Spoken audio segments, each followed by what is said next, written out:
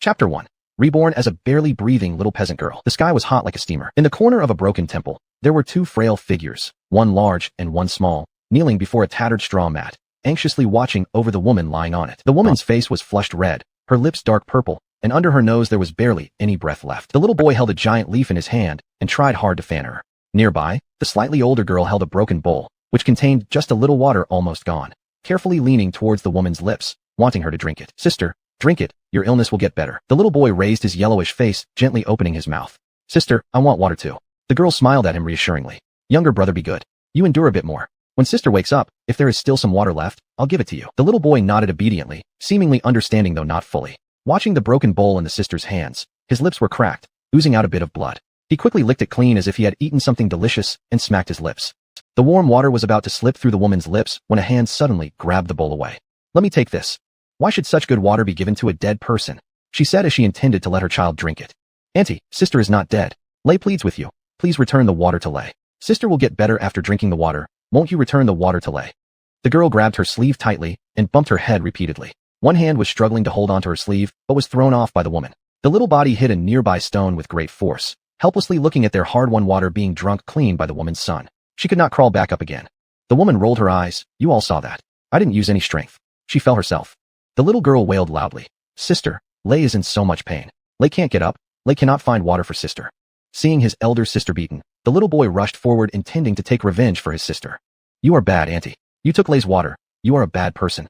Liao Yao was awakened by these cries. Opening her eyes, she saw a somewhat cruel-looking face bullying a child, and memories of her previous self flooded into her mind, making her brain momentarily dizzy. She rapidly understood her current situation. She has been reincarnated. From being an undead zombie king of the apocalypse to now possessing this body of a newly expired young girl, her mind carried another set of memories not belonging to her. It was the 15th year of Yongqing era. Chongqing Prefecture hadn't seen a single drop of rain for 5 months. The earth dried up, crops failed, causing unrest among the common folk. Countless refugees surged into various regions, but alas, each region had their own troubles to handle. The 3 siblings among them were also part of this chaos. With their grandfather's large family, they fled starvation. Before they even left Chongqing Prefecture, the original Liao Yao suffered from persistent high fever, considered a burden by her family, who were ready to abandon them. And this disdainful-looking woman was the deceased's younger aunt. Beside her stood a group of more than 10 people coldly observing, her parents and second uncle's family, who watched indifferently as the 2 children were bullied, none stepping forward to say a word. This is what the deceased calls family. At the moment, Liao Yao had practically no strength in her body. Her head hurt, she was hungry, tired, and still feverish. Struggling, sitting up felt almost impossible. But within her despair was a spark of excitement, because she finally once again possessed a soft, pulsating, living body. In the last life, due to a toxin attack from the beautiful country possibly refers to USA here, the whole world plunged into apocalyptic times. As a discharged soldier, Liao Yao formed a rescue team with some companions. During a mission where she protected her comrades' retreat, she was bitten and turned into a zombie, but retained her rationality, slowly evolving into a zombie king. Later, she assisted the nation in researching a cure, only to fall unconscious just as the cure was injected into her body, waking up to this moment. Actually, she had a secret then. A space dimension clung to her body, and within this dimension existed a spring capable of storing countless supplies. She even suspected the reason why she did not lose her senses after being bitten might have been related to this very spring. Fortunately, the space dimension accompanied her into this new reality. Lei Pingan. "Sister." The little girl, her face yellowish and cracked, looked at her with surprise, striving to stand up, tears streaming down. The boy, seeing her awake, also turned around and threw himself towards her, nearly knocking her back down. "Why, sister, Annie is bad." Annie took second sister's water. Pingan thought sister wouldn't survive anymore. Before she finished speaking, Li Pingan already burst into tears, crying and throwing herself into her embrace. Liao Yao patted him to console him, struggling to stand up slowly. She walked step by step toward Li Shila, bent down and slowly helped her up, placing her fingertips on her pulse to confirm she was not seriously injured but merely too hungry to have any strength, which relieved her a little. "Pingan, you stay here with your second sister." Pingan obediently sat down next to Li Shila. Liao Yao turned around, her cold eyes sweeping over the group of so-called relatives. Under her fierce gaze, the group flinched, feeling as if she had suddenly become a different person from the one who used to be timid. Li Xiaogu's eyes flickered, retreating slightly. What are you looking at? I didn't push her on purpose just now." "Bring it." What? "The food prepared by my father and mother, along with the money, give them back to us." The previous master's father was a fallen scholar who usually taught people to read in the village. He broke his leg once when saving someone, so he couldn't come out with them. Since these so-called relatives treated him as a burden, the deceased's mother stayed in the village to take care of him but could not bear to see her children starve to death there. Convinced by them, she handed her children over. She trusted them wholeheartedly, handing over everything from their home. Little did she know that her children would perish before even leaving Chongping Prefecture. Li Xiaogu immediately hugged the bundle in her arms tightly. What food? What money? Did you not need to eat or spend money on this journey? Gone. Li Yaoyao sneered, grabbing the bundle forcefully and pulling it toward her. Opening it, she found the silver notes given by her parents were still there, but all the dried rations had been eaten. She took out the silver coins and threw the bundle back. Li Xiaogu immediately began wailing loudly. Heaven save me. Someone is robbing me. We kindly brought you out, feeding you and giving you water. How dare you treat me like this? No conscience, young brat. If I knew this earlier, I should have abandoned you two on the road. Shut up. Li Yaoyao was annoyed by her crying. Eek! Li Xiaogu was startled by Li Yaoyao's sharp voice. Staring at her sharp eyes full of murderous intent, she hiccuped immediately, forgetting to cry altogether. At this sight, the Li family members nearby quickly chimed in. Yaoyao, how can you snatch the money from your aunt? Give it back at once. That's right. As the younger generation, how can you behave like this towards your own aunt? Are you only speaking up now? Li Yaoyao snorted derisively. I thought you were all mute. Watching a child being bullied and not saying a word. Now when we take back our own things, your voices return, huh? Hearing this accusation, those standing nearby felt awkward for a moment. With a dry cough, they all fell silent. How dare you talk back to your elders? Li Laotu, the grandfather of the original owner, frowned sternly, ordering her, apologize to your aunts and uncles right now. Ho! Li Yaoyao sneered coldly. Why don't you apologize to my younger siblings first? Then I will consider apologizing to them. She's your elder. Our real elders are lying at home, having given you all their wealth and food, even entrusting their children to you so-called relatives. And yet, while you watched as their children almost starved and fell to their deaths, why didn't you then say you're all elders? Now, seeing the money, each of you claims to be an elder and pretends to play the part. Don't you fear choking yourselves? After retrieving what belonged to them, Li Yaoyao left the crowd utterly infuriated, turning back to face the two children and extending her hands. Let's go. Your sister will take you home to find your father and mother. Following these people would likely lead to starvation. Okay. The two small figures instantly clung onto her hand with joy. Supporting herself, Li Yaoyao led them out of the broken temple. Li Yaoyao. Behind them came Li Laodu's angry roar. I tell you, if you dare to step out of this temple, you'll no longer be descendants of the Li family. Whatever happens afterward will be none of our concern. Li Yaoyao smirked softly. Isn't this exactly what you want? Oh no, thank you for granting us our wish. Having said that, she turned without hesitation and led the children out. As soon as she passed the corner, her body gave out and she slid down against the wall. Sister. The two small ones thought she was dying and cried in fear. Leaning against the wall, Li Yaoyao smiled weakly as she consoled them. Your sister is fine, just a little tired. This body was both exhausted, hungry, and running a high fever. That she had made it this far was already a miracle. She placed her hand behind her back, focusing inwardly, producing 2 compressed biscuits and a military canteen. What do you see? Food. The two little ones' eyes lit up. Though they didn't know what it was, they could smell the faint aroma coming from inside. This was given to your sister by a kind person earlier. I've been keeping it hidden so Grandpa, Grandma, and the aunts couldn't see. Sister is amazing. Li Yaoyao tore open the package and handed it over to them. The two little ones took the food but then looked at her again. They swallowed their saliva but offered the food back to her. Big sister, you eat first. I still have some. Li Yaoyao's expression softened. Seeing their doubt, she pulled out another piece to reassure them before they finally ate with peace of mind. She drank a sip of water from the canteen and passed it on to them. After eating a piece of compressed biscuit, she retrieved fever medicine from the space and took it down. Once her fever subsided, her strength gradually returned bit by bit. But continuing this way wasn't sustainable. Although she had stockpiled plenty of food in her spatial ability, it wasn't something produced in this era. Just taking it out earlier had been an act of necessity, but if she did it frequently, it might arouse suspicion or even lead to a frenzied mob trying to snatch it away. Her current body was too weak. She couldn't even protect herself, let alone safeguard the master's 2 younger siblings. Yet since she now carried her identity, Li Yaoyao vowed that no matter what risk she faced, she would help ensure the safety of these 2 younger siblings and her parents who were far away at home with mobility issues. As though reassured by this resolution, a lingering breath within her seemed to dissipate. Li Yaoyao knew it must be the original owner's unyielding resolve. Ale, Ping'an, stay here for a moment while sister goes and comes right back, she said softly. The children nodded obediently, eating the rationed food cautiously. You're such good kids. She walked to a place where the 2 children couldn't see, conjuring up half a wooden bucket of water before returning after a few minutes, guiding them toward the county magistrate's office. She intended to collaborate with the local authorities. Being both too young to take care of themselves and unfamiliar with the way back home compounded by dangerous marauders scattered across the routes made the journey perilous. But if she could help find water for this region, she could bargain with the officials, asking them to arrange transportation for their return home. After a while, Li Yaoyao and the 2 kids reached the busy street under the scorching sun, with hurried passersby everywhere. On either side lay elderly individuals and children begging, their faces reflecting the hopelessness of the world. Such scenes resembled nothing less than the end times. After walking a long distance, the trio arrived at the entrance of the official residence, lifting their steps upward. Who are you? The bailiff stationed at the gate stopped her. Li Yaoyao placed the water bucket beside her and smiled gently. Would you kindly inform your superior? I am here specifically to solve problems for him. Chapter 2. Searching for water source. Based on you, a ragged beggar? The constable sized her up and down at her dirty appearance, scoffing. Li Yaoyao shook her head slightly. Of course it's based on this. She pointed to the water in the wooden bucket. This is the clean water source I found with my skills. I believe it's exactly what your master needs right now. Only then did the constable notice the wooden bucket beside her. The water inside was crystal clear. This was the first time he'd ever seen such clean water. The two constables exchanged glances, and their expressions became respectful. Please wait a moment. I will report this matter to the magistrate immediately. Not long after, a person rushed out from inside. Looking at the water in her bucket almost moved to tears, grabbing the nearby secretary by the arm. Secretary Jiang, have you ever seen water of such purity since I've been an official here? The secretary nodded excitedly. My lord, we haven't seen such quality before. Is this really the water from Anping County?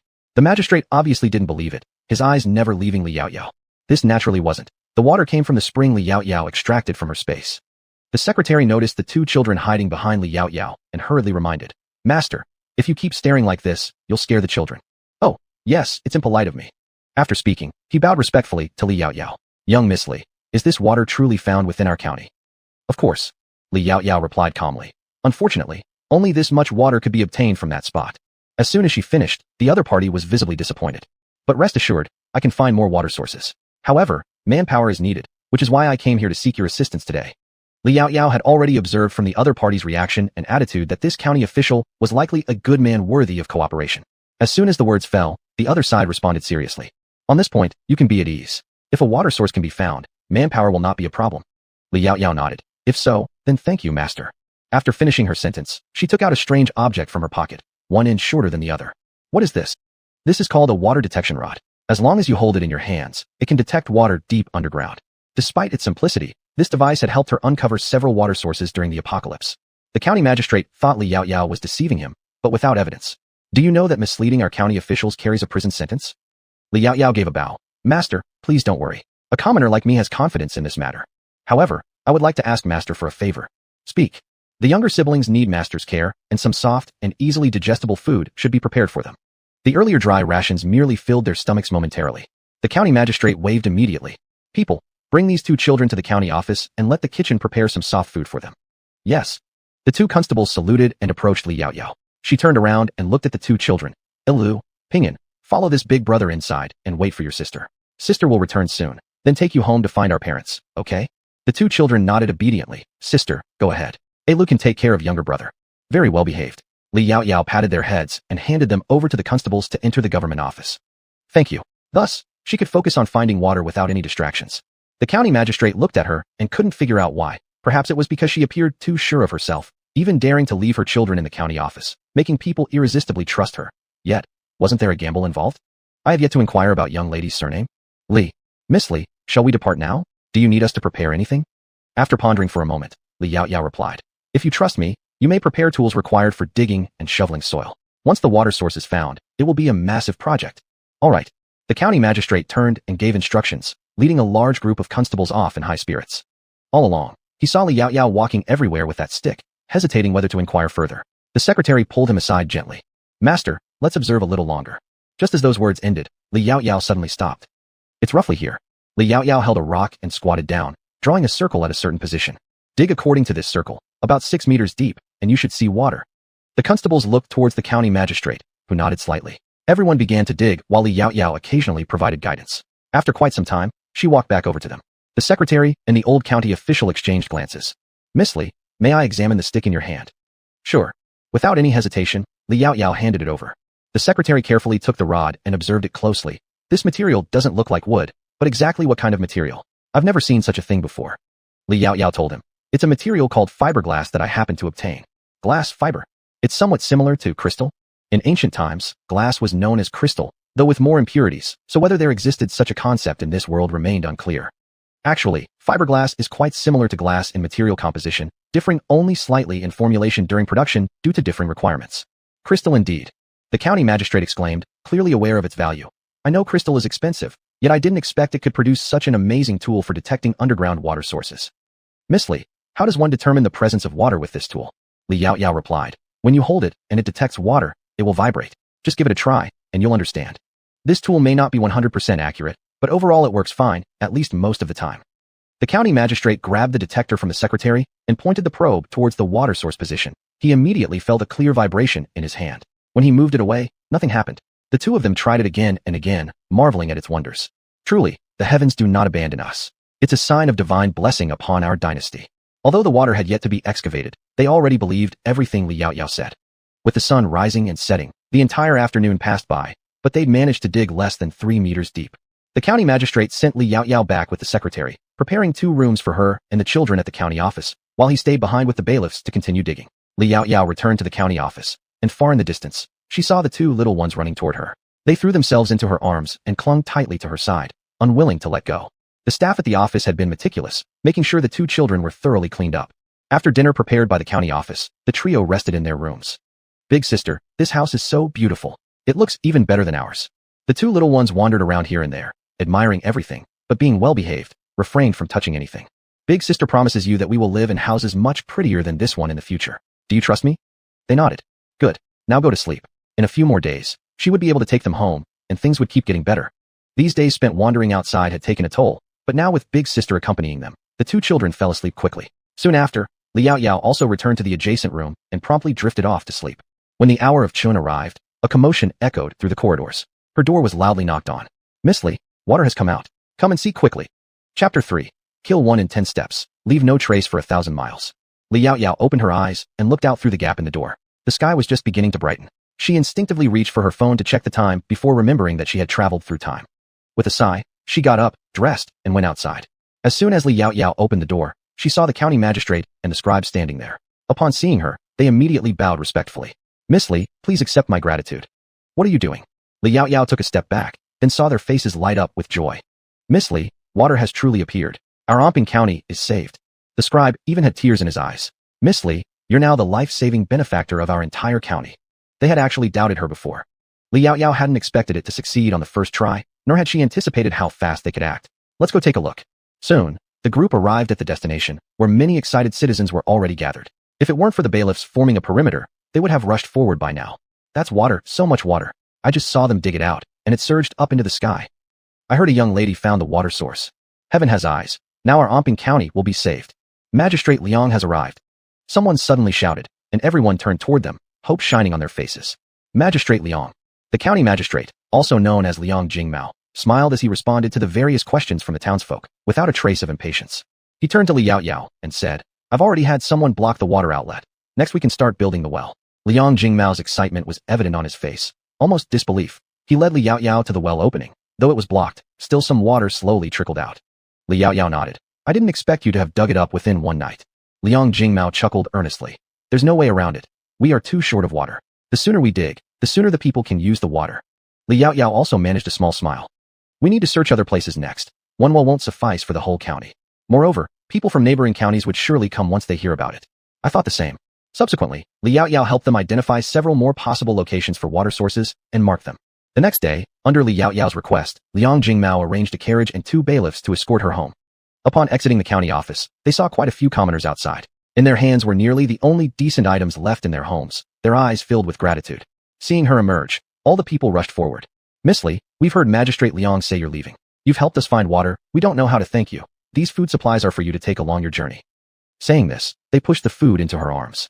Then everyone behind her began to shove things into her hands one by one. It took great effort for the 3 of them to finally get onto the carriage. Not until the carriage had traveled far away did they finally exhale a sigh of relief. Scenes she had only seen on television before, Li Yaoyao couldn't believe she herself was experiencing such an opportunity. But she couldn't accept these gifts, because they might be the last bits of sustenance for some families. Besides, she was a soldier. Even if she'd retired, she would never forget the iron discipline. Absolutely do not touch a single thread or needle belonging to the masses. The carriage jostled along its route and quickly exited Omping County. Everywhere along the road were refugees. Every person's face was full of numbness. Some took out little grain or water secretly trying to eat, but when noticed, others soon rushed to grab and forcibly stuffed it into their own mouths. Those who lost in the struggle would be beaten half to death, yet still showed a satisfied grin on their faces. On both sides of the road lay countless bodies, covered in flies. Not even a single person came to collect the dead. Seeing these scenes, despite having survived the apocalypse, she ultimately still couldn't bear to watch. She even felt that the common people here were worse off than during the apocalypse, for then they had hope and waited for the country's rescue. Even zombies had a chance to turn back into humans. But here, people could only depend on themselves or wait to die. As if sensing her sympathy, The little girl suddenly held her hand. Sister, don't be afraid, Lu is with you. Li Yaoyao patted her little face, unable to help but force a slight smile. Sister isn't scared. Lu doesn't need to worry. She just felt slightly uneasy. Hope nothing happens on the road. With more refugees, there are more bandits. They intercept anyone and everything, and it's trouble if we encounter them. Li Yaoyao's thought had just finished when the carriage suddenly stopped with a whoa. Miss Li, we've encountered bandits. They are currently robbing others ahead. We probably won't be able to pass for a while. Upon hearing about the bandits, the two children showed some uneasiness. Li Yaoyao comforted them by patting them gently and then pulled aside the carriage curtain. Not far away, she saw two people surrounded by a group of bandits. One was a man in black attire, his clothing flapping in the wind as he moved with effortless skill. The other man wasn't quite as adept, but his skills were still far beyond the norm. Thus, despite being outnumbered, these two individuals had the upper hand over the bandits. This must be what ancient martial arts look like. Li Bai once wrote, "Kill one in 10 steps, leave no trace for 1,000 miles. After completing the deed, he wipes his hands clean and hides his identity and name." Li Yaoyao felt as though she was witnessing the poetic imagery right before her eyes at this moment. However, just then, a sudden arrow attack came from the distance, and the two men, preoccupied with the bandits, hadn't noticed it. "Borrow your knife for a moment." With a frown, Li Yaoyao swiftly drew a blade from one of the bailiffs and hurled it out. Clang! The sound of metal clashing echoed loudly as the dark arrow collided with the blade. Drawn by the noise, both parties turned their attention to Li Yaoyao's side. Naturally, the bandits did as well, and immediately a portion of them rushed toward her. The two bailiffs had already jumped off the carriage and positioned themselves protectively in front of her, their expressions somewhat tense. Li Yaoyao hesitated for a moment. Whether in the military or during the apocalypse, the combat techniques she had learned were all meant for killing. Now, as an ordinary peasant woman, any overt move might lead to suspicion from others. The previous toss could perhaps be attributed to good luck, but if she made another move. Before Li Yaoyao finished pondering, one of the two men leapt forward with a powerful kick, blocking the bandits. In a short while, he subdued them all and tied them up. Then he approached her group, saluting politely. "My name is Shin Songji. I thank you, miss, for coming to our aid earlier." The man before her stood tall, with a handsome face, sharp eyebrows, and brilliant eyes that exuded authority. He wore modest black clothes, yet his waistband and cuffs were adorned with gold embroidery. His jet black hair was simply tied with a silk ribbon also embroidered with gold threads, a touch indicating elegance and nobility. This was clearly not an ordinary person, but someone of aristocratic origin.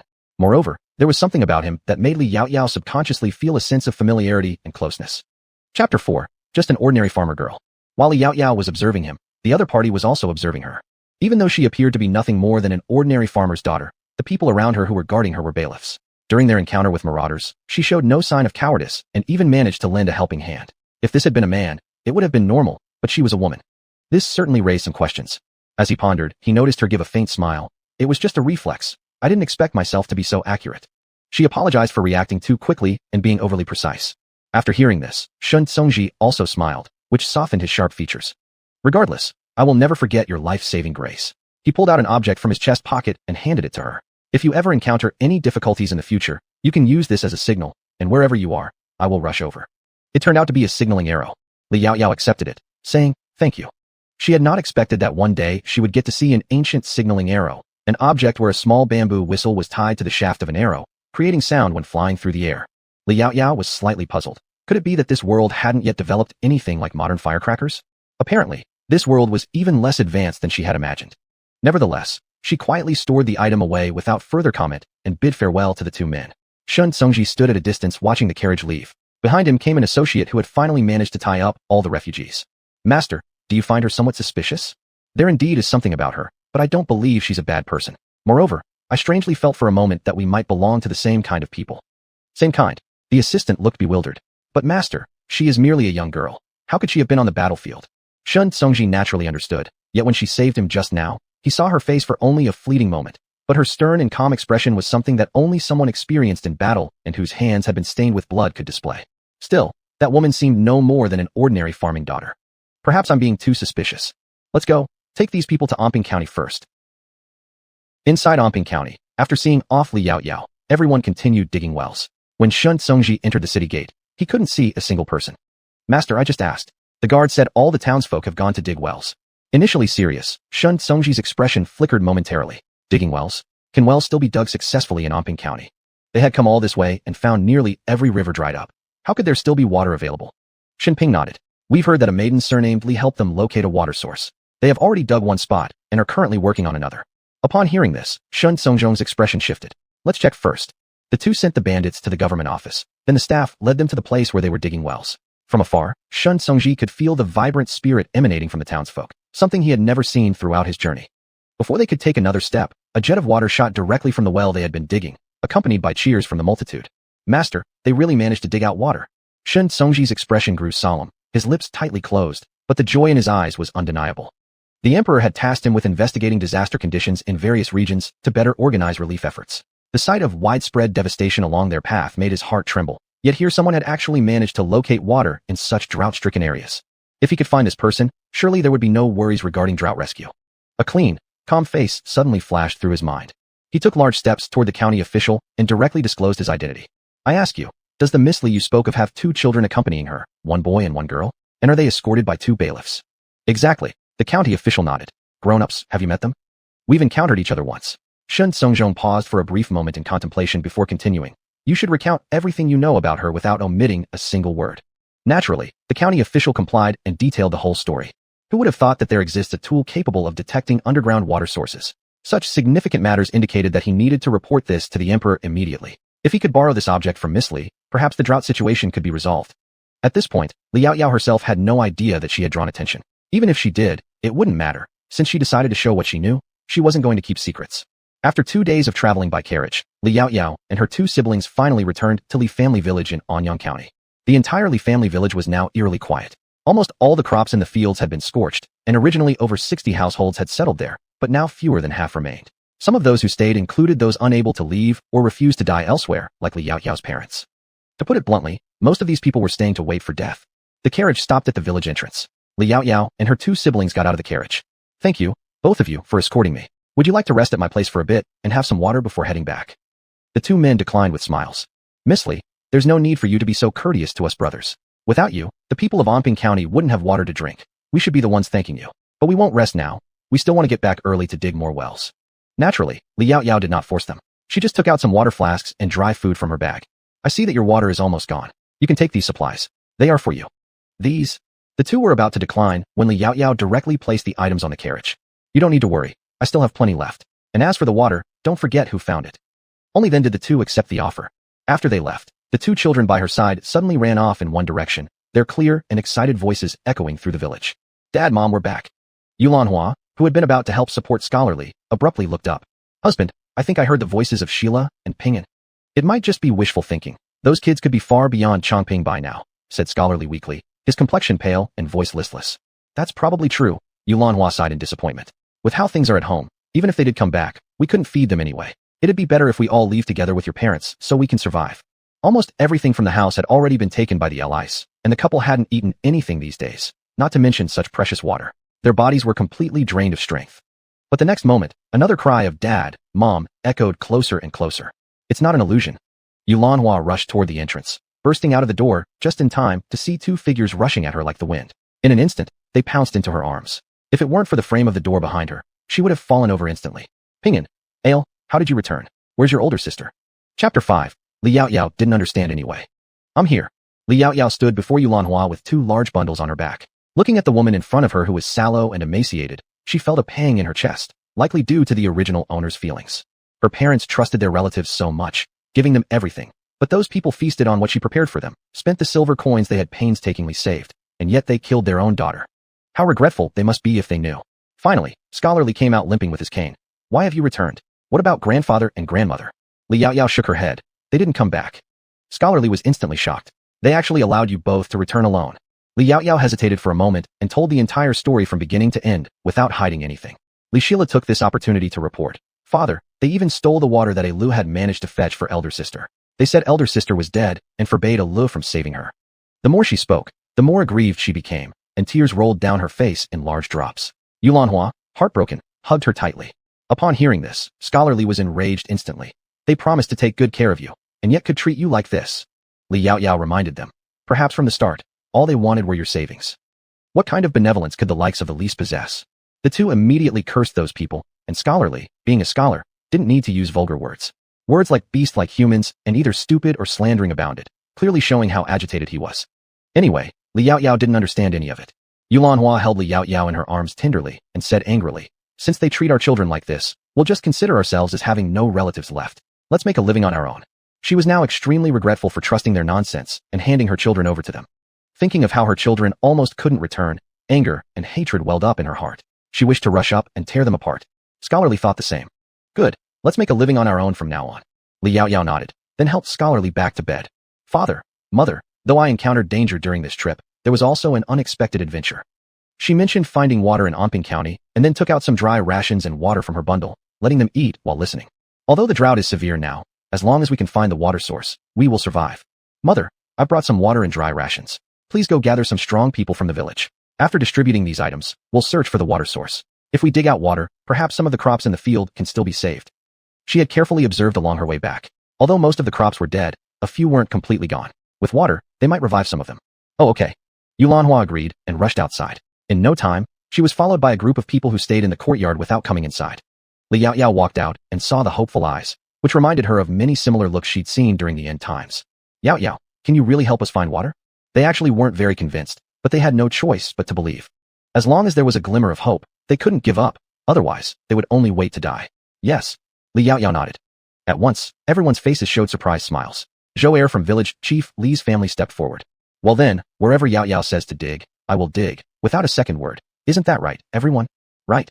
Li Yaoyao hadn't expected the villagers of Li family village to be so easily persuaded. She took out the water and food. This water, I brought back from Anping County. It's proof that I found a water source for their magistrate. I've divided some of it out, so please distribute it. These dry rations, if anyone's home is without food, take some first, so we won't lack energy when we work. The situation in Li family village was best dealt with by quickly digging out a well. Otherwise, the whole village could only wait to die. However, as soon as she finished speaking, everyone started declining. How can we accept your dry rations and such precious water? You should keep it for yourselves. Exactly, Yaoyao, there's no need for you to be so polite. We're all from the same village. Helping you is helping ourselves. Besides, we owe gratitude to you. In the end, however hard they tried, they refused to take it, so only the water was distributed. On such a scorching day, manual labor led to the fastest water loss. Working without water would cause problems, and fevers could worsen the situation. Deciding quickly, Li Yaoyao soon located two possible places to dig wells. One near the ancestral hall of the village, and another within the courtyard of the Li family compound. About 2 or 3 dozen men in the village split into 2 groups, grabbing shovels from their homes, and got to work immediately. Li Yaoyao originally wanted to join in the effort, but was driven out by them. They told her a young girl shouldn't wrestle with men for work. Thus, she could only sit off to the side. The water source issue was halfway resolved, but now came the problem of quality seeds. It was only early August, but because of this weather and lack of water, ordinary high-quality seeds were unsuitable for planting, and anyway, there was no place to buy any. Li Yaoyao thought about the hoard in her personal space. Potatoes had high yields per mu with short maturity periods, but they weren't suitable for current planting conditions. She rummaged around in her space with her eyes closed, finally pulling out 2 types of seeds that pleased her. One was corn, the other sweet potatoes. Corn yield per mu wasn't as good as sweet potatoes. At best it could produce 800 to 1,000 pounds per mu, but it matured quickly. Sweet potatoes took approximately 5 or 6 months to mature, but yielded more per mu, plus being drought resistant, making them most suited for present conditions. She just needed a reason to bring these quality seeds out. Li Yaoyao opened her eyes, stood up, and called over to Yulanhua who was hard at work. Mother, I'm going for a stroll.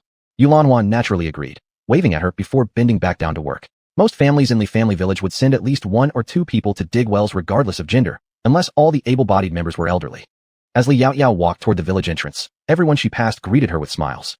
Because of the new well project, the previously lifeless village gradually came alive again. Seeing this change made Li Yaoyao smile faintly, walking more lightly until she reached an unpopulated area outside the village where she pulled out a jute bag and took the sweet potato and corn seeds from her personal space. Unfortunately, her space could store things but couldn't cultivate plants, so everything kept inside stayed permanently fresh no matter how long it remained. After packing almost a full jute bag, she sat outside for a moment before slinging the heavy sack on her back and heading home. Chapter 6. The sweet potato rolled on the ground. In Shangjing, the imperial palace, the emperor's study room. Your Majesty, adult Shin's homing pigeon has arrived with a message. The emperor casually took the silk from the eunuch's hand, opened it, and his pupils instantly shrank before his eyes gradually narrowed. Shun Tsungji reported to the emperor all the situations he encountered in Anping County, and finally mentioned that he was already on the road to find that woman. The emperor closed the silk scroll, his sharp eyes falling on the eunuch beside him. Little Quanzi, do you believe there is really a divine object in this world that can find water sources during droughts? Little Quanzi hesitated for a moment before speaking. If these words were said by adult Shun, I believe them. Oh, the emperor smiled faintly, not entirely smiling. Why is that? Little Quanzi slightly lowered his eyelids and respectfully spoke. Because adult Xia is different from others. He grew up with your Majesty since childhood, and would never exaggerate or lie about such an important matter to your Majesty. The answer you gave is correct. Song Ji has never lied. The emperor was very satisfied with his answer, sighing as if he had thought of something. If only he was willing to tell lies occasionally. The old ones wouldn't force me to temporarily recall his military order now, leaving me alone here to face those old people. Fortunately, he managed to find other opportunities. In Li family village, Li Yaoyao carried the good seeds from the sack back home. Li Xiaozhai noticed and asked her curiously, Yaoyao, what are you carrying back? Good seeds. Li Xiaozhai nodded but didn't inquire further, though there was some confusion in his voice. With such hot weather these days, even with good seeds, it's not suitable to plant them. August was never a good time for sowing. Li Yaoyao originally thought that he would ask where the seeds came from. She had reasons prepared. Don't worry, father. These seeds are different. August is exactly the last good opportunity for planting. She handed a sweet potato in front of him. This is called a sweet potato, resistant to cold, warmth tolerant, and drought resistant. It's just right for planting now. Sweet potato? Li Xiaozhai took the sweet potato and looked at it curiously with great surprise. I've never seen such a strange thing before. Li Yaoyao explained, the sweet potato comes from overseas lands. I got it accidentally. Moreover, I heard that sweet potatoes can yield thousands of pounds per acre, and if the land is fertile, tens of thousands of pounds might also be possible. Thousands of pounds. The sweet potato fell out of Li Xiaozhai's hands and rolled on the ground. He suddenly sat upright. Yaoyao, is what you say true? Li Yaoyao nodded. It's absolutely true. However, the person told me that although sweet potatoes have high yields, they take 5 to 6 months to mature. Besides, once the sweet potatoes grow, the sweet potato leaves can also be used as a dish. Great. Truly wonderful. Li Xiaozhai was now extremely excited, hitting his leg repeatedly. Though the waiting period is not short, as long as we endure this period, everything will get better. These weren't just good seeds. These were hope. Li Yaoyao thought so too. In fact, I have another crop in my possession. It's similarly drought-resistant and suited for planting now. It matures in about 2 months and yields only a few hundred pounds per acre. I want to distribute its planting among every household after finding water, but I must collect interest. When all good seeds mature, for every 100 pounds of grain they receive, they must give me 5 pounds, and for every 1,000 pounds, 50 pounds. This is not for anything else. I simply fear that giving them too much will result in resentment. Human hearts are unpredictable. Such incidents indeed happened frequently in later generations, so she couldn't be too careful. Li Xiaozhai naturally agreed. The good seeds are yours, so follow your method and proceed accordingly. Yaoyao, whatever you do, your parents will unconditionally support you. If you encounter difficulties, speak up to your father. Although I may not be able to help much, I will try. All right. Li Yaoyao nodded. Yulanhua happened to walk into the house. What are you two talking about? Nothing. Li Xiaozhai shook his head and asked her, how is the water while outside going? How long has it been? Not deep yet, but everyone is working hard, saying that digging late might allow us to drink water tomorrow. As she spoke, she started pondering. Husband, everyone is working hard for us now. Shouldn't we make something to treat them? But they only had the dry rations Yaoyao brought back, nothing else left. Mother, why don't we cook this tonight? Li Yaoyao picked up 2 sweet potatoes and handed them to her. We can boil or roast these. Very convenient. She was also a little hungry. Not possible. Yulanhua hadn't spoken when Li Xiaozhai hurriedly stopped them. Yaoyao, these good seeds cannot be eaten. It's fine, father. We're just eating a few. There are still plenty left. Li Yaoyao naturally understood what he was thinking, but they couldn't go without eating, right? As she spoke, she took some more from the hemp bag. Actually, she took them directly from her space-time pocket, so the bag wouldn't lose any. She carried more than 20 sweet potatoes to Yulanhua, while Mr. Li looked on in pain. Let's go, mother, and roast the sweet potatoes. All right. Yulanhua had never seen such lumps before, but if Yaoyao said they could be eaten, then they must be edible. The 2 little ones came over very politely, each taking 3 sweet potatoes from Yaoyao's arms, saying that they wanted to help her. The 4 of them walked into the kitchen, and soon enough, the rich fragrance of roasted sweet potatoes wafted out, drawing the attention of those working nearby whose already empty stomachs began rumbling loudly. How fragrant! What's cooking? Though they initially tried to hold back, at this point they couldn't resist anymore.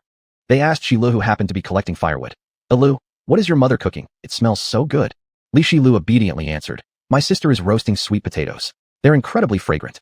What is a sweet potato? They hadn't heard of anything this fragrant before. Could sweet potato mean foreign rats? But they had tasted rats before, and they weren't nearly this fragrant. Were the rats from foreign lands really different from theirs? Li Shilu, holding 2 bundles of firewood, tilted his head. I don't know either. With that, he ran into the kitchen, leaving behind a crowd with hungry bellies and no mind for work. Fortunately, the craving only lasted about half an hour before Yulanhua emerged with a pot of roasted sweet potatoes. Everyone take a break and eat something first before continuing. How could these burly men refuse after hearing that? They eagerly crawled out of their holes, grabbed a sweet potato without minding its scorching heat, and ate its skin and all. So hot, but so fragrant. You should slow down, you'll burn your throats. Brotherly, where did you get these sweet potatoes from? We've never seen them before. Chapter 7. Shun Songji's Purpose. Li Lanhua followed what Li Yaoyao had told her. This is what my Yaoyao got from a foreigner, called sweet potato, also known as yam. It's like a gourd that grows underground, just like the one in hand. If planted in the ground, it can grow over a dozen. She regretted for a long time after hearing this. She wished she had let them eat dry provisions earlier. What? Her words shocked everyone, almost making them drop the sweet potato. Sister Li, don't scare us. Why would I lie to you? Saying that, she relayed everything Li Yao Yao had told her. Our Yao Yao has said that once we have water, we'll share some with everyone. Every family will get some. Then, after planting, in about 5 months, we can harvest the fruits, and even the leaves on top are edible. Really? Several people looked thrilled and excited, their faces flushed red. So, we must dig quickly. Perhaps tomorrow we can start working in the fields. They ate roasted yams greedily and started working again more enthusiastically than before. That was premium seed. No, that's divine seed. One plant could grow dozens of tubers, so if 10 grew, wouldn't there be hundreds, perhaps even over 200? In the future, they wouldn't be hungry anymore. Inside the house, people sat around nibbling at the roasted sweet potatoes. Had it not been for Li Yao Yao telling them the burned peel was unhealthy to eat, they would have eaten them skin and all. Little Li Ping'an had his small mouth blackened with yam residue and finished one in no time. He then looked eagerly at the bowl in front of him, licking his lips but not daring to reach out. Li Yao Yao handed him another one, but he shook his head. Sister, eat it. I'm full. Eat it. There's plenty, she reassured, explaining that she had roasted over 20, which should be enough. If not, they could roast more. He hesitated before accepting it, carefully peeled it, bit into it slowly, drinking water when choked, his face glowing with contentment. To him, this was the best tasting thing he'd ever had. Time flew by, and soon it was the next day.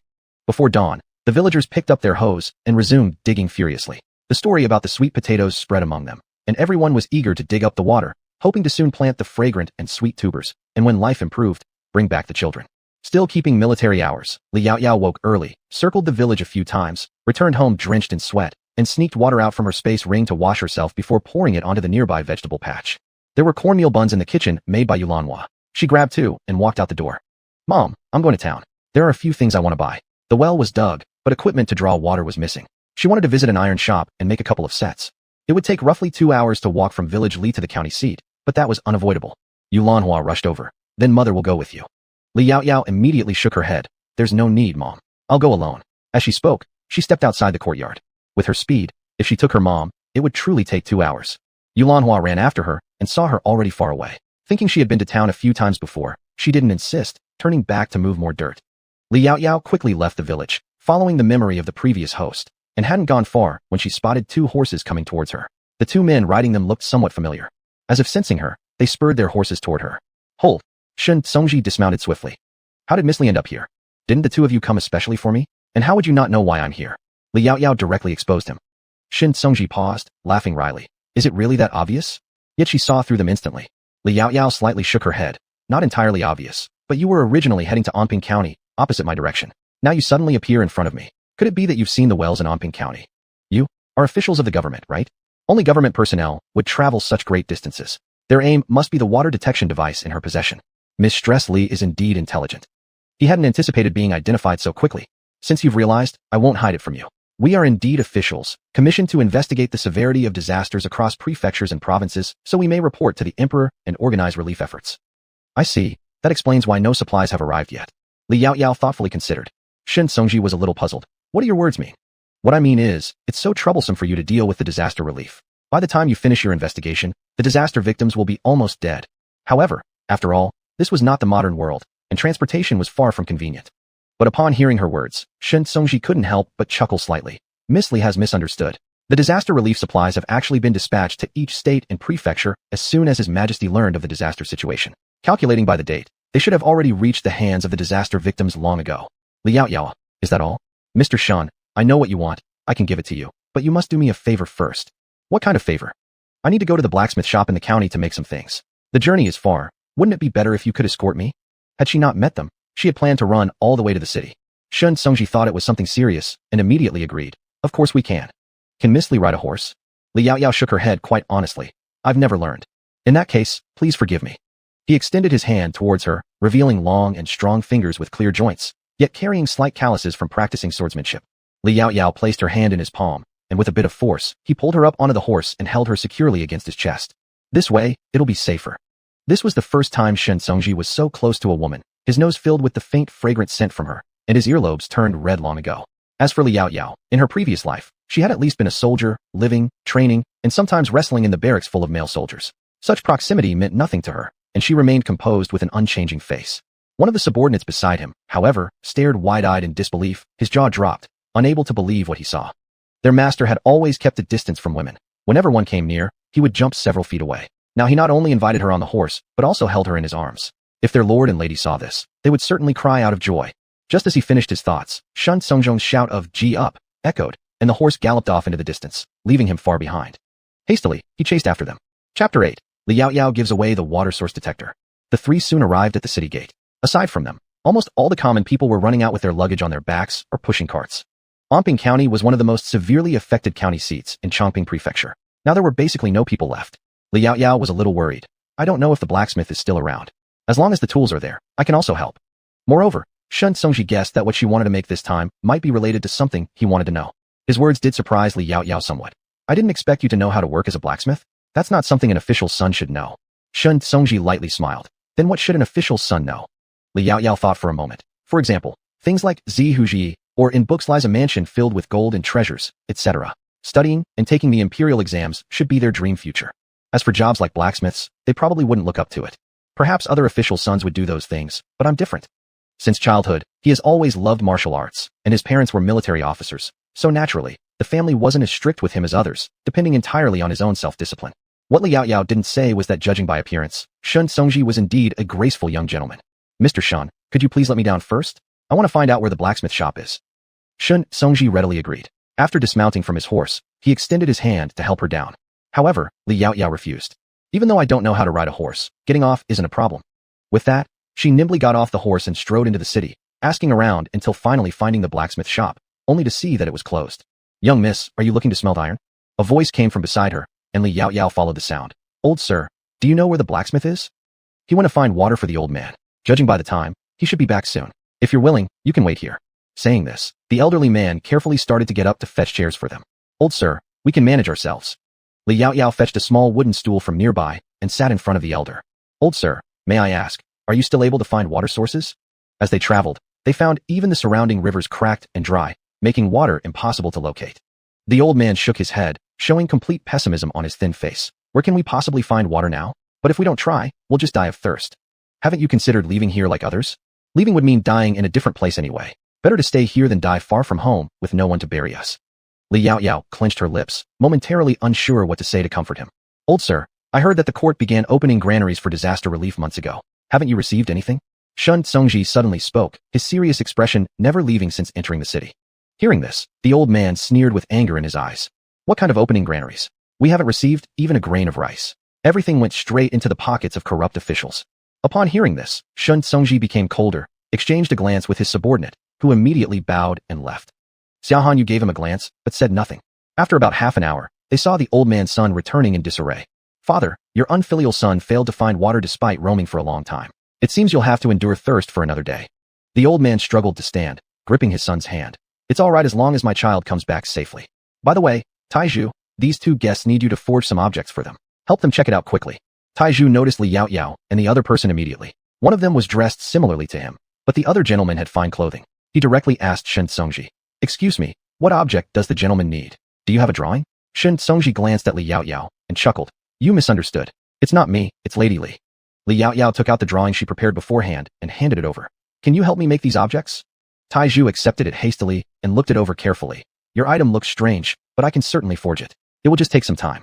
The girl knows I have to go out daily to look for water for my father and hunt food on the mountain. So, every day, I won't have much time to do this. What if I pay you with water and food instead of money? Li Yaoyao understood clearly that giving silver would not be as direct as providing water and food today. After hearing this, Taizhu caught his breath and stepped forward excitedly. Is what the girl says really true? Naturally true. Li Yaoyao took out a water pot from behind and handed it to him. If you agree, I can give you this water first. The remaining payment will be given after you finish making these items for me. Alternatively, you can bring a bucket to Li family village to pick them up later. Would that work for you? If there was anyone here who had no lack of water and food, it was her. The water and food in her spatial pocket were enough to last his family more than a decade of carefree living. I agree, absolutely. Taizhu could not believe that he would one day experience such unexpected fortune. Miss, I'll go to your village myself to pick them up, and then I'll deliver these objects directly to you. That's perfect. Having someone take the items to her village suited her just fine. When I come, I'll definitely give you extra water and dry rations. The man expressed his gratitude again and again, handing the water to the old man first before gulping down 2 big mouthfuls himself. Miss, let me start the fire right now and get started for you. Just a single pot of water, and her little promise lit up his face with joy, replacing the gloominess from earlier. Li Yaoyao reached back to her waist and took out the water source detector, handing it over to Shun Songji. This is for you. If there's a water source nearby, it will vibrate. However, it's not always accurate. Sometimes it may lead you astray, so you might end up doing some futile labor. Using this tool still required experience. She had her own matters to attend to, so everything would depend on their efforts. Shen Songji never imagined that she would so easily hand over this invaluable object to him. His gaze toward her deepened with complexity. Miss Li, aren't you worried I might keep it for myself? Li Yaoyao smiled faintly. I do have an eye for people, and besides, this is for the benefit of the common folk. It's my duty. As she said this, she forcefully shoved the water source detector into his arms, leaving him momentarily flustered. He hurried to secure it carefully. Should it fall and break, he'd become the greatest sinner. Holding the seemingly ordinary yet life-saving device, Shen Songji stepped back respectfully, his expression solemn as he bowed to her deeply. On behalf of the suffering people, I thank you, Miss Li, for your righteousness. Chapter 9. Sister, so sweet. Shen Songji left, but Li Yaoyao knew he had gone to accomplish something great. If he truly managed to deal with the corrupt officials here, her trust in him wouldn't have been misplaced. Li Yaoyao couldn't help but smile slightly, and then turned to look at Taizhu. I wonder if we can still buy a cart around here. In that instant, she suddenly came up with a mutually beneficial plan. Li Yaoyao walked toward the cattle market. Before she went far, she saw an old man sharpening a knife while crying, muttering to himself, his face full of numbness. She approached and heard clearly that he was preparing to sharpen the knife to slaughter a cow. Old sir, according to the imperial law, slaughtering a cow will result in severe punishment and imprisonment. Are you really going to kill your old ox? Upon hearing this, the old man looked up at her. Young girl, I'm reluctant too, but if I don't kill it, my family of 6 will starve to death. If I kill it, the authorities can only arrest me. 1 person for 5 lives is a better deal. The old ox, which followed him from a calf, has only been with him for 5 years. If not driven by despair, how could he bear to eat it? Li Yaoyao took a closer look at the ox and knew it was still strong. She turned to the old man. Old sir, why don't you sell the ox to me? I can trade 600 caddies of water, 200 caddies of food, plus 50 caddies of seeds for it. 600 caddies of water. Can you really provide so much water? The old man clearly didn't believe her. Li Yaoyao reached behind her waist and conjured a pot of water from her space storage and tossed it to him. It was water she had collected earlier in Anping County. The pot was prepared by the county magistrate there. If you still don't believe me, when the time comes, you can send someone with me to fetch water from my home. However, if you agree to sell the ox to me, you need a highly respected person as a guarantor, so that if you change your mind later, I would have no problems arising. After hearing her words, the old man hurriedly stood up. All right, I'll go call the village head over right away. You must keep your word. I'll personally accompany you, and if you lie, I won't give you the ox. It's settled. The old man went into the house. Soon a middle-aged man came out, specifically glancing at her before quickly inviting the village head over. Once the contract was signed and sealed with fingerprints, the village head bowed lightly to her. No matter what, young lady, you've genuinely saved old you and his family. If he really killed the ox, not only him, but also everyone who ate it would be facing prison. During a serious famine, eating an ox would warrant even harsher punishment. Li Yaoyao waved her hand casually. Maybe it's fate. I just happen to need a cart, and he happens to want to kill the ox. The village head thought that though the woman seemed like a peasant, her demeanor was honest and upright, making her unlikely to deceive. Miss Li, may I ask? Go ahead, village head. What do you intend to use this cart for? Are you also planning to leave home? But then he thought, since she could produce so much water and grain, it seemed unnecessary for her to leave home. Anyang County used to be quite affluent, but now? He couldn't help but sigh deeply. Li Yaoyao paused for a moment in contemplation. It's actually no big secret. Since we've found a water source in our village, I plan to buy a cart and then transport water from our village to the county to sell. This way, I can make some money to hire a doctor for my father's leg, and you all can have water to quench your thirst. A win-win situation. Judging by the timing, the 2 wells in Li's village should already have produced water. At these words, the village head naturally became extremely excited. Are you truly saying this? Li Yaoyao nodded. Of course I mean it. Then Miss Li, may I join you for a visit? If Li's village could find a water source, perhaps their area could as well, although it remains unclear whether Miss Li would be willing to share their method. Li Yaoyao agreed. Coincidentally, the village head also owned a cart, so she didn't have to take them back herself. Slowly riding on the ox cart, the group headed towards Li's village. Even old Yu's 8-year-old grandson followed along, seemingly particularly fond of Li Yaoyao, always sticking close to her. To pass the time, Li Yaoyao pulled out 2 pieces of dried tangerine peel candy from her pouch and held them teasingly in front of the boy. Guess what this is? If you guess correctly, I'll give it to you. Sister, let me see, let me see. The little boy grabbed her hand and sniffed it closely. It smells sour and sweet. It's candy. Sister, am I right? You're right. Li Yaoyao was genuinely surprised that he could identify it by smell alone. After all, such candy shouldn't exist in this world. She opened her hand and placed the candy in his hand. Eat it, it's delicious, sour and sweet. This was her favorite candy before she became a zombie, but unfortunately, she could no longer taste its flavor. Now that she had become human again, she kept some in her pouch as snacks. Thank you, sister. The little boy took the candy, and Li Yaoyao taught him how to tear open the wrapper. Then he offered it to her, saying, Sister, have a bite. Li Yaoyao was slightly surprised, but opened her mouth to take it. Seeing her eat it, the boy happily retracted his hand, peeled the other one, and placed it in his mouth, closing his eyes contentedly. Sister, so sweet. Li Yaoyao smiled and patted his head. then took out a few more candies for him to keep. Once again, she sighed that children in ancient times were really well behaved. An ox cart is always much slower than a horse cart, and by the time they arrived at the entrance of the village, it was already early evening. Yao Yao's back. As soon as they entered the village, someone came running up to greet her, their face filled with excitement. Yao Yao, you don't know yet, do you? We've got water. Both wells have struck water, and everyone's busy watering the crops right now. My mother, is she watering too? The person shook their head. Not quite. She's busy filling buckets in the yard for us. But once everyone's fields are taken care of, we'll help you too. Yao Yao, your aunt owes you a thank you. If it wasn't for you finding the water source, we might not have lasted a few more days. Thinking back to the days when they counted down until death, they had finally pulled through. Saying this, tears welled up in their eyes, making Li Yao Yao feel uncertain about how to console her. Fortunately, she quickly recovered and looked at the people around Li Yao Yao. Yao Yao, you still have things to do, right? I won't bother you any longer. Your aunt will head over to help your mother shortly. Li Yao Yao nodded. Thank you, aunt. The cart continued on its way, and along the road, both the village head and old Yu's family watched as the villagers watered the fields, fully believing what Li Yao Yao had said before. Soon enough, they arrived at Li Yao Yao's home. As soon as they stepped off the ox cart, and before anyone could say anything, a stream of water suddenly shot up into the sky from the courtyard, then slowly cascaded down, leaving behind a brilliant rainbow in the air, dazzling like a post-rainbow. Chapter 10. Li Yao Yao couldn't help but twitch her lips. Anong, I'm back. Li Yao Yao walked into the yard with a group of people, but didn't see Yulanhua. She approached the newly dug well and saw her trying to block the water outlet at the bottom. She shouted, Anong, there's no need to block it for now. I still have use for it. What? Yulanhua lifted her head accidentally and let go of the lever again. Water gushed out and soaked her all over. Li Yao Yao hurriedly asked her to come up first. Yulanhua obediently climbed up and wiped herself off casually. Yao Yao, are you back? Are things all sorted? Li Yao Yao nodded and handed her a handkerchief. Anong, wipe your face first. I'll handle this. You go outside and lead the ox into the pen. But we don't have an ox pen at home. Yulanhua seemed a bit confused, then suddenly woke up. Yao Yao, did you buy a yellow ox? It's not exactly buying. It was exchanged for water and grain. They came along to collect the grain, said Li Yao Yao while pushing her towards the door. It's that especially strong yellow ox in front. Anong, go quickly. After speaking, she turned around and looked at several local officers who were standing by the well, just as they murmured near her. Waste, truly a waste. How wonderful would it be if all these waters fell on the fields? This should mean drought kills some and flood drowns others. Li Yao Yao couldn't help but twitched her lips again. There is nothing we can do about it. As long as this well isn't fully fixed, we will always waste some water. Also, pull the cart to the gate first. I'll find a pipe to drain the water out. She remembered there was a hose pipe more than 20 meters long in her storage space. After finishing her speech, she walked towards the firewood storehouse, closed the door, and took out the hose pipe from the storage space. Then she took out 200 pounds of grain and 50 pounds of good seeds as agreed upon before. The grain was mainly rice and flour, while the good seeds were sweet potatoes and corn. Subsequently, she cut a piece of the hose and took out 2 empty wooden buckets and a rope and went outside. Let's go. I'll get the water. The well is too small. You just lift the bucket above. Saying this, she took the wooden bucket down. The water outlet was temporarily the size of a clenched fist. She first patted the area around the well with something unknown to prevent sewage reflux. When the water gradually became clean, she inserted the hose into the outlet after doing a few small actions. In a moment, she had collected a bucket of clean water for them to lift up. Grandpa Yu had placed 2 big jars on the bull cart he brought. One jar could hold about 300 pounds of water, which made a total of 600 pounds, and a bit more for the two. Outside the door, Li Shila, Li Pingyan, and Grandpa Yu's grandson got familiar in no time. The little boy of the Yu family took out the candy that Li Yao Yao gave him to share with them. Yu, didn't your sugar come from my elder sister? Li Pingyan immediately recognized it.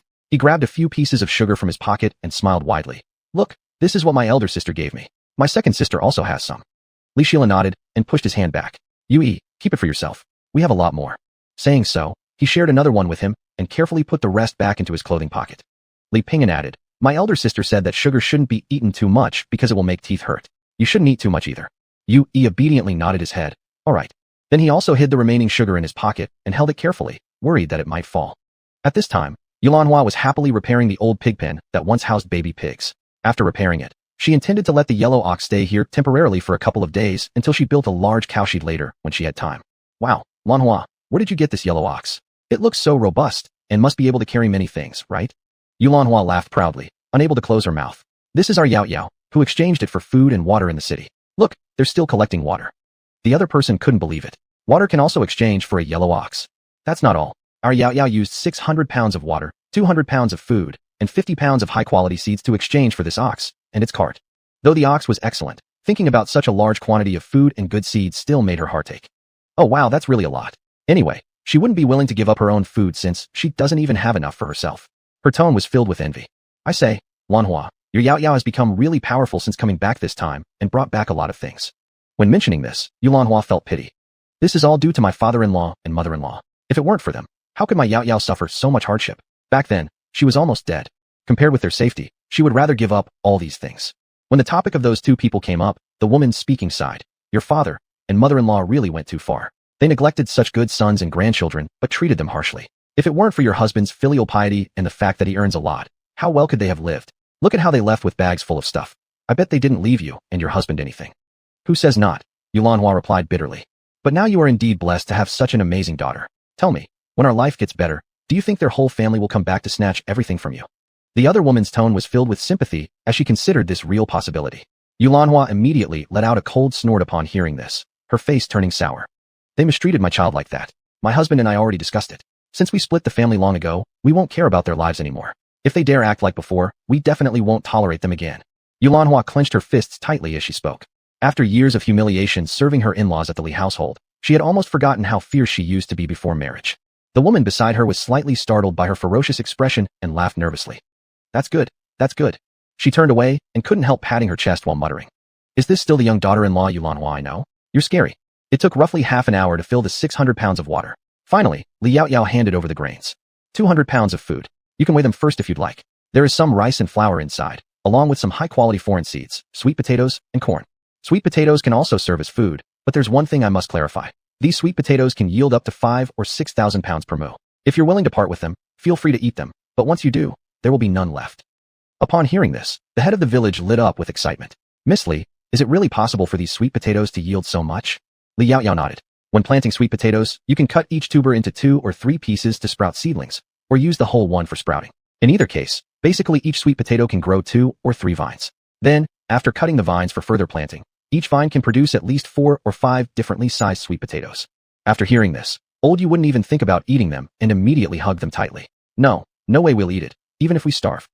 Li Yao Yao couldn't help rolling her eyes. There's no need to go that far. Chapter 11. When your life is at stake, a leg doesn't seem as important. Because there were 2 large barrels of water and a lot of grain on the way back, except for the children, the few people in Yulaoan's family could only hold the ox cart while walking back. When they left, the 3 children said goodbye with reluctance. Yui, I will definitely come to see you. You must wait for me. Li Pingyan was holding onto the other person's hand tightly, unwilling to let go, and Yui also had an expression like he was about to cry. Pingyan, don't worry. When I grow up and can leave home by myself, I will come find you. Don't forget me. You too. Yulaoan's son picked up Yui. Otherwise, they would have had to walk until midnight today to get home. Unexpectedly, he burst into tears and began struggling to get down.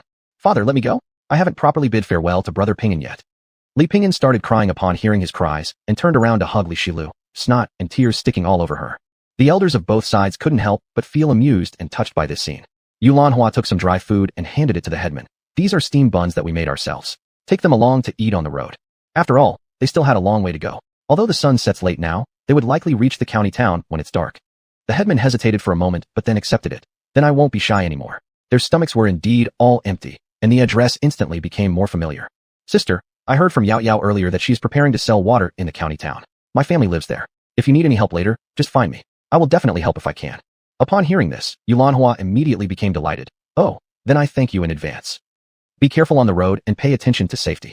A group of people stood at the door watching them leave. Little Pingyan had wiped away his tears by now and stubbornly stood there, bidding farewell to his brief friendship, which was slowly fading away into the distance. He occasionally flattened his mouth, sniffed, but didn't cry again. Li Yao Yao turned around and walked back into the courtyard. The outlet had already been blocked off, and next was building a well.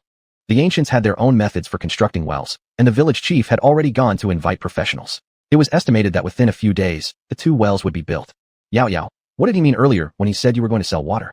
Yulanhua came back to her senses, just remembering the words the headman had spoken earlier. Li Yao Yao, Mother, I want to start pulling water tomorrow and selling some silver coins back. Father can't teach for the time being, and the money I brought back doesn't have much left. We can't sit here and consume without earning. Now that we have water, we can take advantage of everyone's lack of water and sell some of it. Not only will this solve our potential upcoming difficulties, but the water-deficient people will also have water for relief. This also counts as accumulating blessings for Father. Maybe Father's leg will heal quickly. Actually, Li Yao Yao was still hesitating whether or not she should offer to help Mr. Li recover his injured leg. In her previous life, before becoming a soldier, she had actually learned traditional Chinese medicine for a while from an old man in the village. Later, after joining the army, she studied more about dislocations and sprains and treated quite a few comrades in arms, and they recovered very well. Mr. Li's leg has been injured for 2 or 3 months, but after her observation, it wasn't incurable, it would just hurt a lot. She needed to re-dislocate his leg first, and then realign it. But what made her hesitate was that she changed so much and suddenly pulled out so many things that had never been seen before, and maybe Mr. Lee had noticed a long time ago. He even accepted everything without asking anything. Perhaps she could have a separate talk with him. When Yulanhua heard her say that, she immediately thought it was a good idea. Then we'll go tomorrow? Li Yaoyao nodded. Yeah, and it probably won't last for several days. Why? The court will likely act soon. With Shun Songji around, the corrupt official who embezzled disaster relief supplies would probably be dealt with soon. Hopefully, the following magistrate would care about the common people like the county magistrate of Anping County. Yulanhua didn't fully understand her words, but didn't continue to ask either. In short, whatever Yao Yao said to do, she would do it. She turned back and tidied up the yard randomly before entering the kitchen. The two little ones continued sweeping the floor with brooms. Li Yao Yao turned and entered the room, where Mr. Lee was leaning against the bedhead, reading a book in his hands. Since his leg injury, he mostly read books sitting on the bed. Father! Li Yao Yao called out to him, and he turned around with a gentle smile. Yao Yao, is there something you want to discuss with father? Yeah. Li Yao Yao nodded, but as she prepared to speak, his kind eyes made her hesitant and unable to say more. What's wrong? Scholarly seemed to have sensed her concern and gently patted her head. Yao Yao, say what you want to say. No matter what it is, your father will accept it. Yao Yao hesitated for a moment. Father, you. Scholarly didn't speak, and neither did Yao Yao. They simply stared at each other, one with a gentle expression, the other full of complexity. In the end, Yao Yao didn't ask the question she wanted to. An unspoken understanding passed between them. Father, if I can cure your leg, would you believe me? Scholarly froze, his smile gradually fading as he subconsciously grabbed her wrist. Are you serious? Yao Yao nodded.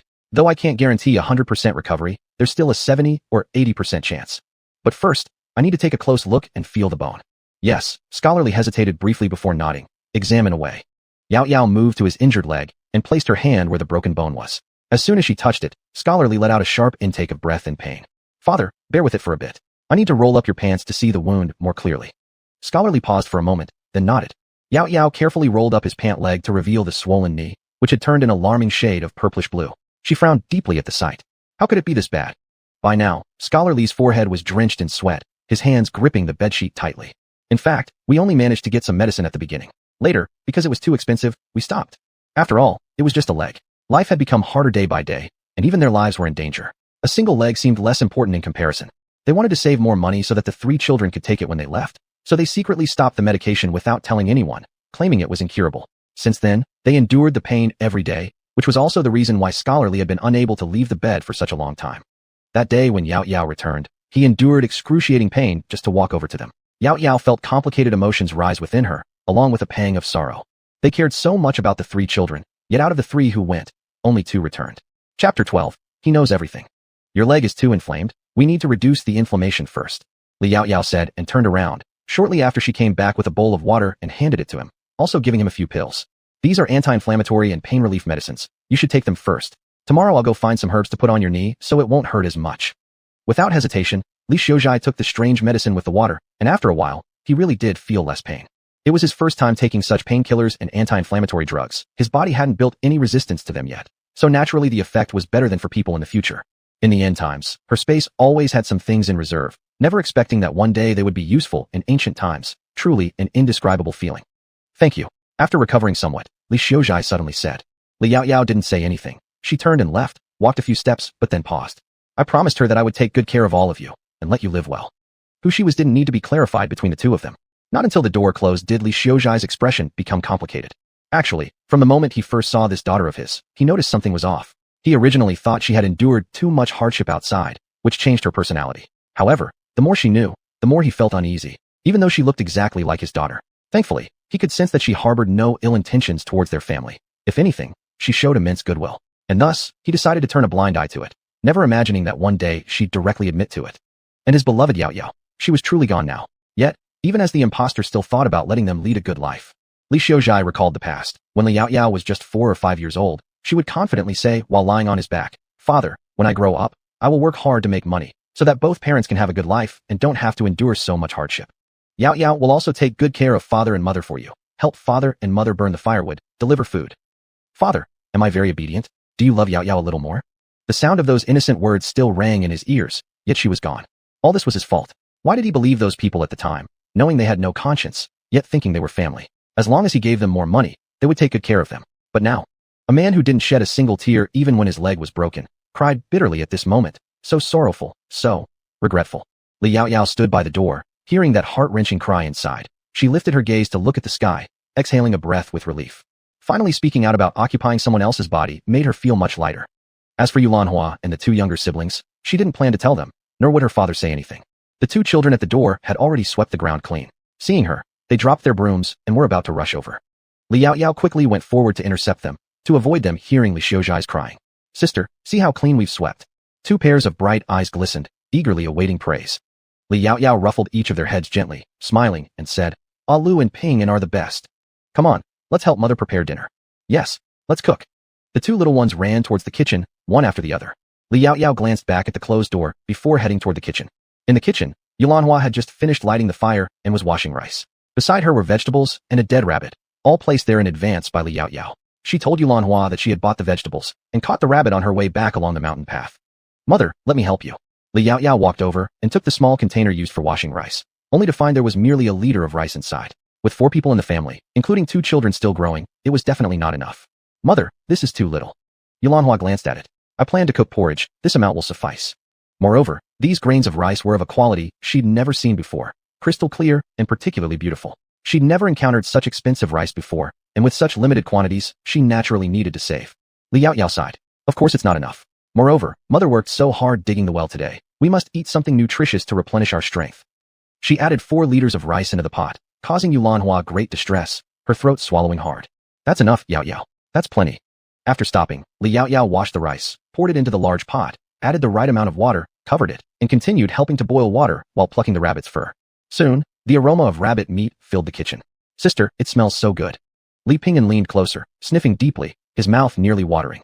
Yulanhua also found it exceptionally fragrant, especially after Li Yaoyao added some spices she had never seen before, making it even more appetizing. She took the opportunity to educate the 2 younger ones. You two remember, the rabbit legs have to be given to sister since she's the one who caught this rabbit. Do you understand? Understood. The 2 little ones swallowed their saliva and nodded obediently. In their hearts, they both subconsciously knew that without their sister, they wouldn't be where they were now. The rabbit meat was first cooked on high heat, then simmered for about half an hour, long enough to make the meat tender. By the time it was ready to eat, the sky had turned dark. Yulanhua served the dishes and placed them on the table, wiping her hands as she spoke. You wait here a moment. I'll go help your father over so we can eat together. No sneaking any food before we start, alright? With that, she stepped out of the kitchen. Chapter 13, don't miss it as you walk by. The brother and sister obediently stood there, drooling at the rabbit meat on the table. Sister Ping, I'm so hungry. Li Pingyan patted his flat stomach. Xia Hanyu was setting the table while saying, if you're hungry, go help mother bring father to eat. I'll go right away. Li Pingyan kicked his legs and ran out. Li Shila also hurried after. Sister, shall I help too? Li Yaoyao chuckled, quickly arranged the bowls and chopsticks, and then served everyone with rice. Just as she finished serving, they heard Li Xiuzhai laughing joyfully outside. Lanhua, I feel much better today, not hurting so much. Since injuring his leg, he had never felt this comfortable. Father, there are steps here, be careful. Li Pingyan led the way in front of him, until helping Li Xiuzhai sit down. Only then did he take his seat, looking at the snow-white, fragrant white rice in front of him, and involuntarily swallowed his saliva. Li Xiuzhai looked at the rice in front of him, instinctively looking at Li Yaoyao, who just smiled and sat down. Father, mother, let's eat. The couple rarely felt at a loss like this, quickly nodding. Let's eat. Let's eat. Yulanhua wanted to serve her the rabbit leg, but Li Yaoyao immediately shook her head. Mother, I don't like the meat on the rabbit leg, you eat it. Saying this, she served her a rabbit leg. Mother has been the most tired these 2 days, have one, and another for father first. Good for replenishing the body. We 3 can eat other meat.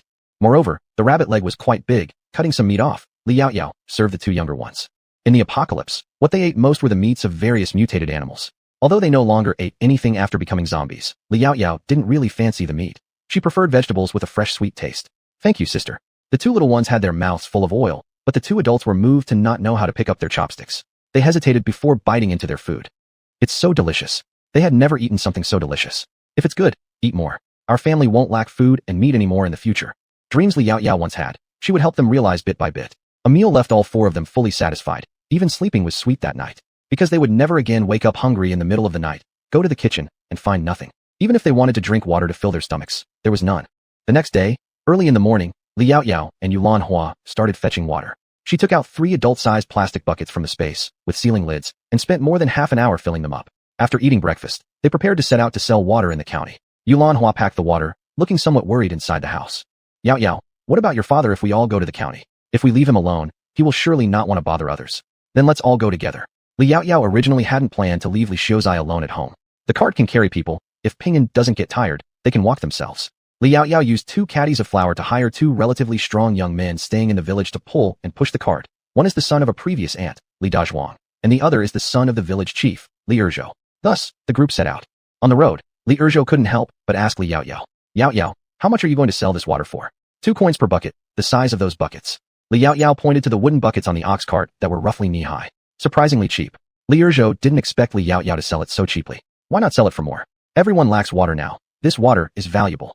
However, Li Yaoyao shook her head. Bao, remember, profiteering in a country's hardship damages moral merit and invites calamity. If I raise the price, only the rich could afford the water. Then why not give it directly? Li Yaoyao glanced at him. Because giving it would make enemies. Besides, over time they wouldn't value it anymore, thinking what we do is naturally expected. If one day we give less or stop giving, they would vent all their anger onto us. It's better like this, set a price and sell to them. There's actually such reasoning. Li Erzhou stared wide-eyed, never having heard of such things before. He looked at Li Yaoyao with admiration. Yaoyao, you seem to know a lot more since coming back this time. He thought that she seemed to glow, brighter than the sun. Li Yaoyao simply smiled. If you've gone through many near-death situations like me, you would understand too. Of course, Li Erzhou knew about the events concerning Li Yaoyao, knowing she almost died, immediately letting out a cold humph and waving his fist. Those people are not even human. If they dare to bully you again when they come back, we will all help you. Li Yaoyao looked down with sharp eyes. Don't worry, they don't have the ability to bully me now. When she had first awoken in Amping County, she was weak and preoccupied with other matters, leaving no time to settle accounts with them. If they dared to return and offend her, she wouldn't mind settling the score once and for all. As they spoke, the group soon arrived at the county. This time, however, there was no one bustling out at the gate, which made them somewhat curious. Li Yaoyao approached a guard and asked, Big brother, yesterday there were lots of people rushing out, but why is there no one today? You haven't heard? Our corrupt magistrate has been punished by an official from the capital, and he's currently being executed at the market square. If it weren't for his duty to guard the gate, he too would have gone to watch. The official from the capital must be referring to Shun Songji. Li Yaoyao hadn't expected that he'd dealt with the corrupt official so quickly. She beckoned to the others behind her, and the group continued inward. Father, mother, let's sell the water directly at the market square. Since everyone is gathered there, we can sell out sooner and go home earlier. Is that appropriate? Yulan Hua felt uneasy about this plan. It's perfectly fine. Speaking of which, she had never actually witnessed a beheading in ancient times. Though TV dramas showed it, it was all staged after all. By the time they reached the place, the execution had already concluded, and the commoners were kneeling, shouting their praise for the emperor. Yulan Hua sighed in relief, while Xia Hanyu felt disappointed. Not long after, the crowd finally stood up, and Li Yaoyao suddenly called out, Selling water. Selling water. Fellow villagers who walk by, don't miss out. 2 coins per wooden bucket, 1 coin for half a bucket. First come, first served. There won't be any left if you're late. Upon hearing these words, everyone's attention turned toward her. Her companions nearby were dumbfounded, their mouths agape. After Li Xiuzai regained his composure, he couldn't help but chuckle in amusement. Reciting the words silently, he muttered under his breath, her speech is somewhat rhyming. Chapter 14. Li Yaoyao equals weak woman? Miss, are you selling water? It wasn't long before the first person approached them. Especially upon seeing the 3 large barrels of water behind them, he became a little excited and cautiously confirmed, almost not daring to believe. Yes, sir, we are selling water, specifically the 3 big barrels of water at the back. However, each person can only buy this small bucket of water. It's about this size, and once sold out, there won't be any more today. Li Yaoyao lifted the wooden bucket in front of them. Around this much water for 2 coins. You can also choose to buy half a bucket, which costs just 1 coin. However, you'll need to use your own buckets. I'll go fetch mine right away. Saying that, he bolted off running, and soon others reacted as well, all rushing home. Those living nearby quickly returned with buckets and crowded together to buy water. Li Yaoyao stood on high ground. Line up, line up. If you don't form a proper queue, I won't sell any water. Upon hearing this, everyone immediately formed a queue. Li Yaoyao then instructed Dezhou and Erzhou to open the barrels and sell water, while Scholar Li was responsible for collecting money. Li Lanhua guided those arriving from the back to join the queue, and the 2 children followed Li Yaoyao with looks of admiration. Master, isn't that Miss Li? Guard Jiangqi pointed toward Li Yaoyao's direction and said. Shun Songji looked her way, his originally fierce features instantly softening. She is selling water? It seems so. Just now, I vaguely heard it mentioned as 2 coins per bucket. Water is so precious now, yet Miss Li sells it so cheaply. In Jiangqi's opinion, this price was considered cheap. Water had become more important than grain now. Grain prices had risen multiple times, but Li Yaoyao's water seemed completely unaffected by these changes, and she managed to sell it at an unimaginably low price. Shun Songji walked towards her direction, but hadn't taken more than a few steps when he heard a commotion nearby. Several servants dressed as attendants didn't bother queuing, directly crowding to the front. Our young master says that all your water will be purchased by him. What's your asking price? Li Yaoyao really hadn't expected to encounter the ancient drama equivalent of wealthy scoundrels so soon, and watched them with interest. Oh, what price do you have in mind? They exchanged glances. Our young master has stated that if you give us all the water, he'll offer you. He gestured a number. Li Yaoyao raised her eyebrows, her voice calm. 50 taels. It's 500 taels. How would someone like you know how much money this is? The servant stuck out his chin arrogantly. throwing a silver note worth 500 taels at her while the others prepared to carry away the water. I must admit, I haven't seen such an amount, Li Yaoyao nodded frankly, but sure, I could sell the water to you. She stopped the men who were about to carry the water. For 500 taels, I'll sell you just 1 bucket. This time, they had brought 3 barrels of water, having already sold one, there were still 2 left. And secondly, I don't want a silver note. I want cold, hard cash, silver ingots. If your young master agrees, let him send people with silver and buckets to collect the water. Do you even know who our young master is? The servant felt slighted by Li Yaoyao's attitude and wanted to intimidate her. Li Yaoyao sneered. If even you servants don't know who your young master is, how am I supposed to know? Hearing this, some of the commoners who had initially feared she might sell all the water to strangers laughed. Those who knew her situation couldn't help but worry about whom she might offend. You. Refusing our generous offer means choosing conflict over peace. Take that. The leading servant stepped back, allowing others to pounce forward. Yaoyao.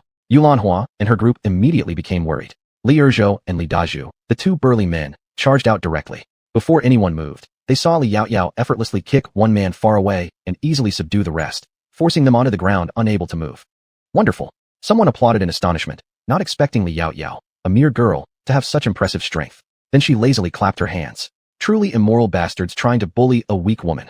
The onlookers remained silent, questioning silently whether weak woman referred to her. Finally, Yulanhua rushed to her side, grabbing her hand anxiously checking for any injury. Are you alright, Yaoyao? Are you hurt anywhere? Mother, I'm fine. A kind-hearted person taught me some martial arts previously, and today, it proved useful. Li Yaoyao comforted her, turning back and glancing at Scholar Li, who was trying earnestly to get down from the cart despite his worry. That's good, thank heavens. Yulanhua finally sighed in relief. Li Yaoyao turned to look at Li Erzhou and the others. Big brother Dazhu, please continue. Seeing she was unharmed, they nodded, continuing to load water into the buckets. Shun Tsungji walked over from the side. So that day when you saved me, it wasn't by chance. They had just rushed forward to help, but soon realized there was no need for their intervention. Moreover, Li Yaoyao's martial skills earlier had caught Shun Tsungji's attention. Li Yaoyao turned around, noticing how his gaze shone with intensity yet retained its usual warmth. She smiled and spoke. Master Shun, perhaps now I should address you as Minister Shun? Shun Tsungji chuckled. Miss Li saved my life. If you don't mind, you can call me by my name. I think I'll still call you Master Shun. Using first names would be too intimate, inappropriate at this moment. Yaoyao, who is this? Yulanhua looked at Shun Tsungji somewhat confusedly. Li Yaoyao introduced him to her parents and Scholar Li. Father, mother, this is Master Shun Tsungji. He works for the government. I met him on the way back. She recounted their encounter in detail. The couple nodded, not giving it much thought. Had Shun Tsungji been an ordinary person, they might have wondered more about his intentions. But as a government official who had already dealt with the county magistrate here, it was evident that his status was high, beyond what they could aspire to. Shun Tsungji hadn't expected her to introduce him this way, and after a moment of surprise, he added, At present, I'm not really an official. However, I've submitted a petition to the emperor and temporarily taken the role of magistrate. His intuition told him that this place would hold even more surprises in the future. Li Yaoyao acknowledged with a nod, but didn't ask further questions. Taking advantage of the situation, the group of servants fled. With Shun Tsungji, the official, standing nearby, Yulanhua saw that there was no trouble, so she went back to ensuring order among the buyers. Shun Tsungji asked her, Miss Yaoyao, releasing those people so easily, aren't you afraid they will seek revenge afterward? As long as you're here, Master Shun, I believe we don't need to worry excessively. Thank you for your trust, Miss Yaoyao. I will ensure your family's safety. Though Shun Tsungji didn't think she truly needed his protection, he sincerely wished to make friends with her. On the other side, the group of servants quickly returned to their mansion, embellishing the events they related while sporting bruised noses and faces. Young master, that little hussy obviously doesn't put you in her eyes. She deserves a good lesson. If she needs a lesson, how exactly do you suggest I teach her one? The sycophant immediately leaned in. That woman is so arrogant only because she has control of the water source. If we seize her water source. Chapter 15. Does Master Shin take charge inside? The 3 large barrels of water were quickly sold out, and some who failed to buy any became immediately anxious. Miss, will you continue selling this water? You see, there are still many of us who haven't bought any. It should be sold for another 2 days. Everyone, don't worry, everyone will eventually get their share. As for why it would be sold for 2 or 3 days, it was because she believed that at the latest, by tomorrow or the day after, Shun Tsungji would start digging wells in various places. However, it wasn't clear whether he would start immediately in Anyang County. After hearing her explanation, that person instantly returned with peace of mind. Li Yaoyao looked towards Shun Tsungji. Master Shin must have already arranged people to look for suitable locations. How's the progress? Shun Tsungji nodded. We have already confirmed a few points, including 2 within Anyang County. We can begin excavation after tomorrow. I wish Master Shin smooth sailing. I hope you help the commoners overcome this current difficulty soon. Li Yaoyao immediately congratulated him. But since I've helped you so much, could you also help me with something? Shun Tsungji met her gaze. Her eyes were bright and crystal clear, their black and white sharply defined, and one could almost see straight through them. After a long moment, he smiled. Naturally, helping Miss Yaoyao is an honor for me. Then, let's make it official. That night, the moon hung in the sky casting a dim light while the stars twinkled across the vast heavens, creating a beautiful scene she had never seen in her previous life. Outside the house, a group of shadowy figures crept along the wall, making rustling sounds. Master, it's here. Today, I saw that family enter this courtyard, and they dug a well inside. The water comes from this very well. One flunky whispered greedily. If we could get our hands on this well, we would have as much water as we want whenever we need it. Let's go in and take a look. The master gave the command, and the flunky nimbly climbed over the low fence and carefully opened the gate to let them in. Look, master, it's here. They blocked off the water supply. These barrels are all refilled from what they collected. Pointing at the 3 newly filled barrels, the young master's eyes lit up at once, but then frowned slightly. Unfortunately, this well is in their yard. It's not easy to claim it. Why don't we just buy this house? Another flunky suggested. He received only a cold glance from his master. Idiot. That woman wouldn't sell me the water, let alone this money-making location. What should we do then? We can burn this place down. Once burned, the house will be gone, and naturally, the land will belong to us. As for the people inside, they deserve death for offending master. The speaking lackey's eyes were filled with vicious intent. Thinking back to how he was stepped on by a woman earlier that day made him deeply hate her. Now that he has a chance, he certainly wouldn't let it slip away. This plan works great. Hurry up. The young master laughed arrogantly, feeling sure that the future would bring him riches beyond imagination. Of course, he wasn't foolish enough to sell water for 2 coins per bucket. At least 10 silver taels per bucket seemed reasonable. There would definitely be fights for this resource among people then. His father would surely praise him as intelligent, smarter even than his elder brother. He grinned proudly, inadvertently laughing aloud. Master, why are you so delighted? A clear and icy voice sounded by his ear. He instinctively answered. Naturally, because this well will soon belong to me. Oh really? Then how can you ensure that this well will surely be yours? The voice asked curiously. Well, obviously, it's because the people inside. Suddenly, something felt wrong. Coldly turning around, he came face to face with a pair of eyes filled with frost, glowing like ice set ablaze under the firelight, unbearably beautiful yet terrifying. He took a step back. Who are you? Li Yaoyao's beautiful eyes stared deeply into his soul. You're sneaking around my courtyard and plotting to burn down my home, intending to kill my entire family. Yet you dare to ask who I am. But I believe you must know who they are. As her words ended, several bailiffs dragged the flunkies forward. Naturally recognizing them, the young master tried to flee, but Jiangqi swiftly held a blade against his neck, freezing him in place. Spare my life, spare my life. I can give you silver, lots and lots of silver. Please let me go. Jiangqi ignored him. Shun Songji gazed at the courageous and wise girl with a calm demeanor. How did Miss Yao Yao know they intended to burn the house? Li Yao Yao chuckled bitterly. Because human nature. Also because only unowned items can be forcibly claimed. If an item is owned, they must first render it ownerless. That's why Miss Yao Yao deliberately asked me to bring along the bailiffs, in order to catch these criminals red-handed. Shun Songji truly found that the more he interacted with her, the more unique sides of her character he uncovered. Li Yao Yao turned around. The next thing is going to trouble Mr. Shun. I don't want these people to come and harass my family, or all the villagers in Li Family Village ever again. Yulanhua and a few others had just come out from the village head's house. Upon seeing the group that had been apprehended, they were startled. Quickly rushing inside, they immediately recognized them as the same group from earlier in the day, which terrified them even more. Yao Yao? Are you alright? Mother, I'm fine. Mr. Shun brought the bailiffs and arrested them all. Li Yao Yao comforted Yulanhua. We won't have any problems anymore. That's good. How could Yulanhua have imagined that their simple trip to the county to sell water would lead to such calamity? She couldn't help but feel frightened afterward. Wouldn't it be better if we stopped selling water, Yao Yao? Mother, it's just for 2 days. And tomorrow, everyone from the village will also carry some water to sell. We'll do it together, so there's nothing to worry about. She reassured Yulanhua for a long time before finally calming her down. Then let them take Li Xiuzhai and the children back inside first. The captives had already been tightly bound by the bailiffs. Li Yao Yao said to Shun Songji, You've really troubled yourselves today. I assume you didn't eat properly before coming here. I've just steamed some white flour buns on low heat, so let me offer you some while you wait. Miss Yao Yao, there's no need to go through so much trouble. Shun Songji quickly stopped her. There were 6 bailiffs, plus Shun Songji and Jiangqi, altogether requiring quite a few buns. No problem. I've already prepared them. How could I possibly trouble you for free? Debts of gratitude weren't easy to repay, especially since these bailiffs came because of his reputation. As for the buns, she had taken them out from her spatial storage. Each one was about the size of a fist, and she roughly prepared 2 per person. With that, she turned toward the kitchen, and Shun Songji hurriedly followed after her. Just as they entered the kitchen, a rich aroma of flour filled the air, especially when Li Yao Yao lifted the lid, which made even the bailiffs outside smell it. Their stomachs growled immediately. In no time at all, Li Yao Yao emerged carrying a steamer full of buns, with Shun Songji trailing behind holding a kettle and bowls. From afar, they looked like a couple where the woman handled the outside affairs while the man managed the household. Upon this thought crossing Jiangqi's mind, he hastily spat several times to drive it away. Their young master has fought fiercely in both northern and southern campaigns. How could he possibly manage domestic chores? Chapter 16. Li Yao Yao instills the benefits of hot water. Li Yao Yao placed a basket of steamed buns on the table outside the door and beckoned to the group of bailiffs. Come over and eat them while they're hot. Even though there are only 2 per person, at least they can tide you over. She originally hadn't expected so many people to come. As she spoke, Li Yaoyao casually took the bowl from Shun Songji's hand, arranged it neatly, and poured water into it. The water I've prepared has already been boiled and then cooled down. Although it may not taste as refreshing as cold water, it's better for your health. The group looked at the white flour-steamed buns and bowls of water in front of them, momentarily unsure what to do, and they all turned their eyes to Shun Songji. Eat. These were specially prepared by Lady Yaoyao. Not eating would waste her goodwill. Only then did a few of them grab 2 buns with one hand and drink a large gulp of water from the bowl held in the other hand. These buns are so sweet, one of the bailiffs said in surprise, instinctively looking at Li Yaoyao. Li Yaoyao nodded slightly. Yes, I added a bit of sugar inside, but not too much. It makes them taste better. Really, it's sugar. A few of them could hardly believe it. Even Shun Songji was momentarily stunned. Lady Li, sugar is such a precious thing. How can you give it to rough people like us? They felt unworthy. The flour itself was also whiter than anything they had ever seen before, obviously good quality grain. Shun Songji immediately picked up one bun and took a bite. It is indeed sweet. This meal of buns was truly precious. Li Yaoyao sighed helplessly. Who could blame them when sugar was rare in this era? But in the future world, or even in the post-apocalypse, sugar would be much easier to get than now.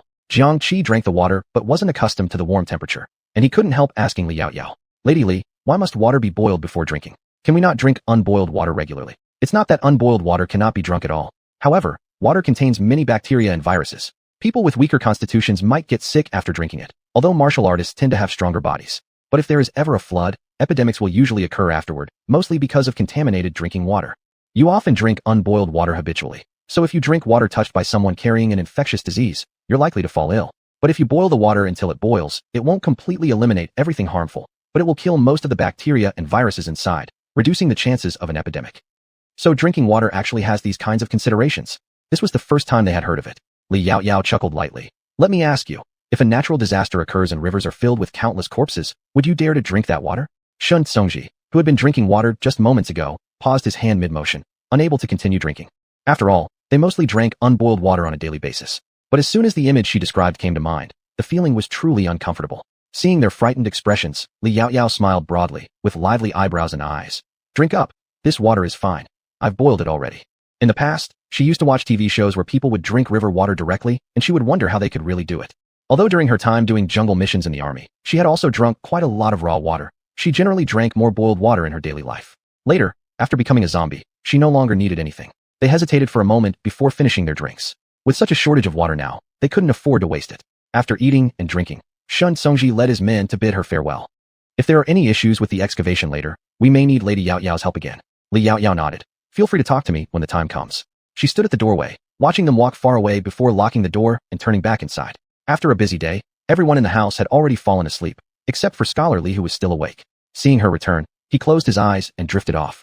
After taking painkillers and anti-inflammatory medication these past 2 days, plus applying herbal medicine dug up by Li Yaoyao from the mountains, the inflammation situation had noticeably improved.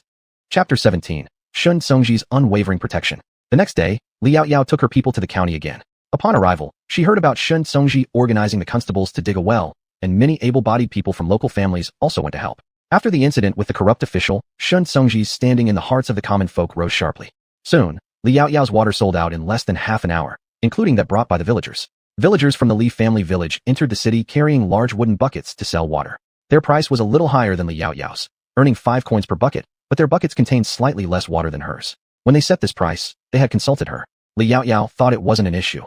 After all, they carried such heavy water over many rugged mountain roads all the way to the county. Even if the price was a bit more expensive, someone would still buy it. After selling the water, Li Yaoyao and a few others tidied up and prepared to go home. But before they could leave, they saw Jiang Qi, who was by Shun Songji's side, rushing towards them breathlessly. Miss Li, wait a moment. Li Yaoyao stopped her steps, turned around, and saw him running, his face covered in sweat, with a look of anxiety. Jiang, master. Li Yaoyao remembered his name was this. Miss Li, just call me Jiang Qi. Jiang Qi dared not have the same level of address as his master. Li Yaoyao nodded. Jiang Qi, is there something you need? Jiang Qi immediately nodded. Here's the matter. Master sent out people early this morning to dig several wells, but none of them produced water. Guessing that you should still be in the county, he asked me to come over and see if you might lend a hand. Because both the previous Omping County wells and the 2 wells at Li's family village were found by her, they guessed that perhaps this object was only useful in Miss Li's hands. Certainly, I can. Li Yaoyao nodded and explained. Finding a water source can indeed be quite complex. Besides the detector, we also have to consider the soil quality of that area, etc., and it isn't always completely accurate either. Most of it relies on experience. As she spoke, she turned around to look at the other villagers of Li family village. Father, mother, all the uncles and aunties, you go back first. I'll return a bit later. Everyone seeing that she had matters to attend to naturally nodded. Yao Yao, don't worry. We will take care of your father, mother, and sister on the road. Li Erzhou said. However, one villager couldn't help but ask her, Yao Yao, if you help them find the water source today, will it mean we won't be able to come sell water anymore? Li Yao Yao gave a slight nod.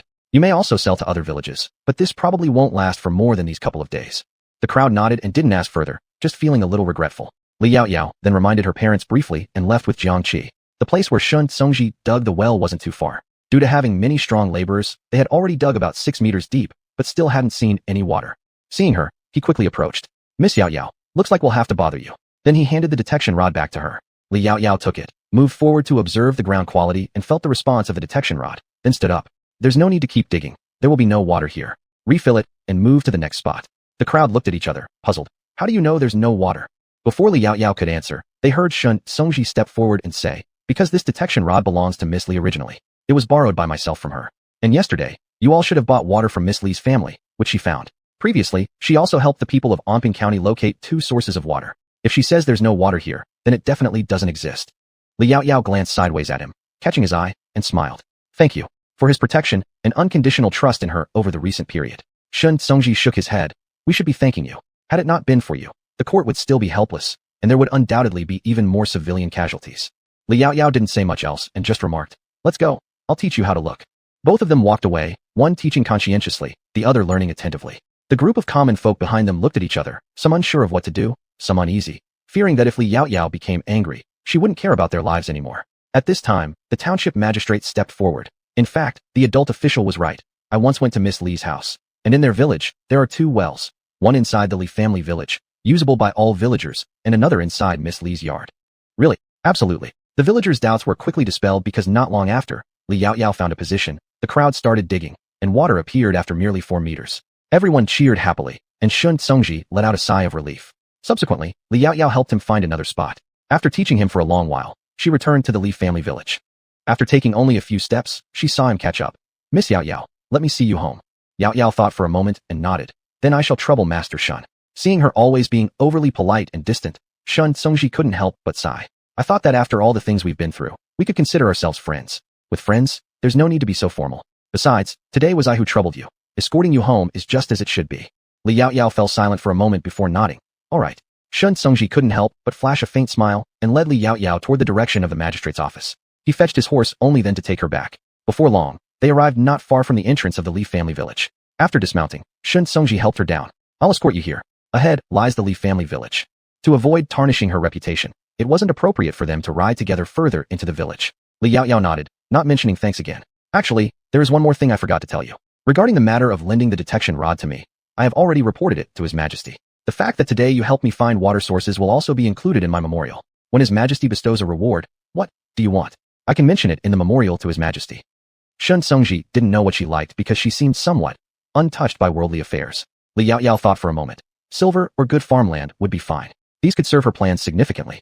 Good. Shun Songji agreed, still smiling with an affection he himself didn't notice. Shun Songji, if I were to give this water source detection rod to your emperor, what kind of reward would His Majesty give me? This item had limited use for her now. It might be better to exchange it for something useful since they lacked everything. Also, if the emperor gave rewards, it would make it easier for her to justify any other strange objects she used in the future. Upon hearing this, Shun Songji paused immediately. Yao Yao, did you just call me by my name? Chapter 18, Having Private Thoughts. Li Yao Yao, it's not what you said that we might be considered friends at least, and as friends naturally call each other by our names. Besides, she just spoke so much, did he really only hear his own name? You're right. Shun Songji had never felt so happy because a woman called his name, and there was even a strange sense of satisfaction. In that case, I'll call you Yao Yao.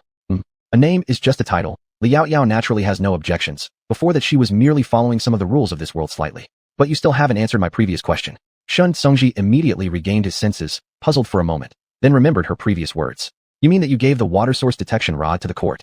Yao Yao, have you really thought it through? He never expected her to be so generous. Li Yao Yao nodded. This item would be too wasted if it remained in my hands. Better to give it to the court, which could save more people. And she can also get what she wants, 2 birds with 1 stone. Whenever the court needs it, I'm willing to teach your people my experience. Upon hearing these words, Shun Songji immediately assured her. Yao Yao, I understand your meaning. Don't worry, I'll report this matter to His Majesty. Perhaps I won't let you receive equivalent rewards, but certainly won't disappoint you. Thank you. Hearing these words, Li Yao Yao couldn't help but reveal a faint smile, mimicking ancient women, bowing gracefully towards him. So, It's troubling you, Songji. She then bid him farewell, turning around to enter the village. A few days later, the capital city. Good, excellent. The emperor suddenly slapped the table and excitedly stood up, looking at the person before him. Minister Shun just now reported, saying Anyang County managed to find water like Anping County. Now he is preparing to dig a well for every village in Chongping Prefecture, thereby temporarily solving the water problem for the commoners. Shin Changyi, Shun Songji's younger brother. One of the brothers follows literature while the other follows martial arts. When Shin Songji was forced to stay away from the capital, Shin Changyi coincidentally stood out from the imperial examination. Hearing the emperor's words, Shin Changyi's usually stern lips couldn't help but curl into a slight arc. Even though brother is not in the court, he continues to ease his majesty's worries. Changyi, you are right. Songji has always been the most trusted subject of my emperor. Just like you, he is the best brother of mine. Though without blood ties, they surpass those with blood ties. The emperor has always cherished this relationship and hasn't made any changes because he is an emperor. Then seemingly thinking of something, he sighed. Unfortunately, I didn't protect him well. This is not the fault of your majesty. I believe brother would not blame you either. Otherwise, he wouldn't be so thoughtful to alleviate your majesty's concerns. Shin Changyi originally thought that he would finally be able to work together with his elder brother for the court, only to unexpectedly. He feels anger, yet is helpless. The emperor nowadays doesn't have an easy time standing up in court either, being constantly restricted everywhere. The emperor nodded and handed over the memorial to him. Changyi, look, your elder brother is still seeking favor for others on behalf.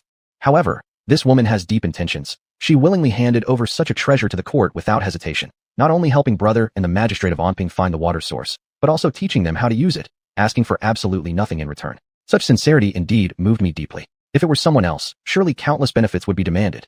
Bear in mind, an object that can easily locate water sources in times of severe drought will definitely attract countless desires. She could use this object to trade for everything she wants, but she gave it away so easily. In the memorial, Shun Songji did not mention Li Yaoyao's doubts at all, but simply mentioned her righteousness, hoping that the emperor would not fail to appreciate her sentiments. He also mentioned that she was a farming girl, her father's leg problems, and her love for field matters. In this way, the emperor should naturally understand the situation. Actually, the magistrate of Anping County also sent a letter like this memorial. Everywhere it talked about the goodness of this woman. Shin Changyi quickly finished reading the memorial and added more joy to his eyes. Your Majesty, this farming girl is so righteous and deserves good rewards. Changyi speaks rightly. I must properly reward her.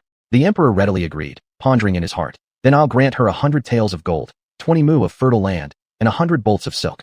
Her father's legs were injured, weren't they? I'll arrange 2 imperial physicians to attend to him, and gift him my private stock of wild ginseng that's over 100 years old to strengthen his body. How do you think? Shin Changyi bowed respectfully. His Majesty is wise. Because of this memorial, the emperor's mood was extremely pleased, and he held on to Shin Changyi for quite some time to chat before letting him leave. After leaving the palace, Shin Changyi went straight to the backyard. In the courtyard at the back, a still elegant and spirited middle-aged noblewoman was fanning herself uncomfortably while her maid stood foolishly to the side. It's unbearably hot today. I wonder if my son is working hard outside. With beauty around, he probably isn't. Shin Changyi stepped in lightly. Has he come back? The elegant woman glanced up and instinctively sat up straighter when she saw him. This woman, Mother Mu, who was also the mother of Shun Songji and Shin Changyi, suddenly asked in alarm, what do you mean by beauty? I just read through the memorial that elder brother wrote for his majesty. Inside it, he pleads grace on behalf of a young lady. Mother, has our elder brother ever done something like this? And especially for a woman. Their elder brother usually only states facts clearly in his memorials, achievements or mistakes, and wouldn't say more about anything else. Mu Hua immediately stood up with surprise and joy. Are you saying I will soon become a mother-in-law? Other people's sons had been married once they came of age, but her son was 22 years old and didn't want to discuss marriage, always giving excuses whenever she brought it up. It nearly drove her crazy. Shin Changyi, Mother, please don't get your hopes up yet. I'm merely speculating.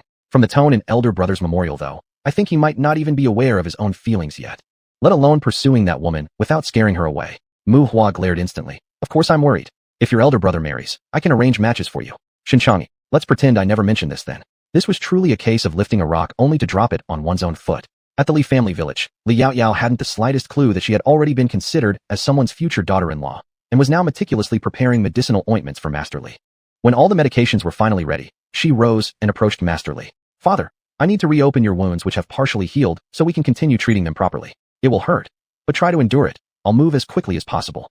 Chapter 19. Li Yaoyao treats Scholar Li's leg injury. Alright, go ahead. Li Si held in his mouth the wooden stick wrapped with a towel that Li Yaoyao had prepared for him. Yulanhua was busy in the fields at this moment. All the villagers of Li family village were planting sweet potatoes and corn these past few days. The 2 children also helped by carrying water over there, leaving only the 2 of them at home. But Li Yaoyao had already told Yulanhua beforehand that she had learned some medical skills related to fractures from an accomplished doctor, though she hadn't mentioned that she would first need to realign Li Si's joints. Yulanhua, by now fully trusting Li Yaoyao, believed everything she said, and thus went off to work in the fields with peace of mind. It was the same for Li Si.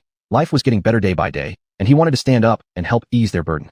The cool touch of Li Yaoyao's hands was placed on the knee. After several days of internal medication and external anti-inflammatory treatment, his leg was no longer as swollen as before. Father, you count to 3, then I'll start.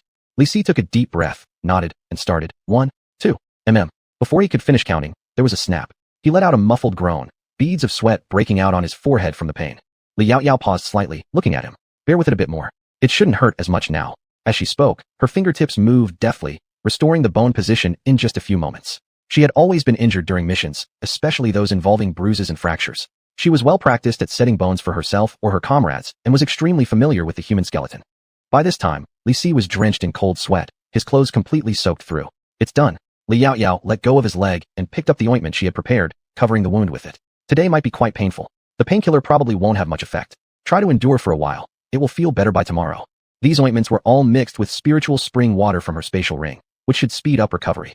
Li Si nodded, removing what was in his mouth and clutching it tightly in his hand, as if trying desperately to endure the pain. It's fine.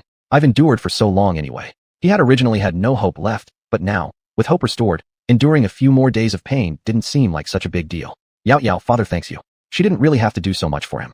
Li Yaoyao just shook her head lightly, smiling faintly. We're family. No need for such formality.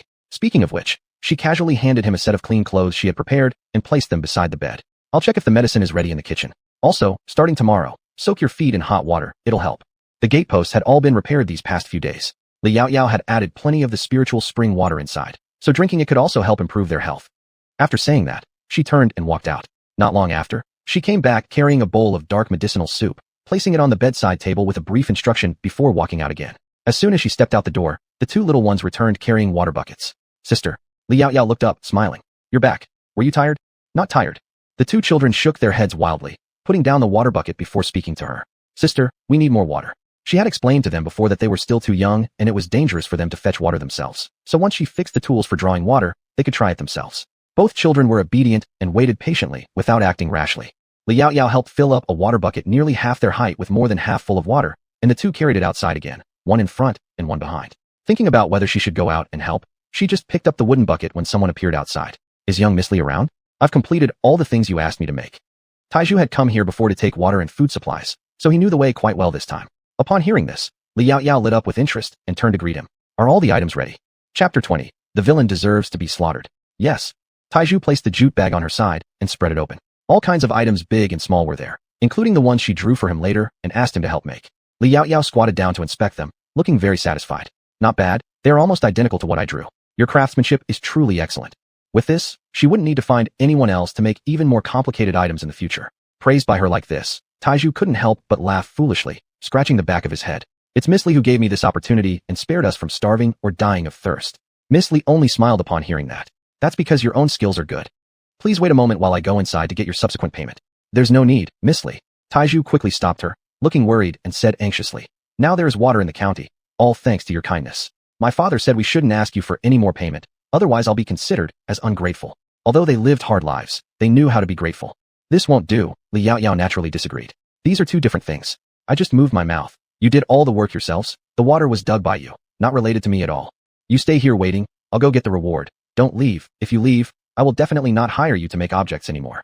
After hearing that, Taiju immediately didn't dare to move, looking sorrowful as if something happened to him. After a short while, Li Yaoyao came out with some grains and quality seeds. These are the grains and quality seeds promised before. As for the quality seeds, when you leave, take a look at how everyone plants them in the fields, and then plant accordingly. She explained while taking the things out of the jute bag, then putting these grains and quality seeds in. From the next time onwards, I'll directly pay you silver coins. However, if you still need grains, it can be like this time. Thank you, Miss Li. In Tieju's heart, Li Yaoyao was his and his father's savior. Li Yaoyao shook her head and escorted him to the door, then turned around and began to tinker with the objects on the ground. She first put together a few small things. Soon enough, it was finished and installed beside the well. Then she started sawing wood, busy until nightfall. When Yulanhua and the others returned, they saw her tinkering nonstop. They looked for a long time without understanding what she was doing and couldn't help but ask, Yaoyao, what are you doing with these woods? As she worked, Li Yaoyao explained, I want to make a wheelchair for Dad, so he can come out to bask in the sun before his legs heal without aggravating the injured leg. This idea had been in her mind for a while. It's just that she lacked tools to start, and these woods were dragged down from the mountain before. Sister, what is a wheelchair? Li Yaoyao explained to him. It's a kind of chair that can be pushed around while someone sits on it. With this, father doesn't have to stay in bed all the time. Such wheelchairs naturally also exist in the world but are too expensive, so she decided to make one herself. Li Pingyan immediately clapped and cheered. Good. Sister, I also want to learn to make a wheelchair. Children always have lots of ideas. Of course you can, but you're still young now. You should follow Dad in studying carefully. Study more books, and naturally, you'll know how to do everything. Li Yao coaxed him. After sister finishes this wheelchair, you and Ale can read books in the yard with Dad. After several months, when Chongping Prefecture fully recovers its vitality and those people return, father can continue teaching in the academy. Li Shila walked up pouting. Sister, I don't want to study, it's too difficult. Li Yao naturally couldn't agree. Sheila, you must learn, and you must learn well. After mastering it, sister needs your help. Upon hearing this, Li Shila became excited immediately, no longer fearing difficulties. Then Sheila will learn and help sister in the future. Sister can let Sheila do anything. Sheila is really obedient. Li Yao reached out and touched her head. Li Pingyan hurried over too. Sister, touch me too. I'll study hard and help sister in the future. Good, you're both very obedient. Li Yao helplessly touched her head too. Yulanhua laughed nonstop beside. By the way, I have another thing to tell you. Li Yao suddenly stood up and went to the well. This is the water press I just installed. When you use it, you don't have to push too hard, the water will come out. While speaking, she demonstrated for them. When the time comes, I'll place a flat large stone block to cover the entrance, so there's no need to worry about children like Pingyan accidentally falling in. She made two altogether. The other one could be installed in the well inside the village, and she would install it tomorrow. At midnight, it was quiet with only the sounds of some small animals in the fields calling. Everyone in the Li family village had worked hard all day and was now sound asleep. Suddenly, there were some faint noises outside. Li Yao abruptly opened her eyes, sat up, and quietly walked to the door where she paused. Her ears moved slightly closer to the door panel as she listened carefully. Ouch, what is this thing? Someone suddenly tripped over a piece of wood that Li Yao had placed in the yard. Another person quickly covered his mouth. Shoo, be quieter. If you wake them up accidentally, how will we steal? As they spoke, they crept cautiously towards the window. Li Yao tilted her gaze and heard the rustling sound of the paper on the window being torn. A thin tube was inserted not long after. Her eyes narrowed slightly. Steal? Steal what? Is it food? She conjured a plastic bottle from her pocket dimension and blocked the opening of the tube with it, collecting all the knockout fumes into the bottle. As soon as the intruder pulled it out, she sealed it with the cap and tossed it back into her pocket dimension. Then she returned to the side of the door, closely pressed against the wall. She wanted to see exactly what they intended to steal. Using knockout fumes was certainly no ordinary act. The latch on the door was moved by someone, and the next second, the door was slowly pushed open, making a very soft creak. There are indeed 2 children in this house. Now we don't need to worry about starving. Starving. Li Yao's eyes immediately narrowed. Her breathing became heavier, and a glint of fierceness flashed through her eyes. They were actually here to steal the children. For eating. With this realization, she acted swiftly, grabbing one of them and slamming him heavily against the door with a bang, while kicking the other one out, instantly waking up Li Si, Yulanhua, and several others. What happened? Li Yao said. Father, mother, these people came to steal the children. What? The couple was greatly shocked. Yulanhua hurriedly put on her clothes and lit an oil lamp, saying, Husband, you watch the children, I'll go help outside. Chapter 21. I'll split your grandmother's legs. At this moment, Li Yao roughly grabbed the person and dragged them out. Her actions were ruthless and merciless, and the screams echoed throughout the courtyard. She hated child traffickers most in her life, but never expected that there would be something even more terrible than traffickers in this world. By the time Yulanhua ran out, the person had already been beaten by Li Yao and was lying on the ground, curled up and rolling around, unable to crawl up. Yao, what's going on? Yulanhua had only just put on her clothes before rushing out anxiously, giving a great start at the sight of the people on the ground. Under the moonlight, Li Yao identified the 2 people lying on the ground. They were 2 men in their late 20s or early 30s, one with a beard and the other too young to have one yet. Without detailed explanation, she said, They are traffickers. Mother, I remember there is a copper gong in the room. Don't go far, stay near the door. You take it and strike hard. Wake everyone up in the village. I suspect they are not alone. She couldn't leave right now, fearing that if she did, someone might immediately run in to snatch children. Such a situation was not impossible. Upon hearing this, Yulanhua quickly responded, all right, I'll do it right away. Be careful. Then she turned and rushed back into the house. Li Yao retrieved hemp ropes from her space. These ropes, which were originally used to tie soon-to-be zombies before she herself became a zombie and hadn't been used for a long time. In just a few movements, she tightly bound them in. Yulanhua also came out carrying the copper gong, running outside and immediately striking it. Fellow villagers, wake up. Child traffickers are here to steal children. Hurry up, check if there are any traffickers stealing children in your homes. She shouted several times. One by one oil lamps, usually treasured by villagers, lit up, and people still barely dressed rushed out. The swift-footed Li Erzhou immediately ran to Yulanhua. Aunt Yu, where are the traffickers? Yulanhua pointed inside urgently. They're inside. Yao tied them up. As Li Erzhou was about to enter, a scream suddenly cut through the night sky. Help! There's a thief robbing a child. Li Erzhou immediately wanted to rush towards the voice, and other young men also ran over. Li Yao grabbed Li Erzhou firmly. Brother Zhou, you stay here and protect my mother and others. Watch over these 2 traffickers. I'll go see what's happening. Li Erzhou had seen Li Yaoyao's fighting skills before and nodded. All right, be safe. Just as he spoke, Li Yaoyao ran off at an astonishing speed. It turned out to be exactly what Li Yaoyao had anticipated. They had decided to risk everything and break into houses directly once they realized they'd been discovered. When she arrived, they had already seized the child and were preparing to escape, with the child in their arms crying and struggling desperately. Li Yaoyao swiftly blocked the trio's path, narrowing her eyes dangerously. Put the child down. You bitch, don't meddle in things that don't concern you, growled a man with a scar on his face, staring at her darkly. He took a step back, looking toward the approaching villagers who weren't quite there yet. In a cold tone, he continued, since this woman is offering herself up, go ahead and bring her along. When we return, she can serve as entertainment for our group. Okay. The other two, seeing how beautiful Li Yaoyao was, approached her with lewd smiles. Young girl, why not come along with us? If you please all of us properly, we won't mind sharing some thigh meat from these two-legged sheep with you later. It will save you from suffering in this miserable village. As they finished speaking, they lunged forward. I'll split your grandmother's leg. With that, Li Yaoyao threw a strong punch straight toward their faces. The other man grew angry, clenching his fists and attacking. She caught his fist with a quick turn and twisted forcefully, causing an ear-piercing scream to echo across the entire village of Li. The scene shocked those villagers who had just chased after her. She showed no mercy in her strikes, leaving nothing held back. A second later, with one foot kick each, she lifted both men onto their feet and tossed them to the group of men from Li family village. Realizing what happened, they immediately restrained the captives. Great, now it's your turn. Li Yaoyao flexed her fists, her black pupils like a military dagger, cold and sharp.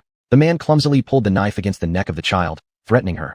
Don't come closer, or I'll kill him. He didn't know this woman could be so formidable, originally planning to abduct her, use her for pleasure, and then continue using her when food runs low. Li Yaoyao smirked coldly, exuding an oppressive aura. You may try. If you dare let him lose even one hair, I guarantee you'll end up much worse than those two bastards. The scarred man glanced at the two men on the ground, already carried off by the villagers, beaten up, noses bloodied, faces swollen and unconscious, and instinctively shifted his knife outward slightly. Without hesitation, Li Yaoyao seized the opportunity of his momentary panic and swiftly advanced, grabbing the wrist that held the dagger and twisting it forcefully. There was a snap as the scarred man screamed in agony. She used the chance to snatch the child back and return it safely into its mother's arms. The mother embraced her child like a treasured possession returned, comforting the child while repeatedly expressing her gratitude. With no more concerns, Li Yaoyao effortlessly subdued the scarred man too, pinning his wrist and dragging him to the village headman's presence. Village headman, I think they're all here. Even if there are others, they must have fled by now. Headman Li nodded, but his expression was grim. Yaoyao, you've worked hard. Are you hurt? Those few bastards couldn't even scratch me. Li Yaoyao snorted coldly. A few nearby men stared at her with bright eyes. Yaoyao, you're amazing. When did you learn martial arts? And how could you run so fast just now? They were amazed as she had zipped past them faster than anyone could follow. Li Yaoyao chuckled. A hidden kung fu master taught me in secret. Before they could ask any more, the village headman cut in. Yaoyao, what should we do with these traffickers? I'm afraid they're more dangerous than ordinary traffickers. Remembering the words she'd overheard earlier, Li Yaoyao's face darkened further. Village headman, I suspect they didn't kidnap these children to sell them, but to eat them.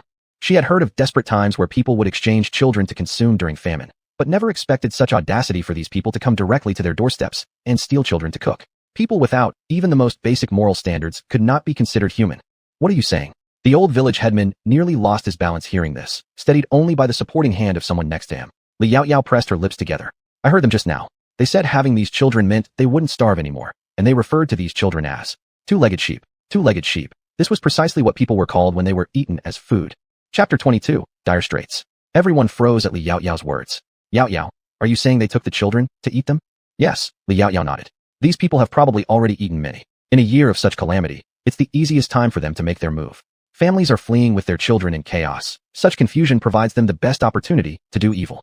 Li Yaoyao looked at the people on the ground as if she were staring at corpses. Some villagers who couldn't bear the idea started punching and kicking those captives. Others vomited upon picturing the scenario. Most villagers of the Lys are simple-hearted and righteous. They would rather starve themselves to death than do something like this. How could there be such horrifying people in the world? It's absolutely chilling. The village head sighed heavily, deeply relieved in his heart. If it weren't for Yaoyao, several children from their village might have been lost today. Yaoyao, I really need to thank you today. If it weren't for you. Li Yaoyao shook her head. We're all from the same village. When one family is in trouble, it's everyone's concern, especially such a major issue. Fortunately, these thieves attacked my house first. Otherwise, if they had gone somewhere farther, I wouldn't even have heard about it. But she felt that this matter was probably more complicated than it seemed. Subsequently, the village head arranged for 2 people to watch over these child-stealing bandits. The next day at dawn, they were to report the incident to the authorities. Unexpectedly, they met Shen Songji leading a group of bailiffs just halfway there and brought them back to the village. Shen Songji handed those bandits over to Jiang Qi for dealing with, while he himself went directly to Li Yaoyao's home, his steps slightly hurried. Li Yaoyao was already tinkering with a wheelchair in the courtyard. Yaoyao. She raised her eyes and saw him stride towards her, quickly checking her up and down after grabbing her by the arm. I heard your village also encountered the kidnappers yesterday. Are you alright? I'm fine. Li Yaoyao shook her head, but soon noticed the implication in his words. You mean also? Isn't our village not the only one affected? Correct. Shun Tsungji nodded briefly, his expression grave and cold. To be honest, several families have reported to the authorities in recent days that their children have disappeared, both boys and girls. That's why I set out early this morning with the bailiffs to investigate in each village. I didn't expect to run into some villagers halfway, telling me someone stole children in their village. Furthermore, normally, only male children go missing, but suddenly so many boys and girls disappearing at once has never been heard of before. So that's how it is. Li Yaoyao paused and thought. Could I ask which villages have lost children and how many kids have been stolen thus far? Shun Tsungji considered for a moment. The villages where children were stolen aren't too far from the Li family village. To date, there have already been no fewer than 10 children stolen. If we cannot find these children quickly, then things look bleak. Yaoyao, when I came here, I heard someone from the Li family village mention that you concluded these kidnappers stole the children to eat them. He found it hard to believe at the time. Who would ever imagine something so terrifying? But Li Yaoyao simply nodded, her voice calm, yet distant. That's right. These are their own words. Yesterday, when they tried to grab me, they mentioned giving me a share as well. So, Tsungji, you'd better hurry and find them. If we delay further, more children may end up in their bellies. Moreover, this is gang-related work. Their numbers must surely not be small. In other words, the number of children they've already eaten will not be less, likely requiring several victims for every meal. Li Yaoyao suddenly felt speechless, lowering her gaze and letting out a heavy sigh. Chapter 23, the first time. After hearing her words, Shun Tsungji's face immediately turned dark and solemn. A chilling atmosphere surrounded him, and deep in his eyes was a frightening determination. Li Yaoyao instantly sensed a familiar vibe from him, because both of their hands had been stained with the blood of enemies. Therefore, Shun Tsungji must be a soldier in this world, and perhaps even a highly ranked general. However, why would a general come to this small place to serve as a county magistrate? That was indeed a bit strange. Yaoyao, do you already have any guesses? For Shun Tsungji, commanding troops in battles was common, but investigating cases was like a maiden's first wedding. He was entirely unfamiliar with it. Li Yaoyao nodded. I have some ideas. You just said that all those children who were abducted are from nearby areas. Plus our village, Li family village, also encountered this yesterday. That means their base must not be too far from our village. They might be hiding in a deserted village somewhere, or among bandits on one of the hills nearby. But I think the latter is more likely. Still, we can't rule out the possibility that they occupied another village, killed all the villagers, and claimed it as their kingdom. If possible, she preferred them to be the mountain bandits. Otherwise, the number of casualties this time might be terrifyingly high. Shun Tsungji pressed his lips tightly, clenching his fists. Looking at her, his eyes revealed a glimmer of hope. Yaoyao, do you think they might have done the same to the villagers? Li Yaoyao turned her head and gazed up at the scorching sky. That is possible, but judging by the fact that they only take children, unless there is really nothing left to eat.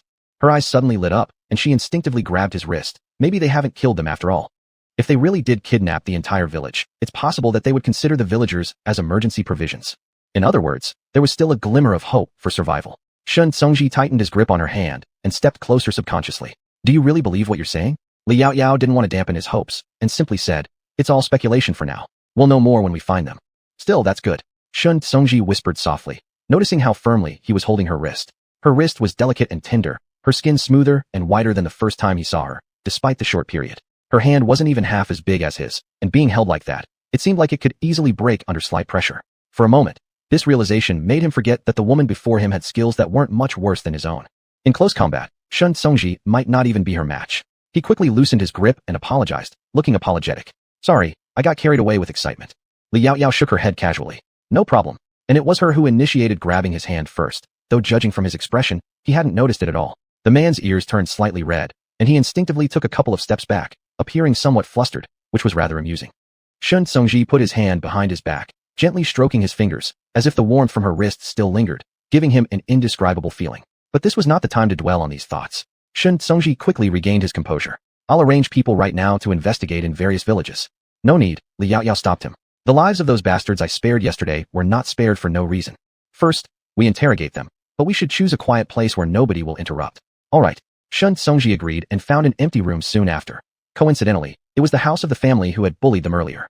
Li Yaoyao couldn't help but raise her eyebrows slightly. What's wrong? Shun Tsungji instinctively asked.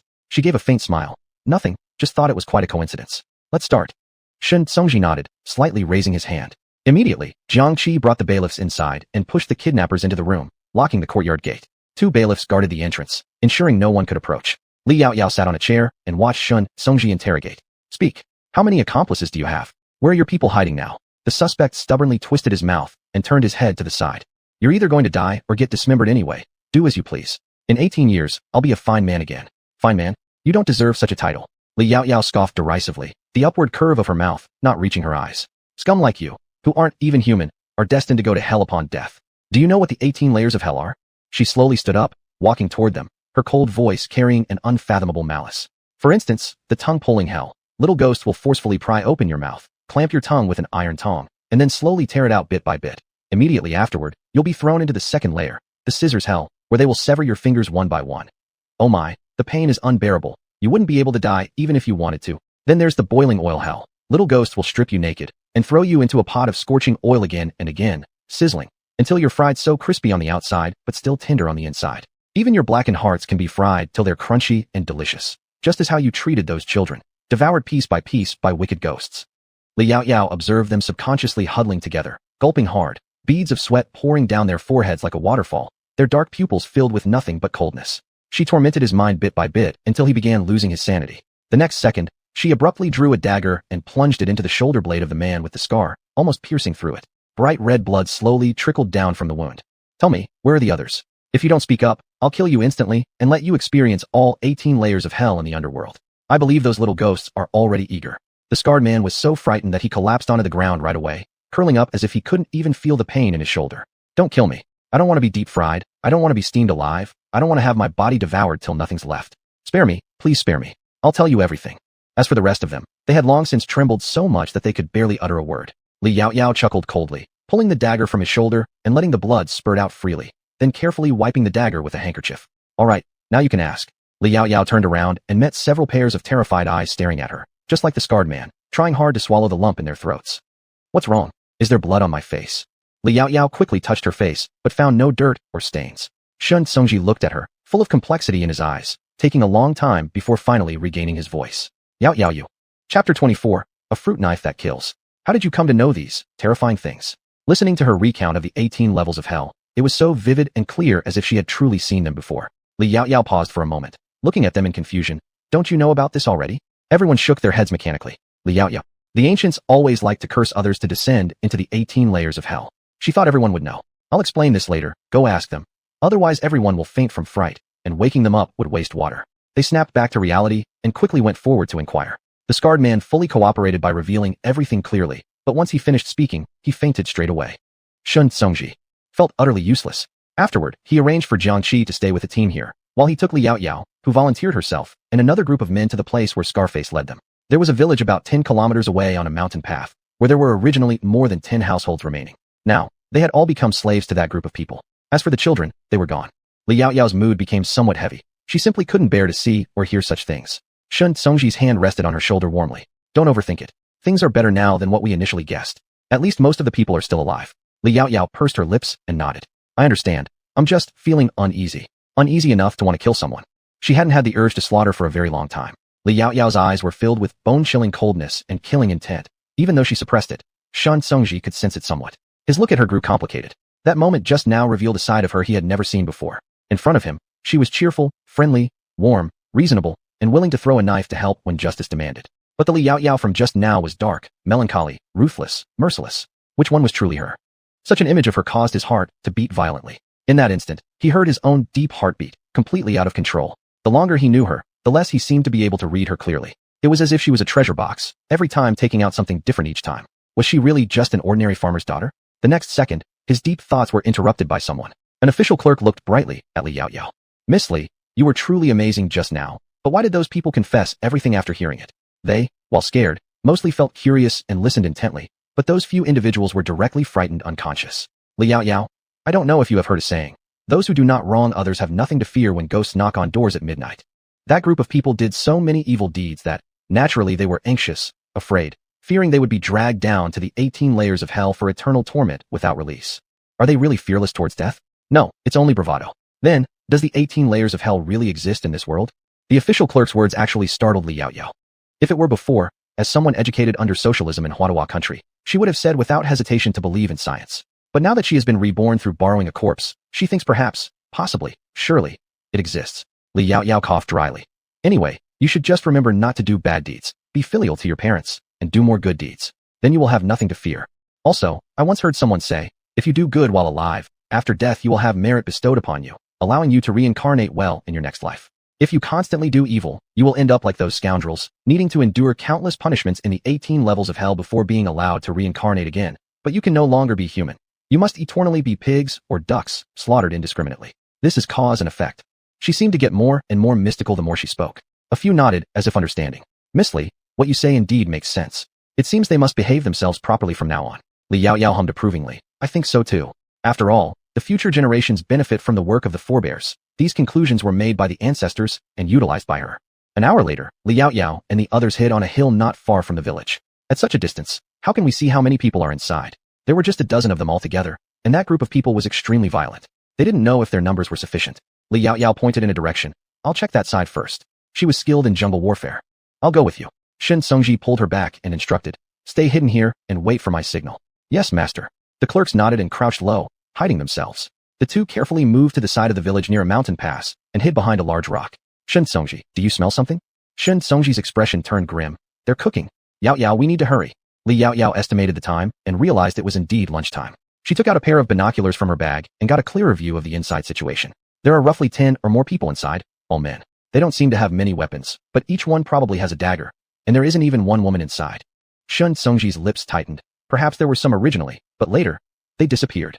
Li Yaoyao didn't say anything, too distraught and angry to think deeply about it. Shen Songji suggested taking the binoculars from her hand and examined for a moment, saying, let's attack fiercely and resolve quickly.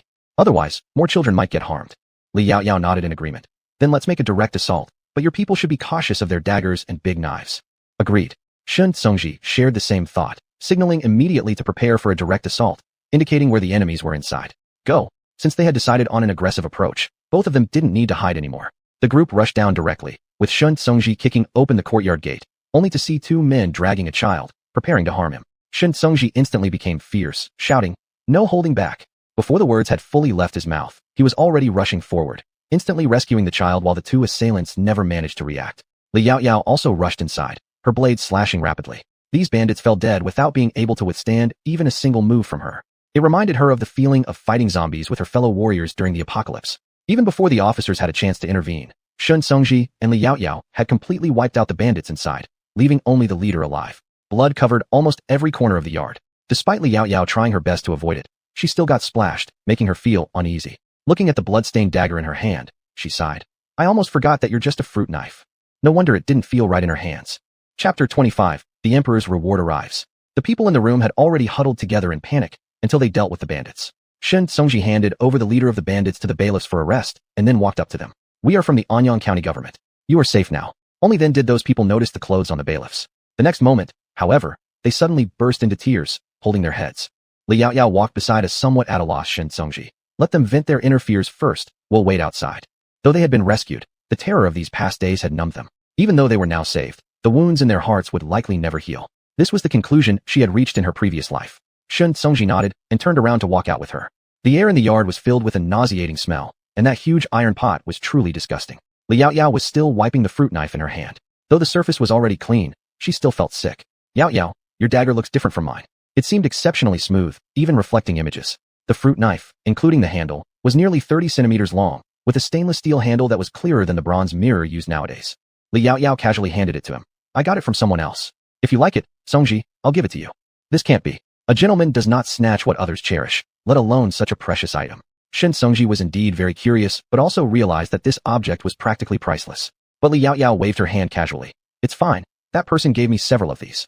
Moreover, the one in your hand has been used, so I don't like it anymore. If you want it, I'm actually glad. Shen Songji thought she indeed looked disdainful towards it, and had just been constantly wiping it. In that case, I humbly accept it. He would find her a more beautiful one later. Li Yaoyao herself didn't care much and tossed the sheath to him as well. This is the sheath. If you think it doesn't look good, you can make another yourself. After all, compared to the quality of the knife, the sheath seemed sloppy. Shen Songji found the sheath unique and appropriate, although it was indeed a bit small and might easily slip out, possibly injuring oneself. He couldn't help but remind Li Yaoyao, Yaoyao, if you use this again next time, be careful. Don't tuck it in your waistband. I'll make you a proper sheath later. Good, I'll wait. About the time it takes for an incense stick to burn, the villagers inside cautiously came out and followed them to the county office. Xia Hanju didn't follow over and returned directly to the village. By the second day, Shen Songji came to tell her that the village originally had more than 50 households, and now only fewer than 20 remained. Some were killed, some were Xia Hanju sighed and suddenly remembered an event she encountered after becoming the zombie king in her previous world. There was a small base where the leader, unable to find food, regarded the people inside the base as his own food. He drew lots daily to decide who to eat. Though they were humans, they were worse than demons. Later, she arranged for zombies to slaughter the base, sending the few survivors who hadn't eaten any of that thing to other bases. In disasters, the majority who suffer are the good-hearted ones, because they hold on to their moral bottom line, while those without a bottom line enjoy themselves. But she believed that heaven's net is vast and retribution inevitable. After this incident, the nearby villages returned to peace, especially Li's village, where every household entered a busy period. Sweet potato and corn seeds had already been planted, and the villagers watched the land every day with delight. A few days later, the emperor's reward accompanied by the imperial decree finally arrived at Li's village. To announce the emperor's will, may it bear witness to the heavens.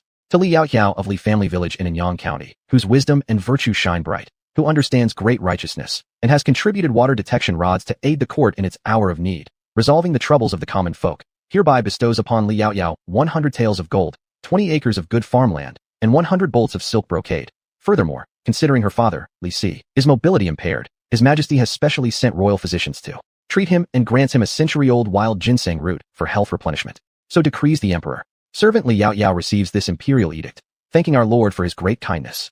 Li Yaoyao held out her palm upwards. Little Quan placed the imperial edict in her hands, looking curiously at the woman praised countless times by the emperor. She indeed appeared to be a remarkable and likable young woman, dignified but humble in greeting them. Truly commendable. Miss Li, please rise. Thank you, eunuch. Li Yaoyao stood up, followed by her father Li Si and the other villagers who had knelt down behind her, still dazed and bewildered. Little Quan smiled warmly and brought the two royal physicians to Li Yaoyao. Miss Li, these are the royal physicians sent by the emperor. Where is your father? Would you allow them to examine him? Li Yaoyao nodded. This way, please. Considering that Li Si was not suitable for kneeling, Li Yaoyao naturally did not have him come out. The group entered the courtyard in grand fashion, with Li Yaoyao leading the royal physicians into the house. Ada, these are the imperial physicians arranged by His Majesty to examine your legs. Li Si blankly stared at the physicians dressed in official robes, clumsily lifting the blanket in his nervousness. The physician approached with a gentle smile. There's no need to rush. Let's check your pulse first. With that, he placed his fingers on Li Si's pulse, his expression serious, as if assessing something delicate, causing Li Si to barely dare breathe. Once one finished examining, another took their turn, then they focused on the leg. Upon rolling up the knee, they saw the herbal medicine wrapped around Li Si's leg and asked, "Who prescribed this medication?" "It was my daughter," Li Si replied truthfully. The physician didn't expect Li Yaoyao to also have knowledge of medicine. "May we humbly ask if we can unwrap it to take a closer look?" Li Yaoyao had no objection, stepping forward to peel off the ointment, handing it over to them. "This is a prescription I obtained from an elderly doctor. Is there any issue?" Li Yaoyao, naturally aware there was none, simply posed the question intentionally. The physician took it, sniffing it carefully at the tip of his nose, exchanging glances with his counterpart before saying, "Could you introduce us to this esteemed doctor?" "Alas, it may not be possible." Li Yaoyao shook her head. "That doctor wasn't someone I met in our village, and at this moment, I do not know where he is." How could she possibly lead them to meet someone from her previous life? In that case, what a pity. The two sighed. Then they continued. "This truly is an excellent formula for treating bruises and injuries. Miss Li has indeed met someone remarkable." Taking advantage of the opportunity, Li Yaoyao inquired, "So, does that mean my father's leg is healing well?" They nodded affirmatively, adding as they examined the injured spot on Li Si once more, "This wound is a new one atop an old injury." Was the treatment method also taught by that doctor? Li Yaoyao maintained a composed demeanor. "Yes. Though it might seem presumptuous, we would like to inquire whether Miss Li would be willing to sell us this prescription.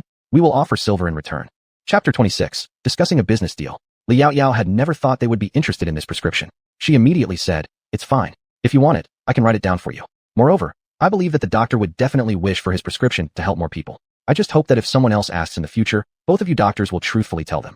She believed that her master, if he knew someone appreciated his prescriptions, would be very willing to share. The two imperial doctors naturally agreed, and each took out a jade pendant to give her.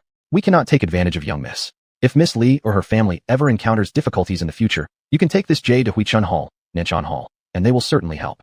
Li Yaoyao naturally did not refuse, considering this as another form of fair exchange. Miss Li is truly righteous. Xiao Quanzi knew that most doctors would not easily give away their carefully developed prescriptions, as these were things passed down to future generations. But then he thought, if Miss Li could even gift such a divine object to the court, then giving away a simple prescription was nothing to her. Li Yaoyao shook her head. "I just feel that this would be the heart's desire of that doctor." Subsequently, the imperial doctors told her that as long as she continued to apply the medicine according to this method, it would probably take at most a month to get better. But Li Yaoyao knew that with the water from her space, it wouldn't need that long, probably less than half a month to heal completely. As they walked out of the house, the entire yard was already filled with gifts bestowed by the emperor. Since there were soldiers around, all the villagers of Li village were gathered at the door, hesitant to enter. They pointed at the rewards enviously.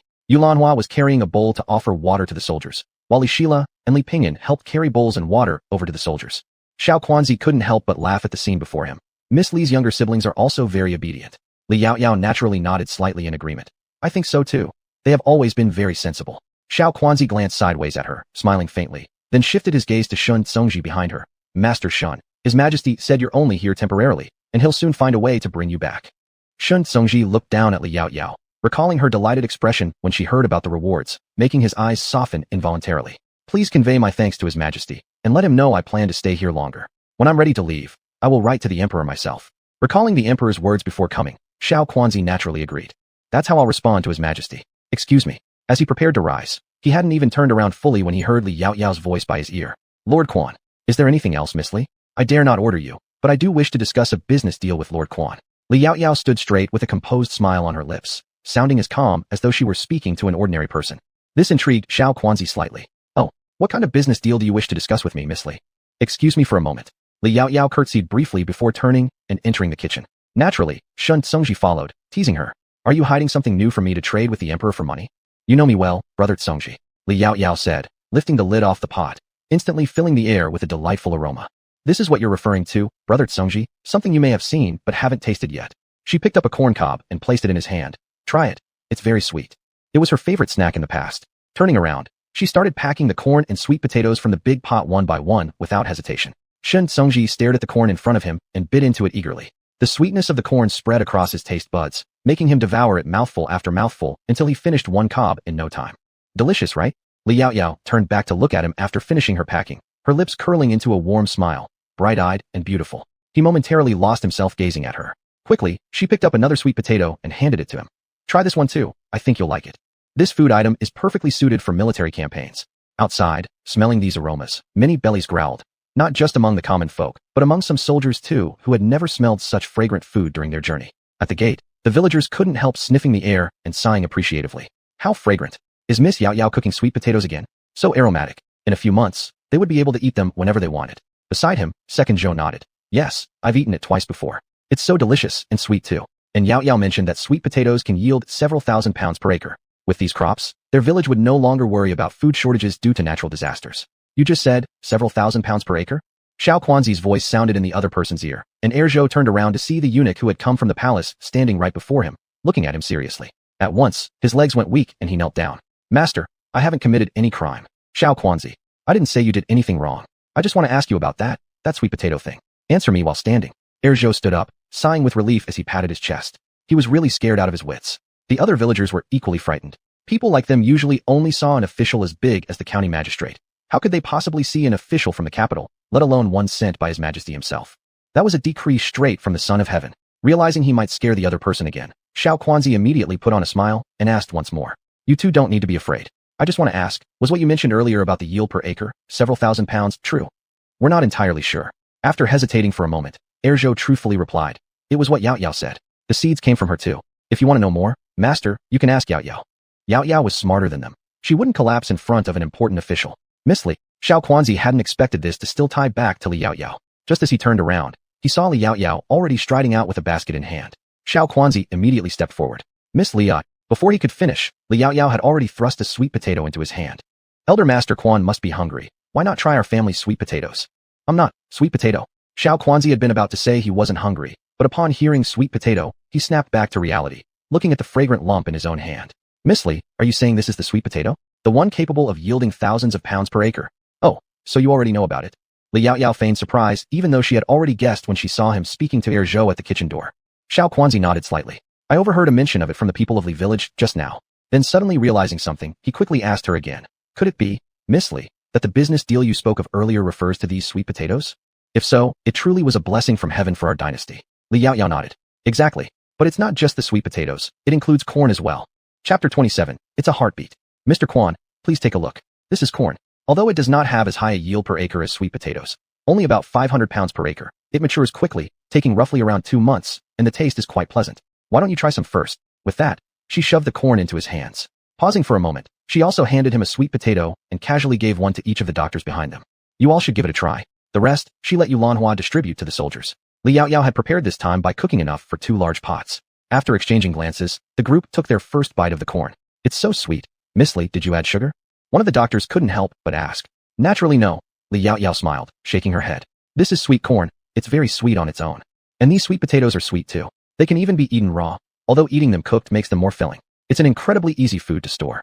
Mr. Quan, do you think my business proposal is feasible? Of course it is.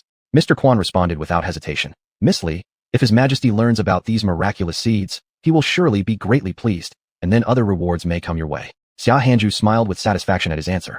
If Mr. Quan likes them, I hope you'll inform His Majesty upon your return. Tell him I'll plant all 20 acres with these, and once they're matured, I'll sell them all to the court at a fair price. How does that sound? For her first big profit, she still intended to skim from the emperor's resources after all, since his were plentiful, yielding a generous sum with just a little effort. Mr. Quan, his mouth full, nodded without hesitation. Miss Li, don't worry. I shall make sure to properly report back to His Majesty, and perhaps you will hear good news again soon. If that's so, thank you, Mr. Quan. She replied. When the time comes, I'll pack more of this for your journey, including raw ones to bring back so you can cook them later without needing any seasoning. That's very kind of you, Miss Li. With a conversation filled with mutual satisfaction, even Mr. Quan didn't want to leave in the end. It wasn't until they left that she finally sighed in relief, collapsing onto a chair without wanting to move. Today had truly been an exhausting day. Several clerks were helping Yulanhua move all the gifts bestowed by the emperor inside, while she was pondering how best to organize them. Are you tired? Shen Songji came in from outside and sat down beside her. There's a bit. Though it wasn't physical fatigue. In fact, I'm not used to socializing with so many people. Before, there were plenty of people, but they were all comrades, and every day together consisted of either training or missions, never requiring such elaborate handling. I don't like it much either, Shen Songji said with a smile, imitating her by leaning against the back of the chair. In the past when I was in the capital, I always had to deal with certain people. But now here, I feel freer. And watching her made him feel like none of his worries mattered. Li Yaoyao turned her head to look at his profile. Chiseled, such a word popped into her mind, and it felt perfectly appropriate. Songji. That day, she opened her mouth, wanting to ask him. On that day when she had acted so unlike herself, even killing someone so skillfully, had he doubted anything? But before she could get the words out, he interrupted her. Yaoyao, you needn't say more. I know, you are fundamentally a kind-hearted person. That day, you were simply angered, and so was I. We're the same. He did not care what identity lay hidden behind her. All he cared about was that they were on the same side, and that was enough. Thank you. Li Yaoyao expressed gratitude, and he only smiled, saying nothing further. In the past, she didn't know how to explain it well either, so this worked just fine. The next day, Shen Songji took Li Yaoyao to see the 20 acres of land gifted by the emperor, all prime farmland. His Majesty has given me all the unowned land nearby, hasn't he? These plots weren't far from Li family village, taking roughly about half an hour to walk. The original owners of this land decided they didn't want to stay in that village anymore, so I relocated them to another village. I thought this plot was closer to your home, so I chose it for you. Shen Songji explained. Actually, there's more than just these fields. The surrounding areas, now all unowned, can also be assigned to you if you want to cultivate them. Not necessary for now. Li Yaoyao wasn't ready to take on everything at once. Shen Songji agreed after some thought. But with just your 20 acres, relying solely on yourselves probably won't work. Of course, Li Yaoyao knew this. Since I have so much gold now, I am planning to buy a few slaves to help me with the work. Do you know where I can purchase them? How many do you want to buy? 5 or 6 for now. I won't buy too many just yet. The others in the village could also lend a hand. We can exchange with other good seeds later or compensate them with food or silver. With money in hand, she felt confident enough to start working. If your constables are willing to work as well, I'll equally pay them the same wage. Li Yaoyao suddenly turned her face towards Shen Songji. What do you think about this, Songji? Shen Songji turned his body slightly, pausing for a moment. The woman in front of him had a pleasant face, her lips curled into a smile. She was close to him, as if he could almost feel her breath on him. Unconsciously, he stepped back a bit and pursed his lips before speaking. I believe they will certainly be happy once they learn about it. Currently, not only were the commoners of Anyang County suffering, but the constables were facing difficulties as well. They all had families and children. Miss Yaorak is truly helping me solve a major problem. Then let's decide on that. Li Yaoyao stood up and stretched lazily before turning to face him. I will come to the county office early tomorrow morning, and you will take me to buy the slaves. Though Li Yaoyao didn't prefer these practices, she did not forget that this was an ancient monarchy, and personal preference alone couldn't change things. Shen Songji stood up too.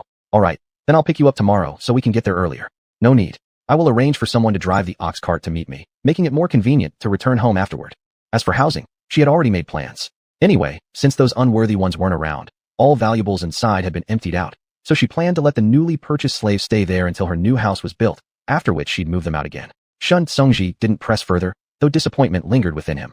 All right then, I will wait for you at the government office tomorrow. Yes, Li Yaoyao nodded. See you tomorrow at the government office. Shen Songji left with the constables. Li Yaoyao turned back and returned to the courtyard, seeing Yulanhua stepping out from inside. Yaoyao, with so many rewards, our house simply has no more place to store them. In the past, they complained about lacking items in the home, but now it was the opposite. The items were overflowing, too many to fit. If there's no place to hide them, let's just use them all. Chapter 28. Li Yaoyao accidentally got herself into trouble. Li Yaoyao thought they really should change a few clothes, and luckily, the emperor had rewarded her with some supplies. She prepared to bring them over tomorrow to make new clothes for everyone. When Yulanhua heard this, she suddenly froze. Are you going to use all of it? Not all, just part of it. Li Yaoyao entered the room and selected several bolts of fabric, then took out 2 gold ingots before continuing to speak to Yulanhua. Mother, please store the rest for now. I'll take your measurements shortly so that we can get some clean clothes made in the county tomorrow. There's no need to make clothes for us. You only need to make some for yourself and your siblings. Dad and Mom's clothes are still wearable. Besides, these things were awarded to you by His Majesty, and Mother plans to save them as your dowry. How could we waste them? Yulanhua truly felt there was no need. She would be working the fields after all. If they grew all these vegetables, sweet potatoes, and corn, wearing such fine clothes would definitely get them dirty. No. Li Yaoyao naturally understood what was on her mother's mind and didn't insist, saying instead, Father and Mother might not need them now, but you will in the future. We'll go ahead and prepare them so that when the time comes, there won't be any delays. This idea suddenly illuminated Yulanhua. Yaoyao is right. How did Mother forget? Our Yaoyao has already grown up, and in no time, she may be getting married. On her wedding day, Mother cannot dress so poorly and embarrass her. After all, their Yaoyao was a woman even praised by the emperor. Surely those seeking her hand in marriage would soon fill their home. Li Yaoyao. Oops, she accidentally dug a hole for herself. She gave a silly laugh. Mother is right. In any case, she wasn't planning to marry easily, or more accurately, she never considered marrying at all. However, this moment wasn't appropriate for arguing against it. Let them be happy and keep thinking this way. Seeing her like this, Yulanhua and Li Si thought she was merely shy. They smiled again and said, Our Yaoyao will surely match the finest man in the world in the future. Especially in Li Si's heart. Although Li Yaoyao was no longer his biological daughter, he always believed she was a daughter bestowed by heaven, a fairy from above. Naturally, only the best man under heaven would be worthy of her. Early the next morning, Li Yaoyao left with Yulanhua and Zhou Air from the village chief's family to haul sugarcane with the ox cart to Shanjing. Li Si's legs had healed considerably now. He no longer needed Yulanhua to help him daily to the restroom. He could even sit in his wheelchair by himself and rest in the yard. The places at the door obstructing access were also readjusted by Li Yaoyao, ensuring no inconvenience. On the ox cart, Li Erzhou was driving while chatting back with Li Yaoyao. Yaoyao, do you know, you are already the most capable young lady around our villages. Everyone who goes out feels very proud when they hear others talk about you. Li Yaoyao didn't expect this kind of rumor to have spread. She immediately replied, I just had good luck, that's all. Li Erzhou quickly rebutted, of course not. It's because Yaoyao is kind and virtuous. That was even said personally by His Majesty.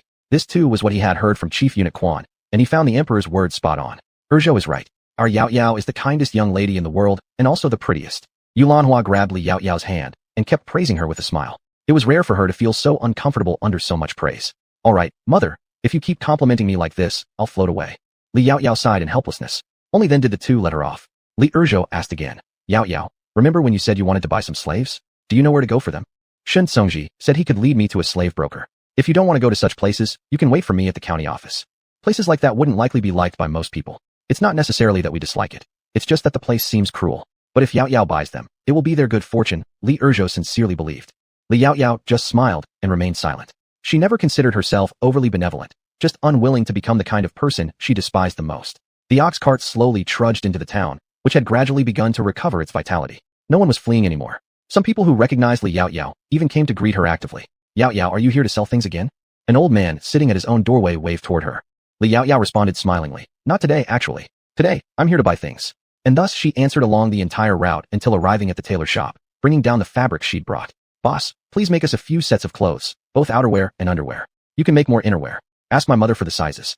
Yulanhua was clear about the sizes of everyone in the Li family, which is why Yaoyao brought her along. Yulanhua reported each person's size to the boss of the tailor shop, who noted them down before examining the bolts of fabric, touching them with great care. Is this the brocade that His Majesty granted to Miss Li? I've never worked with such expensive material before. When little Quan arrived, it was quite an event, and now even people from Anyang County and Amping Prefecture know that Miss Li from Lilican Village has received the emperor's favor. Hearing what the boss said, Yaoyao merely smiled. Ultimately, they will all be made into clothes to wear. Just go ahead and sew them normally. Most of the silk granted by the emperor came in bright colors. She had carefully chosen these fabrics for their simpler tones, ensuring that each person would have different shades. As for the rest of the materials, when their financial situation improved gradually, they would be suitable to wear. Upon hearing her words, the boss paused for a moment, then smiled and said, You're right, Miss Li. I'll just proceed as usual. Yaoyao nodded, placing the deposit on the counter. I'll come back for them in a few days. She then drove the ox cart to the prefecture office, where Shun Songji was already waiting at the entrance. Seeing them, he immediately descended the stairs. Yaoyao stepped forward a couple of paces. Songji, my mother might not be able to endure seeing those kinds of places. Could she and brother Zhou rest inside the county office? No problem. Naturally, Shun Songji wouldn't refuse Miss Li's request, turning around to let nearby Jiang Qi take the two inside. At this point, Zhou Er, who hadn't spoken until now, suddenly asked, Yao Yao, may I join you and see it as well? I haven't experienced such a place yet, and am curious. Of course you can. Yao Yao looked at Shun Songji, who slightly nodded. Once Jiang Qi came out again, the four of them set off toward the residence of the slave broker. A slave broker, known as Renyazi, acts as an intermediary in the ancient trade of buying and selling people, earning commissions from both sides. In this era, their role is legal. Chapter 29, The Slave Trader Qianma. Shun Songji soon arrived at a place with Li Yao Yao. It was a very large courtyard where the sounds of beating and cursing could be faintly heard, making Li Yao Yao and her companions frown in discomfort. At this moment, a middle-aged man with a slightly bent back emerged. His originally angry face instantly froze upon seeing them, then quickly transformed into a smile as he approached. Isn't this Lord Shun? Why have you come here? I hope I haven't broken any laws. People who engage in such business are most afraid of officials causing trouble, but this particular Lord Shun refuses to accept their bribes, which leaves him genuinely uneasy. Shun Songji simply looked at him indifferently, his face expressionless. We didn't come for official business today. Miss Li wants to buy a few slaves. You can show us. This is Miss Li. My apologies, my apologies. The slave trader certainly knew Miss Li well. If it weren't for her help in finding water, many of his slaves might have already perished, so he became extraordinarily friendly right away. Miss Li, please follow me. Let me tell you, if you want to buy people in Anyang County, my Qianma would be considered second to none. You might see me looking fierce earlier, but at least I feed them properly, whereas some other traders don't act humanely. They won't even give water. Qianma babbled on as he led them inside. The smell in the room was heavy, causing Li Yao Yao to instinctively touch her nose. Qianma naturally noticed this. You two, open the windows quickly so that we don't offend our benefactor. He then smiled at Li Yao Yao and said, Miss Li, all the people are here. Would you like to choose? Li Yao Yao nodded coldly, her indifferent eyes falling on the men and women huddled in the corners. She quickly noticed a pair of siblings, the brother tall and robust, protecting the sister behind him while the sister's pale face was tightly pressed against the brother's side. Qianma saw her gaze land on the siblings and lit up immediately. He stepped forward to introduce them. These two are siblings. Their family conditions were decent until the younger sister fell gravely ill and was abandoned. They voluntarily sold themselves to me, wanting to use the money from selling themselves to treat her illness. Feeling pity, I took them in. Of course, the slave trader's heart wasn't that tender. In reality, he had his eyes set on the healthy body of the elder sibling for easy sales, and as for the sick younger one, she cost nothing. It was essentially a buy one get one free deal. He usually only provided a single meal for the two to share. He chuckled particularly warmly and enthusiastically. If Miss Li wishes to buy them, I won't charge too much, just 5 taels of silver, and you can take both of them. 5 taels of silver? You're treating me like a pig to slaughter, Li Yao Yao replied with a half smile. If they were healthy, I might have bought them, but since she is almost dead, I'll have to spend extra money to treat her illness. That way, I'd end up losing out. Do you think my silver falls from the sky? Qianma chuckled nervously. Then how much silver would Miss Li be willing to pay? 2 taels. If you agree, I will take them both. 2 taels. That's too little. Qianma struggled to accept this. Wouldn't Miss Li be willing to increase the offer a bit? Even just a little more? How about 3 taels? 3 taels, what do you say? He originally purchased these people for 1.5 taels of silver, and after raising them for so long, it certainly wouldn't make sense for him to earn only half a tael. This price is non-negotiable. Li Yao Yao turned around and glanced at the others, no longer paying attention to him. In the corner, the young girl, hearing their bargaining, felt her eyes brimming with tears, clutching onto the man's hand. Big brother, it's me who has caused you trouble. If you hadn't come looking for me, you wouldn't be suffering here. And every time we don't sell, we get beaten. The man gently patted her head. Don't worry. I will never abandon you. Don't overthink it. Rest your head on Big Brother if you feel uncomfortable. Maybe soon there will be a kind-hearted person to buy us. His eyes remained focused on Li Yao Yao the whole time. Although he didn't know the woman before him, he had heard mention of this Miss Li from the mouths of the slave traders. If it weren't for her helping find water for the people of Anyang County, they may have starved to death sooner. She was their benefactor. Perhaps today really was the day they got a chance to leave this place. Li Yao Yao met his pleading eyes briefly before shifting her gaze elsewhere. She quickly selected another 5 individuals, 1 woman and 4 men. Then, she turned and looked at Qianma. What's your decision? If you agree, I'll take them all with me. Though Li Yao Yao currently didn't lack silver, she still wasn't eager to let these slave traders, who abused children, make more money. It would be better to save this amount of silver for treating the young girl, as 3 taels of silver can buy a lot of medicine. Qianma glanced at her, and then at the siblings before sighing and waving his hand. All right. Consider it a bit of loss for me. 2 taels is 2 taels. You can take them both with you. After all, business isn't good now. But I have to make one thing clear. If they don't meet your expectations later, there will be no returns or exchanges. He wouldn't take back this trouble that was finally off his hands. Understood. Li Yao Yao slightly nodded and took out the silver to pay. In total, 6 people cost her 16 taels of silver. The sibling pair for 2 taels, the robust woman for 2 taels, and each of the 4 men for 3 taels of silver. It was a year of famine now, with slaves everywhere, hence the price was like this. In any other time, this amount might only buy 2 or 3.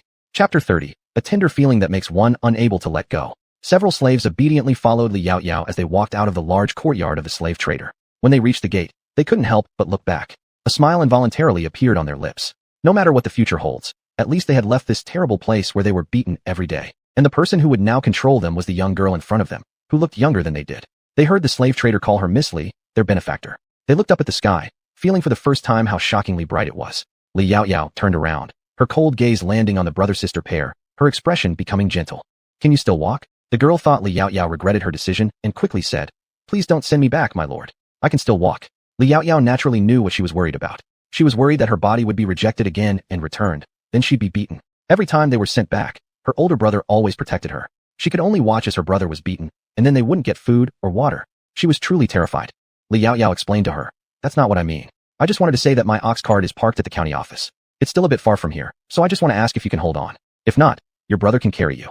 She originally thought Zhou Air could carry her, but then remembered that in ancient times, men and women should not touch each other intimately. It didn't matter for herself, but it mattered for the other girls. The woman immediately relaxed, nodding her head. My lord, please rest assured, I really can walk. That's good.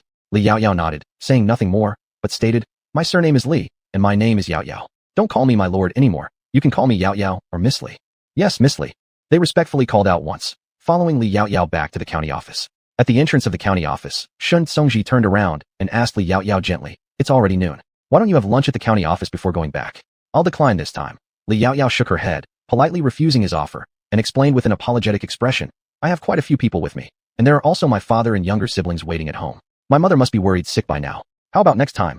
That's fine too. Shun Songji naturally wouldn't force her, letting Jiang Qi go and invite Yulanhua out, while the officers pulled the ox cart from the backyard. Li Yaoyao turned around and asked the people behind her, Is anyone among you skilled at driving an ox cart? Though the ox cart might look simple, steady driving requires some skill, especially when reacting quickly to road bumps. Miss Li, I know how. So do I. The ones speaking were a sturdy-looking woman and the man beside her.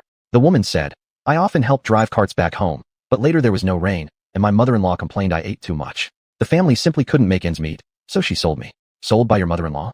Li Yaoyao was genuinely surprised. When was a mother-in-law allowed to sell a daughter-in-law? She instinctively glanced at Shun Songji, noticing him shake his head as well, seemingly hearing it for the first time. The woman took a quick glance at Shun Songji, knowing he was an official from the magistrate's office, and hurriedly explained, Actually, it wasn't all her idea. My mother-in-law said we had no grain left, the children were starving, so she brought it up to me, and I agreed willingly. To her, as long as her children were doing well, she felt no regrets. Li Yaoyao looked at her. Though roughly guessing the situation, she deemed it unnecessary to comment on others' affairs. She just nodded and said, Then you will drive the cart when we go back.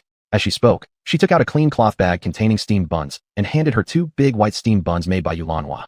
Eat them first, you need energy for the journey. The woman stared dumbfounded at the 2 big white steamed buns in front of her, desperately wiping her sleeves with both hands. They're really for me. Could such exquisite steamed buns made from high-quality flour really be for someone like her a slave? Li Yaoyao directly shoved them into her hand. If I give them to you, then they're yours. Everyone gets them. These were specially packed, intended for padding along the way if they returned late. She gave 2 to everyone, 1 for herself, 1 for Yulanhua, 2 for Zhou Air, and they were all divided fairly evenly. After this round, everyone was stunned. Li Yaoyao handed them a pot of water. Eat, so we can head home after eating. Regaining consciousness, the woman hastily ate 1 bun and stuffed the other one in her bosom, sitting at the front seat and calling out loudly, Miss Li, madam, please get on the cart. Li Yaoyao nodded, helping Yulanhua onto the ox cart, and waited until she herself and Li Zhou Air were seated before gesturing to the others. You all can come up too, but someone needs to sit on the board in the middle. After she finished speaking, the group could hardly believe their ears. Miss Li, can we really get on too? Since Li Yaoyao had come with the ox cart for them in the first place, there was no way she would make them walk back. Besides, they were all frail and thin now, having little strength left, walking slowly, and taking much more time than necessary. Thus, after a moment's thought, she nodded. If you don't want to delay my return home, then come aboard. The group hesitated for a bit before slowly climbing onto the cart, which became crowded instantly. Fortunately, Li Yaoyao had remodeled the ox cart earlier. Otherwise, it might not have been able to hold so many people. Once everyone was seated, she waved to Shun Songji. Songji, I'll go home with Mama now. Thank you so much for today. Had it not been for his guidance and leverage over others, she wouldn't have been able to resolve everything so quickly, possibly needing to pay a few more taels of silver. Shun Songji smiled faintly and nodded as he watched their cart travel further and further away. Master, Miss Li is truly extraordinary. Jiang Qi suddenly spoke up. At first, I thought she was just an ordinary farming girl, but through these past few days of interaction, I've realized that Miss Li isn't just kind-hearted, she's also intelligent and knows so much. Her martial skills alone are something I can't match in close combat. The more he thought about it, the more mysterious she seemed. Master, do you think Miss Li could be a disciple from some reclusive sect? Otherwise, where else could her incomprehensible, yet clean and swift fighting skills come from? Shun Tsungji withdrew his gaze. Don't speculate unnecessarily. With that, he turned around and entered the county office. Though he admitted he was curious himself, everyone has their secrets, himself included, and why bother prying into other people's affairs? On the ox cart, the young girl carefully took small bites of her steamed bun. Brother A, this white flour bun is so tasty. If Ayue likes it, then eat more.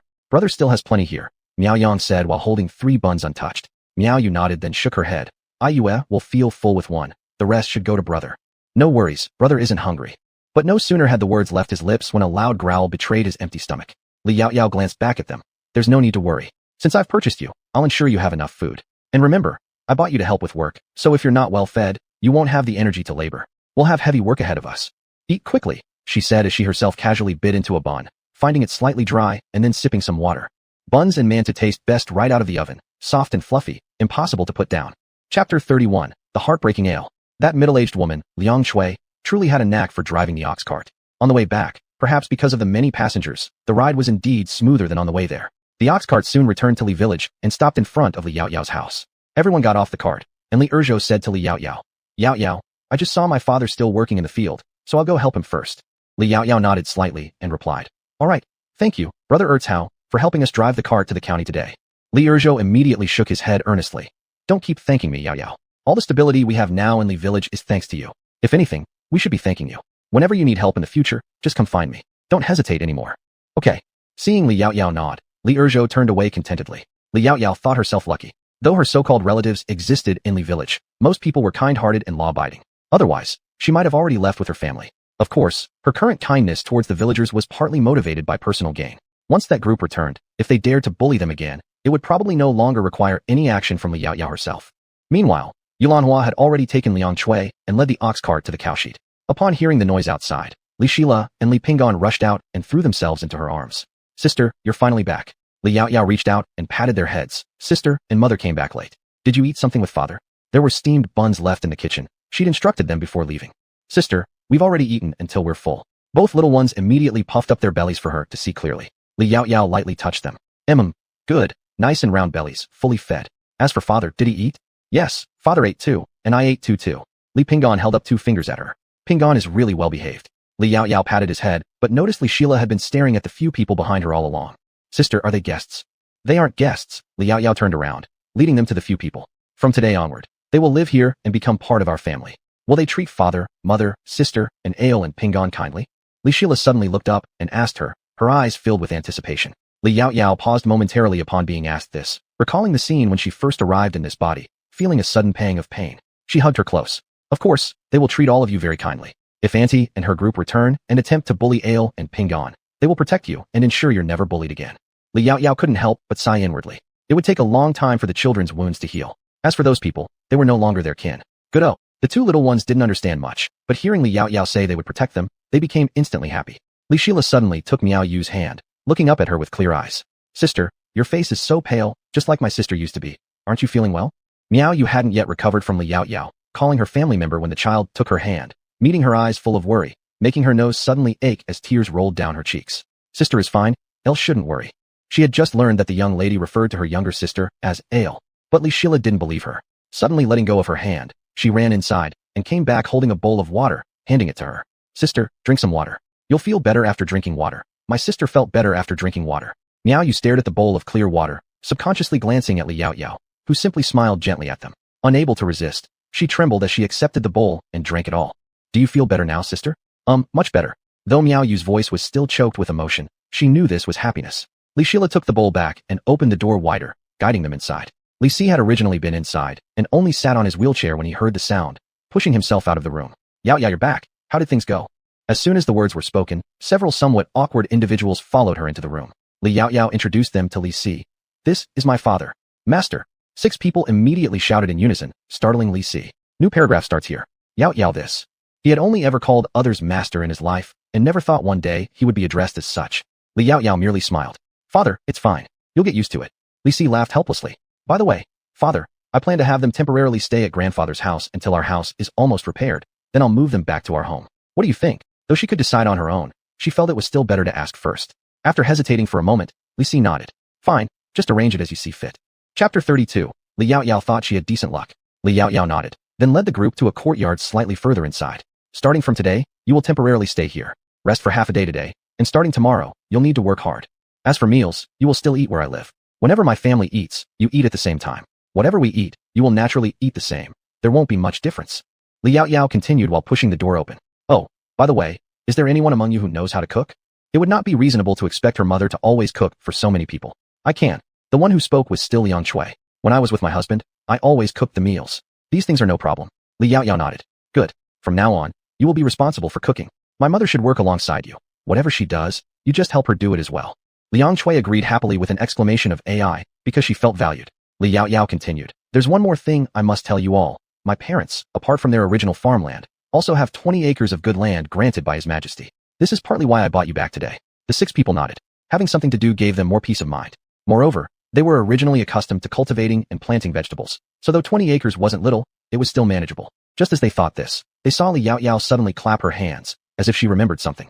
I only remembered about you guys today, and completely forgot to buy 2 more oxen. Cultivating such a large area relying solely on manpower simply wouldn't work.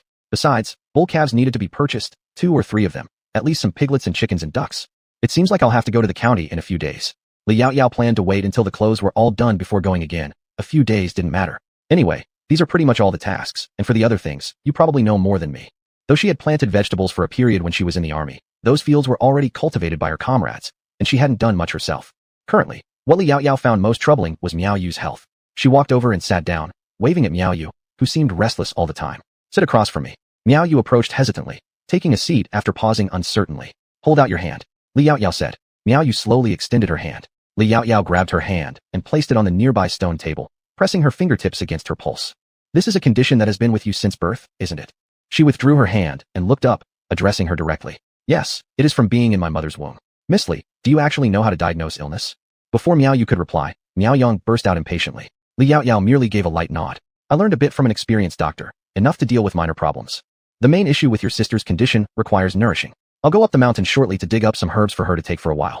Afterward, training together every morning will gradually improve her body. She shouldn't have become so ill, but I guess it's due to neglect. Liao Yao gazed at Miao Yu kindly.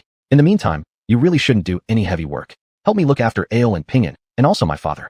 Later, I'll teach you how to decoct the medicine.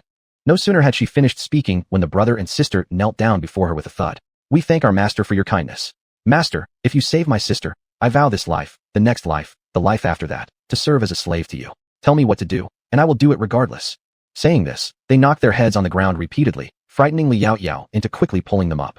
Why are you doing this? I've already said, don't call me master, and you certainly aren't slaves. Now that you're in my house, you're part of the family. There's no need for servitude. As long as you treat our household matters as your own, it'll be fine. As for your sister's illness, I just happen to know a bit about it. And curing her means one more person to assist me. It's a win-win situation for me. That's what I call an investment.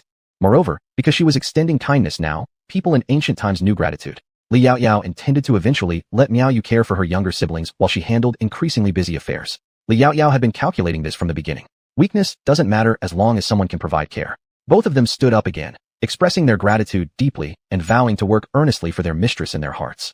Though Miss Li did not care much about these formalities, these former slaves could not be too casual. At that moment outside the door, Yulanhua happened to be carrying bedding towards them, shouting as she walked. Yao Yao, it seems like there aren't enough quilts in the house. Do you think there are any more inside?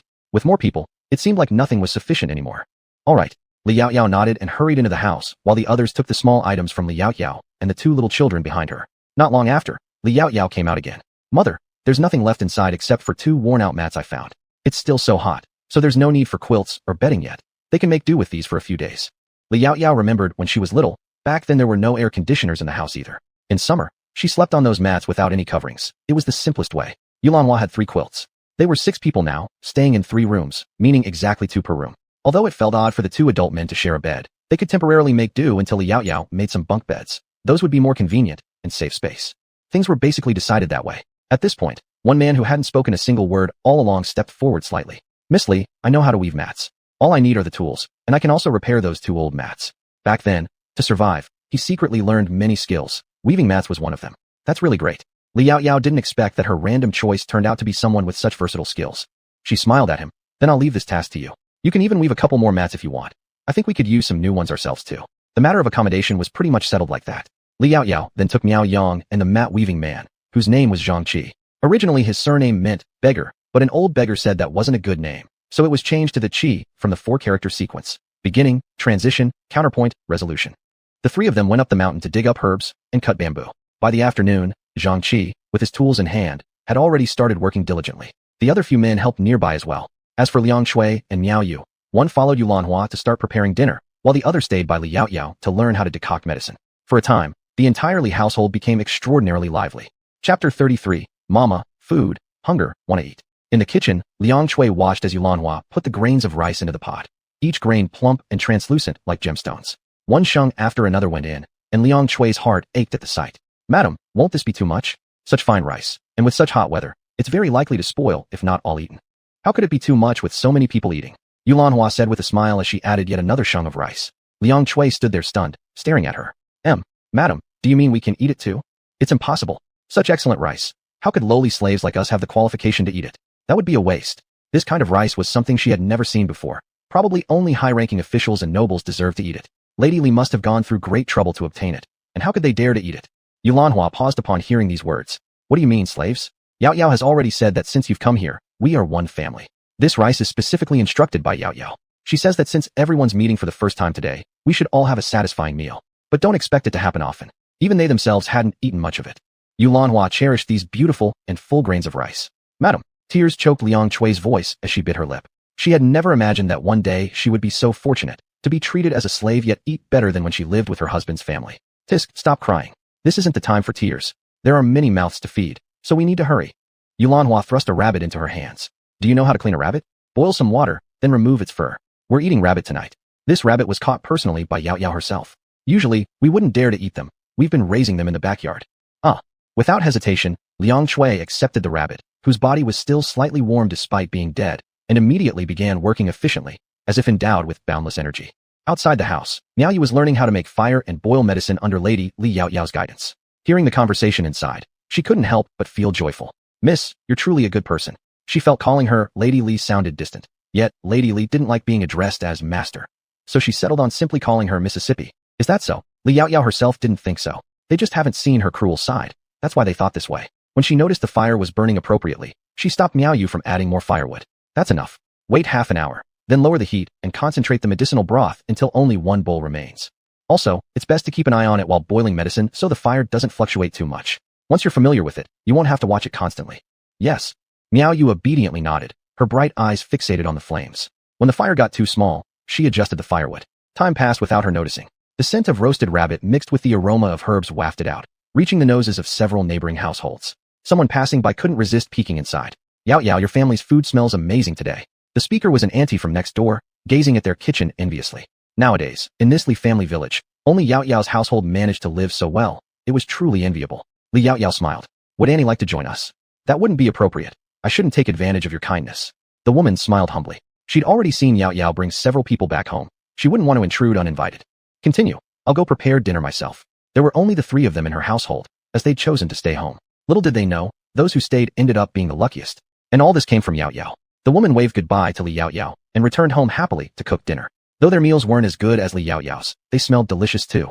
As the aroma grew stronger, it lured 2 little ones watching someone weave mats at their grandfather's house back into the kitchen. Mama, food, hunger, wanna eat. All right, just wait a moment. Everyone will eat together. While cooking, Yulanhua told them, pausing briefly as if remembering something else. Our table isn't large enough. Go to grandfather's house and have them bring over his tables and chairs. Place them in the yard. We'll eat outside. Okay. The 2 kids immediately ran off. Not long after, Miao Yang arrived, carrying both a table and a chair in each hand, followed closely by the 2 young ones who looked at him with admiration. Li Yao Yao glanced at them, catching the deep red on Miao Yang's ear tips, and couldn't help but laugh. In less than half an hour, the meal was ready, and Sheila and Ping'an quickly went to call everyone over. The 6 of them looked at the food that had been so carefully prepared and were entranced by the enticing aroma wafting from it. They had never seen such a splendid feast before. What are you all standing around for? Sit down and eat. As Yulanhua pushed Li Si out, she saw them standing foolishly far away, none daring to step forward. Once Yulanhua herself sat down, Li Yao Yao led her 2 siblings to sit as well. She glanced at them, pausing for a moment before uttering just one word. Sit. Only then did they hesitantly take their seats, sitting up straight, none daring to pick up their chopsticks. At this point, Li Si picked up his chopsticks, placing a piece of rabbit meat into his bowl, saying, eat. And with that, he began eating on his own. Li Yao Yao also picked up her chopsticks, looking at them. If I've told you to eat, then eat. Do I really have to beg and plead every time we eat? You should learn from Ale and Ping'an. They know to sit down promptly at mealtimes. The two children praised instantly puffed out their chests. Ale is the best. Pingon is also the best. Li Yaoyao naturally showed her approval, giving each of them a rabbit leg, saying, yes, you're the best, so this rabbit leg is yours. Great. The two of them once again had oil smeared all over their faces as they ate. The others, hearing her words, couldn't help but glance at each other, gradually relaxing their bodies. They picked up some rice in their mouths, the rich aroma of the rice filling their taste buds, greatly stimulating their appetite. At first, they simply focused on eating the rice, later slowly adding a bit of vegetables. Yulanhua gave each of them 2 pieces of rabbit meat, and then stopped fussing about them. There always had to be a transition period. Let them adapt slowly on their own. That night, the 6 of them ate their fill for the first time, lying dazedly in their own beds. It seemed like they really had met a kind-hearted benefactor. The mat in the yard had only been woven a little, but from afar, it truly gave off a faint sense of home. Chapter 34. The cement house is built. On the morning of the second day, after getting up, Li Yaoyao began jogging with homemade sandbags tied to her legs. As she passed by their house, she glanced over and saw that the person inside had already gotten up and was working hard weaving the bamboo mat she wanted. She smiled and continued running forward without disturbing him. She originally thought that having so many more people at home would be inconvenient, but now it seemed that it wasn't so bad after all. When she returned after her jog, she saw the kitchen bustling with activity. Yulanhua and Liang Chui were making buns with Miao Yu in the kitchen. They were also steaming buns and mantou. The mantou was like the one made before, while the buns contained green vegetables and tofu. The green vegetables were bought from the county previously, and the tofu was made from the soybeans Li Yaoyao had found in the corner of her grandfather's house. Seeing they weren't spoiled, they couldn't let them go to waste, so Yulanhua used them to make tofu. Soon, the fragrant and tender buns were served, along with a large pot of thin porridge. After eating and drinking to their heart's content, Yulanhua prepared lunch for the men. Only then did Li Yaoyao lead the ox and take them to the field. From now on, your daily work will be here, and you'll eat lunch here too. If you're lacking anything or are still hungry, remember to tell me clearly. There's no need to feel embarrassed. Eating enough will give you strength to work properly. She wasn't someone who mistreated others. The 4 men nodded, 2 carrying the plow on their backs, the other 2, one leading the ox, the other pulling the plow himself. By the afternoon, they could switch roles.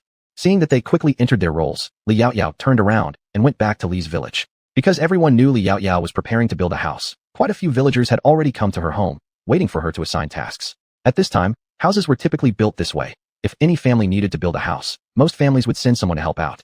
If there was something small missing that someone else had, they would bring it over. Li Yaoyao had actually considered building red brick houses before, as she had seen yellow clay on the back mountain, which is specifically used for making red bricks. Originally, she planned to dig a pit to bake red bricks, but later decided against it.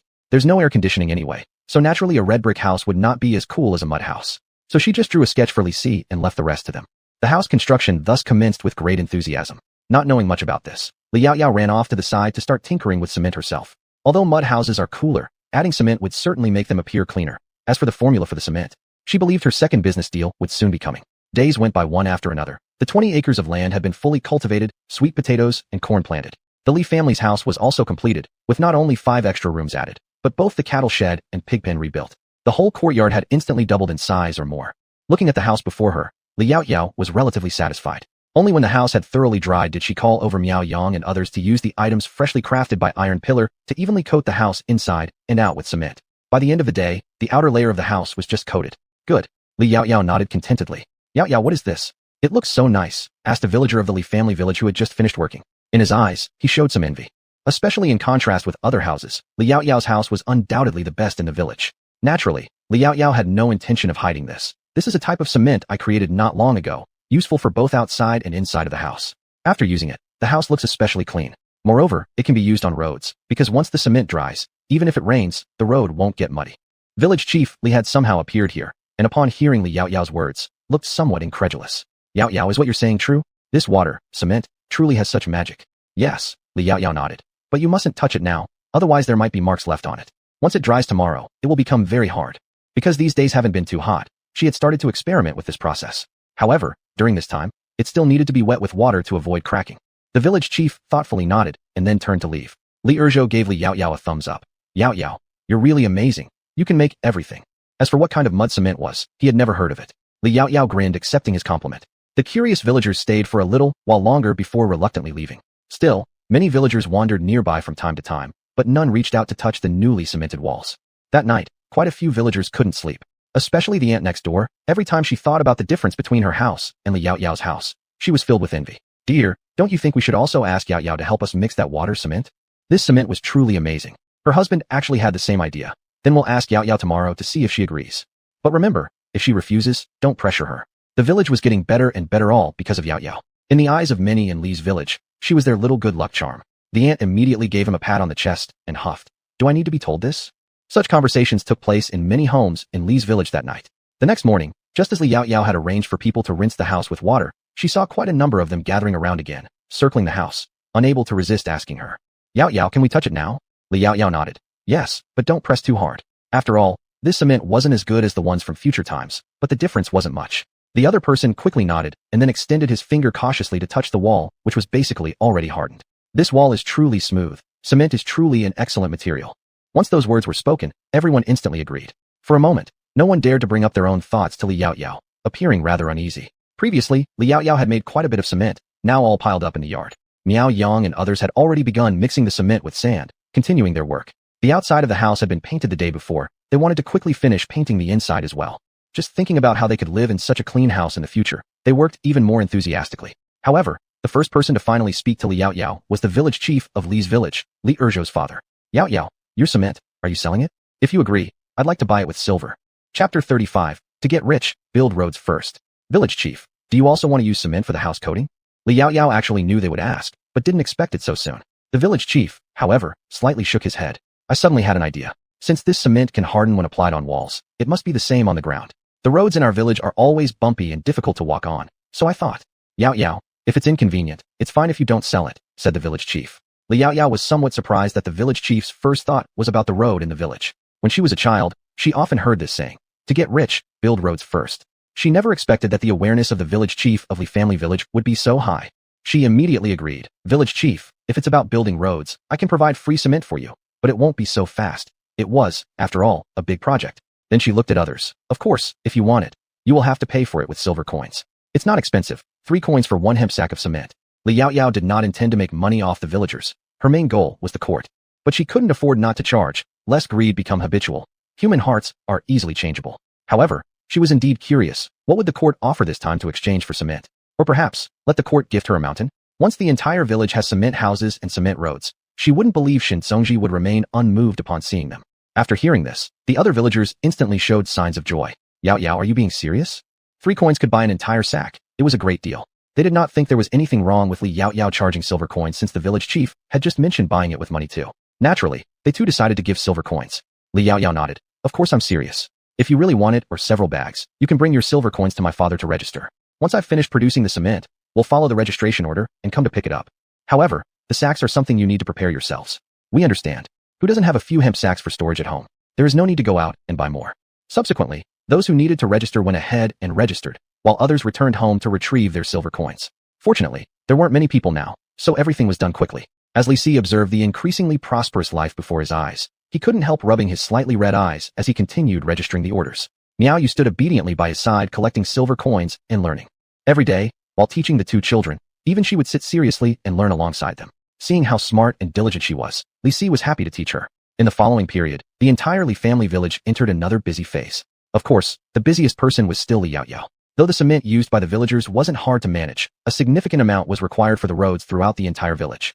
Li Yaoyao's house was soon fully covered with cement, but she felt something was missing when she looked at it.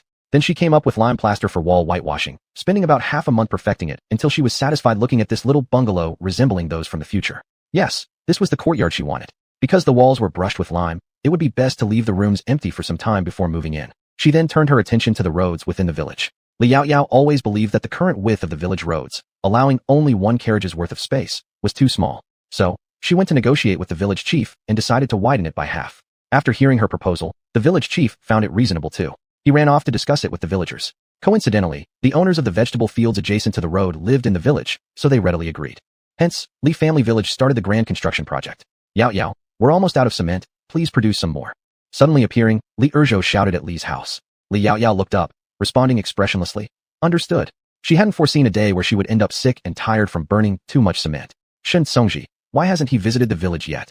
Chapter 36. Shen Songji has really come. It's unclear whether it's due to Li Yaoyao's heavy resentment, but in no time, Shen Songji actually arrived. After relentless well digging for several days, all the counties and villages under Chongping had wells dug. Some of the villages were unlucky, digging several spots without finding water and could only fetch water from nearby villages. Nonetheless, this was better than before. But this could only solve the immediate need. If the heavens would not send rain, the water would eventually run out. Shen Songji finally had some rest after finishing these tasks and thought of Li Yaoyao. He wondered if she had made anything interesting, so he came over. When he arrived, he also brought her a few boxes of pastries. Now that there is water, the county is gradually recovering, and some shops have reopened naturally. All this, of course, was because Li Yao brought water. As he expected, upon arriving at Li family village, he saw the villagers busy working on the road, applying something that made the surface exceptionally flat.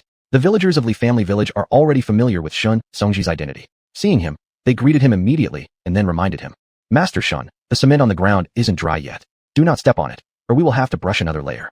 "You just said that it is called cement? What kind of mud is this? Why has he never heard or seen such strange mud?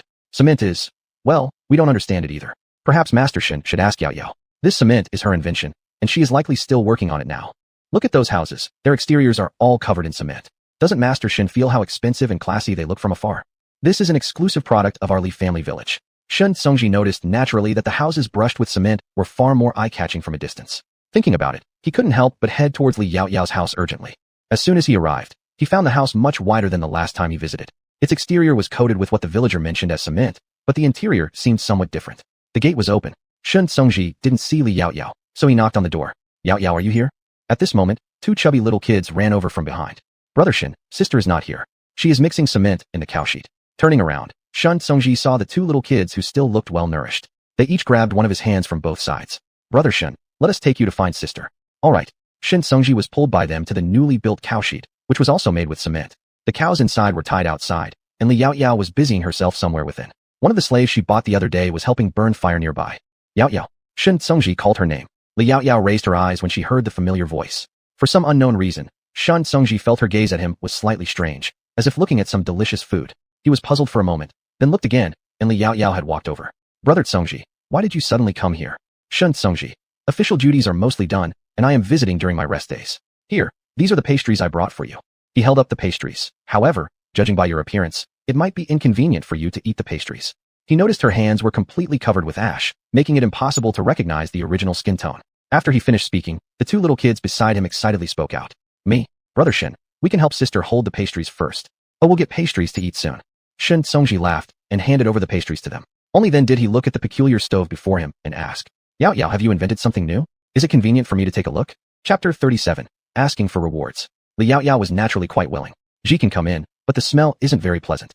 She continued stirring the object in her hand. Shun Songji did not enter through the door, but instead jumped over the not-so-high wall and approached eagerly. "Are you adding lime inside here?" The smell of lime was slightly sharp, and he immediately recognized one of the ingredients.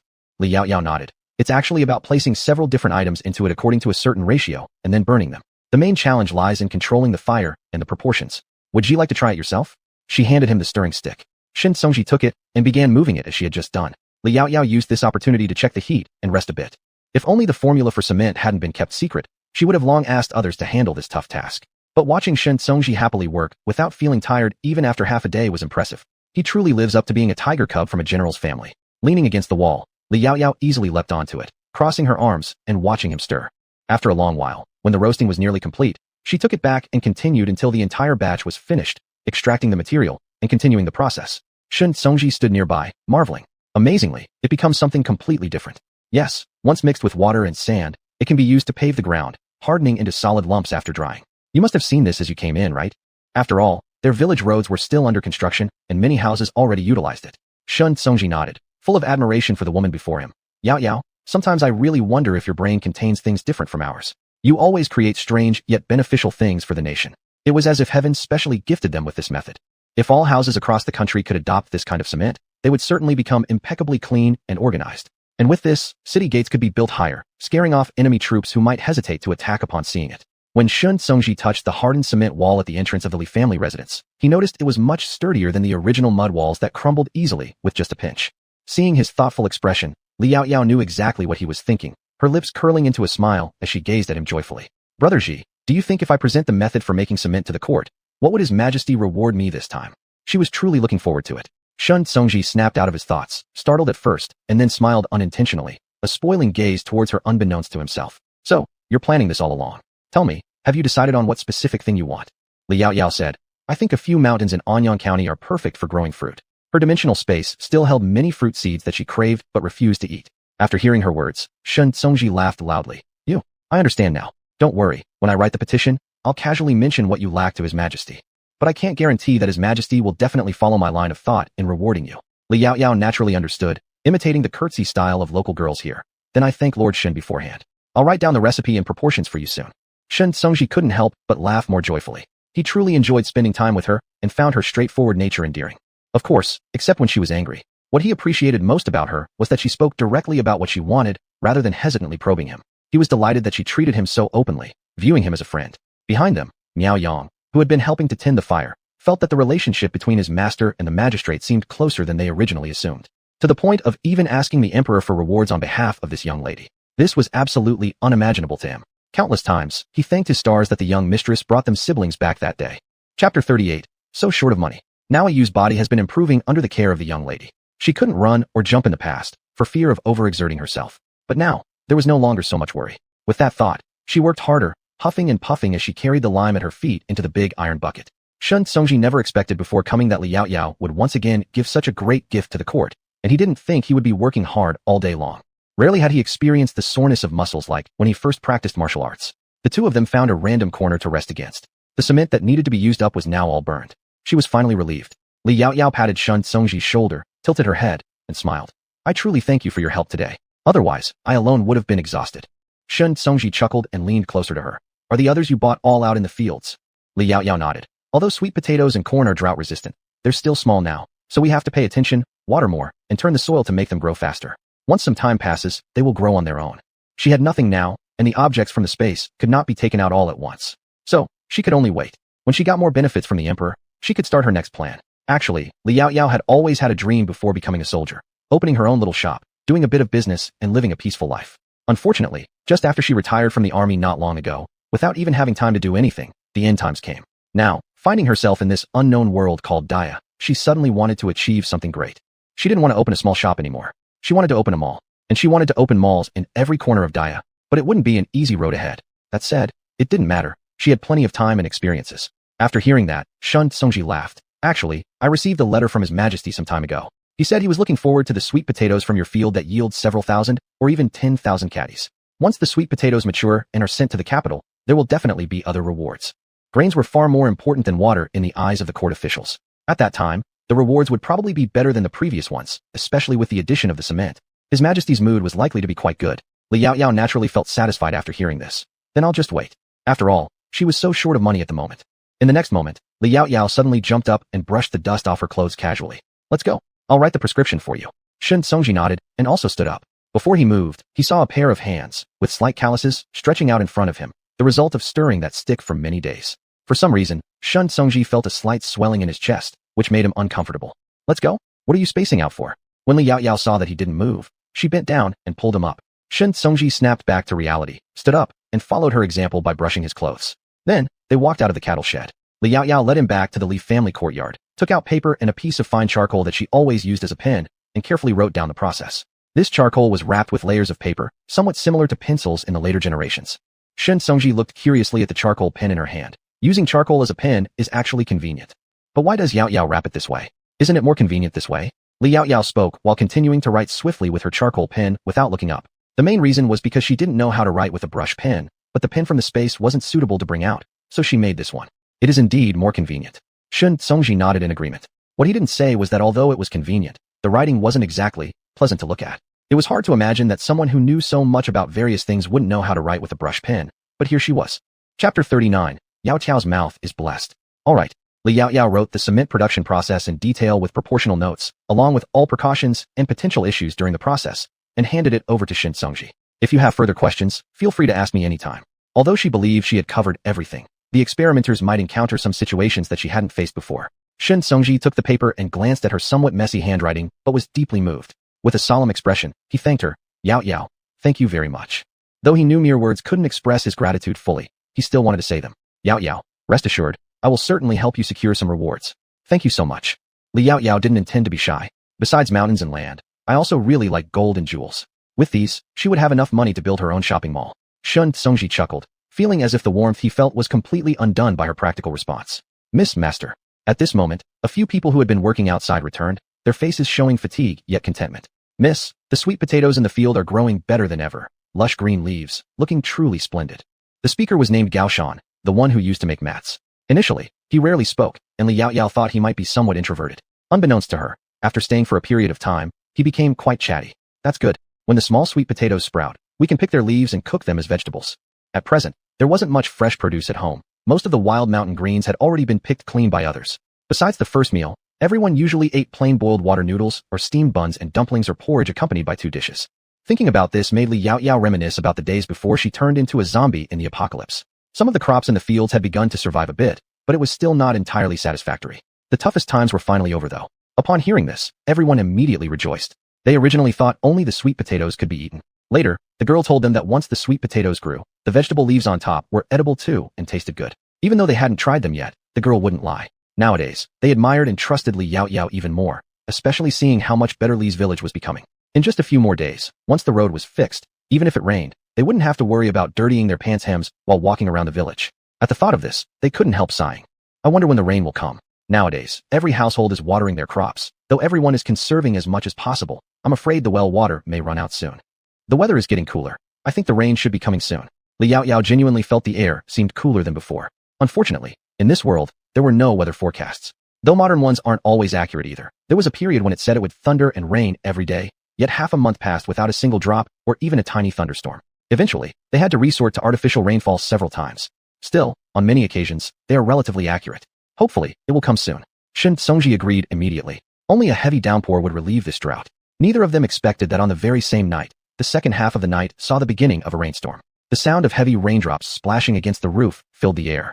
Li Yaoyao woke up, sat up, walked to the window, and smelled the dry earth mixed with moisture, which instantly refreshed the oppressive heat she'd been enduring. It's raining? It's raining. Outside, oil lamps lit up in various homes as people rushed excitedly out of their houses. Some stayed under the eaves while others ran directly into the rain. Her neighbors also stepped out of their rooms, and Li Yaoyao opened her door and stood under the eaves. Sister, it's raining. Yes, it's raining. The farmer's concern for water shortages has been relieved. Miao Yu and others looked at the heavy rain and cheered, then somehow remembered something and began to tear up. Perhaps if the rain had come earlier, they wouldn't have been sold away. Sister, aren't you happy? Seeing Li Yaoyao's rather neutral smile, Li Pingyan was a little confused. Of course, sister is happy. Li Yaoyao naturally was pleased, but she lacked the sense of deep relief from narrowly escaping disaster that others had. You fool, Li Changle teased him as he rubbed his little brother's head. Sister is definitely happy. Look, sister is smiling. Who says sister needs to express joy the same way others do? Look at Aunt Leon crying. Father once said that is called tears of joy, which also means happiness. Just everyone expresses joy differently. After saying this, he tilted his head up toward Li Yaoyao with a proud grin. Sister, isn't Changle clever? Lu is really smart to be able to figure this out. Li Yaoyao took the opportunity to praise her, her gaze falling on Liang Chui who had already wiped her eyes. Second young miss speaks the truth. Aunt Liang is indeed happy, very happy. Just thinking about the rain, meaning her son wouldn't have to endure hardship anymore and could return home, made her joyful. Unfortunately, she might never see him again in her lifetime. Liang Chui wasn't originally from Anyang County, but was bought by a human trafficker and brought here. If she wanted to go back to see her son, it would take her several days just for the journey. Li Pingyan seemed to understand somewhat, and the others, though they had been a little sad at first, now felt less sorrow hearing their conversation. Well, we've seen enough of the rain. Everyone should quickly return to their rooms to rest. Change into dry clothes soon so that dampness doesn't enter our bodies and cause throat discomfort tomorrow. Although it was hot now, catching a cold was still possible. Treating a cold in ancient times was no easy task, unlike in modern times when a few pills can fix it. Yes, master. The others gradually returned to their rooms. The cool water helped clear their heads, but sleep didn't come as quickly as expected. Yulanhua also went back inside with her 2 younger ones, changing them into newly sewn clothes and covering their bellies with thin blankets. She sat nearby, gently coaxing them to sleep. The luxurious fabric looked perfectly suitable for the humble house where it now lay. Li Si returned to his room and sat by the bed, lost in thought, seemingly pondering something unknown.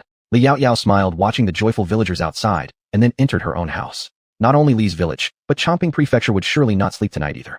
Shun Songji sat at his door, listening to the cheers of the townsfolk ringing in his ears, a faint smile curling his lips while the image of Li Yaoyao popped up before his mind. Playful, radiant, mischievous, sharp, images flashed one after another. This made him wonder secretly if Li Yaoyao was destined to be his benefactor. Yesterday, she had casually mentioned the rain being near, and it came true. And since he met her that day, everything he did afterward felt effortlessly successful, bringing immense benefits to the imperial court. Could it be that there's a touch of mysticism surrounding this Li Yaoyao? Chapter 40. Fermented Tofu Business. On the second morning, accompanied by the aroma of plants in the air, everyone gradually began to wake up. It was still raining, but it had changed from a downpour to a drizzle. There would be no work in the fields today, and they could wait until the rain stopped and the ground dried out a bit more before turning over the soil again to plant more vegetables. The cement road outside the house was completely covered with layers of burlap sacks, as instructed by Li Yaoyao. Originally, this was to prevent cracking from exposure to sunlight, but now that it rained, It also worked well. The village men were still wearing their straw capes and continued laying the cement floor, estimating that if it didn't start pouring again, they'd finish today. Within another day or two, this cement road would be fully usable, though currently only half could be walked on. Yao Yao, it's time for breakfast. Behind her, Yulanhua called out in her direction before turning and entering the house. I'm coming. Li Yao Yao quickly went inside, but after taking a few steps, she suddenly remembered something, so she returned to her own room first. She took out a wine jar that could be held with both hands from under her bed, cleaned it carefully in the yard, and then entered the kitchen. The current kitchen had been renovated and made much larger, not only for cooking, but also with an additional area where about 10 people could sit around a large round table. On days when there were fewer people, the round table could be taken down and leaned against the wall, leaving just the smaller square table underneath. This setup was commonly used during the New Year celebrations in the village in the later era. At this moment, the round table wasn't needed. Instead, everyone was sitting around the 8-person table below. With not enough seats, a few of the men stood while eating, holding their bowls in one hand and steamed buns in the other. There was no inconvenience in this arrangement. Li Yao Yao walked in, and Yulanhua soon noticed the wine jar in her hands. Yao Yao, we're having breakfast. Why are you carrying this wine jar? She didn't remember them making any wine. There's something good inside. Li Yao Yao smiled mysteriously, placing the already cleaned wine jar on the table. When she opened the lid, immediately, a strong aroma with a hint of spiciness filled the noses of everyone present. So fragrant. Li Si couldn't help but salivate, his appetite immediately stimulated. What is this, shaking your head? This is called fermented tofu, made from pickling the previous batch of tofu. Li Yao Yao calculated the time, deciding it was about right, and thus brought it out. Fermented tofu, it's a godsend for pairing with congee or rice. Even if there was nothing else in the house, just a small piece of fermented tofu was enough to finish a bowl of plain white rice. Mother, can you get me a plate and a spoon? Oh sure. Yulanhua hurriedly stood up, but just as she turned, she saw Liang Chui already carrying them over and placing them in front of Li Yao Yao. Young miss. At this moment, everyone's attention was already drawn to this plate of fermented tofu. Soon, blocks of neatly cut fermented tofu were carefully scooped into the plate by Li Yao Yao. I didn't make much, so each person will get half a block to try first. If it tastes good, we'll buy some soybeans and make more tofu, all for the purpose of making fermented tofu. Then, not only can we eat it ourselves, but we can also sell it. This idea had crossed Li Yao Yao's mind early on. Although she wanted to open a big shopping mall, one cannot become fat in a single bite. So starting with a small shop selling fermented tofu seemed appropriate. As she spoke, she used a spoon to cut each block of tofu into 2 pieces of different sizes, and everyone immediately reached out eagerly to place the tofu onto their bowls. Li Yao Yao hurriedly reminded them, don't eat a whole piece at once. It's very salty. Before she even finished speaking, several people who had bitten straight into half a piece immediately grimaced and drank down half a bowl of thin gruel. Too salty, but truly aromatic. Young miss, I have never eaten such delicious tofu, fermented tofu. Mellow, fresh, and that stimulating flavor filling the tip of my tongue. It's really good. Although Li Si hadn't eaten much in one bite, the dish made him finish a good amount of his gruel rather quickly. He smiled fondly at his daughter. Yao Yao, did you put many spices in this? Otherwise, such exquisite flavor couldn't be achieved. Li Yao Yao nodded. Correct. Father, how much do you think we can sell each piece for? She wanted Li Si to help her set the price. A small piece could sell for 1 coin. It's not too expensive, yet it's also not exactly cheap, but it's still affordable for everyone. The difference would lie in whether people bought more or less. If the daughter were to package it into a small jar the size of a palm, containing about 20 pieces, it could be priced between 30 to 40 coins. After pondering, Li Si responded. Li Yao Yao nodded. Father's thoughts aligned quite closely with mine. I plan to sell each jar for 35 coins if packaged, or 1 coin per piece if sold individually, allowing customers to choose. Since Li Si had said this, Li Yao Yao promptly decided accordingly. Everyone also expressed agreement. Miao Yu. I think young miss has put so many precious spices in this fermented tofu that even if it were sold at a higher price, it would still be acceptable. Gaoshan beside her appeared thoughtful. Miss, I seem to have eaten similar fermented tofu outside once before. However, there were no spices in it, and the taste was average, completely incomparable to these. Their pricing was also 1 coin per piece, just slightly larger than this. Li Yao Yao did not know much about history, let alone in an imaginary dynasty, so she really didn't know if fermented tofu existed during this era. But upon reflection, it seemed logical as ancient people weren't necessarily less intelligent than modern ones. Thus creating fermented tofu seemed normal. But with the preciousness of spices in this era, hers could naturally not compare. Was that shop also in Anyang County? Li Yao Yao asked him. Gaoshan shook his head. Not in Chongping Prefecture. That's good, that's good. Miao Yu didn't want anyone to come and compete with their girl's business. Nevertheless, Li Yao Yao said, even if it's in Chongping Prefecture, there is nothing to worry about. I have full confidence in my fermented tofu. Let them come if they dare. Even if they are willing to add spices, would they truly dare to sell it this cheap? They wouldn't dare. Therefore, regardless of the circumstances, she needn't overly concern herself. Li Yao Yao thought about the heap of various seasonings stacked in the corner of her space and raised an eyebrow. That being said, cultivating these spices in the future was necessary nonetheless. Otherwise, if the business grew large, there might not be enough. Then, after we finish eating, we will go to the city to buy yellow beans for making tofu. Yulanhua made the decision on the spot. Liang Chui immediately agreed. We will also need to buy more wine jars and earthenware vats back. Madam, our home seems to only have 2 or 3 wine vats left. Miss, I want to go too. I have strength now. After recovering from her illness, Miao couldn't do field work, but lifting a wine jar she believed she could manage. Otherwise, she would feel like she's useless to the young miss. Liao didn't expect that her mere suggestion would prompt everyone in the family to become so enthusiastic. She then nodded as well. All right, if the rain stops after lunch, we will go to buy wine jars. Later, after lunch, Liao gazed at the high-hanging sun in the sky and felt she had something to say that might or might not be appropriate. If only she knew that words have such magical power earlier, why had she troubled herself to let others dig a well? She should have just spoken it into existence. Chapter 41, Custom Fermented Tofu Jars. Liao certainly wouldn't think that her luck was as good as those in the protagonists of cliché novels. She guessed that it was because heaven thought she had done too many good deeds in her previous life, but suffered more hardship, so decided to make this life a little better for her. But then again, that wasn't quite right either. If heaven really wanted her to have an easier time, it shouldn't have made her end up in a place without electricity or internet, where it took half a day just to get to the county town. Liang Shui quickly brought out the 2 oxen and the cart, already well equipped. Now they had at home 2 sturdy bulls, 1 cow, 2 calves, but unfortunately there were no milk cows for sale in Anyang County. Otherwise buying one for milking would be great too. There were also 2 children at home now, growing as fast as little radishes, and drinking milk would help them with their calcium needs. Although she had milk in her space, she occasionally took it out for them to drink, but drinking freshly squeezed and boiled milk from a cow was entirely different. They finally decided that Miao Yang and Chun Dao would go to the county seat since they were tall and strong, along with Liang Shui and Miao Yu. Liang Shui would guide the ox cart while Miao Yu went because Yulanhua couldn't resist her whining and agreed. The young girl was getting more and more outgoing. Of course, Liao went herself as well. She had previously pickled 3 jars of fermented tofu, intending to give 1 jar to Shun Sungji to try, and to hear his opinions. After all, he was someone who came from the capital, perhaps he'd heard something relevant. The ox cart traveled steadily, reaching the front gate of the county soon enough. Miss, if only all roads in Anyang County could be paved like the road leading to our village. That way, our trips to town will save time and won't be bumpy. Liang Shui couldn't help but sigh. Though the village's concrete road wasn't yet fully constructed, half of it was usable already, smooth, even, and non-slippery, making it truly easy to walk on. It will happen. Liao smiled. She had already handed over the formula to Shin Songji, and she presumed it would soon be in the emperor's hands. She believed Shin Songji would take action swiftly, especially after seeing the houses and the partially paved roads in the Li family village. However, it would likely take a fair amount of time. Thanks to their recent good deeds, the guards at the city gate had already recognized the whole Li family, asking them well when they passed by. You auntie, Miss Li, you've arrived. Are you here to buy anything else? Yulanhua smiled and nodded. Yes, we're coming to buy some wine jars because Miss Yao wants to start a small business selling fermented tofu. Young man, remember to support us when the time comes. That's a certainty. No matter what Miss Li sells, our brothers in the city will definitely support you. As they had been greatly benefited by Miss Li, naturally they sought to repay her kindness. Besides, Miss Li also had a good relationship with their superior officer, who would likely return to the capital soon. Hearing this, Yulanhua immediately became pleased and took the jar of fermented tofu from Li Yao's hand, opening it slightly. Young man, did you smell that? The fermented tofu made by our Miss Yao is simply unmatched. You'll never be disappointed when it becomes available. Just as they were inhaling the aroma, preparing to get closer, Yulanhua quickly closed the lid. Oops, auntie, I didn't even get a proper whiff. No problem, once some time has passed, you can buy it. Little brother, see you. And with that, she let Liang Shui drive the ox cart away, leaving those guard boys drooling behind. This fermented tofu smells so wonderful. When Miss Li decides to sell it, I'll definitely buy plenty. Yet, they wondered when Miss Li and her group would come to sell the fermented tofu. Thinking about this, they couldn't help but sigh repeatedly. On the ox cart, Li Yao was impressed by her mother's tactics. By promoting the fermented tofu as soon as they entered the city and watching how fascinated the junior soldiers smelled it, she believed they were sure to become voluntary and free promotional ambassadors for the Li family fermented tofu, ensuring a successful market debut. After the rain, the entire county seemed filled with joyful vibes, unlike its former dead-end atmosphere.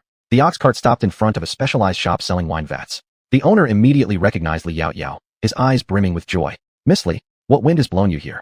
Hearing this, the others couldn't help but laugh as Li Yao responded helplessly. Boss, we've come to buy wine jars and jars for storage, probably a large quantity. Please select various sizes for me. For a moment, the boss didn't realize a customer had arrived, until snapping back into reality, hurriedly welcoming everyone inside. Oh dear me, forgive me for being distracted by seeing Miss Li, forgetting my business altogether. Miao Yu covered her mouth giggling. Mr. Boss, if you're so delighted to see us, why not offer us a slight discount? Our miss plans to purchase quite a bit today. Naturally, I'll give you a discount. Definitely cheaper, the boss chuckled. To have such a big customer walk in as soon as the shop opened was naturally a cause for joy. This Miss Li was truly the lucky star of both their county and his little shop. The boss quickly brought out various sizes of wine jars and placed them before them. Li Yao squatted down to take a closer look. They were sturdy and of good quality. As the boss moved the jars, he began to chatter. Miss Li, I won't hide anything from you. These jars are all leftovers from before. We haven't started making new ones yet. Just take a look. If they don't suit you, I can arrange for new ones to be made. Li Yaoyao nodded her head, looking at these wine jars which, even the smallest ones, were about the same size as the one she held. But she needed smaller ones, so she asked the shop owner, "Boss, do you accept custom orders?" "See you? Stom orders." The boss didn't understand. Li Yaoyao immediately realized that the term custom wasn't commonly used in this era. Instead, it was called made to order. "Boss, do you accept made to order items?" "Of course, if there's enough quantity usually, but since it's Miss Li, even if you order just one or two, I'd gladly arrange for them to be made separately." Li Yaoyao smiled. "Look, this is the result of doing good deeds. Boss, it won't be just one or two." She pointed at the smallest jar on the ground, then after pondering for a moment, said, "It needs to be half the size of that one, and a bit smaller still. Make a few samples first so I can check them out. If they're suitable, I'll place a large order." "So small." The shop owner was surprised, but nodded. "All right, if Miss Li requests it, old man will arrange for them to be made." "Miss Li, surely these aren't intended for holding wine." Li Yaoyao shook her head. "They're for holding my fermented tofu. We'll either sell it loose or packed in small jars like these." "Oh, I see. That explains the fragrant smell. Have you added plenty of spices inside?" The shop owner also enjoyed food and had previously tasted dishes with spices, guessing correctly from the aroma. Li Yaoyao didn't keep it a secret. Indeed, boss has a sharp nose. There are many types of spices inside. Once your jars are confirmed, it will take around a fortnight before they can be sold. Upon hearing this, the shop owner was delighted. "That's wonderful. I must buy some when the time comes to properly taste them." Products made by the talented Miss Li wouldn't disappoint. Chapter 42. Two big men fight for a block of fermented tofu. Not long after, all the jars they intended to buy were selected. They took 5 large ones, 20 regular wine jars, and needed to see the appearance of the small ones first. So Li Yaoyao asked the boss to make 5 or 6 jars in different sizes initially. Then she would select and decide based on that. The boss naturally agreed. After paying the silver coins, the boss helped them load the wine jars onto the ox cart, padding and securing them with dry grass. "The jars are bought. Next we need to purchase soybeans." Yulanhua said this after seeing Miao Yu place the last small jar onto the cart. Li Yaoyao was holding the wine tan all along, and after hearing Yulanhua's words, she opened her mouth and said, "Mother, you go buy the soybeans first. I will deliver this fermented tofu to the yamen first. Once you have finished buying the stuff, come find me at the yamen." "All right, go ahead." Yulanhua nodded, sitting on the ox cart with Miao Yu's support. Then Li Yaoyao turned towards another direction. Upon reaching the gate of the yamen, all the guards there were familiar faces. Upon seeing her, they greeted her with smiles. "Miss Li has arrived? I've come to deliver something to your master, and also want to hear their opinions," said Li Yaoyao. "Since Miss Li has specially delivered it, it must be a good thing." Everyone in the yamen knew that anything Miss Li brought out was certainly excellent. "Just some food. I plan to start this business later. Do remember to patronize my store when the time comes, and I'll offer you big discounts." Saying that, Li Yaoyao directly entered the door of the official residence, still hearing the voice of the constable from behind. "In that case, we will wait for Miss Li's discount." Hearing this, Li Yaoyao smiled with bent eyebrows, feeling quite pleasant. Miss Li, Jiang Qi came over from somewhere, unexpectedly seeing Li Yaoyao, and immediately approached with surprise. "Guard Jiang." Li Yaoyao nodded at him. Noticing he was alone, she asked, "Is Zongji inside the residence?" "The master is having a meal over there." "Having a meal at this hour?" Although Li Yaoyao did not fully understand how to calculate the time of ancient times, they had already been through a series of troubles by now. It should be around Shen hour by now. Shen hour refers to 3 to 5 o'clock in modern time, so it was definitely not 5 yet. Judging by the sky, it was probably about 3 o'clock. Eating at this time, Li Yaoyao naturally felt curious and asked him, "Is this lunch or dinner?" "Probably lunch." Jiang Qi hesitated for a moment and said, "Master was too busy to eat lunch today, only returned earlier than Miss Li herself, and went directly to the kitchen to get a bowl of noodles. It seems I've come just in time." Li Yaoyao looked at the fermented tofu in her arms and joked. Jiang Qi didn't quite understand. Li Yaoyao handed over the jar. "Can you smell it?" Jiang Qi nodded. "Does it smell good?" Jiang Qi vigorously nodded again. "Li Yaoyao, this is what I pickled a while ago. I've come today specifically to bring this to master." As they spoke, they arrived at the kitchen. Shen Songji was casually sitting in a corner, a bowl of clear soup noodles in hand, eating elegantly. "Songji." Li Yaoyao knocked on the door and walked straight in, observing his bowl, which didn't contain even a root of green vegetable, clicking her tongue twice. "If His Majesty knew you couldn't afford even a vegetable here, I wonder if he would feel heartbroken." This comment arose due to occasionally mentioning the emperor, which revealed their relationship. Shen Songji smiled and put down the chopsticks, his eyes gleaming with joy. "Yaoyao, how did you come?" "I'm here to handle some things with mother, and passing by, I thought to give you this." She placed the pot in front of him, uncovered the lid, and instantly, an intense aroma spread out. "How fragrant. Taste it." Li Yaoyao signaled him to taste quickly. She was waiting to be complimented. Shen Songji took a piece and placed it into his bowl, then quickly picked up a small bite along with the noodles and put it in his mouth, his eyes brightening up a bit. "Delicious." With Yaoyao's fermented tofu, this bowl of noodles has become a delicacy. "You sure know how to speak." Seeing that he liked it, Li Yaoyao naturally became happy and found a chair beside him to sit on. "Songji, have you eaten similar fermented tofu before?" Shen Songji nodded, reminiscing for a moment. "I've eaten some at the frontier posts in the past. Sometimes, our meals were bitter, but whenever we encountered someone selling fermented tofu, we bought some. However, it wasn't as fragrant and rich in flavor as the one made by Yu Yao. It was about the same as what Gaoshan mentioned. Do you think people in the capital will like it if I sell it there in the future? Of course, the capital is very inclusive. Basically all businesses can thrive. Moreover, in the capital, I never came across any shops selling fermented tofu. If Yao Yao opens a shop in the capital in the future, the business will surely do well. Shen Songji truly believed so. That will suffice. Certainly, when she goes to the capital, she wouldn't be able to sell only fermented tofu anymore. However, from the reactions of the people she met today, it was clear that everyone would like the taste of fermented tofu. Still, everyone's preference might not be exactly the same, so she needed to make some in different flavors. There were red fermented tofu, white fermented tofu, green fermented tofu, spicy or non-spicy ones. All these were what she had learned in the military kitchen with her master back then. She never imagined she would one day put them into use. But Li Yao felt fewer people might accept green fermented tofu since it was made from stinky tofu. She could make a little less and try it out first.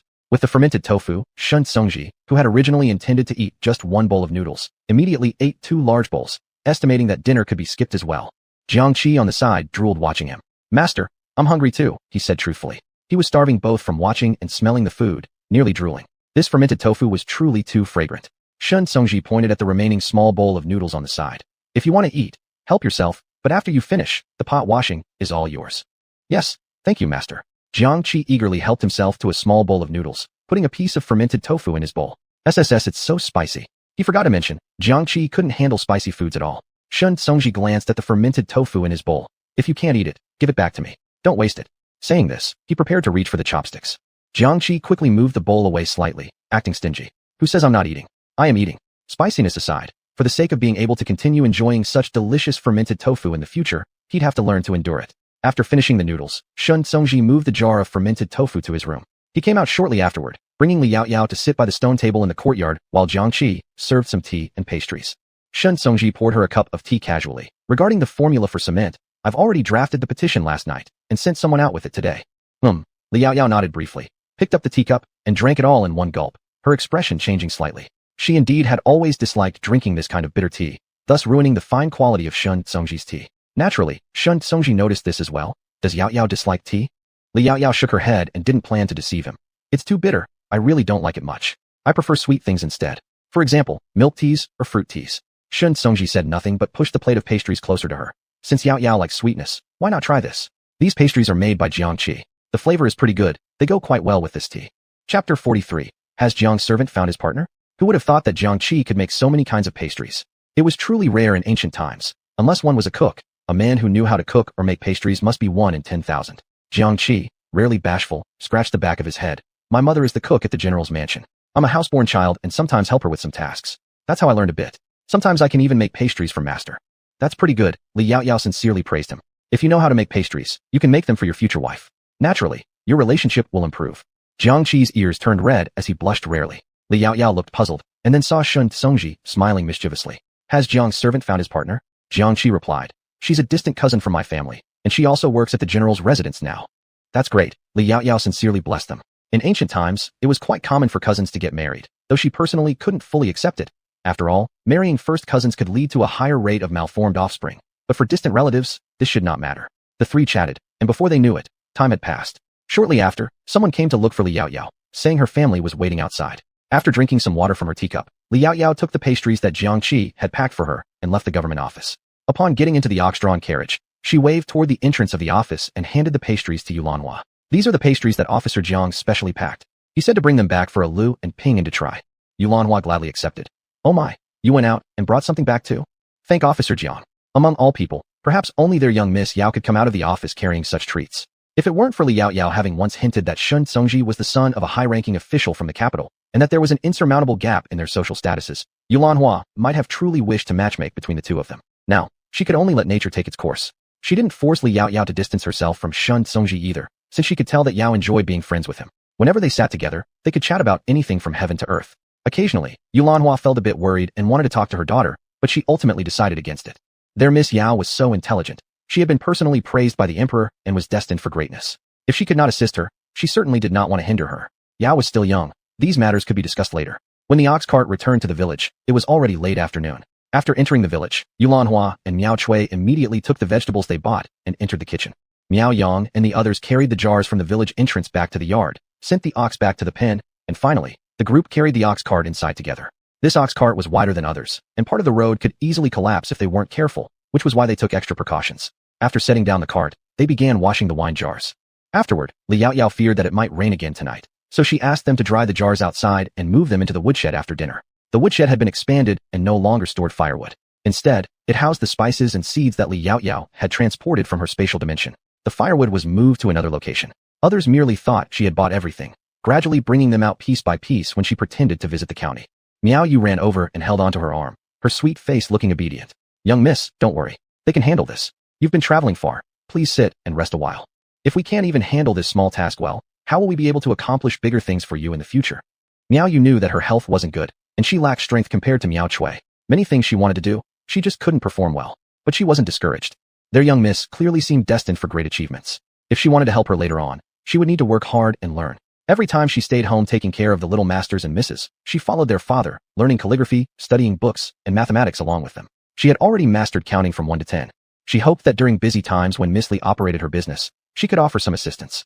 All right, Ayu, sit down and rest as well. Were you tired on this journey? Li Yao Yao smiled and asked her. Miao Yu quickly shook her head and sat obediently beside her. Young miss, don't worry. Ayu isn't at all tired. I'm happy to help you even just a little bit. Li Yao Yao patted her head affectionately as she treated her like a younger sibling. Instantly, Miao Yu seemed delighted and leaned her head happily. Seeing her cute expression, Li Yao Yao couldn't help but laugh slightly. Perhaps because she was shy, Miao Yu covered her delicate face with both hands and stood up. I'll go see if there's anything I can help with in the kitchen. With that, she rushed inside and took over Miao Chui's position, helping to tend the fire. Liang Chui saw her appearance and chuckled, then picked up the vegetables to wash them by the well outside. Seeing Li Yao Yao sitting helplessly on a stool and laughing, she couldn't help but tease her. Young lady, did you tease Ayu again?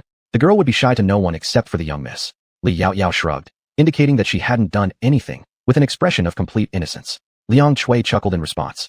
Back when they were at the hands of the human trafficker in Anyang County, who would have thought they'd be bought by this young lady? Now, they led a happier life than before. Not only did the young lady not treat them as slaves, but the madam and sir also regarded them as family members, which made them always want to do more to repay their kindness. Thinking about all this, Liang Chui stood by the well, set down the vegetable basin, and started to pump water using the handle next to it, and the water quickly came out.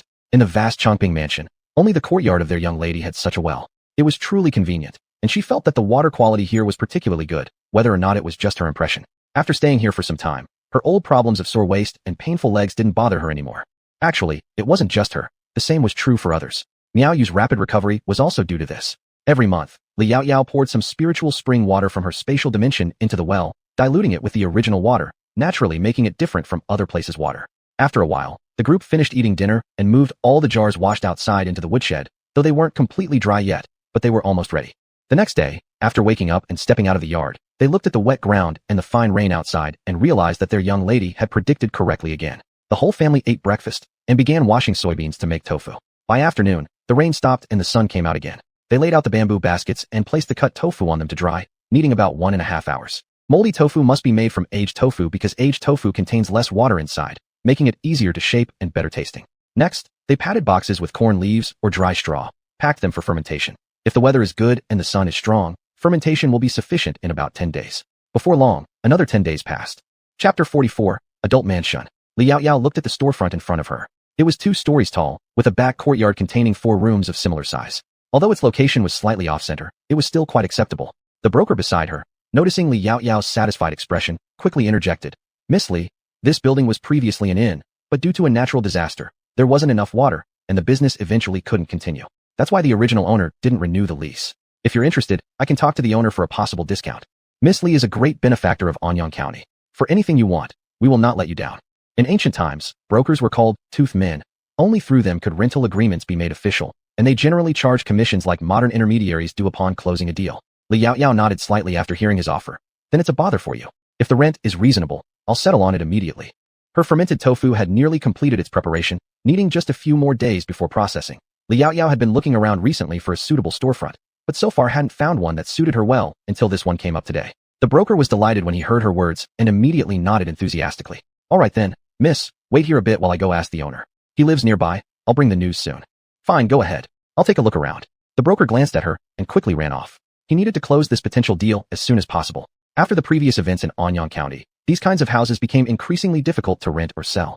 Now, finally having a prospective tenant, naturally, he would try his best. Otherwise, he wouldn't have money for food himself very soon.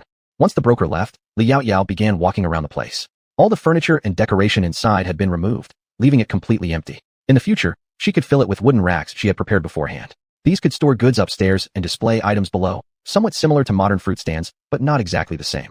The floor, however, was spotless, showing that the house owner occasionally cleaned the place during this time. This was one of the reasons why Li Yaoyao favored this location. Not long after, the broker returned, panting heavily and sweating profusely from the run, but clearly not feeling exhausted at all. Before entering to avoid offending anyone with his perspiration, he wiped his neck and face hurriedly at the door and then walked in with a beaming smile. "Miss Li, I've already asked the house owner. He knows that it's you who wishes to rent the house, and thus voluntarily lowered the price by 2 guan. The broker held up 2 fingers.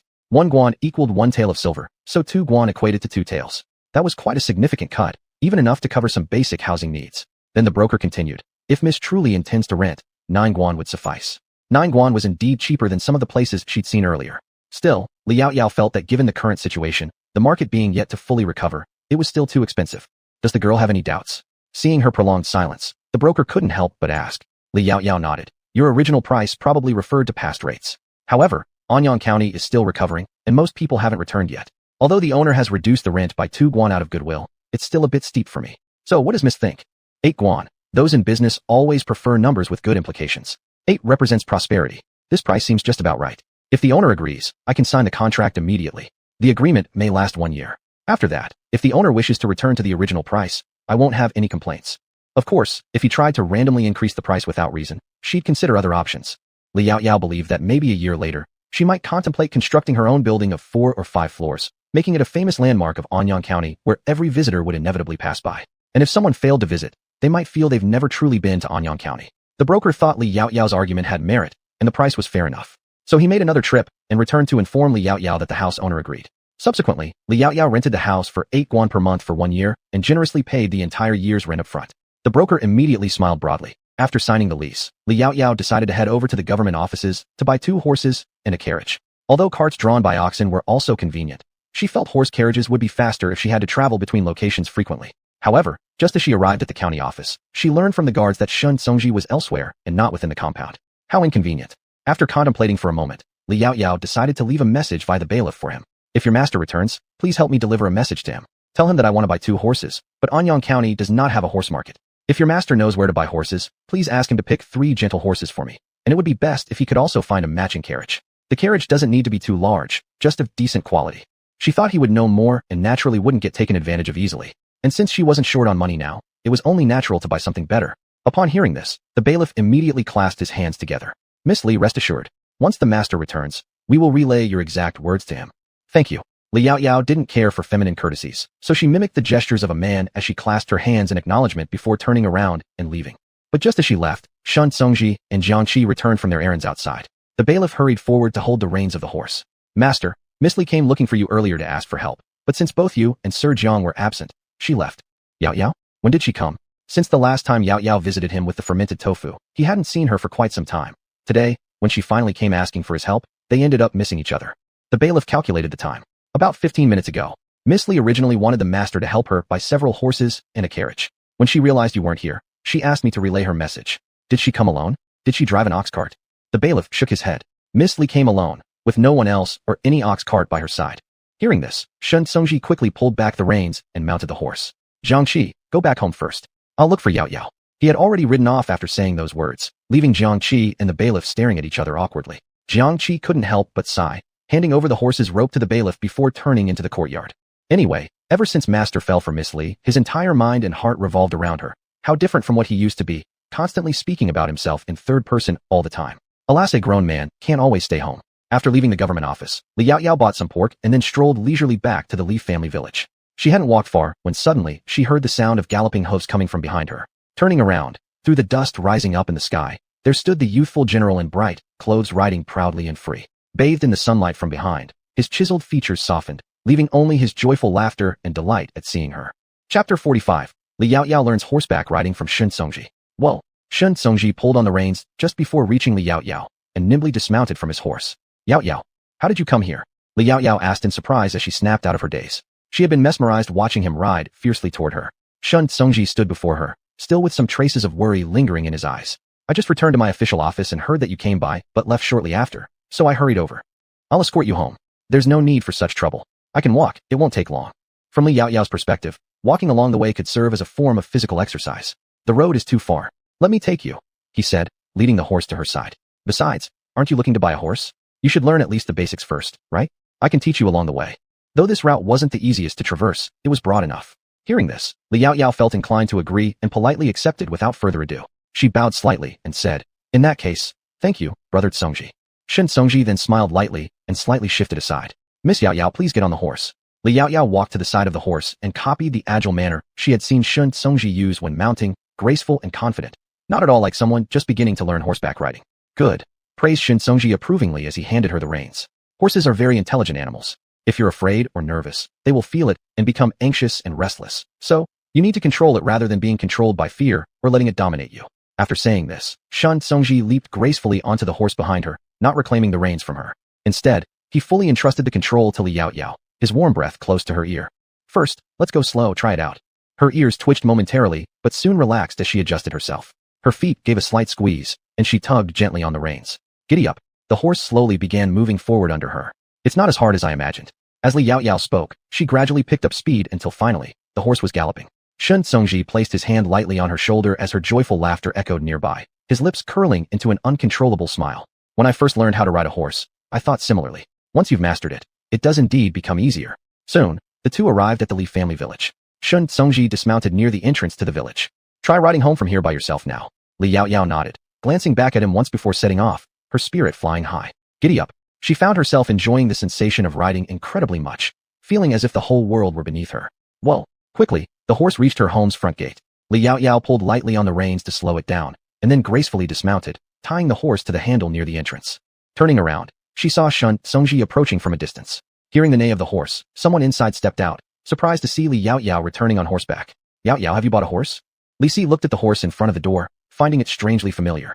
After pondering for a moment, realization struck him. Isn't this Mr. Shen's horse? How did it end up in your hands? Where's Mr. Shen? Mr. Shen taught me to ride the horse earlier, and he's still waiting there, Li Yaoyao replied while pointing outward. Upon hearing this, Li Si and several others quickly stepped out and saw their idealistic and upright Mr. Shen slowly walking toward them step by step, taking his time. Miss, do you intend to buy a horse? Miao Yu quickly connected the dots. Li Yaoyao nodded and casually handed the contract document inside her sleeve to Li Si. Today, I've already rented the store space and paid 1 year's rent. In a few days, we can start moving furniture one by one. When that happens, everyone will often be traveling between the village and the county, so I thought it best to buy several horses and carriages from brother Tsongji, which will surely make things more convenient. Pausing briefly, she added, everyone, apart from father and mother and Miao Yu, needs to start learning. This immediately lifted everyone's spirits. Sister, do we need to learn too? Suddenly, two small heads popped out beside her legs. With good food and rest over the recent period, their originally yellow and dark faces had turned plump and white, and their height had grown noticeably taller, now reaching up to her waist. Li Yaoyao glanced at their still short little legs. You two will grow a bit more, and when you reach my chest height, you'll be able to start. Both children immediately showed a look of disappointment, only able to gaze hungrily at the large horse in front of them. As for Sister Yu, once your body has fully recovered, if you wish to learn, I won't stop you. Thank you, Mississippi. Miao Yu thought she had lost all hope, but she hadn't expected that Miss would still think about her. What a wonderful Miss she truly was. Miao Yu didn't ever want to leave her side again. Unfortunately, since Miss was a woman, Miao Yu wouldn't be able to devise ways to marry her. At this moment, Yulanhua came out from inside and looked at them curiously. Hey, why are you all blocking the door? When a guest comes, you should welcome them in. How can you make someone wait outside? With that, she pushed aside Li Si and ushered Shen Tsongji inside, treating him to fine tea and delicious pastries. Nowadays, the Li family was lacking nothing. Mr. Shen, do you have to go back to work today? If not, why don't you stay for dinner? Each time their Yaoyao went to the county town, she always received care. Now they were troubling him again, so they couldn't just use him and throw him away, could they? Shen Tsongji immediately stood up and bowed politely. If that's the case, I shall impose upon you. No imposition at all, it's just another mouth to feed. Saying this, she turned around and shouted behind her. Jiang Wu, hurry and go to the backyard and slaughter a chicken. Jiang Wu rushed into the backyard. I'll also go down to the river and catch a couple of fish. Chen Dao turned and ran outside. Currently, some chickens in the Li family compound had been bought, while others were mountain pheasants caught in the wild, but raised until domesticated. They now had chickens, ducks, geese, pigs, all kinds of livestock. As for fish, it had rained more than half the days over the last 10 days, restoring the river flow, so naturally there were plenty of fish now. Otherwise, the Lis might not have known Chen Dao also excelled at catching fish. In no time, he returned with 2 large fish, pulled up a stool by the well, and began cleaning the fish. Shen Tsongji observed how everyone here had something to keep them busy and was quite astonished. He had never seen anyone treat slaves as part of the family with genuine sincerity. Even his own parents, though generally kind to the servants, would never treat them like Miao Yang or Miao you were treated by the Lis. Moreover, these former slaves no longer bore the timid looks they had when he first met them. They truly considered the Li home as their own, acting relaxed, close, and full of familial affection. Yao Yao was indeed a remarkable woman. Yao Yao, will your shop only sell fermented tofu in the future? As Shun Songji's teacup emptied, he poured himself another cup, sipping it casually while asking her offhandedly. Certainly not. Li Yao Yao shook her head. Fermented tofu is just the beginning. Sweet potatoes, corn, and vegetables from the fields can all be sold later on. Upon saying this, she suddenly remembered something and opened her mouth again. I wonder when His Majesty's mountains will come under my possession. I still have a lot of seeds I'd like to plant. Songji, do you think His Majesty would agree to give me a few mountains? Chapter 46. This cannot be done. Shun Songji. I suppose His Majesty isn't a petty person. Li Yao Yao nodded seriously. I think so too. Therefore, my territory might still be promising. Shun Songji could not understand why she was so attached to this mountain area. Yao Yao, you wouldn't be planning to become some kind of bandit king in the mountains, would you? This absolutely cannot be done. What are you talking about? Li Yao Yao immediately looked at the person in front of her as if they were a fool. If she really had such leisure, she wouldn't be here. After all, she had already become king in her previous life. A zombie queen is also a queen, and it's far more powerful than being a mountain bandit king. Moreover, if she really wanted to be a queen, even the government back then couldn't do anything about it. After all, she was undying, invulnerable to weapons, and even nuclear weapons could only cause her superficial wounds. The zombie queen held absolute control over the zombie generals and soldiers below her, with the only downside being that zombies don't eat or taste anything. Li Yao Yao was not interested in immortality either. Thinking about all the delicious food she had missed out on, Li Yao Yao couldn't help but lick her lips, her throat moving slightly. Songji, let me ask you, if I said I wanted to establish a large mall in Daxiao, do you believe I can achieve it? After all, she had just started now, and she hadn't even tidied up the store yet. I believe you. Shun Songji nodded without hesitation. As long as it's something Yao Yao you want to do, I believe you can achieve it. Shun Songji always thought that Li Yao Yao was an especially extraordinary person. Although he didn't quite understand what a big mall was, it seemed similar to stores, and it was bound to be an impressive existence anyway. Although it's harder for women to do business in this world than for men, but she was Yao Yao after all. That all-capable Li Yao Yao. Thank you. A huge smile appeared on Li Yao Yao's lips. Since you say this, I feel reassured. While the two were talking, Chun Dao beside them had already killed the fish, washed it clean, and gone into the kitchen. Though there were plenty of people around, each had their specific roles to play.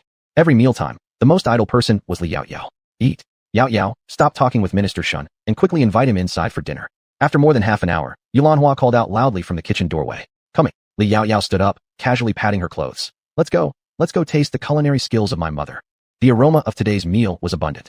Following Li Yao Yao into the kitchen, Shun Songji saw that a massive round table was filled with dishes. This was his first time eating in the kitchen, and everything seemed fresh and novel. The food on the table was excellent, including fish, chicken, tofu, wild vegetables, each served in large bowls. In one small dish were several types of fermented tofu. Is this also fermented tofu? Shun Songji, looking at the greenish mold on the surface, asked instinctively. Yes, Li Yao Yao nodded. Try it later, give some feedback.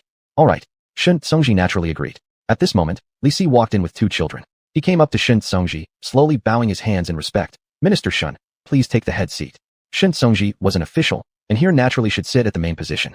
If Li Si were merely an ordinary farmer, his silence would mean no mistake. But as a scholar, certain courtesies must be observed. However, Shun Songji declined, saying, Uncle Li, there's no need for formality. Here, I'm not an official, but simply a friend of Yao Yao's. The guest should follow the host's arrangement. If you are this formal, I won't dare visit in the future. This. Li Si subconsciously glanced at Li Yao Yao, who spoke up. Father, just as usual, let Songji sit with me. Though she didn't entirely grasp the ancient etiquette, she believed attention should be given outwardly while keeping it relaxed at home. Li Si said no more, and Li Yao Yao pulled Shun Songji down to sit with her before others joined the table. Eat, eat. Liang Shui served the rice to them, each grain plump and fragrant, making one hungry at first sight. Songji, try this rice quick. Does it taste better than that of your capital? Li Yao Yao couldn't wait to hear the opinion. All right. Shun Songji picked up the chopsticks, took a bite of the rice, and was immediately amazed by its rich fragrance. The more he chewed, the richer the flavor became, only speaking after swallowing. This rice is exceptionally fragrant and chewy. Even the royal tribute rice cannot compare. Shun Songji's words were not merely flattery. He genuinely felt this way. Having grown up in the capital since childhood and being a close friend of His Majesty, his general's mansion received numerous gifts from the previous and current emperors, including tribute rice. So among those present, he was qualified to comment on it. Li Yao Yao instantly felt satisfied. Father and mother, it looks like our family might very likely become imperial merchants in the future. Being an imperial merchant should probably be the pinnacle for merchants in this era, right? Li Si and Yulanhua were somewhat dazed after hearing this. They didn't understand how they suddenly became related to imperial trade. Li Yao Yao looked at Shun Songji with slightly curved eyebrows. Actually, aside from planting sweet potatoes and corn earlier, I set aside 3 mu of land specifically to grow this kind of rice. But the timing is still a little late. We have to wait until mid to late November for exact results. As a side note, this kind of rice can yield 3 harvests per year, and in our southern regions, the output can exceed 1,500 caddies per moo. With a calm expression, Li Yaoyao revealed an explosive figure. Clatter clatter. Everyone's chopsticks fell directly onto the table and rolled under it, yet the person concerned hadn't noticed anything. At the table, except for Li Yaoyao and 2 children who understood nothing, Shun Songji was the only one who still tightly gripped his chopsticks. Yaoyao, are you sure about what you've just said? A yield of over 1,500 caddies per moo, even producing 3 crops per year. If they had these, why would the Great Xia dynasty need to fear natural disasters anymore? I suppose so. Li Yaoyao maintained her tranquil appearance, but added some contemplation.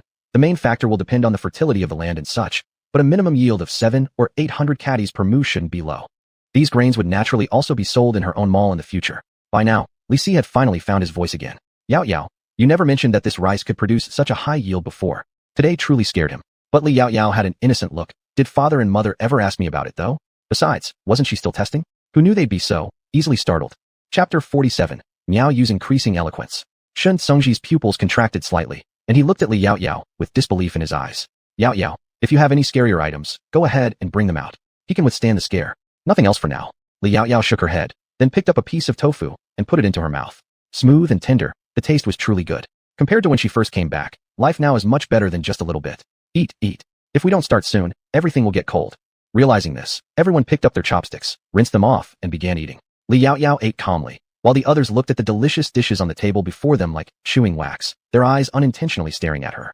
They wanted to hear more details. Li Yaoyao felt uneasy under their gazes and had no choice but to speak helplessly. You guys don't need to overthink right now. Just follow what I said and take care of those 20 acres well. Once they mature, you can verify it personally.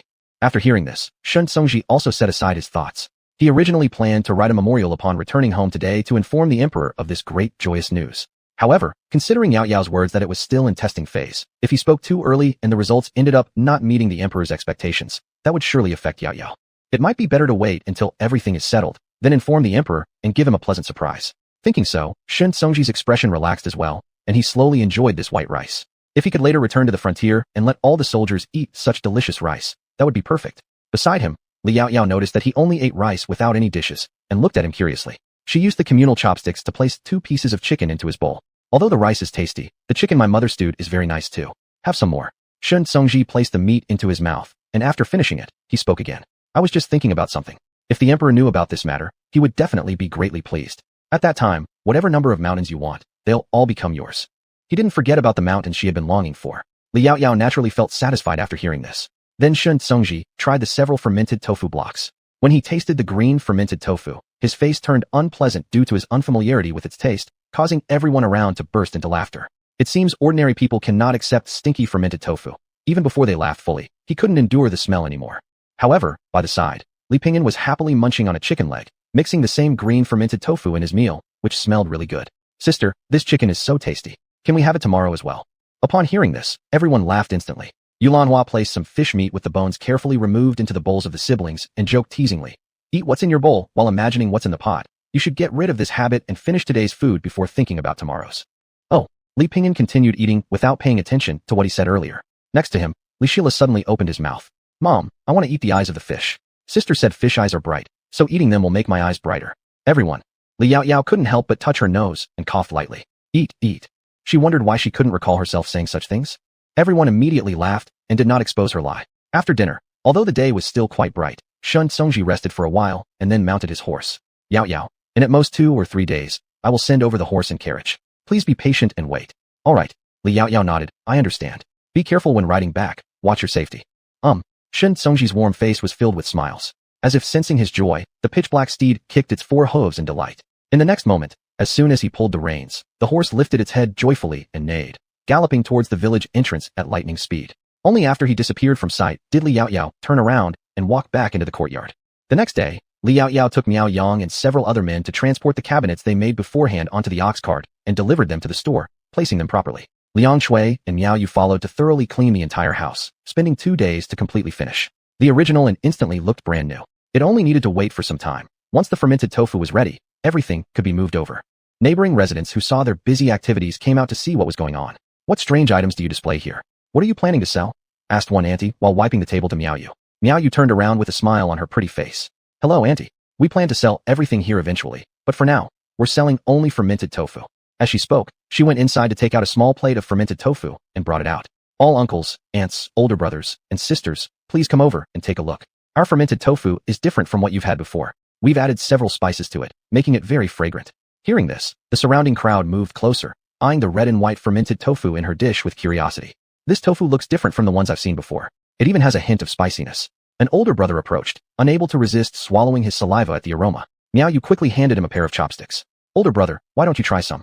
We've used precious chili peppers in this batch, so naturally, it smells spicy. But we also have non-spicy ones, this white one here. Even though it's not spicy, it's still infused with other expensive spices, giving it a wonderful taste. The older brother hesitated no longer, taking the chopsticks, but not immediately eating. Instead, he looked at Miao Yu and asked, since your tofu contains so many spices, won't it be too expensive? If I try it now, do I need to pay? Not at all. Miao Yu smiled as she shook her head. Our young miss said that when the shop opens, we will naturally become neighbors. Neighbors should help each other out. So the tofu offered today doesn't cost any money. It's just for everyone to try something new. If you like it, you can take 2 pieces home. But each family is only allowed 2 pieces to ensure there's enough for others. When you want more later, come back to buy it. Remember, first come, first served. Once it's gone, it's gone. And our fermented tofu isn't expensive at all. This little piece costs only 1 coin, and half a piece is enough to go with a bowl of rice. If you buy a small jar containing 25 pieces, it costs 35 coins. As Miao Yu spoke, Miao Yang brought out the wine jar full of fermented tofu. Li Yaoyao stood upstairs watching as Miao Yu displayed confidence and grace, and she nodded approvingly. Over time, the formerly timid girl had truly matured a lot. All Li Yaoyao did was mention an idea, and Miao Yu could articulate it clearly and draw out all the neighbors. Very impressive. When they heard the price, none of the others said anything. That same older brother, hearing that tasting it came free, picked up a bit and placed it into his mouth, savoring it carefully. How does it taste? A nearby aunt couldn't help but ask out of instinct, with everyone else staring curiously at him. But the older brother continued to savor it quietly, without saying a word. He closed his eyes, his face one of pure enjoyment, leaving those around him visibly anxious. Well, how is it? Stop humming and tell us already. Chapter 48, Unfortunate Day. Exquisitely fragrant, savory and flavorful, rich and smooth in texture, with moderate spiciness. This fermented tofu is several times more delicious than any I've tasted before. The man exclaimed as he picked up another morsel, placing it into his mouth. His eyes narrowed in satisfaction. It was evident that he truly adored this tofu. Such exquisite tofu was only sold for 1 coin per piece. He had to make sure to buy more when the time came. Others, seeing him speak so highly of it, rushed home and returned shortly with bowls and chopsticks in hand. No one tasted first. Instead, each person lined up to collect 2 pieces, then went to Miao Yu's stand to take some. Within seconds, all 5 or 6 blocks of fermented tofu on Miao Yu's plate were snatched away. Some had eaten too much at once, and their faces immediately turned from the salty taste, while others who couldn't tolerate spicy food ran home quickly to drink a large bowl of water. Many people who hadn't managed to grab any moved closer. Miss, you've given out far too little. Look, many of us didn't receive any. Grandpa, we're just small traders. We obviously can't give 2 pieces to everyone. Moreover, I already said first come first served. If you find it tasty, you can come back later when our shop opens and buy a few pieces. Miao Yu smiled while explaining. How would I know if your fermented tofu is really good without trying? If it isn't, and yet your tofu costs so much, wouldn't I be wasting my silver? Hurry up, go and ask your boss to bring out another jar, so we can share. Don't you agree? The crowd around them murmured their agreement. Miao Yu's smile faded slightly. Her eyes narrowed as she glanced at the old man in front of her. Old man, don't pretend I didn't see you taking 4 pieces. You took 2 by yourself earlier, and then came back with your daughter-in-law to get another 2. I specifically mentioned that each household could only take 2 pieces. You must return the extra 2 and let someone else have them. You see how many neighbors haven't received any. Why should you get double portions meant for 2 families? The group agreed. Exactly. If you don't like it, pass it to us. We'd like to try. Miao Yu was satisfied with the crowd's support, but continued to glare at them coldly. Moreover, our tofu is not expensive, nor bad tasting. Stop spreading nonsense. If not for our kind-hearted lady wanting everyone to afford her product, even at 3 or 5 coins per piece, the tofu business would still flourish. Why are you here making trouble? Apologize to our young lady. Miao Yu got angrier as she spoke, her face flushing red. People could criticize her, but they couldn't belittle their young lady. She wondered why such an unpleasant individual would dare to insult such a good person. With the wonderful products they were offering, there were those who simply weren't satisfied. Though Li Yaoyao mentioned earlier that all sorts of people existed in the world, this encounter on the first day made Miao Yu irritable, bringing an unlucky vibe. Li Yaoyao had originally intended to intervene, but upon observing her state, decided not to move. It seemed unexpected to her, yet heartening, that their spirited Ayue could handle herself. She would be fine no matter where life led her, even in marriage. The old man, caught unawares by Miao Yu's sharp words, suddenly felt uncomfortable. He coldly scoffed, I won't bother arguing with you, young lass, and walked off indignantly. An instant sigh rippled through the gathered crowd. A nearby auntie stepped forward to comfort Miao Yu, saying, Dear girl, don't mind him. That old man always looks to gain an advantage. Don't worry, we all know your goods are top-notch. After all, this is Miao Lady's store, and everyone knows what a wonderful person she is. Indeed, Many had witnessed Li Yaoyao when she inspected the storefront before. You speak the truth, sister. Once our store officially opens, if you visit, I will certainly give you a few extra pieces of tofu. Hearing this, the auntie laughed like a blooming flower and reached up to touch her own cheek, replying teasingly, "Oh, dear child, you flatter me. I'm not nearly as young as you claim." Others who'd initially thought of following the old man's lead and taking advantage saw how effectively Miao Yu dealt with the situation. They hesitated, knowing these other patrons might be even tougher negotiators. Besides, this was Li Yaoyao's establishment. Given the goodwill she'd shown toward the residents of Ani County before, and her close association with the current magistrate, no one dared voice further complaints. Plus, many realized that the price point for Li Yaoyao's tofu was fair considering the rich variety of spices included. If anyone else produced it, it would likely cost far more. Once the task entrusted by her mistress was complete, Miao Yu returned to the shop holding the small dish. Liang Shui and a few others gave her the thumbs up immediately. They had originally wanted to step in, but since she hadn't been disadvantaged, they decided to observe first. Watching his sister, Miao Yang almost forgot what she used to be like. All of this was thanks to their miss. Liang Shui reached over, took the tray from Miao Yu, and placed it on the nearby counter.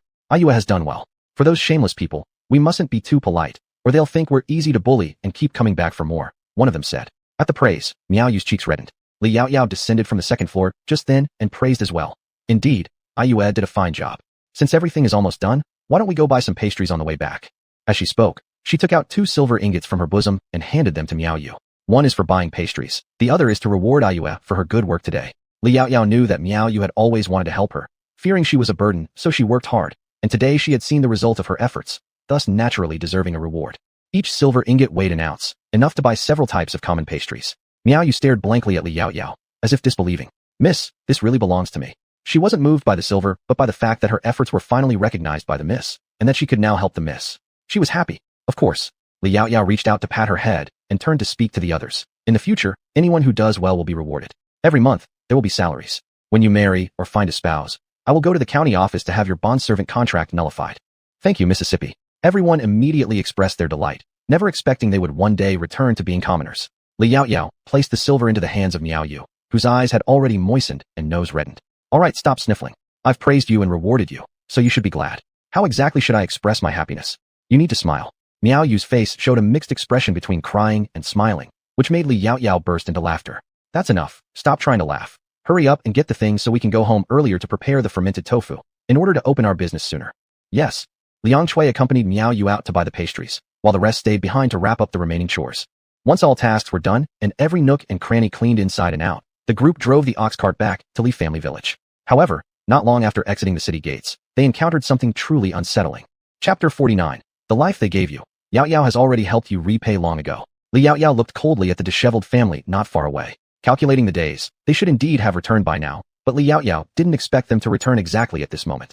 And they were even returning during their perfectly good store opening day. It really was somewhat annoying. Li Yaoyao couldn't help but think of the original owner. If it weren't for them, she wouldn't be dead right now. This debt wasn't settled earlier because her body was weak and she had to rush back. So now, she was quite looking forward to them coming to die on their own. Li Yaoyao's eyes dangerously narrowed, and her aura also began to change. Miss? The others quickly noticed it, and felt that the young lady before them seemed a little unfamiliar. Their young lady usually smiled often, from Lijia village to the entire Anyang County. Who wouldn't say their young lady had a good temper? But the young lady in front of them looked somewhat dangerous. They naturally weren't afraid, but were somewhat worried. Miao Yu reached out, and held Li Yaoyao's hand, following her gaze, and naturally seeing that beggar-like family. Young lady, do you know those people? Of course I know them, Li Yaoyao snorted coldly. The house you lived in when you first arrived was theirs. The few of them looked at each other, not expecting these to be their young lady's relatives. But judging from the look on the young lady's face, she obviously didn't like them at all. Let's go back first. Li Yaoyao withdrew her gaze, and spoke calmly. Liang Shui drove the ox cart directly past them, toward Lijia village. The others stole glances at them from the ox cart, as if wanting to remember the faces of those who made their young lady dislike them, wondering what they were like. They naturally would never doubt Li Yaoyao. They only knew that those who made the young lady dislike them must have done something deserving of her disdain, and it must be their fault, unrelated to their young lady. And those people naturally saw Li Yaoyao passing by briefly, envying them for having an ox cart to ride in while they had to walk home step by step, their shoes already worn out.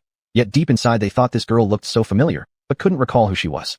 Back then, Li Yaoyao was pale and emaciated with no ounce of flesh on her, whereas now Li Yaoyao had fair skin, a slender figure, and appeared much prettier than before. All the way back to Lijia village, Li Yaoyao didn't say a single word, nor did the others dare to speak, with Miao Yu tightly holding onto the young lady's hand, unwilling to let go. Li Yaoyao knew they were worried, so she didn't withdraw her hand.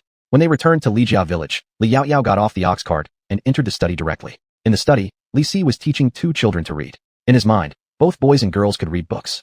In this way, they could understand more when they grow up and would not easily suffer setbacks. Big sister.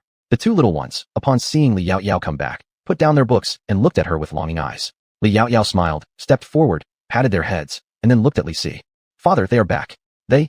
For a moment, Li Si hadn't reacted, but soon understood, frowning slightly, though he quickly recovered. He said to the two younger ones, Hey Lu, Pingyan, go out first. Your father and big sister have something to discuss. Li Yao Yao added. Auntie you brought back some delicious pastries. Lu and Pingyan go out and eat some first. Come back to continue reading and writing after eating. The two little ones immediately ran out happily. Once the two younger ones were out, the forced smile on Li Si's face disappeared. He sighed deeply and sat back down again. Yao Yao, how do you intend to handle this? Li Yao Yao raised her eyes and looked at him, her brows showing a touch of coldness. This was the first time she looked at him with such emotion. I want to know, how do you plan to deal with it? She didn't call him father, just referred to him as you. Li Si closed his eyes briefly, tilted his head upward, gazing at the warm white ceiling. His thoughts seemed to drift back to the moment when Yao Yao had just returned home. I hate them. I hate that they killed my daughter, but I've never thought about how to face them. After all, they are my parents. He originally thought they wouldn't return so quickly. He originally thought he still had time to think carefully. So after Li Yao Yao said they came back, he asked what she intended to do. He wanted to see her stance first. In recent times, he had already regarded her as his biological daughter. Li Yao Yao looked at him indifferently. I can only tell you this. I won't kill them with my own hands. Because she wouldn't let the original owner bear the charge of filial impiety, but that didn't mean she wouldn't use other means. Father, I hope you don't interfere in this matter. If they come to find you, whatever they say, just ignore them. You just need to remember, you don't owe them anything. Ever since they abandoned you and mother here to fend for yourselves, taking Yao Yao away and causing her death, the life they gave you has already been repaid by Yao Yao long ago. Now it is they who owe mother and Yao Yao. I will never let those people bully mother or my younger siblings again. After saying this, Li Yao Yao turned around and walked out directly, leaving Li Si sighing heavily in his place for a long while before suddenly covering his face tightly. Yao Yao, it's your father's fault that he is so useless. The father couldn't even measure up to her or her mother. He didn't even have the courage and strength to seek revenge for her. After leaving the study, Li Yao Yao went to find Yulanhua. The ones who came back most needed her psychological readiness. She bought these several people back. Previously wasn't that she waited for the dregs to return, so someone could protect them a bit, especially when she wasn't at home. Outside, the two little ones were eating snacks while Miao Yu and others glanced at each other, wanting to inquire about their young lady, but feeling unsure whether it was proper. Miao Yu looked at Liang Chui. Auntie, why don't you ask? This? I don't even know how to ask. Liang Chui's face showed hesitation, opening her mouth a few times, but still not knowing how to start. Instead, it was Li Shila who noticed their odd behavior first. Aunt Liang, Sister Ayu, do you have something you want to ask us? She had heard everything just now. What's there to ask? If you want to ask, just go ahead. In exchange for the snacks, I'll tell you everything. These snacks are really delicious. Although they can't compare with what her sister brought back last time, they are quite nice too. Li Shila thought as she shoved another piece of snack into her mouth, her cheeks puffing up like a little squirrel. So am I going to ask? Miao Yu thought for a moment and bent slightly closer to Li Shila. Shila, may I ask, is the relationship between your sister and your grandfather not good? They hadn't met them upon arrival, thus unaware of any other family matters. Grandfather? Li Shila seemed puzzled by the title, turning to look at Li Pingyan. Pingyan, do we have a grandfather? Chapter 50. Yulanhua swung her stick and rushed out. Li Pingyan paused mid-bite, shaking his head instinctively. We don't have Awing, we only have 80, Amma, and Ajai. Amma had said that from now on, it would just be their family relying on each other. Those people who were not kind to Ajai were not their relatives. Although Li Pingyan didn't fully understand these words, he knew that Awing and the others had almost killed his Ajai before, and he did not like them. Miao Yu and the others, however, were puzzled by what they heard. Just as they were about to ask more questions, they saw Li Shila suddenly stop while eating a snack. The happy expression on her face immediately turned serious, and the cake in her hand lost its appeal. She stared at them gravely. Ayujia, I remember now. I really did have Awing and Ego before, but they nearly killed my Ajai back then, so I no longer count them among us. You must never mention them in front of Ajai. She will get angry. When Ajai gets angry, it's very frightening.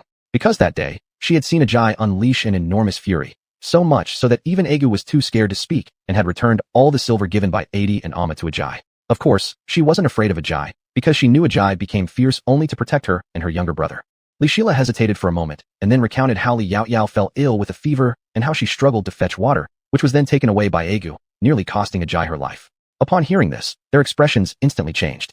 They couldn't believe such a capable young woman had suffered such unfair treatment. Without another word, Miao Yu turned to look at Liang Tzu Miao Yang. Frowning, her eyes filled with anger. Brother, none of us are allowed to mention that family in front of the young lady ever again. From now on, they are our enemies. If they dare come begging for favors, drive them all out.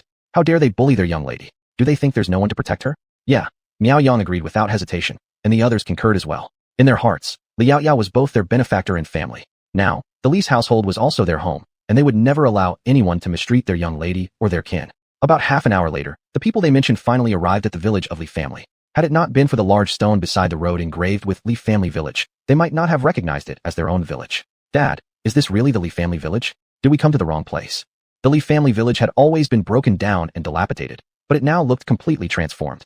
Li Liangkai, the second son of the Li family, rubbed his eyes, thoroughly confused.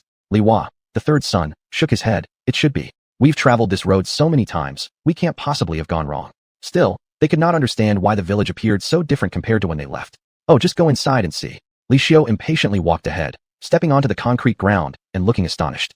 Father, you must see. This ground is so smooth to walk on. It won't hurt our feet or dirty our shoes. The people nearby listened and cautiously stepped onto the concrete, deliberately bouncing up and down to test it. Hey, it's really quite solid. Unbeknownst to them, the villagers of Li family who had been working silently in the fields noticed their arrival. Isn't that the family of Yao Yao's awing? Why are they back now? Shock and disdain were evident in the tone of the speaker. After all, everyone in the village knew about their attempt to harm Li Yao Yao before. Moreover, the comfortable lives they led now were owed to Li Yao Yao, so naturally, they favored her. One villager shook their head, suddenly slapping their palm against their heart. Oh no, hasn't Yao Yao been planning to open a store recently? Could they cause trouble now? Things had finally been going well for the Lanhua family, yet these people seemed to bring bad luck. No, I have to warn Yao Yao and Lanhua. Otherwise, something unexpected, some unpleasantness might happen. She remembered having heard Yao Yao say something similar before. Child's father, you try holding them off for a bit while I rush to let Yao Yao know and prepare for this tiger. To the women, tigers represented an incredibly terrifying threat. The man nodded quickly, and the couple dropped what they were doing, rushing in opposite directions. Not just this couple, several other pairs of villagers reacted similarly, either rushing to warn Li Yao Yao themselves or trying to intercept the group around Li Hua, sending their husbands to notify Li Yao Yao. In no time at all, they reached Li Yao Yao's house and shouted loudly into her courtyard. Lanhua, is Yao Yao here? The big tiger has returned. Hurry up and get ready. The few people in the courtyard immediately froze, as if several question marks had appeared above their heads all at once. Big tiger, what was that? At this moment, Li Yao Yao was still inside chatting with Yulanhua. Hearing the shout, she didn't react quickly, but she noticed Yulanhua suddenly jump out of bed and rush out, grabbing a stick from the kitchen. Where are they? Her face was fierce now, her heart brimming with hatred. Even though Yao Yao was back now, the fact that these people had almost killed her remained fresh in Yulanhua's mind. Every time she had a nightmare, the hatred grew deeper. But for days, she'd been suppressing it. Now that those people had returned, her rage exploded. The messengers were startled as well, instinctively pointing outside. They're still at the village entrance. As soon as the words left their mouths, they saw Yulanhua running out with her stick. They hurriedly followed after her. Go with her, Li Yao Yao told Miao Yang and the others. Although she knew her mother wouldn't lose, she needed to give her more support. Miao Yang and the others quickly ran after her. Miao Yu hesitated for a second before deciding not to follow. She had to stay and protect the young lady, but there was still some confusion in her heart. She walked over to Li Yao Yao and asked, Young lady, don't you want to go? Li Yao Yao shook her head slightly. If I went, mother would see that I'm fine and her anger would be cut in half. And so would her strength to beat them. How then could she vent her feelings properly? Remember, Aiwe, when anger needs to be let out, holding it back is harmful to the body. And we have no need to ruin our health over people who don't matter.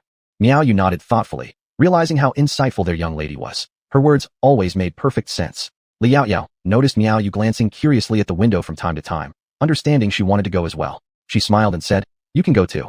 Help watch over the younger ones later. When Yulanhua rushed out, the two children had also run out. Yes, I'll come back and describe everything to the young lady. Miao Yu excitedly ran off. Li Yao Yao chuckled, then turned around to see Li Si standing at the study door, his expression complicated as he looked outside. Chapter 51. Li Xiaogu plunged into the rice fields. Father also wants to go see the commotion? Li Yao Yao's smile at the corner of her mouth faded slightly, her brows furrowed. But Li Si merely shook his head lightly. I'm just a little worried about your mother. Don't worry, with Miao Yang and a few others around, as well as so many people from the Li family village, mother won't be at a disadvantage. The things she had done during these days in the Li family village were not in vain. The slight curve of Li Yao Yao's lips revealed a thin and cold smile. In her view, Li Si was indeed a good father, who never treated his children unequally like other families did. However, besides being the father of Li Yao Yao and the others, he was also someone else's son, and the great Xia governed with filial piety. He couldn't bring himself to be harsh on his father, and Li Yao Yao didn't think there was anything wrong with that. As long as he remained clear-headed when he needed to make choices, he didn't need to take the initiative to do anything. She believed that he was also a clear-minded person, an intelligent one. Otherwise, he wouldn't have seen through her immediately, that she wasn't the real Li Yao Yao. However, it wouldn't matter if he lost clarity. She could simply leave them with her mother and younger siblings. As she looked at him, she paused for a moment before speaking again. Father is a scholar, and should have learned the idiom filial piety between father and son. But I want father to remember something. A father must show kindness for a child to repay it. That person does not yet deserve this word kind. Li Si's expression became complicated, but he nodded, turned around, and went inside. It was clear that he really didn't intend to interfere with this matter. If he could, he would like to stand up for Yao Yao, but it was his own fault.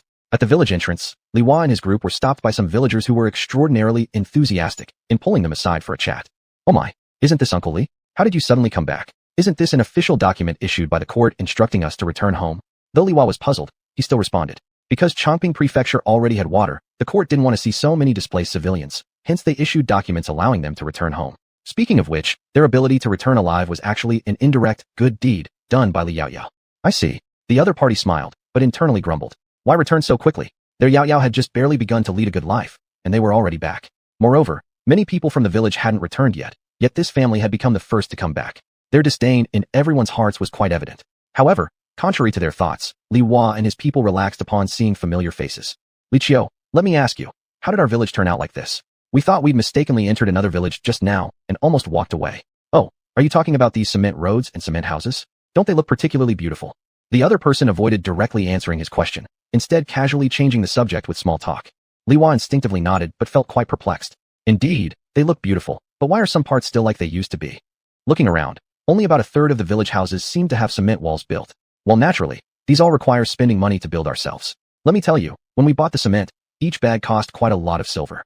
The speaker was Zhang Chunyan, the daughter-in-law of the village chief.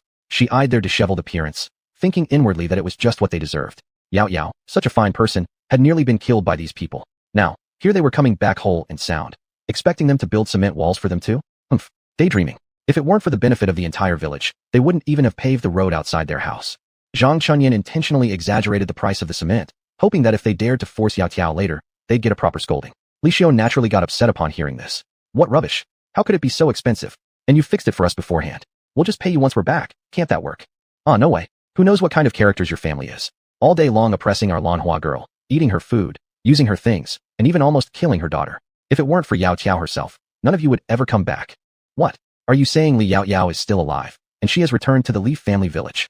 Li Xiao's eyes widened in disbelief. With such severe fever, she was nearly dead, and though she managed to survive, her deathly pale complexion, how could she possibly come back alive? However, just after she said this, a heavy club struck her. "I knew you didn't have good intentions. You were deliberately trying to harm my Yao Yao. Now that she has finally returned, how dare you curse her? I will beat you to death." Yulanhua continued to rain blow after blow on Li Xiao with great force, making her howl in pain. "Yulanhua, how dare you lay a hand on me?" The two brothers from the Li family quickly rushed over to intervene, one of them even attempting to punch Yulanhua in the head. However, he was immediately restrained by Miao Yang and his group who had been guarding Yulanhua closely. When they tried to resist, Miao Yang and the others didn't hesitate, pressing them down and rubbing their faces into the dirt. "How dare you lay a hand on our lady? You're asking for death. Oh no, someone's going to be killed. You all should go help." Hiaman saw her daughter being beaten severely by Yulanhua while her son was pinned down, so she rushed forward to stop it. But upon seeing the intimidating figures of Miao Yang and his men, she hesitated and didn't dare to step forward. Even Li Wan nearby was intimidated. However, upon hearing their cries, none of the villagers moved to assist them. Instead, Zhang Chunyan stood there crossing her arms, gleefully gloating. "They haven't killed her yet, so don't worry. Yulanhua knows her limits, and she doesn't have the strength to kill your precious daughter. And by the way, why didn't you stop your daughter when she used to beat Yulanhua? Huh? Is your daughter-in-law just an outsider, meant to be killed by your child?" He Chunyan had also married into the village. She'd had good fortune, marrying into a well-off family in the village, giving birth to a compliant son, and enjoying harmonious relations with her mother-in-law. Moreover, she got along well with Yulanhua and knew about the suffering she endured at the hands of the Li family. Naturally, she sympathized with Yulanhua and supported her. Besides, Li Yaoyao was such a wonderful person. Why shouldn't Yulanhua hit her a few times for the sake of Yaoyao? If only she didn't have to consider her father-in-law's reputation, she would have jumped in to help too. At this moment, Yulanhua was deaf to everything else. She had heard their curses against her beloved Yaoyao as she charged out, and she couldn't tolerate it. Her Yaoyao was so kind, obedient, and filial that even the emperor praised her. How could they dare to treat her this way? "I'll beat you to death, you heartless wretch." With bloodshot eyes, ignoring Li Xiao's screams, Yulanhua continued to strike her without counting how many blows she delivered. Just as Li Xiao managed to run to the edge of the road, Yulanhua raised her foot and kicked her straight down. Li Xiao's face plunged directly into the soft mud. "Hey, my vegetables." A recently dispatched ant who had gone to report to Li Yaoyao looked on in distress at her crops that had grown significantly. In the end, she added, "I just fertilized them not long ago." Chapter 52. Yulanhua's repeated confrontations. The person had just finished speaking when Li Xiao lifted her head, vomiting out a lot of foul-smelling mud, as if she were about to throw up her intestines. The crowd around felt somewhat instinctively nauseated by the sight. Hiaman jumped down quickly to help Li Xiao up, but upon lifting her with a pained expression, he was instantly met with her stench of excrement. Letting go inadvertently, Li Xiao fell back down and crushed several plants in the process. The ant from earlier was unhappy now. "I'll have you know, you've trampled on my vegetables, so you better compensate for it." These are sweet potatoes. If they don't grow after being stepped on like this, how will we manage? Li Xiu fell earlier because of Yulanhua, so naturally, the aunt couldn't blame her, given that these potato seeds came from Yao Yao. But the fall afterward wasn't related to that. Compensation must be paid, and more should be added, which can later be sent to Yao Yao. The two brothers remained pinned on the ground. Li Hua realized immediately they were assisting Yulanhua, thus walking to them with furrowed brows commanding, "Let your people release my two younger brothers right away." However, Yulanhua simply glanced coldly at the pair before raising her head toward Li Hua. "Father, you clearly agreed that day to take care of Yao Yao. How exactly did you take care of her? You let her develop a high fever, made her starve, almost caused her to lose her life outside, and even allowed Li Xiu to snatch water that highly struggled hard to fetch." By this point, Yulanhua was already choking up. "Father, I have never asked you to be fairer to us. But Yao Yao and Pinyin, Hailey are also your family. How could you treat them like that? You're not only threatening their lives, but also ours and our families." She truly couldn't imagine what she would do if Yao Yao hadn't returned. She wouldn't be able to carry on living. Had these two individuals not been her father-in-law and mother-in-law, had she not regarded committing violence against elders as an unforgivable sin of disrespect, and more importantly, if Yao Yao were still alive, then without hesitation, she'd demand justice for Yao Yao regardless of her own life. Li Hua was rendered speechless by her words, his face becoming increasingly awkward. "Are you questioning me?" "Yes, father, please answer me." Yulanhua now spoke with firmness because she no longer needed to flatter them for the sake of the family. Li Hua's face turned livid, and he raised his hand as if to strike. In the next moment, however, he was pushed aside by Li Shila and Li Pingon. "Don't hit my mother." Miayue, who arrived behind them, hurriedly stepped forward to protect Yulanhua, staring warily at the other party. The daughters-in-law and children behind Li Hua had already been terrified by their earlier behavior and dared not say a word to help. They had never seen their sister-in-law act this way, and it frightened them since she actually dared to lay hands on the younger sister. Even though they believed this little sister deserved it, because she relied on her parents' favoritism to always snatch things from them. With their husbands always siding with her, they couldn't bring themselves to admit it. Why should they? After all, she was older than them. Meanwhile, back at the field, Li Xiu was helped up by her husband and Hiamon, glaring fiercely at Yulanhua. Had she not been restrained, she probably would have charged again. "Scumbag," she muttered viciously at the man beside her while looking at Yulanhua with heightened alertness that she hadn't shown before. Yulanhua glared coldly back at her and surveyed all the people from the Li family, issuing a stern warning. "Li Xiu, all of you listen well. From now on, none of you are allowed to step into my home. If any of you dare, I'll fight back every time." She then looked towards Li Hua. "Father and mother-in-law, this applies to you as well. Even though I can't physically attack you myself, rest assured my household isn't alone anymore. If you dare to provoke Yao Yao or Pinyin in any way, they won't hesitate to deal with you." Having said this, she addressed Miaoyang and the others. Let them go. We're leaving. Go back and wash your hands thoroughly. It's dirty." Only then did Miaoyang and the others let go, shooting contemptuous looks at the two men on the ground. Cowards who only bully women and children. With that, they left the scene following Yulanhua. This farce was considered over. The onlookers from the Li family village found the spectacle entertaining, but thought Yulanhua was fully justified. If it had been them, anyone daring to harm their child would have faced the same response. They'd fight tooth and nail. As the crowd dispersed one by one once the event concluded, Li Qiu stared incredulously at them. "Uncle Li, you were wrong this time." Having said that, he too walked off, unwilling to waste another word on them. Hiamon shouted angrily, "How are we wrong? Yao Yao is still alive, isn't she? She didn't die. Yao Yao being alive is because of her own strength. What does it have to do with you? Move aside. Can't you see that my vegetables haven't been crushed by you yet?" The aunt directly shoved them, showing no courtesy. None of the Li Hua family would have expected that after just one trip away from home, everything would be so different upon their return. "I think this Li Yao Yao is a demon, a calamity. She shouldn't have been spared in the first place," Hiamon said viciously. Li Yao Yao was the first child born to the Li Hua family. Originally, they were eagerly anticipating their grandson, only to find out it was someone without the appropriate parts. Moreover, when she was born, Li Si had just failed his provincial exams. Hiamon thought it was all due to her bringing misfortune, wasting food, and even contemplated throwing her into the river to drown her for good. If it weren't for Yulanhua disregarding her own health to save her, she wouldn't have lived even that long. However, she eventually died at their hands anyway, just through other means, suffering much more hardship. Chapter 53. You will certainly not like your future outcome. At the doorstep, Li Yao Yao watched her mother come back home in a huff. The few people behind her did not have particularly good expressions either. However, the moment they saw Li Yao Yao, they immediately broke into smiles. "Miss, we're back." See, they hadn't let Mrs. be bullied by those people. "You've done well," Li Yao Yao praised without any hesitation. The two younger ones were immediately unhappy. "Sister, what about us? We protected mother too. You've also done well. I'll give you reward candies later." Besides preserved orange peel candy, there were also many white rabbits in Li Yao Yao's space, which the two younger ones liked very much. But eating candy is bad for teeth, so she would only let them taste it occasionally. After peeling, she placed it in a small wooden box and gave it to them. The eyes of the two little ones lit up instantly. They loved eating milk candies the most. Sweet and fragrant, but a bit sticky. Looking at these three children before her eyes, all the anger in Yulanhua disappeared in an instant. How good. Her children are still with her, and she still has a chance to protect them. Li Yao Yao took the wooden stick from Yulanhua's hand and smiled. Mother must be tired just now. Quickly go inside and rest for a while. Saying that, she looked at Miao Yu, who understood right away and supported Yu Lanhua into the house. Li Yaoyao handed over the candies and the wooden stick to a Lu and Ping'an, then patted their heads. You two also go inside. You haven't finished reading today's book yet. After a while, eat one candy, rinse your mouth, then go inside. Father is waiting for you. Okay. The two little ones happily ran inside. Li Yaoyao leaned against the doorframe, arms crossed, watching that family, increasingly disheveled, coming closer and closer. It's you. Li Xiu stared at Li Yaoyao for quite a while before recognizing her. After all, the formerly gaunt girl who had no more than 2 liang of meat on her body had almost changed beyond recognition. She couldn't believe it. Yes, it's me. Li Yaoyao faintly hooked her lips. I'm just here to tell you something. Don't come looking for us, no matter what. Otherwise, she slightly narrowed her eyes, deep and dangerous, with an icy voice. You will certainly not like your future outcome. Having said that, she turned around and entered the house, slamming the exquisite wooden door shut.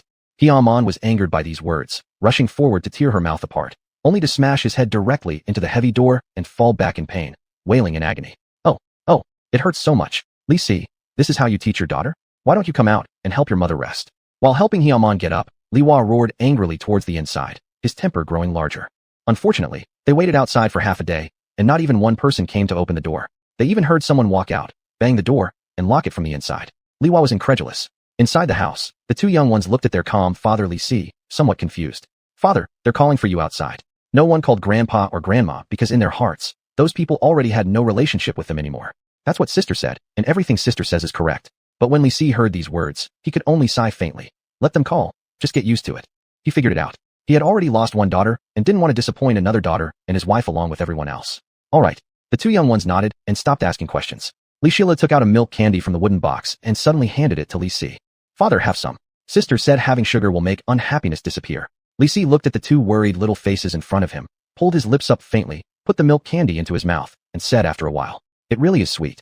Chapter 54. The Man of Li Xiu's Family. At this moment, Li Xiu stood before the door, gazing at Li Yaoyao's house as if she had suddenly noticed something. Father and mother, don't you feel that elder brother's home is much larger than usual? Moreover, the house was very beautiful. Indeed, it was the most attractive and largest in the entire village. She had just seen there was even a well in their yard. On their way back, they would sometimes drink well water from other villages, but those wells were either inside the village or far away. Yet, in Li village, the well was right outside Li Yaoyao's house. That meant only their family didn't need to carry water back laboriously from elsewhere. A wave of jealousy surged in Li Xiu's eyes. Why should they have the right to live in such a good house? They shouldn't be living here. It should belong to her, along with her parents. It's big, larger than our 3 houses combined.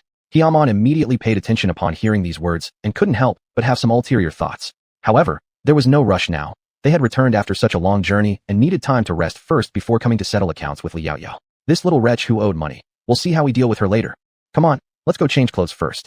We'll come over to eat dinner shortly and see if they dare stop us. Li Xiu's mind raced, quickly agreeing. Mother is right. Elder brother has never refused mother's demands, and I already saw it. All the wells in our village are in elder brother's yard. We can use this excuse to fetch water later and see how they will refuse us. If they dare to refuse, then they'll seek out the village headman and have the entire village evaluate the matter. The whole family harbored anger in their hearts as each returned to their respective rooms with their own calculations. After being away for some time, the place was already covered with dust, and because it had rained for a long period previously, several tiles were broken. The room smelled heavily of mold, especially when they looked up and could see the grand and exquisite courtyard of Li Yaoyao not too far away. Envy gnawed at them mercilessly. How can we live in such a place? Li Xiu immediately became enraged, throwing the things in her hands to the ground, getting more upset the more she thought about it. Turning around, she spotted the man quietly picking things up behind her and became infuriated. What are you picking up? Why don't you heat water for me to wash my feet? Don't you see I'm almost dead tired? You useless thing, why don't you hurry? Taking off her shoes, she hurled them directly at his face. With a loud slap, it struck him in the eye. The man winced in pain, closing his eyes briefly but said nothing. He silently stood up, grabbed the wooden bucket, and went out to fetch water. Yet Li Xiu simply coldly humphed, her expression still ghastly. Du Gao walked out of the courtyard gates, looking at the clean cement roads outside, but he was unsure what to do. Instead of knocking on doors, he went to find a water well elsewhere. Although Du Gao had also just seen the well in Li Yaoyao's courtyard, he wouldn't be like the least thinking that hers was the only one. And he certainly didn't have the nerve to knock on that door. His chapped lips tightened slightly, and his stomach growled audibly. Turning, he headed in another direction to fetch some water from the stream nearby, since it had rained recently, and now the stream water had replenished. Typically, people wouldn't irrigate fields using well water anymore. Du Gao was an in-law by marriage, originally from a neighboring village. His family consisted only of 2 parents, both 40-some years old, and a younger brother barely older than a teenager. When the natural disaster came and food was scarce at home, coincidentally he and Yu didn't want to let Li Xiu leave, so they found Du Gao. To ensure there was enough food to survive at home, he agreed to become an in-law at the Li household. However, unexpectedly, calamity struck soon after. In just half a year, he wondered how his parents were doing. Du Gao worried greatly, but when he proposed taking his parents and younger brother along, the Li family outright refused and wouldn't allow him to return home or give them any financial aid. Since he was married into the Li family, he belonged to them entirely. He was bought by the Lis with rice and silver, a mere commodity. Du Gao gave out a derisive laugh, unsure whether he was mocking the Li family or laughing at his own helplessness. Isn't that Li Xiu's husband? As soon as Du Gao arrived at the riverbank, several women were washing clothes nearby. Recognizing him, they called out, "Are you here fetching water to tidy up the house?" Du Gao shook his head with a gentle smile. "Xiu is tired. I thought I'd boil some hot water for her to soak her feet." Apparently unbothered by others' opinions of him, the comment brought laughter to the faces of the women. Glancing at each other knowingly, none of them criticized him further, instead saying, "Li Xiu is truly lucky to marry a husband as considerate as you." Du Gao blushed lightly, his manner polite and amiable, naturally endearing him to others. Only after he left with the water did the group of women speak again. Such a mild-tempered young lord. It's quite the bargain for Li Xiu. Even though he's married into the family, one shouldn't make him do these sorts of tasks or else his dignity will be compromised outside. One of the women couldn't help but shake her head. Look at that smile just now. It seems like he's quite content with it. How could a man possibly enjoy bringing foot-washing water to a woman? I reckon he's being forced. Didn't you see the bruise around his eye? He must have been hit by Li Xiu. The voices of the several women were not exactly quiet, and they reached Du Gao's ears before he had walked far. Hearing this, his steps paused momentarily, and the smile on the corner of his lips gradually faded. Chapter 55, Egg Products. It's just fetching water. Why does it take so long? Du Gao had just stepped into the courtyard when he heard Li Xiu's impatient voice. I went to the lake to fetch water and was stopped by a few ants who wanted to chat. Don't be mad. I'll boil water for your foot bath right away. It'll be quick. A tender smile hung on Du Gao's face as if it didn't matter how Li Xiu treated him. Seeing his expression, Li Xiu humphed, but didn't continue scolding him. Du Gao soon entered the kitchen, noticed there was still some firewood left, and started to burn hot water. In between, he also cleaned up the house, picking up everything Li Xiu had dropped and tidying them bit by bit. Suddenly, Li Xiu's voice could be heard outside, and upon listening carefully, Du Gao realized their 6-year-old child's voice had joined in. "Mother, I just visited Uncle's house. Their house is so big, and they raise lots of pigs, cattle, and horses. I saw them collecting quite a few eggs. Mother, I'm hungry. I want to eat eggs." He had tasted them before, though that was all in the past now. Li Kai shook Li Xiu's arm cutely, and his stomach gurgled in agreement. Li Kai got his name from Li Xiu herself. Because her husband Li Si was a scholar, and scholars were respected everywhere, and moreover, as a scholar, one could teach and earn silver. So she named her son Li Kai, combining with her own name, Li Xiu. It made the two words together mean scholar. Instantly feeling heartache, but due to being beaten earlier that day, Li Xiu didn't dare to do much at the moment. Her eyes twinkled mischievously. "Kaier, go find your grandfather and say the same thing you told me just now. Hurry up." Because Du Gao had married into the family, Li Kai naturally referred to his paternal grandparents using the same terms as Li Yaoyao did. Li Kai licked his lips as if already tasting the egg and sprinted toward the nearby house of Li Hua. "Grandpa, Grandma, I'm hungry. I want to eat eggs." Li Xiu smirked triumphantly. She didn't believe her elder brother would refuse her father's demand. Inside, hearing his wife teach their son this way, Du Gao only pursed his lips and continued cleaning without comment. On the other side, Liang Chui had picked up eggs and duck eggs and walked into the kitchen. "Miss, I don't know why, but tonight I managed to pick 13 eggs and 7 duck eggs." Usually, they got no more than 10 eggs and 5 duck eggs, so it seemed the chickens and ducks were having a good mood like everyone else today. Moreover, the girl said she would make preserved eggs, salted duck eggs, and salted chicken eggs for them. Even though none of them had ever tried them, if the girl said they were good, they must surely be delicious. Everyone in the house was extremely excited, eager to help. Li Yaoyao, who was dealing with the previously stored duck eggs and chicken eggs, raised her head and took the eggs handed to her. She kept all the duck eggs and a few chicken eggs, saving the rest for cooking or making boiled eggs for the 2 children to supplement their protein. Not bad. If we manage well, our shop can sell a few more items.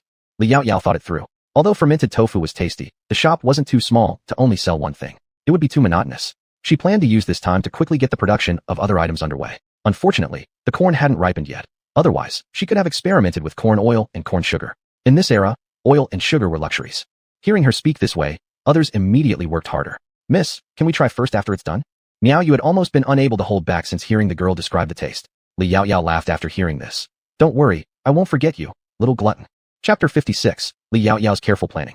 "I knew you were the best, young lady." Miao Yu hee laughed and worked even harder with her hands. She quickly placed the previously washed and dried duck eggs into the mud, giving them an even thin layer of clay. Then she wrapped the prepared eggs in oil paper and sealed them before putting them into a basket of old clothes that was already prepared. Her movements were skilled, clearly having done this many times in recent days. The young lady said that chicken eggs need to be pickled for about 12 days and duck eggs for about 14 days before they can be consumed, but they must be stored in a cool place or they will spoil easily. With so many chicken and duck eggs, if they went bad, everyone would be heartbroken. After making the preserved eggs, Li Yaoyao then led them to start making salted duck eggs and salted chicken eggs. Liang Chui walked in with eggs and duck eggs that had been washed clean and dried in a cool indoor area. "Miss, is this good enough?" Li Yaoyao glanced at it and nodded. It's fine." Then she instructed them to first put the salted duck eggs in a large wooden barrel, pour in aged white spirit, until the ducks and chickens' eggs were completely submerged. Instantly, the entire kitchen filled with the strong smell of aged white spirit. The alcohol aroma made all the men unable to resist swallowing their saliva. "Miss, can we still drink the alcohol after it marinates the eggs?" So much aged white spirit, it was really heartbreaking. "It definitely won't work." Li Yaoyao didn't expect them to ask such a question, so she explained to them. "Even though we wash the eggs very clean, who knows if there might be other bacteria on the outside. If you drink it, and something goes wrong, you'll end up spending more money." Upon hearing this, everyone immediately gave up on the idea. People in this era were afraid of getting sick, because most diseases are hard to treat and cost a lot. Many people who can't afford treatment can only wait it out. Those who survive make it through, and those who don't can only face death. Liang Chui placed the basket aside and looked at the hundreds of chicken and duck eggs inside, asking, "Miss, how long should we pickle them to make them good?" "It will take about the time of one stick of incense burning down to take them out. Afterward, wrap another layer of salt, moisten again with aged white spirit, then add another layer of salt. Then seal them well in oil paper and store them in a jar tightly sealed. Place them in a cool spot to mature for about 20 days. The eggs pickled this way have sand-like, sticky egg yolks with a very nice texture. They go particularly well with congee." Li Yaoyao herself liked the yolk of salted duck eggs a lot, but she has never tried salted chicken eggs since salted duck eggs are simply divine. Since the house had fewer duck eggs than chicken eggs, she included the latter as well. If this batch succeeded, she could then buy some more duck eggs and mass-produce them. Once her shop expanded, she could even open a factory producing salted duck eggs, though naturally, the factory wouldn't only produce one kind of product. Just imagining it filled her with delight. This made everyone's thoughts stray far from those trivial distractions. They were too busy with their own matters to think about others, as long as nobody came bothering them. But no sooner had the thought crossed their minds than the front door was loudly knocked on. Everyone's expressions instantly changed. Mississippi. The eyes of several big men focused intently on their young lady, waiting for her to speak. The door kept being pounded on, accompanied by Li Wa's angry voice. "Li Si, hurry up and open the door for me. How dare you lock your old man out? You ungrateful son." At this moment, Li Si was teaching the two children how to write characters when he heard the sound outside.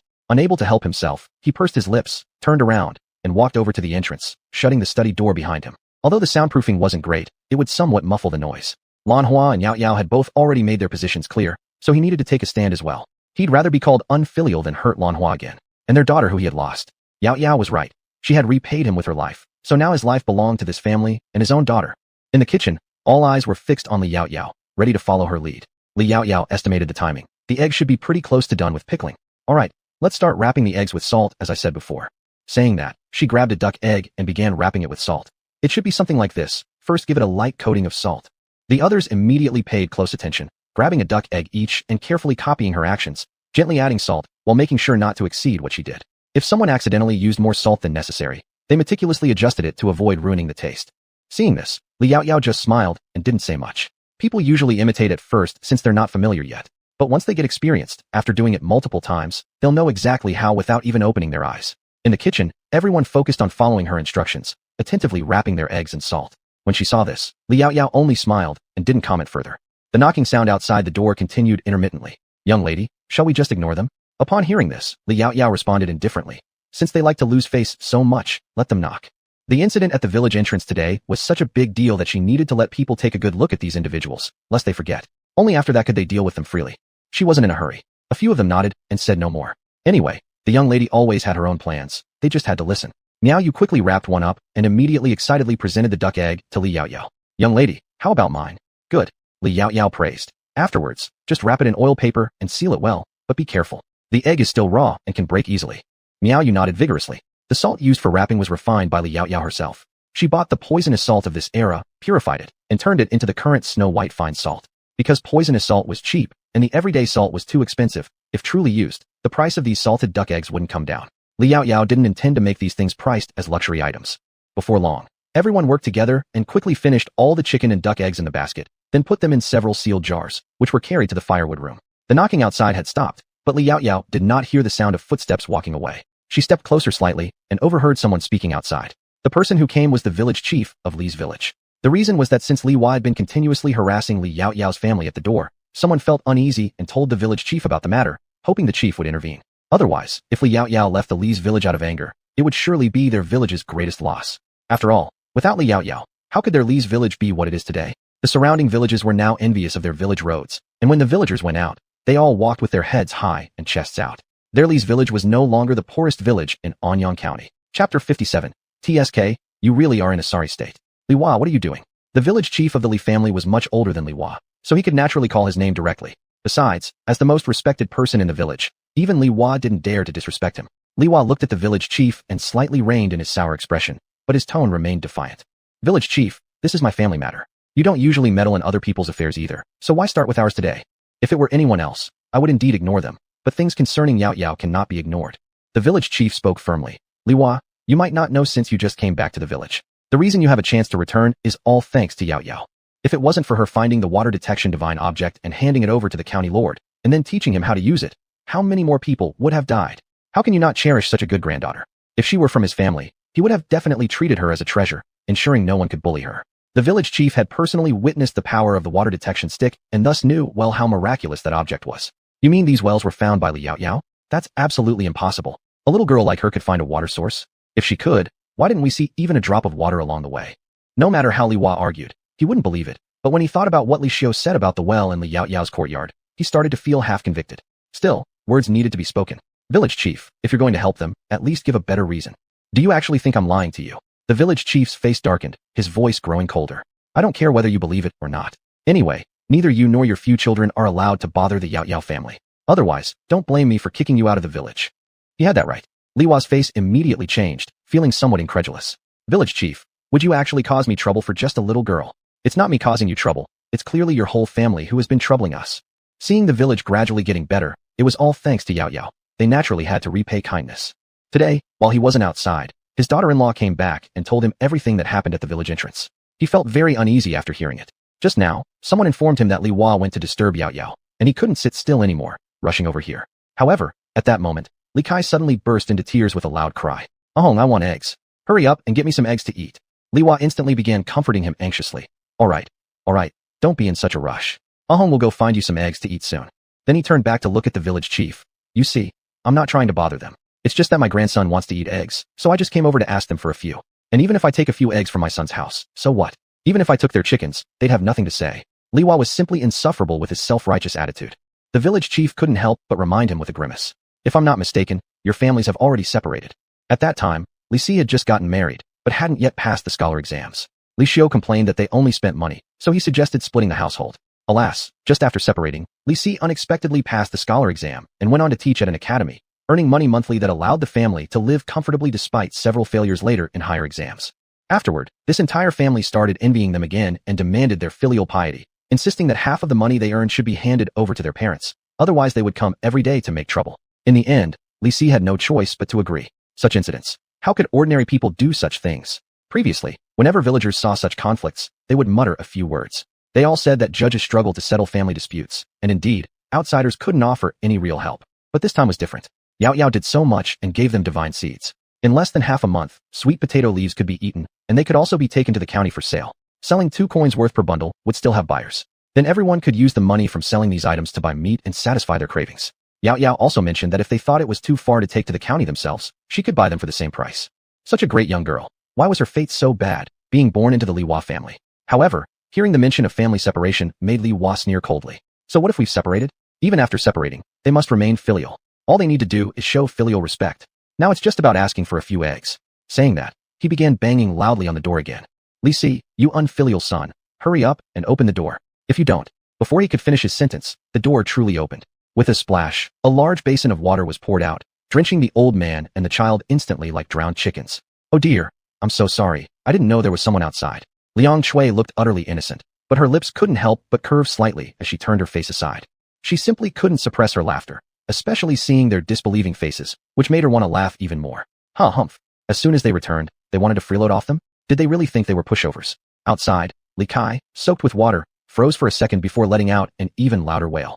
"Li Si, you can stop calling him. I'm in charge now in this household, and father has no say whatsoever." Li Yao Yao elegantly walked over from behind, shaking her head gently with a sigh. "You two are quite pathetic."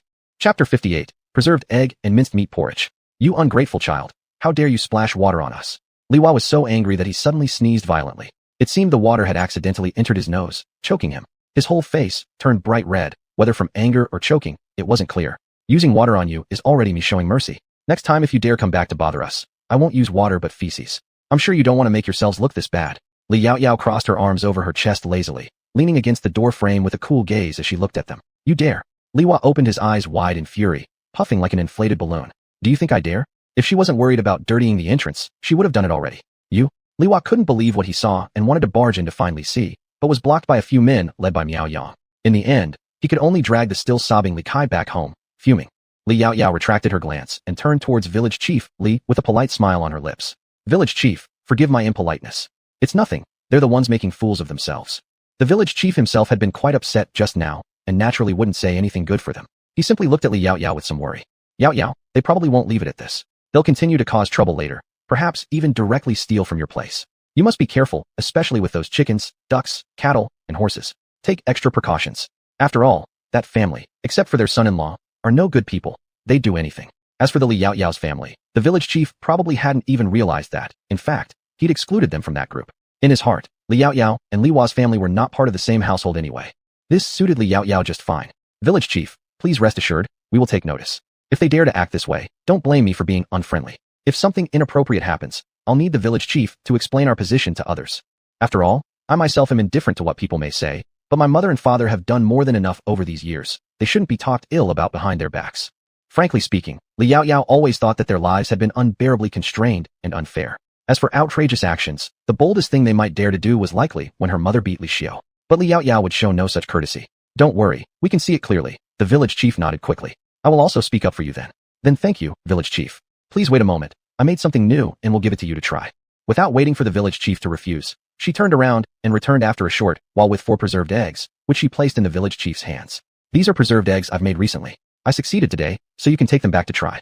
How can this be? We cannot take your things. And I didn't come specifically to get something from you. The village chief tried hastily returning the preserved eggs in his hand, but Li Yaoyao stopped him. Chief, let me explain. This was coincidental. We were just preparing to cook these preserved eggs for dinner, and you happen to arrive right now. Try it for me, and provide feedback afterward. Are you planning to sell this?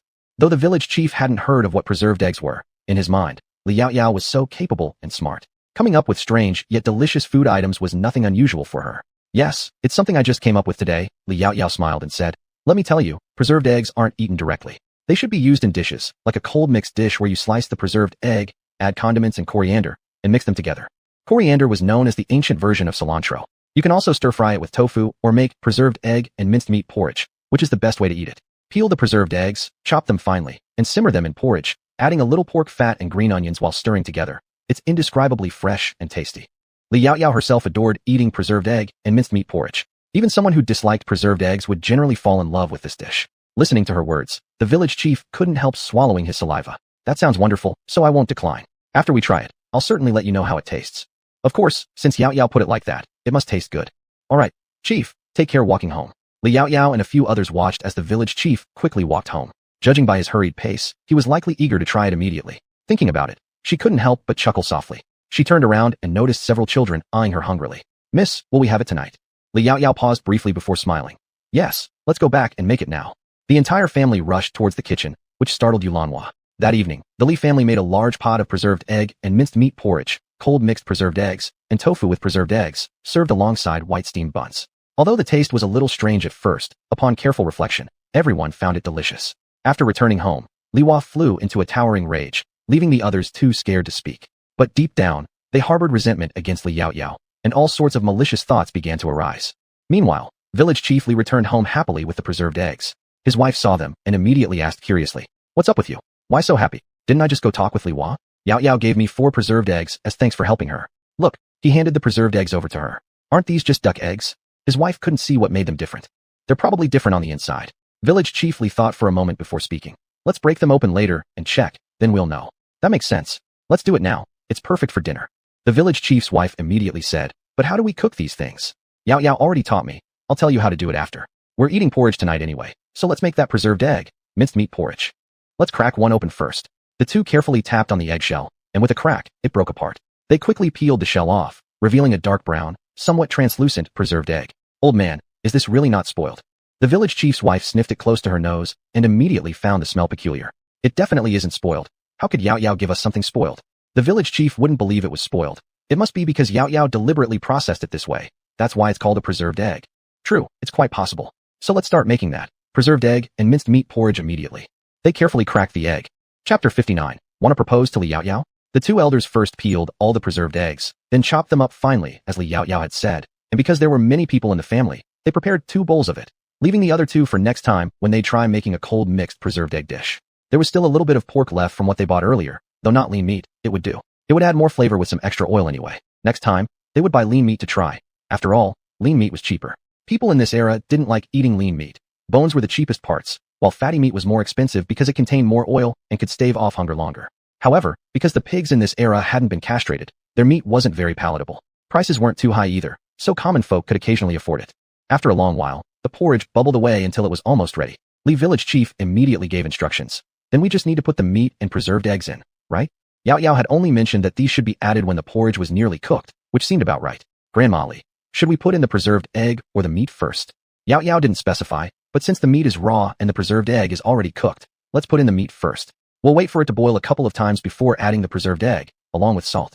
Salt was expensive nowadays, so they conserved it carefully in their everyday lives. Grandma Li thought about it and decided it made sense, so she proceeded accordingly. On the side, some corn buns and steamed buns were warming. They certainly weren't as white as those at Li Yao Yao's house, nor as soft and chewy, and they definitely couldn't contain something precious like sugar. But for the villagers, this was a good life now. At least everyone had water to drink and food to eat, unlike before when 1 meal a day was barely enough, surviving day by day. At this moment, they sincerely felt grateful to Yao Yao for bringing them water. About a quarter of an hour passed, and the son, daughter-in-law, and grandson of village chief Li came back from the fields. As soon as they entered the house, they smelled the rich aroma of eggs. "Mother, what are you cooking? It smells so good." Zhang Chunyan washed her hands and quickly walked into the kitchen. The scent grew stronger instantly. "I'm making preserved egg and meat porridge, so tonight we'll have this porridge with steamed buns." Grandma Li smiled and turned around to tell her. Zhang Chunyan had already reached the stove. "What kind of preserved egg porridge smells this delicious? I've never smelled such a tantalizing aroma before. Isn't it? I didn't expect it to smell this good." Grandma Li hadn't forgotten how the preserved eggs tasted. "Let me tell you, these preserved eggs were specially given to your father by Yao Yao. She made them herself, probably because your father helped during that disturbance at the Li Hua family's place today, and because you helped at the village entrance today, Yao Yao gave us these extras. This is all thanks to you." Zhang Chunyan hadn't expected such a reason and quickly pushed the credit to her father-in-law. "I didn't really do much today. It's mainly because of what my father-in-law did that Yao Yao showed us favor. Today, we're truly riding on my father-in-law's luck." "That's true," Grandma Li sighed. "Yao Yao is such a good child, but unfortunately, the Li Hua family doesn't cherish her. They almost got her killed. If it were anyone else, they wouldn't give anything away so willingly." Thinking about it, Grandma Li became angry again. "You don't know yet," after the incident, when the Li Hua family learned that Yao Yao's household kept chickens and ducks, and his grandson wanted to eat eggs, he kept banging on Yao Yao's door repeatedly, making quite a racket. Your father simply couldn't stand it and intervened. What a shame for a child like Yao Yao to be born into their family. If only they had treated Yao Yao better before. She is such a gentle and filial child. By now, they should have been enjoying their happiness without needing to beg for anything. Everything would have been handed to them already. These matters were clear to everyone in the neighborhood. Yes, it's a pity that she isn't our child. If she were ours, father and mother would have doted on her endlessly from the start. They wouldn't have allowed her to endure so much hardship. Zhang Chunyan also sighed meaningfully, pausing momentarily before suddenly thinking of something. "Mother, what do you think if Zhou proposes to Yao Yao and marries her? Look, I get along so well with Orchid's sister. If our families become even closer." But Grandma Li shook her head. "If it were before, it might have worked. But Yao Yao today is no longer suitable for our second Zhou." She was aware of her limits. Zhang Chunyan didn't expect her mother-in-law to say this, but upon further reflection, it made perfect sense. "It's just that our second Zhou lacks this fortune. I once noticed that Yao Yao has a good relationship with the magistrate in our county and has helped him significantly. Occasionally, the old magistrate visits Orchid's sister's house. I suspect they may have already formed an understanding long ago. The county magistrate, he was a grand figure that they, ordinary folks, could hardly ever dream of getting close to, let alone the fact that he had come all the way from the capital. You must not repeat these words recklessly outside. This matter isn't confirmed yet. We outsiders absolutely cannot spread rumors and tarnish Yao Yao's good reputation, you understand." Old Lady Li hurriedly warned her. Zhang Chunyan nodded. "I naturally know this, mother-in-law, don't worry. I just mentioned it at home with you." She genuinely hoped for Yao Yao's well-being. Then Orchid's sister could enjoy happiness too, and no longer be bullied by that family. Old Lady Li approvingly nodded. She had nothing to say about this daughter-in-law's disposition. Thinking of something, she looked down at the big pot of porridge, scooping some up to inspect it more closely, then nodding again. "All right, take the steamed buns and corn buns to the table first, then call them in for dinner." "Alrighty." Zhang Chunyan swiftly opened the lid of the pot, and instantly a burst of warm steam filled the air, carrying with it the sweet aroma of flour. She picked up a large plate and, using chopsticks, transferred the buns and corn cakes onto the plate before placing it on the table. Then she called out toward the door. "Wash your hands quickly and come to eat." Yao Yao had said that hands should be washed before meals. This would prevent one from falling ill easily. The people outside had been waiting anxiously for quite some time. At her call, they rushed in without hesitation. As the family drank the preserved egg porridge and ate the buns and corn cakes, they found the taste simply marvelous. Village Chief Li suddenly spoke up. I wonder how much Yao Yao will sell each of her preserved eggs for. Once we're done eating, we'll buy a few too. That way, even if there's no dish served, the meal still tastes fragrant. They even thought it was tastier than their regular meals. Everyone immediately agreed. Father, if they aren't expensive, we should buy a few more. Village Chief Li nodded. Such fine things must have salt already added to them during preparation, so they probably won't be cheap. I estimate they shouldn't be too inexpensive. If they turned out to be too costly, he could only afford to occasionally purchase two for a treat. At this moment, Li Yao Yao had no idea yet that her preserved eggs had already caught someone's attention. She was busy counting the days until her business would officially open. Chapter 60. Big Business? On the second day, Li Yao Yao led a group of people early in the morning to load several jars onto the ox cart and slowly headed toward the shop in the county. As soon as the shop door was opened, the neighbors had already arrived, catching Li Yao Yao and asking her, Miss Li, are you about to open for business? Can we buy your fermented tofu now? The previous evening, they all tasted the fermented tofu with their dinner. It paired so well with porridge that they easily ate 2 or 3 bowls. With the strong flavor of the tofu, it could even be considered a dish on its own. If they were frugal, one piece of tofu could feed someone for 3 or 4 meals. But yesterday, none of them could resist, and a whole family finished off 2 pieces of fermented tofu. So today they couldn't help but come by again. Li Yao Yao knew how fragrant her tofu was, and expected they would return, but she didn't anticipate their enthusiasm. Unfortunately, it wasn't yet time to open, and she could only look at them apologetically. My dear neighbors, I'm really sorry. My shop hasn't officially opened yet. You'll have to wait another couple of days. Likely around dawn the day after tomorrow, our small shop will be opening. Not only will there be fermented tofu, but other delicious foods will also be introduced gradually. Everyone, please look forward to it. Upon hearing this, the crowd became disappointed but perked up at the news of more delicacies. Thinking that they only needed to wait another 2 days, no one pressed further. Miss Li, what kind of food will be available then? Will it be just as tasty as the fermented tofu? Of course.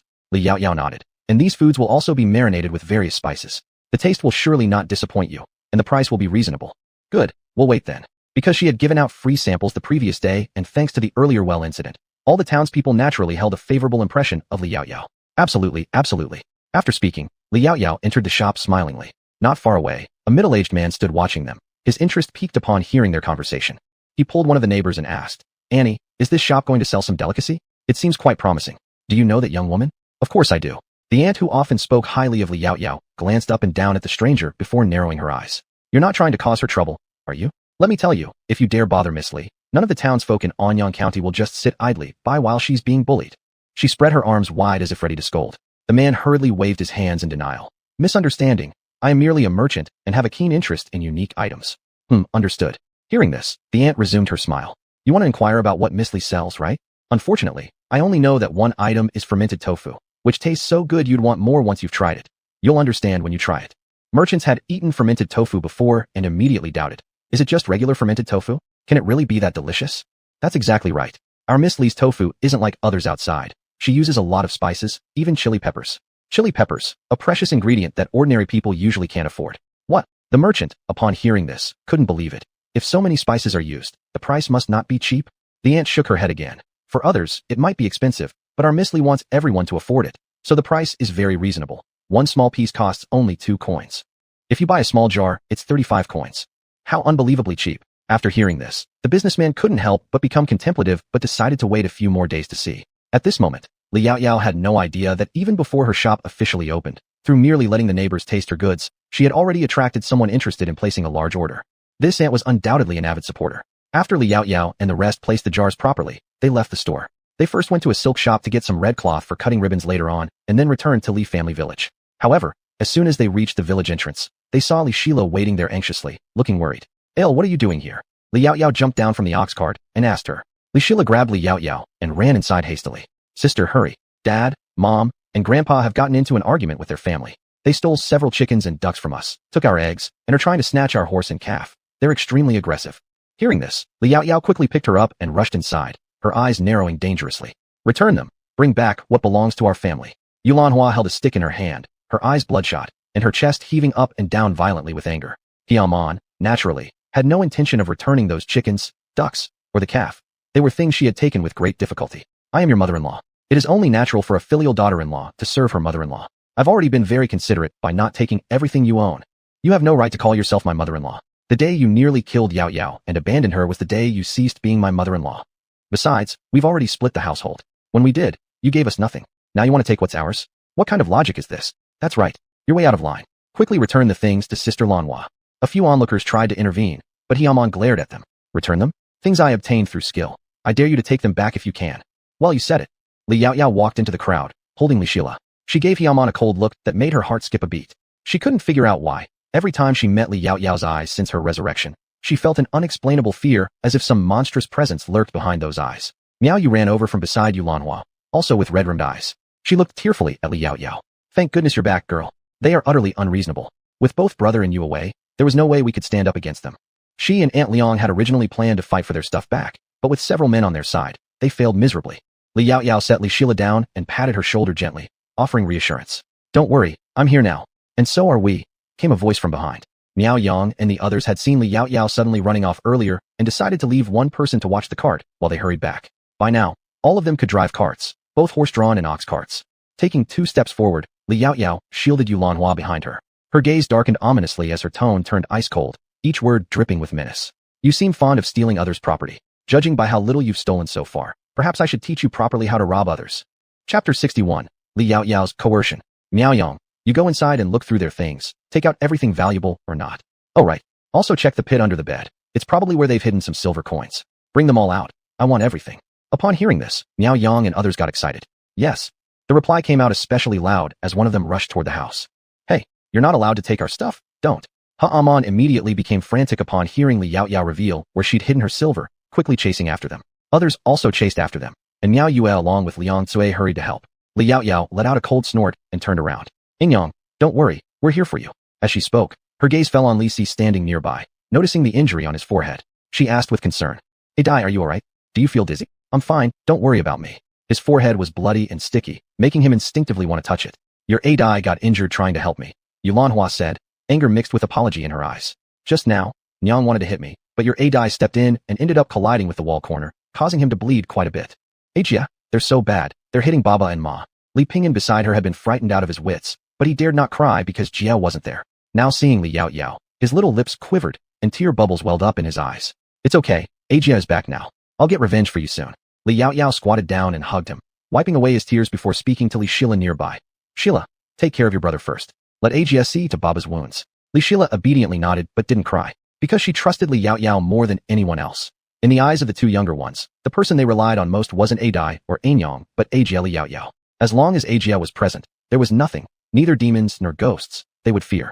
Li Yaoyao affectionately patted her head, finding great comfort in her maturity, then stood up, pulling out iodine and powdered medicine from the small bag on her back. Adai, let me disinfect your wound and apply the medicine. Lisi nodded, lowering his head slightly. Yaoyao, let me do it. She took the medicine from her hand and carefully applied it to Lisi's wound. Not far away, Miao Yang and others had already returned from the several houses, having moved everything outside and stacked it near Li Yaoyao's feet. Most were relatively valuable coats, bedding, etc., and of course, there was also silver. Actually, everyone hid their silver in similar places, so once checked, it was found easily. Li Yaoyao hadn't expected they'd managed to bring back quite a lot of silver. The items should be about all that's here, said Miao Yang, placing the silver coins and silver notes into Li Yaoyao's hands afterward. Good job, Li Yaoyao lightly responded. Suddenly, the family of Li Hua rushed forward again, arrogantly glaring at the silver in her hands. Li Yaoyao, give us our silver back. Back? Li Yaoyao gave a slight smirk. Once it's in my hands, it's mine. Why should I return it to you? That's our silver. Haamon anxiously hopped up and down. Li Yaoyao sneered. Yours? Call out and see if it responds. Or does it have your name written on it? Well, there are bite marks from us on it. Li Xiu hastily said. I could say those bite marks are from my family too. Anyway, we all pretty much look alike, replied Li Yaoyao, tossing the silver coins up in the air and playing with them while they could only watch. Seeing her action, Li Xiu narrowed her eyes and lunged to snatch them, but Miao Yang and Qin Dao standing in front blocked her out. In fact, you aren't losing out at all since you've already taken our chickens, ducks, even a young bull. Do you know how expensive bulls are these days? Plus, we've raised them for such a long time, feeding them good food. So, just let this silver and these items balance things out. Gaoshan, Miao Yang, you take these things back home and use them yourselves. By the way, we're short of winter quilts. No need to buy them now. Quilts cost quite a bit of silver too. Alright. They immediately crouched down to pick these things up. You're not allowed to move them. Li Xiu hurriedly sat down on top of the things. You can only take these things if you take my life first. Behind her, her two brothers walked over looking grim, trying to persuade her. Yao Yao, we're all relatives? Why make such a fuss? Fuss? To me, this looks very beautiful. It's practically a scenic view of our Li village. Li Yao Yao gave another sneer. I'm telling you, I will not let this incident go so easily today. What you've done to my AD and Anyang will not go unpunished. If she didn't make them feel real pain today, she wouldn't be Li Yao Yao. So what do you want? Both Li Hua and Helaman were wary of Li Yaoyao, especially because she had a few tall and strong adult men around her, which is why they dared to steal when they weren't at home. I want you to apologize to my AD and Anyang. Return everything you took, compensate for our family's losses, and ensure that you won't steal anything from us again. Can you do that? How can fathers and mothers apologize to their children and daughters-in-law? Li Hua looked furious, almost disbelieving. It's never been done before, but you two are in a great position to start the trend. You'll be famous in no time. Just not for any good reason, though.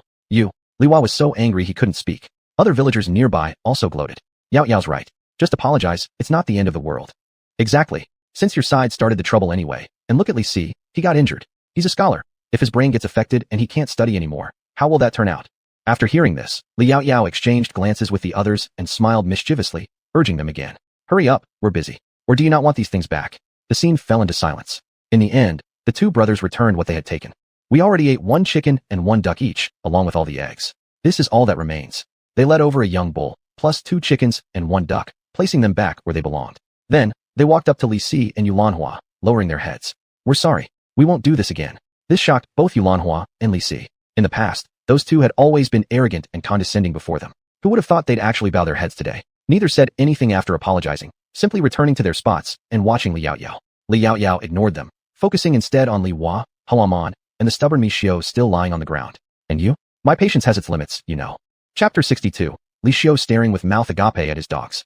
You two useless things. Li Xiao roared at his two brothers, unable to believe that they had given up so easily. Their faces turned increasingly grim as they sneered. If you want to cause trouble, go ahead on your own. We still have lives to live. With the silver and bedding all taken away, how were they supposed to survive in the coming days? Yao Qiao was now so powerful, with their entire family against them. Even the village head and villagers were on her side. What could they possibly do? They certainly couldn't leave Li family village. At this moment, due to matters concerning their own interests, the two elder brothers no longer wanted to make a fuss. Li Yaoyao looked coldly from afar. People always prioritize themselves first. You haven't done anything wrong. The error lies within people's hearts. She had seen such situations far too often, especially in an apocalyptic world, where just for survival, there are countless instances of pushing others aside to die. Li Xiao stared fiercely at Li Yaoyao. Li Yaoyao, why did I never realize how formidable you are? She even made his two older brothers abandon her side. He should have gotten rid of her earlier, otherwise, none of this would have happened. But if it weren't for today's Li Yaoyao, wouldn't this matter not even exist? Without Li Yaoyao, nothing needed reconsideration. Upon hearing her words, Li Yaoyao smiled nonchalantly. Is that right? Don't I remember you already getting a taste of this once? Unfortunately, I had a fever back then and lacked strength, but today I'm quite capable. Do you want to repeat? As she said this, she took a couple of steps forward. It seemed memories of that fear triggered something. Li Xiao practically leaped up, bouncing far back. What are you trying to do? There are so many people here. Do you actually think you can kill me? That time, those eyes, they surely indicated she wanted to kill him. You're spouting nonsense, said Li Yaoyao, with mock innocence. I was nearly dead back then, lacking strength. But things aren't as straightforward now. Had it not been for her mission in the military which prohibited killing innocent people or interfering with commoners indiscriminately, do you really think you'd still be standing before her now speaking so boldly? Li Yaoyao maintained an air of innocence, but her eyes grew more dangerous. Don't call me aunt. You don't have the right to call me aunt. Li Xiao recoiled another 2 steps, his face instantly pale. Mama, look. She's threatening me. Li Yaoyao snorted lightly, tiring of playing games with him. This is my final warning. Are you apologizing or truly refusing to return these belongings? Li Hua suddenly turned to the village chief and the others. Are you going to stand idly by while she bullies our whole family? That's completely off base. Zhang Chunyan protested first. Just now it was clearly your family bullying Orchid and her children. All Li Yaoyao is asking for is a simple apology. What's wrong with saying sorry? It's not like it's a huge issue. It is definitely your fault. Father, speak up and be fair about this. Village head Li nodded in agreement. Li Hua, an apology is in order. Although indeed parents seldom apologize to their children and spouses, the actions of Li's family went too far. If only they hadn't arrived late, perhaps Li Si wouldn't have been injured, possibly risking brain damage. He was after all one of the most educated individuals in their village. Others agreed as well. Though some thought Li Yaoyao was making a mountain out of a molehill, considering the benefits she brought, they all started nodding. Currently, they didn't wish to cross Li Yaoyao, and hence decided to alienate the Li family instead. As Li Yaoyao had put it, people's minds were inherently grounded in reality. Naturally, Li Hua and the rest also saw clearly that the villagers had long been swayed by Li Yaoyao. Today, regardless, bowing down was inevitable. Ultimately, Li Hua dragged his wife and daughter over to the couple Li Si and Yulanhua, forcibly bowing their heads. I'm sorry. Startled, Li Si and Yulanhua exchanged terrified glances, swallowing nervously as they instinctively turned toward Li Yaoyao for support. Satisfied, Li Yaoyao narrowed her eyes. Not bad. Seems like there's some sincerity. Even though there wasn't true sincerity in heart, she only sought superficial appearances anyway. She pulled out a couple taels of silver, leaving the rest on the ground. This silver is for the chicken, duck, and eggs you ate. Consider it payment. As for the extra, it will serve as medical expenses for my father.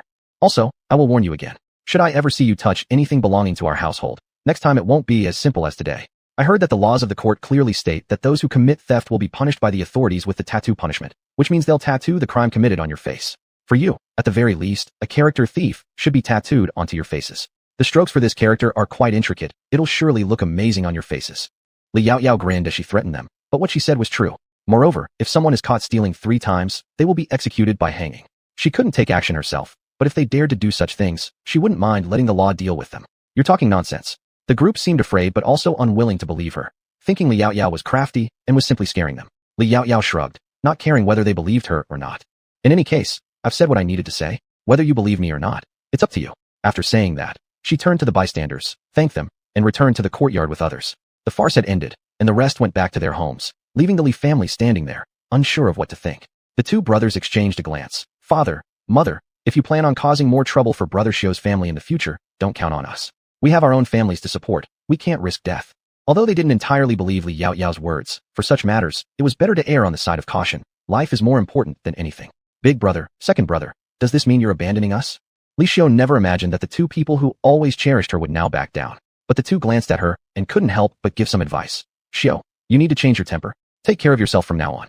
Before, they hadn't realized how bad-tempered she was, but after wandering outside for a while, the 2 brothers had already started feeling uneasy, especially with their wives constantly complaining, and with today's events, they too were concerned about their dignity and wanted to live their own lives quietly. But Li Shio couldn't bear hearing these words. What do you mean by this? Didn't you 2 eat all the chickens and ducks before? In fact, you ate even more than anyone else. But all the drumsticks were divided among you, and we always had to settle for less. I'm thoroughly fed up. After saying this, the 2 turned away and left, leaving Li Shio dumbfounded, staring blankly at her dogs. Chapter 63. If you can't get it, destroy it. Unlike them, everyone around Li Yaoyao was genuinely happy. Sis, you were so amazing just now. When I grow up, I want to be as great as you.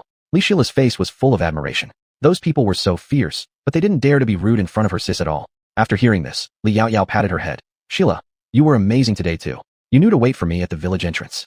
Praised by her sis, Li Sheila immediately looked very proud. Sis, what about me? What about me? Li Changle became anxious when she praised his sister, but not him. Li Yaoyao immediately complimented him with a word, which made him satisfied. He stood there and chuckled foolishly. Now you suddenly remembered something Li Yaoyao said earlier and couldn't help but ask her. Miss, are those things you just said true? Will characters really be carved on their faces, and will they be strangled after stealing 3 times? The young miss wasn't just trying to scare them, was she? There might be some truth in scaring them, but it's indeed true. I learned these things from Ji after asking him. She calculated that they would definitely try to steal small things, so she asked beforehand. After hearing this, Miao Yu quickly noted it down. Gao Shan asked, why would Miss remind them? Li Yaoyao smiled slightly. Do you really think they can easily get rid of their greed? Everyone shook their heads, indicating no. After all, there are always such people who will never change despite repeated teachings because they have never paid any huge price. They cannot remember the consequences. As for why she did not send them to the authorities today, first, it was out of consideration for her father who has always protected her mother. Second, isn't she waiting for them to commit bigger offenses before sending them to the authorities? It would be troublesome to carve words on their faces, and she owes Ji for making a trip for this. Afterward, Li Yaoyao examined the wound on Li Si's forehead, applied medicine, and it had already stopped bleeding. Not bad. It's not very serious. Yu Lanhua said beside her. The wound was scratched by cement on the wall, but fortunately, Yaoyao, you have medicine. Li Yaoyao nodded. In the future, if you get cuts on your hands, use this red liquid to rub on them. This is mainly used for disinfection to prevent bacteria from entering the blood vessels. Although many people didn't quite understand, they all nodded together. We know, Mississippi. Miss, we treated them like this today. Will they bother us again? Now you thought that if it were her, she wouldn't come back. No, she wouldn't have bothered in the first place. Upon hearing her words, Li Yaoyao chuckled slightly. Some people won't give up until they've gained an advantage. If they know they cannot benefit, they'll try every means to destroy our stuff. If they can't get it, they'll destroy it. This saying is classic. They're so bad. Leaning in Miao Yu's arms, Li Shila looked up and told her. After listening, Liang Chui became somewhat anxious. Then, Miss, should we prepare ourselves? It's fine. Facing adversity head-on, blocking enemies when they come. Those people after all don't have much brains. As Li Yaoyao had guessed, Li Xiu returned home and vented a burst of anger. Mama, Baba, are you going to let this go? She couldn't accept this outcome, especially seeing how well off her brother was living, having such a nice house while they lived so poorly compared to them. She was utterly distressed. What else can we do? Hiaomon was actually somewhat frightened. If we continue taking their things, they will turn us into the authorities. I wouldn't want to have words carved into my face. In that case, she would become the most shameful person in the Li family village, and where would she have the face to step outside ever again? However, upon hearing these words, Li Xiu sneered. Mama, do you actually believe what that little girl said? Those were all intended to scare us. How could a little girl know about the legal codes?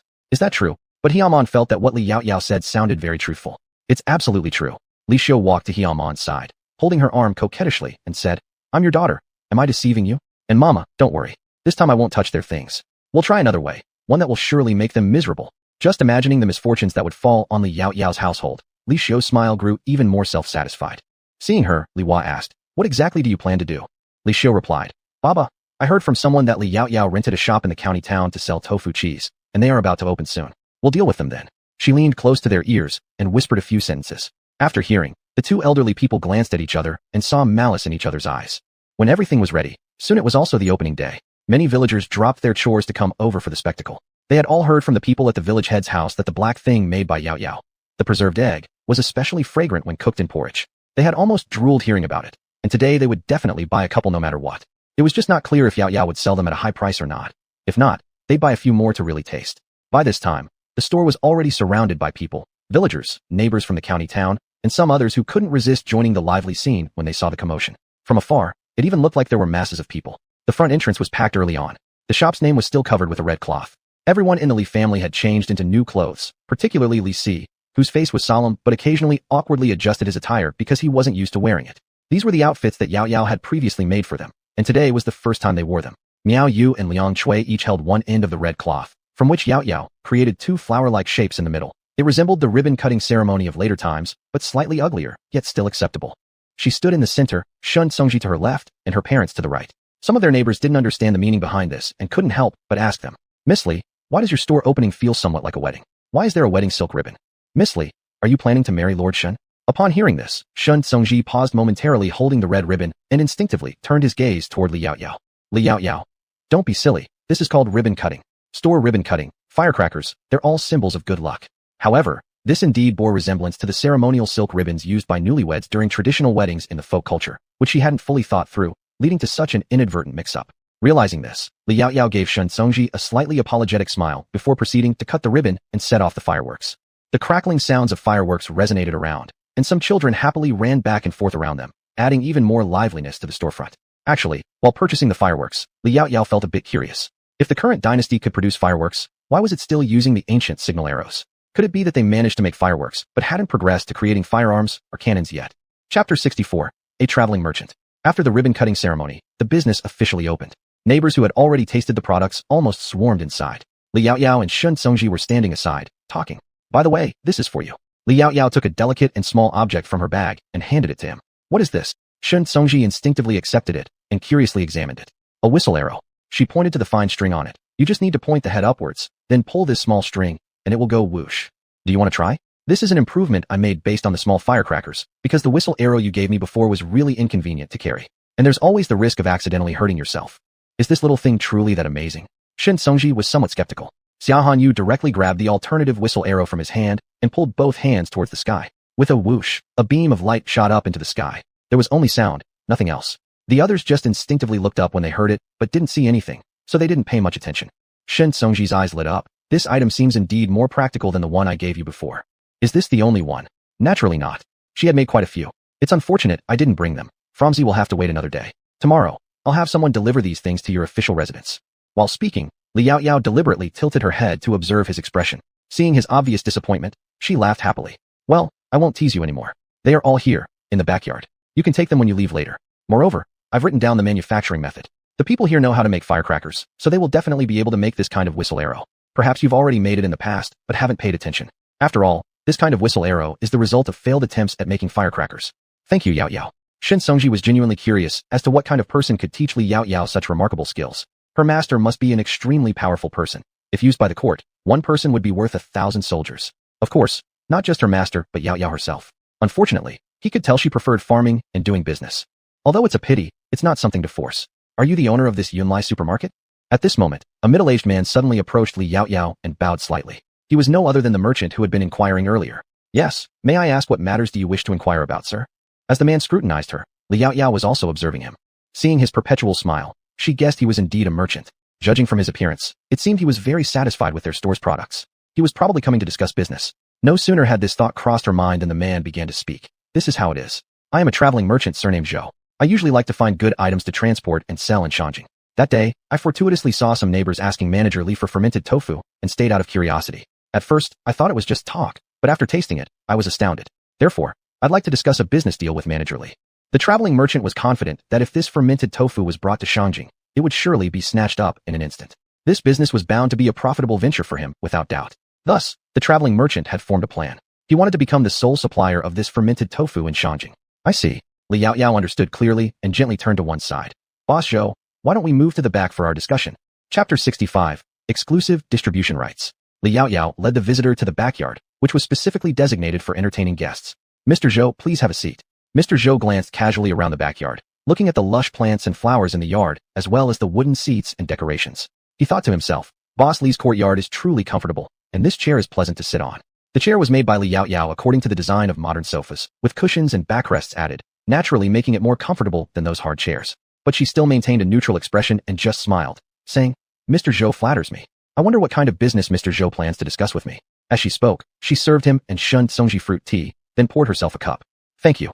Zhou Weiman expressed his gratitude, picked up the fruit tea, and took a small sip, immediately being astonished by its taste, finishing it all in one gulp. Boss Li, this tea is completely different from anything I usually drink. It's very fragrant and sweet. This is called passion fruit tea, with some honey added. Drinking it helps to clear heat and generate body fluids, and it's also good for loss of appetite. Since Li Yaoyao didn't like drinking tea and tea leaves were not cheap at this time, she had concocted this fruit tea, which was convenient for entertaining guests and suitable for daily use. Passion fruit tea? I've never heard of it before. Is it available for sale anywhere? If it was, it would be another good business opportunity. Unfortunately, Li Yaoyao shook her head slightly. At the moment, there's only enough for my own use, but perhaps in the future there might be some. If Mr. Zhou likes it, I'll give you a small tin to take home and try. In that case, I won't hesitate to accept. Zhou Weiman hesitated for a moment, but couldn't bear to refuse. After traveling through Daxiao for so many years, he had never tasted fruit tea like this. If he refused, he'd surely regret it. Anyway, he would soon be discussing business with Boss Li, so he wouldn't hesitate. Li Yaoyao smiled and poured him another cup, reminding him again. Mr. Zhou, you haven't said what kind of business you want to discuss with me. It was only then that Zhou Weiman realized he should get to the point. It's like this, I want to talk to Boss Li about fermented tofu. I hope to purchase goods from your store to sell elsewhere. But, as Boss Li probably knows, there are many merchants in this trade. All of your products are high quality and bound to attract attention from others. So, I hope that Boss Li will entrust the exclusive rights to sell fermented tofu outside to me alone, and we can negotiate the price. Li Yaoyao understood. So you're wanting to discuss the exclusive distribution rights for fermented tofu, right? Exclusive distribution rights. Zhou Weiman carefully chewed on these words, his eyes brightening instantly. That's correct, exclusive distribution rights. Miss Li lives up to being the daughter of a scholar. You understand more than we do. Li Yaoyao smiled without speaking, since the concept of exclusive distribution rights has nothing to do with Li Si, but rather comes from later times. This terminology is concise and straightforward.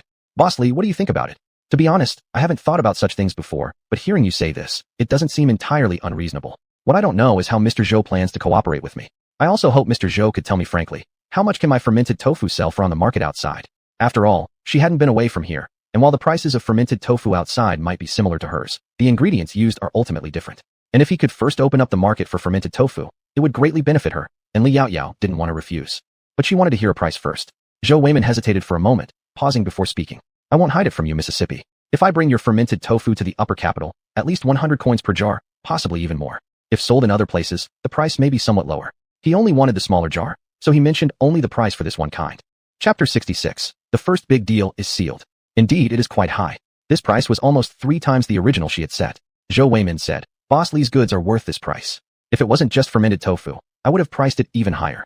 After all, the spices inside were extremely valuable. Even in the capital, not everyone could afford them. Normally, who would be willing to use so many spices for pickling these things? Boss Li, what do you think? Li Yaoyao nodded. I can indeed agree to give you the exclusive distribution rights, but how about this price? She was curious if he was going to bargain with her again. If so, that wouldn't work for her. Zhou Weiman knew that he shouldn't take advantage of her being a young girl. After hesitating for a moment, he held up 4 fingers. Boss Li sells to others at 35 when per small jar. I am willing to pay 40 when to purchase them. Upon hearing this, Li Yaoyao arched an eyebrow. 41. It was the first time someone raised the purchase price instead of lowering it. They certainly had good insight. It's a deal. But this is the price for red fermented tofu. White fermented tofu is originally cheaper by a few won, and I'll give it to you at the original price. Making money when the opportunity presents itself isn't foolish, but one mustn't be too greedy either, especially since she had other plans. With this in mind, Li Yaoyao then continued to speak. There's another condition I need to clarify with you. The bottles will all have the words Yunlai Supermarket carved on them. This is our trademark and cannot be removed. In doing so, it was also achieving 2 goals simultaneously. The name, Yunlai, would become her brand name in the future. Zhou Weiman didn't mind these terms, nodding. That's no problem. He was even happier to be able to get the white fermented tofu at the original price. He had tasted it too. Though the flavor was slightly milder without chili pepper, the spices were still abundant, so naturally there was no reason to refuse. With that, I'll draft a contract, and let Commissioner Shin act as the witness. With Commissioner Shin around, there was no need to worry about any tricks from the other side later on. As Li Yaoyao spoke, Shun Songji beside her was somewhat surprised, probably because he didn't expect himself to be of some use here. Commissioner Shin, what do you think? Li Yaoyao smiled while asking him. Shun Songji gave a slight nod. This official would gladly be the witness. Subsequently, Li Yaoyao stood up to fetch paper and coins, handing them directly to Shun Songji to write with. After all, his handwriting was much more beautiful than hers. There was another point. She simply couldn't write calligraphy. The brush tip was too soft, and today's paper easily blotted, so she really couldn't handle it. Shun Songji paused for a second, after receiving it, and listened as Li Yaoyao dictated sentence by sentence. After it was done, both signed it and pressed their fingerprints. Shun Songji naturally signed as well. One copy each. Zhou boss should keep this carefully. If I break the contract in the future, you could sue me with this. Li Yaoyao chuckled softly while saying this. Zhou Weimin also laughed along, feeling increasingly admiring towards this young girl named Li Yaoyao. Boss Li is joking, but perhaps in the future, he could follow this example to write contracts too, as even Commissioner Shin approved of it. So, Boss Li, this time I'll first take 300 pieces from you, 100 white and 200 red. Li Yaoyao nodded, calculated the time. In 3 days, come back to collect the goods. Understanding she was busy, Zhou Weimin left after finalizing the contract. As he walked out, he still kept a jar of honey and passion fruit Li Yaoyao had given him.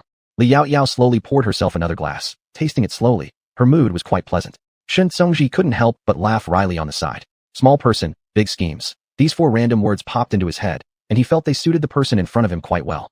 Chapter 67. Grandma, are you saying the emperor was wrong? Miss, something's happened outside. Li Yaoyao was calmly sipping passion fruit tea when Miao Yu suddenly burst in, her face full of anger. What is it? She asked with confusion. It's Master Li's parents. They're currently causing a scene outside, slandering you and claiming you're disrespectful to your elders. Mistress Yu has already started arguing with them. She stomped her foot anxiously. Those 2 old geezers were deliberately tarnishing Miss Li's reputation, trying to force her into taking care of them in their old age. Ha! As if they deserved it. In an instant, Li Yaoyao stood up and rushed out. Shun Songji, who was nearby, quickly followed her. Outside, Hiaomon was lying at the entrance of their shop, yelling at the top of her lungs. Heaven save us. The son doesn't want to take care of his elderly parents anymore. I just go near his yard to collect some eggs, but they flare up at us, wanting to sever all ties with us. How pitiful my life is. I worked so hard to raise my son, found him a wife, and helped take care of his children. Now that they're rich, they no longer care about us old parents. And then there's Li Yaoyao. She's the worst, inciting my son to cut off ties with me completely. You're talking nonsense. Her Yaoyao was such a good girl. She couldn't have done anything like that. It's clearly you. It's you who treated her badly, and almost. Before she could finish, Hiaomon screamed again. Heaven save us. The granddaughter is being unfilial to her grandparents. Yulanhua was almost fainting from her rage, but every time she tried to argue, Hiaomon would yell even louder, not giving them any chance to speak. The townsfolk looked on, finding amusement, but when they heard Hiaomon mention Li Yaoyao, some of them became instantly confused. Grandma, what you're saying doesn't sound right. Miss Li is such a kind person. Why would she incite your son to be unfilial? Could it be you've done something else? Indeed, this aunt appeared rather intelligent. Hiaomon was momentarily taken aback, guilt flashing through her eyes, and then she glared back. What nonsense are you spouting? I'm her grandma. How wouldn't I know what kind of person she is? But we've seen Miss Li, and she's nothing like what you described. She helps even strangers like us. How could she possibly treat her own family poorly? That's right. If it weren't for her, we might all be dead now. Many people in the county wouldn't be here. That's all fake. She's the best actress around. You've fallen for her tricks. Hiaomon didn't expect these people to still believe in Li Yaoyao despite her desperate act of sadness. In her mind, Li Yaoyao must be bewitching everyone like a seductive spirit. She feigned crying again. Alas, my fate is so bitter. The onlookers felt awkward, unsure what to say. But deep down, they believed Li Yaoyao instead. And they all knew. Li Yaoyao had been very filial to her parents, caring deeply for her siblings, buying them food often, and even treating her servants kindly. How could such a good person be disrespectful to her family? It must be the problem with the relatives themselves. This was the general opinion of many, especially the wives who suffered under tyrannical mother-in-laws. They didn't trust a word Hiaomon said. This old woman looked troublemaking and unpleasant compared to the gentle and virtuous Li Yaoyao. Just then, Li Yaoyao finally came out. First, she comforted Yulanhua by checking her pulse lightly. Don't get angry, mother. There's no need to ruin your health over people like this. Yulanhua nodded, sitting down with support from Miao Yu and Liang Chui. Li Yaoyao then walked toward the threshold, looking at Hiaomon on the ground with a half-smile. I'm here now. Carry on. Seeing her, Hiaomon couldn't help herself and immediately began hurling insults. Don't let her fool you all. She's someone who cares only about herself, disrespects her family, rebels against tradition, and lacks any humanity. She even dares to lay hands on her grandfather. Beware, or she'll attack you too if you come near. Is that so? Li Yaoyao stepped down the stairs, slightly lowering her head and blinking innocently. I didn't realize I was so terrible. How interesting. After all, His Majesty once praised me as graceful and insightful and deeply righteous. Grandma, does that mean the Emperor was wrong? Chapter 68. Master Shun. She said she would sue me at the county office. You are talking nonsense. How could you possibly know His Majesty the Emperor? Tiamat did not believe it. Ordinary people like them couldn't even see the county magistrate, let alone the Emperor. Moreover, to receive a word of praise from the Emperor was surely the blessing accumulated by their ancestors. Was she, Li Yaoyao, worthy of such fortune? I naturally do not know him. Although Li Yaoyao believed she would meet the Emperor sooner or later, after all, she hadn't met him yet, right? Upon hearing this, Tiamat snorted coldly. See? I told you that you were lying. Be careful. I might just sue you at the county office for having the audacity to falsely claim connection with the Emperor. However, she failed to notice the expressionless looks on the faces of the surrounding commoners when she spoke these words. After all, most of the commoners in Anyang County knew about the Emperor's commendation of Li Yaoyao. Though they didn't know the contents of the imperial decree, they were sure it must have contained the most wonderful words spoken by the Emperor. Upon hearing her words, Li Yaoyao suddenly turned and smiled towards Shun Songji beside her. Master Shun, she said she wants to sue me at the county office. I heard. Shun Songji took 2 steps forward, looked down at the woman rolling around and making a scene on the ground. With clear eyes as cold as ice, he appeared just like an exiled immortal stepped out of a painting. This woman, young lady Yaoyao, is not lying because it was this official who, together with the imperial envoy, announced the imperial decree. Young lady Yaoyao has rendered great kindness to the whole Chongping prefecture. Thus, moved by her virtue, His Majesty decreed an imperial decree and rewarded her with gifts. If you do not believe, you may ask all the commoners of Anyang County. His voice was icy, his tone slow, and his pronunciation clear. But this Shun Songji standing before them seemed very different from the Shun Songji whom Li Yaoyao's family often saw. At this moment, the aura around him was revealed fully, but Li Yaoyao thought this was truly the real Shun Songji. Of course, it wasn't that she felt he was being fake before her. After all, they now counted themselves as good friends, and the interaction between friends was naturally different from how one interacted with strangers. How Amon never imagined that merely opening a shop could bring the county lord himself, and moreover, a county lord so young, to appear before her eyes. Though she started to believe in her heart, her mouth wouldn't allow her to admit it. Are you really saying you are the county lord? But I've heard clearly that the county lord is already over 40. Are you? Oh, you are referring to the previous county magistrate. He was corrupt, so I had him executed. Shun Songji's tone remained calm, and he mentioned the word kill with surprising casualness. You? Tiamon's eyes widened, and this time, she dared not continue making scenes. You? Are you really the county lord? Shun Songji, would you like me to show you my official seal? No, not necessary. She certainly didn't dare to see it. Tiamon looked at Li Xiu with a pleading look, uncertain what to do next. Li Xiu's eyes were currently locked onto Shun Songji's face. Just then, she noticed how intimate the relationship between this newly arrived county magistrate and Li Yaoyao was. They had even come out together from inside just a while ago. Even if they ended up in court, he would definitely take Li Yaoyao's side, so this matter must not escalate into a public lawsuit. Originally, Li Xiu intended to stir up trouble in court and have the county magistrate sentence Li Yaoyao's family with a charge of filial disrespect. There were many commoners willing to be witnesses against them, ensuring she extracted some wealth from them. But now, Li Xiu could only bite her lips tightly, glaring jealously at Li Yaoyao. Why should she be so lucky, managing to become acquainted with the county lord? It must have been through some cunning means that she seduced him. She involuntarily compared Shin Songji to the person in her own household, jealousy almost driving her mad. Chapter 69, all settled. Why does Li Yaoyao get all the benefits, while she can only pick up the leftovers that others don't want? Just because she has a charming face. If she didn't have this face, Shun Songji slightly turned his body to block her malicious gaze and furrowed his brows. He had always had a good impression of the Li family, although he knew they had other relatives who weren't nice, and even almost killed her. Seeing them now easily angered him. Unfortunately, though he got along well with Yaoyao, he was not a member of the Li family, so it wasn't appropriate for him to intervene directly in her family matters, lest Yaoyao be criticized by others. And he knew that Yaoyao would never let anyone bully her. He just needed to support her from the side. Shin Songji couldn't help but turn back to look at Li Yaoyao, wanting to see her reaction. But Li Yaoyao smiled faintly, showing a shallow dimple at the corner of her mouth, which gradually calmed his angry mood. The next moment, she suddenly stood up. Auntie, Grandma is looking at you, why don't you respond? I don't know what you're talking about. Li Xiu knew she absolutely could not admit this. Instead, she looked at Shun Songji, her eyes shrewdly turning.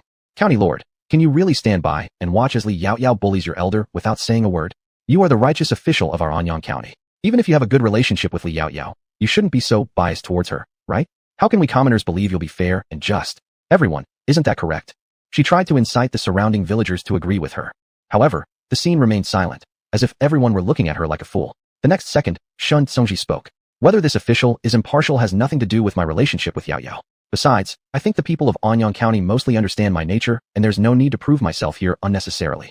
More importantly, I only see your whole family gang up on Yaoyao and Mrs. Li. When did Yaoyao ever bully you? If Li Yaoyao did anything, how could they possibly still have the chance to roll around here and make a fuss? They would have long since turned into a pile of yellow soil.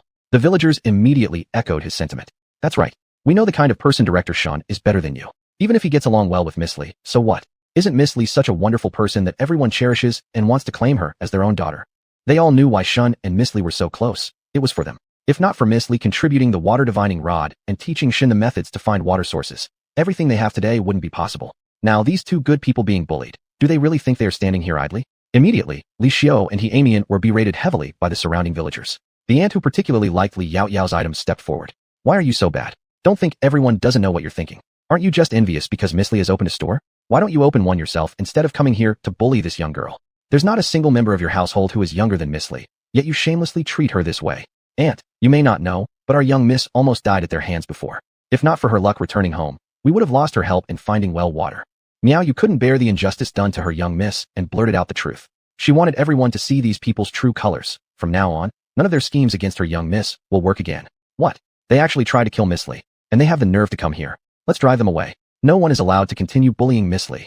Many villagers became enraged, and some even went home to fetch sticks and brooms to chase them away, watching Li Yaoyao smile faintly. They acted much like the people of the future. The more effort you put in for them, the more heartwarming rewards you'd receive. Li Yaoyao couldn't help but soften her expression, approvingly looking at Miao Yu before taking a step forward, composed and calm as she spoke. Everyone, wait a moment. The crowd snapped back to reality, instinctively turning to look at her. Li Yaoyao gave them a slight bow. I thank all of you for protecting me, but I still have accounts to settle with them. Everyone may not know, but just a few days ago they actually caused a commotion at my house. They stole our chickens, ducks, and even the cow. When they tried to steal again, my family caught them. Instead of returning the items, they even dared to hit my mother. My father, a scholar, got injured on his forehead while protecting her. If I hadn't returned in time, they would have bullied us to death. Later, I took back all the items from them, and for the chickens, ducks, and eggs that were eaten, I collected some silver as compensation. Unexpectedly, they resented us and came to make trouble today. Though we separated long ago, you took away the money back then, so be it. Now, we just want to live our quiet life. Yet why is it so hard? At this point, Li Yaoyao's eyelids hung low, and she sighed deeply. Many aunties' hearts ached, their eyes glaring fiercely at the trio, making them instinctively shrink their necks. You're talking nonsense. He Amian refused to admit it. Who's talking nonsense? I believe everyone knows the truth. Li Yaoyao looked coldly at their miserable state, feeling quite pleased. No wonder I saw such a large wound on Miss Lee's father's forehead earlier. I was curious about it. It turns out it was your doing. The villagers immediately understood, spitting at them in disgust. How dare you come here and create chaos, and even slander Miss Lee as being disrespectful? People like you don't deserve her respect. Moreover, by the sounds of Miss Lee's words, they had taken her family's money after the separation. How could one survive under such circumstances? Instantly, the crowd recalled the first time they met Li Yaoyao. No wonder Miss Lee used to be so frail. Turns out it was all because of them. Today, these individuals' reputations were utterly ruined in Anyang County, and they would soon learn the consequences of this downfall. Thus, Li Yaoyao felt half satisfied. As for the other half, she suddenly turned to Shin Songji. Master Shun, I remember you once told me, according to the legal code of Daxia, what is the punishment for theft? Shin Songji's eyes gleamed with authority, and his voice was deep and cold. According to the laws of our great Xia, stealing once warrants tattooing as punishment. If someone steals 3 times, they will be hanged. Chapter 70. How would you know it wasn't intentional on my part? Moshing is also called qian face. This was a practice of inscribing characters on the body, mainly on the face, then applying ink or other pigments. The ink would soak into the flesh, causing the skin to change color permanently, leaving a mark of disgrace as a symbol of shame once healed. Initially, moshing was done by marking ink on the forehead at the top of the face, hence why moshing was also referred to as sky punishment. Later, people began inscribing directly onto the face, also known as qian. Over time, distinctions between ma and qian were blurred, leading to a universal term, moshing. This was one of the lighter punishments in ancient times, but it was also the most humiliating punishment. Someone, Shin Songji, issued an order, and some bailiffs dressed casually within the crowd immediately stepped forward. Sir, first, lock up these 3 individuals in the prison. I will investigate thoroughly before deciding their fate. Yes, sir. A few bailiffs stepped forward and dragged them away. Only now did they begin to fear for their lives. Unfair. Unjust. Yaoyao, plead for us. We're your relatives. Li Xiao was shouting loudly, yet Li Yaoyao only stared coldly at him without showing any mercy. Had this been the old Li Yaoyao, she might have felt soft-hearted because she used to be such a kind young woman. But the old her had long been destroyed by them. She was no longer her. The surrounding commoners did not sympathize. Instead, they felt relieved. Humph, serves them right. How dare they bully Miss Lee in front of everyone? Thank you. Li Yaoyao thanked Shin Songji. In truth, today she had somewhat exploited his power. Without him, things wouldn't have been so easily resolved. Shin Songji shook his head and smiled. There's no need to thank me. Then he furrowed his brows slightly as he looked at her. You should have told me that day, to avoid being bullied again on such a good day. But hearing this, Li Yaoyao smiled slyly. Songji, how would you know it wasn't intentional on my part? Shin Songji was momentarily stunned, then burst out laughing. You? His tone carried affection. He didn't seem angry or think she had overstepped bounds. Instead, he thought she had exercised restraint. Our Yao Yao truly remained that kind-hearted girl. Li Yao Yao grinned widely, turned around, and suddenly stepped forward with a formal bow. To all our dear neighbors who stood up for me earlier, I am delighted. So, today there's a big promotion. If you've already purchased bean curd sauce earlier, regardless of the quantity, you can go inside and collect another free block of sauce, whether red or white. And if you haven't bought yet, today every purchase of 10 pieces will come with an extra piece, and all products in the store are on an 80% discount. What do you think? Generous, Miss Li, someone shouted out. Miss Li, what exactly does 80% mean? Li Yao Yao explained. It means buying 10 blocks of fermented tofu usually costs 2 coins, but at an 80% discount, it only takes 16 coins. Plus, you still receive an additional piece of fermented tofu. The same deal applies for purchasing 10 jars of sauce. Remember, this special offer is available only today and will not continue afterward.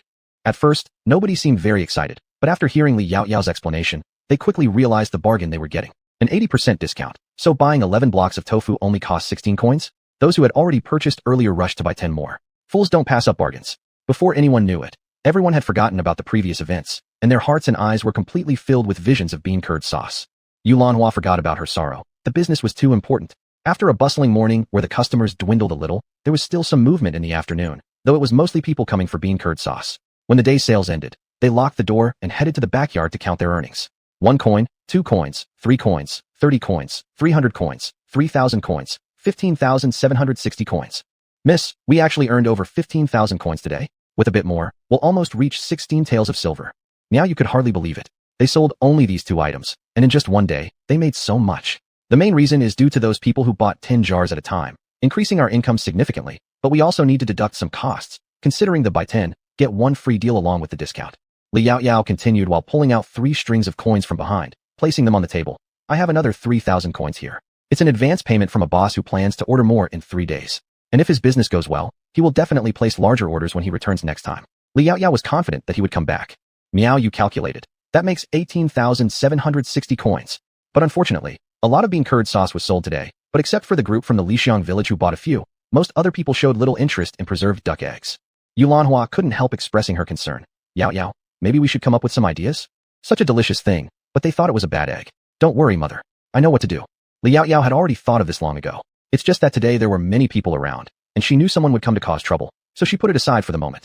Don't be too happy, everyone. Today's good business is because all of you made purchases, but tofu sauce is something consumed sparingly. They probably won't come back to buy for a while. Therefore, tomorrow, the tofu sauce sales might not be very good, but it's just perfect.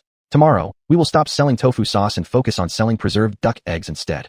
Chapter 71. The Temptation of Preserved Egg and Pork Porridge. Everyone knew that Li Yao Yao had already made up her mind, and they immediately became very interested. Miss, how do you plan to sell it?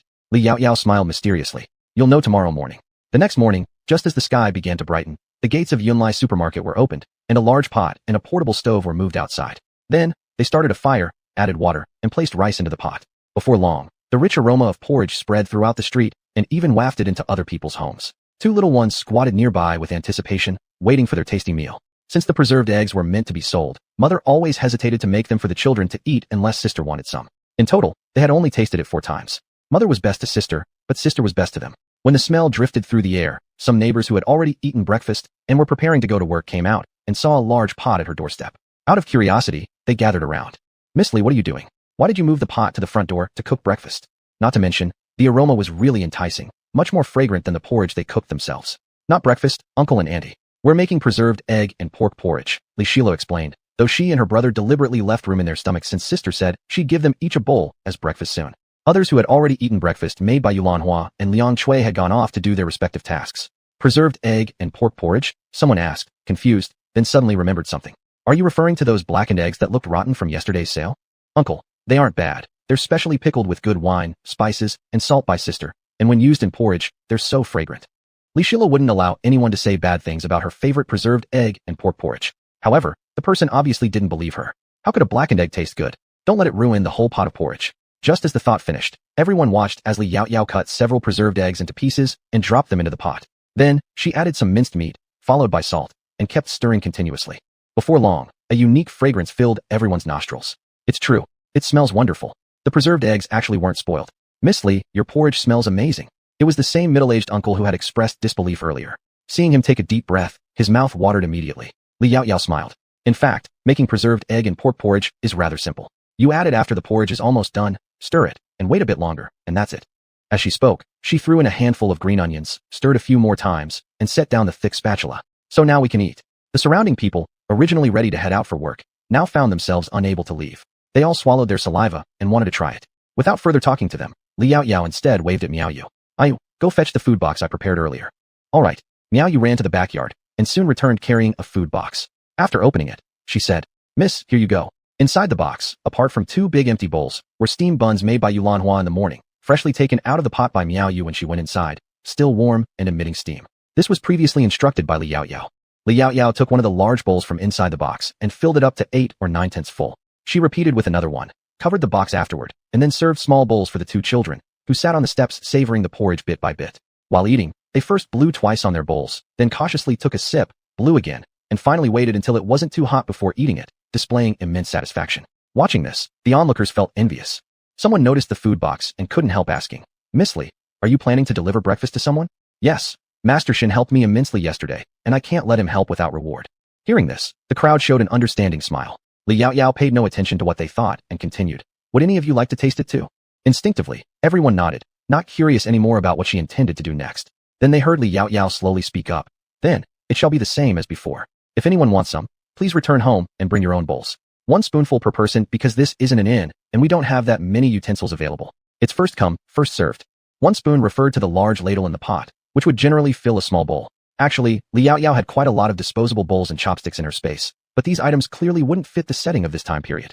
As soon as she finished speaking, the crowd gathered in front of them all rushed back home. Li Yao Yao handed the ladle to Miao Yu. Ayu, you serve them. If you want to eat, go to the backyard and fetch your bowls to get some for yourselves. Miao Yu nodded and handed the food box to her. Li Yao Yao took the food box and steadily walked towards the county office. Chapter 72. The disposition of that family. The shop was not far from the yamen. It usually took an average person about half a quarter to walk there.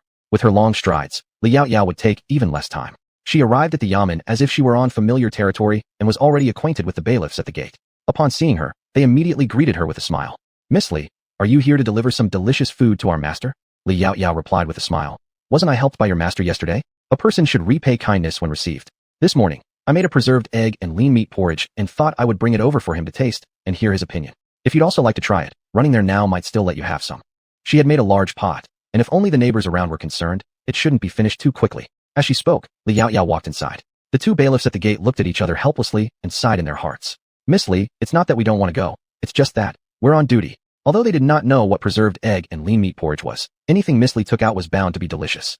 Alas, they didn't know if they would ever have another chance to taste it. Li Yao Yao came to the back courtyard and saw Shin Songji practicing martial arts. He handled weapons like knives, spears, swords, and halberds with great vigor and force, his techniques filled with a piercing killing intent. Only at times like this did Shun Songji not resemble the usual weak scholar.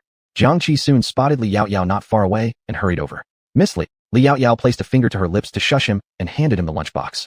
Jiang Qi instinctively took it, opened it, and his eyes instantly brightened upon looking inside. Then he closed it again and placed it on a nearby stone table. Just as he was about to turn around and greet Li Yao Yao, he saw her suddenly rushing toward Shin Songji.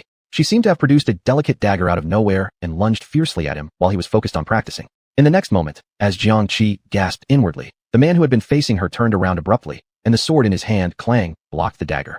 With a smirk curling at the corner of his lips, the 2 immediately exchanged blows, none of them holding back. On the sidelines, Jiang Qi watched with interest and realized that Master Shin seemed to actually be falling behind Miss Li in their exchange. Miss Li was nimble in her movements, much like an eel, making it impossible for the master to gain any advantage or upper hand. Still, as this thought crossed his mind, Jiang Qi found his eyes lighting up even more. This must be the close combat skills that Miss Li had mentioned teaching them earlier. Every step seemed like a killing move, and if it were him instead, he wasn't sure if he could have held out against her for as many moves. Li Yao Yao herself had acted on a sudden whim, seeing him practice and wanting to test him. As for Shun Songji, he noticed her presence the moment she stepped into the backyard. After exchanging glances, the 2 stopped almost simultaneously. In truth, I really couldn't get any advantages from Songji, said Li Yao Yao as she put her dagger away with a laugh.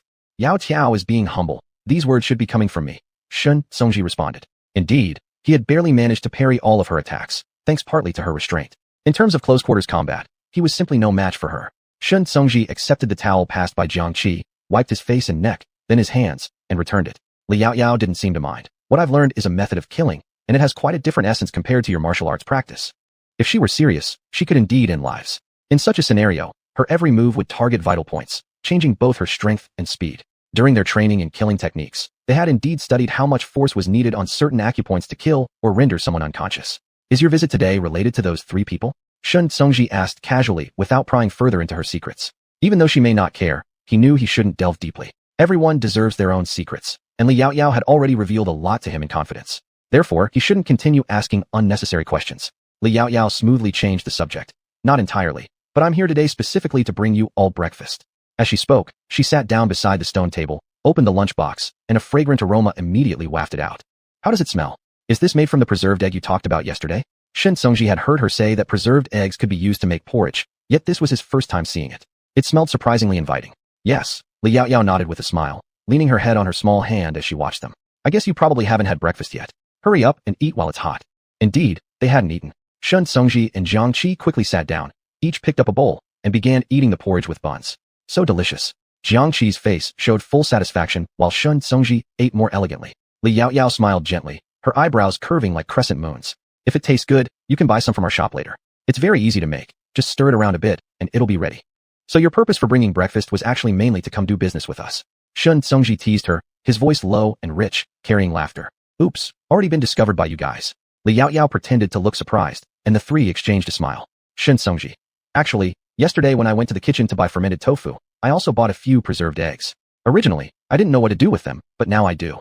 Li Yaoyao paused, then immediately understood. So, besides the people from Li's village, the Yamen people were also customers of the preserved egg yesterday. I'll write down the method of making preserved eggs for you later. You can let the kitchen try making it. But personally, I think cooking porridge is the best way to eat it. Good, thank you. Shin Tsungji didn't act formally towards her. Min ate quickly. In no time at all, he finished a big bowl of porridge and 6 buns, then took the bowls and chopsticks to the kitchen to wash them. After all, it wouldn't be right to eat someone else's food and then still let them wash the dishes, would it? Li Yaoyao herself didn't say anything. After Shin Tsungji had finished exercising and eating breakfast, he appeared more relaxed than before. Regarding your grandfather and others, I let them go back after they received their punishment yesterday. Clearly, Li Yaoyao wasn't particularly concerned about this, but Shin Tsungji felt it was better to inform her anyway. Li Xiu's face was branded with words. He probably won't dare to cause trouble at your house again. As for your grandfather and others, considering their old age and that they were instigated by others, I only gave each of them 10 strokes with the board and then released them. Would Yaoyao feel that my punishment was too light? Shun Tsungji watched her intently, rarely feeling a bit of nervousness. These people harmed Yaoyao, yet they had deep connections with her. If he punished them too severely, people outside wouldn't know how to talk about her, which was something he didn't want to hear. But if he punished them too lightly, he feared they might continue to harass Yaoyao's family. That was why Shun Tsungji decided on this compromise. Li Yaoyao said quietly, since I handed them over to the authorities, naturally, I hope you will handle them according to the law, and such a punishment is completely appropriate. Chapter 73, Preparing for a Big Move. She originally thought that the worst would be punishing Li Xiu, as generally, Dia was lenient with elderly people's sentences unless they committed serious crimes. 10 strokes each for 2 elders meant that they would likely have to lie in bed for at least 10 days to half a month before they could get up again. This was also a way of avenging her parents. Shun Tsungji saw her apparent satisfaction and let out a relieved sigh, his smile much more relaxed. By the way, there's something I haven't told you yet. He seemed to suddenly remember something. What is it? Li Yaoyao asked him. The Emperor's reward for you arrived yesterday afternoon. I was planning to give it to you today, but since you're already here, I'll go fetch it. With that, he stood up and headed toward the house. A little while later, he returned holding a small box. 20 acres of good farmland, and the mountain of your choice. The rest is in silver drafts, totaling 100,000 taels. You can exchange them in any money shop across the country. It also includes the payment for the corn and sweet potatoes from your fields. The Emperor's meaning is clear. You can choose which mountain you want regardless of its size. Whatever mountain you select will be yours. It seemed like His Majesty understood this young girl's fondness for wealth. Compared to last time, the rewards were indeed simpler this time around, but Li Yaoyao liked it a lot. It was practical, and she hoped all future rewards would follow this example. Thank you. Since seeing the contents of the box, the smile on Li Yaoyao's face had never faded. She started counting the silver drafts with a rustling sound, leaving Shun Tsungji speechless at first, then chuckling helplessly. After all, this was 100,000 taels. Those sweet potatoes and corn on her 20-acre land weren't worth nearly that much. But the significance of these funds was different. This wasn't merely payment for crops. It was also an imperial reward for her service. Thinking about this, Li Yaoyao inwardly gave a click of disapproval. For some reason, she felt like she'd been shortchanged, realizing it might be hard to get another reward from the Emperor anytime soon. But with 100,000 taels in hand, she immediately felt like she had become a rich woman. Li Yaoyao couldn't hide or stop the joyous smile stretching across her lips. Beside her, Shun Tsungji watched indulgently. Indeed, giving cash directly was the right move. After carefully counting the silver drafts and the certificates for the 20 acres of farmland, she tucked them safely into her bag, actually storing them inside the space bracelet. Unavoidably so, after all, this was 100,000 taels, an amount most families would never spend in a lifetime. She almost felt tempted to retire now, like a salted fish. Of course, she hadn't forgotten the matter of the mountain either. Songji, am I really allowed to pick any mountain? Of course, the word of the emperor is final. Shun Songji nodded affirmatively, prompting Li Yaoyao to rise eagerly. Then, shall we go check now? Having finally gained this opportunity, she intended to take her time choosing. Shun Songji could only laugh helplessly. All right, whatever you say. As long as she was happy, that was what mattered. When the two of them walked out of the kitchen, Shun Songji still carried the box. One of his servants hurried after them, noticing that recently their master didn't seem to call him when leaving home anymore. Shun Songji took Li Yaoyao to look at several mountains, and eventually, Li Yaoyao chose the one closest to the county, a rather low hill. The mountain was a bit barren, not as lush with trees as others nearby. However, there was a river nearby connecting it to a nearby river. Jiangqi looked dumbfounded at Li Yaoyao. Miss Li, are you sure? Looking around left and right, the other ones were better, much taller too. I'm sure. A tall mountain is tiring to climb. This one is just right.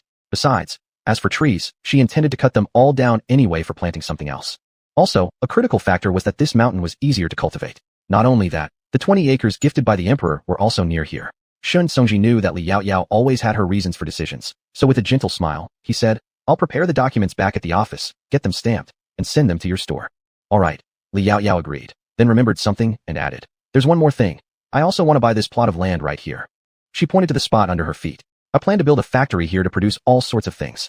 Her supermarket certainly shouldn't sell just two kinds of products, right? And now that she had the funds, she was ready for bigger moves. Good. Shun Songji nodded, assuring her that everything would be arranged accordingly. Satisfied, Li Yaoyao thought having an official friend really made things convenient.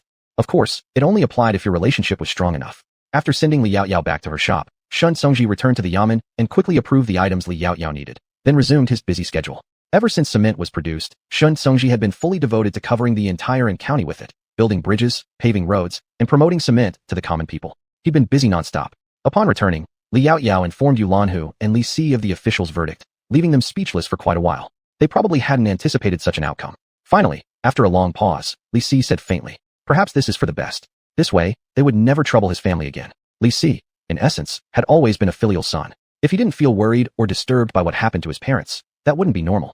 There's another matter, Li Yaoyao said, deciding to mention it as a way to shift their focus. She reached into her bag and took out the silver drafts and deeds to the farmland, placing them in front of them. All of these are what Master Shin gave me just now. He said they were the emperor's rewards. The moment they saw the pile of silver drafts, they were utterly astonished. Miss, there's so much silver. Neither of them had ever seen so much wealth in their lives. It was at this point someone dared to break the earlier silence between the three of them. Yulanhu took the silver drafts and immediately felt her hands shaking. Each one is worth 100 taels. With this thickness, there must be 10,000, right? She looked up at Yaoyao, clearly seeking confirmation. Not just 10,000, but 100,000, Li Yaoyao disclosed directly, then continued. His Majesty means this amount represents the payment for the sweet potatoes and corn we grew before. But isn't this too much? Everyone knew those crops couldn't possibly be worth this much money. The rest is a reward. In reality, Li Yaoyao believed the court wasn't shortchanging anyone, nor was she. It was a win-win situation. And apart from the 100,000 taels, His Majesty also rewarded 20 acres of good farmland and a mountain not far from here. Her words left everyone completely stunned, and they lost all thoughts about what had happened to their family members. Chapter 74. Someone is asking for help. Yaoyao, you mustn't be frightening us. Did His Majesty really give you an entire mountain as a reward? Was this to make her the queen of the mountain? Li Si thought that if it were true, then His Majesty was truly generous. How could I deceive you? If you don't believe me, wait until Xi's approval document arrives. Moreover, not only that, I've also bought a piece of land at the foot of the mountain. In the future, we will build a few two-story factories. If Dad is willing, he can be the factory manager in the future. The accounts of the factory will definitely be managed by Dad. Wow, what a great sentiment. Li Si immediately became cheerful, although he didn't know what a factory manager was, but judging from the sound, it should be the biggest official inside. Although he couldn't serve as an official in the court, serving as an official managing people in his daughter's factory was also nice. Yulanhua looked at him with disdain. Look how proud you are. I enjoy it. It's something my daughter gives me. You're just jealous. Li Si rarely had a childlike temperament and got into an argument with Yulanhua. Yulanhua was too lazy to deal with him and instead looked at Li Yaoyao. But Yaoyao, what do you want with this mountain and the factory? To make various portable products for now. When the time comes, you'll know, mother. Li Yaoyao only had a rough idea so far because she was planning to open a big department store. Good. Our Yaoyao is indeed someone who does big business. Li Si smiled proudly, suddenly having no heart to think about his family matters anymore. On the second day of opening, the fermented tofu sold very little, as Li Yaoyao said, but a lot of preserved duck eggs were sold. Most people wanted to go home to make preserved duck egg lean meat porridge. Li Yaoyao also heard that today, the owner selling pork at her shop usually couldn't sell all the lean meat, but this time it was all snatched up. The boss said he originally planned to go home and use lean meat to make that porridge, but there was none left, leaving him laughing and crying simultaneously. He said he could only cut some fat meat to pretend as lean meat.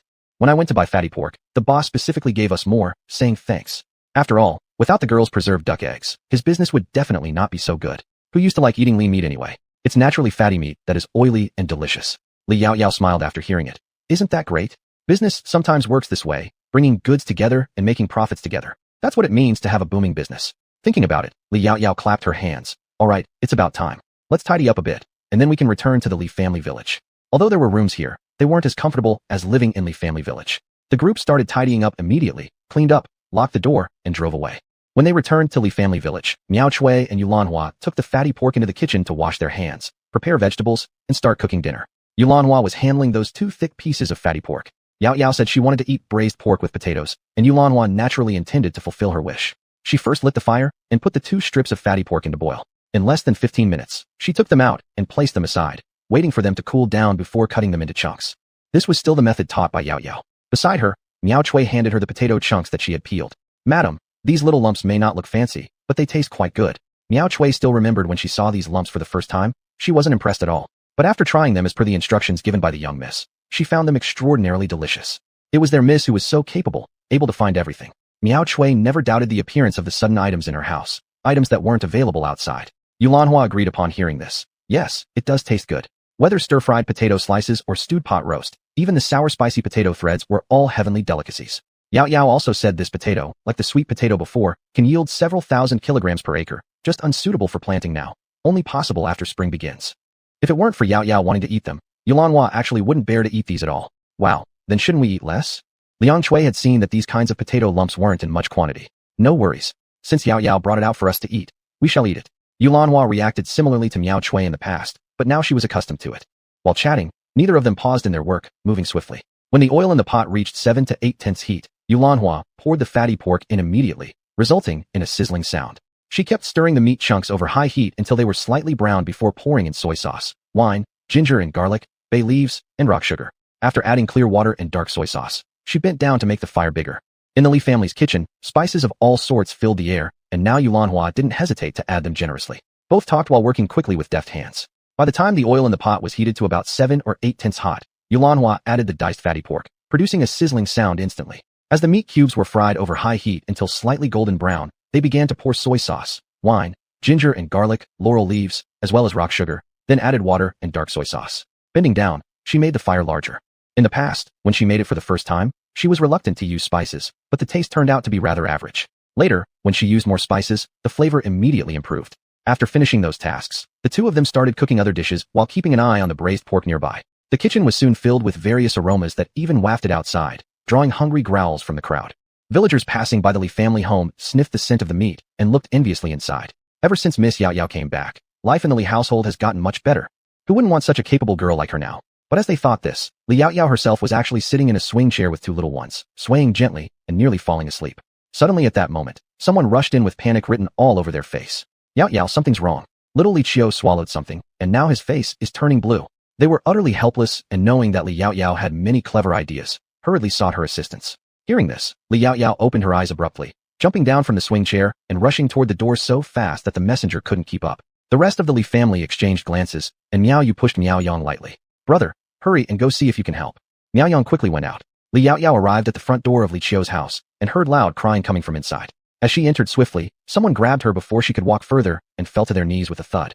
Yao, please, save my child. We don't know what else to do. Right there in front of their eyes, the boy's complexion grew worse, and they could barely sense any breath left. Li Yao shook off their grip and fixed them with a severe look. If you want your child to live, stop hindering me as I try to save him.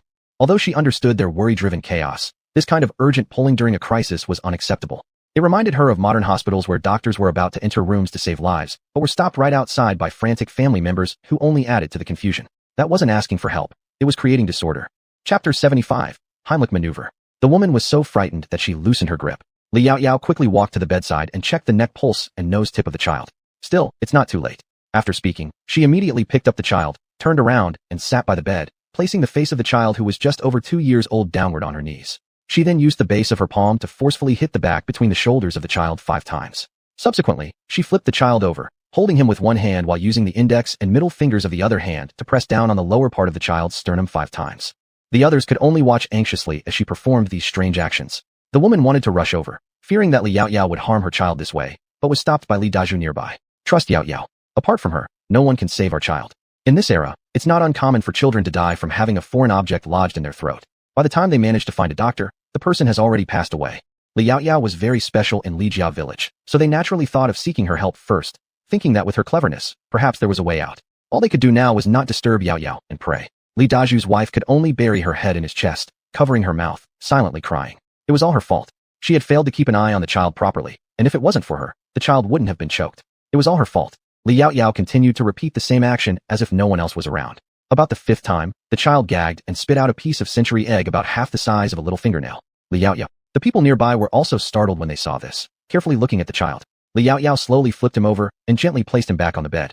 The child's breathing gradually stabilized, and his complexion slowly returned to normal, no longer ashen like it had been before. Once the thing is vomited out, it's fine. Li Yaoyao turned to look at the Li Qiu family, her voice somewhat exasperated, yet carrying a touch of severity. How could you let such a young child eat century eggs? A child's esophagus is narrow. They cannot handle these soft foods. They'll end up blocking their airways, leaving no time for rescue. She didn't care whether they understood or not, continuing her serious education. Thank you, Yaoyao. We will definitely pay attention in the future, we promise. Li Daju quickly said. Li Yaoyao nodded. Also, don't give small things like beans or foods like egg whites to the kids. If necessary, feed them scrambled eggs crushed into smaller pieces, but never whole particles like this. Today, I was just lucky to be here. If I weren't here today, you would have only been able to watch your child lose breath right in front of your eyes. Though her words were harsh, it was for their own good. Everyone instantly broke out in a cold sweat upon hearing this. Yes, if Yaoyao hadn't been there, the child would have been left to die. Li Yaoyao didn't even acknowledge them, checking the child's complexion again. He had completely recovered. Zhang Chunyan squeezed forward from behind. Yaoyao, if another child gets something stuck in their throat in the future, can we use your method to save them?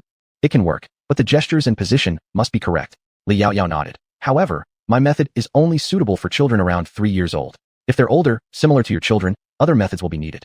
Upon hearing this, Zhang Chunyan immediately asked her earnestly.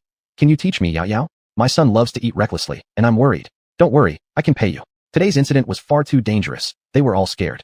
Every family has children. In fact, Lijia village had once seen a child choked to death. Everyone was terrified. Li Yaoyao hadn't expected them to want to learn this skill. Nodding naturally, she replied, I can teach you, and no payment is needed. If anyone wants to learn, meet in my courtyard after a while. I'll teach you all. Everyone quickly agreed. Then Li Yaoyao reminded Li Qiu's family. Although the child is saved, that life-saving method is rather forceful and might hurt the child. You should hurry and take the child to the clinic to have a doctor check if there are any internal injuries. Even though she had controlled her strength, caution was always necessary, especially given how young the child was. Li Qiu quickly nodded. I'll go right now. Li Yaoyao, Miao Yang, drive your carriage to escort them. Otherwise, by the time they reached the county, it would be nightfall. Miao Yang nodded, leading Mr. and Mrs. Li Daju, who held the child, out of the door. Even as they left, they kept expressing endless gratitude to Li Yaoyao. Not long after, everyone from Lijia village gathered in Li Yaoyao's courtyard. Li Si, seeing them, looked quite puzzled. Why are all of you here at my place? Shouldn't everyone be at home cooking and eating at this time? The crowd explained the matter of the Li Qiu family in bits and pieces, leaving Li Si looking utterly baffled. He instinctively glanced at Li Qiu, who nodded. Although his complexion had improved, it still wasn't good. They truly believed just moments ago that the child would not make it. Right at that moment, Li Yaoyao walked over with Li Pingan by her side. Let me first explain the method I used earlier. Sitting down on a chair, she let Li Pingan lay face down across her legs. The child's head must be as low as possible compared to the knees, like this. Then, use your right hand to quickly pat the back between the shoulder blades, precisely where my hand is placed now, 1 to 5 times. If the object isn't expelled, flip the child over and hold them with one hand while using the index and middle fingers of your other hand to press downward on the lower part of their sternum. Exactly here. It shouldn't be too light or too heavy. Something close to the force I'm using should suffice. Also 5 times. Then repeat, as we did before. But if after numerous attempts the foreign object still hasn't been expelled, there's nothing else you can do except find a doctor. She was unsure how the Chinese medicine practitioners of this era might save someone. Acupuncture might work, but unfortunately, she didn't know how. The group nodded. Then Li Yaoyao stood up, pulling Li Pingan with her. Now, let me tell you about another method. After speaking, she lifted Li Pingan completely into her arms, placing both hands between his navel and sternum. It's right here. Take a closer look. You need to clench one hand into a fist while holding that fist with your other hand. She made sure everyone could see the position, and some people even pulled others nearby to mimic her posture for comparison. Li Yaoyao. That's correct. After securing the grip, all you have to do is squeeze and press firmly. If you're dealing with children laughing like Pingan, you can lift them entirely, or you can squat down and apply pressure this way. This method can even be used on yourselves. However, remember one thing. Once the foreign object is expelled, go immediately to the doctor to check for internal injuries. Don't assume everything's fine because the item has been expelled. Untreated internal injuries can be fatal over time. Everyone obediently nodded. You can trust me, Yao Yao. We'll follow every word you say. Chapter 76. Someone comes knocking. Li Yao Yao didn't know that due to this educational session, the Heimlich maneuver was thus promoted out of Li family village, which helped save many children from being choked to death. Not only children, but adults as well. But they couldn't remember the long and strange name of Heimlich maneuver, so they gave it a new name, Yao Yao first aid method, because they had learned this method from Li Yao Yao. Later, when Li Yao Yao heard this name, she had a look of bewilderment on her face, feeling as if she were stealing something from someone else, and every time she heard it afterwards, she felt an awkward sense of social death. But all these were just later events. And at this very moment, Li Shila was looking at Li Yao Yao with great admiration beside her. Big sister is so awesome. Can I use this method to save people in the future? Of course you can. Li Yao Yao smiled and nodded. In the later world, some kids Li Shila's age had indeed used such methods to rescue younger children. Li Shila became immediately delighted, and Li Ping'an nearby also quickly expressed his intention to rescue people in the future. Miao Yu. Young lady, should that child be fine by now? Li Yao Yao nodded. At least there's no life-threatening danger. But though this method is first aid, it might still injure internal organs, but it shouldn't be too serious. She trusted herself to have good control over force. No wonder young lady told them to hurry up and see a doctor. The young lady is truly amazing, knowing everything. Miao Yu felt that the more she followed her young mistress, the more she admired her, and the more things she could learn that she had never seen or studied before. She thought her young mistress was the best, smartest, and most talented person in the world. This matter was soon known by the neighboring family. They couldn't believe how capable Li Yao Yao was, saving children who were almost suffocated to death. If they had known how remarkable she was earlier, they wouldn't have caused trouble for her, and they wouldn't have fallen into such straits. Everyone was regretful. As for Li Xiao, although she hated Li Yao Yao, she no longer dared to bother her. Because of the theft mark on her face, she dared not leave home and could only hide inside, taking out all her anger on Du Gao. But all these things had nothing to do with the Li Yao Yao family anymore. On the early morning of the next day, Li Yao Yao had just stepped out with Miao Yu and Chun Dao when Yu Lanhua saw the Li Qiu family coming towards them, holding their child. Cousin Lanhua, is Yao Yao here? Li Yao Yao has taken others to the city to open a store, said Yu Lanhua. Upon hearing the sound, Li Si also came out from inside. Seeing them, he understood immediately. Li Daju immediately looked disappointed. It's like this, what a coincidence. They had specially set out early, originally planning to thank Yao Yao early. Yesterday, in their haste, they returned late and didn't have the chance to properly repay Yao Yao. Thinking of this, Li Daju handed a whole plume chicken and a pot of eggs to Yu Lanhua and Li Si. Yesterday, Yao Yao saved my child. We think we can't go without offering a reward. We've heard Yao Yao loves chicken. This is our hen we've raised for many years and the recent eggs collected. You must take them. They also considered giving silver money, thinking they would probably refuse it, so they decided on this option. Yu Lanhua was somewhat stunned and hurriedly pushed the items back. How can we take your stuff? If Yao Yao knew, she definitely wouldn't agree. Besides, you didn't even eat this chicken during your hardest times, so we can't accept it. Aunt Lanhua, please accept them. Otherwise, we really don't know how to repay Yao Yao. Li Daju's wife had slightly red eyes. You can't imagine, yesterday we were prepared to lose our child, but Yao Yao pulled him back from the brink of death. Fighting death itself takes one's own lifespan. We cannot let Yao Yao lose her years of life. This saying was from an old woman in the village where Li Daju's wife lived. She always made such claims after saving people. Yu Lanhua didn't know what to say for a moment, especially upon hearing about loss of lifespan, suddenly also becoming fearful, subconsciously looking at Li Si. After hesitating for a moment, Li Si had her take down the items and casually asked a concerned question. Yesterday, I heard Yao Yao say that using that method to save people may possibly hurt the child's lungs and internal organs. Have you seen a doctor? What did the doctor say? The doctor said the child's body has no problems. Moreover, he inquired about Yao Yao's rescue techniques, but I didn't tell him. I just let him seek Yao Yao to learn. Perhaps if Yao Yao taught, she could receive a reward. That's good. Li Si sighed with relief. Later, when Yao Yao returned, he could tell her and alleviate her concerns. After the Li Qiu family left, Yu Lanhua closed the door and immediately turned to ask Li Si. Master, could Yao Yao have possibly lost some years of her life? Though saving lives was a good deed, she couldn't accept that it cost someone's lifespan. If given the choice, Yu Lanhua would rather sacrifice her own years of life. Rest assured, even if there is a loss of lifespan, it wouldn't be from Yao Yao. Their Yao Yao was a child bestowed upon them by heaven. How could they suffer a reduction in their lifespan? Only then did Yu Lanhua sigh with relief. She placed the chicken in the henhouse at the back and decided to wait for Yao Yao's return so they could nourish her well. As for the eggs, they'd prepare them as fried egg dishes when they returned. Yao Yao had particular tastes and didn't like plain boiled eggs, but favored sunny side up eggs, which were something Yu Lanhua had never considered pairing with vegetables before, because back then, they didn't even have enough food, let alone spare much oil or salt. Meanwhile, Li Yao Yao had just arrived at the store before it opened when an elderly man with white eyebrows and hair called out to her. Could you be Miss Li? Li Yao Yao gestured for them to open the shop first, then turned and walked down the steps herself. Hello, elderly sir. She did not recall knowing this elderly man before her. He smiled, stroking his pure white beard gently. Miss Li, I am Dr. Lianha from Anna Hall. Yesterday, I examined a child whose family said they were from the Li family village. Li Yao Yao immediately understood why he had come. Dr. Li wishes to ask me about the Heimlich maneuver, does he not? Indeed, One cannot help but admire someone who can snatch people back from the jaws of death. You catch on quickly, he praised her appreciatively. Li Yao chuckled lightly, maintaining her composure. I merely learned this method from someone else. It's like planting trees for future generations to enjoy the shade under. If Dr. Li isn't in a hurry, would you mind moving our conversation to the backyard? Such an invitation is hard to refuse. They walked towards the backyard together. Li Yao invited Dr. Li to sit in the yard, then went to the kitchen to boil water, preparing 2 cups of passion fruit tea for both herself and him. Chapter 77. The Greatest Morality of a Doctor. There are also some teas at home, but I think Dr. Li would probably like this one. With that, she placed the passion fruit in front of him. A rich aroma immediately filled Dr. Li on his nose. The fragrance is intense, and it seems so much honey has been added. I really like it. After speaking, he took a sip right away. Sweet and sour, it's truly delicious. I've never tasted tea with such a flavor before. This is called passion fruit tea. The fruit inside is called passion fruit, which tastes sweet and sour, has a cool nature, and enters the lung, stomach, and large intestine meridians. Passion fruit has the effect of clearing heat and generating body fluids, which can effectively treat thirst, irritation, insomnia caused by a restless heart.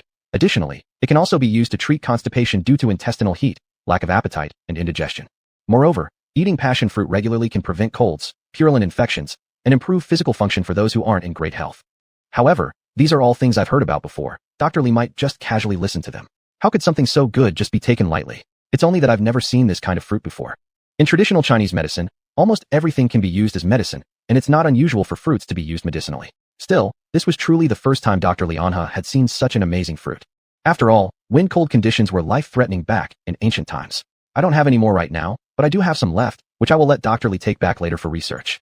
Xiaohan Yu indeed didn't have many passion fruits, but she did have some seeds. In that case, I thank Miss Li. I will pay you the proper fee when the time comes. Li Anha certainly didn't intend to take advantage of a young girl. All right, Li Yao did not refuse. Li Anha, Miss Li mentioned earlier, temporarily. Does that mean there may be more available in the future? Exactly, Li Yao nodded with a smile. This passion fruit is an imported species from overseas. I came upon it by chance, but in the near future, I will start planting them in Anyang County. At that time, various fruits will be available, and perhaps after a few years, these things will become ordinary items even in our great Xia dynasty.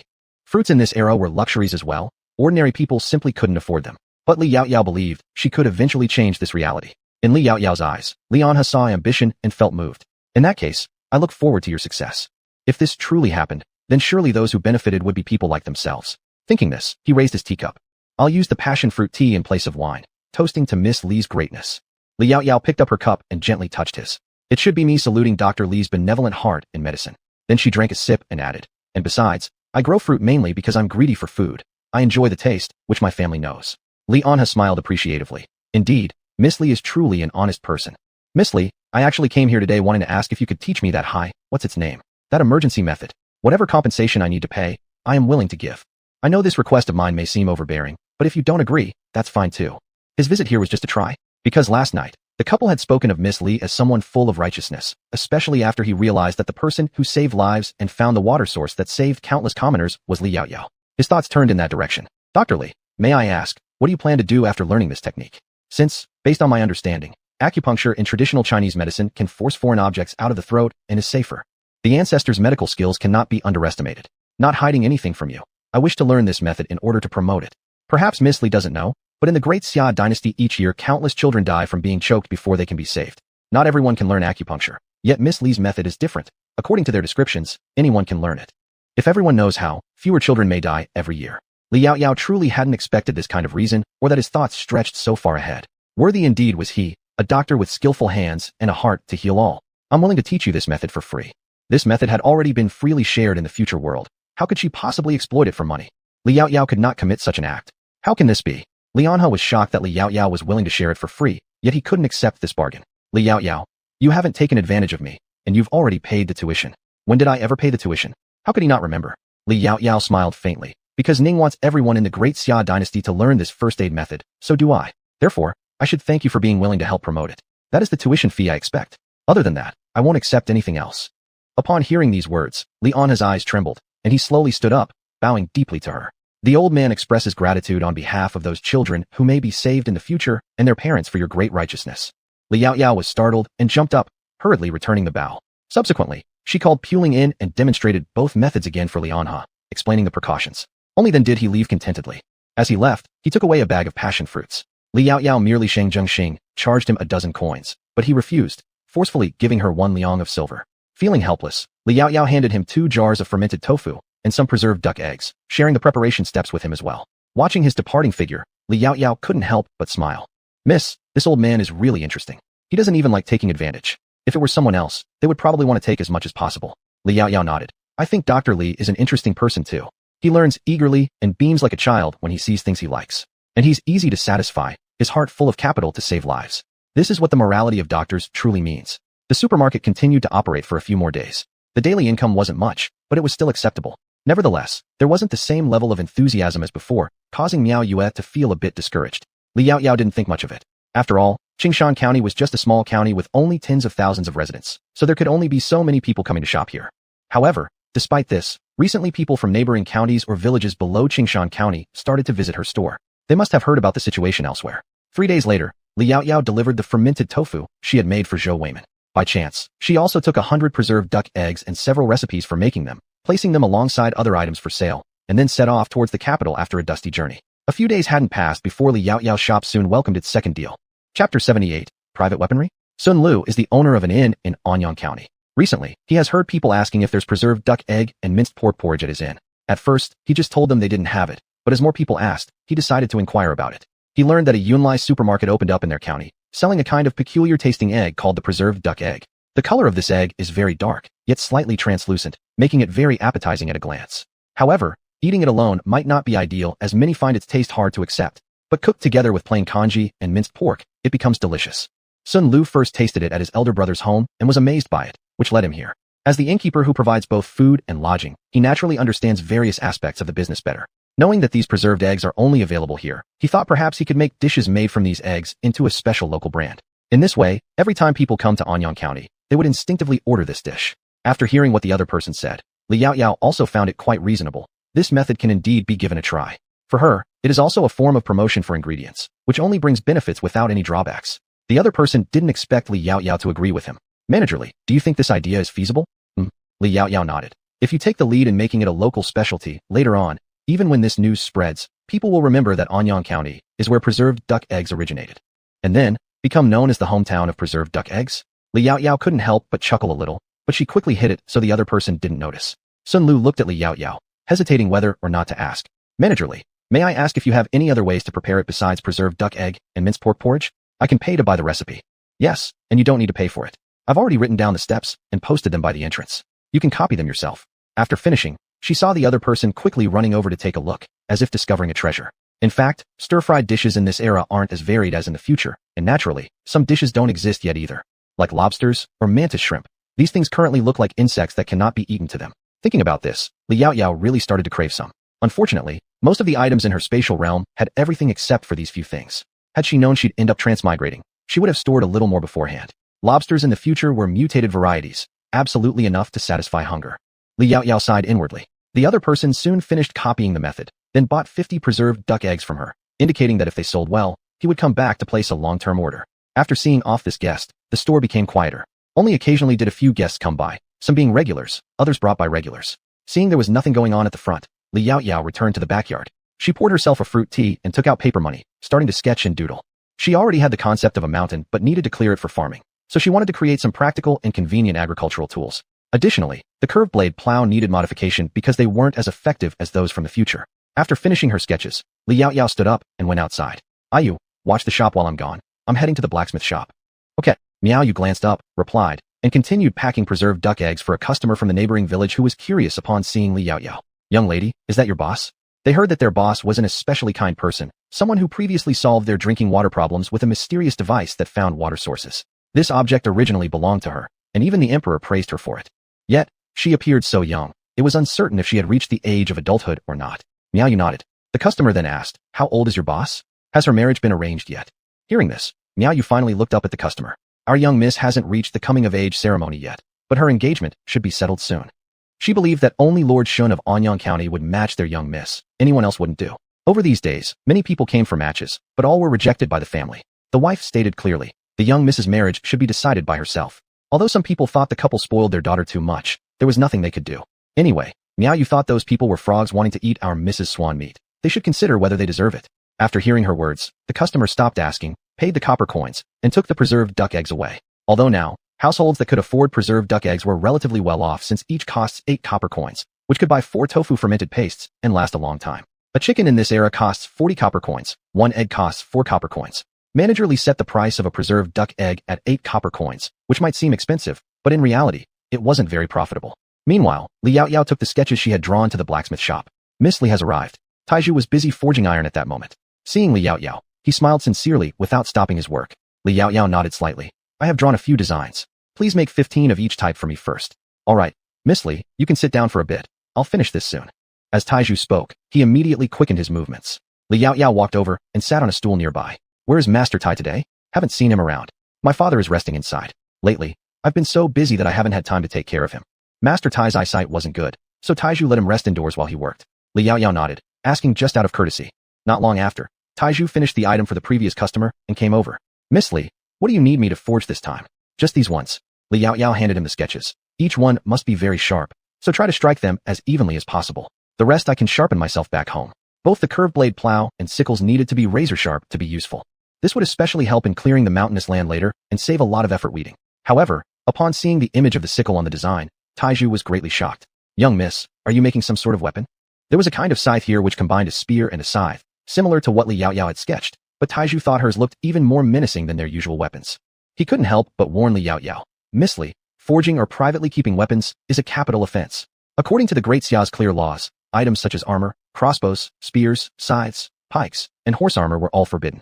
Hiding a spear, scythe, or pike could result in a year of imprisonment. Hiding 1 crossbow would increase the punishment by 2 levels, 2 years imprisonment. Hiding 3 crossbows or a suit of armor would lead to exile for 2,000 miles. Hiding 5 crossbows or 3 suits of armor would result in hanging. If someone found any of the aforementioned weapons and did not turn them in within a month, they would still be charged with private possession. Thus, Taiju was utterly startled by Li Yaoyao's boldness. Chapter 79. What does that have to do with her? What weapon? This is just a farming tool. Li Yaoyao was somewhat between crying and laughing. However, does it really look like a weapon?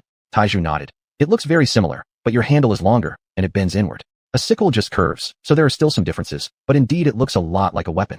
Who would have thought it's actually a farming tool? Young lady, what is this farming tool used for? It's for clearing land. It cuts grass quickly, and you don't need to bend over. As Li Yaoyao said this, she pondered for a moment. Or how about this? Why don't you work on what you can first, and I'll go report the rest to Master Shun at the county office. She truly hadn't considered these things before, and she should be grateful, Taiju reminded her. All right then. Taiju nodded. The majority of his family's recent business has come from Miss Li and the county office. The jobs from the county office were also due to Miss Li's recommendations. Afterwards, Li Yaoyao directly went to the county office, only to hear upon arriving that Shun Tsungji wasn't in the office. Do you know where your master has gone? Li Yaoyao guessed they might be working on road repairs, just not sure which road. It should be around Anyang County. An official servant thought for a moment and didn't hide anything. Master Shun is likely outside the city gates now. I heard we're going to start building cement roads around our Anyang County in the coming days. Since the roads within Anyang County were built with stone, they could take care of those later. His explanation came with evident pride, interlaced with a bit of excitement. After all, building bridges and repairing roads are big matters, and Master Shun had also mentioned that after having the cement roads, people wouldn't have to worry about getting their shoes dirty when it rains. Thank you.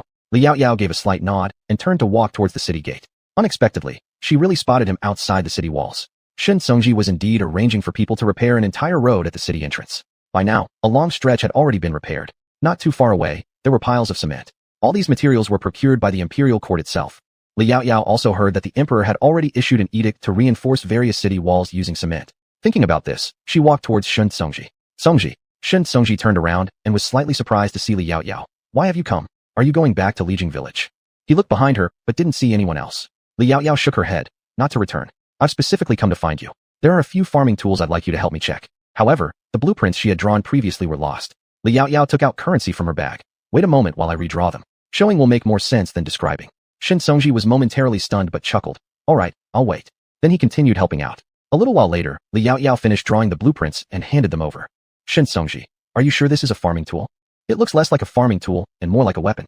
No wonder she came to find him. Perhaps even the blacksmith would hesitate to forge such an item for her. Shun Tsungji pointed to the sickle-like tool and asked her, do you know what this farming tool is for?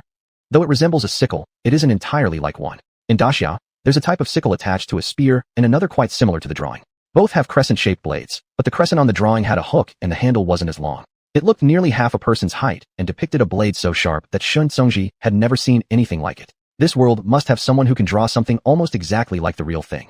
This is a farming tool for clearing land. Li Yaoyao made a gesture, and then swung toward a direction. Just like that, It can cut down a patch of grass without needing to bend over, although it does require considerable strength. People in this era mostly engage in farming labor, so their strength wouldn't be a problem. With time and familiarity, taking precautions would suffice. On that day, you and I both saw that mountain. Though there weren't many trees on it, the grass grew abundantly, which is why I thought of this idea. Besides, the mountain isn't tall, divided into layers, making operations much more convenient. I see now. If this is the case, your farming tool is truly convenient, much better than other sickles. If it proves useful, would the emperor consider promoting it widely? After all, the court is very eager for the common people to open up more farmland, thus increasing taxation and grain taxes naturally. Moreover, unlike small sickles that require bending, this doesn't, and works faster. I'll write an approval document for you shortly. Upon seeing this, Shun Songji naturally understood her purpose for seeking him out. In that case, thank you, Director Shun. Li Yaoyao teased with a laugh. Shun Songji raised his hand and tapped her forehead lightly, looking indulgently fond. In the next instant, he paused. He looked at his hand, realizing his action had been overly intimate, yet it filled him with joy. He looked down at her as if he wanted to see something on her face, but unfortunately for him, Li Yaoyao, being from a later generation, paid no mind to such gestures. Any kind of bashfulness or coyness, what was that? It had nothing to do with her. Li Yaoyao soon turned her attention to the cement road not far away and walked over, squatting down to take a closer look. This isn't right. There needs to be more cement, but less sand. If it's too fine, carts will easily slip. A bit rougher would be better. At this time, most cart wheels were made of wood and therefore already prone to slipping compared to rubber tires. It seemed like there was an opportunity here for further study. This could be big business. Shun Songji nodded in agreement. Do as Miss Li says. Yes.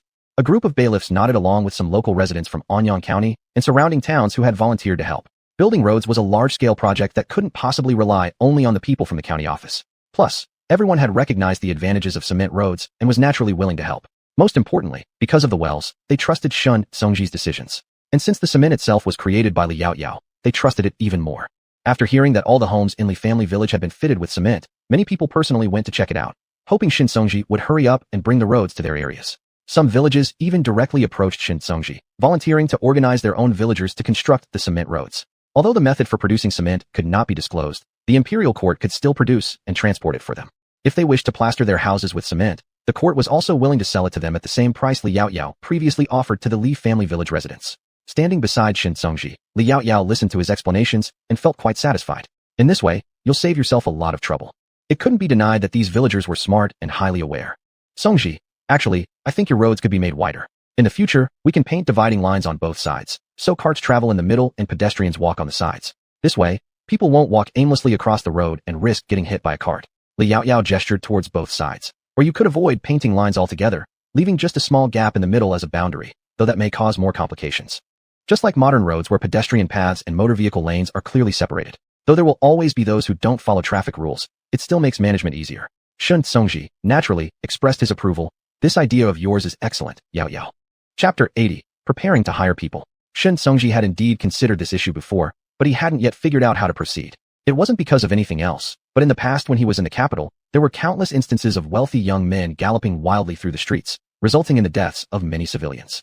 Shin Songji did not wish for such occurrences in his jurisdiction, so the idea proposed by Li Yaoyao seemed quite appropriate to him. After giving these instructions, he returned to the official residence to write approval documents for Li Yaoyao and accompanied her to a blacksmith shop. Taiju, upon seeing the approval documents and receiving Shun Songji's personal instructions, naturally no longer had any concerns. That afternoon, after closing their doors, Li Yaoyao and her companions posted a notice at the entrance before leaving. Not long after, some people returning from work noticed the posting at the door, but most of them couldn't read. What is this? What does it say? Could it be that Miss Li is preparing to introduce some delicious items again and inform us beforehand? If that's true, wouldn't it be unnecessary to make things so complicated? Some thought otherwise. Isn't Ji family's third son the one who became a Shotsai last year? Let's ask him. Just as this person finished speaking, the mentioned third son of the Ji family came over from somewhere, immediately being pulled over by others. Ji Fong, take a look for us and tell us what it says here. Ji Fong stepped forward, and others instinctively made way for him. He carefully looked it over several times. Boss Li is hiring people. She says she has a mountain to develop and 20 acres of land that need cultivation. The pay is 5 cash per month, and if you work well, you can become an official employee and earn 10 cash monthly. During festivals, there will also be other benefits like merchandise from the store and various kinds of meat, and they'll provide lunch every day. Ji Fong believed that Li Yaoyao was truly generous. 1 tael per month, really? Is it that much? After all, even the waiters at the inn around here only earn 2 cash a month, so earning 6 cash would be already substantial. 1 cash equals 150 copper coins. 5 cash equates to 750 copper coins, which even with the current higher grain prices could sustain a whole family for a month. And it includes lunch. If 1 or 2 people from their household worked there while others stayed home, they could both earn money and save on 2 lunches. At that moment, many had begun to consider this seriously. There's more, Jifeng suddenly added. The poster also states that if people don't want silver, they can exchange it for rice and flour according to pre-disaster prices. If possible, Jifeng preferred grains, especially those priced as before the disaster. Although Anyang County has gradually returned to normal, and Shin Songji has ordered merchants to reduce the price of grain, it still remains much more expensive than before. Everyone eats sparingly now, and crops take time to grow. Before long, news that Liao Yao was recruiting people with high rewards spread throughout Anyang County, attracting many to gather in front of Yunlai supermarket. Although many could not read, those who could would translate for the crowd nearby. Elsewhere, Jifeng, after returning home from outside, opened the gate to find an elderly lady fumbling her way out. Squinting, she could only see a blurry figure at the doorway. Is that Feng back? It's me. Mother, don't move. Jifeng quickly went forward to support her and glanced inside. Father, isn't he back yet? He should have been back from working in the fields by this time. Mother replied. Your father said the land belonging to your uncle couldn't be tilled in time, so he asked your father to help. Upon hearing this, Jifeng's eyes grew colder. They're not actually short on time. They're just lazy. Father shouldn't keep helping them. Otherwise, they'll only get more excessive later. In the past, they occasionally called upon his father for help, but now it was almost every few days. Each time, they deliberately left tasks unfinished for his father to complete. The woman smiled. After all, they are relatives. A little help won't hurt. Jifeng did not respond further, but helped her sit down in the courtyard. Mother, I saw earlier that Miss Lee from Yunlai Supermarket is hiring people to help cultivate land and plant crops. She offers 5 cash per month, and I want to try it out. Though he was a scholar, he possessed great strength and often assisted with farming work. Won't this affect your studies? This worried the woman more since. Next year, you will go for the provincial examination, and you must focus on studying. No problem. Moreover, it shouldn't take too long. He saw that a considerable number of people were needed, so it wouldn't take long to hire everyone. He could also seize this opportunity to earn some grain and silver in preparation for the examination at Chongping Prefecture later on. The woman, seeing that he had already made up his mind, did not say anything more. Women of this era followed their husbands when they married, and after their husband's death, followed their sons, never considering themselves or opposing the words of their sons and husbands. Not only this, Jifeng also wanted his father to go. This way, they wouldn't be asked anymore to work for those people. As for their family's farmland, it was minimal. After finishing their work, they could simply set aside a little time which would suffice. Not long after, old Ji returned, and Jifeng told him about the matter, but the old man seemed a bit troubled. I have just agreed to help uncle for a few days. How could he imagine such a good thing would come along? However, Jifeng's face darkened after hearing his father's words. Father, you must listen to me this time. Tomorrow, I will accompany you to decline this favor. But won't this cause problems? If father doesn't mind starving me and mother, then you can go. As for mother, I'll take care of her myself. He didn't mind if his father continued being the good guy, but being good should also have its limits. As for those who talk about losing as being a blessing, he didn't care at all. When you can't even eat enough to live, loss means risking your life. Seeing that his son was really upset, old Ji nervously agreed. Jifeng scoffed inwardly. It seemed those people already knew about Yunlai Supermarket recruiting workers, which was why they suddenly asked his father to help them for a few days. What a perfect plan. On the other side, Liao Yao was completely unaware that her recruitment notice had caused quite a stir throughout Anyang County. Happily, she went home and told her family about the land development plans. Yulanhua immediately expressed her desire to help. Since someone had come to their house, she felt herself to be utterly useless. Most kitchen chores were handled by Liang Chui, and though Yulanhua occasionally helped, it was limited to cooking a few dishes. Liang Chui wouldn't let her do anything else. As for the fields and animals in the backyard, they didn't require her attention either. Yulanhua truly felt like she was about to rust away. Chapter 81 Jifeng recommends himself. Mother, if you want to go, there's no problem, as long as you don't overexert yourself. Liao Yao did not plan to confine Yulanhua at home and forbid her from doing other things. After all, women can hold up half the sky. She was someone who came from a later time. Her thinking couldn't possibly be inferior to those here. Yulanhua immediately became happy. Then young miss, what about us? Miao Yang subconsciously asked her, full of anticipation on his face. He hadn't yet worked the virgin land, especially that mountain granted by His Majesty. Our crops in the field are already growing well, so there's no need to leave so many people here. I'd like to go with you to cultivate the land. Gaoshan also indicated he wanted to go. Liao Yao thought for a moment. If you want to go, then go. However, if there's work to do here, you have to prioritize this side first. Everyone naturally nodded. Beside them, Li Si suddenly seemed to say something. But Liao Yao had already spoken up ahead of time. Father, stop thinking about it. You stay at home and teach the younger siblings how to read, while helping take care of the house. The main reason was that Li Si didn't have much strength, but he knew how to cook, so they could resolve their lunch problems themselves at home. Li Si wasn't disappointed. He had just asked out of curiosity. Liao Yao then looked at Miao Yu. Ah Yu, when it gets busy, the shop will only be able to rely on you to manage alone. Can you handle it? Miss, please rest assured, I won't have any issues. The store's operations now were largely managed by her. She understood that it was their young miss intentionally letting her handle matters herself. She naturally couldn't let her down. Things were basically decided this way. However, the start of work would still have to wait until after she got Iron Pillar to make the necessary items, which should be ready the day after tomorrow. On the second day, Liao Yao took Miao Yu, Yulanhua, and Miao Yang to the store. Yesterday, they posted recruitment information, and today, people should come for job interviews. Thinking about it, once they arrived at the door, they saw a crowd gathered there, even more than when Yunlai's supermarket first opened, which was rather surprising. Miss, they're probably not here to buy things, right? Miao Yu couldn't help but ask. They should be here for the interview. There were quite a lot of people, maybe hundreds of them. The four of them walked towards them, then realized they couldn't get inside. She couldn't help but rest her forehead in her hand. Would you mind moving aside a little? As soon as these words were spoken, she noticed hundreds of pairs of eyes focused on her, full of fervor. Liao Yao. Fortunately, they quickly formed a path wide enough for them to walk through. But for a moment she hesitated whether she should proceed or not. TSK, somewhat frightening. But she finally went forward and handed the keys to Miao Yu, asking her to open the door, while facing the hundreds of people in front of her herself, with Yulanhua standing beside her. Most of the people in front of her were men, though there were some women too. Most were women similar to Miao Chui, and a few girls about Miao Yu's age, who obviously didn't appear as gentle as Miao Yu. Are all of you here for the job application? Liao Yao asked them. They nodded. Miss Li, do you really offer 5 coins a month? This was asked by a woman whose age appeared similar to Yulanhua. Of course. Liao Yao nodded slightly, and immediately everyone showed an excited look. But there are some situations I must clarify beforehand. Liao Yao stepped forward slightly. If I hire one of you, and he deliberately slacks off during work, I won't hesitate either. Additionally, some of the hired workers will remain only until the land cultivation is finished. A few may continue being employed indefinitely, and once they become regular employees, their wages, no, labor fees will increase to 1 tael per month, with various benefits included. Surely you understand. They indicated they understood. Miss Li, does that mean free lunch? Is it only after becoming regular staff? Many people cared about this question because one meal could save several copper coins and reduce household burdens. Liao Yao. This isn't necessarily true. Once you pass today's interview, everyone starting the cultivation work will receive a free lunch. Everyone immediately felt reassured. Being able to enjoy a free lunch was indeed good. Liao Yao promptly continued. There's another thing. This time we only need 50 people, but those who don't make it don't worry. There will be future opportunities. After a while, I plan to build a factory below that mountain, and there will also be hiring for housing construction, followed by continuous employment needs within the factory, but all these require some waiting. After all, you can't rush into everything, mainly because Liao Yao hadn't completed her factory design yet. Hearing her say this, some who were worried about failing the interview visibly relaxed. It was fine as long as there were chances. Even if not chosen today, there would still be opportunities later. Liao Yao looked at Yulanhua beside her. Mother, from now on, the recruitment matters will be handed over to you. This was the reason why she had specially brought Yulanhua along today. However, Yulanhua herself was somewhat frightened and immediately grabbed Liao Yao's hand with a look of tension. Handing it over to me? But Yao, Mother has never done such things. Mother, please don't worry, you can do it. Moreover, you used to work in the fields as well. You must be able to tell who's better. I know nothing about this and can only ask for your help. Mother, please help Yao. Liao rarely acted coy. Yulanhua immediately showed a troubled face, looking at so many people in front of her. After hesitating for a while, she finally nodded. Subsequently, Liao stepped aside, and Yulanhua went down to select the candidates. It took quite some time before she picked out more than 20 people, including 2 women and a girl around Miao Yu's age.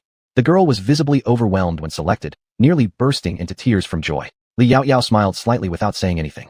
She had known her mother could do it. From the facial expressions of those selected, they seemed honest and simple, though the specific results would need further observation once work started.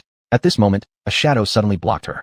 Liao instinctively looked up and saw a polite and refined young man with a handsome face standing in front of her, who looked like a scholar. Behind him stood a middle-aged man who appeared somewhat timid. Upon noticing her gaze, he courteously bowed respectfully. I am Ji Fong, meeting Miss Li. Mr. Ji. Liao indifferently nodded lightly.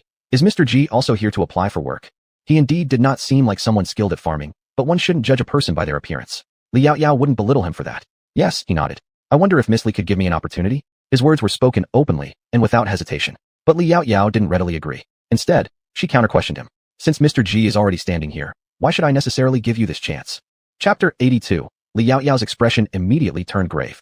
Because I can see that Miss Li is an ambitious person and will not focus merely on the present. Anyang County is too small to hold her.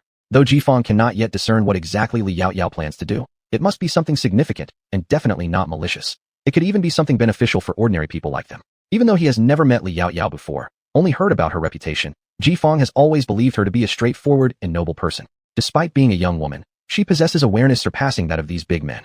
Following her would surely allow him to learn things he couldn't elsewhere. This was Jifeng's genuine thought. Upon hearing this, Liao slightly raised her eyebrows, not expecting him to say such words. You are indeed clever. However, he just smiled faintly. I am no more than an ordinary person who wishes to survive well. But Miss Li gives me such an opportunity, which is why I stand here.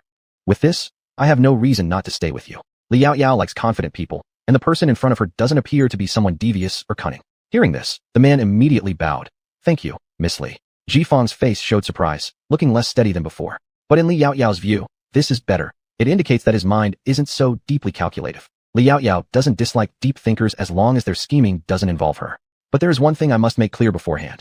If you come in, you may initially have to do physical labor, working with others to reclaim land and plant crops. Besides this, I don't have any other tasks I can assign you at the moment. Are you, as a scholar, capable of enduring this?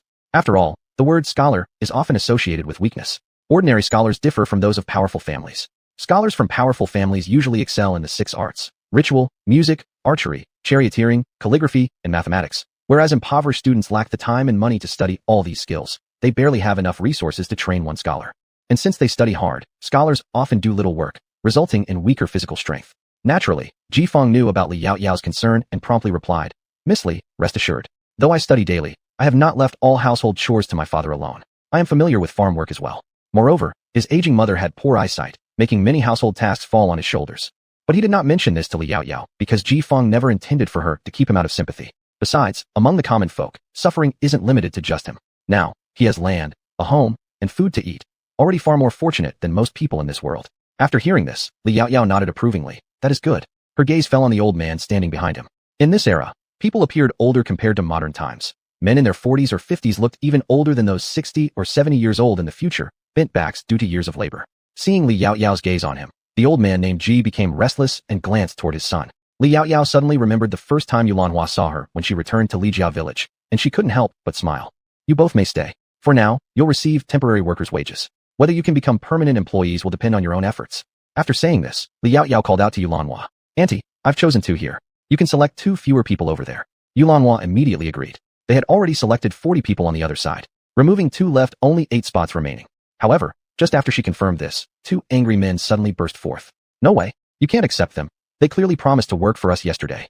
The 2 men, one around 30-something, the other looking similar in age to Ji Fong, but with a fuller figure and greasy complexion, stepped forward. One of them pointed at Li Yaoyao while speaking, quite arrogantly. Li Yaoyao's face darkened immediately. If you don't want your hand to fail permanently, I suggest you best retract it. Reacting instinctively, the other man locked eyes with hers, his body trembling inexplicably, and hastily withdrew his hand. Neither of them had forgotten the day Li Yaoyao took down several men all by herself, leaving them groveling. Their arrogance melted instantly. The middle-aged, chubby man Fan Air coughed dryly. Miss Li, I'm not here to cause trouble, but my elder brother clearly agreed yesterday to work for us. How can he go back on his word? You understand that, right? What you said does sound reasonable, but I wonder why he should work for you. Could it be that both of your 4 hands are paralyzed? The younger brother's face shone with oiliness, while the older brother was almost as skinny as a skeleton. No need to guess what had happened there. Before the sound faded, someone couldn't help but intercede for justice. Miss Li, you may not know this, but their family is utterly despicable. Seeing that old Ji was an easy target, they made people work for them every day. Almost all of the fields at their home were taken care of by old Ji alone. Poor old Ji has to take care of his own family and also support theirs. He has fainted several times from exhaustion. That's right. You mustn't hire them. All they do is slack off. Had it not been for the good neighbors around, when old Ji collapsed on the ground, no one would have cared. Upon hearing this, Fong Lauer's face turned grim, no longer refuting anything. It seemed he knew his chances were over, so he just accused her. Boss Li, does this mean you're competing with us for workers? Li Yaoyao shrugged indifferently. Of course not. With so many people standing here waiting for me to choose, why should I compete with you? I'm merely curious. Besides, the decision doesn't lie in my hands. It's up to them. Ji Fong immediately stepped in front of Ji Laohan, shielding him. Cart Ji, I tell you, starting today, my father will no longer work for you. Don't even think about it. Don't assume I don't know why you suddenly tricked him into doing all your work. You wanted to come here to earn money and then have my father work for free for you. How dare you dream of such nonsense? Just look at how lazy and greedy you are. All you want is to enjoy the fruits of others' labor without lifting a finger. Have you even considered if Boss Li would even hire you? Bravo. Someone clapped their hands on the spot, immediately turning Ji Fugue's face a mix of pale and flushed with anger. Oh, Ji Fugue was the name of the second son of the Ji family, while Ji Fong's father's name was Ji Biandan. Judging from the names alone, one could easily see their status in the family when they were kids. No wonder old Ji looked so timid and reluctant to speak up. There was no way Li Yaoyao would accept these 2 men. After all, she was hiring workers, not adopting 2 masters to be waited on hand and foot. However, Ji Fong's words incensed Ji Fugue, who immediately lost control and swung a punch toward Ji Fong. Chapter 83. The clean hands of the young lady have been dirted. Although Ji Fong was eloquent, he had no martial skills and could only watch helplessly as the fist whistled towards his face, unable to dodge in time. Moreover, he was protecting Ji Biden behind him. If he dodged, that fist would certainly land on his father. Ji Fong instinctively closed his eyes. But after waiting for a long time, the punch never landed on his face. He instinctively opened his eyes. He saw that the thick fist was being firmly held by a slender hand, unable to move. Filthy person, let go. Ji Fugue realized he couldn't break free and immediately swung another fist. In the next second, a pig-like scream echoed throughout Anyang County. Seeing Li Yaoyao twisting his hand backward, there was a snapping sound as his joint dislocated, making any struggle futile. His son beside him didn't step forward to help. Instead, he was scared to collapse on the ground, flailing around before running away. Li Yaoyao laughed mockingly. What a stark contrast. But Li Yaoyao wasn't about to let him off easily. She smiled toward the crowd present.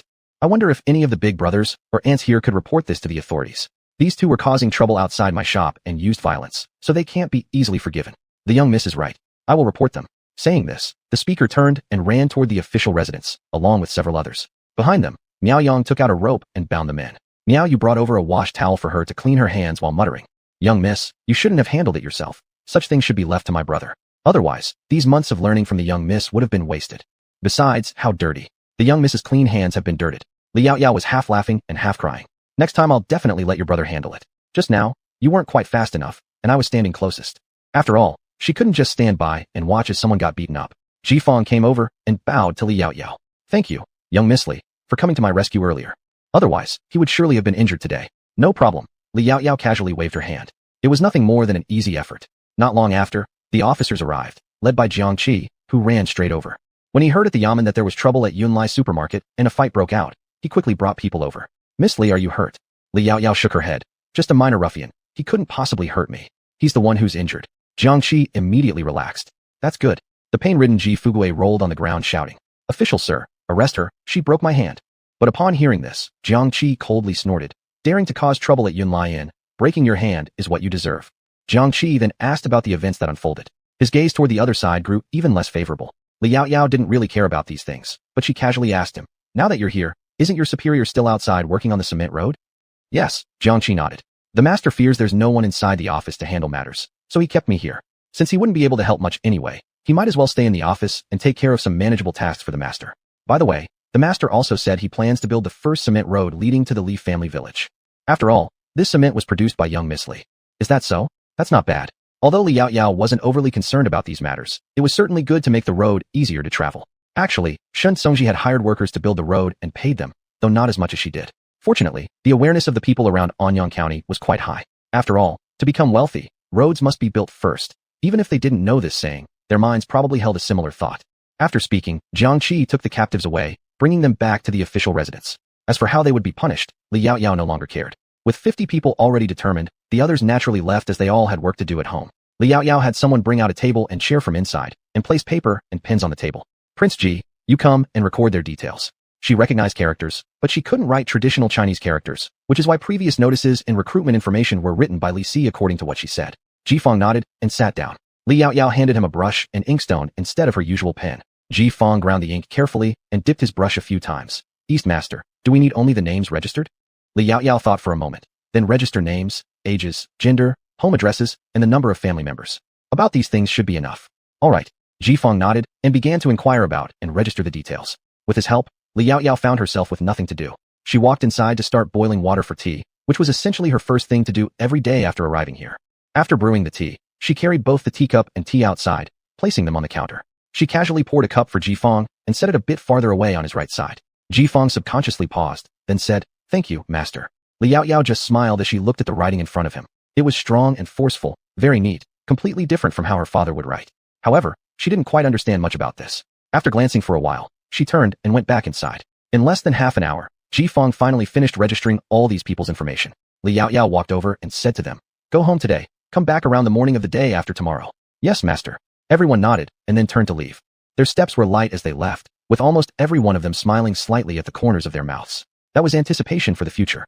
Ji Fong stood up, holding the cup of passion fruit honey tea, hesitating for a moment before speaking. Miss, could I take this tea back with me and return the cup later?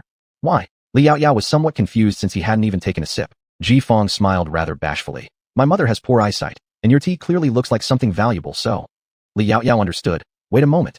Saying that, she turned and went inside. Not long after, she came out carrying a small jar of fruit tea. You drink this yourself, and take this jar home. Add a bit when steeping. After saying that, she didn't wait for him to refuse and shoved it directly into his arms. People, if you're kind to them, they will naturally be grateful, especially people from this era. Their sense of gratitude is incomparable to those of later generations. Li Yaoyao wasn't trying to win him over. She simply thought he was talented. If you treat someone well, they'll work harder for you. After all, she was now a shrewd merchant. Chapter 84, Burning Down the Supermarket. Around noon of the Shen hour, The blacksmith shop had already delivered everything Li Yaoyao requested, all forged and ready. Miss Li, take a look. Is this what you wanted? Taiju was afraid he might have made a mistake and lost such a big client like Miss Li Yaoyao. After all, besides the county office, she was the one who commissioned the most work from the blacksmith shop recently. Miss Li Yaoyao checked it carefully and nodded. It's fine, no problem. After that, she handed him the remaining money, but Taiju didn't accept it, instead returning the deposit he had taken earlier. Miss Li, can I ask you for a favor? Li Yaoyao did not immediately take the deposit. She only slightly nodded her head. Speak up. Taiju looked a bit troubled, but quickly became determined. Miss Li, let me explain. I wonder if I could produce objects based on your designs for sale, even though I'm not sure about the exact functions of some yet. But I know whatever you make must be useful. Therefore, in the future, if someone else orders similar things, may I produce them? As long as Miss agrees, not only will I not take payment for this time, but I won't charge for anything you commission in the future. If that is still unacceptable, set a price, and I'll surely try to gather the funds. In Tieju's mind, Miss Li Yaoyao was an extraordinary woman unlike any other women he knew. Following her would surely lead to better days. For example, those water-fetching devices in Miss Li Yaoyao's courtyard were ordered by the imperial court from Tieju's blacksmith shop. These devices were installed in various villages. Of course, these were blueprints purchased by Shun Songji from Li Yaoyao, and they were assembled after being made. Because of Miss Li Yaoyao, Taiju could now afford meat for his family, and their life was better than before. Li Yaoyao hadn't expected such a small matter. Nonetheless, she accepted the deposit and said, if you want to make them, go ahead. Consider this money as payment for a few of the design plans, but next time I buy from you, I expect you to charge accordingly. No special treatment. You can first get an approval slip from the government office and prepare a few for stock. After all, Anyang County wasn't short of blacksmith shops, including others that had left but recently returned. Making such items wouldn't be difficult. They could be learned just by looking once. Soon, others would compete with Taiju for business, so he'd likely only benefit in the early stages. But since these plans originated from her, it was reasonable for Li Yaoyao to charge for them. As for what happened afterward, it was none of her concern. Hearing this, Taiju was delighted and bowed 45 degrees toward Miss Li Yaoyao. I understand. Thank you, Miss Li. You are truly a kind person. Li Yaoyao smiled, but said nothing more. She then bought a few fermented tofu blocks and a preserved egg before leaving. At this moment, Miao Yu walked over to Li Yaoyao, her voice tinged with curiosity. Miss, why did you agree with him? Aren't good things best kept to oneself? Good farming tools are considered valuable because they are helpful in farmers' hands. Even if Taiju hadn't come to me, people would eventually figure out how to reproduce them themselves after use. However, he's smart enough to recognize the business opportunity first. Although he may not get all the commissions, everyone will certainly soon know her tools are made by him. The one who moves first often gets the lion's share of the profits. Still, for tools like sickles, it depended on whether the county office would loosen restrictions. And even if they did, one household would probably only be allowed to make one. Ironware in this era wasn't cheap. Some households couldn't even afford a single piece. Miao Yu nodded in partial understanding and teased with a smile. Miss, you're truly talented. You know everything. Miss Li Yaoyao smiled and patted her head. You'll know all of this too in a few years. Miao Yu was eager to learn, so naturally, Li Yaoyao was willing to teach her, ensuring that as her business expanded, there would be capable assistants. Alright, it's getting late. There shouldn't be many more customers today. Let's tidy up and go home for dinner. Liang Chui was at home today, so dinner should be ready when they arrived. Okay. Hearing this, Miao Yu hurriedly began cleaning up. Along with Miao Yang, they took the brooms made by Miss Li Yaoyao to wash them in the backyard. Yu Lanhua organized the shelves and cleaned them off. Miss Li Yaoyao had mentioned keeping shelves neat and clean in order to create a welcoming impression for customers. After finishing her tea, Li Yaoyao washed her cup in the backyard. Once everything was tidied up, she closed the door and left. Before departing, she also made a stop at the county office to chat briefly with Shin Songji. That night, a crescent moon weaved through the grayish-white clouds, appearing and disappearing intermittently. Everyone had fallen asleep, and the entire Anyang County lay quiet. At this moment, two shadowy figures suddenly emerged furtively from a street corner not far away. They sneaked up to the Yunlai supermarket and moved several loads of goods until they piled them up at the entrance and around the supermarket. Father, are we really going to burn this place down? This is against the law. What if the constables come and drag you back again? What will we do then? The smaller of the two silhouettes grabbed hold of the one in front who was about to set fire, his voice tinged with fear. This Mr. Lee got me beaten with over a dozen cane strokes in jail, fined me 5 taels of silver, and it cost another tael just for medical treatment. I must get my revenge on him. The speaker was none other than Ji Fugue, who had caused trouble earlier that day outside the Yunlai supermarket and was sent to the magistrate's office by Li Yaoyao. Hearing this, he gave out a cold snort. Isn't Miss Li always sticking her nose into others' affairs? Well, let her pay the price for being nosy. With that, he took bold steps forward, only to accidentally tug at the wound on his lower back, causing him to sharply inhale. When he reached out to touch the sore spot, his hand pulled at another injury, making him even angrier. His son quickly came up to support his free arm. Father, let's go home. That boss, she's someone we shouldn't mess with. Recalling how effortlessly Miss Li Yaoyao had twisted his father's hand earlier in the day, along with the glance she had given him, his whole body trembled just thinking about it. He'd rather work in the fields all day than cross her path again. Unfortunately, while his son preferred retreat, his father was ready for action. Ji Fugue roughly shook off his son's hand and shot him a stern look. You useless fool. If you won't help me, I'll do it myself. He lit the flint and sprinkled alcohol onto the dry materials before setting the gate ablaze directly. The flames flickered brightly in his eyes, filling him with excitement. Burn, burn, burn it all down. Let's see how she can still act so arrogant. However, before he could savor his vengeance for more than a few seconds, several people suddenly sprang from behind and pinned him to the ground, pressing hard on his wounds. In an instant, his cries of pain, like those of a pig being slaughtered, echoed across the entire county of Anyang. And in the dead of night, they sounded even louder. Chapter 85. Liao Yao has lost all dignity. What happened? What's going on? The commoners and neighbors were woken up one by one, opening their doors to see a group of constables at the entrance of Yunlai supermarket. Underneath them was someone who had just been shouting like a pig being slaughtered. Isn't that someone from the Ji family during the day? Why is he here? There was also the smell of burning firewood in the air. Soon enough, the crowd noticed the pile of firewood near Yunlai supermarket's entrance. Some of the firewood near the entrance had already caught fire, but fortunately, the house wasn't damaged. Is he planning to burn down Miss Li's shop? That's absolutely outrageous. Officials, you must uphold justice for Miss Li. Miss Li was such a good person. Why did she always encounter such despicable people? Some couldn't help but feel indignant on behalf of Liao Yao. They wouldn't let them off easily, fellow villagers, rest assured. Our officials will handle the situation impartially. Then, they ordered the constables to stack the firewood neatly by the door as instructed. Miss Li said, firewood delivered to our door should not be wasted. Jiangqi happened to be here at the perfect moment because Liao Yao had visited him at the magistrate's office before returning home. Considering Ji Fugui's scheming nature, it was likely he would cause trouble in the evening, so Jiangqi brought his men to lie in wait. Unbelievably, within half an hour, the perpetrators showed up with plans to set fire to her house. Keep in mind, many houses in Anyang County are made of wood and connected together. However, there was something puzzling about Ji Fugui moving so much firewood. Why didn't he simply pour alcohol on the wooden house and set it ablaze? In fact, Ji Fugui only wanted the fire to burn faster and stronger. With such a large flame, even if others attempted to extinguish the fire, it would be too late. After finishing these deeds, Jiangqi directly took the offenders away. Seeing that everything was fine at Yunlai supermarket, the townspeople went back to sleep. Waking up in the middle of the night like this meant most would probably sleep in the next morning. Liao Yao's family slept soundly through all this. The next day, after Liao Yao opened the store, a neighbor came over to tell her about last night's incident. Miss Li, it was fortunate that the authorities arrived quickly last night. Otherwise, your house would have been in trouble. Ours could have been set on fire too, resulting in countless deaths. The auntie expressed great relief. Such incidents weren't unheard of. Previously, in another county, a young bride couldn't bear the constant beating and cursing from her mother-in-law and husband anymore. One night, she burned herself and her in-laws alive. The flames were so fierce that several neighboring houses caught fire as well, causing suffocation deaths among nearby families. This was why the auntie seemed so grateful. Liao Yao pretended as though she'd just heard. Do you know who tried to burn my shop? You've always been kind and never harmed anyone. How could something like this happen? She appeared almost incredulous. It's Ji Fugui, whom you sent to the officials yesterday. But don't worry, he's already been locked up in the courthouse. He won't be out anytime soon. In Daxia dynasty, arson laws are extremely strict. Liao Yao naturally knew that, which was why she allowed him to ignite the fire before the lawmen appeared to apprehend him, leaving no room for excuses. Although the heavier the arson, the harsher the sentence, Liao Yao wouldn't allow harm to spread to others' homes or even neighboring buildings. For her, charging him with intentional arson was enough. The remaining issues would be dealt with by Shun Tsongji. The auntie saw Liao Yao remain silent and comforted her by patting her hand. It's not your fault. Blame those wicked people. Don't think too much about it. I understand. Thank you, auntie. Saying this, she instructed Miao Yu to take out a preserved egg. Thank you for letting me know. You can take this back and make preserved egg and pork porridge. The auntie attempted to refuse, but Liao Yao shoved it into her pocket directly. Don't be polite. I should thank you. Only then did the auntie accept it, dragging Liao Yao for praise. After she left, Liao Yao headed to the back. Today, she'd acquired quite a lot of wood, intending to fix the farming tools. However, before long, Miao Yu came to inform her that Ji Fong had come visiting. Liao Yao looked up from amidst the logs, thought for a moment, and then commanded, since he's here, let him in. Probably to apologize or express gratitude. Miao Yu turned around and led Ji Fong inside shortly after. When Ji Fong saw her sitting cross-legged on the ground, hammering away without any regard for her appearance, he was momentarily stunned but quickly regained his senses. Mississippi, he called out once. Liao Yao looked up at him briefly. Why are you just standing there? Come help me. Ji Fong hurried over, hesitated for a moment, and then sat down cross-legged opposite her, unsure of what to do at first.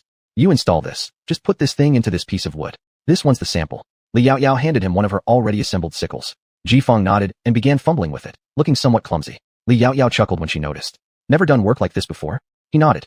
Most of my time was spent reading books in the past, though occasionally I'd water the vegetables or turn the soil, helping my father grow crops. It must have been hard. With that, he probably didn't have much time to study either. Not too hard. Most days we finish by morning, even during our busiest times, usually by noon. If there's still some left to do, father lets me go home to read. Though this way, I often have to study late at night since our family doesn't have much money. I'm reluctant to waste lamp oil, so I prefer reading by moonlight. In this era, It's not uncommon for poor scholars to read under the moonlight. But for them, having the opportunity and the qualification to study is the luckiest thing in their lives. In those times, many families had several children, and not all could afford schooling. After hearing this, Li Yaoyao smiled faintly, not expecting him to share these things with her. Jifeng also hadn't forgotten the real reason he was here. Miss, last night's incident. It was because of me that you got involved.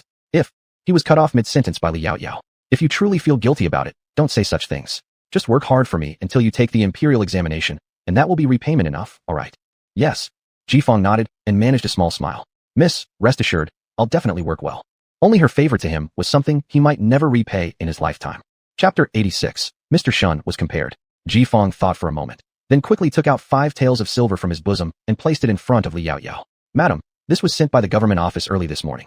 They said it's a small compensation for my father's contributions over the years to their family, so I thought, since it's given to you, just keep it. Li Yaoyao only glanced at it, interrupted him, and continued with her task. Besides, she had already known about this matter when she went to the government office last night. But Jifeng, upon hearing her words, pressed his lips together and insisted as he pushed the silver coins further toward her. These silver coins are all thanks to Madam. I shouldn't take all of them. If Madam doesn't want to take everything, let me take 2 taels, and the rest can be given to Madam. You're mistaken. Li Yaoyao stopped her work, looked up at him. These silver coins are compensation that the court retrieved on behalf of your father from Ji Fugui. It is what your father deserves, and has nothing to do with me. Even if it wasn't because of me, Mr. Shun would make such a judgment.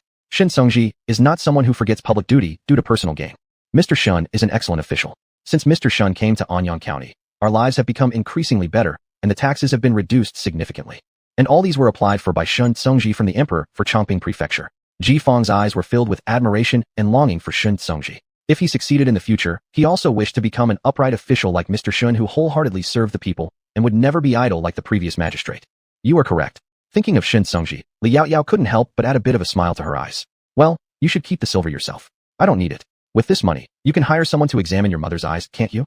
Although he hadn't mentioned it, Li Yaoyao felt that this was what he was thinking. Otherwise, if it was just for his own future in the imperial exams, there was no need to work so hard.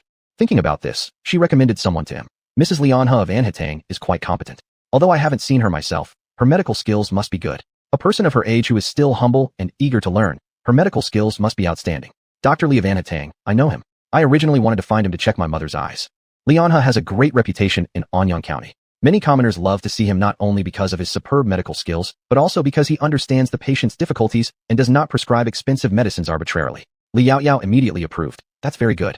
Having a good doctor nearby is more important than anything else. Just like in the later world, a common cold could be cured with 10 yuan worth of medicine, but some hospitals could prescribe drugs worth thousands or even tens of thousands without guaranteeing a cure. Jifeng nodded and continued helping carefully package the farming tools with diligence. Li Yaoyao did not stop him. If she didn't let him do something, he might feel indebted in his heart. While packaging the farming tools, Jifeng would glance at Li Yaoyao from time to time, looking at her many times. After seeing this several times, Li Yaoyao sighed involuntarily and spoke helplessly. Just say what you want to say. There's no need to hesitate. I won't eat you.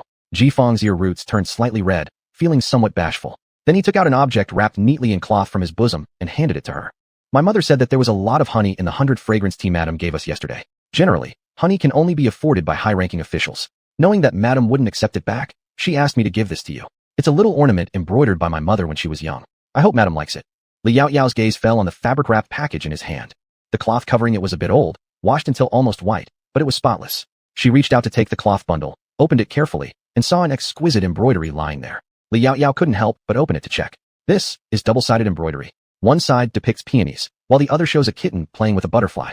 She didn't expect to encounter double-sided embroidery in such a small place as Anyang County. This skill isn't mastered by many in the modern era, and probably wouldn't be widespread here either. Most likely, only those working inside the palace knew it. Thinking about it, Li Yaoyao put away the double-sided embroidery again. I like it very much. Please thank your mother on my behalf. If Madam likes it, my mother will surely be very happy. Jifeng seemed relieved, fearing she might return the item. A trace of ease appeared on his face. With someone helping, they soon packed all the farming tools, and Jifeng then left. Later, Miao Yu walked in from outside, deep in thought. Miss, this Master Jifeng seems to be a decent person, but he still cannot compare with Mr. Shun. After hearing this, Li Yaoyao couldn't help but laugh and cry. Why are you comparing them? These two individuals are from different backgrounds and circumstances. There's nothing to compare. Yet, Miao Yu chuckled. Miss, you've forgotten. In a year, you will reach the coming-of-age ceremony. I must start considering more for you. Upon hearing this, Li Yaoyao was startled, but then realized what Miao Yu meant. That's right, she had indeed forgotten.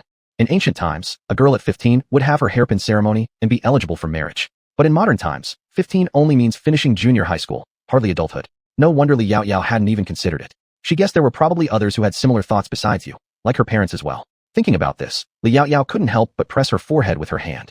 Honestly, she had never thought about getting married. As for Shen Songji, while she truly admires him, she didn't harbor any romantic feelings toward him. Ayue, don't say such nonsense anymore. Your young lady has no plans to marry for now, and if others heard it, it wouldn't be good.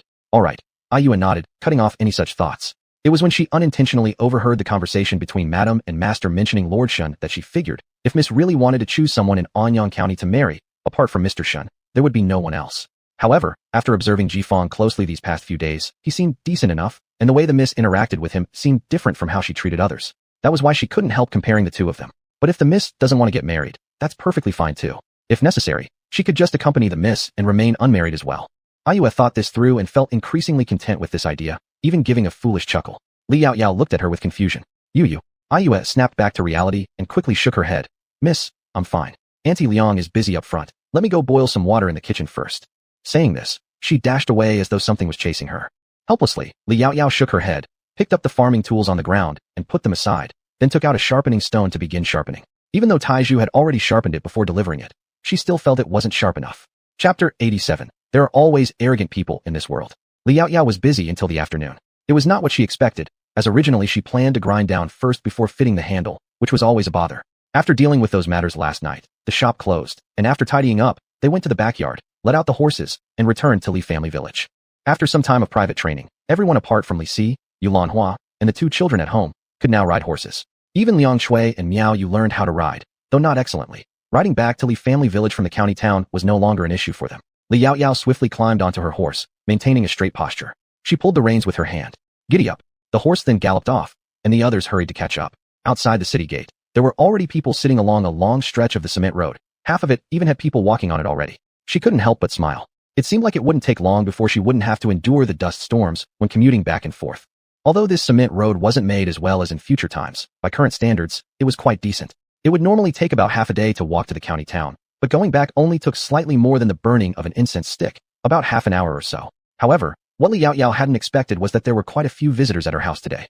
She dismounted from the horse, and Miao Yang immediately came forward to take the reins and lead all three horses back to the stable. Li Yaoyao walked into the courtyard, and all the people inside immediately turned to look at her, full of smiles. Yaoyao's back. Tired or not? You've been busy all day. Quickly sit down and rest. As they said that, someone brought over a chair for her. Seeing this sudden warmth, Li Yaoyao raised an eyebrow involuntarily. I don't need to sit. I wonder why all of you have come here looking for me. Actually, she roughly guessed their purpose. Yaoyao, it's like this. We heard that you are hiring workers in the county town, paying 5 coins of silver a month. Is that true? The person who spoke was not very familiar to Li Yaoyao. It must be someone from the group that returned to Li family village these past days. It's true. Li Yaoyao looked reassuringly at her parents behind her, speaking calmly. Upon hearing this, his face lit up instantly. Yaoyao, you see, we're family, right? Since you have work available, shouldn't you think of us first? Isn't that correct? Family? You guys. Li Yaoyao gave him a cool glance, her smile turning cold at the corners of her mouth. Uncle, although I may not know you, you should definitely know me, right? And you should also know what I did to those so-called family. Isn't that right? Upon hearing this, his whole body stiffened, his forced smile fading. Yaoyao, what you're saying is nonsense. We all know you aren't such a person. That wasn't your fault, was it? Although they indeed thought her treatment of Li Hua's family was too extreme, when faced with benefits, who cares about those things? What you're saying does make sense. It certainly isn't my problem since they offended me first. So, her eyes narrowed. Do you also want to try my methods? Hearing this, the person immediately jumped back in shock and instinctively took a step backward. How dare you talk to your elder like that? Failing to intimidate with soft words, they now attempted to pressure her as elders. Ignoring them, Li Yaoyao instead looked at the others. What about you all? Do you agree with her? They remained silent, faces showing awkwardness. She realized that all the people who came today were those who returned later. None of the people who stayed in the village came because their thoughts differed from these people. Actually, it's not like no one in the village got chosen by her. For instance, the second son of the village chief and the eldest son of the Li Qiu family, plus another 4 or 5 individuals, were all people Li Yaoyao thought were good and helped her initially. And these people just wanted to get something good out of her. If she had encountered these kinds of people when she came back, she wouldn't have cared whether the Li family village lived or died. With a cold snort, Li Yaoyao said, Miao Yang, Chen Dao, please escort them out. If they refuse to leave properly, then throw them out. Yes, miss. Chen Dao and others had already been irritated by them. They walked up with grim expressions. Elders, please go. The word elders was dripping with sarcasm, causing them to leave with flushed and pale faces alternately. Li Yaoyao said, if you truly wish to earn this money in the future, then apply at Yunlai like everyone else. If I ever see you come find my father and mother again, believe me, you wouldn't want to know my methods. Perhaps you'd like to end up like Li Xiao. Upon hearing this, they ran away even faster. After all, who would want to end up like Li Xiao, with words carved into his face, and not daring to step out of the house for such a long time? Occasionally, when someone passed by their house, various sounds of beating and cursing could still be heard, which was truly lamentable. At just this moment, the village chief came rushing over from afar, slightly in a hurry, sweat already forming on his forehead. Yao Yao, I apologize. It's my fault for not teaching those people better, allowing them to harass you. Rest assured, I will personally go to each family and educate them. He had been working far away when someone came looking for him to tell him about this matter. He rushed back immediately, just in time to see these people running out of the Li family's home. Nothing happened, right? He asked with some concern. No issues at all. These people can do nothing to me. As long as they don't bother my parents while I'm away, it's fine. But she believed that after today, they probably wouldn't dare to come again. Saying this, Yao Yao invited the village chief to sit down and poured him a bowl of fruit tea. Most of what they drank at home now was this, mainly because it was sour and sweet, and the two little ones also liked drinking it. Village chief Li nodded his head. You can rest assured, there won't be a next time. I will properly restrain them. As he said this, he took a sip of water and was startled. Yao Yao, is this? This is fruit tea. It's beneficial for health, Grandpa Village Chief. Feel free to drink more. Regarding Village Chief Li, Yao Yao held a great deal of respect. After all, he was indeed an exceptionally good person. Just like those good-hearted people in the later generations would say, but within the Li family village, he still commanded considerable authority. However, Village Chief Li started feeling a bit embarrassed. Such fine tea. How could it be used to entertain someone like me? Thinking about the taste from just now, he couldn't help but move his tongue. Little girl, you put honey in this, didn't you? That was truly good stuff. Yao Yao nodded. Then can I take this bowl of tea back for my grandson? Don't worry, I'll have Zhou wash the bowl clean and return it shortly. Suddenly, Yao Yao thought of Ji Fong. Back then, it was similar. Only Ji Fong had wanted to bring it back for his mother, while Village Chief Li was thinking of his grandson. Their intentions were pretty much the same. She naturally wouldn't refuse. Instead, she added even more tea into Village Chief Li's bowl. Watching him carefully carrying the bowl as he went home, she couldn't help but smile. This felt like a special kind of inheritance. Chapter 88. Everyone competes to work. On the morning of the second day, when Li Yao Yao and her group arrived in front of the shop, the 50 people hired before were already waiting there, and each one had brought farming tools like hoes and sickles. Seeing Li Yao Yao getting off the carriage, Ji Fong led his people over. Miss, all 50 of us are here. Good. Li Yao Yao nodded, then turned to look at Miao Yu. Ayue, from now on, the affairs of the shop will be entrusted entirely to you. Can you handle it? Miss, don't worry, I can definitely do it. Miao Yu replied quickly. Miss entrusting her with this shop was a sign of trust, and she absolutely could not make any mistakes, or else she would fail Miss's expectations. Li Yao Yao nodded contentedly and asked Miao Yang and the others to go to the back courtyard to take out those farming tools, then turned to look at everyone else. You follow me. I'll take you to the mountain behind. The mountain behind referred to the rear mountain of the county, which wasn't too far away. It took roughly about the time to drink a cup of tea to get there. The mountain you're going to develop next is that one. Li Yao Yao pointed at the mountain in front of them. Though it wasn't the tallest, it was the largest in the vicinity. By its area, it should be around 40 or 50 acres, so it counted as a big project. People immediately looked in the direction she mentioned. Miss Li, do you want to level this mountain? Someone asked instinctively. Of course not. Li Yao Yao laughed unexpectedly. If she wanted to directly level it, she might as well have let the emperor reward her with land at that time. It would have been more practical and less trouble. It was only because Li Yao Yao thought some fruits grew better on mountains than on the ground that she desired the mountain. She continued thinking aloud. You just need to dig it into something like terraced fields layer by layer. Later, she would build a staircase nearby, making the journey up and down much easier. Miss Li, what are terraced fields? Terraced fields are. Suddenly Li Yao Yao realized. Do you not know what terraced fields are? That shouldn't be the case. Terraced fields started to appear during the Qin Han period.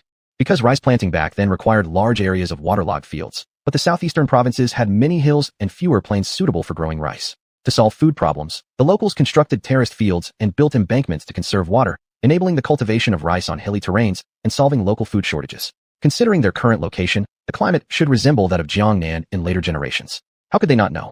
Could it be because she had traveled through time to a fictional dynasty? After all, in this era, even signal arrows hadn't been invented yet. With no other option, Li Yao Yao explained it to them, sketching a diagram on the ground. None of them expected rice could actually be grown on mountains. Ji Fong said. I thought Miss Li seemed like someone who had never worked in the fields, yet she understands so much. Li Yao Yao smiled but didn't respond. Yalanhua beside her also saw the mountain for the first time, never imagining it to be this vast. Now she understood why so many workers were needed. As they walked towards the foot of the mountain, Li Yao Yao had already explored this mountain when she chose it. Although it was a barren mountain, the color of the soil here differed somewhat. Some places had blackened soil while others contained yellow clay. This meant she could choose crops based on the soil composition. But given it was still a mountain, wild grasses abounded along with various vines and thorns, whereas trees were relatively scarce. Pretty much, this mountain, starting from here, over to there, Li Yao Yao gestured.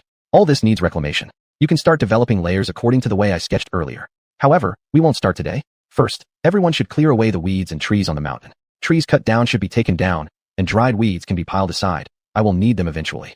Rest assured, Miss Li, we will certainly work hard. These people thought about the substantial wages Li Yaoyao provided. Plus they were selected among so many people, they couldn't afford to slack off.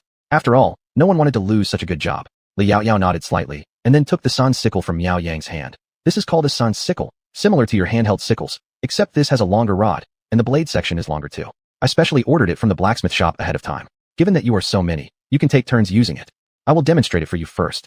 As she spoke, Li Yaoyao took the sun sickle to a place with more weeds, and simply swung her hand from front to back, leaving a large area of weeds instantly cleared. It truly looked both fast and effortless. But don't think it's easy just because it looks that way. You still need to be careful when using it. One slip might injure yourself or someone nearby. When you use it later, remember to spread out so as not to hurt each other. Rest assured, Miss Li, we understand.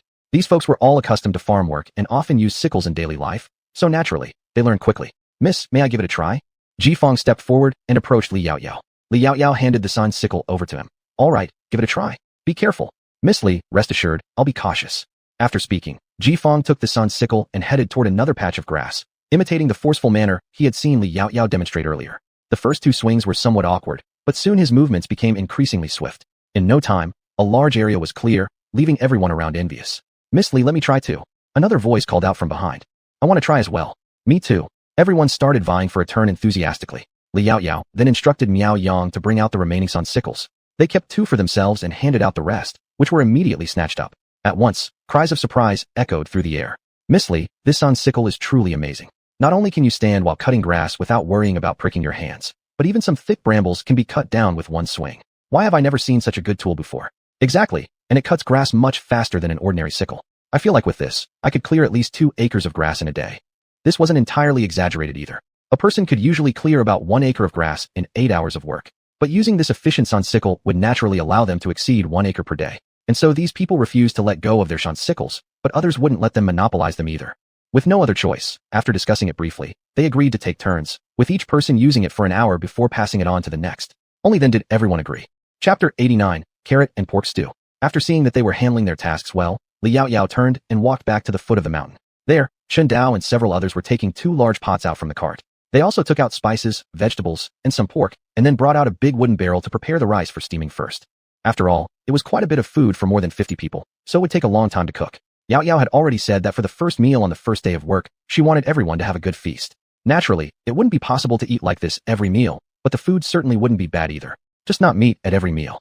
At this time, pork cost 20 coins per catty. Li Yaoyao spent 1 string of coins and bought half a side of pork, asking Liang Shui and her mother-in-law to prepare a carrot and pork stew today. Since pigs in this era hadn't been castrated, the meat tended to have a stronger smell. However, with plenty of spices at her disposal, she made sure it tasted much better than what others could produce. Li Yaoyao was surprised to find that carrots already existed in this era. Recently, many people had started planting them, though the carrots they grew seemed less large and plump compared to those in later times. As for Li Yaoyao's carrots, they were taken from her personal space. She originally intended to hire someone from the inn to help prepare lunch for more than 50 people, but Yulanhua thought it would be wasteful and suggested they do it themselves. Since Yaoyao didn't need her to work on the mountain anyway, as she suggested, Li Yaoyao let Liang Shui and her mother-in-law take charge only of preparing lunch, allowing them to rest in the cart during the afternoon without having to go back up the mountain. Even with just these 2 or 3 items, washing, cutting, and preparing them took an entire hour. Only then could they begin stewing and steaming everything. Li Yaoyao didn't bother peeling the carrots. They were edible anyway, so there was no point in complicating things. Soon, the rich aroma of steamed rice began to waft through the air. Once the rice was almost ready, they started stewing the meat. About the time it took to burn an incense stick later, the fragrant scent of the carrot and pork stew infused with various spices spread around as well. The workers on the mountain immediately felt their stomachs rumbling with hunger. Wow, is that delicious smell the lunch Miss Li prepared for us?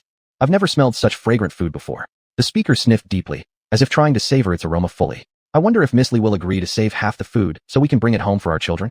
Parents always think about their children when they encounter something delicious, just as children think about their parents. Ji Fong kept his hands moving and couldn't help but curve his lips upon hearing their words before responding. She will, because she was so good that it made people feel unworthy by comparison. Time passed quickly and soon it was noon, and the morning had flown by. Most of the weeds on the mountain were nearly gone, and many trees had been cut down, showing how diligently they worked. Li Yaoyao smiled slightly and said to Liang Shui beside her, Aunt Liang, tell them to take a break, wash their hands, and come down for lunch. Washing hands before meals was a habit everyone in Li Yaoyao's family had developed, but people in this era did not pay much attention to such a practice. Liang Shui responded with an okay, wiped her hands, and walked toward the mountain, stopping where they were within earshot and shouted, Everyone, stop working and come down for lunch first. We'll continue after eating. Everyone had been eagerly waiting for the chance to pause, but dared not lest they anger Miss Lee. Someone set down their tools and ran down from above. Cousin, what did Miss Lee make that smell so heavenly? Carrot and pork stew, and white rice. Liang Shui replied with a smile. The miss said today's the first day of work, so she wants everyone to eat well. There won't be meat every meal.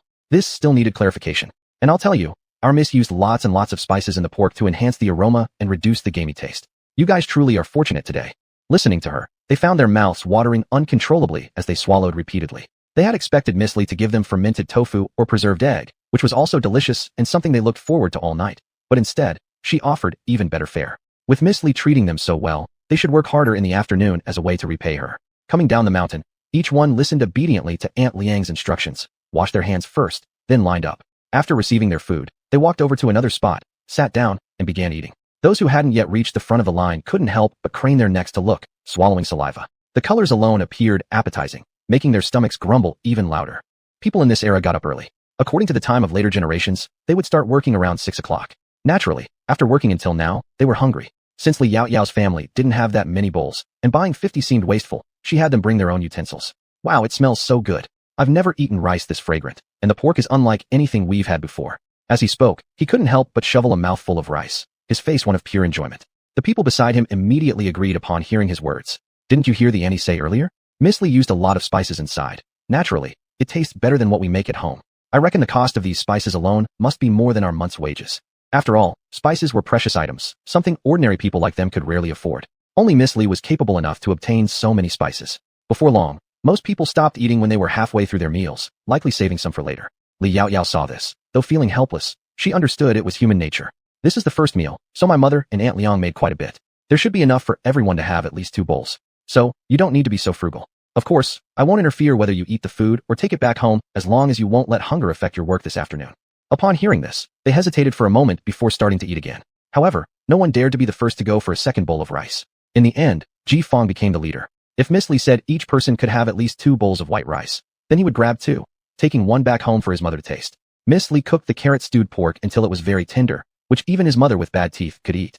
However, he let Ji Laohan eat all his share since Ji Laohan's small frame came with a bigger appetite compared to Ji Fong, who easily felt full and didn't get hungry quickly. With Ji Fong leading the way, the others started acting. Strangely enough, Ji Fong inadvertently became the de facto leader of this group. It has to be admitted, he indeed had the potential to become an official. Chapter 90. Things to pay attention to. After eating lunch, Li Yaoyao told them they could rest for the time it takes to burn an incense stick. However, many people only sat for a short while before picking up their farming tools and getting back to work. They felt they couldn't waste such a full meal that Li Yaoyao had provided them. Due to the previous disaster, some of these people rarely had enough to eat in their daily lives.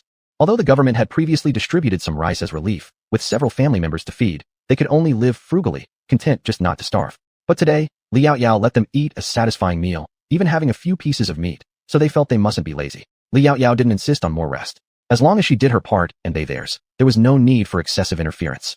Moreover, as their employer, if they wanted to work, how could she possibly stop them? Over time, forcing breaks might cause issues. Li Yaoyao walked over and checked the bucket used for steaming rice. It was clean, without a single grain left behind. She smiled faintly. In this era, food was precious, especially well-processed rice, which no one dared to waste even a single kernel. Liang Shui approached and stood beside her. Miss, what shall we prepare tomorrow? Actually, Liang Shui believed it unwise to give them meat every day. One day without it, and they might protest. But Miss had a compassionate heart, so Liang Shui could only gently remind her. However, Li Yaoyao had already considered this. Since they had to work hard, they needed to eat well. After thinking for a moment, she replied, tomorrow, let's make fried rice. We can prepare the rice tonight since leftover rice works better. The weather lately wasn't too hot, and soaking it in well water would keep it from spoiling easily. If necessary, she could store it in the spatial ring and bring it out before they woke up. Perhaps she could make a simple refrigerator. Liang Shui asked her, Miss, should we still use the fine rice from our home? Truthfully, she was reluctant. Li Yaoyao slightly shook her head. No, using the rice bought outside is fine. Eating fine rice every day isn't good either. That's good. This wasn't because Liang Shui was stingy, but she thought that even noble people might find the fine rice expensive, and feeding so many people for half a month would leave the girl financially drained. Li Yaoyao couldn't help but laugh seeing her relieved expression. Don't worry, Liang auntie, I know. Though she didn't think she'd become impoverished. After all, besides the things stored in her spatial ring, she also received quite a sum of money from the emperor as a reward. She lacked nothing. Upon hearing this, Liang Shui was initially surprised, then she smiled somewhat bashfully. Miss, don't blame me for being nosy, I just don't want to spoil their appetites. Li Yaoyao nodded. As long as I provide enough for them to have a full meal each day, it doesn't matter whether they save some for later or not, as long as it doesn't affect their work. Don't blame her for seeming cold, but in this world, You really shouldn't be too kind. That said, having been influenced by modern education and serving in the military afterward, Li Yaoyao couldn't stay completely indifferent either. Still, she wouldn't interfere excessively. Now she wanted to focus on her business and fulfill her responsibilities. After all, with such a strong imperial court here, hadn't she taken advantage of it quite well in the past? Hearing her say this, Liang Shui naturally relaxed completely and carried the buckets and pots to the river. She scrubbed the pots with a loofah gourd. Washing by the river now, they'd rinse again at home with well water. Without dishwashing detergent in this age, people either scrubbed pots and bowls with coarse cloth or with loofah gourds. Hot water washed especially clean. Li Yaoyao thought about bringing out dish soap, but reconsidered as washing already seemed effective enough and it didn't harm the hands. After washing the wooden bucket and 2 large iron pots, Yulanhua and Liang Shui returned everything to the cart and rested there for a bit before helping out again. Li Yaoyao forbade Yulanhua from doing heavy work. Thus, she wore gloves to carry cut wood onto the cart, sending it to the backyard of Yunlai's supermarket to stack up neatly. For convenience, the carriage used the rear structure of the ox cart, making transporting wood easier. The entire day passed quickly. The grass on the mountain had been fully cleared, most of the trees had been chopped down, transported away, leaving half a cartload to bring home later. Once dried, it could be used. Afterwards, Li Yaoyao picked up Miaoyu from Yunlai Inn and returned to Li family village. Mother, I'm back. Old Ji and Ji Fong descended from the mountain and hurried home. Ji mother looked up, her eyes covered with medicinal dressing, unable to clearly see who had come, only instinctively looking toward the door. Mother, look at what we've brought you. After saying that, they placed 2 bowls in front of Ji mother. So fragrant. Did you waste money again? Ji mother instinctively said. Mother, this isn't something we bought. This is the meal our employer made for all of us today. Carrot stewed with pork and rice. We'll heat it up for you to eat. Since they had 2 bowls, the food and the dish could be kept separately. Mother, you don't know. I've never tasted such fragrant rice before. Every grain is full and the aroma is rich. So he thought of bringing some back for his own mother to try. Because after today, things definitely wouldn't be as good as today. Their employer really spent a lot today and surely spent quite a bit of silver. After hearing this, Ji mother smiled warmly. You have so much work to do. You should eat more. She was just an invalid and didn't need to eat so well. Naturally, Ji Fong wouldn't listen to her. Mother, rest assured, both father and I have eaten plenty already. This is specifically brought back for you to eat.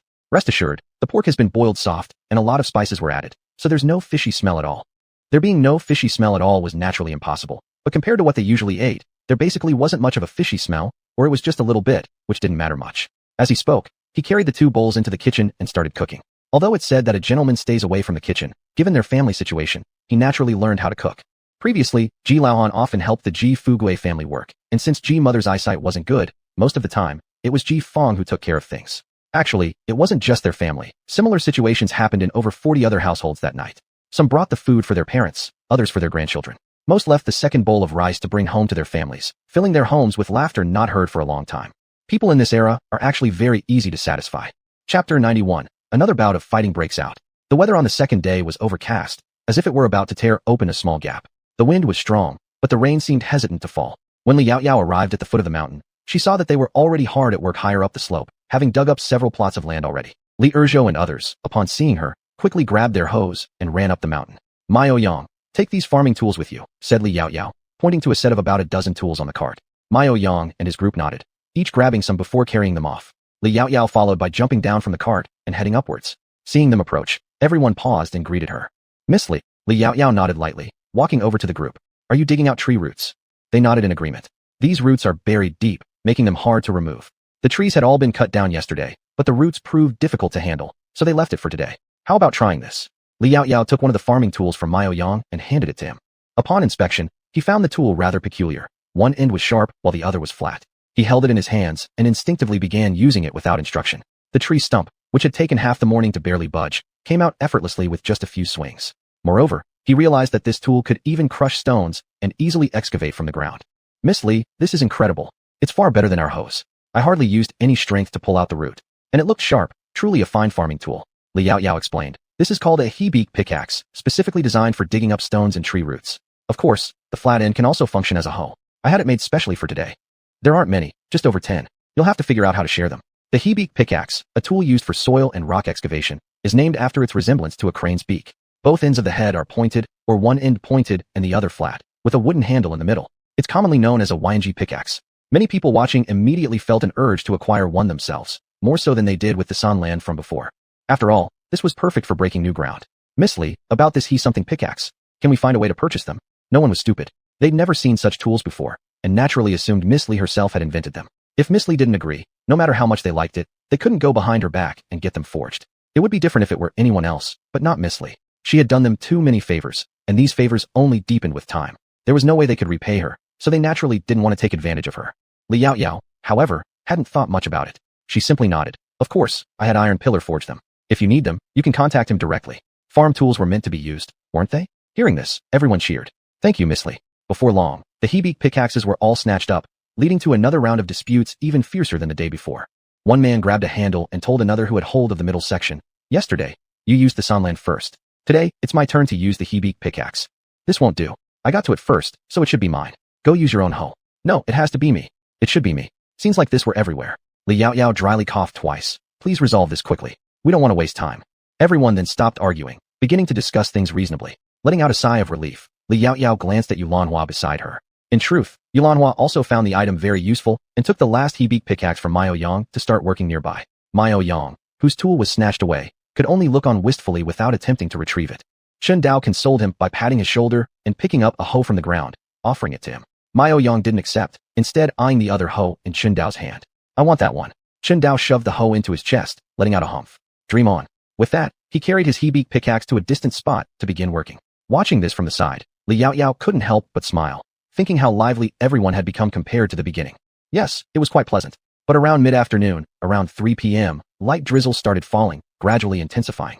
Li Yaoyao looked at the sky, guessing the rain would soon worsen, and asked everyone to stop. However, "Miss Li, there's no problem. We brought straw capes and hats when we left home, so we're not afraid of the rain." Though the weather looked bad today, they had prepared for it before leaving home. "That's right. Although we don't know what you'll be planting here after clearing the land, we don't want to delay your plans. Moreover, you've been so good to us. You gave us a full lunch and even allowed us to bring leftovers home for our children. We must work hard." Li Yaoyao found it impossible to convince them otherwise, so she and Yulanhua returned to Yunlai supermarket to boil a pot of brown sugar ginger soup for them to drink after finishing their work. After all, in this era, people could die from fever if not properly cared for. She truly hadn't expected them to be so stubborn and determined. An hour later, as instructed, Liang Chui led everyone through the back door into the courtyard, where each drank a large bowl of ginger soup before heading home. Some wanted to take some soup back for their children, but this time Li Yaoyao didn't agree. Ji Fong said, "East Master, you really don't need to do all these things. We can go home and boil our own ginger soup." Although their own ginger soup wouldn't have sugar and couldn't taste as good, they shouldn't let her spend so much money on them. The others immediately concurred. "Yes, Miss Li, we shouldn't trouble you or auntie like this. Actually, if you guys had listened to me earlier and rested and went home, I wouldn't have needed to bother with all these preparations." Li Yaoyao suddenly spoke up. "I understand that you all want to help me get the work done faster, but you shouldn't risk your health doing so. Being drenched too often will cause colds. If something happens to you, how could I possibly compensate your families, who would lose a father or even a child?" She couldn't afford to take that kind of risk. "Of course, if you're really unwilling to trouble me further, just listen next time when I ask you to go home." Everyone quickly nodded. Only then did Li Yaoyao smile contentedly. "All right, now that it stopped raining outside, you can head home quickly. And if it rains again tomorrow, don't bother working. Take a rest for the day and wait until the weather clears before resuming." Sure enough, it rained heavily the following day, a torrential downpour. Li Yaoyao sighed while sitting by the door, watching the heavy rain outside. Fortunately, she had asked someone beforehand to cover the dry grass with tarps. Otherwise, it might not be usable anymore. She wondered whether the rain would stop tomorrow. They had only worked for a few days and were forced to halt operations once again. Li Yaoyao had no choice but to let things unfold as they may. Chapter 92. Li Si wants to continue taking the imperial exams. "Sister, my legs feel weak. Can we take a break?" Li Pingyan pitifully looked at Li Yaoyao, beads of sweat forming on his little face, his legs spread out in a half-squat position, bent into an angle of about 45 degrees. His legs were shaking, and his small body was swaying precariously. "Keep going for another half hour." After calculating the time, Li Yaoyao said, "Sister, I really can't hold on anymore. Can we rest for a bit and then continue?" His legs truly had no strength left. "It wasn't you who said that you wanted to learn martial arts? You've been practicing horse stance for half a month now, and before you could last a full 15 minutes without complaining. How is it that today you're already exhausted halfway through? Look at your second sister. She hasn't complained about hardship once. Aren't you supposed to be a little man? Shouldn't you be tougher than her?" Compared with Li Pingyan, Li Shila showed much more perseverance. Although her legs were trembling slightly too, she continued to grit her teeth and endure. Since they were still young, they began by squatting for only 5 minutes, but now their daily horse stance practice was typically a full quarter hour, 15 minutes. Li Yaoyao felt that Li Shila's temperament was somewhat similar to her own when she was a child. She often clenched her teeth and endured any difficulty without asking for leniency. However, compared to her own childhood, Li Shila's character was much gentler. Upon hearing this from Li Yaoyao, Li Pingyan instantly quieted down and bit his lip, continuing to persevere. He couldn't let his second sister outdo him. He aimed to protect his sister and second sister when he grew up. This was Li Pingyan's secret goal set after reflecting on past events, though he had never spoken about it. Just half a month ago, Li Pingyan suddenly approached Li Yaoyao, saying he wanted to learn kung fu from her because she appeared very poised and commanding when she fought before.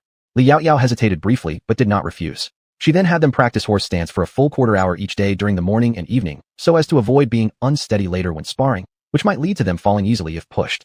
As for other aspects, she was not yet eager to teach them. Besides, Li Yaoyao had some alternative plans in mind. At this exact moment, Li Si walked out from the study. Seeing the two children practicing their horse stances, his heart ached a little, yet he remained silent. Previously, he had promised Li Yaoyao that all he needed to do was teach the two children well in their studies. "Father," Li Yaoyao called out to him, prompting Li Si to turn around and walk over to her. He sat down on the chair beside her. "Yaoyao, is there something you want to discuss with me?" Li Yaoyao nodded slightly. "I just wanted to ask if you, father, would like to return to the academy to teach again." Return to teaching? This question had certainly crossed Li Si's mind many times, especially after his leg healed. Almost every day, he pondered about this. Especially since the restoration of everyday life in Anyang County, his thoughts became even more frequent. "But, do you hope I go back, Yaoyao?" Li Yaoyao. "Father, this isn't about whether I want it or not, but about what you decide. If you want to return, then go back. If you wish to resume the imperial exams, that can also be done." Li Si was a scholar who had passed the county-level examination, Xiaocai, but only attempted the next exam once. Later, Li Wan no longer wished to sponsor him for further participation in the imperial exams. Around that time, Li Shila had just been born, and his wife and child both needed his care. He knew clearly that unless he worked hard to support his family financially, his father-in-law wouldn't offer any assistance.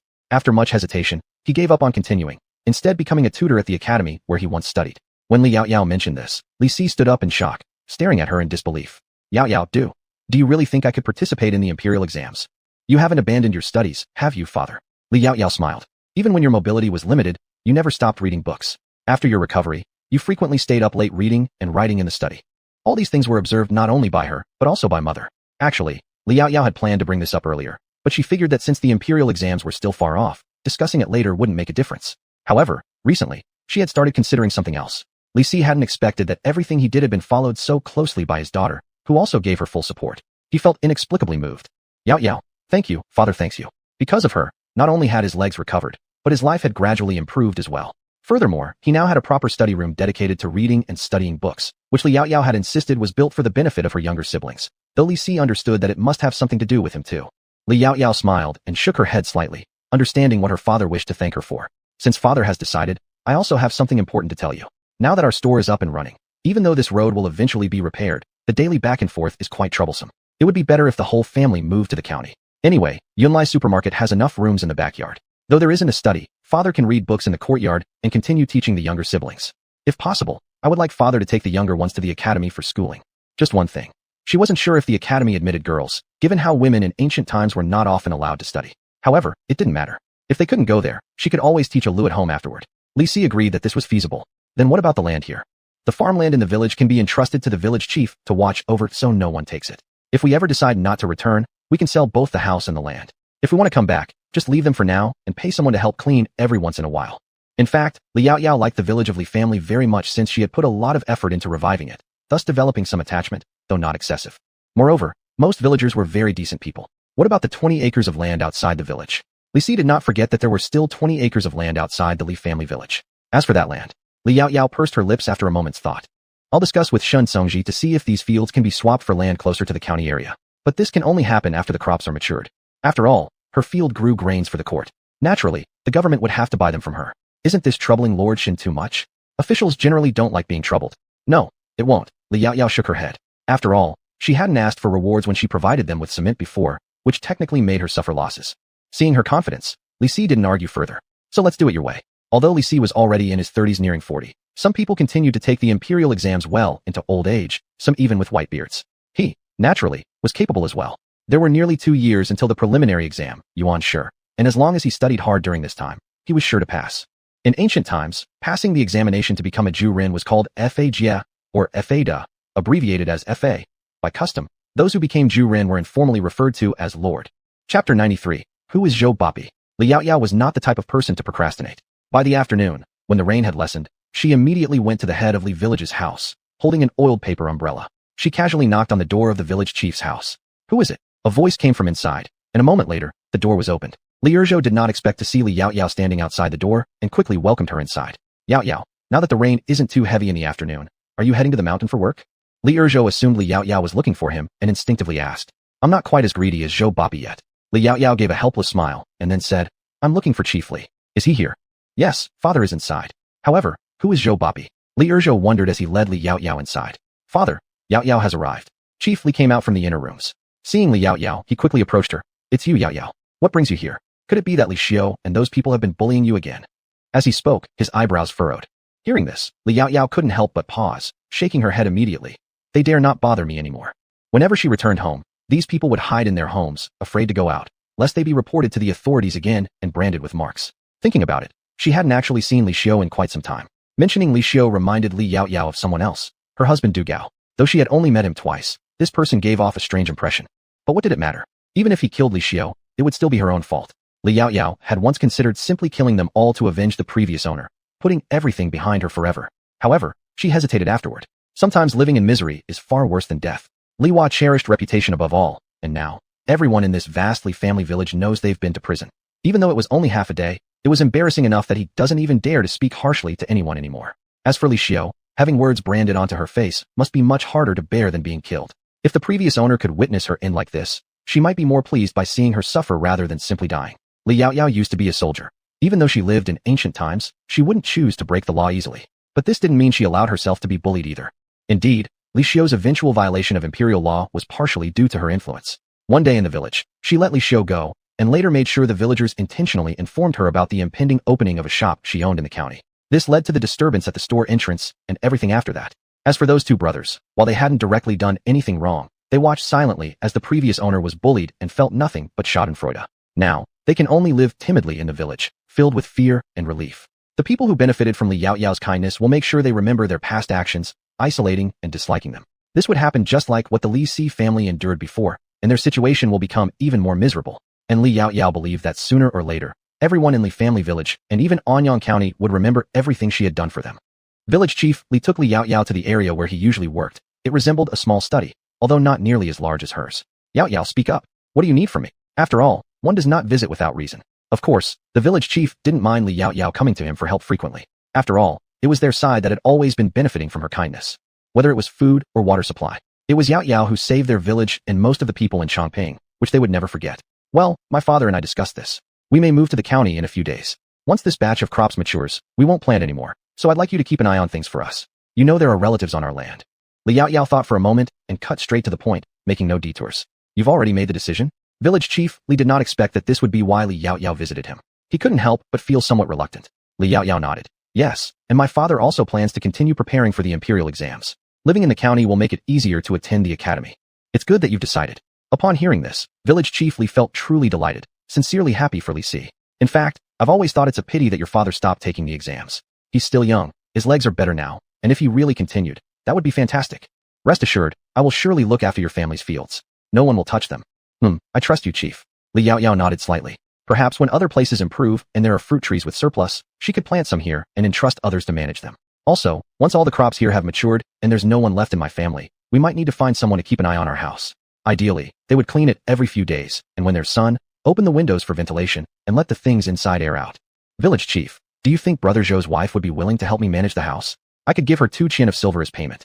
What do you think? Li Erzhou's wife is Zhang Chunyan, who gets along well with her mother. In the past, she has always been helping her and usually protects her. Li Yaoyao has a good impression of her. So when it comes to taking care of the house, she immediately thought of Zhang Chunyan first. This might be too much. The village chief didn't expect Li Yaoyao to offer so much. It's just occasional housekeeping. Among neighbors, such help doesn't require this much silver. It's not too much, said Li Yaoyao with a smile, understanding that the village chief hoped Zhang Chunyan would go. She continued, as you know, our house is pretty big, and there are a lot of things inside. Cleaning will be tiring for sister-in-law. Moreover, she has always been so kind to my mother, so this amount of silver is truly not excessive. Chief, why don't we ask sister-in-law herself? Li Erzhou is the youngest son of the village chief, not much older than Li Yaoyao, currently just over 20 years old. So calling him brother was appropriate. Zhang Chunyan is very close friends with Yulan Hua and even calls her sister, though she herself is only 20 years old. Li Yaoyao simply thinks that they should use their usual terms of address. She finds it difficult to call them uncle or aunt, since in her past life, she is actually older than them, almost as old as her father now. Just as she finished speaking, Zhang Chunyan walked in and came up to them. Father, I'm willing. If she could help earn some expenses for the family, she would be happy, but, Yaoyao, this silver is too much. Let's make it 1 qian. 1 qian is fine. Yet Li Yaoyao shook her head. Sister-in-law Chunyan, I can't take advantage of your friendship with my mother. We agreed on 2 qian, so it must be 2 qian. If you really think it's too much, occasionally help me weed the fields so they won't go to waste. Otherwise, when we return, there'll be no land left to plant. Seeing her determination, Zhang Chunyan had to agree. Later, she diligently took care of both the house and the fields. Eventually, Liao Yao also entrusted them with managing the fruit trees in the field, adding extra payment for this work. Chapter 94. A man must not say he can't. After returning home, Liao Yao saw that Li Pinggan and Li Shila had already sat down on the chairs, bending their bodies and pounding their legs. Seeing her, Li Pinggan immediately stood up. Sis, we've been standing for over an hour without slacking off. Liao Yao nodded slightly, went over and massaged his leg muscles a few times. How do you feel? Can you manage it? Li Pinggan immediately raised his head with an air of pride. A real man must not say he can't. It's just 1 hour, no big deal. This was something Sis herself had said. Although Li Pinggan didn't know why a man couldn't admit inability, what Sis said must be right. Very good, Liao Yao praised, making Li Pinggan's head raise even higher. The next moment, Liao Yao added, then starting tomorrow, we'll increase by half an hour. Since you said it's a piece of cake, there should be no problem, right? The curvature at the corner of Liao Yao's mouth looked especially beautiful. In an instant, Li Pinggan's little face fell. Sis, how could you do this? Liao Yao patted his shoulder. I trust you, Sis believes you can. Li Shila beside him covered her mouth to stifle a laugh. Don't worry, brother, I'll be with you. Li Pinggan still kept a mournful face. It's not about whether someone's accompanying or not. Liao Yao ignored his imploring gaze and sat down beside Li Shila. Come on, give me your legs. Li Shila obediently placed her legs on Liao Yao's thighs, feeling slightly embarrassed. Sis, I can actually handle it myself. Every time they finished the horse stance, Sis would help them relax their calf muscles. They always feel much better after she massages them. And Sis' massage always feels different from their own. Don't worry, once your strength increases, you'll have to do it yourself. You can remember a few acupoints. It'll feel more comfortable when you press. Liao Yao said while massaging. Li Shila nodded obediently, thinking of the conversation between Liao Yao and their father earlier, and couldn't help but ask. Sis, are we really going to move out soon? It feels like they haven't stayed here long since coming back, yet their family's life has gotten better and better. All these changes are because of Sis. Do you not want to move? Liao Yao asked her, thinking that perhaps she had some other feelings toward this place. After all, this house is where they've lived for so many years. Having no emotion towards it is impossible. Not exactly, it's just too fast. Li Shila indeed hesitates to leave. This is because she finally had her own room, as well as a large, soft bed where she could roll around. Sis, will I still share a room with brother after we move there? For now, our siblings stay together. We'll move into a new house once Sis buys one. Liao Yao actually hesitated a bit, thinking if she should directly buy a house or rebuild a 3-story Western-style villa in the county area. Most houses in the county are only 2 stories high, wooden buildings. But Liao Yao thinks that they're not short of money anymore, and they shouldn't make themselves suffer. How about this? Let's rent another house, just for our 3 siblings and our parents, and also let Aunt Liang come over to assist mother. What do you think? For now, Li Chui can first follow her mother. Once the small villa is built, naturally, they can then buy a few more people to serve them. In doing so, it could also fulfill the original wish of their past self. As for Miao Yang and others, let them live in the backyard of the shop. Currently, everyone already has their own tasks and doesn't require her constant supervision. Good. Although Li Shila also likes the lively days they have now, she prefers how things were before when Sis wasn't so busy and had time to talk with them. So, that's settled then. Liao Yao put down one of her feet and made her place the other one up so she could continue pressing. Meanwhile, Li Pinggan lazily leaned back in the chair, not knowing why, but he felt that Sis was gentler with his second sister than with himself. In other families, it's usually the boys who are favored, but theirs is different. Father and mother favor Sis favors second sister, and he, poor and unwanted. That evening, Liao Yao shared her thoughts with everyone, and they all unanimously agreed. The next day, it was still raining, so Liao Yao didn't go out. By the 3rd day, the weather cleared up. Others went to the mountain, while Liao Yao and Yulanhua took the 2 younger siblings to find a real estate agent to look at a house. It was the same agent as before. They're familiar by now. Miss Li, what do you think of this place? It's well ventilated both front and back. There's a front courtyard and a back courtyard, very bright, quite nice.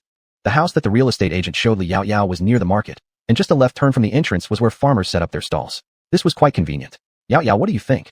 Yulanhua and Li Si thought it looked pretty good, and the house was also quite large. The location is not bad, but the furnishings inside are a bit shabby. The rooms are small too. Moreover, I don't want a house with front-to-back ventilation. After checking for a moment, Liao Yao spoke up. I suppose you know that I'm a businesswoman. Although I currently only own a small shop, my business will grow in the future.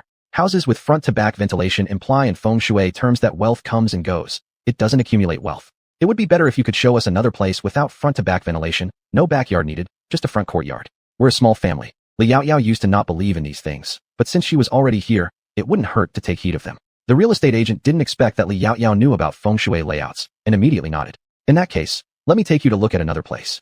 Saying so, he led them downstairs and locked the door. Miss Li, do you understand feng shui? He couldn't help asking, wanting to have a discussion and learn more, in case he might encounter other businessmen or competitors in the future. It never hurts for real estate agents to listen more and learn more. However, Liao Yao slightly shook her head. Actually, I don't really know much. I just overheard someone talking about it before.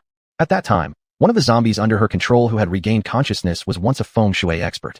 For example, the house we just saw has somewhat of a layout similar to one I heard described as very taboo in feng shui, called through the hall wind. Typically, houses that have windows facing each other on the north-south axis create such a layout, like when the south window faces the north window, or when the main door aligns directly with a window, making it easy for through the hall winds to form. Feng shui is very particular about retaining energy and wind. However, houses like this cannot retain energy well due to their poor feng shui and tend to lead to negative outcomes. Over time, this kind of feng shui affects the fortunes and luck of the household members. Not only that, it significantly impacts health as well, especially for elderly people in the family, potentially causing persistent illnesses or unexplained sicknesses. What should one do if they live in such a house? For some reason, the real estate agent's voice suddenly sounded a bit anxious. Chapter 95, feeling almost bamboozled. Miss Lee, I won't hide anything from you. My house is just as you described. The main gate is directly facing the window of my parents' room, and they have been frequently ill over the past 6 months. Visiting doctors has already cost me a great deal of silver. He originally thought that his parents were simply getting older, but after hearing Miss Lee's explanation, he felt uneasy about everything. The real estate broker seemed almost on the verge of tears as he spoke. Li Yao, isn't this quite coincidental? I've also heard it mentioned, so you don't need to believe it too much or be overly concerned. Feng shui is something that only matters if you believe in it. The other party obediently nodded. Miss Lee, you haven't yet explained how to solve this issue. Li Yao somewhat regretted her decision, but still revealed the solution to him. If there is a problem with the pass-through wind, you can place a screen in your home, or put a vestibule at the front door. This should help ward off bad feng shui. Thank you, Miss Lee. I will go look for someone to custom make a screen right away. Also, for Miss Lee's broker fee today, he decided not to deduct it. If his parents indeed get better afterward, he would definitely express his gratitude to Miss Lee separately. Li Yao nodded, glancing at Yulanhua and Li Si beside her, feeling helpless. Miss Lee, could you explain a little more? Then when I help others find houses, I can pay attention to these issues. The real estate broker thought that Li Yao truly lived up to the praise given by His Majesty. She was clearly different from them ordinary people. Li Yao nodded and continued speaking. Houses that are well ventilated from north to south greatly affect the wealth fortune of those in business. If your business was originally going well but then suddenly becomes unexplainably poor, it's because the house cannot retain energy properly, causing a natural decline in financial luck. If there is a scholar or anyone pursuing an official career in the family, their literary prosperity might also be affected, making it hard for them to progress academically and even harder to get promoted in their official career. It is truly that serious. Upon hearing about the official career, even Li Si couldn't help but interject. Suddenly remembering his family's situation in the past, the original entrance of the house was indeed facing his own room. Could it be that this was the reason he didn't pass the imperial examination and encountered numerous misfortunes afterward? Li Si became increasingly convinced the more he thought about it. Shaking his head, I wonder if such a situation can be resolved. Li Yao chuckled wryly. Dad, how come you're also? Li Si coughed dryly, rare for him to feel somewhat awkward. It's just curiosity. He must carefully pay attention to these things moving forward. When taking the imperial examinations, he absolutely can't stay in such an unlucky guest house. Alright then, I'll explain further if you wish to listen. In cases where doing business leads to such problems, placing an aquarium in the living room can play a good role in accumulating wealth. Moreover, note that it's best to hang a bronze gourd behind the door of the lavatory. This can regulate feng shui while reducing the negative effects caused by it. What is the living room, and why hang a gourd at the lavatory area? All of them were very confused. The living room is the area used for receiving guests. Prestigious households generally have one. As for the lavatory part, don't worry about it. If you have it, hang the gourd. If not, ignore it. In this era, there seemed to be no bathrooms. Some people kept facilities inside the house, while others placed them outside and took care of them the next day. For enhancing literary prosperity, you may also place the 4 treasures of the study in your study at home to regulate feng shui, making the feng shui flourish and enhancing literary prosperity. That's all I know. Beyond this, there's nothing more. The broker and Li Si both listened contentedly because they heard what they wanted to hear. As for Yulanhua and the 2 younger ones, they couldn't understand everything too clearly, but they still mentally noted some key situations. Li Yao didn't know that due to her words today, not only Li Si, but even in the future Li Pingyan, whenever they participate in imperial exams, they will pay extraordinary attention. Li Yao. Anyway, if you really encounter such a situation and feel uncomfortable living there, change residence quickly. If it doesn't work, trying the previous methods isn't a bad idea either. Don't assume that only modern people rent houses. In ancient times, many people rented houses as well. Soon, the broker led them to another house. After hearing Li Yao's detailed explanation about feng shui layout, he filtered each place through his mind and chose this house. This house was actually new, the family being a businessman who had moved away recently due to business elsewhere, thus putting this house up for rent at his brokerage office. The house was only 1 story, without a backyard, and it just had 1 courtyard which contained the kitchen and a firewood shed. There were also 5 rooms, 2 larger ones and 3 smaller ones. It was perfect for Master Li's family. Mr. and Mrs. Li could share 1 room, Li Yao one, and Li Shila and his sister each their own. Even Liang Shui could stay in the remaining small room.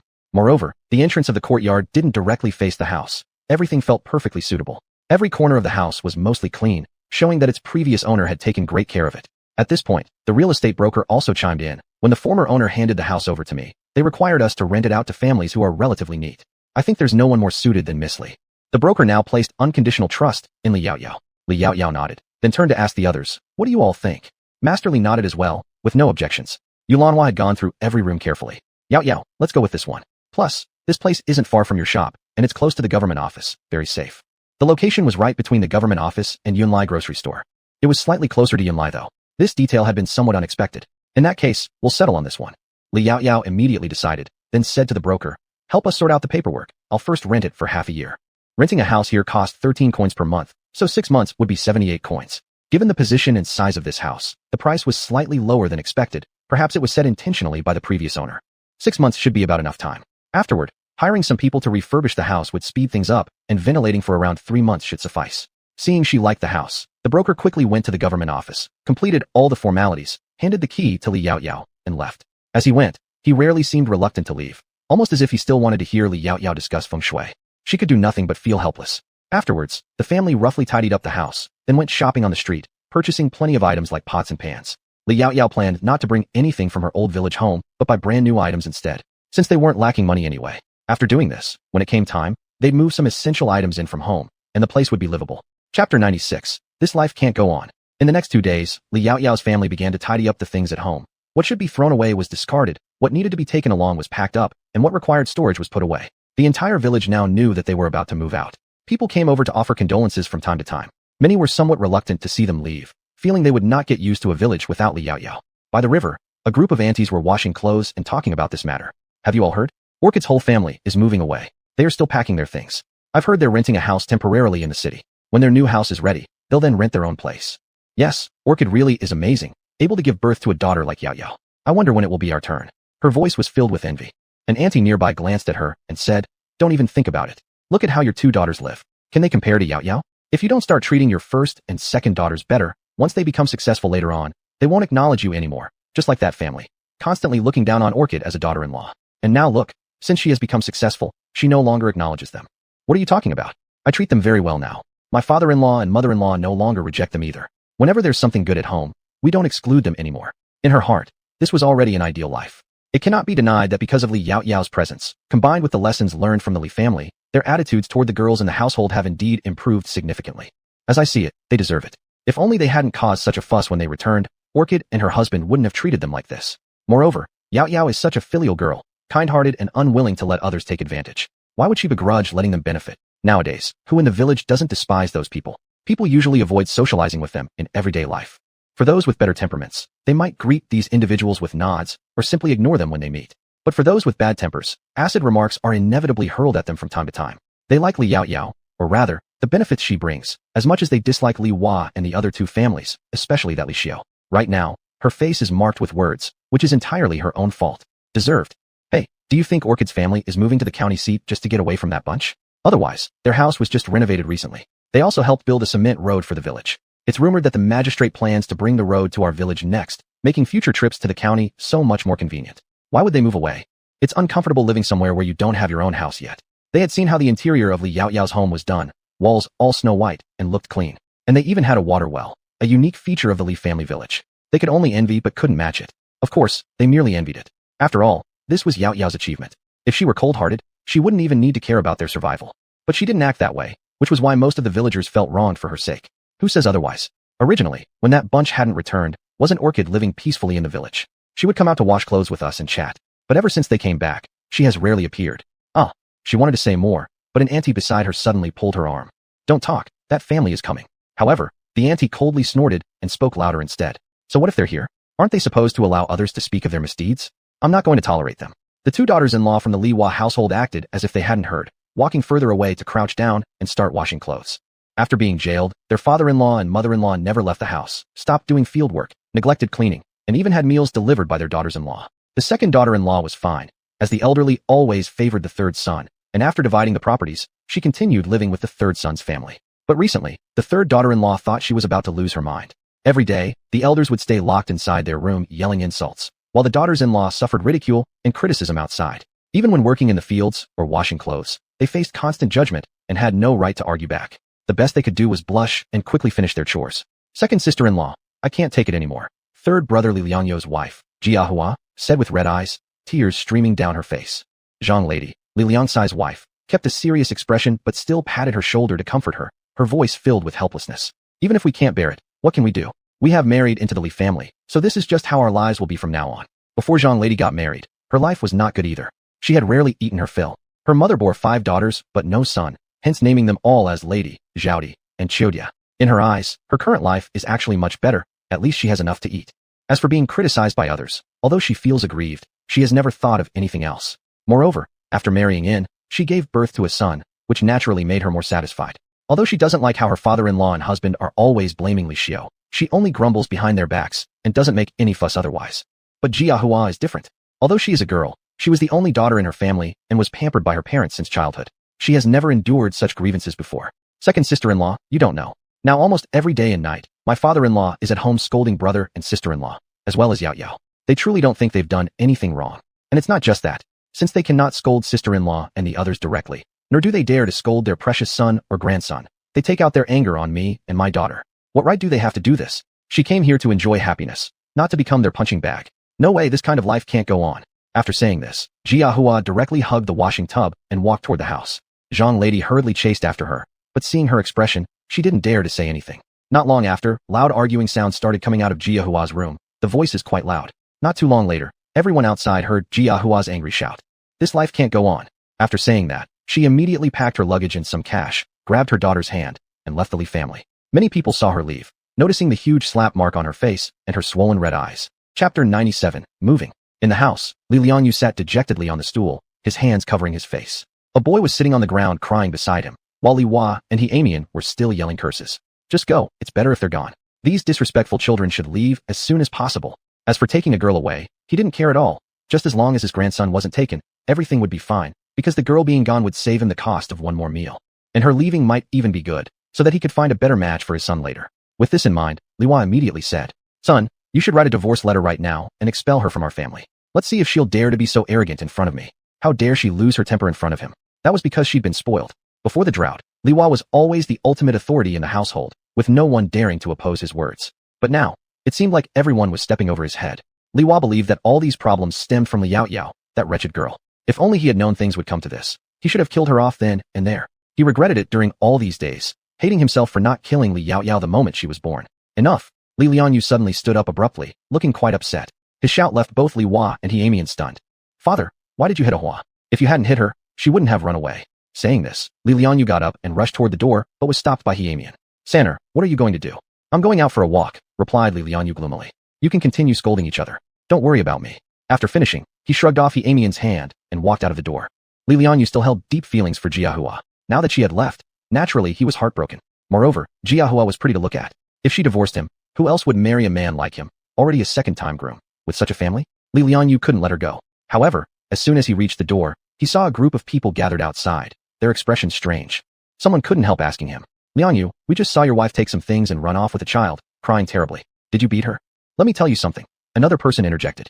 "As husbands, we mustn't hit our wives. They need care, not violence." Several others nodded in agreement. After all, having a wife made life more comfortable. Parents were taken care of, and they even gave birth to children for the family, who would willingly hit their spouse. Li Liangyu shook his head. "I didn't hit her." After saying that, he ignored them and stepped past them, heading outside, looking pitiful as he went, but with little sympathy from anyone. The few people behind him exchanged looks. He didn't beat her, so who could have? The palm mark on Jia Hua's face was too clear to ignore. It surely wasn't caused by He Amian, and neither was it Li Liangyu. So it must have been Li Hua. People looked at Li Hua with disdain. How could he treat his own daughter-in-law this way? Her face appeared swollen, even from afar. Everyone immediately felt greater revulsion towards Li Hua. After Li Liangyu left, Li Hua directly threw something down, making the child cry harder. He Amian hurried to comfort the child. The entire family was in chaos, beginning to fall apart, isolated and alienated. This incident soon reached the ears of Yulanhua and Li Yao Yao. Upon hearing it, the two remained expressionless. Yulanhua didn't seem to care anymore, but Li Yao Yao thought everything was just getting started. Her lips curled slightly as she silently packed some seeds she had carefully cultivated for a period, and there were quite a number of them. Half the courtyard was filled with them, and some were placed in stables. It was estimated that they would be sown in a few days. Li Shila carried a cup of fruit tea and handed it to Li Yao Yao. "Sister, what kind of fruit tree is this?" Although she had watched its cultivation before, she forgot when these saplings grew out. "This is a passion fruit tree seedling, which we often drink." Since Li Yao Yao mentioned drinking passion fruit honey water was beneficial, everyone in the family started consuming it regularly. Of course, Li Yaoyao herself usually drank chrysanthemum tea and osmanthus tea, but passion fruit tea was what she drank the most. Li Shila nodded understandingly, and Li Yaoyao returned her quilt. She didn't leave, but stayed to watch Li Yaoyao pack and helped her once she put the quilt down. Sister, will these saplings be moved to the new home today? Li Yaoyao shook her head. Not necessary. Other things will be transported first, the fruit seedlings last. Then I'll stay at home and watch over these fruit saplings for you, sister.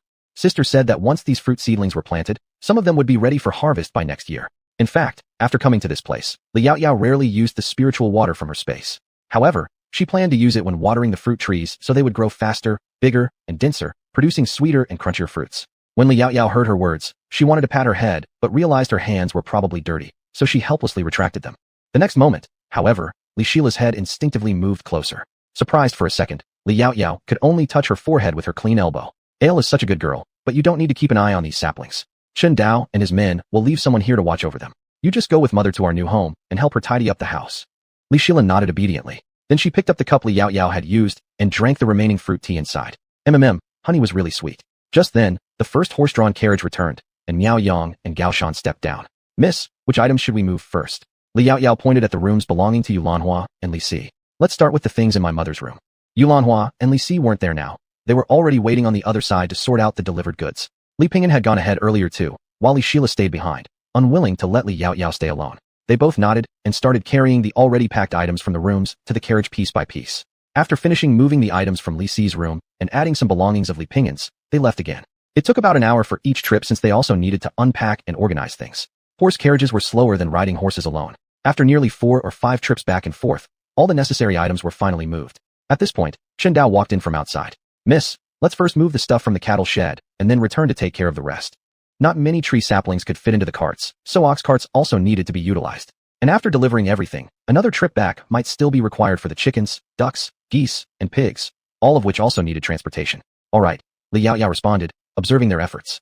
Chapter 98. Shun Tsongji sent someone over. Li Yaoyao nodded slightly. You go ahead and move the fruit saplings to the ox cart first. I'll carry some of these into the carriage. The space in the carriage wasn't particularly large, so they needed to be careful. Chen Dao nodded and turned to head for the backyard. Li Yaoyao moved the fruit saplings that already had their roots bundled up to the door, then carried them inside the carriage. Li Shila was helping from below, lifting the large bundle of fruit saplings with her small arms and passing it to Li Yaoyao. Li Yaoyao noticed and quickly came over to receive it. Li Shila said, Sister, do we need to come back again later? It seems like this carriage won't fit everything. There were still so many left in the house. Li Yaoyao nodded. We will have to come back. By then, we can tie the horse to the ox cart, which would allow us to carry more. Previously, things were transported this way. This time, they switched back to the carriage because they needed to bring the carriage back, as well as the ox. It was likely that after a couple of round trips by carriage, the ox cart should also arrive at the county town. Many roads in the county have been repaired, and there are people from the village helping out. Although they haven't reached our doorstep yet, about half of the road is almost done. Li Yaoyao actually hadn't thought that Shun Tsongji's first reaction upon obtaining cement would be to repair roads. After all, during this era, no one said you need good roads to get rich. In fact, Shun Tsongji did have his own thoughts. He remembered the time when he hadn't gone to battle yet, and was once tasked to escort supplies to the border for his father. Even though they followed the designated route, the journey was bumpy. If it rained, the muddy roads made it easy for the cart wheels to get stuck. In heavy rain, the entire road was full of holes, and no one knew which patch of the road had bigger potholes. Every trip always caused delays, and even led to the loss of supplies. Therefore, the moment he got hold of the formula for cement, Shun Tsongji decided to fix the roads. Although he couldn't oversee other areas yet, he could at least repair the paths in Anyang County, including the minor ones. This way, the common folk benefited, and future military transportation would also be easier. Not only that, but when he handed the cement recipe to the emperor, Shun Tsongji also included his recommendations within. Li Yaoyao pondered while quickly loading the carriage. She left only one spot available for sitting, intending to let Li Shila sit there momentarily. Special times called for special measures. Having finished packing the carriage, Li Yaoyao stepped down, but she heard Li Shila utter a curious sound nearby. Sister, isn't that person someone from Lord Xiao's entourage? Li Yaoyao turned around to see someone driving the carriage toward them. He wasn't alone. There was another cart following behind him. Upon seeing him, Li Yaoyao felt confused for a moment, then smiled faintly. Looks like Tsongji found out. Unfortunately, he's busy himself, so he asked Jiang Qi to help me. No wonder he's my first friend here, indeed a man of honor. Jiang Qi soon arrived in front of Li Yaoyao and got off the carriage. Miss Li, the official sent me to assist you. However, most of the people from the county office have gone to deal with cement road matters, leaving only me and this other individual who happened to be on leave today. He mentioned that since he is part of public service, he cannot misuse official resources or act selfishly, but he isn't an official. He's just a household-born servant of the Shen family, having grown up by the side of Master Shun, thus considered a Shun family member. So he's most suitable for this task. Regarding these carriages, they do belong to the county office, but the official stated that they should merely be regarded as rented items. The money has been paid into the county treasury privately, including hiring this day-off constable, whom they compensated accordingly. It's because there are too many people monitoring their official closely. Therefore, he absolutely forbids anyone making decisions that might invite criticism. If anyone insists on harping about this issue, the official has another point. Miss Lee doesn't count as an outsider. After all, Miss Lee's efforts contributed significantly to recent changes in the imperial court. If anyone truly wanted to use this matter to challenge their official, His Majesty the Emperor would likely never agree. Li Yaoyao looked behind him and nodded. Is your official still supervising personally? Jiangqi nodded. The official fears some might cut corners. You know, cement is valuable nowadays and less used for road repair. Its price isn't overly cheap either. Recently, some commoners want to buy cement like Miss Lee does to paint houses. The official charges fairly, considering it a government subsidy, hoping to recover costs from other areas. Still, the official said it was a one-time event, not everyone can afford it. But if merchants want it, the pricing would differ, as those were verbatim words from our official. Nowadays, the merchants in Anyang County are still watching. Li Yaoyao believes that this cement will surely bring a handsome income to the Daxia court later on. She nodded slightly, not too concerned about these matters, since she had already handed over the items. What happens afterward no longer concerns her. Jiangqi could also see that she wasn't interested in these things, so he stopped talking more about it, and asked her, Miss Li, which items need to be loaded onto the cart? Li Yaoyao pointed toward the yard's direction. There are fruit saplings in the courtyard. Be careful while moving them so they don't get damaged. Otherwise, there might be fewer when we count later. Miss, rest assured, for our own sakes next year, we will handle them with care. After saying that, Jiangqi immediately called the people behind him to take out the fruit saplings and place them neatly on the horse cart. Then Li Yaoyao led them to the cowshed and pig pen at the back and side. There's nothing left but these. The front part has already transported one cart of chickens, ducks, and pigs away. As for the remaining, Chen Dao, Miao Yang, move all the fruit saplings from your cart onto Jiangqi's cart. The handles on the edge of your cart can be raised, making it more convenient for transporting pigs. If space runs out later, the chickens, ducks, and geese can be placed in cages and hung by the side of the cart. This way, we won't have to come back again after finishing this trip. It can be said that the two carts brought by Jiangqi truly provided her with tremendous help. Yes. Both men nodded and started moving immediately. Not far away, Li Lianyu watched as Li Yaoyao stood there giving orders to the few large men nearby, and they were willing to listen to her. He was somewhat surprised. When his gaze fell on Jiangqi's face, his eyes instantly showed disbelief. If he hadn't made a mistake, he saw this official at the county office when he went to fetch his parents back earlier. He also heard that this man was the closest aide to the county magistrate. He actually personally led people here to help his brother's family relocate. Looks like their Li family is truly going to produce an official's wife. Chapter 99, Throat Gripped. Li Lianyu looked in the direction of Li Yaoyao, a strange emotion flashing in his eyes. If only they had treated Li Yaoyao well back then, all these glories would have been theirs, the entire Li family's. Li Xiu had said their county magistrate from Anyang County attended the opening of Li Yaoyao's small shop, and he initially didn't believe it. But now, it appeared she was telling the truth. Yet his old man was still cursing Li Yaoyao. If it were him, he would have already held this young girl close to his bosom by now. How regrettable. With that thought, he instinctively walked toward the direction where Li Yaoyao stood. Yaoyao. Li Yaoyao turned around, saw Li Lianyu, and slightly raised an eyebrow. What do you want? As if oblivious to her unwelcoming expression, Li Lianyu instead moved 2 steps closer to her. After all, I'm your uncle, and I've never bullied you like Li Xiu did. Why do you hate me so much too? He just couldn't understand. Upon hearing those words, Li Yaoyao let out a cold laugh. Sometimes merely watching with indifference is also a sin. And weren't you people then indulging Li Xiu and bullying us? For all those years, every bit of silver my father handed over to Li Hua, didn't it all go into your pocket? Your branch of the family lived comfortably, but can you honestly say my father was supporting you willingly? Li Lianyu didn't expect Li Yaoyao to be so direct, and his face quickly turned grim. Even so, wasn't it elder brother's voluntary choice? The money certainly wasn't something he ever asked for. Yes, my father might indeed be blindly filial. This could be his fault, but that money was meant for Li Hua. All of you enjoyed my father's hard-earned money guilt-free, yet chose to indulge Li Xiu in taking away the water that could save me. Li Yaoyao, you're no better than murderers. Li Yaoyao's gaze became dangerous as she narrowed her eyes, even carrying a hint of murderous intent, which frightened Li Lianyu enough to instinctively take 2 steps backward. You're talking nonsense. And aren't you still alive? Yes, I'm alive. It's because the original Li Yaoyao had died. She was able to live on through her body. Suddenly stepping forward twice, Li Yaoyao asked him, Li Lianyu, are you afraid of dying? What do you mean? Li Lianyu was somewhat confused but kept retreating.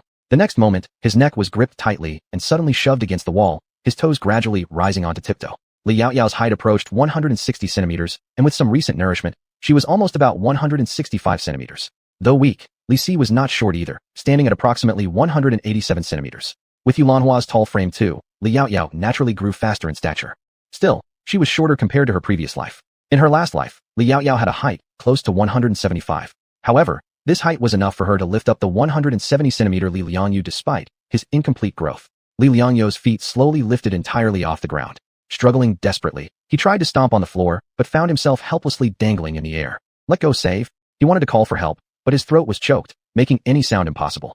Moreover, since Li Yaoyao was positioned behind a large carriage, the surrounding people wouldn't have noticed unless they came closer. On the side, Li Shila watched him with pleading eyes but pursed her lips and looked away, because she could never forget how they ignored her desperate plea for help that day. Sister almost died at their hands. At that moment, Miao Yang and Jiang Qi happened to walk over. Seeing the scene, they both paused momentarily. Jiang Qi had seen Li Yaoyao's merciless, cold-blooded killer demeanor before, while this was the first time Miao Yang witnessed such ferocity in their own midst. He remained stunned for quite some time. Instinctively wanting to intervene, Miao Yang was stopped by Jiang Qi beside him. This is Miss Li's own business. We'd best not interfere. He believed she would know her limits. Besides, if Miss Li truly intended to kill him, wouldn't it be quicker just to cut him down? The next instant, just when they thought Li Liangyu would die from asphyxiation, Li Yaoyao suddenly released him. Li Liangyu dropped straight down from the wall, collapsing to the ground, gasping for breath, coughing and clutching his throat in relief, like someone spared from death. Li Yaoyao stared down at his pitiful form with a sneer, bending slightly closer, her lips curling into a smile resembling that of a poppy flower. It would be far too lenient to kill you so easily. And isn't Li Yaoyao such a kind-hearted girl who surely wouldn't wish for me to end you like this? Upon hearing these words, Li Liangyu was suddenly shocked, his eyes widening as if he had seen something terrifying, and he stared at her in disbelief. What do you mean by that? Chapter 100, Driven Mad by Fear. What do you think I mean?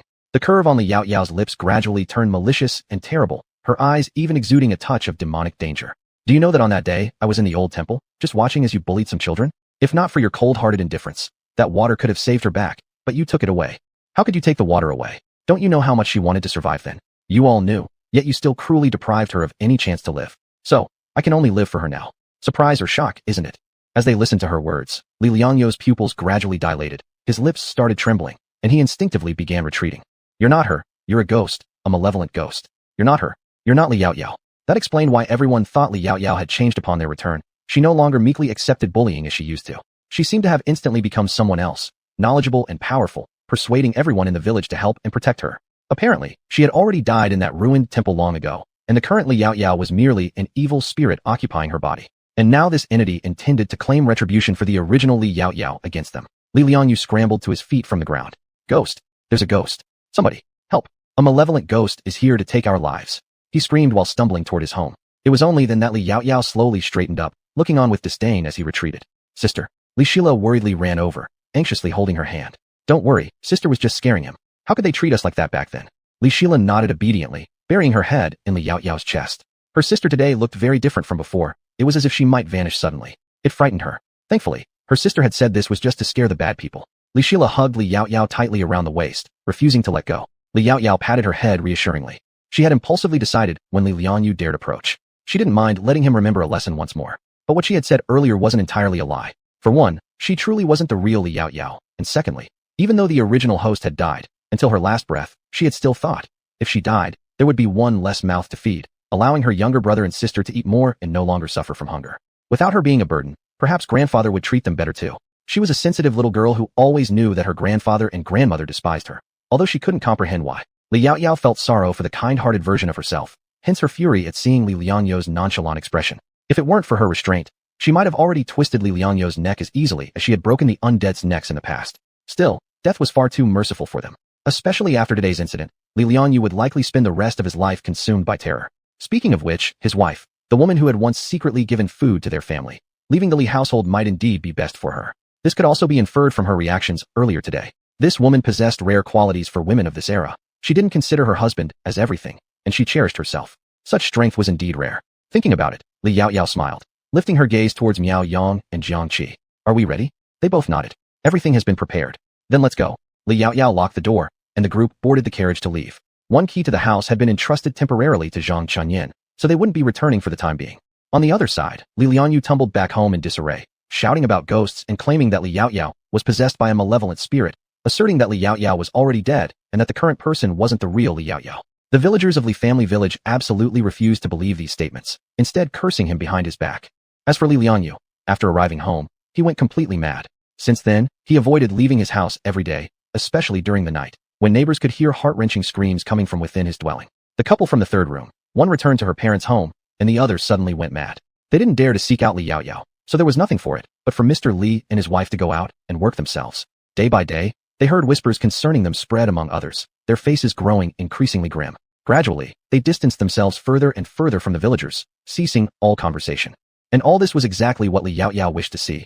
Yet this was merely a beginning. After the carriage left Li family village, it soon arrived at the county town. By now, it was around the time past Shin. The carriage stopped in front of the door, unloading everything into the middle of the courtyard. At this moment, Yulanhua came out, effortlessly taking the items from Li Yaoyao's hands. She glanced outside at the 3 carriages parked there and asked, "Yaoyao, have we moved everything?" "It's done, but we'll still have to wait until Chun Dao's ox cart arrives. It was likely already nearing the middle of the hour." "That's good too. Otherwise, just moving stuff would keep us busy until midnight. You really ought to thank Master Shin properly." Master Shin had passed by here on his way back to the county office earlier and learned about their relocation today. He promptly arranged for carriages to assist, greatly helping them. Yulanhua was grateful, yet she also understood that Master Shin was helping due to Li Yaoyao, meaning she needed to express thanks personally for it to feel sincere. Li Yaoyao nodded slightly. "Don't worry, mother, I understand." Then she turned around again to unload more items from the carriage. She mainly handled the fruit saplings, placing them neatly in the corner of the yard. Fortunately, the yard was large enough. Otherwise, it might have felt very cramped indeed. "Oh, mother, where's Aunt Liang?" She hadn't been seen since they got back. Ordinarily, whenever Liang Shui heard the sound of a carriage, she was usually the first one to come out and help move things. Yet this time, it was Yulanhua who appeared. Yulanhua pointed towards a certain direction. Aunt Shui is currently with Gao Shan near the side gate working on the cattle shed and pigsty. They think it's somewhat small, so they are thinking of adding a simple one nearby. After all, this was someone else's house. They couldn't do as they did in Li family village, so simply constructing some wooden sheds sufficed.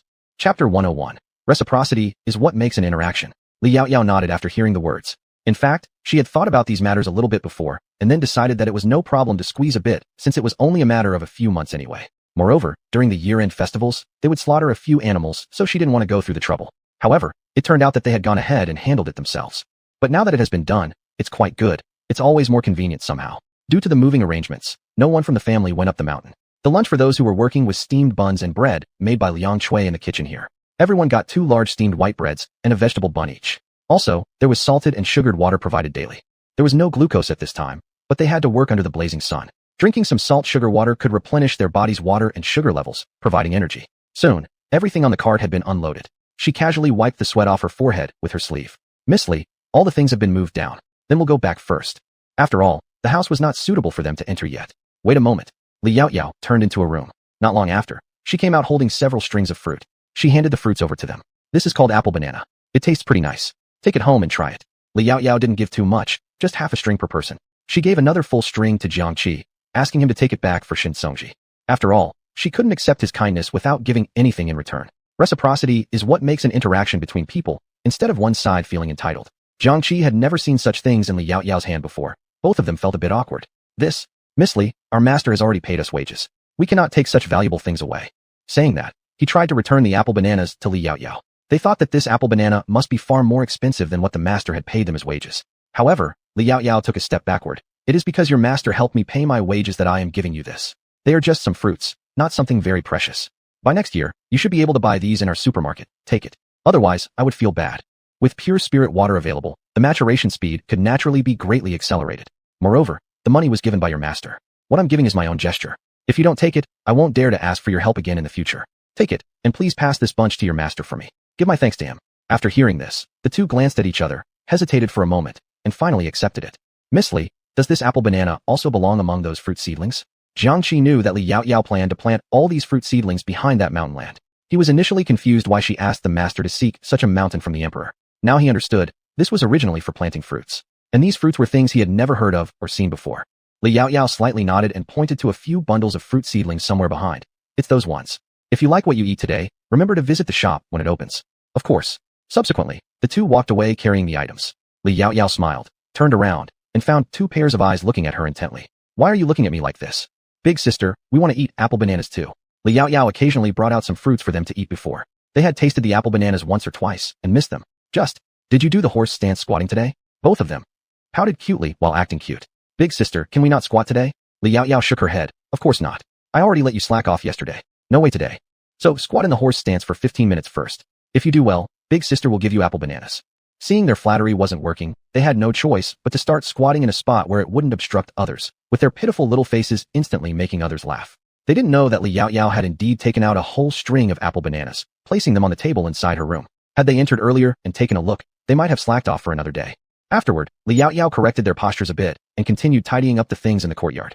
By the time most of the things in the yard were sorted and everyone sat down to rest, Chen Dao arrived with his ox cart, and Miao Chui directly guided him outside the side gate to unload the goods.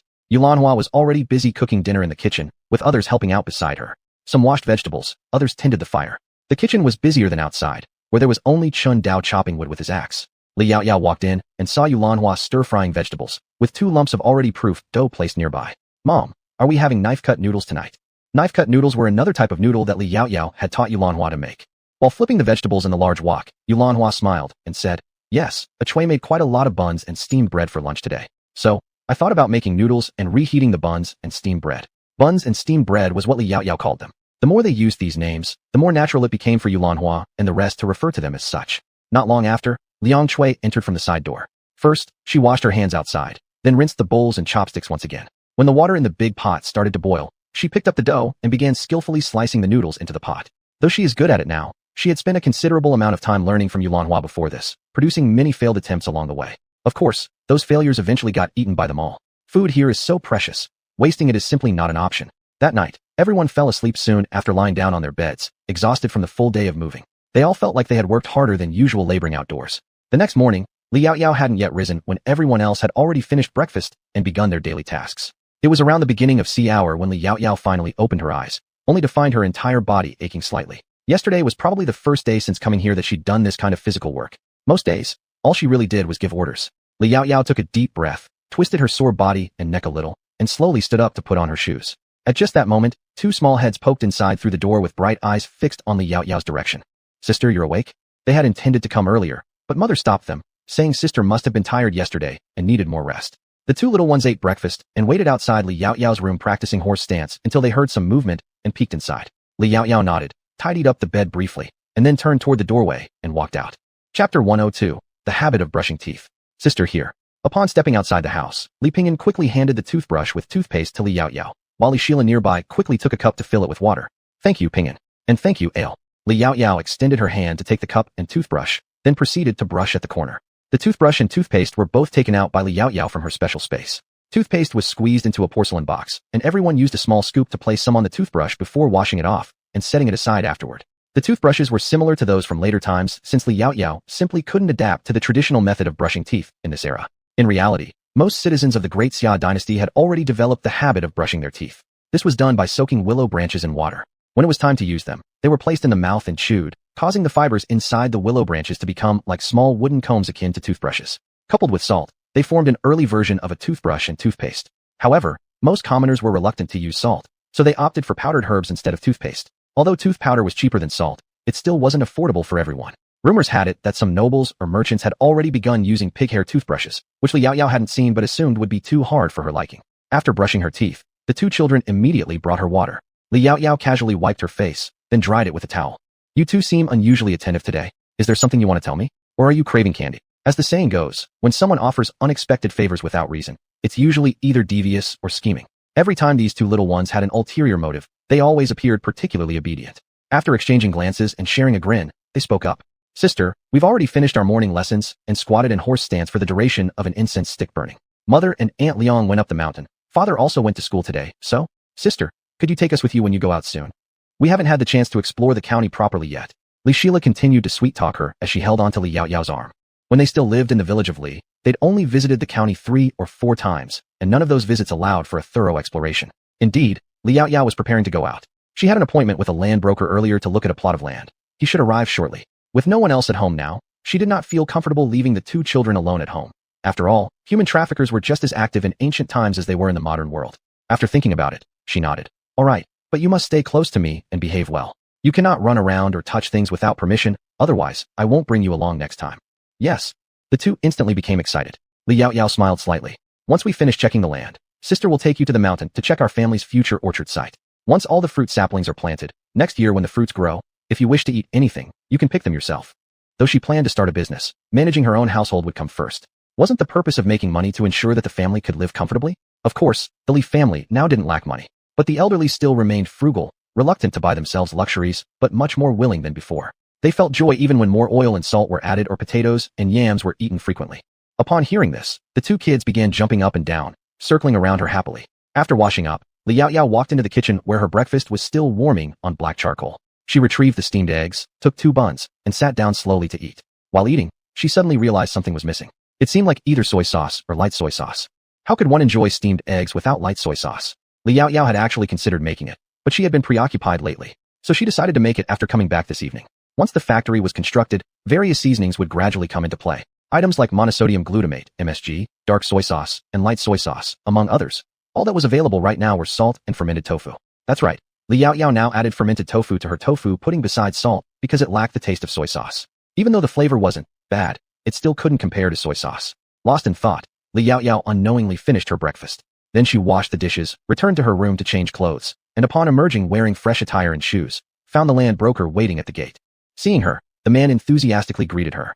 Who wouldn't show warmth to someone who'd brought him numerous profitable deals recently? Moreover, a few days ago, Liao Yao revealed the solution to a feng shui problem to him. After applying it at home, his parents' health indeed improved. In the past, minor discomforts always worsened, but after he made improvements according to Liao Yao's advice, they not only didn't get worse, but even improved significantly. With this thought, his smile immediately became even more enthusiastic. Combined with the live chicken in his hand and a basket of eggs in the other, he didn't look like a land broker, but rather someone coming for a visit. Miss Li, with a radiant smile, he brought the items to Liao Yao's presence. Liao Yao, she looked utterly puzzled. What is this? Oh, it's like this. The broker hurried to explain. Previously, when you mentioned that drafty wind problem in my house, I later followed your advice, and now the situation has improved greatly at home. So I came to express my gratitude. Please don't decline. Liao Yao said, you don't need to go so far. At that time, I just casually mentioned something. You should take these things back. Regardless if the improvements were accidental or intentional, she still couldn't accept them, and she felt this was probably the person's psychological suggestion towards her. However, the man found a spot right away to put down the gifts. Miss Li, you don't have to be so formal. It's just a little token of appreciation. You know, every time I take my parents to see a doctor, the cost is more than enough to buy all these. If he wasn't worried Miss Li might not accept them, he could have given much more. He'd already made up his mind. Today, when he takes Miss Li to look at the land, after it's sold, he won't charge any commission. This way, he wouldn't know her too much. Liao Yao sighed helplessly, raising her head slightly before saying, just wait a moment. Then she took the items and turned toward the kitchen. In a short while, she returned carrying an entire crock about 30 centimeters high, directly thrusting it into his hands. This is our homemade fermented tofu, not the spicy kind. If you want me to keep your items, take this instead. She didn't like taking advantage of others. If you don't take it, then next time, no matter what I learn, I definitely won't tell you. Upon hearing this, the land broker immediately dared not return the items. Instead, he clutched them tightly, laughing cheerfully. I was planning to buy some anyway, and now I'm getting them for free. It's embarrassing. But then he asked, Miss Li, how did you know I don't eat spicy food? Liao Yao. Oh, I didn't. She simply thought that elderly people who frequently fall ill must take medicine often, so eating spicy food wouldn't be suitable for them. Chapter 103. There are so many rats here. After hearing the comment, Yaron could only laugh awkwardly twice to relieve the embarrassment and subconsciously wanted to touch his nose, but found it inconvenient since both hands were holding a wine jar. This jar of fermented tofu was not cheap at all. Although Miss Li sold it reasonably, that was because she had a good heart, estimating she barely made any profit. He then let out a dry cough twice. Miss Li, shall we go now? He was already eager to get started on the work. Miss Li Yao Tiao nodded slightly. Let's go. The group walked out of the courtyard, locked the gate, and headed outside. Has Miss Li considered where you want the house to be built? Previously, Miss Li Yao Tiao only mentioned wanting to inspect the land and not in crowded areas, without further elaboration.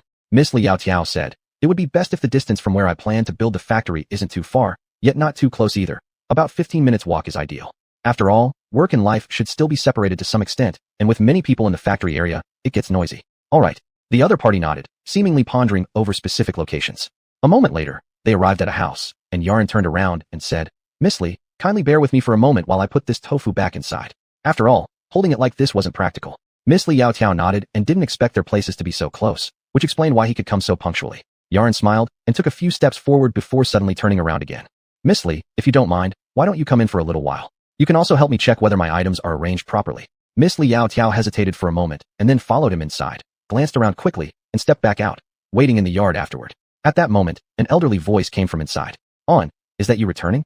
Yaron's name was Inwan. Despite sometimes appearing mature, he was actually quite young. Upon hearing the voice, he rushed out from the kitchen and loudly announced, Yes, mother. I'm just here for a moment, and then I'll leave immediately, so please don't come out. After saying this, he walked towards Miss Li Yao Tiao, eagerly asking her, Miss Li, how is everything? You've arranged them well, there aren't any problems. After contemplating, Miss Li Yao Tiao added, However, regarding feng shui, one should believe in it, but not fully trust it. If someone becomes ill, it's better to see a doctor instead. Inwan nodded. Rest assured, Miss Li, I understand the priorities. In fact, he was aware that he was just seeking some psychological comfort, but also believed it truly helped. After all, birth, aging, sickness, and death are common occurrences in life. However, he couldn't shake the feeling that his parents' illnesses seemed abnormal. Thinking about it, he laughed, refraining from saying more. Let's go, Miss Li, and I'll show you the locations of those plots of land. Miss Li Yaotiao nodded, and the two quickly arrived at one spot. The size of this area was approximately 100 square meters, about the time it takes to burn incense to walk to the factory site, not too far away. Miss Li Yaotiao thought it was acceptable, though she still wanted to check the other locations before making a decision. They then visited another two sites. One was smaller, less than 80 square meters, while another was 120 square meters and located about 15 minutes walk from the factory. Ultimately, Miss Li Yaotiao selected the latter location. Subsequently, she paid the price, signed the deed, registered it with the official government, and once everything was settled, all that was left was to hire some masons to start construction. No, first, she had to bake red bricks. Suddenly, she realized there were so many tasks to accomplish ahead. She estimated that in the next few days, she would need to recruit people to dig up the yellow clay required for baking the red bricks and construct large brick kilns. Although finding clay was easier in this era compared to modern times, manual labor would slow down the process significantly. She then planned to stockpile the mud beside the place intended for the factory construction site, and afterward visit other counties to search for masons. After all masons from Anyang County had been recruited by the county office, and she wouldn't feel right stealing them from others. Perhaps she'd visit the neighboring county office or Chongping Prefecture tomorrow. This was what Miss Li Yaotiao contemplated. Meanwhile, in the mountains, everyone was meticulously examining the ground, piling the large stones they uncovered to the side. As lunchtime approached, Yulan Hua and Liang Chui were cooking noodles, adding ample amounts of lard and salt, creating a mouth-watering aroma. For those living in the mountain, every noon break was a highly anticipated moment. Even though they were working hard, after just a few days, they felt as if their faces were plumper and their strength increased. It would be wonderful if we could work for Miss Li forever. Following Miss Li meant not only filling one's stomach, but also enjoying meat. Even the steamed buns tasted soft and fragrant, far surpassing those from their own homes. On the side, Jifeng heard this and just smiled, for he had already been internally selected. Although he might not be able to work with Miss Li for many years, his father could. Although Jifeng did not like some aspects of his father, his strength lay in his honesty, which would suffice for doing other tasks for the employer. And he felt that following the employer would be a blessing for his entire family in the future. As he thought about this, he looked up and saw a figure walking over from afar, accompanied by two young children holding her hands, occasionally looking up to talk to her. Although he couldn't see her face clearly, he felt certain she was smiling. Jifeng couldn't help but reveal a faint smile, then lowered his head and continued working. Li Yaotiao arrived with the two little ones at Yulan Hua's side and whispered softly, "Mother." "Oh." Yulan Hua was startled and turned back, seeing them, unable to help but laugh helplessly, her eyes crinkling into crescents. "How did you all come?" "Li Yaotiao. No one was home, so we thought we'd come and mooch off you." "Mother, is there enough noodles for us?" "Even if 3 more people came, there'd still be enough for you." She had intentionally cooked more today, preparing to immediately pack it in lunchboxes for them after cooking. And since they had the lunchboxes, they wouldn't have to worry about not having utensils. "Sister, can we go play on the mountain for a bit?" The two little ones suddenly said. Go ahead, but don't go too far." Li Yaotiao nodded in agreement. With that, the two kids happily ran upward. Previously, there hadn't been any path on the mountain, but these past few days, Li Yaotiao had passed a message through Zhou asking them to dig out steps, which would then be paved with cement later on for easier access. Seeing this, Yulan Hua nearby quickly shouted, "Just play for a while. Lunch will be ready soon." "Okay." Their voices reached her as the two kids had already run to the top of the mountain. Since there were people on both ends of the mountain, Li Yaotiao wasn't worried about them. However, before long, she saw them hurrying down. Sister, quick look, there are so many rats here." Chapter 104, Bamboo Rats, whose meat tastes sweet and replenishes qi. This immediately drew everyone over. "I'll take a look." As Li Yaotiao spoke, she also turned and walked toward the two little ones. As soon as she got there, they pulled her over. "Sister, look, it's right there. This uncle just dug it out, and this one is injured. This should be a bamboo rat."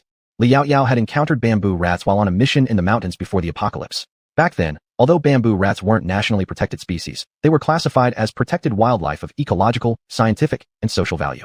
She only found them during her expeditions and never considered eating them. People say bamboo rats are a top delicacy, eaten more commonly in Vietnam. Compendium of Materia Medica once recorded, bamboo rats, whose meat tastes sweet, replenishes the middle energizer and strengthens the vital energy, and can even detoxify. In ancient China, during the Zhou dynasty, bamboo rats were pu meat consumed by nobles and officials, which common people couldn't afford. "Miss Li, this bamboo rat tried to eat its young just now, but I stopped it with a slap, thus injuring it." The speaker noticed Li Yaotiao's younger siblings liked it, and quickly explained. Li Yaotiao nodded slightly.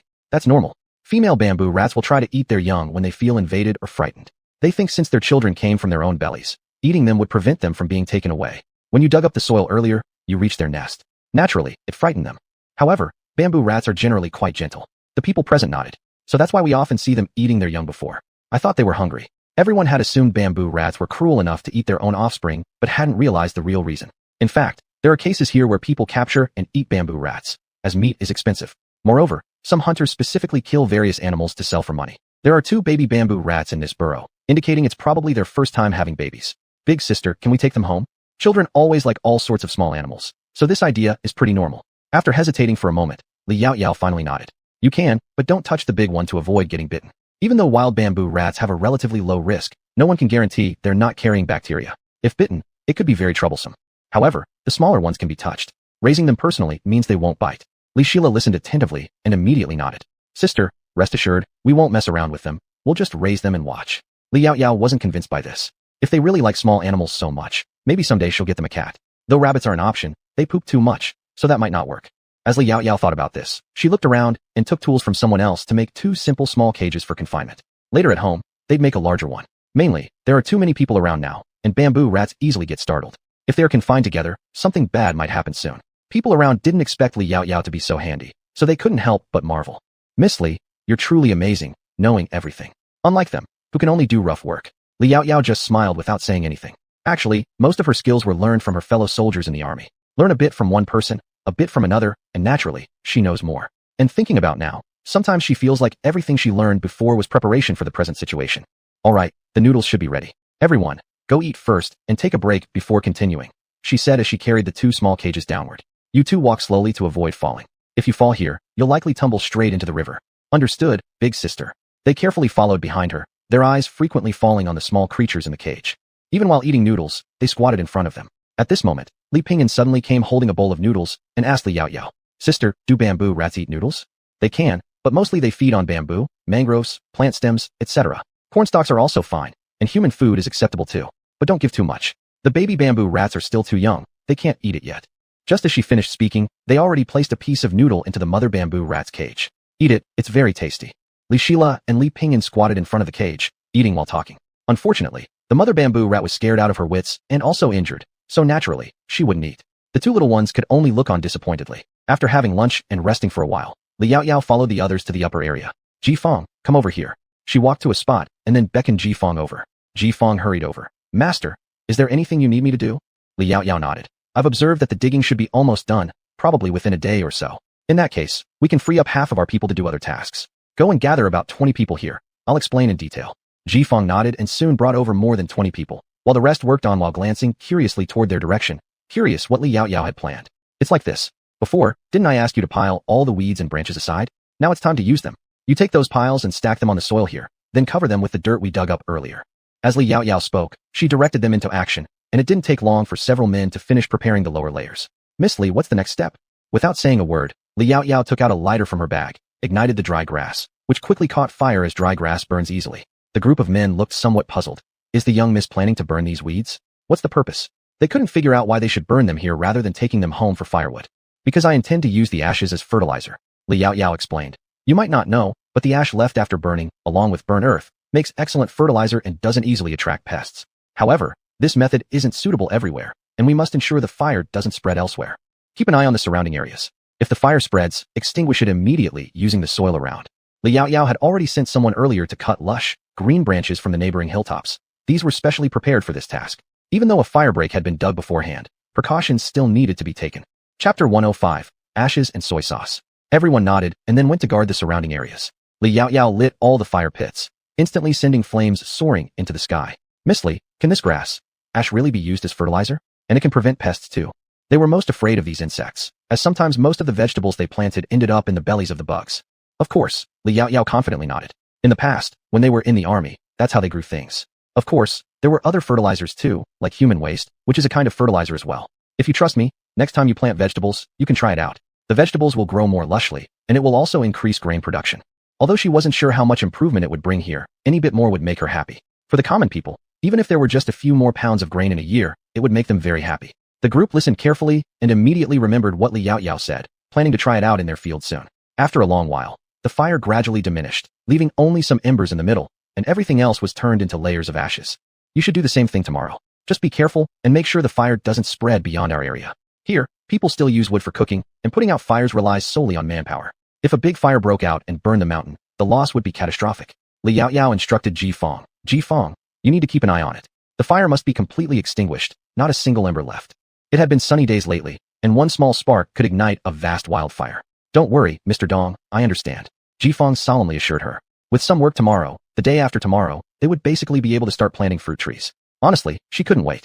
Doing all these things took roughly close to an hour, and then Li Yao left with the two children. On the way, they bought some meat, vegetables, and also a large amount of soybeans. Back at home, she first made nests for the several bamboo rats, patting the bottom with some dry rice straw, and then letting them all in, along with placing a sweet potato inside. That's good. You can place them in the shed. Fewer people go there usually, and it's less likely to scare them. The two immediately nodded, and each carried a side of the box inside. Perhaps knowing they wouldn't harm them, the bamboo rats weren't so agitated or scared anymore. Instead, they even started chewing on the sweet potato. The two little ones struggled inside for quite a while before coming out. After washing their hands, they excitedly told Li Yao about the situation inside. Sister, when can we touch them? It has to wait until they're fully familiar with you, and when the young bamboo rats grow a bit more. They are still very alert now, and you absolutely shouldn't think of touching them or their babies. If you don't listen, I'll release them back into the mountains right away. They quickly shook their heads like tambourines in agreement. Sister, rest assured, we won't touch them. Though they were tempted, they couldn't disobey Sister Li's words. Nowadays, Li Yao's word in the Li family is absolute. Even if someone disagrees, whether it's Li Si or Yulanhua, her word is final. Good job, you two. Li Yao took out 2 white rabbits from her little bag and placed them in their hands. Remember, recite the articles you have to memorize soon and write them twice. When father comes back, let him check your work. Li Pingyan wanted to say something, but was silenced by Li Shila grabbing his mouth.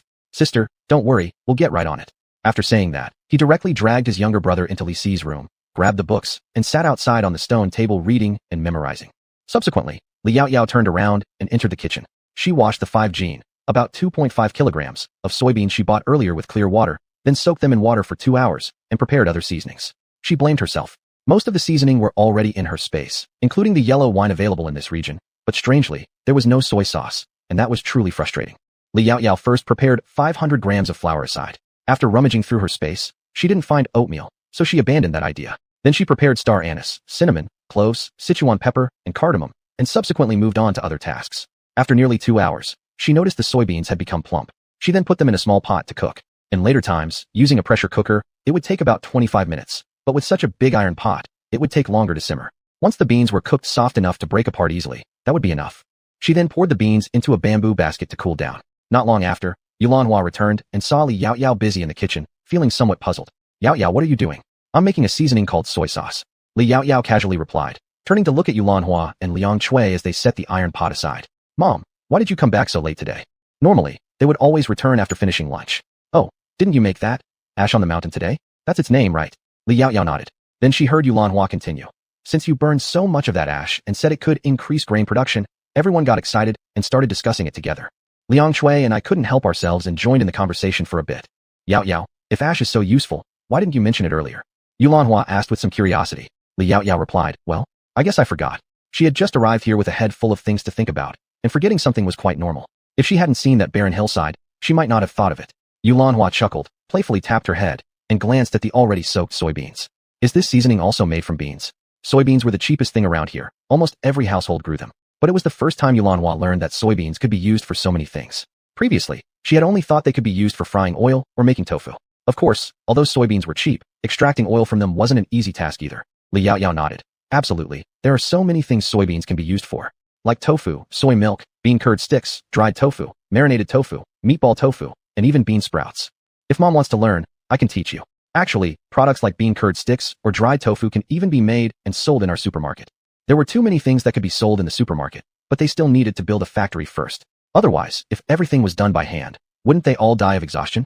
Chapter 106, Refusal. Liang Chui immediately agreed. That's a good idea. Yesterday, when I went to the store, you said that business has been relatively slow recently, and some people suggested that the store should stock up on more items. After all, even vegetable stalls usually don't just sell 1 or 2 types of vegetables.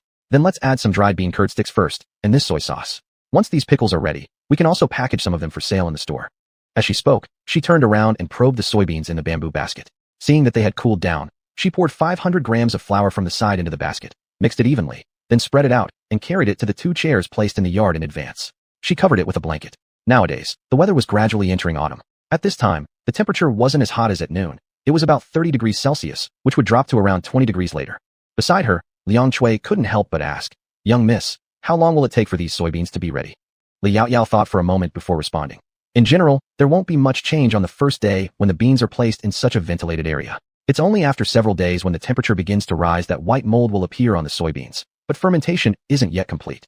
She paused here before continuing. Around the 6th or 7th day, the mold filaments will turn yellow-green, though sometimes the growing period may be extended due to seasonal and temperature factors.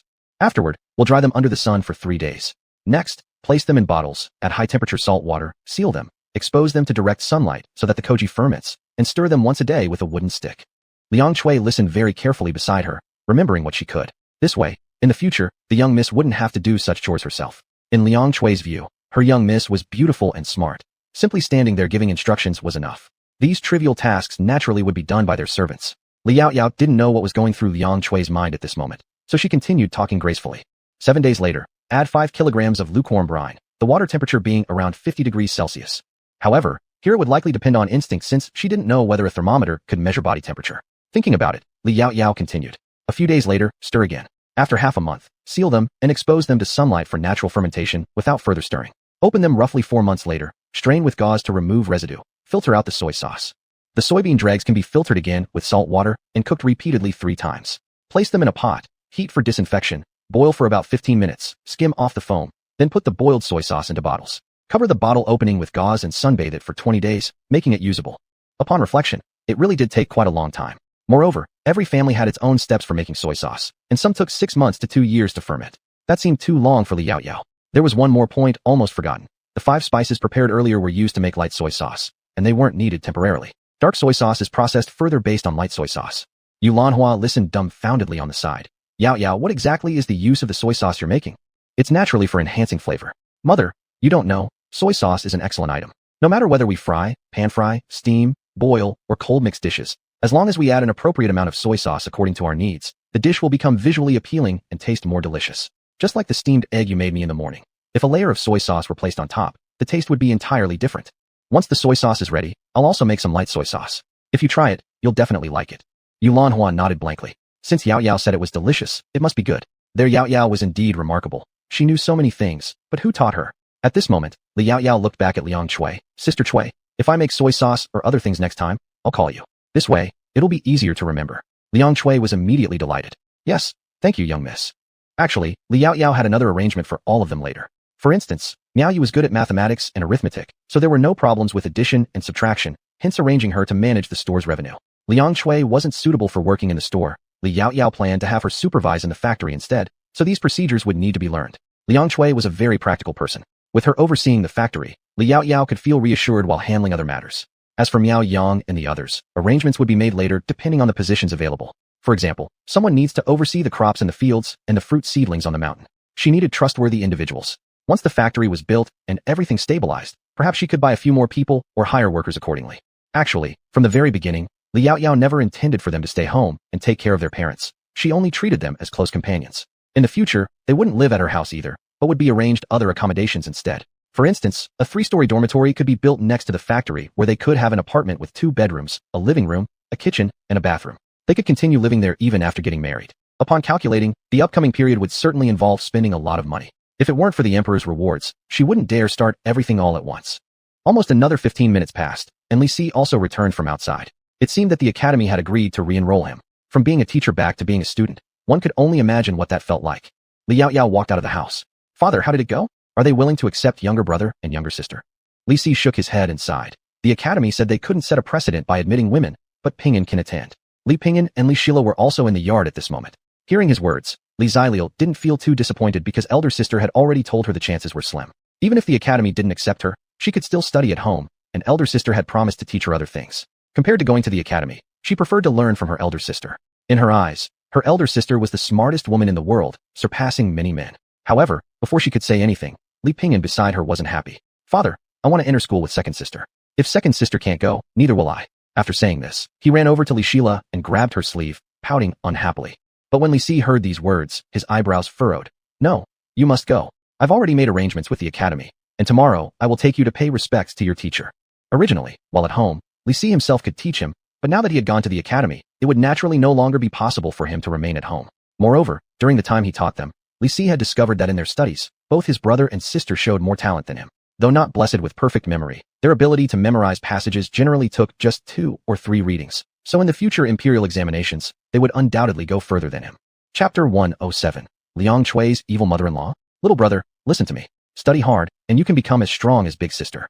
Didn't you say before that you wanted to protect her? Li Shila was comforting him while asking. Li Pingyan pouted his lips. But I don't want to leave big sister or second sister. Big sister is usually busy and spends half the time not at home. Same with second sister. He has never left her. In fact, the one who has spent the most time with Li Pingyan in the whole family is Li Shila. She takes care of him when no one else is around.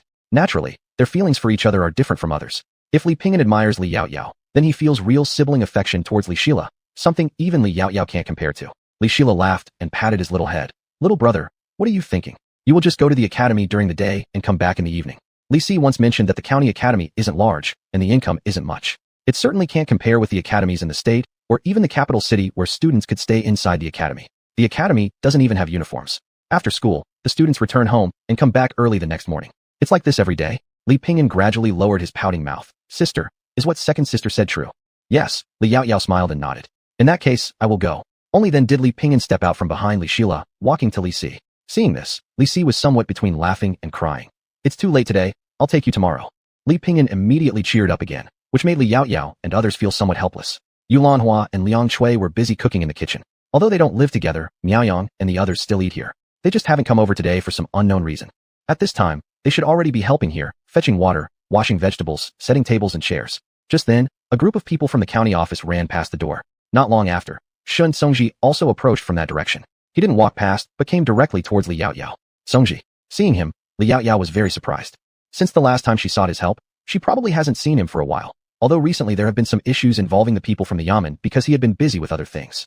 According to Jiang Qi, Shun Songji mostly works from dawn till dusk these days, even eating meals casually like those laborers, as if he were on the battlefield with his soldiers, eating whatever they ate, sometimes even less than them. Li Yaoyao thought about it as Shun Songji walked briskly inside. First, he politely nodded to Li Si, and then turned to Li Yaoyao. Yaoyao, something has happened at Yunlai supermarket. You might need to go over personally. Would that be convenient? Li Yaoyao paused briefly after hearing, then remembered Lin Yang and the others, nodding slightly. All right. Li Si listened attentively and felt a bit uneasy. Yaoyao, perhaps I should accompany you. Li Yaoyao refused outright. No need, Dad. You've just returned and are tired, so rest at home. Besides, Songji is here, I won't get into trouble.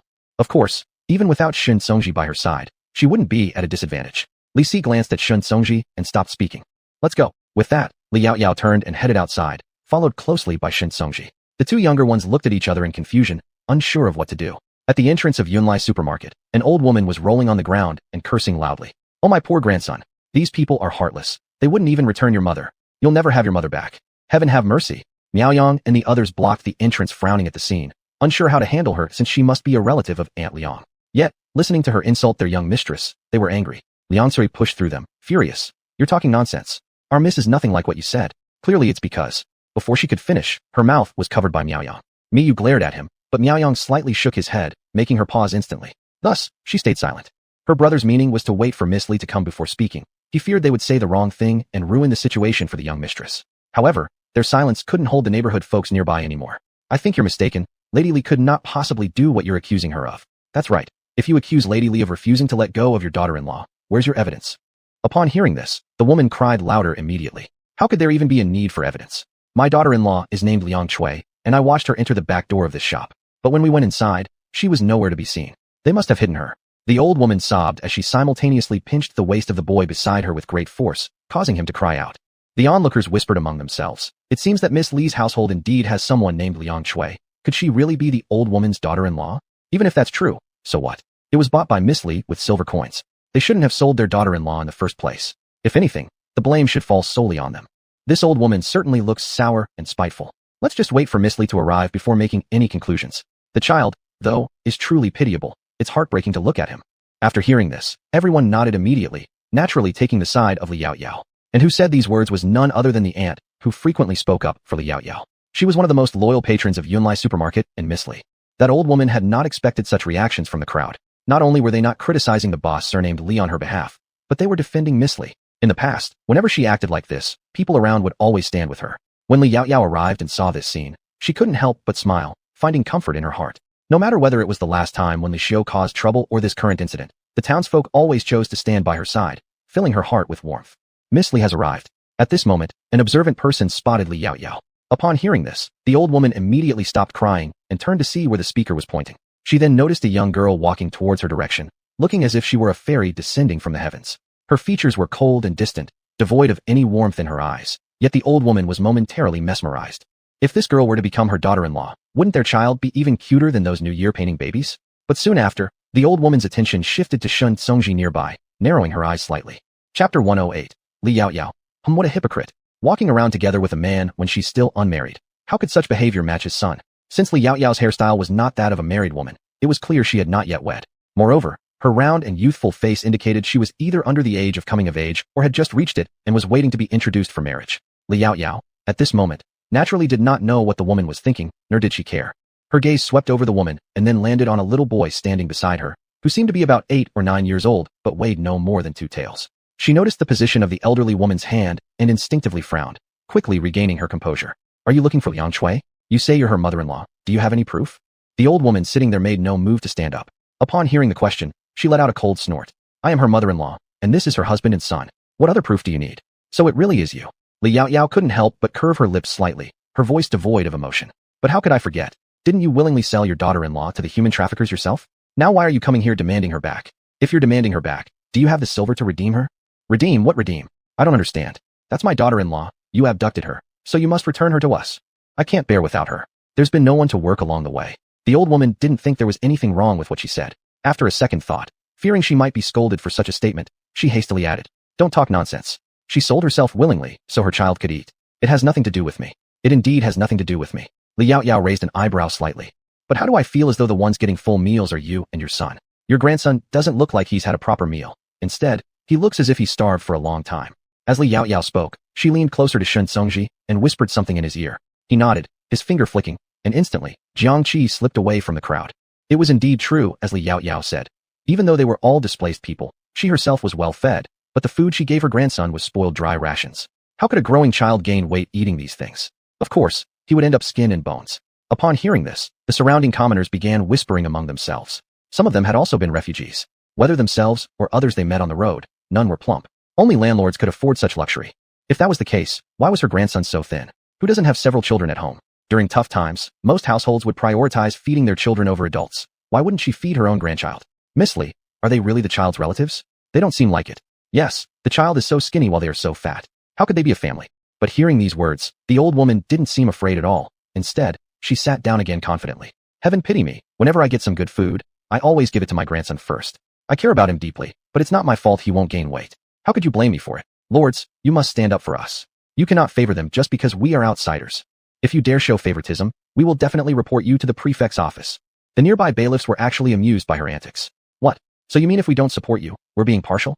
You're pretty smart, knowing that the prefecture office is higher than our county office. They all knew that one rank above another could pressurize people immensely. The prefect was much higher than their magistrate, but their master wasn't an ordinary magistrate. Even the prefect would have to respect Mr. Shun. Moreover, Mr. Shun was friends with Miss Li and she had helped them immensely. Still, they weren't suggesting that Mr. Shun was partial. This old woman clearly looked suspicious. The old woman thought the bailiffs were afraid and smiled smugly. I'm not saying that, but you must help us soon. Yet right as she was reveling in her perceived victory, Li Yaoyao suddenly stepped forward, pulled the boy towards her, and before anyone could react, lifted his sleeve, her eyes turning colder immediately. This is what you call deep care. The villagers turned to see, only to find the child's arms were covered in bruises. Almost the entire arm was purple. Everyone gasped involuntarily. How could anyone bear to treat their own grandson, or son, this way in the world? So, I sold myself to the slave traders so you could have money for food, and this is how you treat my child? Liang Shui couldn't believe that in just a few months, her child had become this way. The boy had been struggling earlier but froze upon hearing her voice, standing completely still until Liang Shui rushed over and held him tightly in her arms. A sob of grievance soon rang out, echoing painfully in everyone's ears. The old woman noticed Liang Shui and her eyes lit up as she reached out to grab her. Everyone look, this is my daughter-in-law. Just as I said, they've hidden her. She didn't finish her sentence before being shoved away by Liang Shui. At the time, you all conspired to sell me, claiming there was no grain or silver left, and you promised to take good care of my child. Is this how you've taken care of him? The old woman was flung to the ground by Liang Shui, dazed and confused, twisting her body in an attempt to stand back up, but unable to. However, Liang Shui wasn't about to pay attention to her. Instead, she pulled her son towards a man standing nearby. Jiang Erdu, tell me what happened. Hearing that name, Li Yaoyao couldn't help but cough lightly. That name really suits him. Erdu, wicked dog, tut. Though people used to think low-born names implied easy upbringing, it was the first time Li Yaoyao had ever heard such a peculiarly common one. Shen Songji gave a faint nod. Yes, it fits. After a brief pause, he looked at her with some confusion. You're not planning to help her? After all, Liang Shui belonged to her. Li Yaoyao shook her head slightly. She won't be bullied. She doesn't need my help. Liang Shui and her family were no longer the same people who had initially been bought. Though it hadn't been too long, they had certainly changed. They became more confident, and also, fierce. Just as that thought crossed her mind, no one knew what Urdu had told Liang Shui, but it enraged her enough to slap him hard across the face, sending him flying through the air. Li Yaoyao, what a wimp. Chapter 109. Li Yaoyao revealed her not-so-obvious jawline today. Shun Songji. She indeed does not seem to need help. Does Yaoyao teach everyone around her combat skills as good as yours? Is it bad to be agile and skilled? Li Yaoyao turned her gaze sideways, slightly tilting her chin, revealing her not-so-obvious jawline today. At least no one would bully them. Her people cannot actively bully others, but they also must never be insulted or bullied by anyone, especially in this world we live in now. Sometimes, the current times are no safer than the end times. Of course, what Li Yaoyao taught were not exactly killing techniques, but some self-defense methods. You're right about that. Shun Songji's eyes landed on Liang Shui. He still remembered their first meeting when she was a timid person who couldn't even speak loudly. Yet now, she dare pin down a man and beat him up until he has no strength to fight back. Such change was truly astonishing. Shaking his head, he thought if she were in a military camp, there would be countless elite soldiers trained for the court. Not far away, that old woman, otherwise known as Mother Jiang, finally got up from the ground, suddenly snatching the rolling pin from a neighbor's hand and aiming it at the back of Liang Shui's head. In the next second, the rolling pin was gripped by someone, revealing the thin, cool smile at the corner of Li Yaoyao's mouth, along with the chill at the edges of her eyebrows. Sneak attacks aren't something honest people should do. I advise you, young girl, to stop meddling in others' affairs. Mother Jiang strained to pull back the rolling pin, but it remained steadfast in Li Yaoyao's grip. Let go of it. Mother Jiang gritted her teeth, almost using all her strength, but still could not reclaim it. In an instant, she changed her tactic and lunged forward to bite. The next moment, Li Yaoyao swirled her palm, immediately twisting the rolling pin out of Mother Jiang's grasp and back into her own. Thank you, Miss Li. If Miss Li hadn't retrieved it, hitting someone with the rolling pin might have caused bloodshed, and how would she then use it to roll dough for steaming buns? No need for thanks. I still thank you for speaking on my behalf. When I invent something new next time, I will certainly let you try it first. If someone treats you well, you naturally must return the favor. Her face lit up upon hearing this. Oh, that is all I should do. Nearby, Mother Jiang attempted another attempt to seize. Shun Songji frowned slightly, and Jiang Qi immediately understood the meaning, gesturing for someone to restrain Mother Jiang. Mother Jiang struggled wildly, practically jumping off the ground. What are you doing grabbing me? Don't you see that bitch beating my son? Can't you separate them? I'm telling you, if anything happens to my son, I will not let you off easily. The bailiffs could not just let Liang Shui beat someone to death either. After all, manslaughter involved a criminal charge. This certainly wasn't ideal. However, just as they had taken 2 steps forward, Liang Shui stopped. Jiang Ergu, listen carefully. If you dare to treat my son like this again, watch out, I'll kill you. And that fox spirit hiding behind your back, don't think I don't know about your affair. Believe me, I'll expose everything to her husband, and see if the butcher doesn't thrash you both. When they lived in the same county long ago, their neighboring house belonged to a butcher and his wife, who looked gentle and charming. But this Jiang Ergu always found fault with her appearance, while the woman despised the butcher's coarse features. They quickly saw eye to eye, and this woman already had a 2-year-old son who looked pretty adorable. Liang Shui had merely suspected, but now seeing their treatment towards her child, she was more confident in her suspicions. Unbeknownst to her, when these words escaped her lips, Jiang Ergu's complexion immediately paled a few shades, filled with terror as his eyes darted around nervously, cold sweat starting to pour out of his hands. However, his mouth refused to admit the truth. You're making nonsense. How can you say such things without basis? If it's baseless, wouldn't a simple blood test clarify everything? Liang Shui laughed coldly, as though releasing all her pent-up grievances. Looking at his increasingly pale face, she confirmed her guesses. They shouldn't be too far away, probably nearby. Since both families had come out together, logically they would have returned together. Indeed, no need to search anymore, we're right here. As soon as the voice rang out, a tall, bearded man appeared dragging a woman who held a child. Speak up, is what she said true? Husband, don't listen to their nonsense. Look at the child's eyes, how much they look like yours, and this nose, this mouth, can't you see? She is just jealous because she sees how good our relationship is and how unhappy her own life is. Husband, you must not believe her. However, the tall man paid no attention to him at all, still glaring at Jiang Ergu who had just managed to sit up. Jiang Ergu suppressed his inner fear, pulling a smile that looked more like he was crying. Brother Nyo, you mustn't listen to her nonsense. She just hates us for selling her and now is framing me out of spite. You cannot believe her. Upon hearing these words from both of them, Liang Shui gave a cold snort. At this moment, Li Yaoyao suddenly came over from the side, walking to the woman and looking at the child in her arms with deep thought. Indeed, the eyes, the mouth, and the nose, they really do look exactly like this big brother here. The moment Li Yaoyao spoke, everyone instinctively turned their gaze toward her. Li Yaoyao remained unfazed, taking a step forward to guide the large man. Big brother, first look at the eyes. Yours are slits, while his are big round ones, truly alike. And then the mouth. Yours is thick-lipped, his thin-lipped, also quite alike. As for the nose, yours is a strawberry big nose, his delicate petite one. What's a strawberry nose? The tall man asked earnestly. A strawberry nose is. Li Yaoyao reached into her bag and pulled out a strawberry from her space pouch. handing it to him. Do you see these dark pits on it? This fruit is called a strawberry, so if someone's nose looks like this, it's called a strawberry nose. After her explanation, the surrounding neighbors couldn't help but touch their noses unconsciously, making sure they didn't have strawberry noses before settling back to watch the spectacle with peace of mind. But at this moment, the tall man's face grew darker by the second. Even if he were extremely dense, he could understand what the girl beside him was implying. She was clearly telling him straight out that he and the child were nothing alike. The tall man glared ferociously at Jiang Ergu on the ground, examining his eyes, nose, and mouth. The more he looked, the more he thought Jiang Ergu resembled his supposed son. In a fit of fury, the tall man kicked directly towards his chest. Chapter 110, an exorbitant demand. The next second, there came a crisp crack. Everyone's ears rang with the spine-chilling scream. TSK, a broken rib. This guy sure has some strength. As for this vicious dog, he was indeed weak. After kicking him, the big man didn't say a word, dropped the woman, and turned around to leave. That woman knew that she could only survive by relying on the big man, so she simply placed her child on the ground and hurriedly chased after him. Dear, please don't leave me behind. She didn't even look back. Li Yaoyao gave a soft snort. The adults were speechless, but ultimately, it was the child who suffered. She glanced at the child standing there crying pitifully and sighed inwardly. By now, Liang Shui had already embraced her child and walked up to Li Yaoyao. Young lady, I think. Do you want to leave the child behind? Is it possible? She once thought they would treat the child decently, but now that she understood their true nature, she no longer wanted to give the child back to them. Yes, but you'd better cut ties with them here and now. Otherwise, they may find you again in the future. Once the dormitory is built and they all have their own homes, Liang Shui leaving the child will not matter much. Moreover, she was currently doing several people's work at once. It was only natural to help her out in this way. Besides, having the child would make her more loyal and less likely to leave out of concern for the child. This was truly a good thing for Li Yaoyao. At this point, Liang Shui had approached Jiang Mu, taking out 1 liang of silver from her bosom. This is all the silver I have. It's your wage. I'm giving it to you now. It's like buying my child back. But upon seeing the silver, Jiang Mu let out a disdainful chuckle. You think you're paying off a beggar? That's my eldest grandson. You should offer at least 80 or 100 taels. How can I have that much silver? Liang Shui frowned. Jiang Mu, if you don't have it, your master does. Ask her for it. She was clearly making an exorbitant demand, and Liang Shui naturally couldn't possibly borrow that much money from Li Yaoyao. This is all I have. If you want, take it. If not, I will keep the child and raise it myself.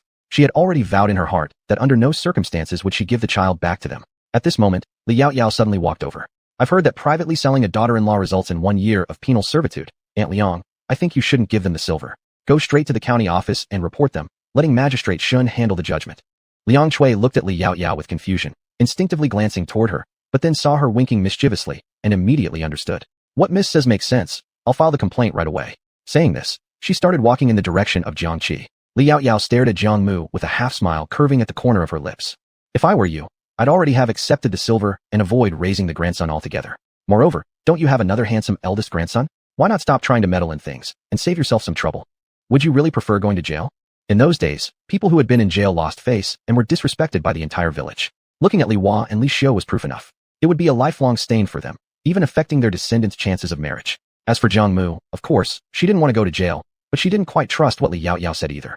She narrowed her eyes and asked the 2 bailiffs gripping her. Gentlemen, is what she said true? They pursed their lips and nodded. In reality, though, it wasn't necessarily accurate. There were certainly cases where daughters-in-law were sold or sold themselves due to the famine, but these kinds of cases had never been officially handled before. They had no idea if it was entirely correct. Still, since Miss Li was the benefactor of Ani County and also a friend of the magistrate, they were naturally willing to cooperate. This made the other party trust it, and she looked down on Liang Shui arrogantly. All right, I agree with you. Just give me the silver. Of course, the silver exists, but first, I need to sever ties with your son. The son belongs to me, and you must write a guarantee stating that you will never harass me or my son again. Then I will give you the silver and won't sue you. The girl was right. She shouldn't involve herself in any relationship with them anymore, and all ties must be completely severed. Subsequently, the court officials brought them to the county office. While enduring pain, Jiang Erdu completed the divorce papers. Afterward, Jiang Mu reluctantly signed the document cutting ties with Liang Shui and her son Jiang Wu. The seal of the county office stamped it, thus finalizing everything. Actually, that 1 liang of silver could have been spared by Liang Shui, but she insisted on keeping it. She believed this act symbolized a clean break in their relationship, which gave her peace of mind. Naturally, Li Yaoyao wouldn't force anything on her. Later, Shun Songji escorted them to the door. Li Yaoyao turned and looked at him. From Ji, I've troubled you again today. Recently, the government offices had run errands for her place many times. Although it was once her own intention, Li Yaoyao felt that there were indeed more issues after the shop opened. Of course, she liked the neighboring families around her very much. Even if a 7 or 8-story high-rise would be built later to open a shopping mall, she still thought this small shop should remain open to provide convenience for the neighbors.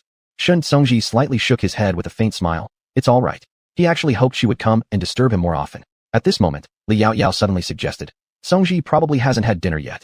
Why don't you come over to my place casually? It's been quite a while since you last came to visit us. Songji hesitated for a second, looked into her clear and bright eyes, and nodded. In that case, I'll be troubling you. Not at all. Aunt Liang is also grateful to all of you. Thanks to everyone's cooperation today. Li Yaoyao took out 2 liang of silver from her bosom and handed it to the bailiffs who had just helped. Thank you all earlier.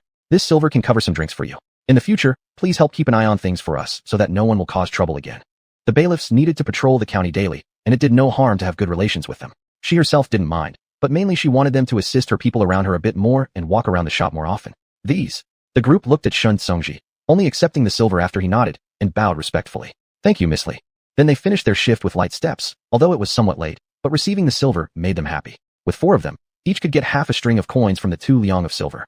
Even without drinking alcohol in the evening, they could afford to add some dishes at home. The next day, they could go to Miss Li's shop and buy some fermented tofu and preserved eggs. Their families loved these items.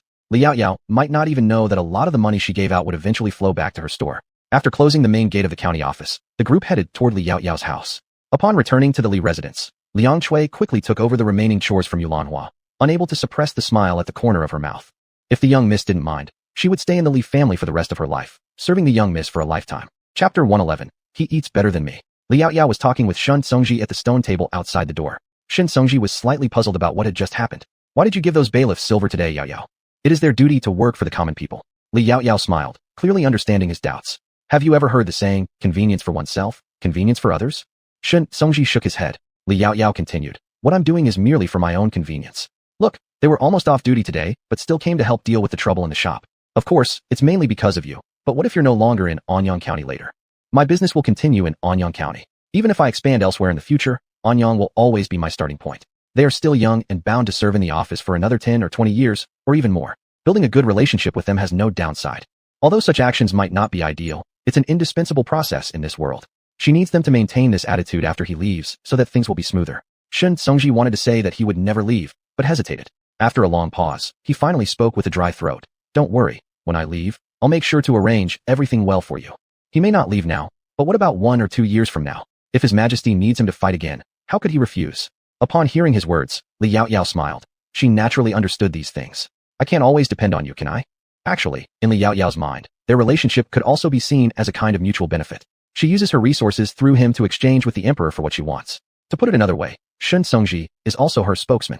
Thinking about this, Li Yaoyao couldn't help but laugh. When Songji heard her laugh, he involuntarily pressed his lips together. He wanted to say that he was willing to let her depend on him for life. But with what identity could he say it? As a friend? That wouldn't be appropriate. A thought seemed to have sprouted in Songji's heart. He felt like he had already grasped its tail, but it always slipped away. The Li Yaoyao before him was now vastly different from the first time he saw her. Back then, she was nothing more than a clever peasant girl trying to escape famine in his eyes. But now, she has taken up the deepest place in his heart, seemingly even deeper than his brother or the emperor. Songji didn't quite understand, but at the thought of leaving here and perhaps never seeing her again, he felt unsettled. Songji? Songji. Li Yaoyao waved her hand in front of him, and the next moment, Songji suddenly woke up and caught her hand. Her wrist was very delicate, as if a slight force would shatter it. Realizing this, Songji quickly let go of her wrist. Sorry. He caressed the fingertips that had just touched her wrist, feeling every detail. Even though she looked so thin, there was a softness to her touch. There was a sudden throb in Songji's chest. Li Yaoyao thought he was acting strangely. What were you thinking about so deeply, Songji? Did I say anything that upset you? But looking at his expression, it didn't seem like anger. No. Songji hurriedly shook his head. I was just thinking about something unrelated to our conversation. Li Yaoyao nodded. That was good. In fact, Li Yaoyao could tell that Songji didn't like all this, neither did she, but disliking and refusing to do it were different matters. She could only reassure herself that she wouldn't overstep boundaries and certainly wouldn't violate her principles. At this moment, Songji suddenly said, Actually, I roughly understand your point, so I didn't let them refuse at that time. Li Yaoyao nodded, couldn't help but laugh, and appeared significantly more relaxed. That's good. I thought you were angry. Songji shook his head. Yaoyao, remember this. No matter what, I won't get mad at you.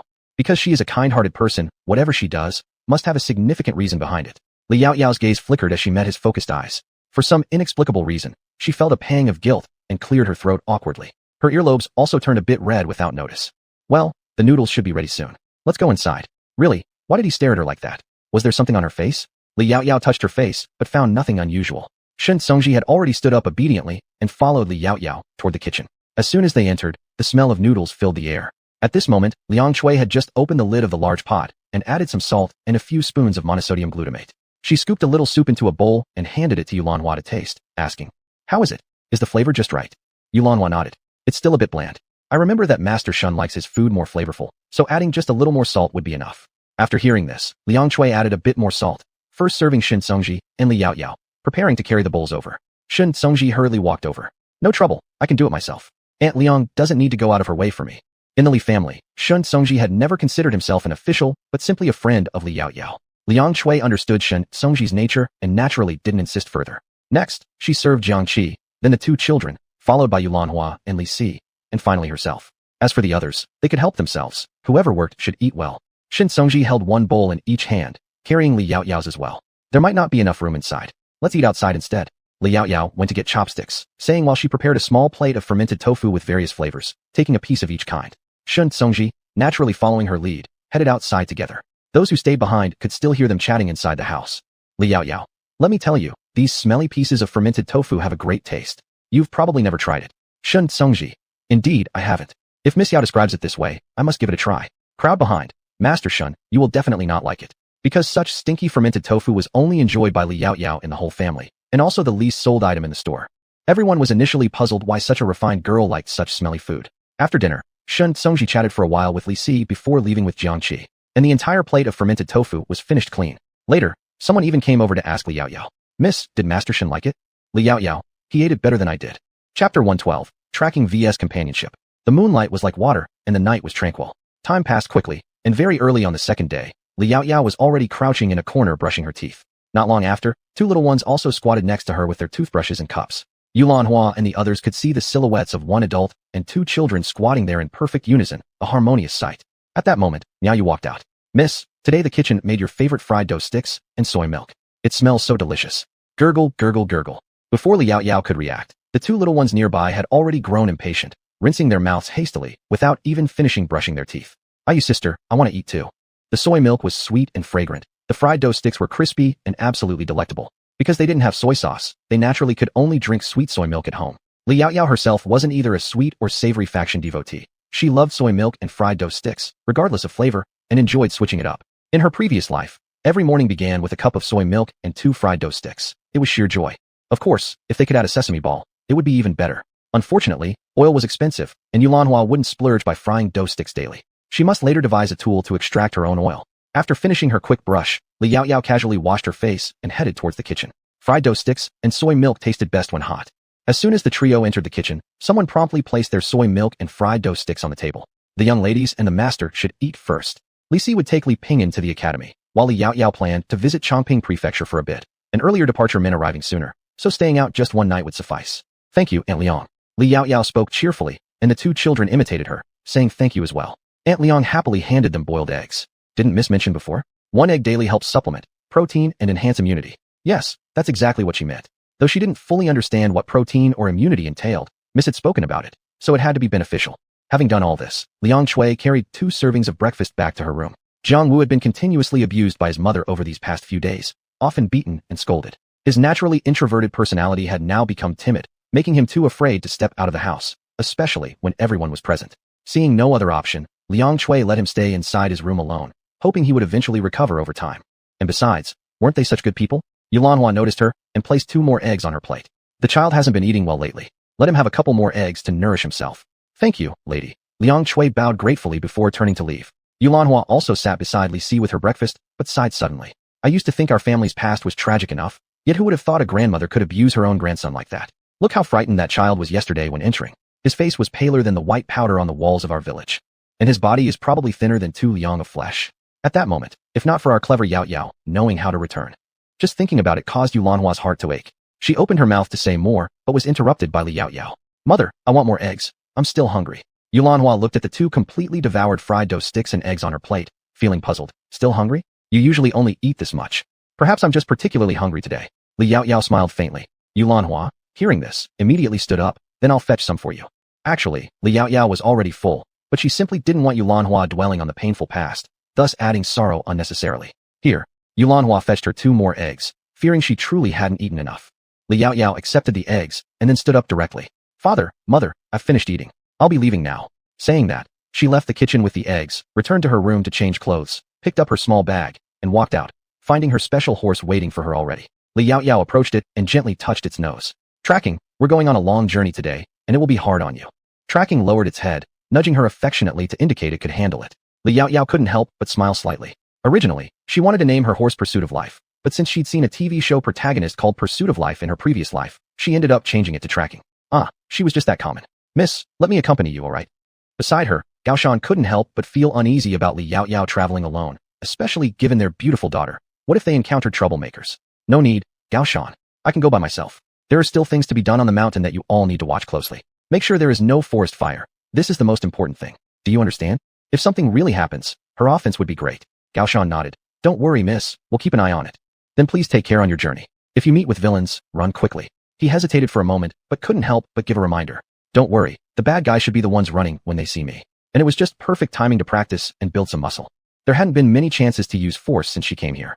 Thinking of that, Li Yaoyao pulled the reins and Tracking slowly moved towards the city gate, leaving Gaoshan behind looking confused. What could possibly make bad people flee from such an unmenacing young lady? After all, these folks hadn't experienced Li Yaoyao's martial prowess yet, even though they had learned a few self-defense techniques from her. It was just around dawn at this point and not much time had passed since the sky lit up, but vendors were already setting out their stalls on the streets. Tracking began to pick up speed slightly, so as not to make it difficult to navigate once more pedestrians appeared. Soon enough, the city gates came into view. The walls now had been coated with a thick layer of cement, completely altering their appearance. Go! Li Yaoyao urged her horse forward and soon reached the city gate. From afar, she saw Shun Songji sitting atop his horse nearby. Perplexed, she rode over to him and gently reined in her horse with a whoa. Is Songji about to set off on a long trip? She certainly didn't expect him to also be heading out. Shun Songji smiled faintly in response. Like Yaoyao, I am bound for Chongping Prefecture on official business. Regarding the cement road project? Li Yaoyao asked almost reflexively. That's correct, Shun Songji nodded. Currently, most of the arrangements for the Anyang County cement roads have been carried out, and a significant portion is complete. Therefore, I plan to head to Chongping Prefecture and discuss with the local governor there to see if it's possible to pave the entire region with cement. So when she mentioned last night that she'd be traveling to Chongping today, he decided to wait for her here. As to why he wasn't waiting outside her house, Shun Songji thought surprising her would be nice. Of course, whether it was shocking or delightful, only Li Yaoyao herself knew. Chapter 113, 2 Eggs. Anyang County is a county relatively close to Chongping Prefecture. If Anyang County were paved with cement roads, it would certainly make travel within the county much easier in the future. Let's go. We should start our journey, Li Yaoyao said as she was preoccupied with arriving at Chongping Prefecture before tonight. Alright, let's go. Shun Songji adjusted the reins and gently squeezed his horse's sides, prompting an immediate whinny from the horse as it galloped swiftly towards Chongping Prefecture. The highway outside Anyang County had already been extended significantly, almost reaching the border of Chongping Prefecture. Even nearby small paths had been repaired, making this ride feel more comfortable than before. If they were using a carriage, the advantages of the cement road would be even more apparent. Seeing the two pass by on horseback, the surrounding villagers immediately recognized them and wondered where they were going, perhaps off to handle another major matter. After all, whenever Li Yaoyao and Shun Songji joined forces, they tackled significant projects beneficial to everyone. Thus, though the two often traveled together, the townsfolk never viewed them with disdain, but instead found them quite compatible. Even some matchmakers in town couldn't help but entertain thoughts of matchmaking between the pair. The two continued heading toward Chongping Prefecture, encountering scattered residents along the way who were still returning home. Though weary, these people no longer seemed as dispirited as they had when leaving in the past, now displaying occasional smiles. Their months of wandering had visibly left them exhausted. After riding for about an hour, the two casually chose a place to rest, allowing the horses to graze freely nearby. Shun Songji handed over the water gourd tied around his waist to Li Yaoyao, saying, "Drink some water first." "No need, I have my own." Li Yaoyao showed a slightly smaller water bottle she pulled from her bag. Shun Songji smiled without comment, opened his water gourd, took a casual sip, then set it aside. Ever since hearing Li Yaoyao explain the benefits of drinking boiled water, he had avoided unboiled water entirely. At that moment, Li Yaoyao tossed something his way which Shun Songji caught easily. It was round, and there came a crack. Looking down, Shun Songji raised an eyebrow and asked, "Is this supposed to be dry rations?" "Not really. I just brought extra in the morning, and coincidentally, we have two." Saying this, Li Yaoyao gestured with the one in her hand, lightly tapping it against a nearby stone. With a crack, the top of the egg shattered instantly. Li Yaoyao leisurely peeled the egg. "Mom, I'm so hungry," a young girl nearby whispered softly while touching her stomach and addressing a somewhat disheveled woman beside her. The woman quickly covered the girl's mouth. "Shh, don't say nonsense." In their eyes, Li Yaoyao and Shun Songji did not appear to be ordinary people, especially Shun Songji. Despite wearing common clothing, the material clearly wasn't cheap, and his bearing exuded the demeanor of a noble family son. As for Li Yaoyao, though dressed in ordinary hemp robes typical of commoners, her fair complexion and composed manner suggested someone closer to a noble daughter. And, needless to say, both rode horses, an uncommon luxury in this era. Owning even a cow represented a relatively comfortable life. These types of people were not ones you wanted to offend. They remembered an incident where a child begged a well-dressed young master for food and was subsequently beaten to death by his servants. When the child's parents tried to intervene, they were killed too, dying with their eyes wide open, questioning heaven's injustice. However, neither Li Yaoyao nor Shun Songji expected such reactions, as they were both skilled martial artists. Li Yaoyao's senses remained sharp despite her new body, augmented further by spiritual spring water. She could hear far better than an average person. Upon exchanging glances, Li Yaoyao turned back, offering the partially peeled egg with a slight smile. "Do you want some?" she asked the little girl. The child nodded eagerly, staring intently at the egg, instinctively trying to break free from her mother's grasp. Next moment, Li Yaoyao stood up, walked over, and placed the egg into the child's hands. "Eat it," she said while pulling out an indistinct bread loaf from her bag and giving it to the child, as well before returning silently to sit back on the rock without any additional words. Both the mother and daughter, along with their family behind them, stared in disbelief at her actions. At this point, Shun Songji passed over his already peeled egg. Li Yaoyao shook her head. "You eat it. I've already had 2 eggs in the morning." She wasn't particularly hungry either. She merely planned to finish her egg. Besides, eating too many eggs in a day isn't ideal. Seeing that she truly didn't wish to partake, Shun Songji swallowed the entire egg in one bite with some water. The yolk was rather dry, causing him to choke momentarily. Li Yaoyao reached out to pat his back, but it made him pause and glance at her unintentionally. "What's wrong?" Li Yaoyao instinctively touched her face, quite puzzled. "Is there anything on my face?" But she hadn't eaten anything just now. Shun Songji shook his head and was about to say something when he saw the mother and daughter walking over from their position. The woman led the child to Li Yaoyao's front, bowing deeply towards her. "Young lady, thank you." They even bent their waist very low, just to thank her for giving a little food to her child. Because they had been wandering outside for too long, they had spent all their silver coins, and there wasn't much food left. They could basically only eat 1 meal a day, and it was only a small amount of dry rations, aiming to last until they could get home. If they were hungry at other times, they could only drink water by the stream to fill their stomachs. She knew her daughter was hungry, but she really couldn't do anything. There were also elders back at home, adding up to several people who were starving. Even if she gave her own food to the child, it wouldn't be enough. When the girl saw her mother thanking Li Yaoyao, she hurriedly expressed her gratitude as well. "Thank you, sister. No need to be polite." Li Yaoyao liked the considerate children here, but there was little she could actually do. She rummaged through her bag, took out some white rabbit candies and put them in her hand, then picked one up herself. "Look, this is how." She twisted both ends and tore open the wrapper, placing the candy in the little girl's mouth. "How is it? Isn't it sweet?" The little girl nodded, her eyes bending happily, shining brighter than the stars. Children from nearby families were all staring at her direction hungrily, licking their lips, yet none dared to come closer. In the area where Li Yaoyao rested, there were 4 or 5 families sitting and resting, drinking water. Some families had 4 or 5 children altogether, while the little girl's family with 2 elderly people, a couple, and her as the only girl was relatively rare. She hesitated for a moment, waving her hand at those children, and they immediately ran toward her. More than 10 children swarmed around her directly, encircling Li Yaoyao. However, they didn't dare to stand too close and stopped half a step away from her, eyeing her expectantly.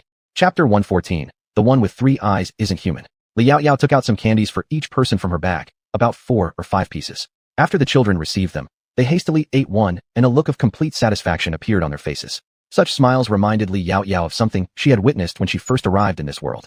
She couldn't help but smile faintly as she watched them run back to their parents, boasting about the candies in their hands. Some children even wanted to give the candies to their parents or grandparents, but all refused kindly, only asking them to keep it and eat slowly. Some parents and elders stood up and bowed in her direction. Li Yaoyao gave a nod in acknowledgement. "In fact, we were much more pitiful back then. I was in a fever-induced coma, Ale and Ping'an were being bullied by Li Xiao, and most of the time, we were starving just like these kids, with no one able to help us. But fortunately, I woke up later, then managed to retrieve the silver tails my father and mother left me, and eventually found a way home. But the ones who should have returned never came back. Sometimes, Li Yaoyao even thought that if her original body could come over here instead, it would have been better, but it was nothing more than an impossible wish. The next second, a large hand suddenly landed on her head, gently moving once before quickly withdrawing. Unable to resist, she tilted her head, blinked, and spoke in a crisp voice. "Are you trying to console me?" There was always a unique tenderness in his gaze when he looked at her, and his voice was incredibly soothing as he responded slowly. "Did it work?" "I was consoled by you." Li Yaoyao couldn't help but curve her eyebrows, and the two of them smiled at each other, as if surrounded by an indescribable atmosphere. After resting for about 15 minutes, the two set off again on horseback. The little girl's grandfather couldn't help but look at their retreating figures and sigh. This young master and young lady are really different from those we've seen before. When did those people ever look at them with such gentle eyes? Her father also nodded, feeling quite moved. At this moment, her mother opened the bread bag and took out a slice to place in her hand. The little girl hesitated for a moment and handed it to her grandfather. "Grandpa, you eat first. You should be the one to eat it." The old man didn't accept it, but the little girl persisted stubbornly. "If Grandpa doesn't eat, neither will I." Having no choice, the old man accepted it. Subsequently, the little girl distributed a piece to everyone until finally taking her own turn. As the bread entered her mouth, it was fragrant, sweet, soft, and sticky, something they'd never tasted before. It would become a flavor she would never forget in her entire life. 2 hours later, the two arrived at the post station. After having a casual lunch and resting for a bit, they continued their journey and reached the city gate of Chongping Prefecture around 4 in the afternoon, around 1600 hours Beijing time. Chongping Prefecture has now completely returned to normal, though not fully restored its vitality. It's already much better than before. However, the city walls still haven't used cement, so they appear even more ancient. There were also many citizens and merchants coming and going outside the city gates. The two dismounted, leading their horses into the city. After entering the city, Li Yaoyao turned towards Shun Songji. Songji, if you have anything urgent, go ahead and handle it, while I take care of my own affairs. She paused for a moment, then asked him, are you returning to Ani County tomorrow? Would you like to stay at the inn with me? After all, given Shun Songji's identity, the governor might also ask him to stay. Shun Songji nodded slightly. My business is easy to handle. A brief discussion with the governor of Chongping Prefecture will suffice. If you're not in a hurry, I can find out from him which masons here have good skills. We'll first find an inn. Afterwards, you can go with me to the Yamen government office, since you don't know how much he's actually curious about you. After all, it was her who resolved the great drought in Chongping Prefecture. Not just him. If the capital wasn't too far, the emperor would probably want to come and see her as well. These words Shun Songji had never mentioned to her before. What's there to be curious about me? Am I any different from you, with one nose, a pair of eyes, a mouth, and 2 ears? Unless I have 3 eyes. Someone with 3 eyes isn't human. That would be Erling Shun. Shun Songji laughed and shook his head. Let's go to the inn first, and we'll look for him afterwards. Then, they stopped in front of Yueli Inn. Li Yaoyao, looking at the big characters of Yueli Inn, couldn't help but reflect inwardly. Is there a Yueli Inn in every ancient period? Is this Yueli Inn part of a chain? With that in mind, she immediately asked this question. Shun Songji pondered for a moment before replying. Indeed, there is a Yueli Inn in the capital, but I'm unsure if it's owned by the same person. At this moment, the shop assistant inside eagerly threw a towel and came out. Would the two guests like to have a meal or stay for the night? We'll do both. Shun Songji took the reins and handed them over. Prepare some good feed and water for the horses first, and then bring us a few fine dishes. Got it. The boy quickly took the reins and led the horses to the backyard. Let's go in and wait. Shun Songji turned and said this to Li Yaoyao. Li Yaoyao nodded, and the two walked inside. They first booked 2 premium rooms, then were guided by the innkeeper to their seats. Not long after, the waiter brought them a pot of water. Guests, please drink some water first. The food will be here shortly. With that, he continued on to attend other guests. There weren't many people dining at this hour, so the dishes were quickly served. 3 dishes and 1 tofu soup. This was Li Yaoyao's first time eating local tofu, and the taste was not very good. Nonetheless, she finished it with a calm expression. In her previous life as a special forces soldier, she had eaten raw meat in the wild when there was no food. She certainly wouldn't be scared of tofu that wasn't particularly delicious. Of the other 2 dishes, one was poached sliced meat, tender and flavorful. The other was spicy stir-fried tripe. Though the chef seemed reluctant to use too much chili, it was just about edible. Both ate quickly and soon finished their meal. Li Yaoyao had 2 bowls of rice, while Shun Songji had 1 more than her, which made her feel like a real young lady. As she thought this, she put down her chopsticks. The food on the table was almost completely finished, and Shun Songji even ate the last bits. After all, people at this time would never waste grain easily. They stood up immediately and went to pay the innkeeper. Li Yaoyao asked him, should we head to the government office now? Although the sky was still bright and the sunlight was still strong, it should probably be considered quitting time in ancient times, right? No problem. I sent him an invitation a few days ago, and he's a decent person. Shun Songji got along fairly well with the governor of Chongping Prefecture. Li Yaoyao nodded slightly and didn't say anything else. Since you've already mentioned it, let's go then. Finishing things early means they can return earlier and start working again. Chapter 115, Magistrate of Chongping Prefecture. The two walked toward the government office. Compared to Anyang County, the market of Chongping Prefecture was much livelier. Even after the recent events, there was even more vitality. Little thief, stand still for me. Not far away, a commotion suddenly arose. Li Yaoyao turned her head and saw a child with tattered clothing running in their direction. Behind him was a bearded man chasing him. Every time he almost caught up to the boy, he slipped away like an eel, sticking out his tongue teasingly, which enraged the man so much that he cursed loudly. Li Yaoyao thought this scene was quite amusing. This was the first time she had encountered such a person full of classical idioms in this world. The next moment, as the child passed by her side, she acted directly and easily pulled the child back. You little wench, stop minding other people's business. The child struggled with his mouth wide open, but how could his strength compare with Li Yaoyao's? He then tried to bite her, but no matter what, he couldn't reach her. The big man quickly caught up, lifting the boy's clothes while Li Yaoyao let go accordingly. The man gave a cold snort. I'll see you try to run now. Young lady, thank you. If it weren't for Shun Songji, why are you here? Seeing Shun Songji, the man looked surprised, glanced at him, and then at Li Yaoyao standing beside Shun Songji, immediately putting on a knowing look. Oh, you two. Don't jump to conclusions. We just happened to have some business here, nothing more. Whether he believed them or not was another story. Shun Songji gave him a somewhat disdainful look and introduced Li Yaoyao. Yaoyao, this is the magistrate of Chongping Prefecture, Zhuogong. Zhuogong, this is Li Yaoyao from Anyang County. Hello. Li Yaoyao nodded slightly, indeed not expecting his identity. Miss Li, right? I've heard much about you. Zhugang grinned, and then, holding the little thief, took them back to the official residence. After entering, he asked the guard to lead them to the parlor and had the little thief taken to the jail. Only after tidying himself up did he reappear before them. "Miss, forgive me for causing embarrassment today. That kid was a habitual thief who used to target wealthy landlords, and even me. As slippery as an eel, we never managed to catch him. Today, truly thanks to your help. Your respect is too great, sir. It seems to me that you were merely playing with the child. If he truly wanted to capture someone, it would be unnecessary for him to do it personally, especially when the man appeared to be well-trained physically. How could a trained fighter possibly fail to catch a frail child? He simply didn't want to." Zhugang laughed without answering, instead turning to Shun Songji. "Songji, your friend is really smart. You must be the young woman who helped solve our water supply problem in Chongping, right?" In fact, he had already guessed who she was the moment he saw Li Yaoyao, even though Shun Songji hadn't mentioned her name. Shun Songji nodded briefly. The next second, Zhugang suddenly stood up and solemnly bowed deeply to Li Yaoyao. Miss Li's righteousness has saved countless people in Chongping Prefecture, left with no words but gratitude. Indeed, he had thought, anyone possessing such a rare treasure could live comfortably without doing anything, yet she willingly handed it over, even giving it freely to the imperial court. Such character and sense of justice even surpassed many men and earned deep admiration. The last person he admired was Shun Songji. Li Yaoyao hurriedly stood up. "Sir Zhua, please don't take this so seriously. I merely did what an ordinary citizen should." "Miss Li, those words ring true. If you're not averse, stop calling me sir. It sounds distant. Just call me brother." Zhugang sincerely appreciated Li Yaoyao's straightforward nature. Zhuagang's words made Li Yaoyao pause momentarily, glancing subconsciously at Shun Songji. So informal, she couldn't help but admire this particular Zhuo adult. Shun Songji also nodded slightly. Li Yaoyao opened her mouth, hesitating for a while before reluctantly calling out, "Brother." These ancients truly love the term of endearment brother-sister. "Ah, Sister Yaoyao." Having recognized a good sister, Zhugang couldn't contain his joy, and Shun Songji slightly raised an eyebrow. Ignoring Shun, Zhugang instead kept looking at Li Yaoyao. "Oh, sister, I also heard that you have grain that yields thousands of pounds per acre, and you've already sold it to the court?" "Brother's news travels fast. Indeed it is true," Li Yaoyao confirmed with a nod. "That's unfortunate.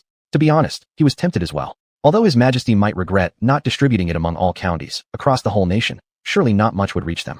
Sister, do you still have these fine seeds? I'd like to buy them from you." Brother is well informed. "Yes, it's true. Although the silver available from the government office was not enough to buy much." Li Yaoyao nodded. "There is indeed some left, but it's not the right time to plant sweet potatoes now. Even if brother buys them, you'd have to wait until next year in May or June to start planting. This does present a small problem." Zhugang couldn't help but think deeply, feeling a bit helpless. Li Yaoyao looked at him, then at Shun Songji, hesitating for a moment before speaking again. "If brother wants to buy something, why not consider wheat?" "Zhugang, wheat? Everyone has already planted it." Li Yaoyao, "What if I said I had wheat that could yield 1,000 caddies per mu?" "Yield 1,000 caddies?" Zhugang immediately looked up. Is what Yao Qiao saying true? He didn't doubt Li Yaoyao's words for a second. As someone who could bring out miraculous things and sweet potatoes yielding thousands of caddies per mu, naturally could also potentially produce wheat with 1,000 caddies per mu. Li Yaoyao nodded. "The wheat I have yields around 800 to 1,200 caddies per mu. Those specific yields are affected by soil fertility, climate temperature, and other factors. I can't guarantee 1,000 caddies. If the land is really poor, around 700 caddies might be possible." 700 caddies is good too. Yao Qiao, you don't know? Our current wheat yield is only about 300 caddies per mu. Even 700 caddies would be more than double the original amount. And if we reach 1,200 caddies, it would almost triple. Zhugang was already excitedly pacing on the spot. The current wheat yield in the Great Xia was around 300 caddies per mu, incomparable to future times. The only question is how many seeds does Yao Qiao currently have available? And at what price? Li Yaoyao calculated in her mind, then spoke. "I can provide brother with about 1,000 caddies of wheat seed. The rest I need myself." Of course, the amount of wheat seed she possessed wasn't negligible either. "However, brother can rest assured, my seeds are all excellent quality, only requiring around 18 or 19 caddies of seed per acre." Chapter 116, Li Yaoyao. It's not that serious. Li Yaoyao was not worried at all if Anyang County would be full of wheat. After all, there were too many things that could be processed with flour, such as instant noodles, which were also very convenient and delicious for them. After all, the dry food in this era wasn't that tasty. As for the price, 20 coins per caddy, 100 caddies will be 200,000 coins, which is equivalent to 20 taels of silver. "Sister, did you miscalculate the price?"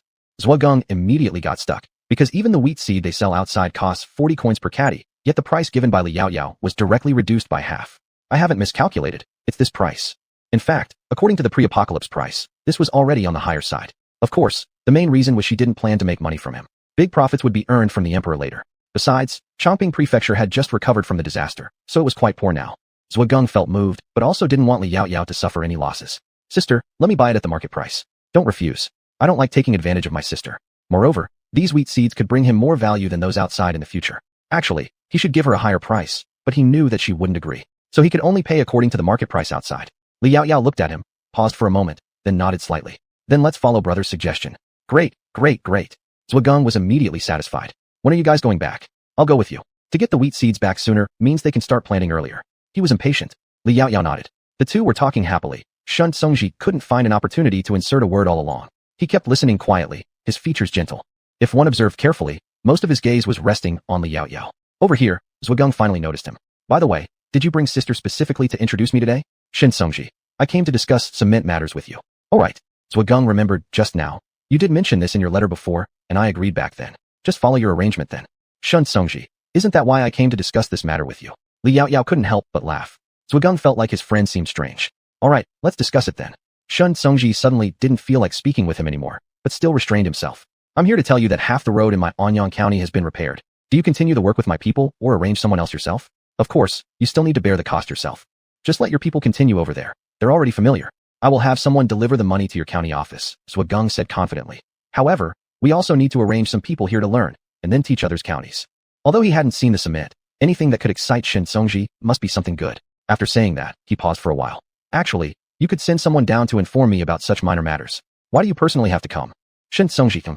Li Yaoyao suddenly felt that Shin Songji was somehow different in front of Zhugang compared to how he acted towards others. He was less refined and genteel. Moreover, she felt that he must be itching to say something profound right now. Of course, ancient profundity and theirs might be slightly different. Li Yaoyao quickly changed the subject. In fact, I brought brothers Zhugang with Songji today for another reason to seek your help. Sister needs help? Say it. Whether it's climbing a mountain of knives or plunging into a sea of fire, I'll handle it for you. Li Yaoyao, not that serious. Brother probably knows that Anyang County has been repairing roads these days, so the masons have basically been employed. I also want to build houses, so I came to Chongping Prefecture to look for some experienced masons to take back to Anyang County. Aren't buildings usually built with the help of villagers? Or perhaps find carpenters? For example, most houses in Chongping Prefecture are made of wood, and the mud houses in the village tend to be earthen ones, largely built by the villagers themselves. However, Li Yaoyao shook her head. My house is different from those. It will use bricks. Once it's built, brother can see the difference when you come to Anyang County. Great. Then I'll wait to see sister's different house. The excellent masons you mentioned, I do know a few. They were originally intended to learn cement road construction under Songji, but since you need them, I'll assign some to you. Moreover, Zhugang felt that they could certainly learn more by being around Li Yaoyao. This was his intuition. Don't underestimate his intuition. In the past, he relied on it to save his life multiple times. In that case, thank you, brother. Li Yaoyao stood up and bowed. Zhugang quickly helped her up. Yaoyao doesn't need to be so polite. If anything, I should thank you. You've really helped me a great deal. With those wheat seeds, the people of Chongping Prefecture could go hungry for less time next year. Heaven knows how worried he had been these days. The three talked for a long time, then took Li Yaoyao to find a few masons, only sending them off to the inn afterward with much reluctance. They wished she could stay longer.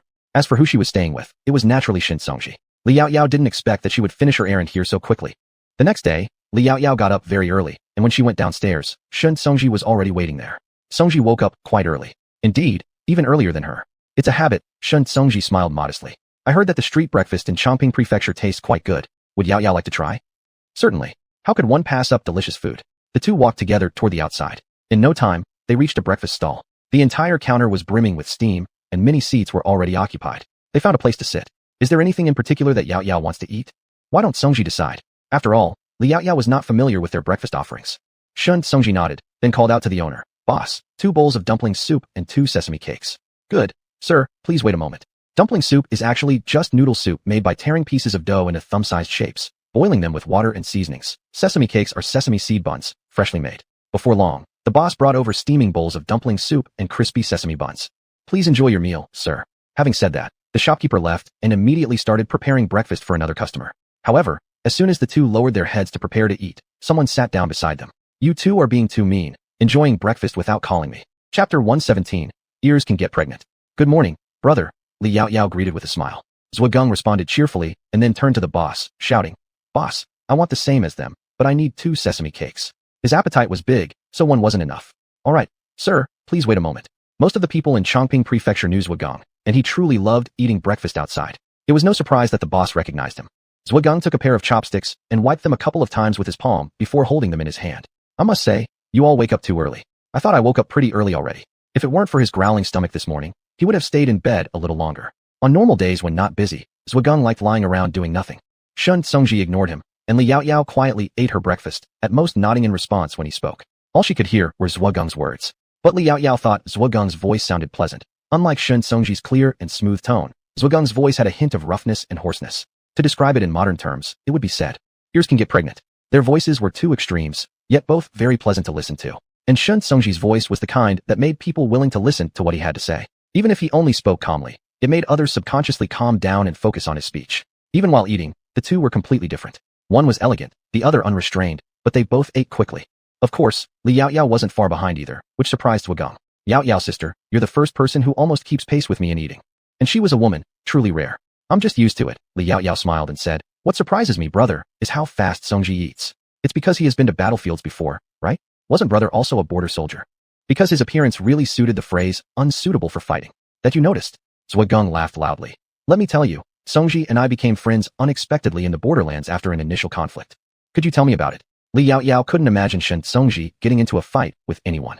Of course, fighting and sparring were different things. The way they fought would also be different. In fights, people usually went all out, while sparring was often just a practice until satisfied. Zhuogeng came over and instinctively wanted to put his arm around Li Yaoyao's shoulder, but was slapped away by Shen Songji. He coughed dryly. Well, here's the story. Back then, I'd already been on the battlefield for several years. I don't even remember how many savages I'd slain. Later, when he came to deliver grain, I saw this frail-looking man actually daring to come to die on the battlefield, so I taunted and looked down on him, and ended up getting schooled. Li Yaoyao asked, so brother lost the fight back then? Zhuogeng nodded. Who would have thought this frail-looking guy was so strong? Back then, he had fallen prey to preconceived notions because there were no martial artists who appeared so delicate, like a young lady. But anyway, we became unexpected friends due to the clash. Afterward, I got severely injured, nearly losing my life. Then I returned to the capital. Once healed, I became a civil official. At first, he didn't like it much, but now he's grown accustomed to it. So that's how it happened. Li Yaoyao glanced sideways at Shun Songji, which couldn't help but remind her of a former comrade of hers. He once thought women serving in the military was laughable, so he had disliked her intensely. But after being beaten by her several times, he finally conceded and joined her as a special forces soldier, becoming her best partner. Even later, though he turned into a zombie trying to save her, he still stayed by her side. Hey, sister, I heard from Songji that you once saved his life. Zhuogeng couldn't see Li Yaoyao having martial arts skills. Li Yaoyao smiled. Brother, if you don't believe me, maybe we can try practicing sometime? When it comes to close combat, you might not win against me. Martial arts were practiced during this era, mostly using long knives, swords, or spears as weapons. However, their training involved either bare hands or daggers, thus creating a natural difference. Zhuogeng was astonished and looked subconsciously toward Shen Songji beside him. Songji, is what she says true? Shen Songji nodded. In close combat, I cannot defeat her. If she uses full strength. Before, Li Yaoyao hadn't used her full strength during their sparring sessions, which Shun Songji naturally understood. Zhuogeng found it hard to believe and couldn't suppress the urge in his eyes. Sister, why don't we head to the training ground and spar a bit? If she could beat even Songji, she must be incredibly skilled. Maybe another time. I have a journey ahead today. Li Yaoyao declined directly since riding horses for such a long period wasn't comfortable. Zhuogeng immediately felt a wave of disappointment. If so, then let's have the match after we get to Anyang County. If they didn't compete now, he feared that when the time came, he'd be too preoccupied with anticipation to focus on his official duties. Li Yaoyao thought about it and nodded. All right. In reality, Li Yaoyao's skills weren't just from her military training, but were mostly honed through actual combat experiences. Back then, during the end times, there were zombies everywhere. It was the perfect battlefield. Afterward, the two accompanied Li Yaoyao for a walk around the market, buying quite a lot of things, with Zhuogeng paying faster than she did. Every time she tried to refuse, he would insist that it was natural for an elder brother to buy gifts for his younger sister, leaving her no choice but to accept. Li Yaoyao knew that this was partly because he wanted to compensate her for the wheat seeds she sold him. Zhuogeng believed the price of the wheat seeds Li Yaoyao had given him was too low. Otherwise, if other merchants were involved, the price might have been doubled, or more. After these events, Li Yaoyao and Zhuogeng vacated their rooms and led their horses back. When they arrived, there were only two of them, but on the way back, their group became three. As for the bricklayers, once they had everything ready, they would set off themselves, though they wouldn't reach until tomorrow. Maybe due to eagerness to return home. Despite setting out later, the trip back to Anyang County took less than one incense stick's burning time longer than the journey coming here.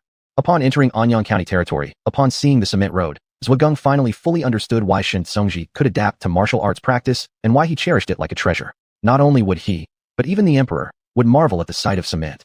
The trio quickly reached the city gates.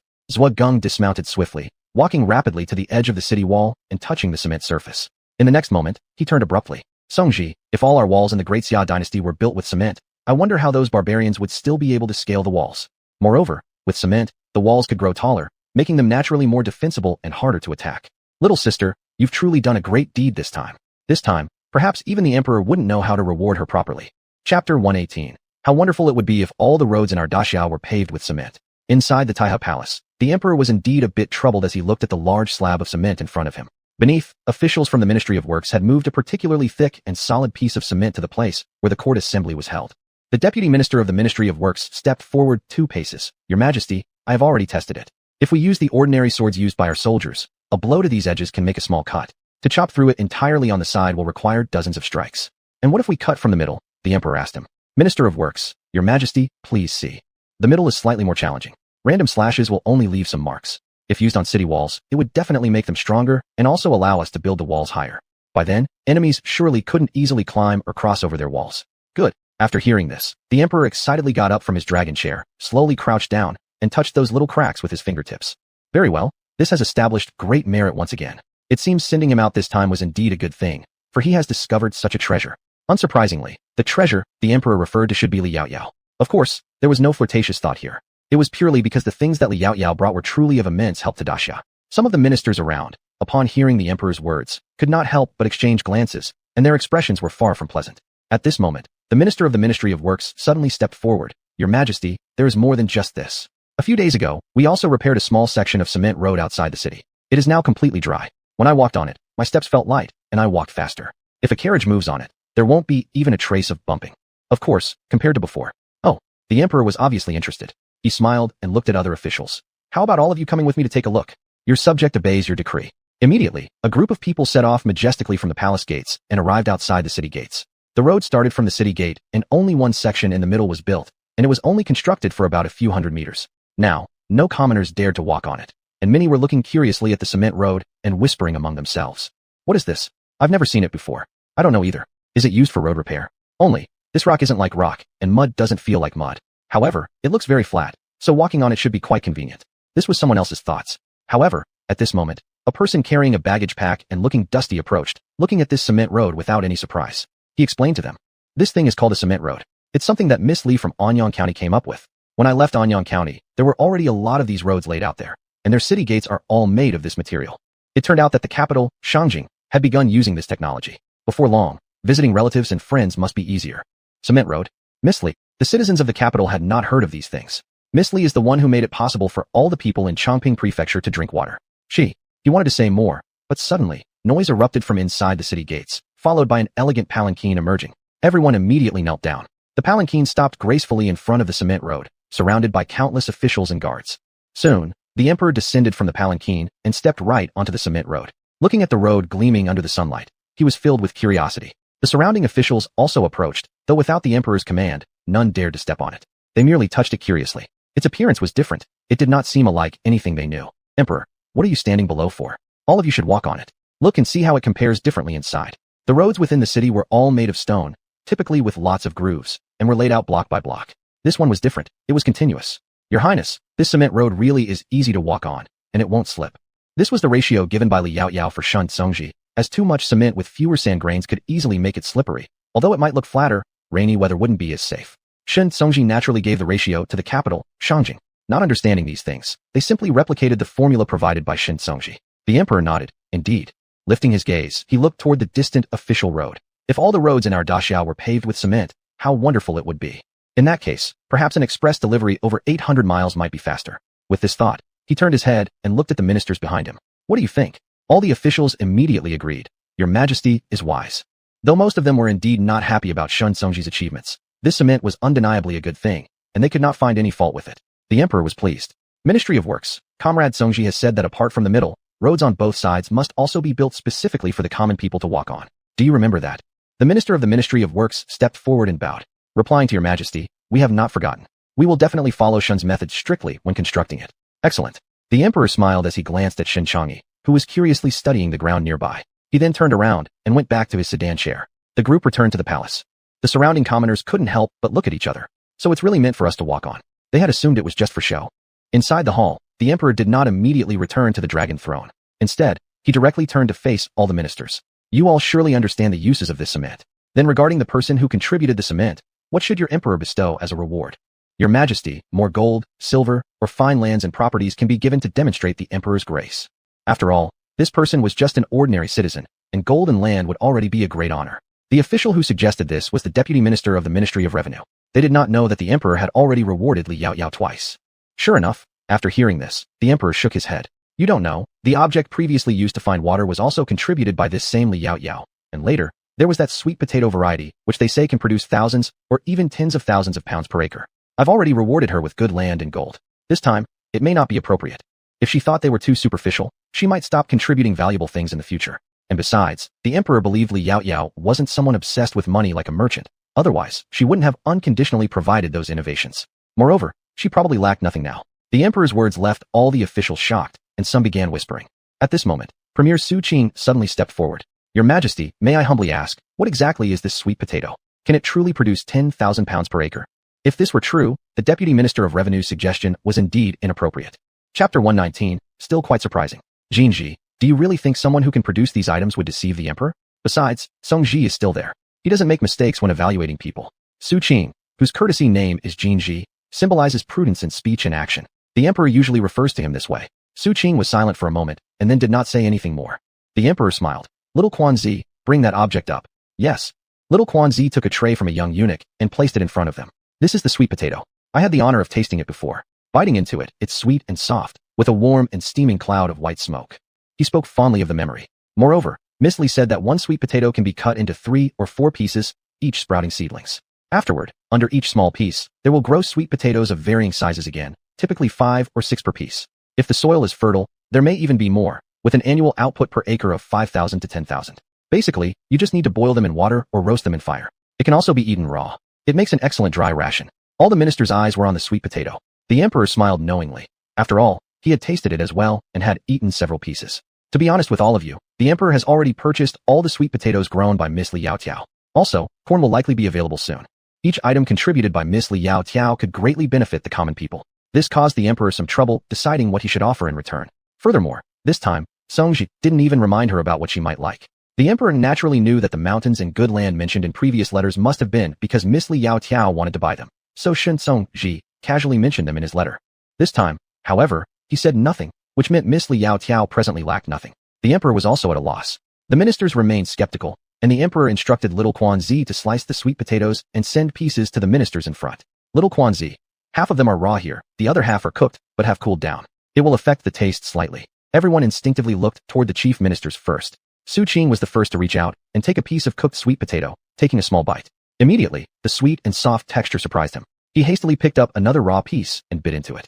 The texture is sweet and crisp, and the taste is not bad either. He didn't say aloud that it was even better than the dry rations they normally consumed. Especially the cooked sweet potatoes, their texture was unique and naturally sweet, sure to be loved by children. Hearing this, others couldn't resist trying too. Instantly, everyone felt it was good. If these sweet potatoes could indeed yield such quantities per acre, simply giving gold and silver would be stingy. However, since the emperor had already given them, they wouldn't complain. But as the emperor had said, this cement could no longer be exchanged for gold and silver fields. Otherwise, that Miss Li might think their court was stingy. Thinking about this, Su Qing immediately bowed and said, Your Majesty, I believe you could grant her the title of county lady and bestow her with a fiefdom. In this way, she could be grateful, and if she ever discovers any other remarkable objects, she would consider offering them to the court first. Of course, everything must wait until the sweet potatoes mature. After the words settled, many ministers stood up and shouted their agreement. Because for them, though the cement road was good, it couldn't compare with the nearly 10,000 pounds of sweet potatoes produced per acre. The emperor hesitated for a moment and eventually agreed with their advice. Then where do you think we should use as her fiefdom? Since she was going to be infeft as county lady, some fiefdoms needed to be given. The ministers were suddenly speechless and instinctively looked towards Su Qing. Su Qing, since that Miss Li is from Anyang County in Chongping Prefecture, how about dividing Chongping Prefecture and granting it to her? Not for any other reason. Su Qing believed that since Miss Li Yao could produce these things, she must possess some extraordinary skills. And with Chongping Prefecture having recently suffered calamities, putting it in her hands might lead to unexpected developments. The emperor, Jinji, you truly are a cunning old fox. Ha ha. At this time, Li Yao was still unaware that someone on the other side was planning ways to trap her. In Yang County, Li family home. Dry mother, the dumplings you made are truly delicious. I must come here more often. Yulan Hua was flattered by his compliments and laughed. If you like, come visit more often. That goes without saying. Mother shouldn't get annoyed with me when I come. Yulan Hua hurriedly said she wouldn't, while Liang Chui behind couldn't help but laugh alongside them, serving tea and water to Zhuogung very diligently. Li Yao just wanted to press her forehead. As soon as Zhuogung arrived in Yang County, he followed Li Yao straight to the Li family home. Without a word, he kept calling out dry mother, claiming that since he and Li Yao had sworn brotherhood, naturally, the sister's mother was also his dry mother. Li Yao felt that she had underestimated his ability to get along easily. Li Sheila softly tugged at Li Yao's sleeve. Sister, who is this uncle? He is the governor of Chongping Prefecture, and a longtime close friend of Brother Shun. Friendships forged on the battlefield often risked lives, were rare, and never betrayed. Li Shila nodded thoughtfully. But he does look much older than Brother Shun. Li Yaoyao responded. Maybe he just looks older. At 30, in modern times, it was still a great age for many who hadn't even married yet. Just then, Zhugang suddenly turned his head. Sister Yaoyao, when you two talk privately, try to keep your voices down. I can't hear everything. Li Shila immediately clamped her hand over her mouth out of fright, while Li Yaoyao ignored him and pulled Li Shila into the house. Inside, she had left quite a few things she brought back. These are all the food and fruits I brought for you and Ping'an. You can share them. Sister also brought plenty, so we can give some to others as well. Li Shila obediently nodded. Don't worry, sister. I understand. Soon after, Li Yaoyao stood up and walked out of the house. She first glanced at Zhugang, then entered the firewood shed, where she conjured up 1,000 pounds of wheat seeds from her space and placed them before him. These are the seeds I mentioned to brother yesterday. You can count them if you like to check whether they are all good quality seeds. However, Zhugang shook his head with a smiling face. No need for that. Brother trusts sister Yaoyao's integrity. With that, he took the silver coins he had prepared from his bosom and placed them before her. This is 40 taels of fine silver. Originally, he wanted to hand it over to Li Yaoyao yesterday, but she insisted on a fair exchange of goods and money. Since he was going with her anyway, naturally, he waited to give the silver until after checking the goods. As Zhugang couldn't persuade her otherwise, he kept the silver by himself until now, finally ready to pass it on. 40 taels resting against one's chest can feel rather uncomfortable. Li Yaoyao picked up the silver and handed it to Yulanhua, leaving her looking rather surprised and lost for a moment. Chapter 120. Li Yaoyao has a bit of metaphysics about her. This was agreed upon with my brother beforehand. Mother can just keep it. Yulanhua nodded, took the silver and turned back into the house, putting the 50 taels of silver in the usual place where they hid their valuables. Ever since Yaoyao came back, their family had never been short of money. Afterward, she spent some time chatting with Yulanhua before Shun Songji finally dragged an extremely reluctant Zhugang away from the Li household. Zhugang seemed to want nothing more than to stay. After the two left, beside Li Yaoyao, Liang Chui couldn't help but ask, Miss, this again doesn't seem like an ordinary person. Moreover, he was introduced by Shindong. Could he be an official?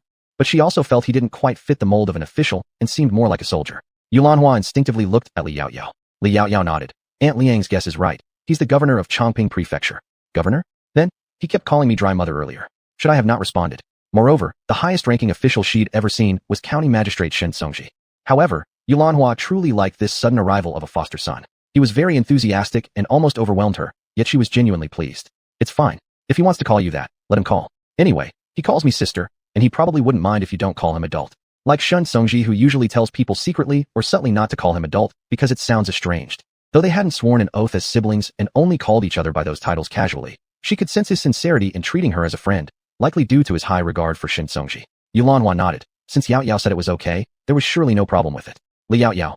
Aunt Liang, today I brought back quite a few fruits and pastries from Chongping Prefecture. They're all in my room. You can take some for Xiaowu later. Aunt Liang nodded. Thank you, Mississippi.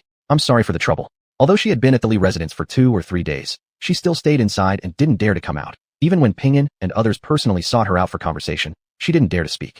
But living under someone else's roof indeed required an adjustment period, especially since even when she lived with her own father and grandmother, life wasn't much different from being independent. Not long after, Li Si returned with Li Ping'an. Seeing so many delicious treats, Li Ping'an forgot all the bitterness of attending school for an entire day and stuffed himself full. If it weren't for Yulanhua stopping him from eating too much at dinner, he estimated he would have eaten directly until satiated for the night meal. Subsequently, Yulanhua recounted Zhuagung's situation to Li Si, which made him exclaim in surprise. The next day, it began raining again. Since Li Yaoyao didn't need to go out, she started making tofu skin and bean curd sticks at home. The shop affairs were now being handled by Miao Yu and the others, so she didn't have to worry much about them. The only concern was whether the bricklayers would arrive today. If they did, work could start tomorrow. Liang Chui carried over the soybean sheets that had been soaking since the previous evening. Miss, what's the difference between making tofu skin and soy milk? She had made soy milk before, but never tried making tofu skin. There isn't really much difference, Li Yaoyao explained after thinking for a moment. Actually, tofu skin is formed from processing the substances on the surface after soy milk boils. What about bean curd sticks? They're similar, but actually easier to make than tofu skin. Liang Chui nodded, eagerly rubbing her hands together in anticipation. So, what should we start with first? As Liang Chui asked, she continued to sort through the unsoaked soybeans one by one according to the method used for making soy milk. Finally, at the last step, Li Yaoyao personally showed her how to do it. By midday, they had produced quite a lot of bean curd sticks. Yulanhua placed the bean curd sticks somewhere where the rain wouldn't reach. Looking outside at the gradually subsiding rain, she couldn't help but mutter, I wonder when this rain will stop. If the rain stopped, the bean curd sticks would probably dry up quickly under the sun. Judging by the weather, perhaps it won't rain by afternoon, said Li Yaoyao, looking at the sky outside. Let's hope so. Yulanhua didn't hold much hope. Surprisingly, after lunch, the skies cleared up, and a large sun appeared. Miss, it seems every time you say something, Heaven listens somewhat. Liang Shui genuinely believed this, and Yulanhua had a similar thought. Is that so? Li Yaoyao merely smiled, inwardly thinking that maybe it was because she had saved many lives in her past life, earning some merit, which influenced heaven to let her life run smoother in this life. After working hard all day, the courtyard soon became filled and hung with many tofu skins and bean curd sticks. Since the bean curd sticks dried easily, whenever space was insufficient, they packed them in bags, planning to let Miao Yu and the others take them to the supermarket on the evening of the next day. It was nearly evening when they returned. The tofu skin had been sun-dried to a certain extent, and those people had arrived. Since there were 2 empty rooms in the backyard of Yunlai supermarket, Li Yaoyao arranged for them to stay there. After dinner, Li Yaoyao asked Li Si to write an announcement about the new dishes coming out, so that Miao Yu and Miao Yang could take it back and post it at the entrance. Whenever something was posted at the entrance, the neighbors would notice it even if they couldn't read, and would go inside to ask questions. Time flew by quickly until the next morning.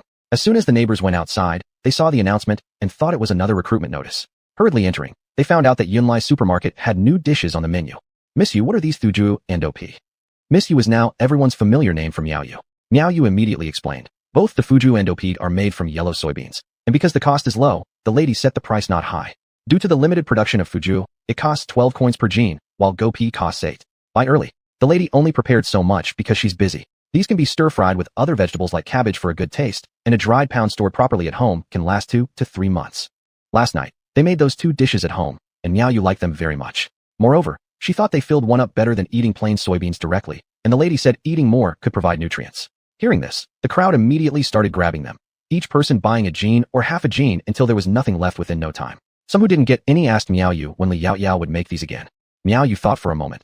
There might not be enough time in the near future. Everyone felt disappointed instantly, since most of the items from Li Yaoyao's shop were affordable yet quality products that they truly appreciated. Meanwhile, Li Yaoyao had already gone to the mountain and instructed those people to move all the fruit trees to the mountain and start planting them. The barren hillside immediately came alive with vitality. After arranging those tasks, she then took the bricklayers to the construction site where they began building kilns for making bricks. Chapter 121. The mouth is on someone else's face. Brother Wang, your craftsmanship is truly remarkable. Li Yaoyao was referring to their skill in building kilns. She had merely casually mentioned some requirements, and he effortlessly understood them. After getting the clay transported, they managed to build the kiln in less than a day. Wang Tu listened and shyly rubbed the back of his neck. Miss Li flatters me. I've been doing this craft with my father since I was young, so it's easier for me to understand. Moreover, I've built kilns for firing pottery for others before. They're all quite similar. Besides, Miss Li Yaoyao was the younger sister of our prefect, so naturally, they had to do a good job. Moreover, the prefect had said that Miss Li was the person who saved them from their dire situation, and they could learn great skills by following her. No wonder, Li Yaoyao smiled, then looked up at the sky. It's not early anymore. You should go back and rest now, and we can continue the remaining work tomorrow. They were diligent, but Li Yaoyao didn't want to be like Zhou Bapi, a miser. Moreover, she only provided lunch and accommodation when they came here, having Liang Chui send it over, but dinner still needed to be solved by themselves. Besides, there was only less than an incense stick's worth of time left until the end of the shift. However, after hearing her words, they shook their heads. That won't do. We agreed on how long we'd work in a day, and we're not the type to slack off. In the remaining time, we'll go dig some more mud together. Work can only be done more, not less. Otherwise, the boss wouldn't be pleased, and it would be harder for them to get work in the future. Old Wang felt that as this was their first job for Miss Li, they couldn't do this. Oh, Li Yaoyao sighed helplessly. Digging mud wasn't even their job, but if they wanted to go, she couldn't stop them either. She was happy to. Who doesn't like more people willing to work hard? More work means paying less silver, and it would allow them to have a house sooner. However, Li Yaoyao was used to the working hours from her past life, and didn't want to be someone just like a landlord in this world. Today, Li Yaoyao specifically sent 4 people over from the mountain area, led by Miao Yang, to dig quite a bit of clay. But today, much of it was already used, and there wasn't enough to fire bricks. Afterwards, they dug for another half an hour before resting. In the backyard of Yunlai supermarket, there was a small kitchen, which Li Yaoyao also let them use. She allocated 2 rooms for them. Miao Yang and the others had to squeeze in for now until those dormitories were ready, and then they could have their own room. After finishing these tasks, everyone washed their hands and returned to where they were staying. Old Wang lost his mother at an early age and grew up with his father, learning all of his crafts, including cooking. Now, he was busy preparing dinner in the small kitchen, while the others, who couldn't cook, helped out by washing vegetables. Let me tell you, Miss Li is a very good employer. As longtime bricklayers, none of the employers we've worked for would offer free accommodation or provide a meal and lend us their kitchen for dinner. Exactly. With other people, letting us take shelter in the woodshed during rain would be considered generous. No wonder our prefect is willing to recognize her as his sister. There must be a reason for it. Well, don't gossip about her. Everyone knows Miss Li is a good person, and she saved our lives. Otherwise, a few more people in our families would die before the rain comes. Be careful talking behind her back, lest heaven strikes you down. Old Wang sincerely admired Li Yaoyao and couldn't tolerate too much gossip behind her back. If they were heard by others, it might create misunderstandings between Miss Li and the prefect. The others blushed, hurriedly explaining, "We're only saying a couple of things. Don't mind us, Brother Wong. We won't talk again." They actually had no ill intentions. They were just curious about this legendary Miss Lee, somewhat admiring, and had a little interest. Actually, what they said were nice words, but words can easily get distorted as they spread. Old Wong was concerned about this, because he had once personally witnessed a girl lose her life because of unfounded rumors. Miss Lee was a good person, and he didn't want to see anything bad happen to her, much less through him. And they were here to learn skills from Miss Lee, not to gossip. Li Yao didn't know about what happened here, and even if she did, she wouldn't care. After all, mouths belong to others. Could she control what they say? The next morning, when Li Yao arrived, they were already working, with plenty of additional clay brought in. Old Wong wiped the sweat off his forehead and walked over to her. "Miss Lee, what should we do next?" Miss Lee had already explained yesterday that this clay was specifically used to make something called red bricks. If red bricks were fired properly, they could build houses much higher than the current ones, perhaps several times higher. However, he had heard that there was also something called rebar that needed to be smelted. Old Wong didn't understand and had never heard of rebar or red bricks. Even cement was something he had only recently learned about, and it was also something Miss Lee had produced through firing. So, all he needed to do was follow her guidance and learn well. Chapter 122. No need. Li Yao looked at the red soil in front of her. First, crush these soils. There must be no overly large or hard pebbles. You need to grind and crush all this red soil. At this moment, everything had to be done by hand, which was truly inconvenient. With this much soil, it's probably going to take a long time. She estimated that it wouldn't be finished today. The group of people, after hearing Li Yao's order, were slightly shocked. All of this needs to be crushed. Li Yao nodded, mainly because there can't be any debris mixed inside. You all work hard. Today, we'll do this first, and then go fetch some dry ash. Tomorrow, I'll get the molds and teach you how to make red bricks. A few of them nodded, and immediately got to work. Li Yao saw this, smiled, turned around, and walked in another direction. After a while, she came to a place where coal blocks were being sold. "Shopkeeper, are the 1,000 caddies of coal blocks that I ordered the other day all prepared?" Li Yao felt like she needed to come check, lest the shopkeeper hadn't prepared them yet. "Miss Lee, they're all ready. Do you want them now?" In a small place like Anyang County, buying 1,000 caddies of coal blocks made one a big customer. When Miss Lee came and said she wanted to buy 1,000 caddies of coal blocks beforehand, it startled him quite a bit. His little store didn't even have that much. However, after Miss Lee paid a deposit, she asked them to stock up on 2,000 caddies. Although for now she only needed the 1,000 caddies, there would definitely be more to come, so preparing in advance wasn't a bad idea. Given the reputation of someone named Li Yao in Anyang County, no one doubted her credibility. Subsequently, the boss quickly instructed the apprentices to bring out the coal blocks. "Miss Lee, here is your 1,000 caddies of coal." Li Yao didn't say anything, just let them transport these to the destination directly. The boss even specially gave her covering items, saying it was to prevent rain. Li Yao glanced at the sky, feeling that her luck shouldn't be that bad. If it had been earlier, she might not have thought this way, but after experiencing a few mysterious events, she believed that her fate might be better than in her previous life. And she also believed in the existence of natural law. Otherwise, why would she appear in this world? Although she didn't fully understand, she knew there must be some meaning to it. Not long after, the tasks were completed as the workers transported all 1,000 caddies of coal to the location, tightly covering everything. As long as it wasn't a torrential downpour, there wouldn't be an issue. "Thank you both." Li Yao gave each of the 2 5 cash coins as errand fees, smiling kindly, and said, "There will likely be many more opportunities to bother you later. When we urgently need things, we hope you can bear with us." "Thank you, Miss Lee."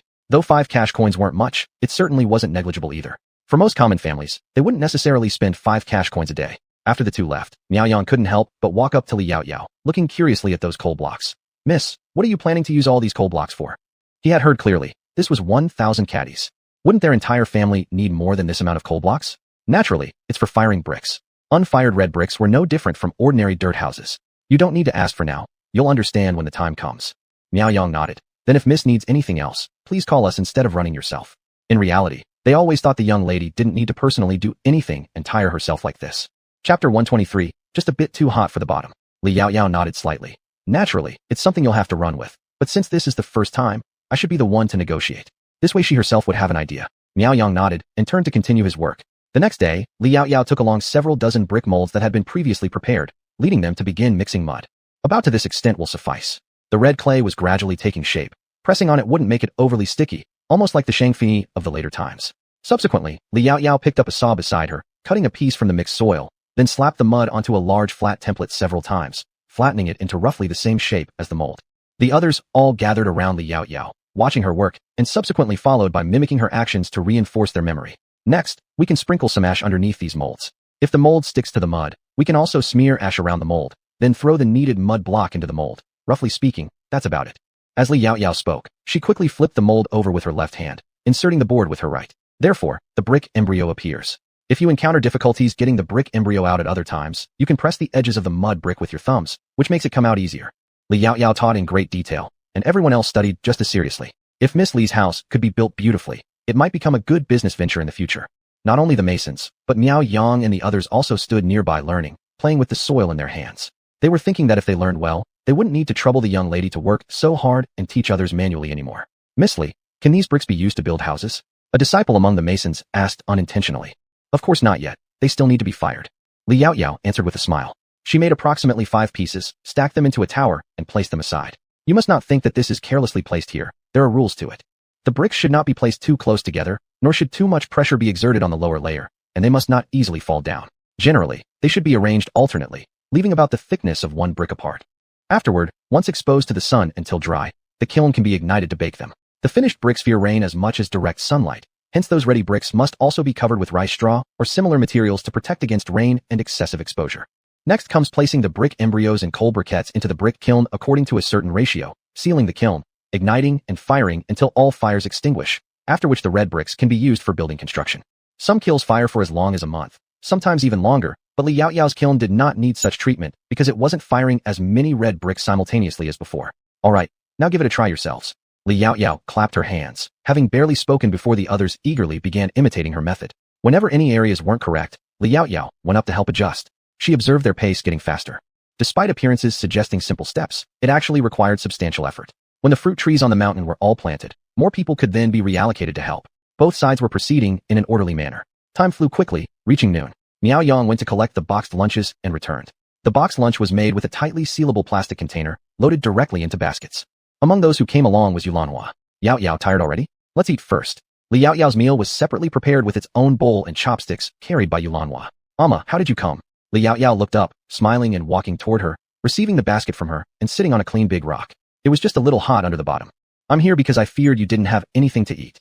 Yulanhua gazed sympathetically at the sweat on her forehead, wiping it away with her handkerchief. Yaoyao, your Afa and Ama are already very content. You don't need to tire yourself so much. Each time they saw her busy running about, it tugged at their heartstrings. Even though she hasn't yet reached the coming-of-age ceremony age limit, she bears the burden of the entire Li family's livelihood. Ama, I'm really not tired, and there's no need for me to do the manual work personally here.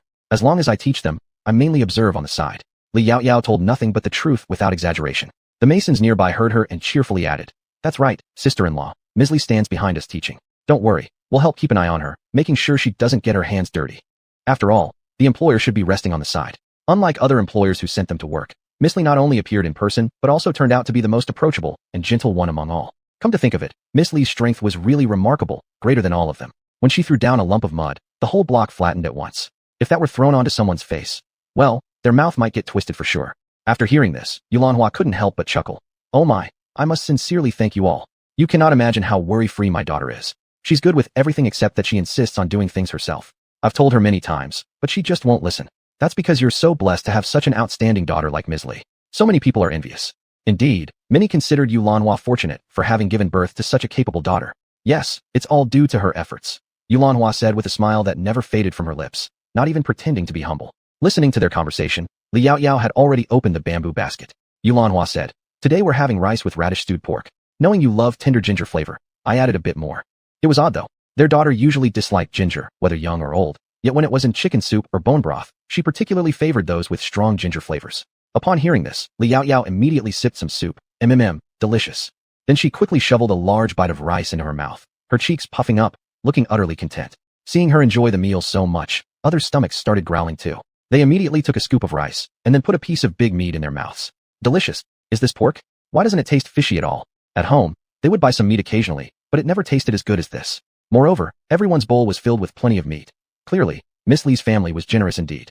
Having worked for merely 2 days, they could already indulge in eating meat. And the white rice. Each grain was plump and full-bodied, something they'd never seen before. Old Wang wolfed down half his portion in no time, his satisfied look exceeding even that of Li Yaoyao. Chapter 124, Li Hua regrets the past.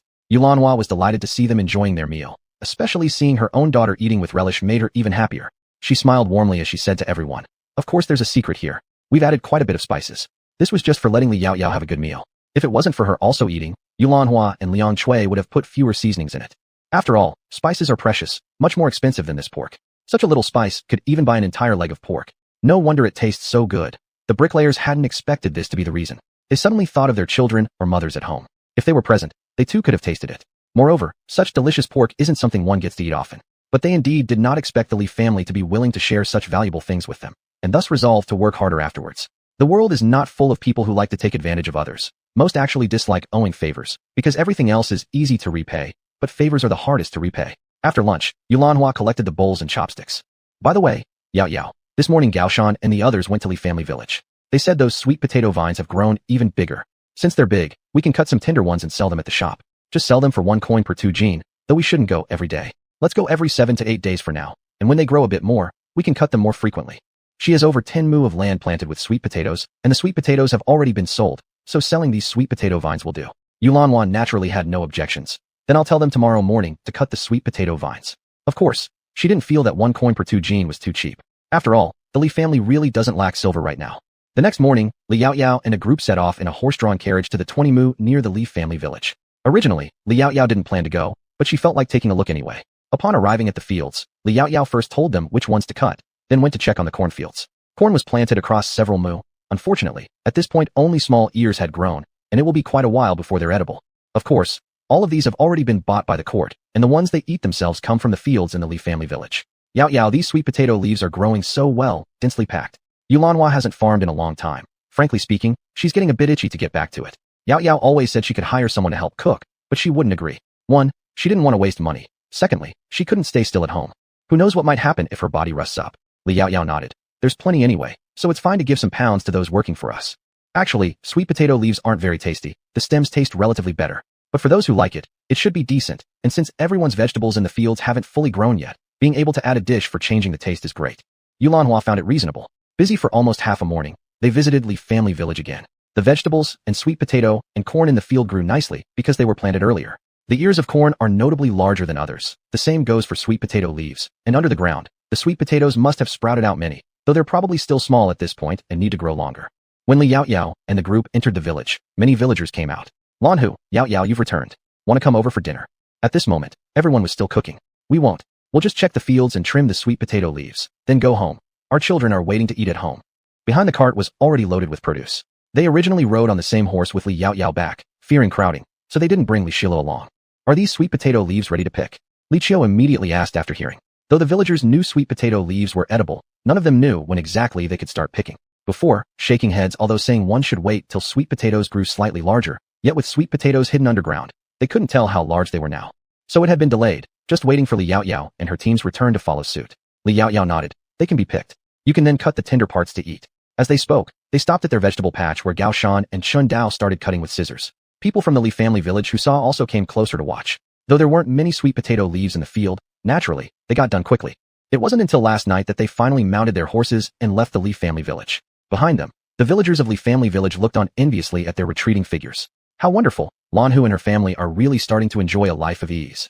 I heard from Erzhou, who's been working for Yao Yao recently, that Li Si's family has returned to the academy for study and plans to take part in the provincial examination again in a couple of years. Wow, that's great.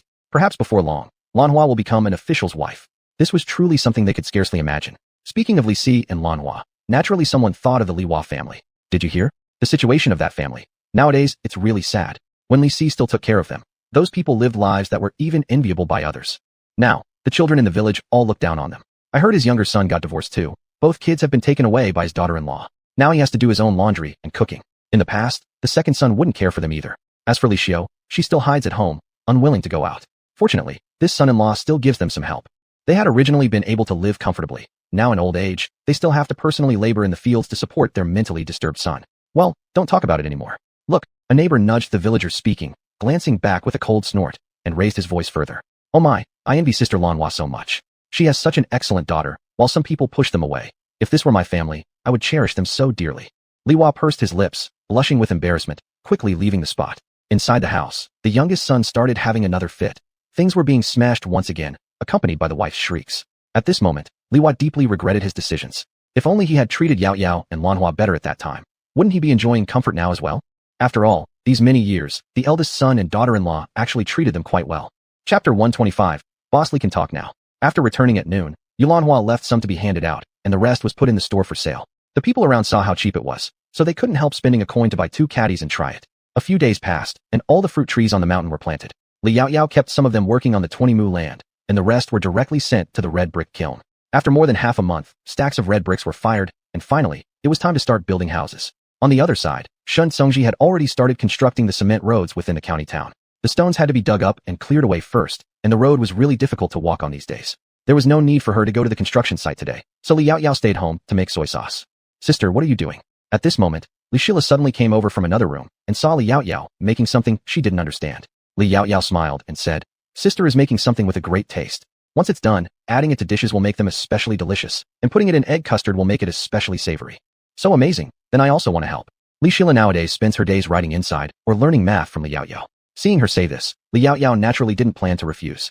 "Then help me tend the fire." In fact, during this period, all the other steps had already been completed, leaving only these last few steps. Li Shila immediately sat neatly at the stove opening. Li Yaoyao added the precipitated soy sauce liquid with star anise, tangerine peel, fennel, clove oil, and cooked it. Then she added monosodium glutamate, white wine, brown sugar, and salt, bringing the concentration of the soy sauce liquid to 17%, heated it to boiling point, filtered it, and thus, the soy sauce was complete. When it cooled slightly, Li Yaoyao packed it into individual jars and sealed them well. Next was making dark soy sauce. Dark soy sauce is made by adding caramel to light soy sauce and using special techniques to produce a concentrated soy sauce. Therefore, after the light soy sauce was done, the dark soy sauce became simple. Soon, the table and floor in the kitchen were piled high with bottles of prepared soy sauce. "Sister, are we done?" Li Shila saw that she had finished packing everything, and she stood up to come over. Li Yaoyao nodded. "We're done. These dozens of bottles are dark soy sauce, and this side is light soy sauce." There are more bottles of light soy sauce than dark soy sauce by about 10, mainly because she was still uncertain whether the people here preferred light soy sauce or dark soy sauce more. In the future world, most families usually kept both kinds of soy sauce in the kitchen, using whichever was needed. "Thank you, Aller, for helping today. Without Aller, Sister wouldn't have been able to keep up. Rest assured, Sister will let Mother make egg custard for you and brother early tomorrow morning, and pour a layer of soy sauce and lard on top. It tastes particularly good." Li Yaoyao patted her little head. Li Shila was immediately happy. "Sister, I want 2 eggs worth of egg custard." Li Shila made the number 2 gesture as she spoke. "All right." Li Yaoyao smiled affectionately and turned to pick up the red paper marked light soy sauce and dark soy sauce that was already written nearby and handed her a bottle of glue. "Ale, you stick the dark soy sauce once, and Sister will stick the light soy sauce once, just like this." As Li Yaoyao spoke, she stuck one small jar while demonstrating. "Stick it approximately at this position, and then make sure it's straight. After we finish sticking them, we'll take them to the store for sale." Li Shila nodded obediently and imitated her, carefully ensuring she didn't stick it crooked. "Sister, is this right?" Li Yaoyao glanced and nodded. "Yes, that's correct. Our ale is really smart." After being praised, Li Shila worked even harder. The fire in the stove gradually went out, but managed to heat up the water that was poured in to wash the pot later. There were 67 small jars of light soy sauce and 52 small jars of dark soy sauce, which were quickly glued together. Li Yaoyao cleaned the brush by hand, waiting for the glue to dry so it wouldn't smudge, then packed them into baskets. She carried 2 baskets herself, while Li Shila carried 1. Together, they headed towards Yunlai supermarket. They hadn't walked far when they encountered 2 neighbors. Seeing the small jars in their baskets, the 2 ants instantly became curious and moved closer. "Bossly, did you make something good? Could it be a different flavor of tofu fermented beans?" This person seemed to love fermented tofu. "It's not that." Li Yaoyao simply smiled and said, "It's a condiment, similar to salt, but much fresher in taste, and it has salt in it too. This one in my hand is called light soy sauce. It's lighter in color and taste. And what ale has is dark soy sauce." "Oh." The 2 ants exchanged glances. "Then, how much does it cost? If it's not expensive, we'll take a bottle each." This really isn't too expensive, though it's not dirt cheap either. A jar of light soy sauce is 30 coins, and dark soy sauce is 35. This was the price Li Yaoyao had thought out beforehand. However, aunties, even if it doesn't seem too cheap, remember there's a lot in here, various spices as well as quite a bit of salt. Think about it, salt isn't cheap, right? And when have I ever taken advantage of my neighbors? The 2 women nodded. "Boss Li is straightforward, and your family is good. We trust you. How about this, Boss Li, could you recommend one to us? Since we don't know much about them." Li Yaoyao wasn't sure how to recommend them either. If she recommended the dark soy sauce and they ended up liking the light more, or vice versa, what then? You still need to choose for yourselves, but I can tell you that the dark soy sauce is pricier because more seasonings are added, like sugar. But if you prefer something fresher, go with the light soy sauce. For example, I personally lean toward light soy sauce. When making egg custard, spooning a dollop on top and adding some lard makes it particularly flavorful, great for dumplings and wontons alike. Then we'll buy the light soy sauce. If Bosley likes it, the light soy sauce must taste good. As for the dark soy sauce, she'd get it once she had more money later. Good choice, I'll recommend this way from now on. Li Yaoyao happily handed each of them a jar, and they immediately paid with copper coins. However, one ant was short by 1 coin, so Li Yaoyao adjusted the amount and returned 1 coin to the other ant. "Don't tell anyone else I gave you a discount, or my already barely profitable business will be losing money again," Li Yaoyao joked, her demeanor lively and charming. delighting the two ants immensely. Boss Li, rest assured, we won't say a word. They naturally realized Li Yaoyao was just teasing, yet being 1 coin richer made them genuinely happy. After buying back and forth, it turned out Boss Li was the most generous. Chapter 126. Ale is a smart girl. The two continued walking towards the shop. Li Sheila beside them, however, asked Li Yaoyao somewhat puzzled. Sister, why give them 1 win discount? 2 win for the pair equaled 2 coins. Before the disaster, 2 win could buy nearly a shung of rice. Li Sheila wasn't greedy for money. She had merely lived through the hardest times, the days with no hope. Li Yaoyao thought about it for a while, then explained to her. We are all neighbors here, see each other often.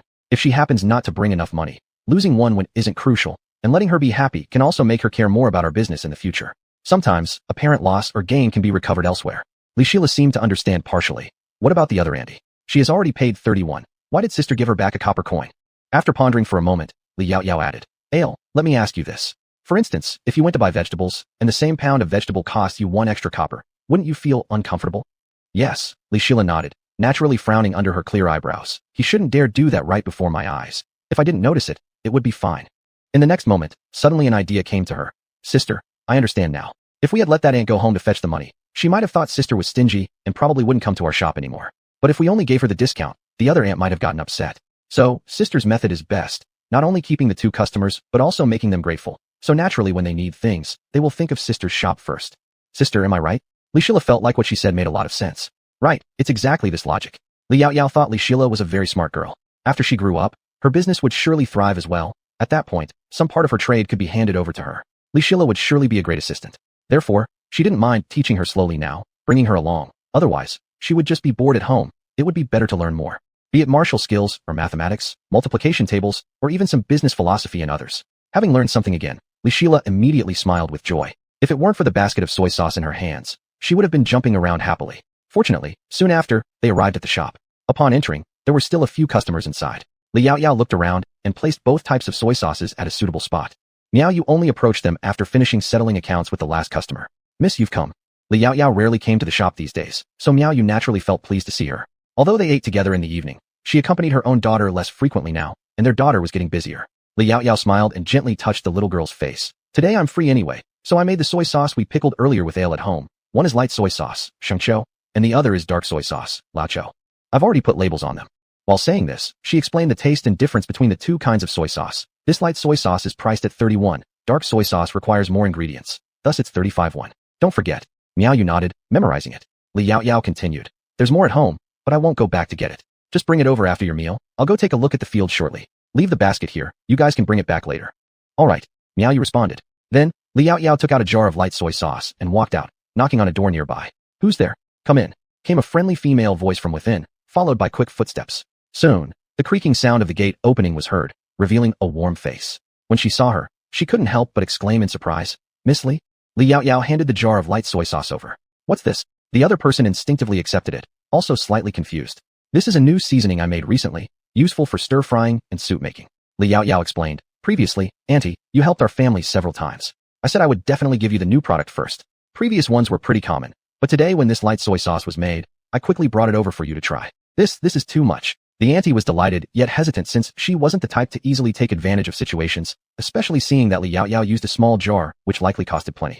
Beforehand, Li Yaoyao indeed mentioned offering her new products, but she thought it was just a polite gesture, never expecting her to remember it all this time. Li Yaoyao smiled. Auntie, please don't hesitate. We expect your words to recommend our store. After a bit of pushing back and forth, the woman finally accepted it. Boss Li, how about coming in for a while? Bai Shi, being kind to people, has received her first real reward and was also pleased. How could anyone not be happy when others remember their kindness, especially when good things are delivered to your door? However, upon hearing this, Li Yaoyao shook her head. No, I still need to go check on the wheat fields. Speaking of wheat fields naturally brings up Zhuo Gong. The day after he returned, he distributed all the wheat he bought from her. Each household received some, not much, but enough to make a difference. Of course, Bai Shi also received some. When Li Yaoyao mentioned this, she couldn't help but ask out of curiosity. Boss Li, I heard that official Shun distributed wheat to everyone, which came from you through the governor. It said that this wheat can yield more than 1,000 caddies per mu. Is it true? Initially, they didn't believe it, but once they learned that it came from Boss Li, they became somewhat convinced. Especially since the 20 acres under Li Yaoyao's care were planted with this very wheat. Everyone was curious, but no one dared to ask. Li Yaoyao nodded. Yes, if the land is fertile and conditions good, yields generally reach around 1,200 caddies. Even during bad years, 800 or 900 should still be doable. So much, Bai Shi had never expected a poor harvest to still yield 800 or 900. double what they usually managed with their previous wheat varieties. She couldn't help but feel excited deep down and was even more grateful toward Li Yaoyao. Everyone actually understood that Miss Li didn't have to contribute her wheat at all, yet she did, selling it to the governor at a low price. The story, as told by the governor himself, made them respect her more. Li Yaoyao nodded again, exchanged a few more pleasantries, and then left with Li Sheila heading toward the back mountain. Today, Li Sheila truly discovered how popular her sister was. Along the way, almost half of the villagers greeted her. She knew it was because they remembered her sister's favors. She hoped one day she could become just as capable and well-liked as her sister. Chapter 127. Anyway, the boss always has reasons. Li Yaoyao held Li Sheila's hand and went to the house-building site. The foundation there had already been laid, and now the first floor was about halfway built. The person in charge of supervision was Ji Fong, because out of all these people, only he could understand the blueprints she drew. Scholars were truly wonderful. Li Yaoyao had also asked him before why he didn't study at an academy. After all, her father had gone, and in a couple more years, it would be time for the provincial exams. He indicated that the tuition was too expensive for him, but he hoped to attend after saving some money and passing the exam. Seeing his confidence, she decided not to intervene. Indeed, without him around, it wouldn't be easy to find another scholar willing to help her manage things, and she'd probably have to come here every day herself. Not far away, Ji Fong noticed her arrival and immediately approached her with a gentle demeanor, a smile on his lips, and a soft voice. Boss. Li Yaoyao nodded, looking at the two-story building taking shape before her, feeling satisfied. However, she still needed to personally supervise the rebar placement and concrete pouring. She had originally planned to produce the rebar herself, but discovered that she already had them stored from a previous life. In her past life, while she was the zombie king, she wanted to build a Chinese-style villa of her own, so she ordered her subordinates, the zombies, to bring back plenty of rebar and cement. Eventually, they only managed to lay the foundation and complete the first floor before stopping midway through the second. It wasn't that she hadn't wanted to continue. Rather, the higher-ups arranged a small villa for her, so she stopped troubling them further. Later, the cement was used for renovation, and the rebar was left behind. Who would have thought back then that they'd be useful again in her next life? How is the red brick production coming along? Li Yaoyao asked him after regaining her composure. Ji Fong pondered for a moment and replied, after using some for the house, we still have about 10,000 bricks left. It's far from enough. Li Yaoyao shook her head. Just this one building of over 100 square meters, 3 floors of traditional Chinese style, would require at least 600,000 or 700,000 bricks, let alone the factory and dormitories, which would likely need even more. We should continue producing. Otherwise, once the foundations are done and the red bricks can't keep up, everyone will have to stop work and wait, wasting precious time. Don't worry, boss. We haven't stopped production since a few days ago when we transported soil. Li Yaoyao nodded approvingly, a smile forming on her face. I trust you completely when it comes to handling affairs. Thank you, boss. Being recognized by Li Yaoyao made Ji Fong feel a surge of excitement. The more he followed the boss, the more he realized how invaluable and unfathomable the boss truly was. Then Li Yaoyao inspected the house layout once more, ensuring everything was correct, and headed up the mountain. She planned to use the undiluted spirit spring water again. She had entrusted the orchard management to Grandpa G and a relatively younger guy. Their usual tasks included watering plants and removing weeds, which weren't overly demanding as long as they didn't need daily irrigation. Especially when it rained, no action was required. A wooden hut had been built midway up the mountain to provide shelter against wind and rain.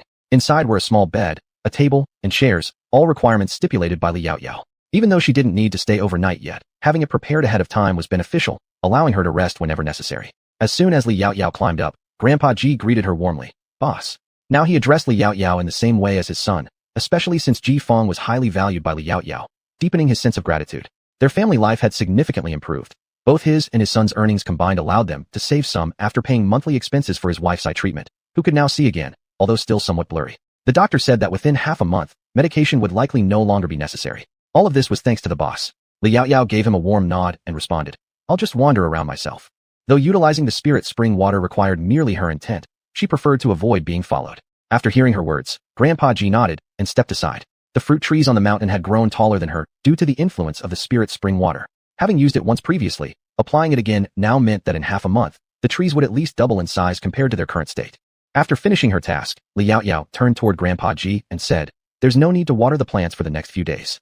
AI, Grandpa G acknowledged, and she descended the mountain. Not long after, a young man carrying water returned and curiously questioned Grandpa G. Uncle, what did the boss come here for? He had seen the boss walking around below earlier and then leaving shortly afterward. The boss said not to water the plants for the next few days. Grandpa G relayed Li Yaoyao's instructions. But it hasn't rained for about a week or so now. The young man expressed his confusion. He had planned to water the plants today. Grandpa G, if the boss said not to water them, then we'll check again in 2 days. We don't understand much about these fruit trees either, so it's best just to follow the boss's instructions. As he spoke, he picked up a bucket of water on the ground and poured it into the water vat at the side. The other man nodded, then said nothing more. After all, the boss always has reasons. Sister, you're back. Li Yaoyao returned to the base below the mountain, where Li Sheila excitedly ran over shouting. Mud was still clutched in her hand. Sister, look at this. I made that. Li Shila happily pointed at several bricks lying on the ground. Shila did a great job. Li Yao took a look and immediately praised her. Upon hearing the compliment, Li Shila beamed with joy. Sister, can I keep helping out here? If you want to do it, go ahead. Li Yao would never force them to do anything. If she wished to learn, the more she learned now, the better it could serve her in the future. Thank you, sister.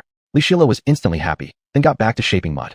Li Yao just smiled, then walked over to Yulanhua, who seemed reluctant to stay idle. Mom, how did you come, Yao? Yulanhua was also helping with the work, carrying cement or mixing it for everyone. Li Yao had hired 2 chefs a few days ago specifically to cook employee meals for everyone, intending to make her life easier. However, instead of relaxing, she ended up doing other jobs. She could only sigh helplessly and leave her be. Li Yao couldn't help but sigh again inside before replying. I just wanted to take a look. Mom, while I don't stop you from finding something to do here, you must not tire yourself. Yulanhua chuckled and nodded knowingly, understanding her daughter's concerns. Don't worry, I know my limits. Saying this, she picked up a bucket of cement Liang Chui had just prepared and handed it over to someone. At this moment, Ji Fong came over again. Miss, there is one thing. The cement is running low. There might only be enough for another 2 days' use at most. It was mainly because they were many in number and worked fast. All right, I understand. I'll let the county office know. Li Yao herself was already tired of making cement, and all of the cement currently being used was bought from Shin Songji. Chapter 128. Her jaw slightly retracted. When Li Yao arrived at the county office, Shin Songji happened to be there as well. Upon hearing she needed cement, he immediately arranged for someone to take care of it. Despite living so close to each other, they hadn't met once in the past half-month. In fact, it was Jiang Qi who was responsible for Li Yao's purchase of cement. Sit. Shin Songji led Li Yao to sit on a stone bench outside and poured her a cup of passion fruit tea. Haven't you finished drinking? The fruit tea was actually something she had given him half a month ago when Zhugang left. She gave him 2 cans and 1 can for Shin Songji. He seemed quite satisfied when he left. Don't let his big and bearded appearance fool you. Zhugang is actually a person who loves sweet food very much. Truly, one shouldn't judge a book by its cover. Shin Songji hummed in agreement. I've been busy lately and haven't spent much time at the office. And thus, he hadn't drunk the tea either, likely not exceeding 5 times in total. Sometimes while out, I would suddenly want to drink this, but once back, I always forget. As Shin Songji said this, he chuckled himself. It makes sense. Li Yao blew on the steam in her cup and took a small sip. The tea water was still scalding hot, making her involuntarily retract her jaw, holding the cup farther away. Shin Songji, watching her mannerisms, couldn't help but lower his brows into a smile, his thin lips curling gently. This water is probably what Jiang Qi just prepared for you, so it's rather hot. Be careful. Speaking of which, he attempted to reach out and wipe off the water stains from her chin, but paused midway, slightly pursing his lips. Li Yao unconsciously nodded, wiping her chin casually. In fact, you could use lukewarm water when brewing this tea instead of boiling water because there's honey in here. Honey contains many nutrients, and high temperatures will destroy some of those beneficial components. Is that really so? It was the first time Shin Songji had heard such a claim, his eyes carrying an interested gleam. Although honey wasn't abundant these days, families like Shin Songji's wouldn't lack access to it. So Li Yao's explanation certainly contained details he'd never heard before. Li Yao blew on the steam in her cup again. In fact, I also heard it from someone else. Therefore, most of her drinks were usually warm, not too hot, just perfect for sipping. Shin Songji held his teacup, mimicking her actions by blowing on it, then taking a cautious sip. Indeed, it's quite hot. I'll definitely pay more attention next time. He gazed at her intently, his dark eyes resembling a deep pool, their depth unfathomable. What's wrong? Li Yao felt his gaze somewhat peculiar and instinctively glanced down at herself. Noticing his continued focus on her face, she couldn't help but touch her own mouth. Did I get anything on my face? It couldn't be, it wasn't like her. Before stepping out today, she had already checked herself carefully using their modern mirror, far superior to the indistinct bronze mirrors of this era. Not at all. Shin Songji shook his head. I was just thinking about how knowledgeable Yao is. And most of what she knew was entirely new to him. Li Yao looked at him, suddenly pointing upward. If I say I come from above, do you believe me? Her brows bent playfully, a sudden whimsy overtaking her as she wanted to test his thoughts. However, without any hesitation, he gave a single nod. I believe you. Li Yao. You really believe me? Looking straight into his clear, moon-like eyes, she found no trace of doubt, only absolute trust, leaving her momentarily speechless. To be honest, even she didn't fully believe her own claim. In fact, I investigated you. After a brief moment of hesitation, Shin Songji suddenly spoke, a flash of regret briefly crossing his features. Li Yao showed confusion, and he chuckled faintly. The Miao Yao I heard described from others was timid and cowardly, always being bullied along the escape route, even starving through the entire journey. But if it were you, that would never have happened. Or perhaps I should say, if it were you, you would absolutely never leave your parents behind. Because you are resolute, fearless, decisive, skilled, clean, straightforward, and despise evil, all evident from that incident where you dealt with those human traitors. These traits are completely unrelated to the previous Miao Yao. If it weren't for the prohibition against women joining the military in Daya, I might even suspect that you've come from battlefields soaked in blood. For indeed, her aura carried traces of bloodshed. He even doubted if she truly hailed from Dia, yet nothing concrete came from his investigations. Moreover, given how diligently she worked for the common people back then, he ultimately dismissed his doubts. A foreigner would never contribute so selflessly for the masses, let alone sacrifice such valuable items as fine seeds or even cement. These are treasures that no foreign land possesses, and they would never willingly hand them over to Daxia. Li Yaoyao hadn't anticipated he'd seen through her so thoroughly. If you saw through me so clearly, why didn't you arrest me? Because you're Li Yaoyao. He smiled gently, warmth lingering in his eyes. Though she wasn't the original Li Yaoyao, she was still Li Yaoyao, and this was precisely why he trusted her words earlier. Because aside from this explanation, there was no other plausible origin for her identity. In fact, what Li Yaoyao said just now wasn't a lie either. She came from above, which could mean she came from the future. As for being divine, in her previous life, she had already been a zombie queen, almost as old as heaven and earth, a half-deity, or perhaps more like a demon. Well, in truth, she might be closer to a monster, just one that outsiders couldn't detect. But Li Yaoyao didn't intend to continue on this topic, instead shifting it by asking, how's the cement road coming along? Work should have commenced right after Zhugang left last time. Over half a month had passed since then. Surely, the major sections of the road must be nearly complete. Shun Songji paused briefly before replying. The central part of the road has been fully repaired, but only one side of the shoulders is done. The sides were deliberately left unfinished for pedestrians to use during construction, so they wouldn't block traffic while completing the repairs later. That's rather fast. Primarily because most of the groundwork was minimal. Once everything was set up, they could pour concrete directly. In her past era, a road like this wouldn't take nearly as long to build. Shun Songji added. Actually, not only here, several days ago, I received a letter from His Majesty. The roads in Shangjing have also begun renovations. However, the emperor doesn't entirely trust his subordinates, so he delegated the task entirely to a group of people. Still, opportunities for embezzlement in road construction were limited, mostly involving workers' wages. After all, the materials used for road construction were provided and prepared by the imperial government beforehand, preventing tampering with the composition. Which means the number of people who know the exact composition of the cement is probably very small, and those who do likely earn the emperor's utmost trust. Upon hearing this, Li Yaoyao merely nodded faintly, saying, so, that's good too. Chapter 129, A House of Gold Within Books. Time passed quickly once again in over half a month. Not only was the small villa where Li Yaoyao lived completed, but also the two buildings that were to be used as factories were finished too. The building for the factory had a large area and 2 floors, while the dormitory had 3 floors with slightly less space than the factory, though still measuring over 200 square meters. Besides these, the foundation for the big shopping mall Li Yaoyao most wanted was laid, and construction began upward. Next came the renovation, first plastering cement walls, then whitewashing them.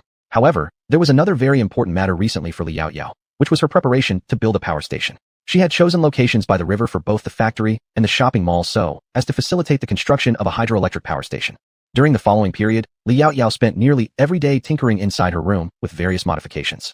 After completing some material transformations, she headed to a dike beside the river to begin modifying the hydroelectric power station. Most of these skills were either learned in the army or during the apocalypse by following others. In the apocalypse, many talented people existed. If you were willing to learn and had food, they would teach you. Li Yaoyao's prowess saved numerous lives, and most people didn't ask for any compensation in return for teaching her. Of course, there were also some things more sinister and abhorrent to Li Yaoyao, even though such vile acts might not have occurred within her own group, but certainly within others. Later, after becoming a zombie, she saw even more of this darkness but could do nothing about it. Li Yaoyao worked diligently, occasionally mixing some cement, and within a few days, managed to make substantial progress on the hydroelectric power station. Although the power station was relatively small, it wasn't wise to tamper extensively with old dams. It was sufficient enough to supply electricity to her home, factory, and the shopping mall, with some surplus remaining. Lunchtime approached, and many people holding their bowls came running over, their curiosity piqued by her recent activities around here. Miss Li, what exactly are you doing?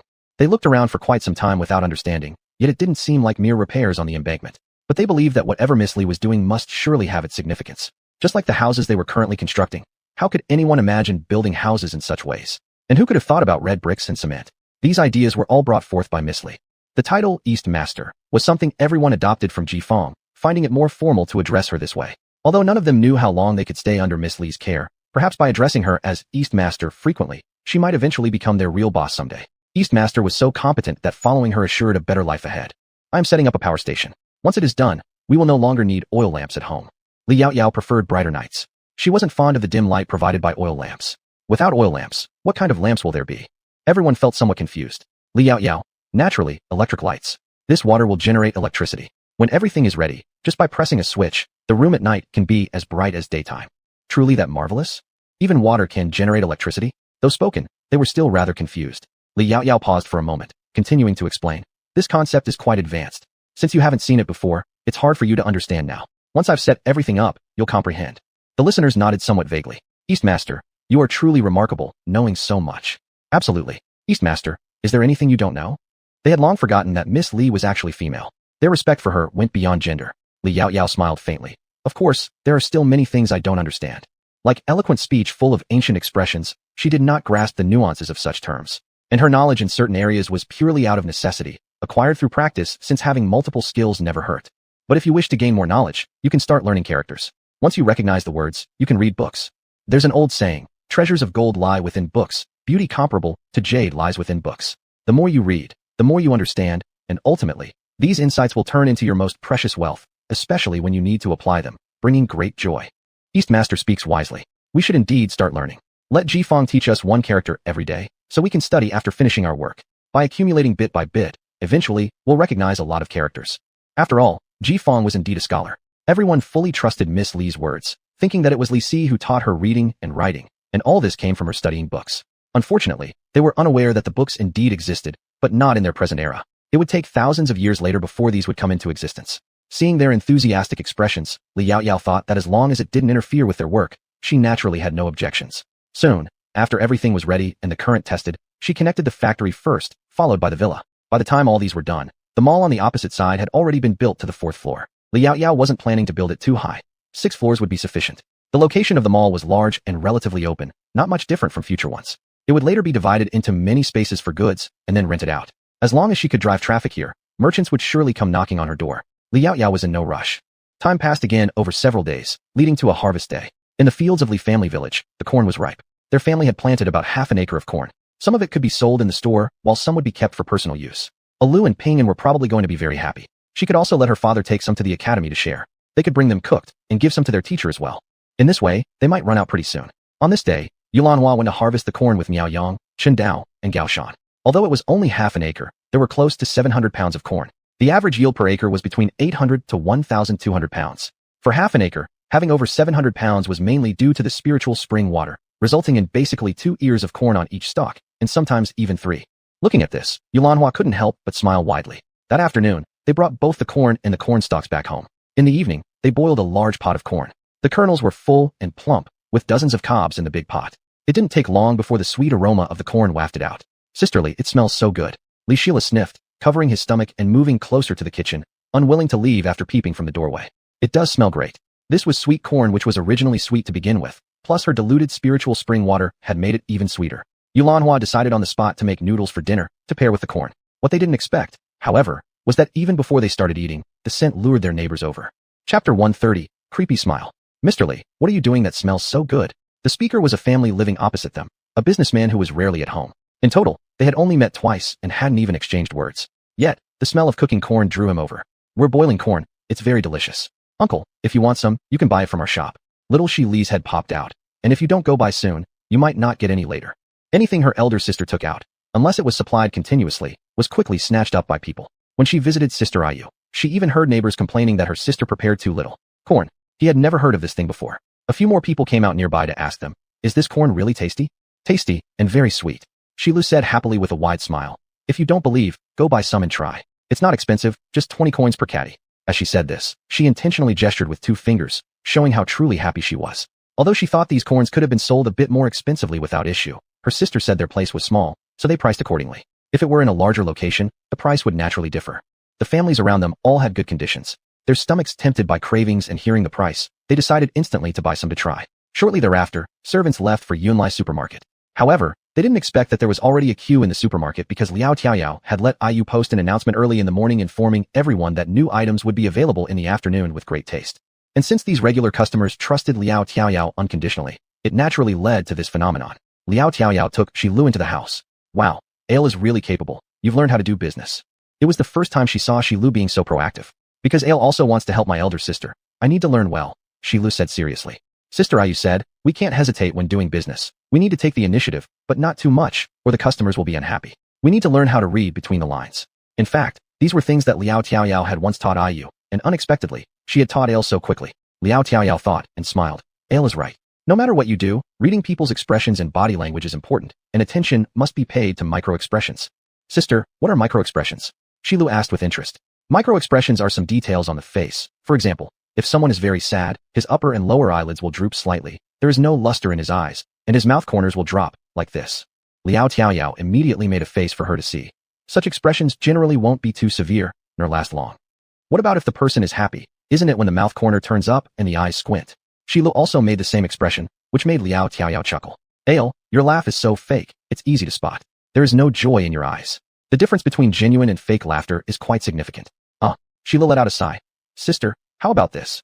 Her lips stretched apart, her cheeks puffed up, and her eyes bent, overall appearing as if she was laughing, but it was merely a likeness. Liao Tiaoyao patted her shoulder. You still have a lot to learn. To conduct business and greet people with smiles requires plenty of practice. After finishing speaking, she turned and walked into the kitchen. Calculating the time, the corn should almost be ready, and their father should be coming back soon. Thoughts had barely finished when she heard two people returning behind her. Seeing Shilu scrunching her brows and making faces, she felt utterly confused. Ale, what are you doing? Sheila grinned. Sister said my laugh is fake. I'm practicing. See? It's indeed quite fake, and rather creepy. Ale, stop trying, you'll scare others away. After saying this, he directly entered inside, while Pingan behind also quickly followed up, but was abruptly pulled back by Shilu. Pingan, tell the truth, does second sister's laugh look very fake? She rubbed her own cheeks and revealed another smile. Pingan looked pitiful. Second sister, can I not answer? He feared getting beaten. Second sister was now far fiercer than before, all due to learning from elder sister. Of course, Pingan didn't think there was anything wrong with this. After all, his idol was none other than Liao Tiaoyao. No. Sheila, hands on hips, glared at him. And stop laughing yourself. Your smile is even faker than mine. If you know my laugh is fake, why are you asking me? Li Pingan immediately dashed inside after saying that, to avoid a beating. Hey, you little brat. Li Sheila didn't expect him to talk back like that, and ran after him. Li Pingan, come here, let second sister examine you. She wanted to check his micro-expressions.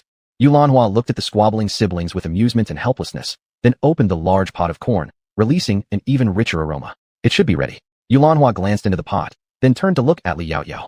Li Yaoyao's family dived straight in, using chopsticks because it was too hot.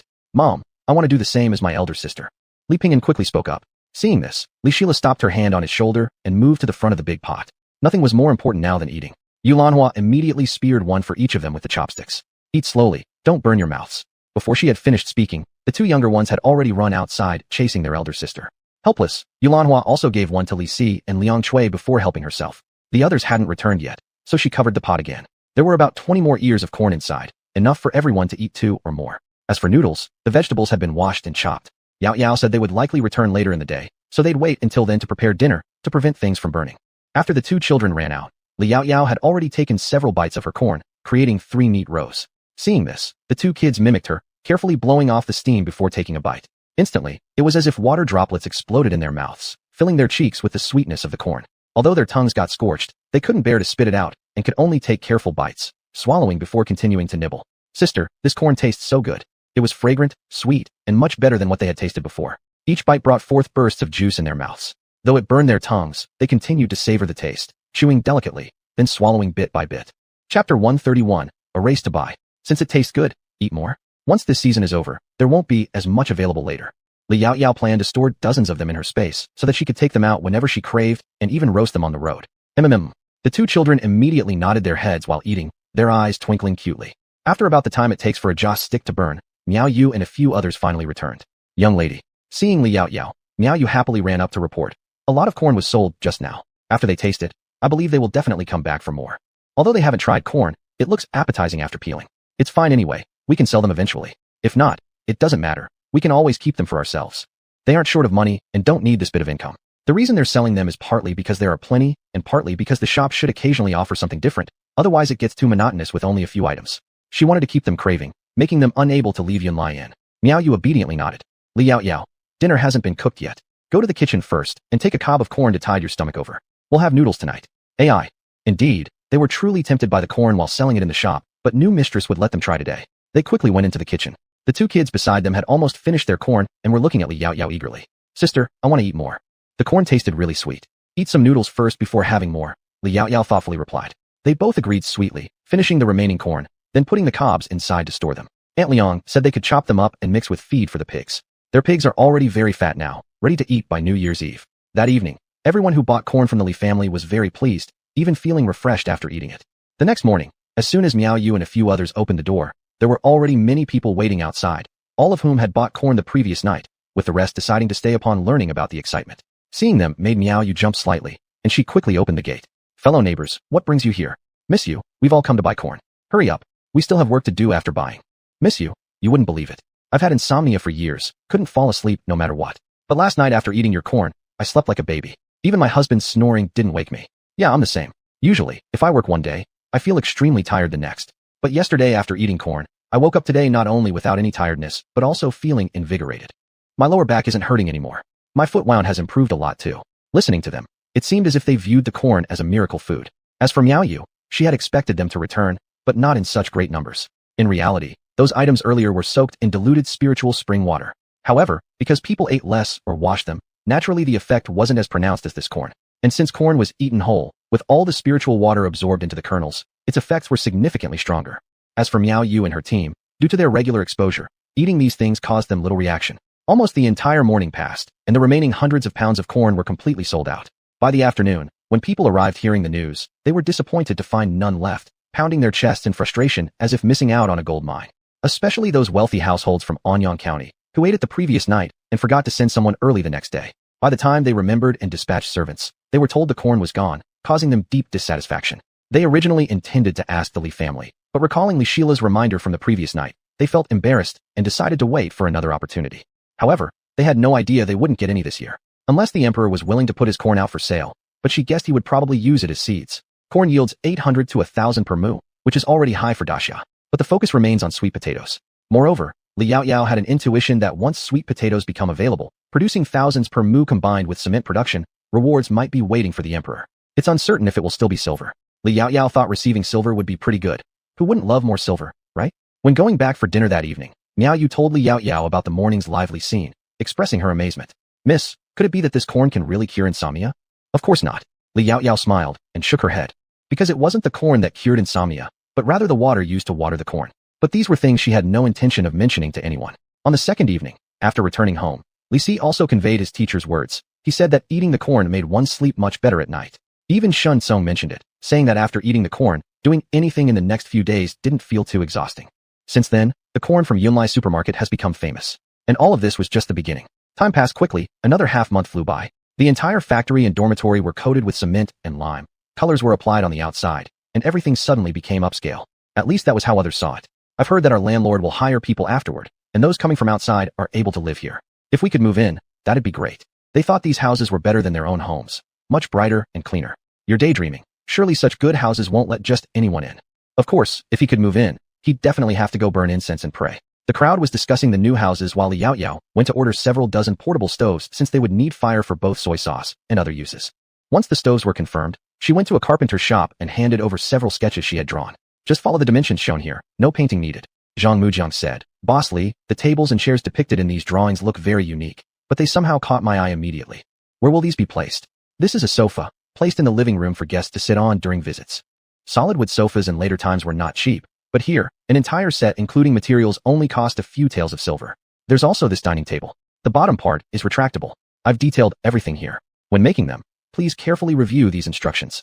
Chapter 132, Male Inside, Female Outside. The dining table was actually like a large round table from the future. It could become bigger with one turn and smaller with another. Jean Carpenter was particularly interested in this ingeniously designed table. Mr. Lee, rest assured. Although I've never made an object like the one in your drawing, I guarantee with my years of professional experience that I will definitely make all these objects exactly as shown. For some reason, his long-absent intuition told him that these objects would definitely become popular items in the Great Xia dynasty in the future. Li Yaoyao nodded and took out 10 liang of silver, placing it in front of the other side. This is the deposit. There may be other objects to make later, and I'll pay the rest at that time. Please use quality wood that has good load-bearing capacity. Jean Carpenter nodded and took the deposit. The sofas should be ready for collection in about 7 to 8 days, while the bed frames will take more than half a month. However, the table will need even longer, mainly because he still needed to carefully study before starting. Sofas and bed frames were simple, but due to Li Yaoyao's numerous requirements, they would take about half a month. Of course, the carpenter had several apprentices under him, so there was no way he could handle everything alone, otherwise how could he keep up? Alright, I'll send someone over then. Li Yaoyao nodded and then turned to leave. Subsequently, the carpenter called his land over. You go prepare some good wood first and be careful. This is a big deal, and there will definitely be more business later. If they do well, they can spend a good year-end holiday. Ever since the old sky deity didn't act, they hadn't received any business for a long time. The two apprentices immediately replied and went happily to prepare the wood. With more earnings from the master, there would be more red envelopes for them during the new year. After leaving the carpenter's shop, Li Yaoyao came to the street. The ground had been paved with cement not too long ago. Some children were running around on the streets. Almost none of the traces of the disaster remained visible. Everyone's life gradually improved. People in the fields were busy working on farming, planting many vegetables and wheat. It was something that brightened people's moods. Even Shun Songji had seemed less busy recently and had time to visit her home. When she just entered the courtyard, she saw him teaching a Lu to recognize characters, very seriously. Lu would occasionally nod and listen attentively. Upon hearing her footsteps, Shun Songji turned around, wearing a warm smile on his face. Yao Yao has returned. Li Yao Yao nodded, for some unknown reason, suddenly feeling like a scene of male inside, female outside. Shun Songji was her husband, and Lu was the child. Usually, he stayed at home taking care of the child, teaching him reading and writing, while she worked outside earning money for the family. When she returned home, they always waited for her in the yard. Thinking about this, Li Yao Yao couldn't help shaking her head to wake herself up. How could she have such daydreams? Ajia, is there something wrong with your head? Li Shila didn't know when he turned around too and saw her appearance, filled with concern on his little face. No, I just thought of something terrible, Li Yao Yao quickly said, then walked towards them with big strides, unwilling to meet Shun Songji's eyes directly for the first time. Shun Songji looked perplexed, somewhat puzzled. However, fortunately, Li Yao Yao soon convinced herself internally. What? Why are you here? Today there was nothing at the government office, so I came out for a walk. As I passed by your house, I saw Lu studying, so I came in to check. Shun Songji explained, still smiling at the corner of his mouth. What terrible thing did Yao Yao think of just now? His beautiful eyes carried curiosity. Nothing, just something scary, I'd better not say it. She couldn't possibly tell him that although she was underage, she coveted him. Although ancient women reached marriageable age at 15, she was educated with the core values of socialism and naturally wouldn't think about those things before adulthood. Even if she were to get married, she'd have to wait until she was 18. Li Yao Yao sincerely convinced herself inside. That's right. Shun Songji didn't continue questioning further. It was clear Yao Yao didn't want to say it, so naturally, he shouldn't irritate her and change the subject. By the way, Yao Yao, do you still have those corns I gave earlier? I want to buy some and send them back to the capital city. My mother really likes them. Previously, Li Yao Yao gave everyone in the office a roasted ear of corn to eat and also handed him about 10. He kept 2 himself, sending the rest back. Originally, he wanted to let his mother taste something new, and he didn't expect her to like it so much that she wrote him a letter asking if there were more. So today he planned to come out and check, while also asking Yao Yao, there are still some left, do you need a lot? Li Yao Yao had kept dozens in the space earlier with the intention of slowly eating them over time.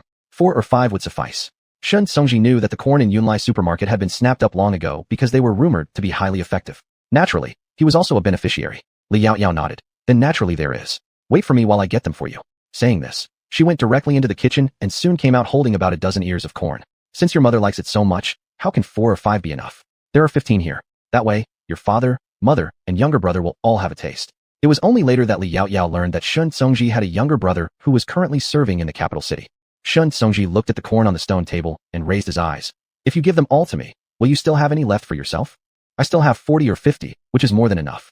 Shun Songji then accepted it and took out 2 liang of silver to hand it to her. Li Yao Yao, what do you mean by this? Shun Songji, I can't keep taking advantage of you, and you've already given me quite a few before. After coming here, he actually received help from her every time, making him feel it inappropriate to benefit from her any longer. Anyway, I can't accept it. Li Yao Yao refused and pushed it back to him. Songji, we are friends, and you've helped me a lot too. Just like this time with cement, even though you needed it desperately, you always prioritized my needs. You treat me like this, how could I possibly take your money? If you don't take it back, then I won't consider you a friend. The most important thing is that these are just a few ears of corn. In the modern era, people in the village often gave vegetables to others without asking for payment. But Shun Songji wanted to say something else, but was immediately interrupted by Li Yao Yao. If you refuse to take it back, then I'll just take the corn back. Besides, since we are good friends, your mother is like an elder to me. As a junior, isn't it proper for me to show respect and offer a few ears of corn to let her try? Chapter 133. What?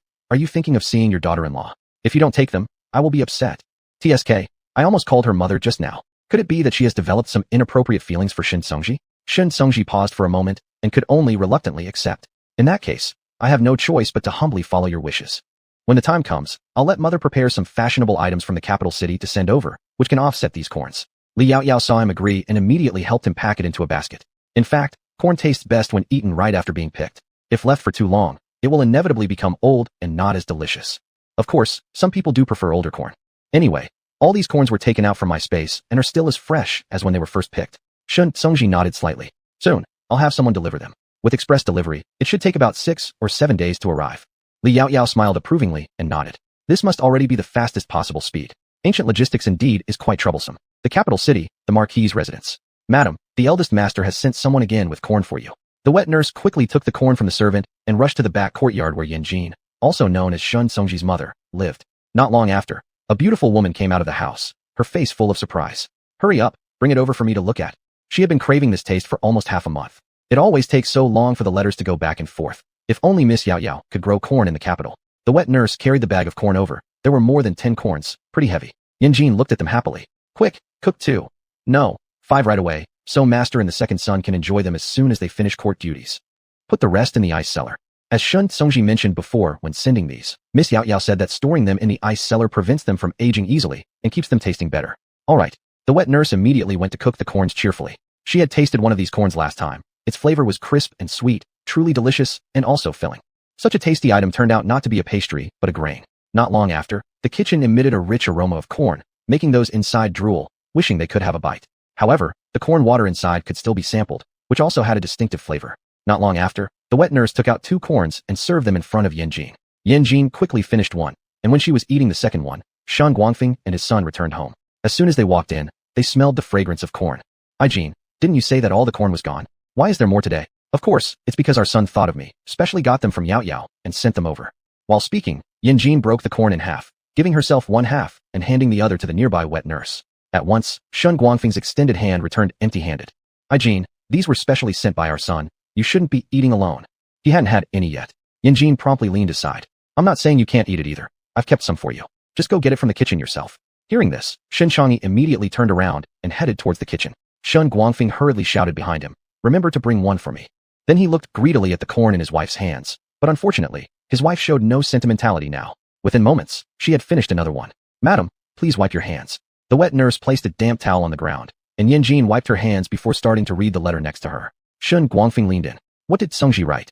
Songji said these corns are temporarily the last batch, as Yao Yao no longer has any. But when the emperor's batch ripens and arrives in the capital, we might get another chance to eat them. Then we can take some from the emperor to have another taste. It seems this batch of corn needs to offer a few to the emperor, so that he would remember us a little more when distributing later, possibly giving us a bit more. Shun Guangfeng. But from what Songji implied, the emperor may use these corns as seeds, because each acre of corn produces 1,000 caddies. Seeing this, Yanjin couldn't help but raise her head to exchange a glance with her husband. This corn really yields such a high production? It was unexpected indeed. Shun Guangfeng nodded slightly. To be honest, I'd like to meet this girl named Yao Yao. After hearing this, Yanjin couldn't resist teasing him. What? Are you thinking of seeing your daughter-in-law? This. Could it be that Songji is with Yao Yao? Shen Guangfeng was a bit surprised. Could it be that his son had truly become more aware? It seems he does have some intentions. Look here, he also mentioned these corns are specifically offered to us by Yao Yao. He even asked us to prepare gifts and pastries in return for her kindness. If she didn't care about our family, when has our son ever been this considerate? Yanjin thought that perhaps in a few years, she would also have grandchildren. Shen Guangfeng was pleased as well, stroking his beard and saying straightforwardly, good, very good. Madam, you may not know yet. Besides the corn, His Majesty mentioned she has another kind of grain that can produce nearly 10,000 pounds per acre, which will probably mature in less than a month. Only the people at court have heard of this. It hasn't spread yet since they actually don't fully believe it. But if the corn's yield per acre can reach this high, then sweet potatoes must also be real. Shun Guangfeng knew clearly that Shun Songji never lied. What he said was what he had personally witnessed. Then this young lady is truly no ordinary person. Yanjin reflected thoughtfully, wondering what should be sent back so that their future daughter-in-law wouldn't think they were too stingy as her future in-laws. When Shen Changyi came back holding the corn, he found his parents whispering quietly, seemingly unaware of what they were discussing. He took one ear of corn and left the rest beside them. The corn was still warm and tasted better than when cold.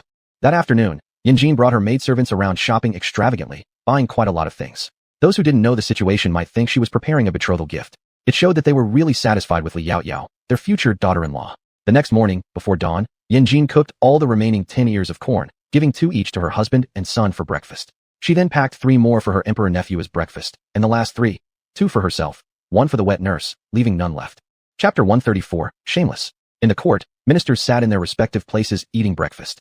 Some had bought their food on the way, while others had meals prepared by the public kitchen. However, Shun Guangfeng and his son simply grabbed some corn and started munching away, instantly drawing everyone's attention. Lord Shin, what is it that you're eating? It looks rather peculiar, and quite appetizing as well. Shun Guangfeng was the righteous marquis of the court, so most people addressed him as such. Oh, you mean this? It's sweet corn, sent specifically from Anyang County by my son. Originally, he wanted to say daughter-in-law, but then reconsidered since the matter wasn't entirely settled yet. Shun Guangfeng smiled smugly, an expression that made many want to slap him across the face. This sweet corn. Everyone looked at each other, clearly having never heard of it. But Shun Guangfeng ignored them and called out to one of the eunuchs above, smiling as he handed over the food box. Little sir, my wife specially cooked these ears of corn for His Majesty. Please deliver them on our behalf. I'm sure His Majesty will like them. It was also for their own benefit, after all. His wife had said that offering this corn would allow them to receive even more in return. Yes, Lord Shin, please rest assured. The eunuch immediately took the food box and hurried toward the back. At that moment, Su Qing suddenly remembered something. Lord Shun, isn't this sweet corn thing in your hand also something created by that Miss Li? Although the emperor hadn't mentioned it explicitly, his previous statements implied there were other excellent strains, which must be referring to this corn. Minister Su is indeed clever, and you are correct. Shun Guangfeng laughed heartily, his pride evident. You should know that my eldest son is currently serving in Anyang County and has a good relationship with Miss Li. These ears of corn come from her family and ripened recently. My wife liked them so much last time that we asked her to send us some more. They truly are delicious. Even someone who doesn't enjoy sweets like me loves their taste, sweet but not greasy, full of freshness. As he spoke, he took another bite, his pleasure making those officials eating their breakfast feel unsatisfied with their own food. They too wanted to taste this so-called sweet corn. At that moment, a general nearby suddenly approached, shamelessly saying, Lord Shun, you and I share a life and death bond on the battlefield. Can you let me have a taste of this delightful food? This showed just how shameless he could be. Shun Guangfeng gave him a disdainful look, hesitated for a moment, then broke off a small piece. I only have two myself, and it's barely enough. Here, have a little. The general quickly snatched it, fearing he might change his mind, and bit into it directly. It's fresh, juicy, sweet, and crunchy. Absolutely delicious. The only downside was that the cob couldn't be eaten, mainly because Li Yaoyao hadn't mentioned whether the cob could be used to make soup. In another country later in history, a single cob could fetch 2 yuan just for stewing water. While they fed theirs to pigs, in that country it was used to make broth. Seeing the general enjoy it so much, the surrounding people couldn't help but ask, Lord Shun, can you? What do you mean can you? There's nothing left. I only have 2 myself, and nearly half is gone already. It's barely enough for breakfast. He needed this corn to tide him over until lunch. He'd have to eat something else after court ended since he had lost several bites. Thinking about this, he quickly finished his meal. As for Shinchangyi, he had quietly eaten his portion while Shun Guangfeng was conversing with others. On the other side, the emperor also received the corn. Upon opening it, he looked pleasantly surprised. Actually, he had tasted this before. It was from the last time little Quan brought it back from Li Yaoyao. He had cherished its taste for a long time. Not only him, but little Quan beside him also looked nostalgic. Your Majesty, since Miss Li's corn has ripened, you'll also soon hear good news within a few days. Little Quan knew that the grain planted in the 20 mu of land was planted a bit later than the ones at Miss Li's home, so it would naturally mature later. Yes. The emperor also looked relieved, gazing at the corn in front of him. I remember Miss Li once said how much yield each acre of this corn could produce. Answering your Majesty, approximately 800 to 1,200 pounds per acre, which is higher than all of our current grain yields. You're right. The emperor suddenly thought of something. Do you think this Miss Li might be a savior sent by heaven? With the things she has brought forward, the people of Daxiao would no longer worry about going hungry. Soon enough, there wouldn't be any sight of famished citizens. Little Quan thought of the appearance of Li Yaoyao when he saw her, and couldn't help but smile. Your Majesty, this girl is just an ordinary person, only that she's very admirable because she doesn't want other people to suffer like she once did. Little Quan didn't echo the emperor's words. Although the title of savior sounds good now, who knows if it won't turn into a fatal trap in the future. After all, serving the emperor is akin to living with a tiger. Imperial favor shifts the fastest. And Li Yaoyao was the only person he had met in years who knew he was a eunuch but never looked at him differently. She treated him as an ordinary person, making him want to speak well of her. After listening, the emperor paused for a moment and then nodded. You're right, her loyalty to Daxia is indeed rare. He took a bite of the corn already tested for poison and chewed it slowly. Little Quan, why don't you try too? Let's see which one tastes better, this time or last. Thank you, Your Majesty. Little Quan didn't expect to have a taste either, so he immediately bit into one, savoring its flavor thoroughly. Your Majesty, I think this batch is slightly sweeter and tastes even better than the last one. As he said this, he took another bite. The emperor also agreed. You're correct. This truly makes me look forward to the next batch even more. In Anyang County, Shun Tsongji led a team picking corn for the emperor. Each acre mostly produced over 1,000 caddies. It took the entire day for the office staff to finish collecting and load them onto carts. Large blocks of ice were placed on the cart, separated by a frost-proof layer underneath, aiming to keep the corn fresh for longer. It wasn't too hot anymore, but the journey ahead was still too long. Due to ongoing construction of cement roads between Chongqing Prefecture and the capital, a stretch of road was completed. The carriage originally needed nearly a month's travel time, yet it managed to arrive in the capital within half a month, bringing several cartloads of corn straight into the palace and before the emperor. Chapter 135, A Virtuous Helper. Are these really all from those 20 acres of land? The emperor looked at the 7 or 8 fully loaded carts of corn in front of him and couldn't hide his amazement. Hearing about it was one thing, seeing it with his own eyes was another. The leader of the guards responsible for transportation stepped forward. Your Majesty, according to Lady Li's words, she only planted 6 acres of corn, which yielded 6,975 pounds of corn. It was a great harvest. 6 acres? 6,975 pounds. The ministers murmured among themselves, and some were already rushing forward to pick up an ear of corn and break it open to see the kernels, just like what they had seen Shun Guangfeng and his son eat before. Su Qing had already turned towards the emperor with excitement. Your Majesty, this corn yield per acre is truly astonishing. This is truly heaven's blessing on our great Xia dynasty, Your Majesty. Any official who sincerely cared for the court and the common people would be unable to contain their excitement upon seeing such a bounty. Su Qing originally thought that these figures were exaggerated by Li Yaoyao and Shen Congji, but didn't expect the yield to be so substantial. If the corn already has such high yields per acre, what about sweet potatoes? Thinking of this, Su Qing couldn't help but turn to the guard leader. Let me ask you, did Lady Li mention when the sweet potatoes will be ripe? The guard pondered for a moment. But your subordinate heard official Shun ask Lady Li. According to Lady Li, sweet potatoes will take approximately 4 to 5 months to mature, 1 or 2 months longer than this corn. At least over a month more before we can dig out the fruit. You may not know this, sir, but sweet potato leaves are also edible as a dish. Lady Li cut some tender ones and sold them. You can buy 2 pounds for 1 coin. Everyone felt that Li Yaoyao wouldn't make much profit at this price. Indeed, Su Qing shared the same sentiment after hearing this. It seems that even though Lady Li is just a farming woman, she genuinely thinks of the people. If all merchants were like her, it would be a blessing for the common people. He was somewhat worried initially, but now realized he overthought it. The emperor beside him regained his composure. Jinji's statement is very reasonable. Even though Li Yaoyao is a woman, she harbors concerns for the world. No one else could have achieved such things. At this point, the emperor suddenly remembered something and said to the ministers around him, Li Yaoyao has delivered the first batch of fine seed crops today, which proves she is not one to speak empty words. Therefore, I intend to immediately issue an edict conferring the title of county lady upon her. What do you all think? Su Qing took the lead in expressing his stance. I support this, your majesty's noble name. Subsequently, other ministers also voiced their agreement. Shun Guangfeng and his son exchanged a glance and nodded in agreement. It seemed that this trip outside by their son, elder brother, brought back a very capable wife-to-be. The Shen family never paid much attention to lineage and placed more emphasis on character. Now, it appeared that Li Yaoyao was indeed an excellent choice.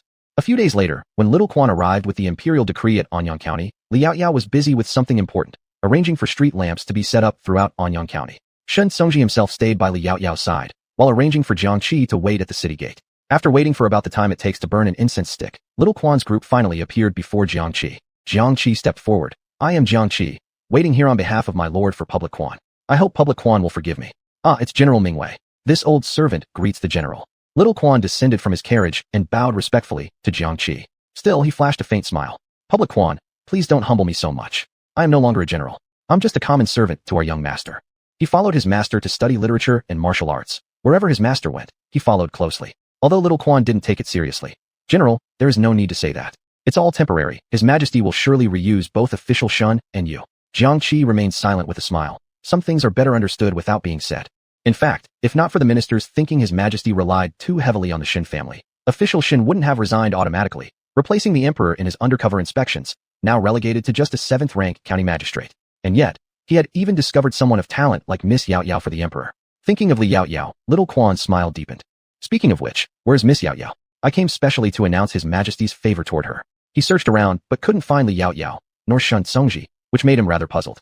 Jiang Qi explained, Miss Li is busy with other matters right now and cannot attend to you. The Lord is observing nearby. Allow me to guide you there. Good, let's go. The fact that the two of them didn't come to greet him didn't bother Xiao Quanzi much. He simply thought they must be occupied with some important matters, or perhaps the sweet potatoes in the field had grown larger and they were attending to those. When it comes to someone you admire and like, you don't need them to give reasons. Instead, you naturally find the best excuses for them in your heart. Subsequently, the group walked inside. Looking at the streets and city gates which were completely different from the last time he came here, Xiao Quanzi couldn't help but marvel in amazement. General, I noticed this as soon as our party entered the Chongping Prefecture. Have all the county offices, and even the rural roads under the jurisdiction of Chongping Prefecture been paved with these cement roads? After entering Chongping Prefecture, Xiao Quanzi's carriage had no longer jostled as severely. Moreover, these cement roads appeared to be better constructed than those in the capital, clearly indicating that they were guided by a master craftsman. As for who that master was, there was no need to elaborate. Jiang Qi nodded after hearing this. That is indeed the case. Some time ago, our official went to discuss this matter with Magistrate Zhua of Chongping Prefecture, about half a month ago. All the counties under the jurisdiction of Chongping Prefecture were fully paved, and even some people's houses and courtyards were covered with cement, making the whole county office cleaner. Surrounding residents are all very pleased and take pride in having cement houses. While saying this, Jiang Qi led the group towards Li Yaoyao's location. At the same moment, somewhere else. A bit higher. Yes, right where you were standing. Li Yaoyao nodded. Just hang it down like this. Make sure to note the distance, and then just hang all the lanterns according to this arrangement. Of course, the lanterns weren't white but a light blue. Since in ancient times hanging white lanterns symbolized death, she naturally needed to be mindful of that. However, the bulbs inside the lanterns were incandescent lights. By the time the mall opens, the lanterns would be lit until around 7 or 8 o'clock every day, directly leading towards the mall. This way, merchants coming from afar wouldn't even enter the gates of Anyang County when they'd see her Yunlai Mall first. And once customers flow in like clouds, wouldn't that be delightful? Chapter 136, The Imperial Edict arrives. Miss Yaoyao, is this how we do it? The person on the scaffolding asked her after fixing the lantern. This won't do. It's still a bit crooked. Li Yaoyao shook her head. Our lanterns need to be hung properly and neatly arranged. That way, they will look beautiful. If they are askew, people won't feel comfortable looking at them. Though she didn't have any compulsive disorder, she had certain requirements for such things. Since electricity was not yet connected, Li Yaoyao naturally dared to let them help. They seemed to understand somewhat and made adjustments, but Li Yaoyao still thought it was slightly off. After instructing them several times, the lantern was still not hung correctly. After all, it needed to be connected with wires inside, which was different from hanging other lanterns.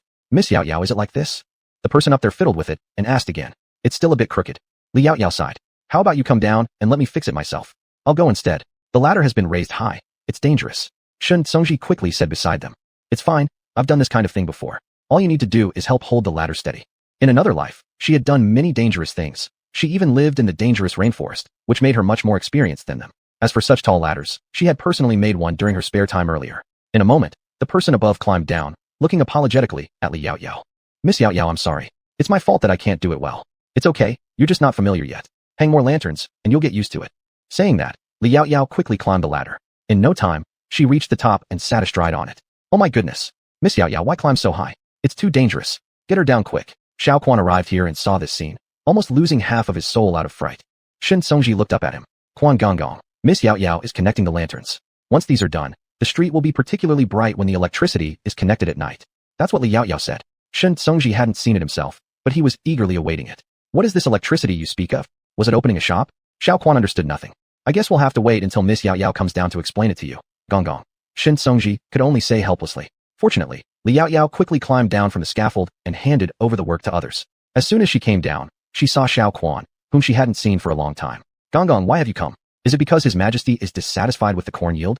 Naturally not. Xiao Quan replied with joy.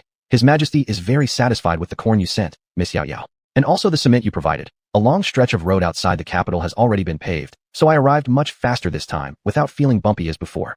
Remembering how he suffered last time he came, he shuddered. Hearing this, Li Yaoyao immediately felt relieved. It's good that His Majesty is satisfied. As the saying goes, serving the emperor is like tending to a tiger. Li Yaoyao had only seen emperors on TV, thinking that these emperors were not easy to deal with. Xiao Quan found her reaction interesting and hurriedly explained. Miss Yaoyao, His Majesty isn't just satisfied, but extremely satisfied. That's why he dispatched me to give you an award. Award? Li Yaoyao's eyes lit up a bit, never expecting the emperor to offer a reward. She should have trusted His Majesty sooner. The next moment, Xiao Quan took out an imperial edict and unfolded it. Li Yaoyao, receive the decree. Though Li Yaoyao was quite helpless, she still knelt down. All the surrounding onlookers and laborers also kneeled. Xiao Quan read aloud. By the decree of heaven, the emperor proclaims, Li Yaoyao is generous in heart and acts for the welfare of the nation and its people, easing the burden on the emperor.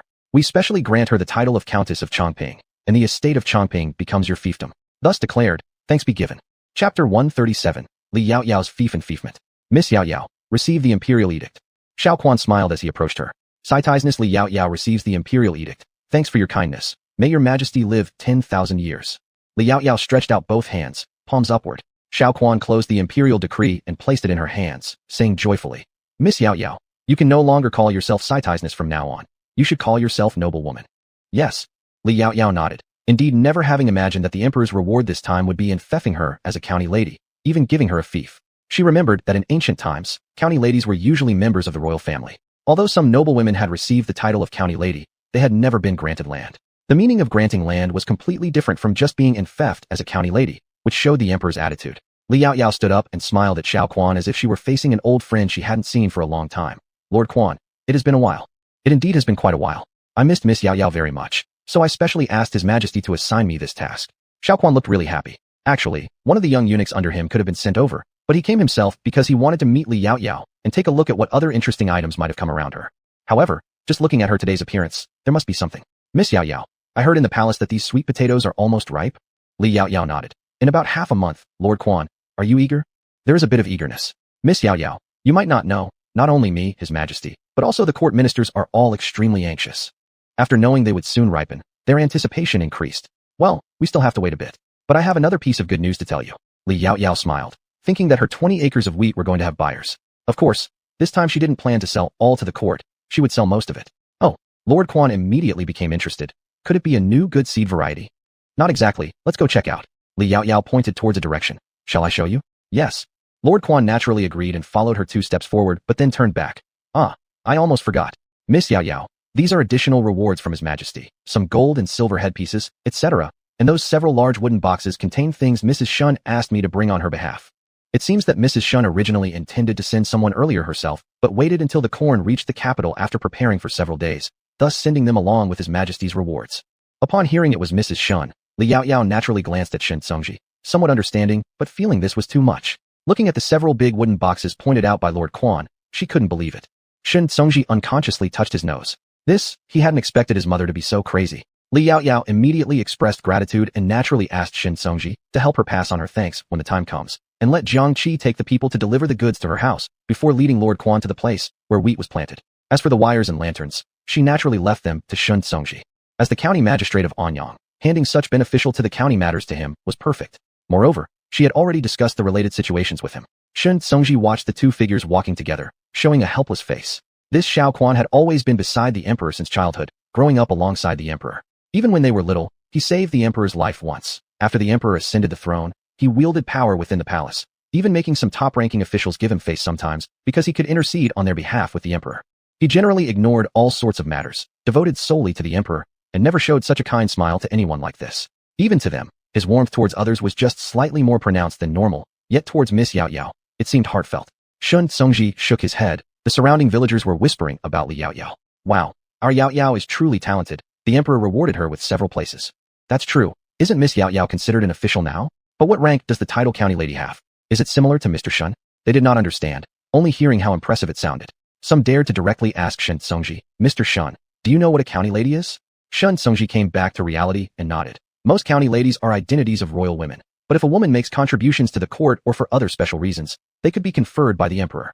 In terms of status level, a county lady surpasses me, a county magistrate, and given the emperor has also granted her land, it shows the importance. His Majesty has always been an extremely perceptive person. He naturally saw some special qualities in Yaoyao, and the enfeoffment as a county lady was also a way of courting her, drawing Yaoyao's loyalty entirely to the great Xia. The crowd couldn't help but click their tongues in amazement after hearing this. Is the county lady really that capable? Meanwhile, Xiao Quan was speaking to Li Yaoyao about the matters concerning the county lady title.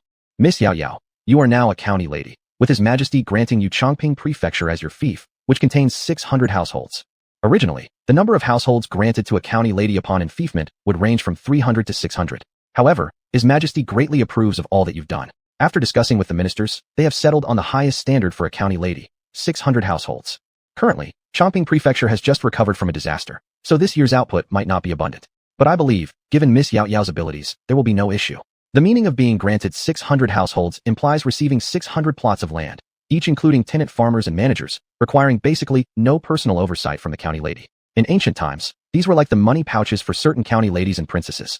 Although Li Yaoyao wasn't too familiar with the specifics, under Xiao Quan's explanation, she understood. This meant that she had hit a fortune. From now on, she wouldn't need to buy land or hire people. It sounded like a good thing. She looked at Xiao Quan with a smiling face. Eunuch Quan is right.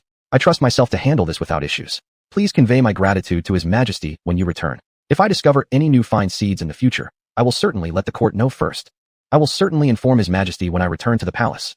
Xiao Quan thought Li Yaoyao was indeed a very transparent and straightforward individual. Soon, the two arrived at the wheat field Li Yaoyao had mentioned.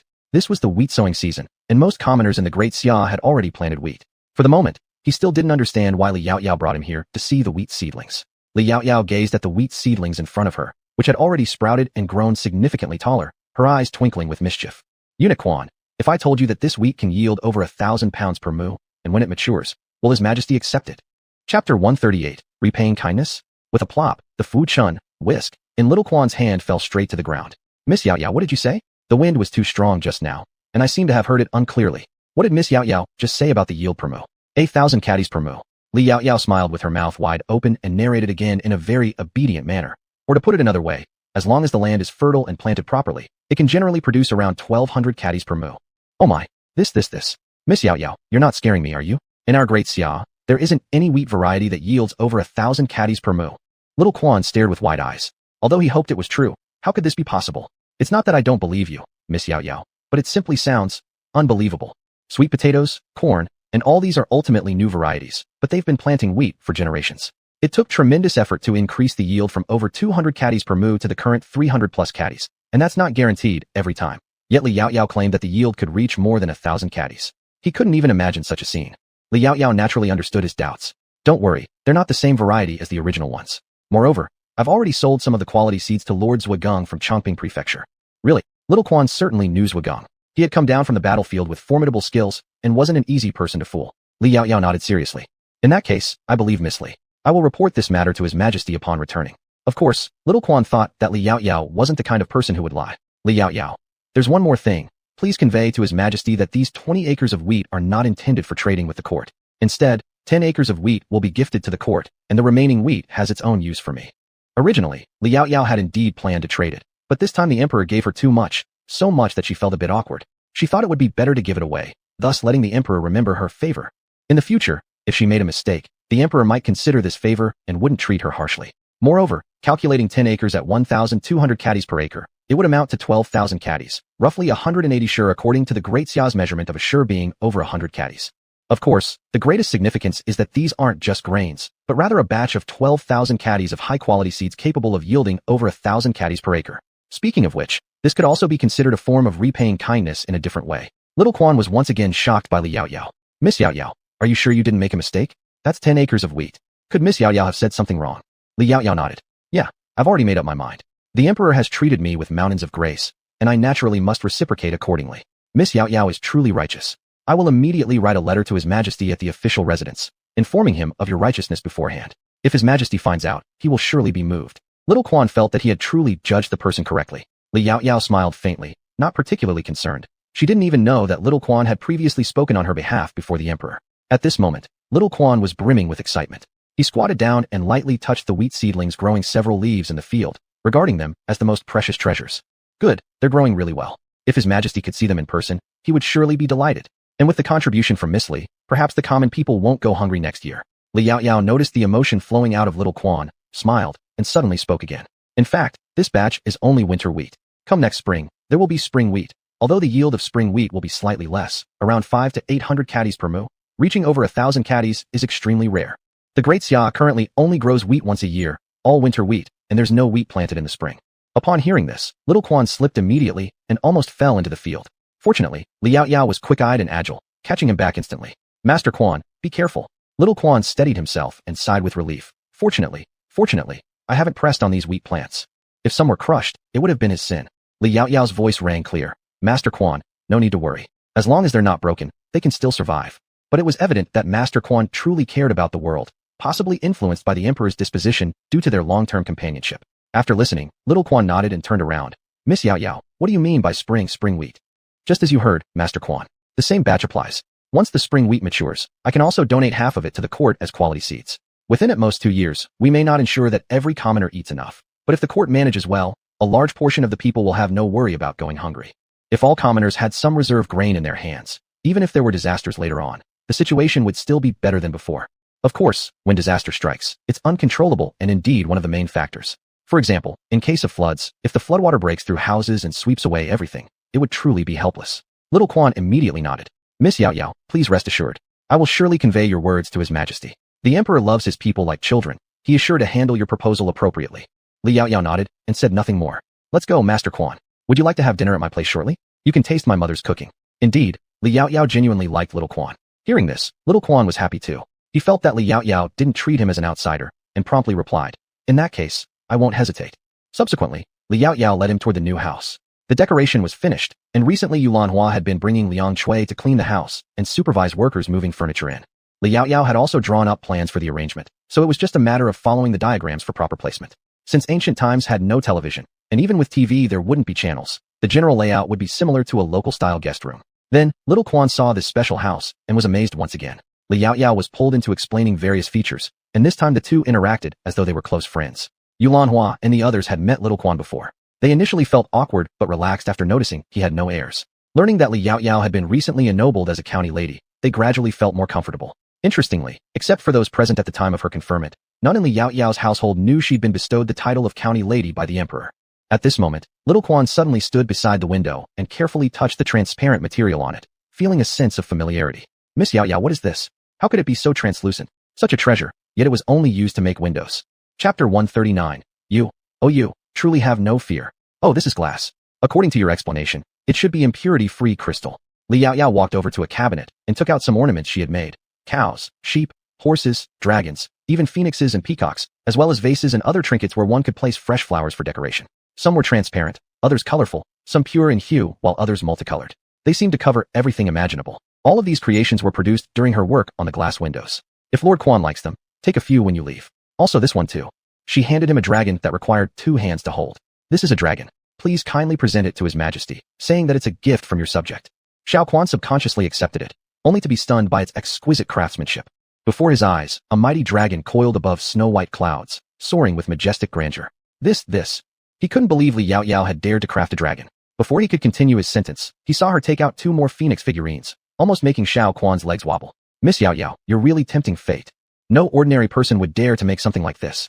A dragon in ancient times represented the emperor, and no one dared to make or sell such representations. After all, they were doing business, not risking their lives. But Li Yaoyao explained. So I've only made these 3 items, unique ones, which won't be replicated anymore. The dragon is for His Majesty. This one, called foam, or what you call phoenix, is specially prepared for the Empress Dowager and Her Majesty the Empress. These items I ask you, Lord Quan, to kindly deliver on behalf of your humble subject.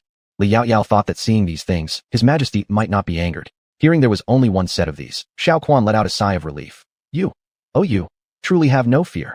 Though his words sounded reproachful, they carried an undertone of intimacy, with laughter evident in his gaze. Still, you may rest assured. This eunuch will surely deliver these 3 auspicious artifacts to His Majesty, the Empress Dowager, and the Empress herself. Thank you, Lord Quan. Li Yaoyao felt Lord Quan was genuinely a good person, not quite like those other eunuchs she had seen in TV dramas, but approachable. The rest of these items, Lord Quan can choose for yourself. They are not particularly valuable, just small pieces for your amusement at home. When I expand my shop here to Shanjing in the future, I'll certainly give you something better.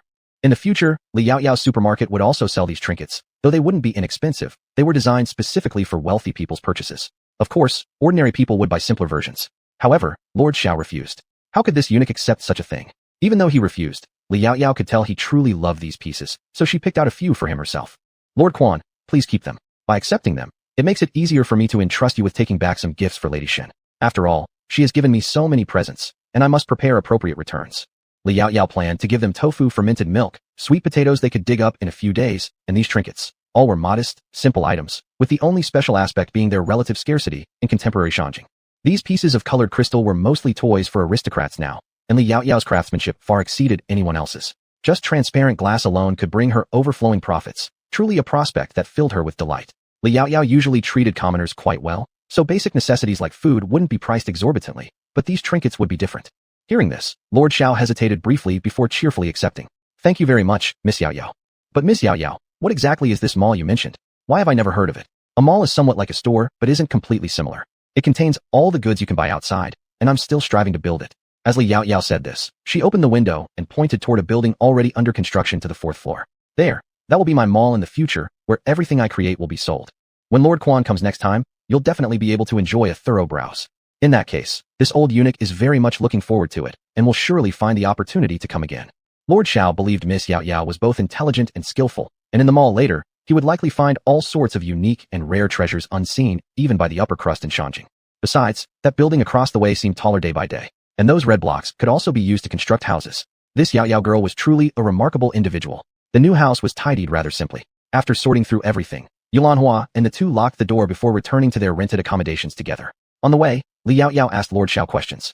Master Quan, when I move over here in a few days, I plan to buy 2 maids and 2 attendants to take care of my parents. It would save them the trouble of doing everything themselves. Could you perhaps give me some advice? Previously, when she bought people like Aunt Liang, she treated them like family. But this time, it couldn't be the same. No matter how good her own family members were, some distinctions still needed to be made. However, upon hearing that she intended to purchase servants, Xiao Quan's eyes lit up slightly. Miss Yaoyao, if you're looking to buy servants, don't rush into it. There are plenty of skilled and clever maids in Shanjing. I can look out for you then, make the purchase, and have them sent over. Given all the things she had just given to His Majesty, there was bound to be something he'd want in return, so this arrangement seemed quite fitting. Indeed, Li Yaoyao had a similar intention. In that case, Master Quan, I will trouble you, but please ensure they aren't overly beautiful, just reasonably presentable, with a hint of good fortune being enough. Both of them harbored their own thoughts as they quickly arrived at the rented courtyard. Some beans were drying in the yard, meant for making tofu skins and soy sauce. The previous batches had long been snapped up. The neighbors kept pushing hard, so they had continued producing. Moreover, all preparations for the factory were complete, and many workers had already been hired, not only from County but also throughout Chongping Prefecture. Both men and women applied, though most of the female applicants were housewives, with only a few younger unmarried girls. What's more, several boxes of rewards she had previously brought over, along with those Mrs. Shun had asked her to carry, were now placed inside her room. Those that wouldn't fit were stacked in the yard. Xiao Quan found himself enjoying the homely vibe of the place. Li Yaoyao served some unpacked white rabbit milk candies on a transparent small plate, alongside some pastries and jasmine silver needle tea onto his stone table. Master Quan, please try these. These are milk candies. These are flour cakes made with fresh flowers, and this is jasmine silver needle tea. I've also added a little rock sugar to it for flavor. The Compendium of Materia Medica mentions that drinking jasmine silver needle tea has benefits such as clearing heat, detoxifying the body, delaying aging, and strengthening health. In the Great Xia dynasty, jasmine flowers were primarily used as medicinal herbs, rarely ever brewed into tea. Chapter 140, Blinded by the Light. Miss Yaoyao truly knows a great deal. Xiao Quanzi took a sip of the honeysuckle tea. It's indeed sweet and very special, delicious. He naturally knew that honeysuckle was also a medicinal herb, but had never drunk it as tea before. It was quite an unusual experience. Truly, whenever one was with Miss Yaoyao, one always encountered something different. Then he picked up a white rabbit milk candy from the glass dish and put it in his mouth. Instantly, a rich dairy aroma filled his mouth. This intense milk flavor was truly irresistible, making his eyes shine brightly. Miss Yaoyao, your milk candy truly makes me savor it endlessly. I find it hard to stop. It was delicious, incredibly so. He hadn't thought much of things made from milk before. This was his first time experiencing it. Miss Yaoyao, if I cannot finish these candies, may I take some back? Such delicious sweets. He also wanted to give them to his young nephew at home, and surely the emperor would enjoy them too. Certainly, I'll wrap some for you later with greaseproof paper. Li Yaoyao naturally did not refuse. I will also pack you other kinds of candies later. They are quite special. For some people, the taste of orange peel candy is certainly unique. So be it. Then I won't be polite with Miss Yaoyao. Beside him, Li Shila also ate one. However, seeing how much the other liked them and being the guest, she didn't take a second one since she still had those packaged white rabbits in her pocket. Sister said that after eating these candy wrappers, they should not be discarded recklessly but collected and burned together later. Although she didn't understand, everything Sister said was correct. What Li Yaoyao did was just to ensure these wrappers didn't circulate too widely outside. A few were fine, but too many could be problematic. Burning them was the ultimate solution. By the way, Director Quan, in a couple of days, we will go to our own fields to dig up sweet potatoes. Why don't you stay a few more days in Anyang County? You can join us then, and if His Majesty hears about it, you'll have something to report. Though Li Yaoyao wasn't planning to dig everything up, she would leave the 6.5 mu of land untouched for another half month. Xiao Quanzi was naturally quite interested. So be it. Then I shall impose further on you. He believed Li Yaoyao was right. Reporting back to His Majesty after personally witnessing the yield per acre would make His Majesty happy. When His Majesty was pleased, he would have future opportunities to come back to Anyang County and eat such delicious, special things again. During dinner, Li Yaoyao specially invited Shen Songji and Jiang Qi over for a meal. Xiao Quanzi was fond of Yulan Hua's cooking, praising her lavishly and becoming familiar enough to serve himself various dishes, all done with warmth and enthusiasm. Li Yaoyao could only look on helplessly. After finishing dinner, Xiao Quanzi went to the county office with Shen Songji and the other person, leaving reluctantly. Miss Yaoyao, we've agreed, haven't we? Make sure to bring me along when you dig those sweet potatoes. Definitely, definitely. After Li Yaoyao confirmed, he left satisfied, ordering his attendants to carefully carry away 2 sets of crystal ornaments and glassware they had received from her. These were fragile items and required extra caution, especially the dragon and phoenix motifs inside. Those were absolutely unique. Not only that, Li Yaoyao also gave him 2 bottles of soy sauce and 2 bottles of dark soy sauce to take away. By the end, it seemed like the few boxes he came with would also fill up. Thinking about this, Li Yaoyao couldn't help but shake her head with a smile. Sister, do you like Director Quan very much? Beside her, Li Shila felt this way because Sister had given someone so many things for the first time, something unprecedented. Even Shun Sir hadn't received so much. Director Quan is a good person, and he has brought us a lot of wonderful things. Also, Shun Sir's mother. Didn't he take some corn from our place last time? He also brought us a lot of gifts. Want to take a look? Li Yaoyao tempted her. Li Shila's eyes lit up, even attracting the reluctant Li Ping'an. Sister, I want to see the gifts too. Let's go, we'll all check them out together. Li Yaoyao didn't start looking inside. Instead, she directly opened the wooden chest placed in the yard. Upon opening it, the golden ingots inside almost blinded everyone. With a plop, Li Yaoyao supported her forehead and quickly closed the lid. Although the emperor didn't specify what he rewarded, the amount given was indeed generous. She felt that the items she returned might be a bit scarce. Li Yaoyao pondered deeply, feeling she should give Xiao Quanzi more items to take back. Perhaps next time, she could let him take several sacks of sweet potatoes. She needed to think about it carefully. Yulan Hua and Li Si were also astonished by the chest full of gold coins.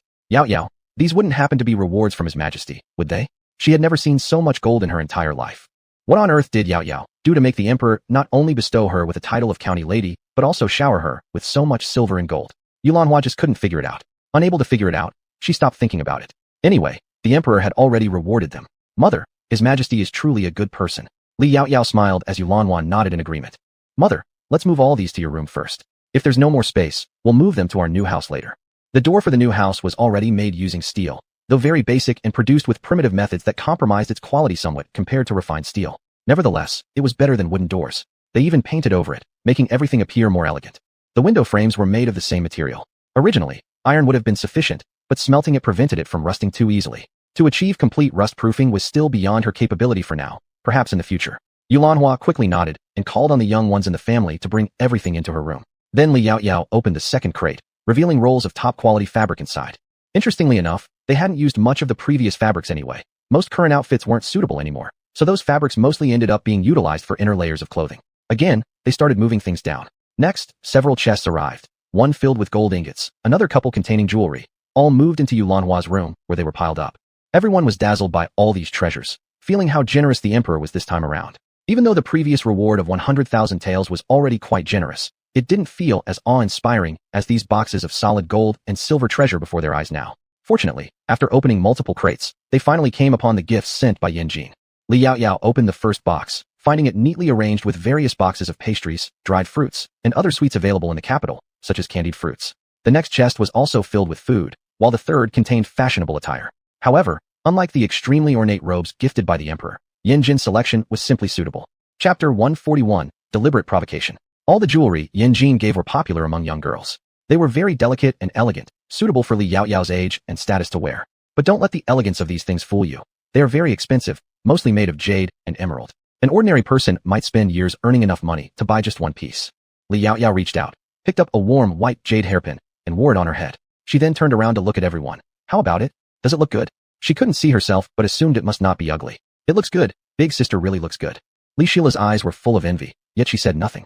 Because all these things were given by Shun Adult's mother to her big sister, belongings of her sister alone, which she could not touch. However, in the next moment, Li Yaoyao suddenly took out a hairpin carved with a little flower and wore it on her own hairband. It looks really good as mine. Li Shila immediately became happy, involuntarily touching her head, almost unable to part with it. If big sister says she looks good, then she must look good. Then Li Yaoyao also selected several pieces for Yulanhua to wear.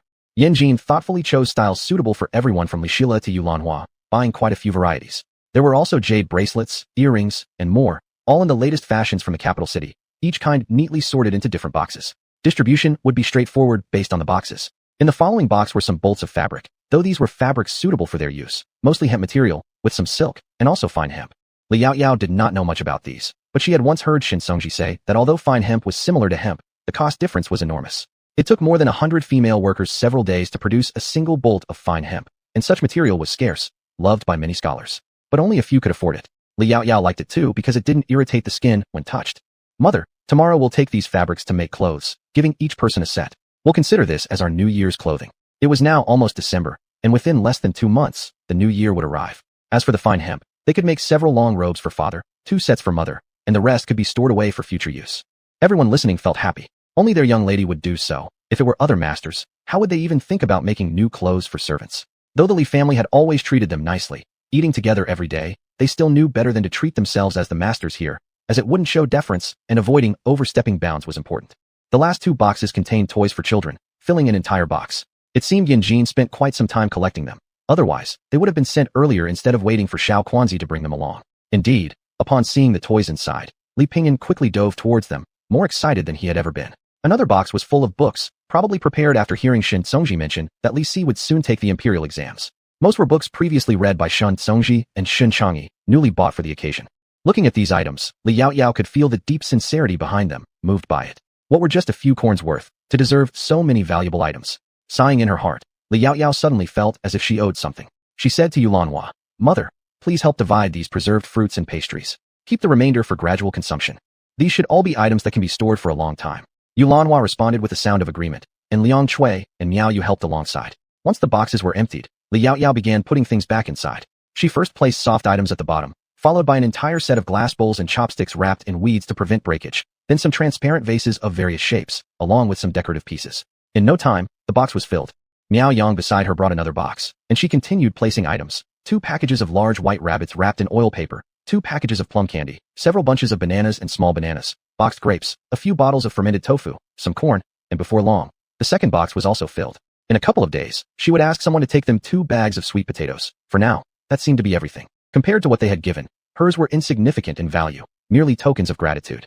After completing this, night fell. Not far away, Ping'an and Sheila were playing with the toys together with Aunt Liang's son Jiangwu. After spending some time together, Jiangwu gradually opened his heart to them. At least, the three children got along well. Choosing to step out, instead of locking oneself in one place forever, was indeed positive.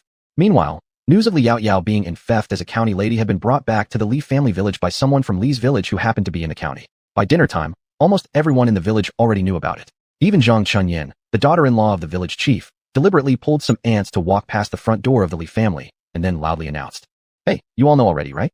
Yaoyao has been in theft as a county lady by His Majesty. She is now called the Chongping County Lady, and the entire Chongping Prefecture is her fief." Moreover, Mr. Shun explicitly said that a county lady outranks even the county magistrate. So in this Chongping Prefecture, isn't our Yaoyao the most important person here? That's true. If Mr. Shin said so, there can be no mistake. Other people around her also chimed in agreement. Zhang Chunyan exchanged glances with them, unable to suppress her secret laughter, but still kept talking nonstop. TSK, you know what? Some people really can't appreciate blessings when they come. They mistreat their granddaughter instead of cherishing her properly. Now look, her granddaughter has made it big, and she can only watch helplessly. Do you think they'll die of anger when they hear this? Zhang Chunyan asked on purpose, her lips curling up in mockery. The people beside her also laughed along. I think they might. If it were me, I'd definitely be angry enough to explode.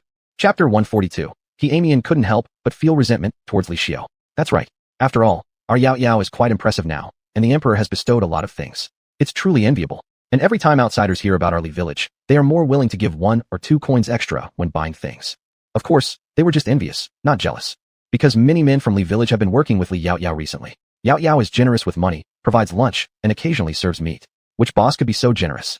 Nowadays, everyone's life is getting better and better, even better than before the disaster. Moreover, the sweet potatoes and corns Yaoyao gave them earlier have matured, and everyone is still in the excitement of harvest. So, upon hearing good news about Li Yaoyao, everyone naturally sincerely feels happy for her. Of course, there are exceptions. Some people are jealous inside.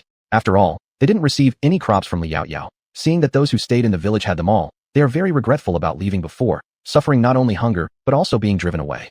Also, they heard that Yaoyao was going to recruit more people soon, including female workers, to work in the highest place called, oh yes, the shopping mall, and the factory recruitment is already ongoing. They will sign up after a few days and go to work. Then, once they earn silver, they will build a house as beautiful as Yaoyao's in the county. As long as they think this way, they become filled with expectation for their future days. In the yard, Li Xiao was also there, along with Li Hua and Emian. They heard the talk outside and their faces turned dark. None of them spoke. Especially Li Xiao. Upon hearing that Li Yaoyao was conferred as a county lady by the emperor, she went crazy with jealousy, but she didn't dare to provoke her at all now. She touched the thief mark on her face. Though it was completely healed, she still seemed to feel the pain of branding at that time. She gritted her teeth, unable to understand why all the good things seemed to fall into Li Yaoyao's family. Their lives are getting better day by day, but what about theirs? The villagers look down on them and always point fingers at them whenever they meet. In the past, if something happened, people would always lend a hand, but how about now? Everyone is there gloating. Li Xiao was almost on the verge of crying. Not only her, but also Emian and Li Hua felt regretful when they knew that Li Yaoyao was rewarded again and again by the emperor, but what's the use of regret now? Emian looked at Li Xiao and couldn't help but remember her constantly talking ill of her eldest son and Orchid in front of herself, saying that they were unfilial, and that her son learned to defy his mother after marriage, which made her less fond of seeing them each time. If it weren't for her, she wouldn't have broken up with her eldest son's family like this. Including the situation after returning, all of it was due to listening to the words of the younger daughter. Emian couldn't help but resent Li Xiao, even beginning in her heart to push little by little of the blame onto her. The next day, the weather was good, the sunlight warm, and people on the street gradually put on thicker clothes. However, this world hasn't discovered cotton yet, so looking at it, it was still thin. Fortunately, the weather wasn't too cold. Li Yaoyao had just gotten up in the morning and stepped out of the door to see little Quanzi already in her own courtyard, sitting there chatting with Shen Songji while drinking chamomile tea, which was probably brought out by her mother. Her mother and Aunt Liang were busy in the kitchen, and others were helping inside, so there were only the two of them in the yard. Seeing her, little Quanzi greeted her cheerfully. Miss Yaoyao has risen. How about having a cup first? Li Yaoyao said. I think the two of you should drink less, otherwise your stomach will be full of water, and you won't be able to eat breakfast later. While speaking, she walked to the side to fetch water, used toothpaste to brush her teeth crouching in the corner. Little Quanzi and Shun Songji exchanged glances and silently put down the tea in their hands. Has Commissioner Shen ever eaten Miss Yaoyao's home breakfast before? Shun Songji nodded. Indeed, I've tried several times. It's different from other families, and you'll understand once you've had it. In that case, I'd better save some space in my stomach. Little Quanzi regrets drinking those 2 extra cups of water earlier. Shun Songji smiled faintly without saying anything. After all, he drank quite a bit less. Since little Quanzi was planning to leave after a few days, they decided to personally take Li Yaoyao to visit the several manors granted by the emperor today, hence coming here early to hitch a ride for breakfast. Of course, they also brought gifts, 2 roasted chickens. Not long after, Li Yaoyao finished brushing her teeth and washing her face, then sat beside them, slowly pouring herself a glass of plain water. Isn't Miss Yaoyao going to have tea? Li Yaoyao shook her head. Early in the morning, it's best to drink plain water on an empty stomach. Warm water is even better, as it can detoxify and beautify the complexion, speed up metabolism, and lower blood pressure. What is metabolism? And what is blood pressure? Xiao Quanzi asked instinctively. He could roughly guess what detoxification and beautification meant, probably about ridding the body of toxins and being beautiful for women, but he couldn't understand the other two terms. Li Yaoyao thought for a moment. Hypertension, in the eyes of our doctors, should fall under dizziness and headaches, which are roughly caused by emotional imbalance, irregular eating habits, prolonged illness, overwork, aging, physical weakness, etc. Emotional imbalance essentially means that dysfunction of visceral energy leads to damage of the 5 internal organs. Xiao Quanzi seemed to somewhat understand, but also knew that hypertension was not a good thing. As for metabolism, it's somewhat like the food you eat and then rely on your stomach to digest. Drinking water early in the morning is beneficial for our intestines and stomach. I see. Xiao Quanzi didn't expect that drinking plain water had so many benefits. Then drinking tea must have its advantages too, right? Tea, after all, contains water. Li Yaoyao glanced at his honeysuckle tea and said, honeysuckle has a cold nature. Taking it on an empty stomach may lead to symptoms such as abdominal pain, diarrhea, or gastrointestinal discomfort. Therefore, it's best to drink it about an hour after eating. The same applies to tea leaves. Drinking concentrated tea early in the morning before breakfast easily harms the stomach. If you really want to drink it, then go for something milder. Jiajia understands. Xiao Quanzi was glad he had asked these few extra questions because their emperor always loved drinking tea in the morning, which likely explained why His Majesty often felt uncomfortable in the stomach due to this very reason. After returning to the palace this time, he needed to discuss this properly with His Majesty. Surely, if what Li Yaoyao said were relayed, the emperor might also listen carefully. Shun Tsungji silently remembered what Li Yaoyao had said. Not long after, Liang Chui served them breakfast. The breakfast was very abundant. Meat buns, vegetable buns, sweet buns, steamed buns, fried dough sticks, and xiaomai. Liang Chui took out 2 or 3 portions of each kind, and the sight filled the table abundantly. Chapter 143. Soy milk and fried dough sticks are the perfect match. Liang Chui smiled as she said, there are many people inside. The lady says it's fine for you to eat outside. Since Xiao Quanzi was from the palace, they were afraid he might not want to eat with others. After seeing them chatting well outside, Yulanhua asked Liang Chui to directly bring the food out. Li Yaoyao nodded in agreement, then looked at Xiao Quanzi who had already been captivated by the breakfast in front of him. Quan sir, what do you think? Xiao Quanzi naturally had no objection, replying cheerfully, it's fine out here, and it's even better having Miss Yaoyao and Minister Shin accompany me. It's a great honor. After hearing this, Li Yaoyao smiled and asked him again, would Quan sir like sweet or salty soy milk? Huh? Xiao Quanzi was puzzled. Soy milk. In fact, ordinary people in Daxia already have soy milk, but it's not so delicious. There is also soy milk in the palace, but it's mostly consumed by the lower-ranking maids and eunuchs, which differs slightly from the ancients on her side. Having stayed here for so long, she roughly understood that Daxia should be a parallel world to them, or perhaps a fictional realm within a novel. Li Yaoyao nodded. Fried dough sticks and soy milk are the perfect match. After some thought, Xiao Quanzi said, then I'll have salty soy milk. He had already had quite a bit of sweet stuff, wanting to use the salty to relieve his sweetness overload. Shen Tsungji. I'll also have salty. Li Yaoyao nodded. Aunt Liang, over there are 3 bowls of salty soy milk. Remember to use light soy sauce. All right, I know. Aunt Liang spoke affectionately throughout. Some people in the house love dark soy sauce for its strong color, but the young miss only likes light soy sauce. Xiao Quanzi opened his mouth slightly, and Li Yaoyao directly explained, light soy sauce is a seasoning that is particularly delicious in salty soy milk. You'll see when you try it, and when sir returns, I'll give you 2 jars. Xiao Quanzi naturally agreed, laughing happily. Not long after, Miao Yu brought out 2 bowls, while Aunt Liang carried one in her hand, holding a large wooden spoon full of soy milk. After placing down the bowl and pouring the soy milk into it, the color immediately showed, looking as if it contained tofu curd. Xiao Quanzi marveled at the sight. Seemed like every time since coming here, he has always been so amazed. Try it quickly. Li Yaoyao spoke as she first took 2 sips of soy milk with a spoon, then picked up a fried dough stick, dipped it in the soy milk, and took a bite, eating it with evident satisfaction. This was Xiao Quanzi's first time seeing a woman eat like this. He hesitated, then mimicked her, drinking 2 sips of soy milk, instantly surprised by its deliciousness. Miss Yaoyao, your soy milk is so fresh and is just the right flavor. Is it because of that light soy sauce you mentioned before? After saying that, he drank another big gulp.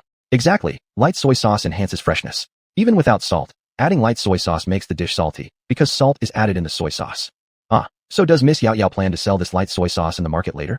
If so, perhaps the palace could send people to buy some then. Li Yaoyao nodded affirmatively. Indeed. Not only light soy sauce, but also dark soy sauce. However, dark soy sauce is darker and more intense in flavor, but personally, I prefer light soy sauce.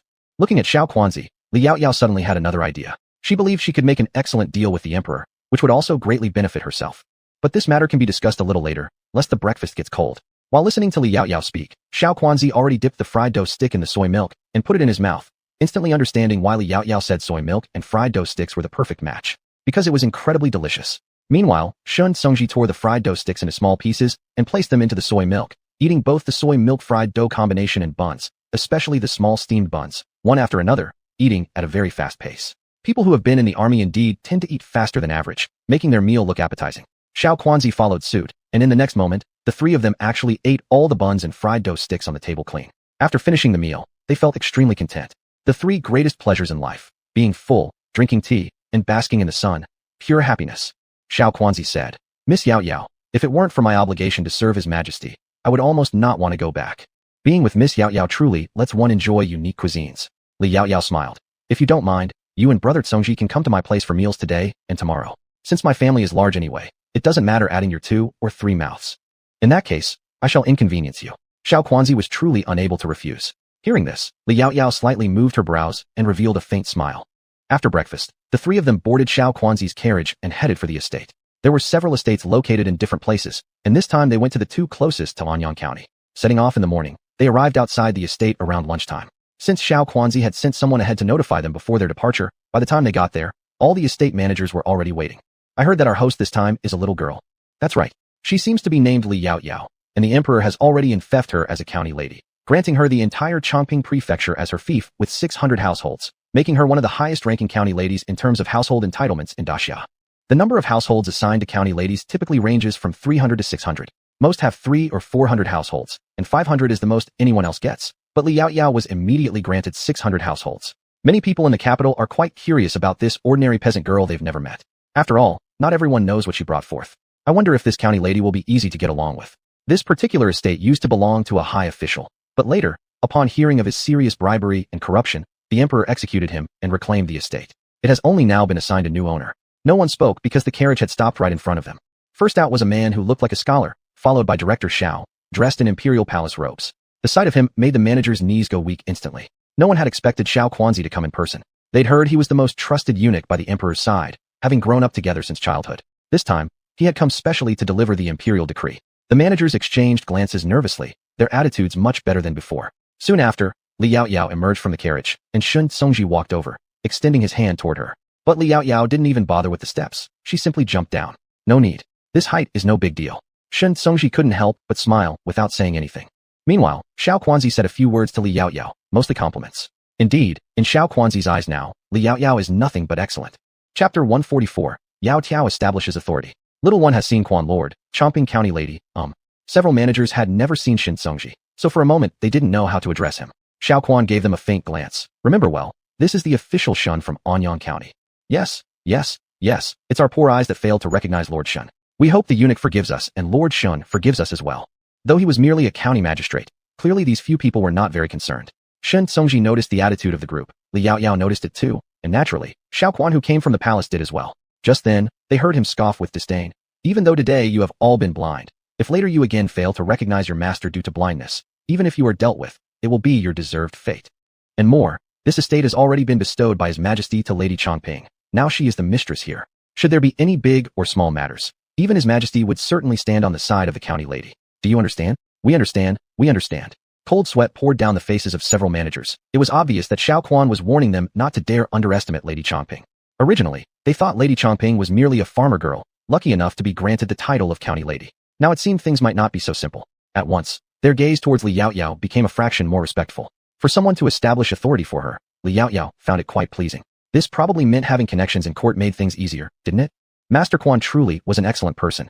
Li Yao Yao mused over this, and then stepped forward 2 steps. Managers, though I'm a woman, I still consider myself to be straightforward and dislike scheming and plotting. I despise even more when someone plays tricks behind my back or commits crimes.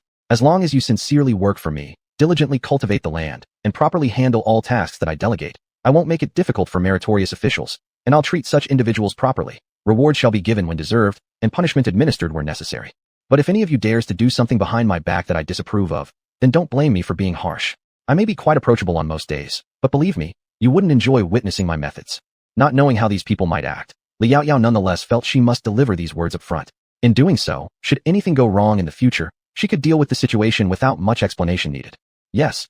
The managers hurriedly agreed, somewhat shaken by Li Yao Yao's authoritative manner.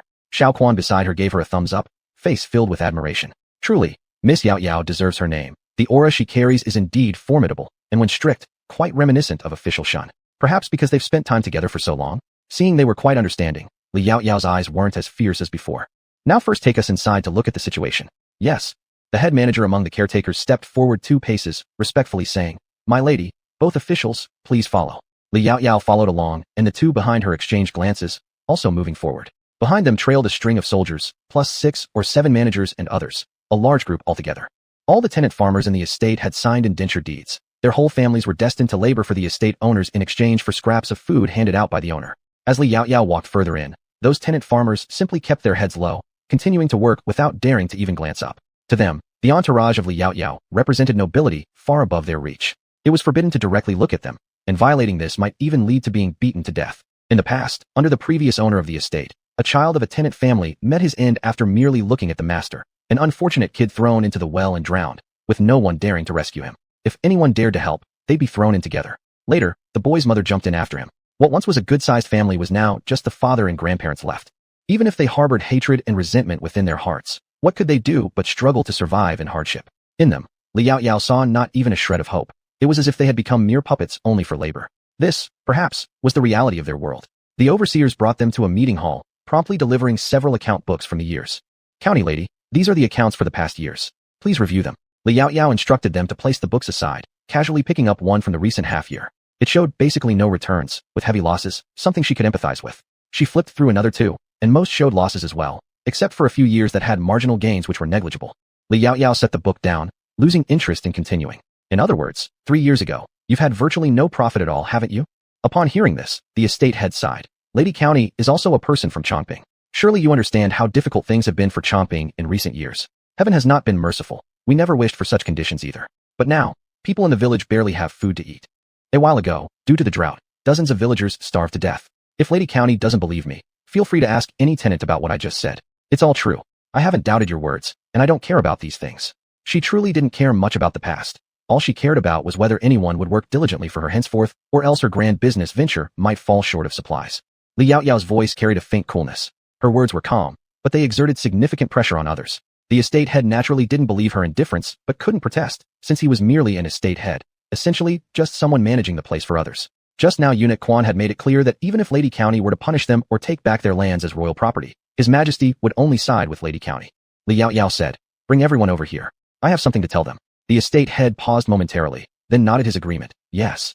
Then, he turned around and went outside. Outside. Head, Lady County wants to see all tenants. What does she plan to do? Why should tenants be seen at all? None of the previous owners ever paid attention to them. She is the master, and we are the servants. How can we possibly guess her intentions? The estate head replied casually. Nonetheless, going forward, we'd better work hard. This master seems different from the previous ones. She might actually focus on practical matters. At first, he indeed planned to manipulate the situation a bit, but seeing the current circumstances, it wouldn't be easy. The people behind him nodded, but each harbored their own thoughts. Back inside, all others had withdrawn. That's when Eunuch Xiao Quan finally asked Li Yao Yao. Yao Yao, why do you wish to see those tenants? What purpose could it serve meeting tenants? He wasn't sure. Li Yao Yao chuckled lightly and responded. It's nothing special. I just want to get acquainted with some faces and deliver a few instructions. Chapter 145. Li Yao Yao's eyes were clouded with a cold expression. The tenant households in the manor also had different ranks. First and second class were upper households, third class were middle ones. The tenant farms below the third class, though they had tenant farms, these farms had already changed significantly compared to those which rented land from employed tenants. Moreover, if disaster struck, tenant farms ranked at the third and fourth classes economically would not be able to protect themselves. This time, most of the dead might have been those who owned tenant farms ranked at the third or fourth class. As for the first and second class tenant farms, they should mostly belong to the relatives and families of the supervisors, with the rest being leased or owned by those who signed indenture contracts. Although most of the people in the manor had signed indenture contracts, there were still some that maintained lease relations. She needed to investigate this situation. Xiao Quan couldn't help but glance sideways at Shun Songji after hearing her say this. Yao Yao, do you really believe all the things written in these account books? In reality, account books were the least reliable. Li Yao Yao shook her head. I don't trust them either. But if I want to check, I can, but I am too lazy to care about past events. The reason I want to meet with the tenant farmers is to see whether they are willing to tell the truth. Perhaps they won't tell the truth easily. Shun Songji's calm voice echoed in the ears of Li Yao Yao and Xiao Quan. These overseers seem like they're neither entirely good nor completely bad, but they're probably just greedy. That village head looks somewhat competent, so his intentions must not be grand. Even so, the tenant farmers are probably bullied year-round. Even if the overseers don't oppress people, what about their associates? Or their friends and relatives, who might be quite arrogant? Sometimes, using power to bully others is the scariest. Shun Tsungji said earnestly. Yao Yao, managing an estate isn't as simple as that. Xiao Quan also agreed. Even in the palace, such things happen frequently. He paused for a moment before continuing. To be honest with you, although I grew up together with His Majesty from a young age, His Majesty wasn't that favored when he was young, and was often bullied by the other royal princes. In short, these tenant farmers may experience something similar to what we went through back then, or even worse. Li Yao Yao's eyes slightly moved, and she gave a faint smile. This point I understand clearly. Don't worry, I have it figured out in my mind. Shun Tsungji stopped talking anymore. The overseers came back. The village head walked in from outside, bowed respectfully towards Li Yao Yao. My lady, they've arrived. Li Yao Yao slowly stood up and walked towards him. Have they all arrived? Is no one missing? The village head hesitated momentarily before nodding. Yes. Li Yao Yao slightly raised her lips, but her eyes took on a cold expression. All right, let's go out and take a look then. Under the steps outside, there were densely packed heads beneath, very quiet. Upon seeing Li Yao Yao emerge, everyone instinctively lowered their heads, afraid to look up. Li Yao Yao didn't show concern, stepping forward slightly, and her icy voice resounded clearly among everyone. I suppose everyone here knows already, starting today, this manor has changed its owner. I myself was originally not much different from you all. The only difference is that I am a bit more free than you. The reason why I became your owner now is merely because I did some things that earned the favor of His Majesty, thus receiving this title of County Lord and the bestowal of this land and these estates. Therefore, there is no need for you all to fear me like this. Besides, if any of you visit Anyang County, you will know that I have a kind disposition, usually not prone to anger. Of course, if she does get angry, it means someone will face misfortune. There was still silence below, and Li Yao Yao casually sat down on a step, appearing casual and easygoing, causing Shun Tsungji Turngujuk expose a slight smile, unable to tear his eyes away from her. Yao Yao was the most special and also the most capable girl he had ever met. Li Yao Yao continued speaking. Actually, the reason why I wanted to see all of you today is to ask you whether you have experienced any mistreatment while living in this manor. If you speak out, I promise I will handle the matter accordingly. Those with serious offenses will be directly sent to official punishment, and their families will also be driven out of the manor together. I will not let you all feel anxious afterward. This is the only chance you have, so I hope you seize it. Otherwise, next time when I'm not here, and if you get bullied, no one will be able to help you fight for justice. Some overseers didn't expect Li Yao Yao to be so straightforward, and those who had done wrong started feeling uneasy inside, fearing that these tenant farmers might spill everything. The atmosphere below gradually grew less silent, and the tenant farmers began whispering amongst themselves. Li Yao Yao was in no rush, simply waiting for them to finish discussing. She believed that among them, there were always smart ones. However, she did not expect that the first one to step forward would be a young girl. The little girl looked about the same age as Alu, with clothes full of patches, and her shoes were broken too, her whole toes exposed, which softened Li Yao Yao's heart a little. Then, she saw her shake off her mother's hand and run out from the crowd. Master, can you really speak for us? The girl's voice was clear but carried doubts. A flicker of laughter passed through Li Yao Yao's eyes. Since you've already called me master, I naturally can. As the girl met her smiling eyes, she immediately lowered her head but was no longer quite as afraid. She bit her lip as if thinking about how she should say it. Before she could speak, her father, mother, and grandfather all ran out of the crowd, even covering her mouth. Master, don't listen to her nonsense. She is still young and doesn't understand these things. Oh, how old is she? Li Yao Yao asked in return. In reply to Master, she is 12 years old. 12. Li Yao Yao didn't expect that a 12-year-old girl would look only 7 or 8 years old. She couldn't help but bite her lips for a while before speaking again. At 12, she's not so young anymore. I have to reach adulthood next year. If you put it like this, then I also know nothing. As soon as she finished speaking, they all fell to their knees trembling. Master, forgive our sins. We didn't mean that. Get up. I don't blame you. Although Li Yao Yao could understand their fear, seeing this made her feel somewhat reluctant. Such humility reminded her of the end times, when people without awakened abilities lived just as humbly, especially women who mostly depended on others as appendages, freely given away or traded. Of course, there was no such phenomenon in the place she established before she became a zombie, because most of her comrades were retired soldiers, or at least people with correct values. Only after this did the family slowly stand up. The next second, Li Yao Yao suddenly beckoned the little girl over. Little girl, come talk to me. Chapter 146, Bad Habits. Come, don't be afraid.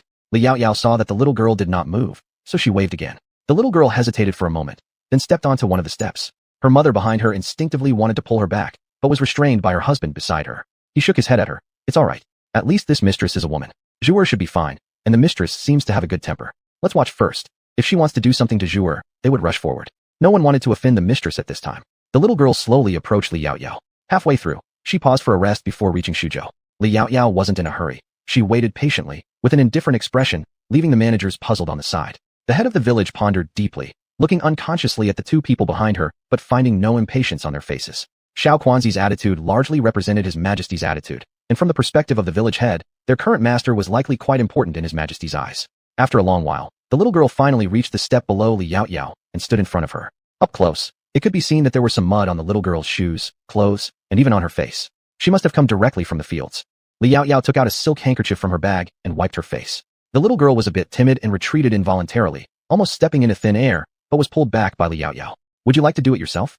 She placed the handkerchief in her hands. The little girl hesitated for a moment, then wiped the place where Li Yaoyao had just touched, wiping not entirely clean, but better than before.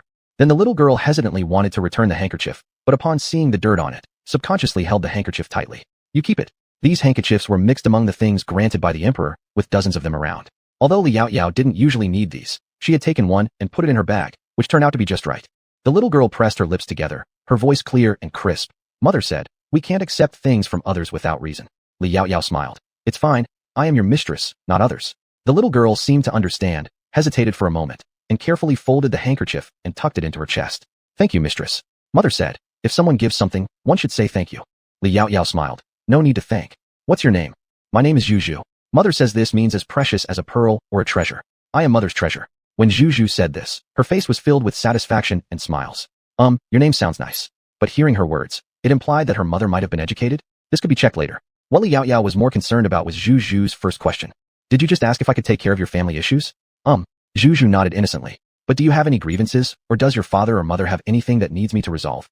Faced with the child, Li Yaoyao showed obvious patience. Zhu hesitated for a moment, suddenly glancing towards the direction of the manager.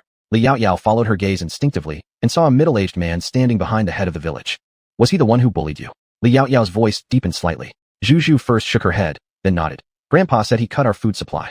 The crops we planted should give us 3/10, but he only gives us 1/10, sometimes even less, and my younger sister died of hunger some time ago." Upon saying this, her little mouth pouted, and tears rolled down her cheeks. The women below heard this and started sobbing uncontrollably, burying their heads into the arms of the men next to them. Li Yaoyao thought. She should have given the handkerchief to Zhu a little later. Hesitating for a moment, she took out the handkerchief and wiped her tears, frightening Zhu to temporarily forget her tears. "Mistress, are you a good person?" Looking at her, Zhu asked all of a sudden. Li Yaoyao hesitated for a moment before replying. "Maybe. At least I don't bully good people." If the mistress is a good person, Zhu believed that good people would not bully others, only bad people would. Therefore, Li Yaoyao was a good person. "All right, I'll listen to you." When Li Yaoyao said this, Xiao Quanzi burst into laughter and said to Shun Songji standing beside him, "Who would have thought Miss Yao Tiao actually knows how to coddle children?" Shun Songji responded with a hum. "She has compassion." Xiao Quanzi paused, recalling the other two children from the Li family, nodding and not saying another word. "Miss, can you let all of us have enough food to eat? My mother, and the uncles and aunts next door, they always have to tighten their belts when they are hungry. Not long ago, there was no grain in the fields, so we could only borrow from the managers. For every pound borrowed, we had to pay back 3 pounds. But even so, we could only eat 1 meal a day." As soon as these words were spoken, her stomach rumbled with hunger. Zhu instinctively tightened her belt, like she saw her mother do. Li Yaoyao's expression grew increasingly serious. She knew that such was the nature of feudal society, but witnessing it firsthand left her deeply uncomfortable. Now that this estate belonged to her, such outdated customs had no place here. She took a small bread roll from her bag, unwrapped it, and handed it over. "Eat this first to fill your stomach. The rest, I will handle." Zhu looked at the bread before her dripping with milk aroma, swallowing hard. Her stomach growled even more enthusiastically. After hesitating for a moment, she finally couldn't resist taking a small bite. Immediately, she was astonished by the soft, glutinous, sweet taste. But she only ate half of it, carefully putting the rest away. By now, Li Yaoyao had already stood up and led Zhu upstairs so she wouldn't accidentally fall from standing on the steps. Slowly turning around, her gaze fell upon the group of managers. Is what she said true? Borrowing 1 caddy and paying back 3? Are you trying to starve these people to death? Even high-interest loan sharks would be embarrassed to call themselves such in front of these men. The next second, a thud was heard as the manager fell to his knees, knocking his head against the ground without regard for the pain. "Forgive me, miss. We had no choice. These past few years, there hasn't been much stored grain in the estate. It's for the good of the estate that we had to act like this, all for the sake of the mistress." Li Yaoyao gave a light sniff, her eyes icy cold. "For my benefit? I just acquired the estate these past couple days, and as for the supposed stored grain you mention, I haven't seen it either. So, is it truly for me or for yourselves? Perhaps only you know the truth deep in your hearts. And furthermore, if Zhu says the rate is borrowing 1 and repaying 3, why don't I see it recorded in the accounts of these past years?" Chapter 147, Everyone's Choice. Though the weather was getting cooler, the manager kneeling on the ground was drenched in cold sweat, clearly panicked. That is, because it came from a private account, so there were no records. "Do you mean to say that while the manor has had no grain in storage for years, you managers have been keeping some? Is that what you're implying? Speak up. How much silver and grain have you embezzled from the manor? If you confess, I will be lenient." Li Yaoyao merely let out a soft hum, and one of the managers instinctively trembled his shoulders, but none of them said a word. "It seems no one is willing to cooperate, isn't it? Then I can't blame myself." She actually wanted to spare them, But how could they forgive their own mistakes? After Li Yao finished speaking, she turned around and looked at the people below. And what about you all? Are you unwilling to cooperate too? Under normal circumstances, when you borrow things, there should be promissory notes, right? As long as you are willing to hand them over, the crops you've grown before this point, I won't take a single grain, and you can keep everything for yourselves. Even better, if you help me find out who embezzled the manor's funds and grains, I'll not only provide high-quality seeds that yield 1,000 caddies per move for free, but also deal with those who bullied you. So, do you want to live a good life or continue living like slaves? It's your choice. As Li Yao finished speaking, Zhu suddenly walked down towards the crowd and stopped in front of her mother, handing over the bread she held tightly in her arms to her mouth. Mother, this is the bread Master gave. It smells so good, please eat it. In fact, the bread was just the size of a fist, barely enough for 2 bites. With a gulp, tears the woman managed to stop earlier streamed down her face again. I'm not hungry, you eat it yourself. Zhu shook her head, splitting the bread into 2 pieces. She handed half to her mother, and further divided the remaining half into 2 smaller portions, giving one each to her grandfather and father. Father, mother, does it taste good? Zhu swallowed hard, laughing purely. Yes, it's very tasty. They had never tasted anything so delicious. Unconsciously, they looked up at the master who sat above them, and made a decision in their hearts. At that moment, a man spoke up. Father, I want to take a gamble. No matter what, life wouldn't get worse than it already was. The old man also nodded. All right. Because he also wanted to gamble, maybe this new mistress really was a good person. When she got up earlier, she unconsciously protected Zhu, strengthening his resolve. The old man took out a stack of promissory notes from his chest, holding them high with both hands. Master, we are willing to present the promissory notes and tell you everything. Li Yao looked at them, revealing a satisfied smile, then looked at the others. And what about the rest of you? Others were still hesitating, glancing at each other nervously. Not long after, another 2 households stepped forward. We're willing. Slowly, everyone seemed determined, stepping out without hesitation. Some even gathered all the evidence and directly handed it over to Li Yao. It was a young man with youthful vigor and an air of bravery. He looked at Li Yao with eyes filled with seriousness and unyielding resolution.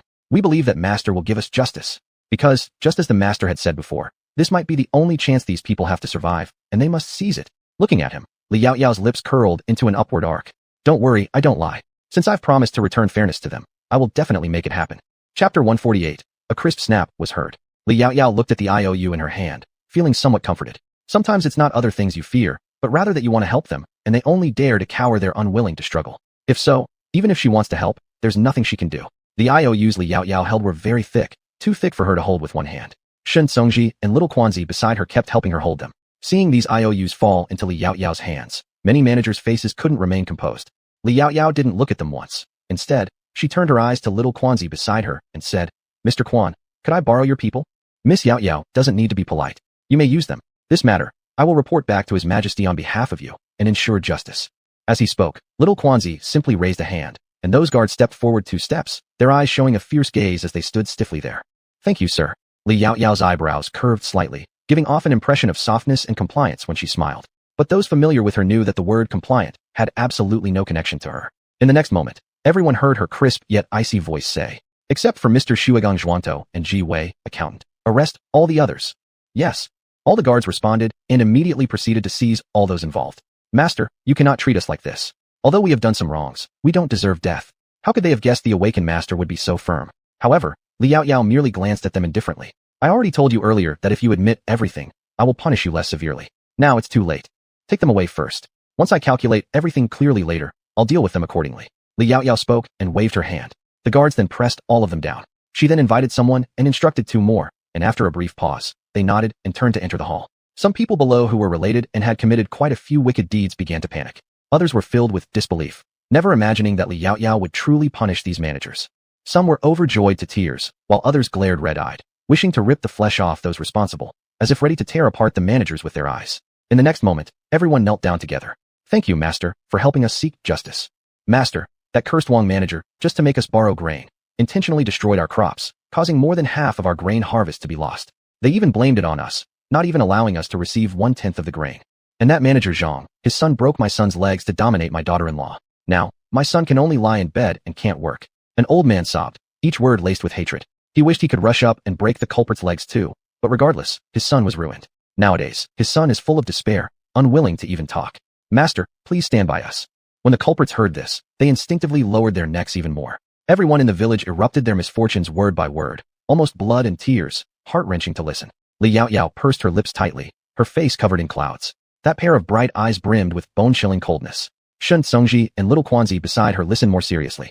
If His Majesty hears about this, he would probably also get enraged. For so many years, His Majesty has been diligent, barely able to sleep for 2 hours daily, all for letting the common folk live better lives. But what are these people down here doing? They oppress the people, treating them as non-human. But then, everyone saw Li Yaoyao walking step by step towards the manager Zhang's son. A crisp snap was heard, accompanied by the son of manager Zhang's howls of pain, which instantly silenced everyone.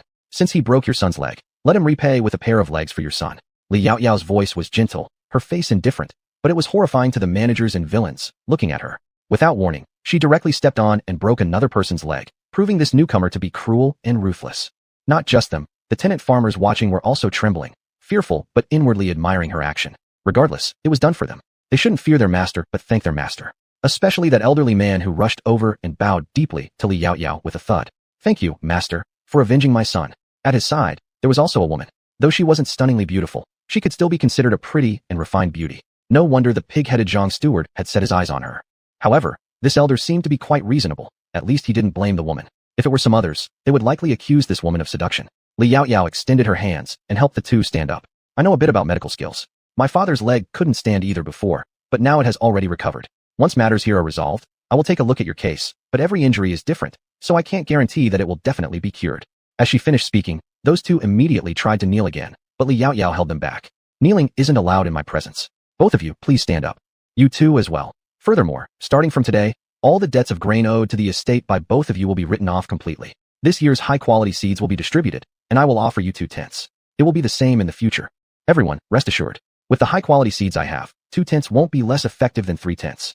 This was just a temporary plan for now. Further arrangements would follow once the farm operation stabilized. Thank you, master. Everyone stood up, filled with gratitude, and immediately cheered jubilantly. They had mistakenly thought earlier that their master used cruel methods, but they were wrong. The master was clearly the most benevolent person in the world. Through establishing authority and winning hearts, everything was settled instantly. Subsequently, the guards brought out tables and chairs. Shen Songji personally wrote down the grievances of the tenant farmers one by one and dealt with each accordingly. The affairs of this manor were thus concluded. The managers and those guilty individuals were then escorted to the official office, handed over to Shen Songji for severe punishment. Then Li Yaoyao went to the old man's home to examine his son's leg. Luckily, it's just a cracked bone, and touching it doesn't reveal any significant displacement. However, since you left it unchecked and moved around carelessly afterward, it has only worsened. I will go to the mountain and dig up some herbs and apply them to him for 2 or 3 days. Then, I'll find materials to stabilize it properly. In ancient times, men were the pillars of the family. If they were incapacitated, the family's future was basically doomed. Now, knowing that there was hope for recovery, the wife of the injured man was filled with joy and knelt down several more times toward Li Yaoyao. Despite her efforts to stop it, Li Yaoyao was left helplessly watching. Chapter 149. These people deserve no sympathy. By the time Li Yaoyao walked out of the old man's house, half an hour had passed, and Shun Songji had already resolved his own issues. Seeing her, the gloomy expression on his face dissipated as he put down his brush and approached her, taking steady but quick steps. How did it go? Was it difficult? Shun Songji knew that Li Yaoyao understood some medical techniques, but they were quite unique and not particularly deep. If it's difficult, we can find another doctor to treat them once we return. In fact, it was mostly because they didn't have money for treatment. Li Yaoyao smiled after hearing this. No worries, it's already handled. It's not a serious condition, just let them rest, and they'll be fine. Good. Shen Songji then turned around and returned to where he was, handing over the records he had registered to Li Yaoyao. It was a thick book. Almost everyone has spoken. This village is like this, and the others will likely not differ too much. Although he knew it was her choice, seeing how busy she'd been these days, even making the weight she had regained thin again, filled him with sympathy. Li Yaoyao took the book in her hands. The deeper she read, the more furrowed her brow became. After a short while, she slammed it shut with a loud thud. Abusing men and oppressing women, doing every conceivable evil. These people don't deserve sympathy. Don't worry, they'll pay their due price. Just leave it to me. Shun Songji took the ledger from her hands and saw how tightly furrowed her eyebrows still were. Subconsciously, he raised his hand to smooth them, but paused mid-motion, lowering it back before smiling. It seemed like he had become entranced by her kindness, courage, and hatred of wrongdoing. Even Shun Songji himself hadn't noticed how deeply affectionate his gaze towards Li Yaoyao had grown. Not far away, little Chuanza happened to witness their interaction. First startled, he then couldn't help but smile knowingly. Perhaps there was something else good to report to the emperor. With Master Shen around, even if Miss Yaoyao's future existence were threatened by those who seek eternal life through alchemy, there'd be no fear of her being taken away. Little Chuanza chuckled secretly to himself, pretending he hadn't seen anything. At this moment, he shouldn't interrupt them. However, judging by how unaware Miss Yaoyao seemed to be, it looked like he'd need to take action to help Master Shen. At this point, Shui Zhuangtou arrived with the account manager at Li Yaoyao's side. Master. Both of them bowed deeply to Li Yaoyao and Shun Songji. Thank you, Master and Master Shen, for your leniency today. We are eternally grateful. There's no need to thank us. If you really wish to express gratitude, Just be glad that you weren't involved in this matter, and the tenants have pleaded on your behalf. This time, things end here. But if you make the same mistakes in the future, you should understand I'm not someone who spares mercy either. In fact, it wasn't only this. The tenants had mentioned that Zhuangto originally wanted to manage things well here, but the underlings formed alliances elsewhere, entangling him in a complex web of power and isolating him. That certainly wasn't his fault. As for Ji Wei, the accountant, he was a hard-nosed person too. Had he chosen otherwise, he could have tampered with the accounts when loaning grain. However, he did not do so. Moreover, in other places where tampering occurred, he intentionally left glaring loopholes, which actually impressed Li Yaoyao somewhat. Hearing this, Shui Zhuangto immediately thought about Li Yaoyao's straightforward actions earlier and quickly bowed deeply. Understood, Li Yaoyao told him. There's still plenty to do ahead. I hope you don't disappoint me. If done well, surely rewards await. Understood, please rest assured, master. Without those corrupt elements anymore, he was confident he could handle everything properly. Li Yaoyao nodded gently and said no more. By the time all tasks were finished, it was already noon. They then moved on to another place, dealing with a few more managers. Things went smoother there, so they quickly returned home. All the lanterns in Anyang County were ready to be hung, a sky blue color. From afar, they added a bit more charm to the area. When the new year arrives, we'll replace these blue lanterns with red ones. It'll create a festive atmosphere. Little Chuanza made the comment. Lord Chuanza makes a good point, Li Yaoyao responded, her lips slightly curling upwards as she gazed at the lanterns hanging above. Suddenly, she said, Tonight, how about I turn the lights on for you all to see? It would also be a good opportunity to check for any potential issues. Though wiring initially worked without problem, the lanterns hadn't yet been switched on since installation. Little Chuanza immediately expressed his excitement. Then I must feast my eyes tonight. Surely, electric lamps must be significantly different from their oil-based ones. Little Chuanza had examined the light bulbs. They reminded him of the glass bowls and vases Li Yaoyao gave him. Miss Yaoyao had explained that colored glassware is called colored-footed crystal, while transparent pieces are known simply as glass. As the day wore on, twilight fell quickly. After dinner, the group gathered in the streets. Not only the Li family, but also the people from the government office and all the citizens of Anyang County came out of their houses, making the entire street bustling in no time. By now, Li Yaoyao had already gone to the new house, as the street lamp switch was located in her yard. Everyone looked up, waiting. Just when they thought they'd have to wait a bit longer, there was a click, and all the lamps along the roads of Anyang County lit up. The light may not have been as bright as daytime, but it was enough to clearly see the road and recognize the faces of those nearby. Everyone received quite a shock. These lanterns clearly didn't need anyone climbing up to ignite them, yet they could light directly, all at once. It's incredible, truly unbelievable. And has anyone noticed that these lanterns are much brighter than our oil lamps? I've heard these were all done by Miss Li. No wonder, she's the daughter of a scholar. She knows so much more than us. While everyone praised Li Yaoyao, they indirectly complimented Li Si too. After all, in the hearts of ordinary people, a scholar is quite impressive.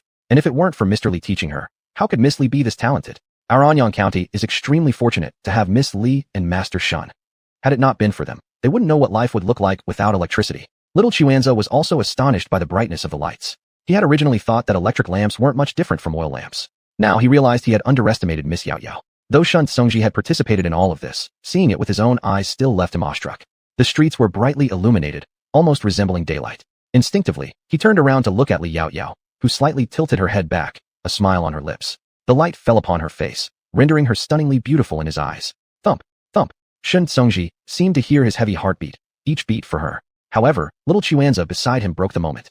Miss Yaoyao, your electric lamps are amazing. Just pressing this switch controls all the lights in Anyang County. If the palace could have such technology, surely it would save plenty of effort. Chapter 150, A Few Rats. Xiao Quanzi felt that if His Majesty saw this, he would surely love it too. Li Yaoyao smiled after hearing this. Although what you said is true, making these things is indeed not an easy task. If you want to know, I can also write down the method of producing these messages for you to take back. Her generosity made Xiao Quanzi feel somewhat uneasy and awkward. This. Xiao Quanzi instinctively looked at Shun Tsungji, but unfortunately, he didn't give him any response. He sighed immediately. Since this matter is troublesome, let's wait until I go back and ask His Majesty first. It's better this way. But if His Majesty doesn't feel comfortable taking my things, he can exchange with other things. Actually, I don't hate silver. Li Yaoyao smiled cunningly and immediately made Xiao Quanzi laugh. Miss Yaoyao, please rest assured, I will certainly convey your message for you. In fact, he didn't think she was greedy. This was just giving them a step to make a choice. Sister, these lamps are so beautiful. Can we turn them on every day in the future? Li Shila suddenly ran over, followed by two little followers. It will still take some time, until Sister's shopping mall is built and decorated almost complete before turning on. After pausing for a moment, Li Yaoyao suddenly thought of something and continued. We can also open once every few days. Good. The little ones immediately clapped their hands. Two laughed happily, one shyly. This event quickly spread among the people of Anyang County, and then it was passed on by them. Afterwards, whenever the lights were turned on, there would be villagers from all kinds of places nearby traveling long distances just to take a look at this magical electric light. This also laid a foundation for Li Yaoyao's shopping mall. When the mall opened for business, customers came pouring in almost instantly, just like the name she gave to the supermarket previously.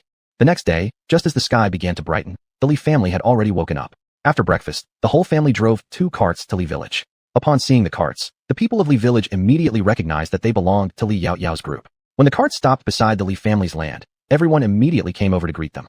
Yao Yao, Orchid, you're back. Lee Yao Yao nodded her head, greeted them, and called out uncle and auntie, which made them feel very respected. Orchid, you've finally gone through the hard times. I heard that Yao Yao was ennobled by His Majesty as a county lady. Is that true? Several aunties directly pulled you Orchid aside to talk, looking like they wouldn't let her go unless she talked. You Orchid nodded. It is due to His Majesty's favor, and it is also our Yao Yao's good fortune. These words were learned from Li Si. That also depends on how capable Yao Yao is. You, as a mother, have taught her well.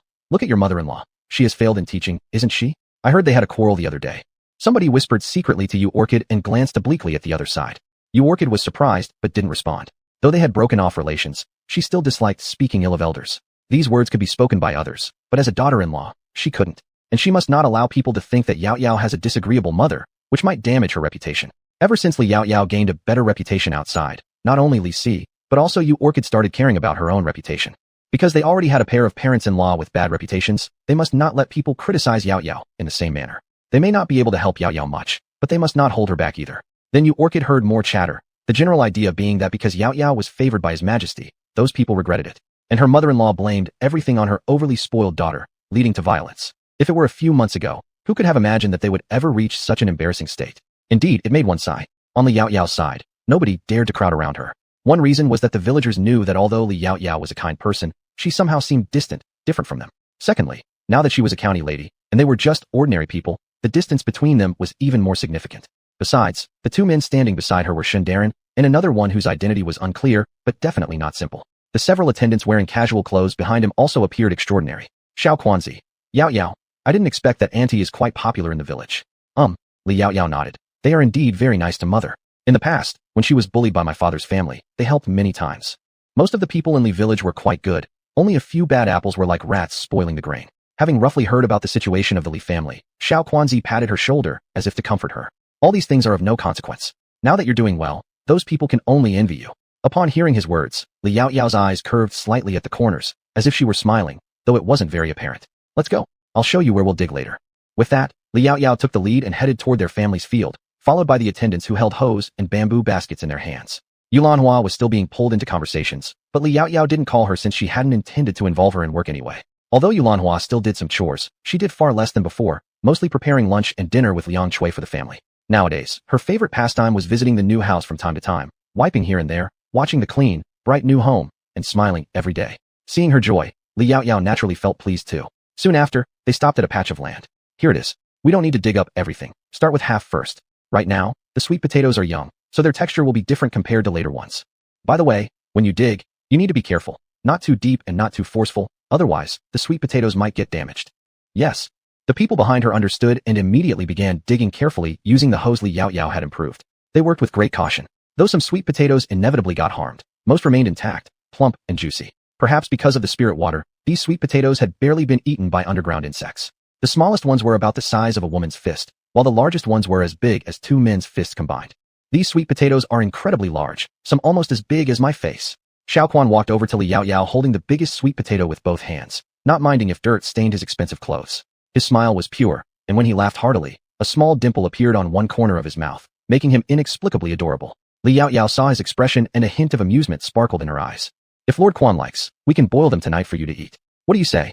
Chapter 151, Her Great Favor. Wow, I must be looking extremely good then. Little Quanzi immediately covered his mouth with a chuckle upon hearing this, clearly in a pleasant mood. Indeed, just by seeing these sweet potatoes, one could imagine how well the sweet potatoes on the dozen acres of land the emperor purchased had grown. It all came down to the young lady Yao Yao.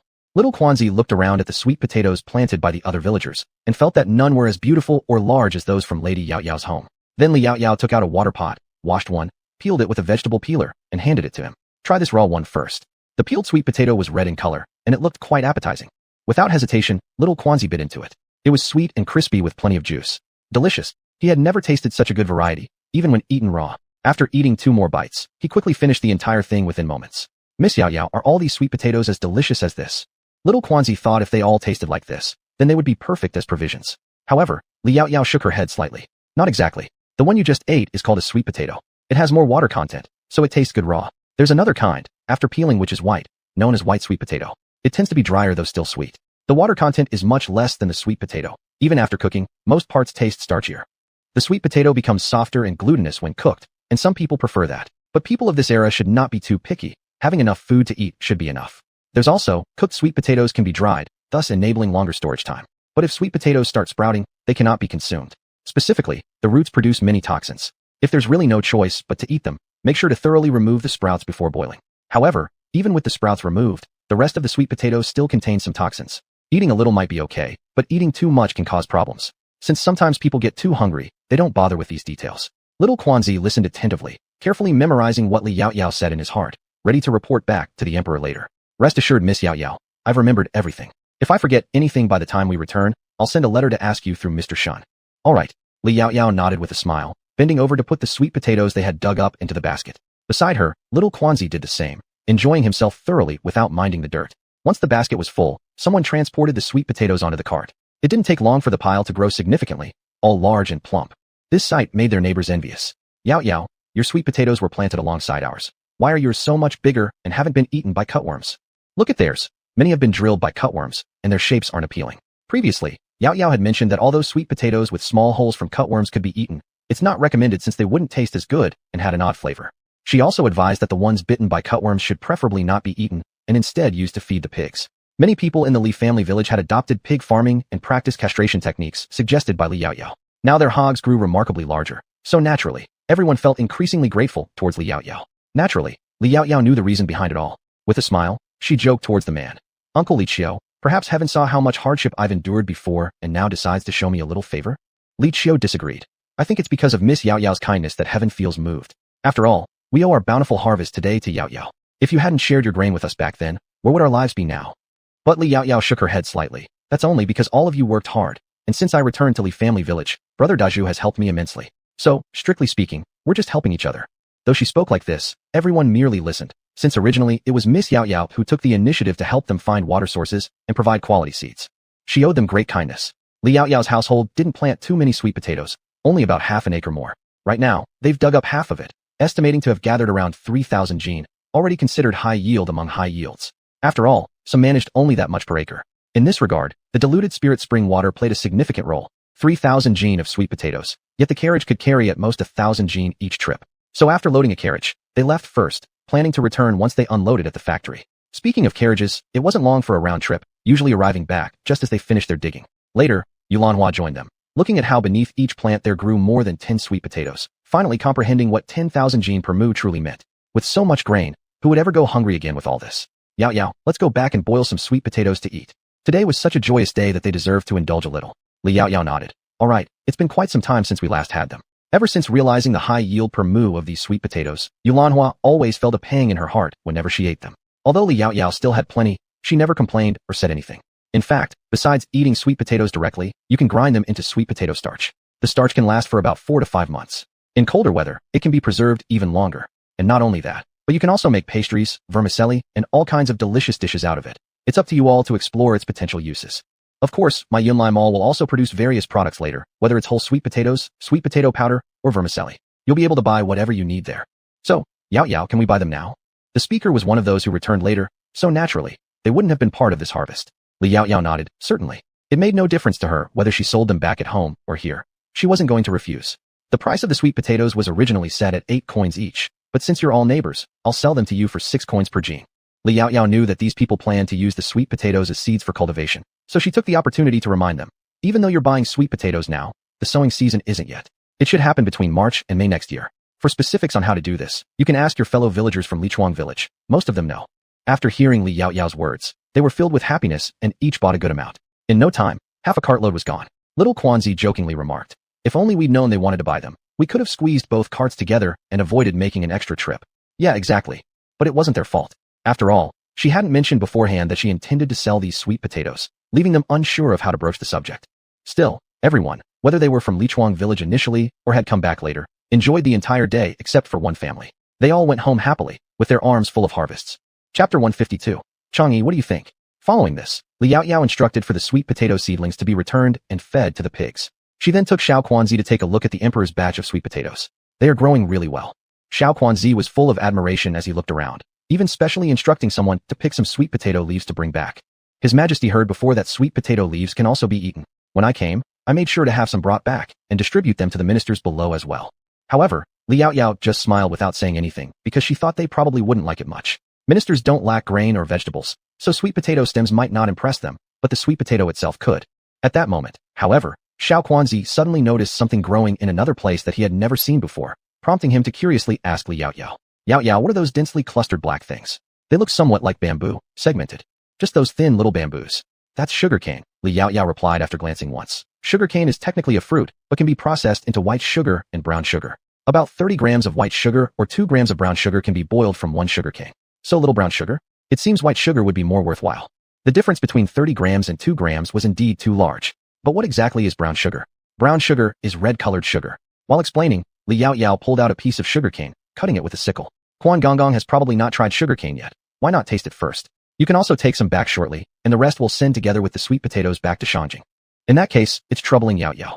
Xiao Quanzi's eyebrows bent in delight. After spending these 2 days, he felt their relationship grew increasingly intimate.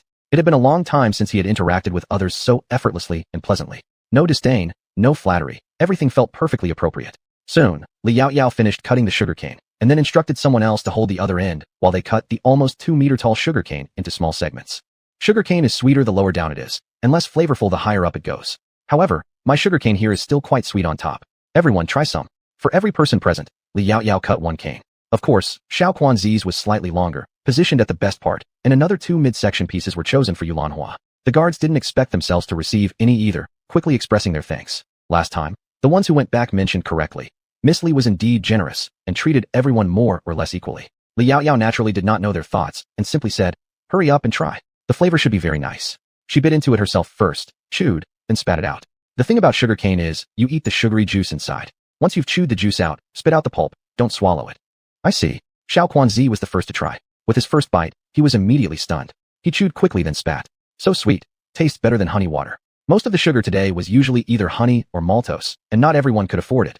Maltose was relatively common, but honey was often something only noble people could afford. Salt and sugar were always high consumption and essential items in ancient times, especially salt. Yulanhua also nodded. It really is delicious. Ping'an and Alu will surely like it. No wonder Yao Yao asked them to plant more before. Turns out the taste of the sugarcane was so good. Liao Yao said, rest assured, mother. I just pulled a few from the field, so everyone at home will get some. Actually, the sugarcane in Li family's field was already ready to be harvested, but it was too late today, they'd wait a few days. Then Xiao Quanzi let the guards pull out 20 more canes from the field to bring back for His Majesty to thoroughly taste. Liao Yao said, Quan Gongong, I pulled several just now in the field. When you leave, take a few more as my gift for your young nephews.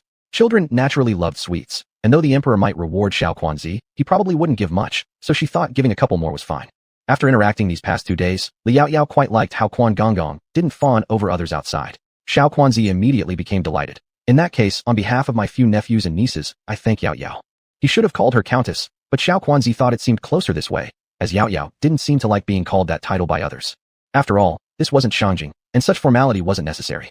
After finishing these tasks, it was already Shan hour, 3 to 5 p.m., and the group finally returned to the county. Back in the capital, inside the imperial study, the emperor sat by his desk, meticulously reviewing the petitions. At that moment, a little eunuch holding a carrier pigeon rushed in quickly. Your Majesty, there's news from Quan Gongong. The emperor raised his eyes. Bring it up. As soon as the words were spoken, a little eunuch standing below the desk quickly took the letter from the pigeon's leg and presented it. The emperor opened the letter. Its writing was small like mosquitoes, but the news inside was a great boon to the emperor. In the next moment, with a bang, the emperor suddenly slammed the table, startling all the palace maids and eunuchs to kneel down. They thought the emperor would be enraged, but unexpectedly. Good. Excellent. Who would have thought that Xiao Quanzi's trip to Anyang County to deliver the imperial decree could bring such benefits to the emperor? This Liao Yao is quite commendable too, knowing gratitude well. It's worth the emperor's trust. The successive good words let everyone immediately sigh in relief. After hearing more of the emperor's words, though they did not know what exactly the matter was, they knew it was good news. They promptly congratulated him. Congratulations to your Majesty. We wish your Majesty happiness. Ha ha ha. Rise. The emperor laughed merrily while raising his hand, and as everyone stood up, they heard him announce another decree. Bring me Lord Zhongyi and his son for an audience, and also summon Grand Secretary Su here to the palace. A piece of good news like this, if not shared with others, he might lose focus on reviewing the petitions afterwards. Since Shen Songji was in Anyang County and on good terms with Liao Yao, showing signs of deepening their friendship, the emperor naturally thought of his family. As for Su Qing, he was the first one who stood out to support Shun's ennoblement. Now having received such good news, the emperor certainly couldn't forget him. Hearing this, a small eunuch ran off toward the exit. Not long after, the three men met outside the palace gate. Shun Guangfeng and Su Qing exchanged glances, and instantly their expressions grew solemn. Shun Guangfeng said, "This, His Majesty summoned both you and I into the palace so abruptly. Has there been any movement at the frontier? When had the emperor ever summoned both of them together before?" Su Qing shook his head. However, looking at the appearance of the eunuch announcing the decree, it doesn't seem to be bad news. Though unwilling to say much, his gaze did not carry any weight of worry. Thinking this way, his entire person lightened up almost immediately. Subconsciously, Shun Guangfeng turned to look at his young son beside him. "Chang'e, what do you think?" Chapter 153, Minister in Agreement. Shin Chang'e did not think as much as the other two, and his thoughts aligned with those of Chancellor Su. His Majesty's sudden summoning them to the palace might be a good thing. Father need not worry too much. We will know when we see His Majesty. Upon hearing this, Shun Guangfeng nodded, and the three quickly walked towards the imperial study. Just as they arrived at the door, they heard joyful voices from inside, causing them to immediately relax. After the eunuch announced their presence, they entered the imperial study. As soon as he saw the three of them, the emperor cheerfully descended from his seat and exempted them from paying homage. "You should take a look at this first." The emperor handed over the letter, and upon seeing it, the three were instantly filled with joy. "Your Majesty, do you believe that there is wheat that yields more than 1,000 caddies per acre?" Su Qing asked doubtfully. "Emperor, in fact, I had thought about this before you arrived, but these grains of wheat are provided by Li Yaoyao. They have an extremely high level of credibility. Moreover, little Quan Zi is there too, and he said that Governor Zhugang from Chongping Prefecture also bought these superior seeds from Li Yaoyao. You know how crafty that boy can be. He wouldn't easily fall for something. With these assurances from little Quan Zi and him, these grains of wheat might indeed be capable of such high yield." Upon hearing Zhuagang's name, Shen Chang'e's lips curved slightly into an almost imperceptible smile. Zhuagang, the eldest son of General Zhu's family, was someone Shen Chang'e met due to Shen Songji. That person was quite slippery and shrewd, just like what His Majesty said. Thinking along these lines, Shen Chang'e immediately stepped forward. "Your Majesty, I also believe that young Lady Li would not be someone who deceives others. Besides, these things are presented to the imperial family. No one would dare to do something so audacious." Su Qing said, "I agree with this. Though I have never met young Lady Li, I can still infer some aspects of her character from the various details she has shown. Therefore, I am willing to believe." Moreover, although His Majesty asked them in this manner, surely he must have believed it already deep within. There was no need for Shun Guangfeng to add anything more. His wife had already stated that under normal circumstances, young Lady Li would undoubtedly be their future daughter-in-law. As a father, he naturally believed in his son's discernment. Seeing that they all spoke thus, the emperor's smile grew deeper. Indeed, it seems that only they three would trust this content so thoroughly. Just how many surprises does Li Yaoyao have waiting for them? What the emperor didn't know was that after Xiao Quanzi returned to the capital, the news he brought back was even more significant, a truly unparalleled revelation that solved another problem for the great Xia dynasty. Anyang County, Xiao Quanzi had just finished eating sweet potatoes at the Li residence and was now packing the items Li Yaoyao asked him to bring back. He realized that when he came, he could carry everything, but now it seemed he had far more to bring back. After a while, Li Yaoyao and Shun Songji came out of the house, holding a letter. "Director Quan, this is the next deal I wish to make with His Majesty. Please help me deliver it. Moreover, the content inside is very important and must not fall into anyone else's hands, especially the enemy." When Li Yaoyao said this, her eyes were serious. Xiao Quanzi hesitated for a moment. Although he couldn't guess the contents, hearing the last sentence made him aware of the importance of the letter's contents. He then guaranteed, "Yaoyao, rest assured, I will surely deliver this letter to His Majesty safely without allowing it to fall into anyone else's hands. If I live, the letter lives. If I die, the letter dies. If the letter is lost, we may still have Sister Yaoyao, but if it falls into enemy hands, the emperor would surely be enraged." After tidying up everything, on the morning of the next day, Xiao Quanzi set off back to the palace with his men. He was quite reluctant to leave, wishing he could stay here for a few more days, but unfortunately, he could not delay His Majesty's affairs. Once he retires and grows old, he must certainly find a place near Sister Yaoyao to reside. Then it would be interesting. After they left, Li Yaoyao also began another busy schedule, this time focused on various processes related to the sweet potatoes. About 3,000 pounds of sweet potatoes, about 300 were sold during her time in Lijia village, and the 2 hemp sacks taken by Director Quan contained approximately 100 2 hemp sacks were given to the Shin family. Of the remaining 2,500 or so, 500 were set aside for sale. The rest could be processed into flour or noodles. At that point, she could determine how to use the sweet potatoes from the fields based on consumer feedback. Regarding the issue of superior seeds, she sold the sweet potatoes from those dozen-plus acres to the emperor, so this wasn't a problem she needed to consider anymore. Eastmaster, these are all the women who registered to work here in the past few days. Not only from Anyang County, but also from neighboring counties. Most of them are married women. Li Yaoyao took the register and flipped through it. The records were very clear. Name, native place, gender, address, number of family members, etc. After closing the book, Li Yaoyao looked at Ji Fong. "Hiring you has truly been a great relief. Around the time of the upcoming New Year celebrations, I will certainly give you a big red envelope. All of these are things I should be doing, replied Jifeng. Jifeng's voice was calm and gentle, with a faint smile. For him, being recognized by the employer was the greatest blessing. Moreover, if it weren't for you, my mother's eyes wouldn't have had the chance to get better, and our family's life is also improving. Nowadays, his family earned both his and his father's wages. The employer also provided lunch, so they even had some leftover money to buy other things and save a bit. That's because you're reliable in handling matters. It depends on your urgency, not me. Li Yaoyao smiled, then suddenly thought of something and looked at him teasingly. I've heard that the threshold of your house has been worn down by matchmakers recently. Jifeng's ears turned slightly red, and he felt a bit awkward. It's true, but I still want to pass the exam before considering marriage. It's a way of showing gratitude. He looked at Li Yaoyao, and the bright, cheerful girl before him seemed like the sun far away in the sky. Unfortunately, she wasn't someone he deserved. Jifeng once harbored improper thoughts in his heart, but now he was much calmer. Because he could see that although the employer hadn't harbored feelings for others, there was one person who was different from her, and they matched well.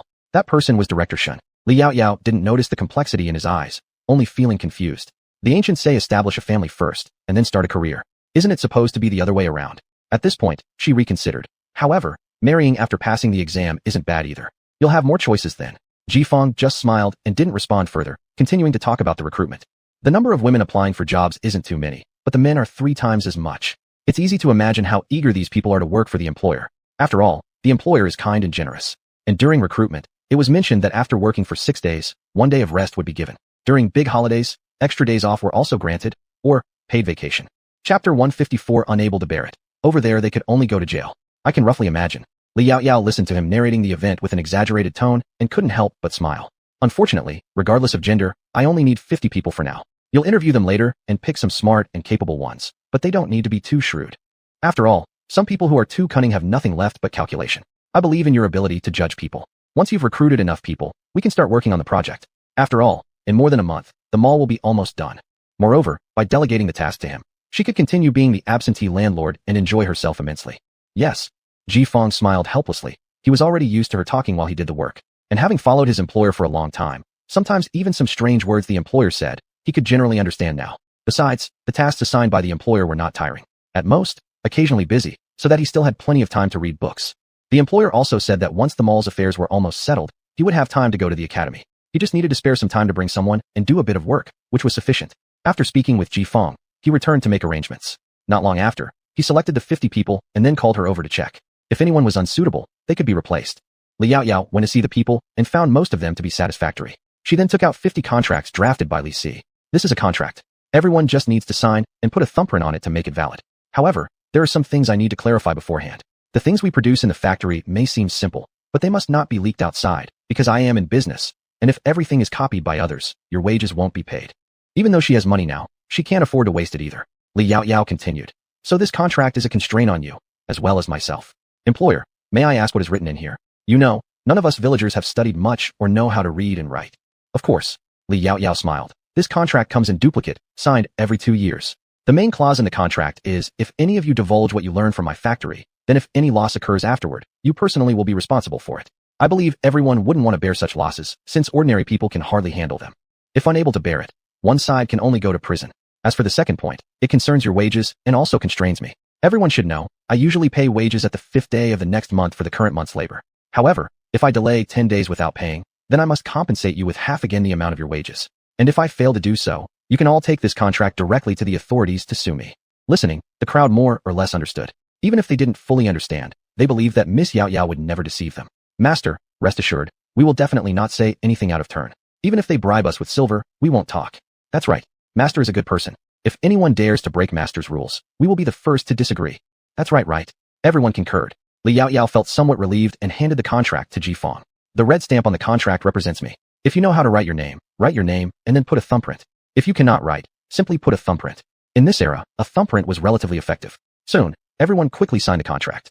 By the way, employer, we heard there is living space here. Is it true? Chapter 155. The Emperor has given too much this time. Many of these people are from other counties, and some are from the villages under Anyang County. It's quite a distance away, and it takes more than half a day to make a round trip. If they were to travel back and forth every day, it would be troublesome and tiring. So everyone is very concerned about this. Li Yaoyao nodded. Indeed, there are accommodations available. Let me show you. The group soon arrived at a dormitory building. They didn't go upstairs. Instead, they opened a room on the first floor. As they pushed the door open, 4 wooden bunk beds neatly lined up inside came into view. Next to each bed was a wardrobe with locks. Each wardrobe has 4 doors connected together, but when opened, it separates into 2 equal halves. At the bottom, there are 4 drawers, with each person getting 2. Inside the cabinet, one half is for stacking clothes while the other is for hanging clothes. A few wooden hangers were also provided. Everyone was astonished upon seeing this setup. Li Yaoyao stepped forward and opened the wardrobe. If you need accommodation, you will stay here. There are 4 bunk beds in each room, each level sleeping 1 person. You can discuss among yourselves how to arrange. And this wardrobe is for your clothing storage, although you can use it for other items as well. These are hangers to prevent wrinkles in your clothes. Below, there are drawers, and each person gets 2 drawers. It's very fair. On each floor, there is a designated small house for your convenience, where you can also take a shower.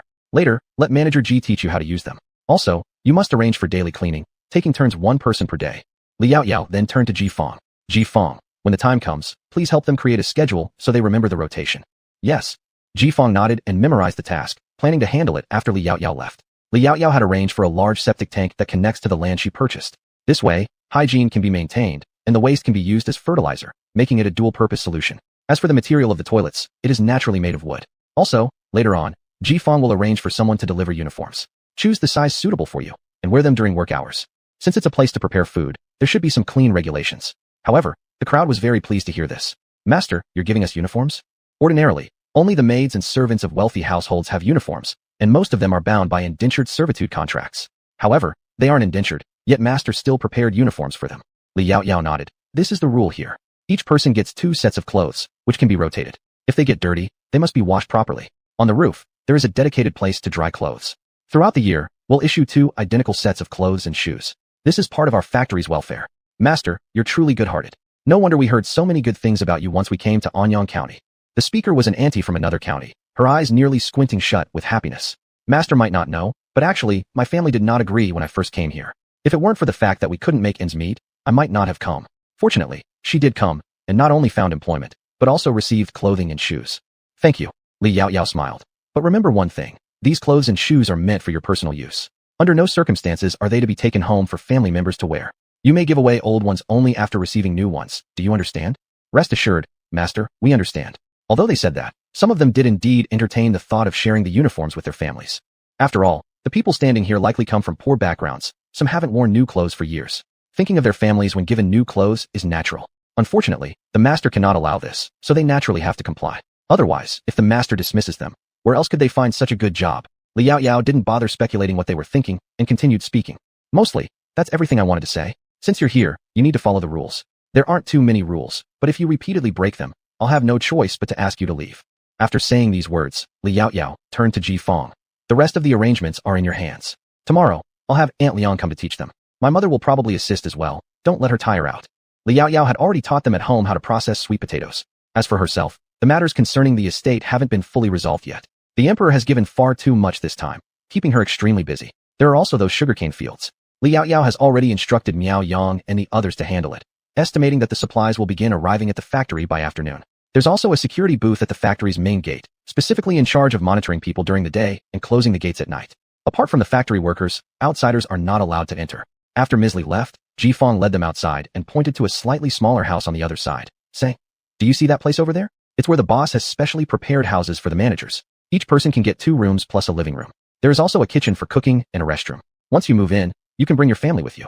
"Mr. G, do you have one too?" someone asked him. "Of course I do. And in a few days, I'll bring my father and mother to live here." Because that house was so good that it made him even hesitate about leaving to take the imperial exams. However, the boss said as long as his father was still around, she wouldn't take the house back. And when he gets tired of being an official in the future, he can always come back. Thinking about this, Ji Fong unconsciously smiled. Even for the sake of the boss's words, he should aim for excellent results in the exams. As for becoming an official, Ji Fong hadn't thought much about it. Originally, it was to make a name for himself and give his parents a better life. Now with life improving, he had less ambition than before. The crowd immediately felt envious. "Our boss is truly great. If it were another boss, let alone providing a place to stay, they'd be lucky not to find ways to deduct our wages." Yes, you guys might not know, but when I worked in our county before, some outsiders, even if they had somewhere to stay, could only live in the woodshed. At best, 20 or more people would share one room, each having just a tiny spot. Our boss is really kind. She gave us all individual beds, and there's even space to hang clothes and store things. They naturally didn't think it was excessive to have 8 people in one room. After all, even ordinary maidservants of wealthy families didn't have accommodations as nice as what Ms. Li provided. As for their own homes, sometimes an entire family shared a single crowded and messy room, nowhere near as spacious as here. Chapter 156, subconsciously straighten her back. When Jifeng heard their few words, she just smiled faintly. Since you like it here, make sure to keep it clean in the future. Our employer loves cleanliness and also appreciates clean people. Of course, this was something she had observed herself. The employer that Jifeng saw always had immaculately tidy clothing, impeccable without any negligence. Even though dressed similarly to other women, at a glance, she was always the most conspicuous person in the crowd. There was also the Yunlai supermarket where the young lady worked. Everything inside was neatly arranged, and the hygiene had to be cleaned daily. Including the people around the employer, they were all similar to her. So Jifeng made such a guess. And about the cement floor, Jifeng thought it was surely because of the employer's preference for cleanliness that it was created, and ultimately they all became beneficiaries of it. Not only that, but the windows of their dormitories and factory buildings weren't papered but glassed. But the employer said that these transparent ones were called glass, while the flashy ones were called crystal. He could even imagine that when the employer's mall opened, placing these glasses inside would drive countless merchants or officials crazy. And this kind of valuable thing, the first to enjoy it, were precisely them. These very ordinary people from the bottommost strata. The employer was different from others. Then Jifeng took them on a tour around the factory, reiterated the rules, and later led them to collect work uniforms. The work uniforms were modified according to the clothes of this era, looking somewhat similar but much simpler, cleaner, more efficient, and easier to work in. Moreover, the fabric was quite good. Subsequently, Jifeng let them choose their own rooms, on either the first or second floor. Because men lived on the first 2 floors and women on the 3rd floor, men were not allowed to deliberately go up to the 3rd floor, otherwise they would be dismissed. In this era, gender segregation was extremely severe. Even married women should not get too close to other men. Hence, both living places and work areas would be slightly separated. After doing all these things, they returned home respectively, ready to report back early tomorrow morning. Yunlai factory started work every day at 7:30 in the morning, with a half-hour rest at noon. Breakfast, lunch, and dinner could all be eaten in the canteen. Although the dishes were fixed, each meal consisting of 2 dishes plus a bowl of seaweed egg flour soup or tomato egg flour soup. Simply exquisite. However, the factory had meat every 5 days, usually pork. Even so, for the people here, this was already the best food. At home, they generally ate twice a day and were mostly unable to eat their fill. After they got home, they told their families about the benefits here, surprising many people. They even began regretting why they didn't apply at the time. If so, the people who obtained these jobs might have been them. Unfortunately, there are no regrets available in this world. Similarly, news spread throughout various parts of Chongping. At this moment, Liao Yao was taking Jiang Wu and Li Shila to a relatively distant village, requiring a ride on horseback for more than half a day to reach from Anyang County. By the time she arrived, it was already mid-afternoon. Well, Liao Yao stopped in front of a group of managers, dismounted from her horse, and gently carried Li Shila down from the saddle. Jiang Wu took over the reins of Liao Yao's horse, standing behind her like a protector. "Welcome, Lady Chongping." The estate head bowed deeply with the managers, their faces showing great respect. As for what they thought in their hearts, probably only they themselves knew. Liao Yao's voice was calm, her clear, cold gaze sweeping over the managers before landing on the estate head, making them subconsciously straighten their backs. What had happened in the past few days in the other 2 estates had already spread throughout all the estates. Naturally, none of them dared to look down on this newly ennobled Lady Chongping by the emperor. Taking a step forward, the estate head raised his hand, signaling people to bring several crates of account books and place them in front of her. "Report to Lady Chongping. These are all the accounts of Taiping Estate over the years. If Lady Chongping has anything else to ask, I will answer truthfully without reservation." But Liao Yao didn't even bother to take a look. The next moment, they heard her cold voice. "Mr. Liu, I've been riding all day and don't feel like looking at these now. You can take them back first. After I rest tonight, you can bring them tomorrow morning." Mr. Liu hadn't expected Liao Yao to refuse them and instead asked them to take them back. What did she mean? What he found even more unexpected was that Liao Yao actually intended to stay here for the night. A trace of panic flickered in Mr. Liu's eyes. Unfortunately, Liao Yao paid no attention to him, firmly holding Li Shila's hand and striding toward the master's house inside the manor. She didn't know which room was hers, but it was roughly the best one in the central area. "Countess." Mr. Liu instinctively wanted to chase after her, but was held back by a few overseers. "Liu, what does this county master mean?" "Exactly. We have been waiting for her for half the day here. We've worked tirelessly to organize the account books of these years and move them here. She comes and doesn't do anything but wants to rest immediately. What does she mean? Is she looking down on them? How am I supposed to know?" Liu shook off their hands and hurriedly chased after her. "County master, allow me to guide you." Behind him, a group of overseers exchanged glances. He just left like that? How had they never thought he was such a bootlicker? Wasn't he the one who told them to be cautious of this Chongping county master earlier? The group of overseers hurriedly asked people to carry the boxes and followed up. "What is going on?" Mr. Liu caught up with Liao Yao and led the way with a flattery smile. "County master, please this way. Your courtyard is over there. I've already had it cleaned and changed with fresh bedding in anticipation of your arrival." "Is that so?" Liao Yao slightly pulled at the corner of her mouth in an ambiguous expression. "I didn't know Mr. Liu has been so devoted to me. Isn't this what I'm supposed to do?" A bead of sweat slid from Mr. Liu's temple. He instinctively reached out to wipe it away, refusing to meet Liao Yao's eyes. However, Liao Yao simply glanced at him and did not expose him. She would see if he believes she has faith in him for preparing the room beforehand or not. Beside her, Li Shila looked at her sister's face and knew her sister was angry again. This Mr. Lu must have done something wrong to upset her sister. If her sister is angry, she is also angry. Li Sheila furrowed her nose unhappily and humped softly. Li Yaoyao heard it and turned her gaze to her. What's wrong? Are you tired? Li Sheila obediently shook her head. Sister, I'm not tired. I just saw the steward sweating earlier. Is he very hot? But Ale and I traveled for so long without getting hot, even though today the sun isn't too strong. Chapter 157, Cuckoo in the Nest. At these words, sweat poured down faster from the temples of Mr. Lu, the overseer, and he kept wiping it. The young master mustn't say such things. I'm just sweating from running too fast and being tired. Oh, is that so? Li Sheila seemed to ponder thoughtfully, her voice innocent and harmless. But the other day, I saw those uncles and grandfathers working for quite a while, and they didn't even sweat. They generally have to work for a very long time before sweating this much. Ha ha ha, Mr. Lu was almost speechless, fearing that if he said more, he would continue to be scolded. If the situation got worse, then he'd be doomed. And what worried him most now was another matter, the county master's residence. His son had just married not long ago. Since there had been no owner on this estate for several years, his daughter-in-law had her eyes on the yard in the central area meant for the lord. Mr. Lu, the manager, originally did not plan to agree, but they wouldn't listen. Someone even came to see him early in the morning, telling him that they had already tidied up the place and were ready to move in. The lord never stayed here in the past, so he didn't say much about it.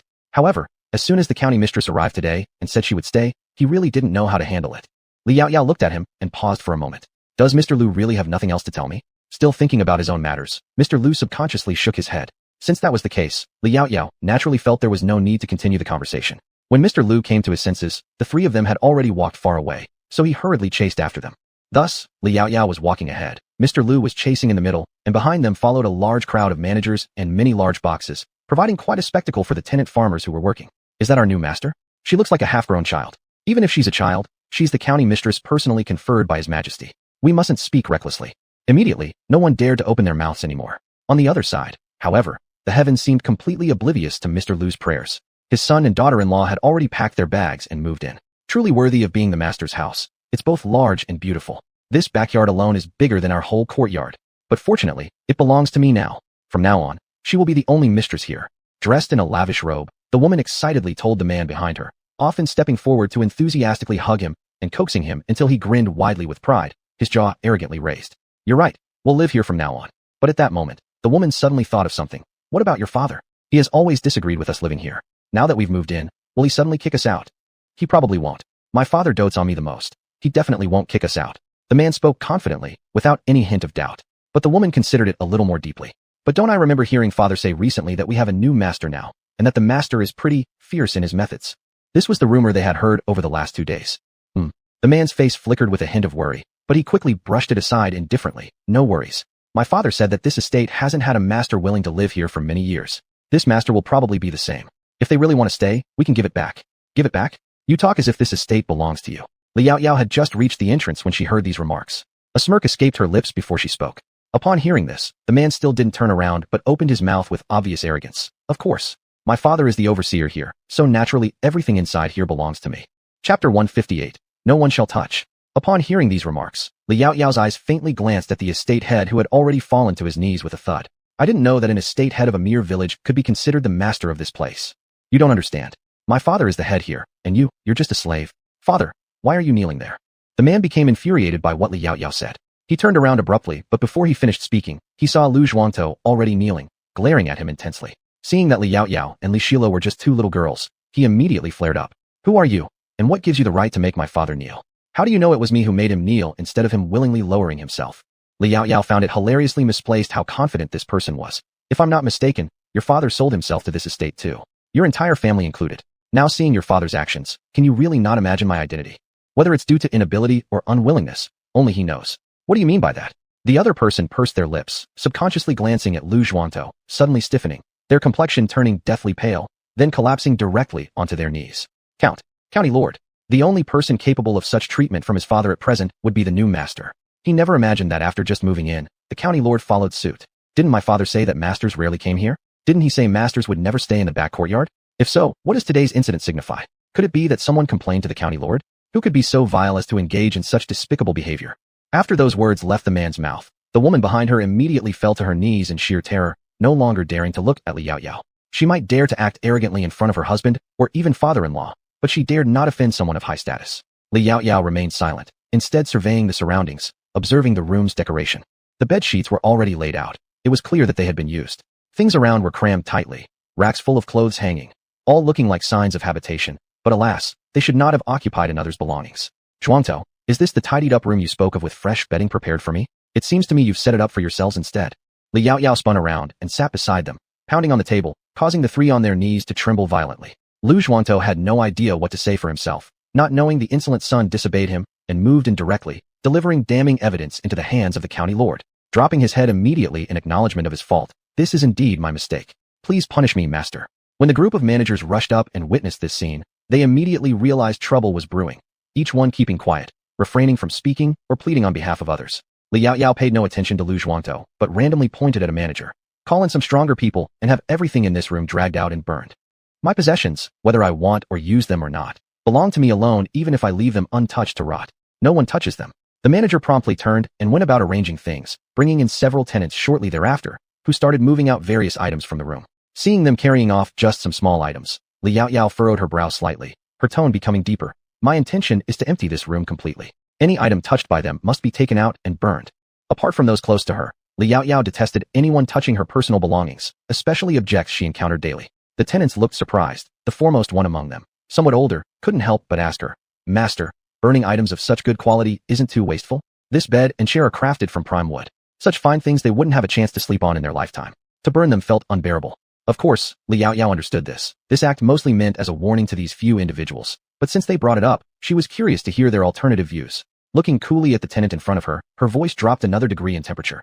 "So what do you think I should do with things that have been used by others?" "Huh?" The tenant stared dumbfounded, looking instinctively upwards, meeting the eyes of the new mistress, trying to decipher the emotion within, but failed. Did the mistress want his opinion? "Go ahead, it's fine if you're wrong," Li Yaoyao added. "Yes." The other party paused for a moment, hesitating before continuing. "If it were me, I would store all these items in the warehouse to use as rewards. For example, who had the best seeds this year or who worked extra hard, etc., and reward them at year-end. If that doesn't work out, then sell them off. It's better than burning them. Master might not know, but beds and furniture of this quality are unattainable by ordinary small families. If used for rewards, everyone will surely work harder than usual. But if they were truly burned, and they were the ones forced to do it themselves, it was indeed hard for their hands to obey, which was why they suddenly dared to speak out. What the tenant didn't know was that this was already a test, and his words had just secured him a bright future. Not bad. Li Yaoyao clapped her hands towards him. It's clear you're thinking about the estate. Such a person was definitely useful. I dare not. The tenant quickly knelt down. I spoke out of turn. Please forgive me, master. No worries. It was I who asked you to speak. How could there be any fault? Stand up. Li Yaoyao slightly raised her hand. This gesture she had learned from Xiao Quan earlier, resembling something she'd seen in period dramas in her past life. Only after giving thanks did the tenant rise. Li Yaoyao, since it was your suggestion, these items shall be fully handed over to you for disposal. But if you mishandle it, you'll be punished by me. Do you understand? Also, since Lu Zhuangtou can't even manage a single household well, his position as Zhuangtou will be revoked. The estate will be demoted to second class until you show proper management. Lu Zhuangtou immediately thanked her with gratitude, understanding that this was already a lenient punishment from the master. The reason Li Yaoyao handled it this way was because, despite his concealment, during her walk-around, this estate clearly appeared much better than the previous two. At least these tenants, though poorly dressed, looked healthier compared to those on the other two estates.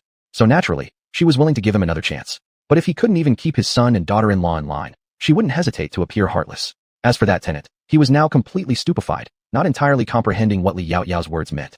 However, right at this moment, Li Yaoyao suddenly felt an angry gaze emanating from a head, filled with indescribable rage but suppressed under fear. Chapter 159. Are you dissatisfied? Are you dissatisfied? Li Yaoyao's cold eyes fell on the person. It was none other than the wife of Lu Zhuangtou, the head of the village. She smirked. Upon noticing Li Yaoyao looking at her, the woman immediately lowered her head. I would not dare. This is master's estate. How could we possibly object? Oh, but it doesn't seem like you're one to hold back, considering you even dared to occupy master's house. Is there anything in this world you wouldn't do? Even if she didn't say it aloud, Li Yaoyao could perfectly guess what the woman was thinking right now. You simply believe that everything in this house should belong to you. After all, it's all arranged by Lu Zhuangtou. But have you thought about where the silver money in Lu Zhuangtou's hands came from? With his status as a slave, he obtained these rights, enabling you to live without worry for food and clothing. All due to what reason? And certainly, it's not because of you. The woman muttered, underestimating Li Yaoyao's sharp hearing. Li Yaoyao responded with a faint smile, crossing her long legs casually behind her while leaning back against the chair. You're right. This indeed isn't because of me. However, don't forget that I am the master now. Thus, naturally, all of this belongs to me. Isn't that so? Right now, you've taken what's mine, yet I haven't had you beaten or handed over to the authorities. That is already my kindness. And yet, here you are complaining. It appears I have indeed been too lenient and gentle towards you all. Li Yaoyao sneered coldly. lowering her brows to glance at her before regaining her composure. She then spoke icily. People, take this woman to the officials and accuse her of occupying someone else's property, robbery. Yes, I will report it to the authorities right away. 2 tenant farmers immediately ran out. The woman stared hard at Li Yaoyao, trembling uncontrollably. Cold sweat poured down her face. You cannot punish me. I am an honest civilian. I'm not even your estate slave. Li Yaoyao let out a derisive laugh upon hearing this. So what if you aren't? According to the great Xia tradition, when a woman marries, she follows her husband. Since you married into this estate, married to a slave, naturally, you become my slave. Even if I were to kill you now, it would be deemed lawful according to court law. With that, the woman went pale and collapsed onto the ground, instinctively glancing towards her husband, as though seeking help. But her easily intimidated husband could never stand up for her under such circumstances. Not only did he dare not speak up for her plea, he trembled and cowered behind his father, scarcely daring to breathe. The woman thus despaired entirely, sobbing bitterly, regretting deeply. Li Yaoyao, however, felt no sympathy. If such actions were committed, they deserved their rightful consequences. All the overseers in the background also understood clearly that this new mistress was decisive in her words and actions. Henceforth, within this estate, they'd better not test her authority. These villagers had less cunning than others. They merely wanted good lives, and there weren't too many complications. Subsequently, Li Yaoyao had them set down those ledgers and left. An hour later, the officials' men arrived, taking both husband and wife away. The woman was considered the main perpetrator and likely faced years in prison. Her husband, as accomplice, received milder punishment. In Great Xia, anyone who arbitrarily claims another's possessions as their own with intent to keep faces corporal punishment alongside imprisonment for 3 to 5 years. If anyone enters a private residence without reason and commits crimes, they may be killed with impunity. Chapter 160. Is Li Xiu gone? Over the next 6 or 7 days, Li Yaoyao made arrangements for the remaining estates, dealt with those who needed to be disciplined, planted all the crops that were meant to be sown, and the factory operations proceeded smoothly. Everything had finally fallen into place, allowing Li Yaoyao to settle at home without further ado. However, she soon learned of an event that was unclear whether it should bring joy or sorrow. One early morning in the first month, just after the Li family finished breakfast, a constable came knocking on their door. His gaze hesitated before he finally spoke. Countess, Officer Shin sent me to inform you. Li Xiu is dead. It was murder. What did you say? Li Yaoyao instinctively furrowed her brows, but did not feel as if he came suspecting her. Likely, he merely wished to notify her so she could prepare herself to relay the news to her father. Who's the culprit? Constable, it's Du Gao. I'm unfamiliar with this name, Li Yaoyao replied, puzzled momentarily. The constable clarified again. He's Li Xiu's husband. That's him. After hearing this, Li Yaoyao's expression remained calm, showing no particular surprise. The constable asked curiously, did Miss Li foresee this? Li Yaoyao slightly shook her head. Not precisely, but I once observed Li Xiu's attitude towards Du Gao, hence why I don't find it odd. You shouldn't think that Du Gao, being honest, won't act crazily when pushed to his limits. These are the ones most terrifying. The constable still didn't quite understand. Lady Countess, what do you mean? Shouldn't honest people always be good souls? In his hometown, some honest men were often preferred for marriage because they wouldn't bully their wives, making future in-laws trust them. Li Yaoyao paused for a moment, patiently explaining. Honest people are generally those who stay silent and passive. They don't strive hard for benefits and might even give them up willingly. Such individuals usually endure unfairness silently, burying grudges within themselves. But if this continues, psychological pressure builds up inside them. Their hearts become like large balls. Once someone steps over their last straw, bang, they lose control, potentially harming themselves or others, or committing crimes. Therefore, everyone needs to have a sense of restraint because one never knows whether this will eventually save or harm them. You have to weigh it yourself. I've learned something today. The constable hadn't expected such an interpretation, yet found it quite logical. No wonder Lady Chongping understood more than others. Li Yaoyao smiled, acknowledging his gratitude, then inquired further. So, did Du Gao surrender himself? Yes. The constable nodded. Early this morning, just as the bureau opened, he appeared there, announcing he had killed someone, startling the gatekeeping officers terribly. At present, the officer has arranged personnel to go to Li family village to retrieve Li Xiu's body for investigation. It should arrive at the bureau within half a cycle's time. The adult sent me to inform you beforehand, so you're not caught off guard. Li Yaoyao smiled gently. For that, thank your superior on my behalf. The constable chuckled. I believe Officer Shin would much prefer that you personally thank him. All right. Li Yaoyao blinked, then acknowledged with a nod. Though regarding Du Gao, although he is an honest man and became a son-in-law to the Li family, bullied by Li Xiu for many years, we cannot conclusively decide this matter yet. Furthermore, Hiaomon, aside from Li Xiu, also isn't completely free of suspicion. After all, if it wasn't for Li Xiu, how could their Li family come to this pass? Her situation becoming ennobled was his greatest provocation. As for why Du Gao would voluntarily surrender himself, perhaps only they know. Of course, this is all speculation. The specifics need investigating by the authorities. The constable was taken aback, but didn't refute Li Yaoyao's hypothesis, bowing respectfully. Thank you, Countess, for the reminder. I'll surely convey your words to the senior official. Thank you. Li Yaoyao smiled. At this moment, Yulanhua suddenly walked up from behind, carrying a corn cob on a pair of chopsticks. She shouted behind her. Yaoyao, what are you doing there? Li Yaoyao turned and called out to her mother. casually taking the corn from her hands and handing it to the constable. Thank you, young sir, for informing me about this. Haven't you eaten breakfast yet? Have some corn to pad your stomach. The constable stared blankly at the corn cob, as he had bought this kind of food before, but it was no longer available now. After hesitating for a moment, thinking about his children who had been asking to eat it, he couldn't bring himself to decline. After expressing his thanks, he left. Yulanhua, hearing their conversation, was a bit confused. Yao Yao, did this young officer come looking for you because he needs your help with something? After all, Yao Yao's status was different from what it used to be, and some of the gentry in the county had begun to court them. Not really. Li Yao Yao shook her head, her eyes somewhat complicated. Mother, I have something to tell you, and I hope you won't be too shocked. She didn't say, don't be sad, because there really was no need to feel sad. Just like when she heard about this matter initially, it wasn't happiness nor sadness, just an overwhelming sense of indifference.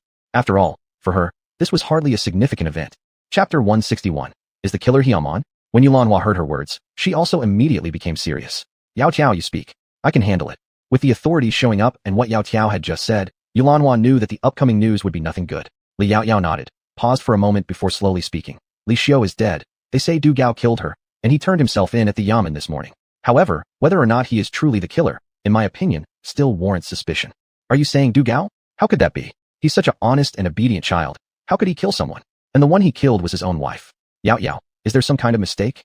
No matter what, Yulanhua could not believe it. However, Li Yao Yao did not answer but instead asked, Mother, why are you so certain? Yao Yao, you don't know, Du Gao really is a good kid. In the past, Li Xiu always came to our house to complain about me and cause me trouble. Du Gao always apologized for her, and then secretly gave us food from his own supplies. Those were the hardest days your father and I went through. Yulanhua spoke with an aching heart. At that time, your father had just been injured, all the money in the house had been taken by your grandmother, and the remaining amount I dared not touch much, fearing it would be taken again. What would we do then with your father's leg injury and yourselves? So his secretly sent food truly helped us. This child may usually be timid and quiet, but indeed, he is a good child. Therefore, Yulanhua absolutely could not believe that someone like him would kill. I see. Li Yao Yao nodded once, then spoke a sentence that almost frightened Yulanhua. Mother, actually, the killer I suspect most in my heart is not Du Gao, but Hiamon. After these words fell, Yulanhua suddenly felt weak in her legs. Fortunately, Li Yao Yao quickly caught her. Yulanhua trembled her lips. Yao Yao, are you trying to scare me? She used to care for him so much, how could she possibly? Li Yao Yao did not say anything, but Yulanhua looked at her expression and suddenly fell silent. Is it really true? Just suspected. However, Li Yao Yao believed in her instincts and judgment. Yulanhua stopped talking and did not defend Hiamon as she did for Du Gao. It seemed that she would rather believe it was Hiamon than Du Gao. Yao Yao, will Magistrate Shen torture Du Gao? It shouldn't happen. Shen Songji wasn't a cruel official. But mother, the authorities might summon you and father to ask questions. Remind him a bit so he isn't startled. The most important thing is, he must be mentally prepared. After all, their family member who was closest to Hiamon and Li Xiu was him. Even though they no longer interacted now, that doesn't mean as a son, he could really completely ignore his mother. As for Li Xiu, there was no need to worry too much about her. Yulanhua nodded. I understand, don't worry. The Yamen. Li Xiu's body had already been carried into the morgue of the county Yamen, where the forensic examiner was performing the autopsy. Shen Songji stood nearby watching, not knowing what was on his mind. Not long after, the examiner stepped forward and bowed respectfully, saying, Report to the magistrate, Li Xiu died of poisoning. It seems that toxic salt consumption caused dehydration and drowsiness, eventually leading to breathing difficulties and death. There had once been a salt mine found not far from Anyang County, where many people tragically lost their lives after eating the salt, so the mine had been closed. However, due to the high price of salt, some people risked their lives by mining and consuming this toxic salt just to survive and work. Some managed to pull through with good luck, but most couldn't survive. Even though the government issued notices prohibiting further digging and extraction, it was impossible to completely prevent it. It was unexpected that someone now used this poison salt to kill, making it the first time the forensic examiner encountered such a case. Anyang County being small, murder cases naturally weren't frequent. Sometimes, they didn't have even one in a year, mostly being trivial domestic affairs. The forensic examiner rarely got the chance to exercise his skills, so today's case was meticulously examined. Toxic salt. Shen Songji's voice was deep, eyebrows slightly knitted, closing his eyes subconsciously. It appears this case is not as simple as it appears on the surface. He recalled the message Li Yao Yao had sent by the constables, and immediately turned around. Come here. Magistrate. Jifeng quickly stepped inside from outside. Go to Li family village and bring Hiamon back. Also, find a few villagers to question. Yes. Jifeng was ready to turn when he heard Shen Songji continue. Also, invite the entire Yao Yao family over for questioning.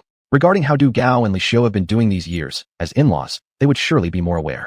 Jifeng nodded, quickly turning and leaving. Within a short while, several law enforcement officials rode out of the county Yamen. An hour and a half later, the people were brought to the county Yamen. Jifeng then went to invite Li Yao Yao, Yulanhua, and Li Si. That morning, due to this incident, Li Si had someone ask for leave on his behalf at the academy and sent Li Ping'an there. Seeing Li Yaoyao, the officials immediately paid their respects. County mistress. Who would have thought that an ordinary peasant girl would now become the county mistress of Chomping? Thank you. Li Yaoyao only nodded faintly and supported Yulan Hua into the yamen, following the bailiff to the rear courtyard. Come to think of it, this was the first time they, as a couple, had come so formally to the yamen, which made them a little nervous until they arrived in one of the rooms in the back courtyard. Upon seeing them, the few villagers from Li Village who were originally somewhat uneasy immediately sighed with relief. The village head of Li Village walked over to them and greeted Li Yaoyao respectfully. County mistress. He then turned to Li Si and the others.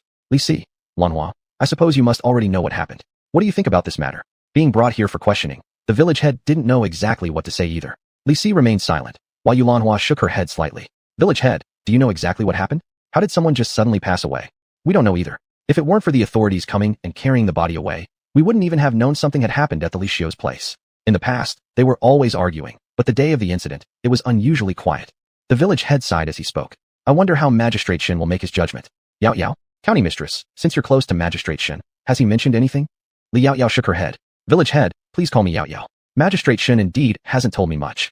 He asked my father and mother to come today, also to inquire about this matter. But we'll know more once Magistrate Shin arrives. As soon as she finished speaking, firm footsteps could be heard from outside the room, along with the voice of the bailiffs. Magistrate Shun has arrived. Chapter 162. Shun Tsung's smile deepened a little in his eyes. In the next moment, a tall and elegant figure strode into the hall. The originally gentle eyes had a touch of fierceness, which disappeared when they met Li Yaoyao's gaze, leaving behind a faint smile. Li Yaoyao took the lead in walking towards him. Lord Shun. Now she was the lady of the county, so there was no need for her to kneel. However, since this visit was for official business, it wasn't appropriate to call him by his first name. Shin Tsung paused slightly upon hearing her formal address, though he said nothing. Beside them, Li Si, Yulan Hua, and a few others from the village instinctively wanted to kneel down. Immediately, Shun Tsung spoke. We are not in the court now. No need for such formality. Thank you, Lord Shun. The group quickly bowed, knowing well why Shin Tsung treated them so kindly. After all, officials usually did not treat villagers like this. All of this was because of Yao Yao. Because of Yao Yao, the holy village had something to take pride in for generations. Then Shin Tsung sat down at the front. Everyone can sit down and talk. Lady of the county, please this way. Shin Tsung pointed to the seat beside him, his eyes mysterious and holding an implicit smile. Though it wasn't very obvious, Li Yaoyao noticed it. She unconsciously hesitated, looking back at Li Si and the others. She saw that their seats were already full, so she could only move towards the seat beside him and slowly sat down. Shin Tsung's smile deepened further. On the day the eunuch Gong left, he reminded Shin Tsung, and thus Shin understood his feelings towards Yao Yao. He said, as a man, one should always take the initiative, otherwise, one might regret losing the loved woman to another. Shin Tsung naturally would not allow himself to make such a life-regretful mistake. Lord Shun. Seeing that Shin Tsung was silent, the village chief stood up again. I wonder what Lord Shin wants to ask us today. Shin Tsung came back to reality, looked at him with seriousness, and responded gently. Today, I invited all of you here to ask about your opinion on Du Gaodong and Hiamon. What kind of people are they, and what is their usual behavior in the village? The village chief hesitated and answered. Reporting to Lord Shun, Du Gaodong married into the Li family due to his parents' old age and his mother being critically ill. Moreover, there was also a 12-year-old brother studying at home, and he himself had previously read a great many books. Just for his mother to have money for treatment, he decided to marry into the Li family. And he is modest and courteous, greeting us whenever we meet. When Li Xiu offends people in the village, it's always Du Gaodong who apologizes for her, even though Li Xiu often scolds or hits him. But Du Gaodong has never said anything bad about her to us. At this point, the village chief paused and then added, My lord, to be honest, I can't imagine how he could kill someone. Such a good young man. How could he do such a thing?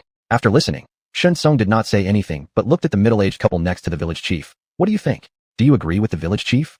They nodded. Then, the aunt standing nearby hesitated and finally stood up. My lord, actually, these days, things have not been good for the Li family. None of the villagers want to associate with them anymore. But when we see Du Gaotong, we still occasionally help them out a bit. But he always takes the good stuff back for Li Xiu. In her opinion, how deserving is Li Xiu? Also, several times before, we saw several scratch marks on his face, and even injuries on his arms when he washed clothes by the river. If his parents saw, they would definitely be heartbroken. If she were in the same position, whoever dared to mistreat her children, she'd surely fight tooth and nail with them. When the aunt talked about this, her tone was filled with pity, probably a common feeling among the village's aunties. With so many people speaking up for him, perhaps he really didn't commit the crime. Then why did he confess? Shin Tsung seemed lost in thought. You mean, in the household, washing clothes was all his responsibility? Auntie, not only washing clothes, but also cooking and doing most of the farm work. It doesn't seem right. More than even a servant works. Servants generally had divided duties, whereas Du Gaotong had to handle multiple tasks alone. Shen Tsung roughly grasped the situation and unconsciously glanced at Yulanhua and Li Si. Li Si didn't respond, while Yulanhua had already nodded. Sometimes, things at the in-law's place were mostly handled by him too, except that since he was a son-in-law, he wasn't allowed to eat at the dining table.